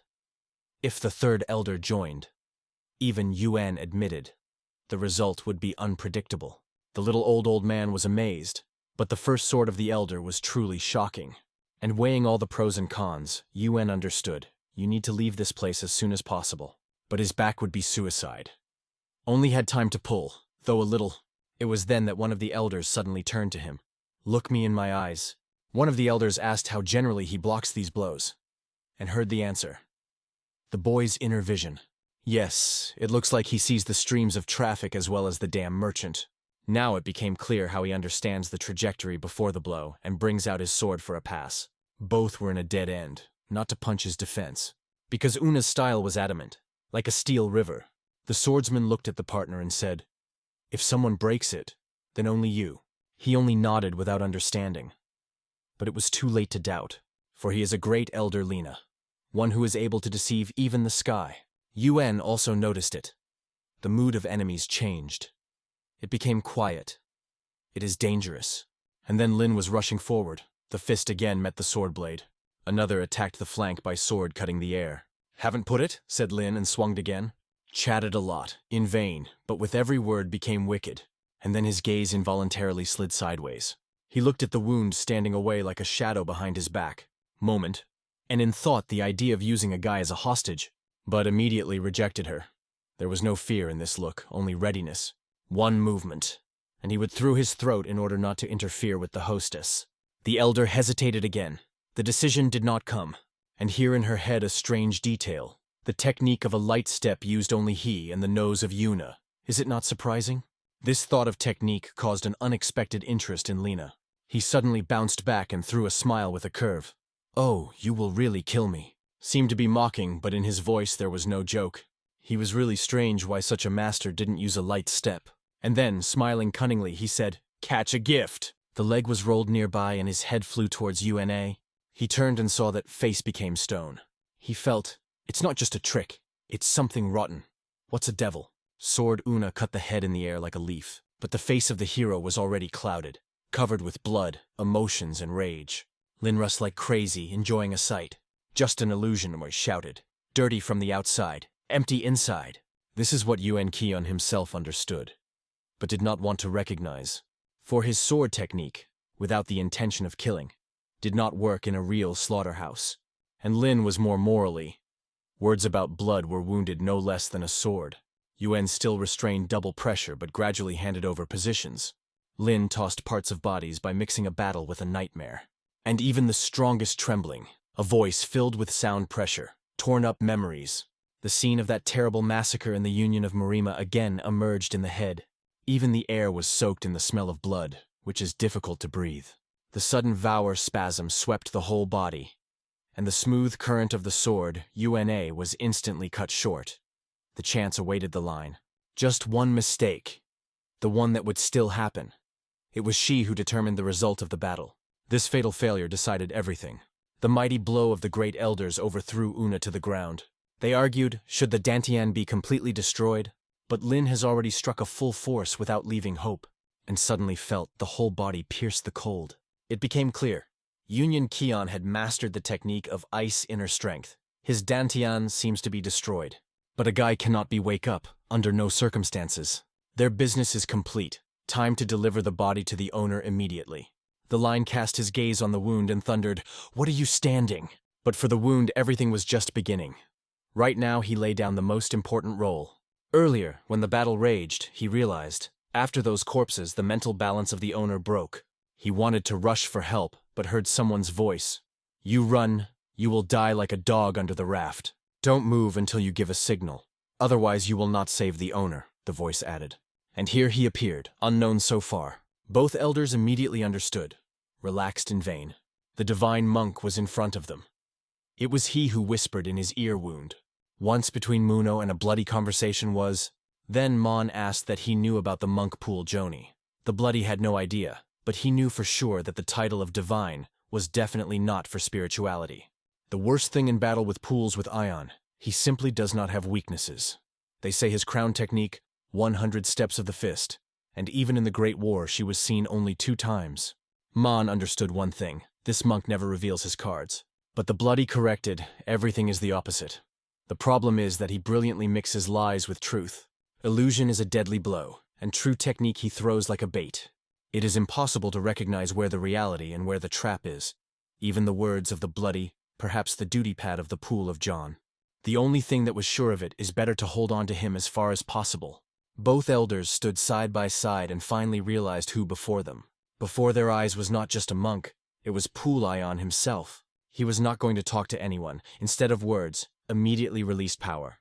And if he hit the full, none of those present would be alive. Bony fist cut air through trembling robes, a regular straight stroke without decorations, but in it something so destructive as sore that it seemed. He sweeps everything on the way. Seemed to have this psyche intended to kill even a guy. Line grabbed a small collar. You need to run away. All rushed in different directions, avoiding the ray that flew just in them. "Are you at all? What do you climb into?" said Lin. But Pulu John only shouted something incomprehensible, like a spell or swearing. His attack in the air suddenly split. The explosions thundered so that the forest shuddered. The pillars of fire were taller than trees, and after calming down a little, he looked at them and asked with a wicked smile, "Well, how do you taste the impact of a crying jade?" "Was it terrible?" said the Pool John. And indeed, the scene looked horrifying. In response, there was only one thing. The fucking old man. And while the explosions were cracking, in his hands the wound was wounded UN, whom he quickly took out to the side. Line saw another. The guy did not hesitate for a moment, just rushed in the pier. As if not noticed a counter-energy that would destroy anyone else. It just confirmed. Divine Monk planned everything in advance. Run, Wound could not thank the heavens for such an opportunity. Lowering a look at the barely conscious Una, whispered, "It's time for me. Thank you for letting you say goodbye." Unhon did not understand what it means. His consciousness was still turbid. But then, behind the wound, Lin appeared, and everything became clear. They both felt, ahead is the finale. Lena's hand grabbed him for his clothes, but only the fabric remained in the fingers. The wound was already standing right in front of him with the raised sword. Eyes met, and the blade was already pointing just in the chest. And it was at this moment that the divine monk fell from the sky, grabbing Yuna on the shoulder. "Oh, you are hard, the louser," he muttered. The voice was familiar. It was definitely Pool Ion, and the wounds were in front of a force that never ever encountered. The enemy was not just strong. He was evil because he felt humiliated, divorced as a child. Grabbing the sword just with his hand, Line broke it in half. And then he struck his fist in his chest. Is this the end of his story?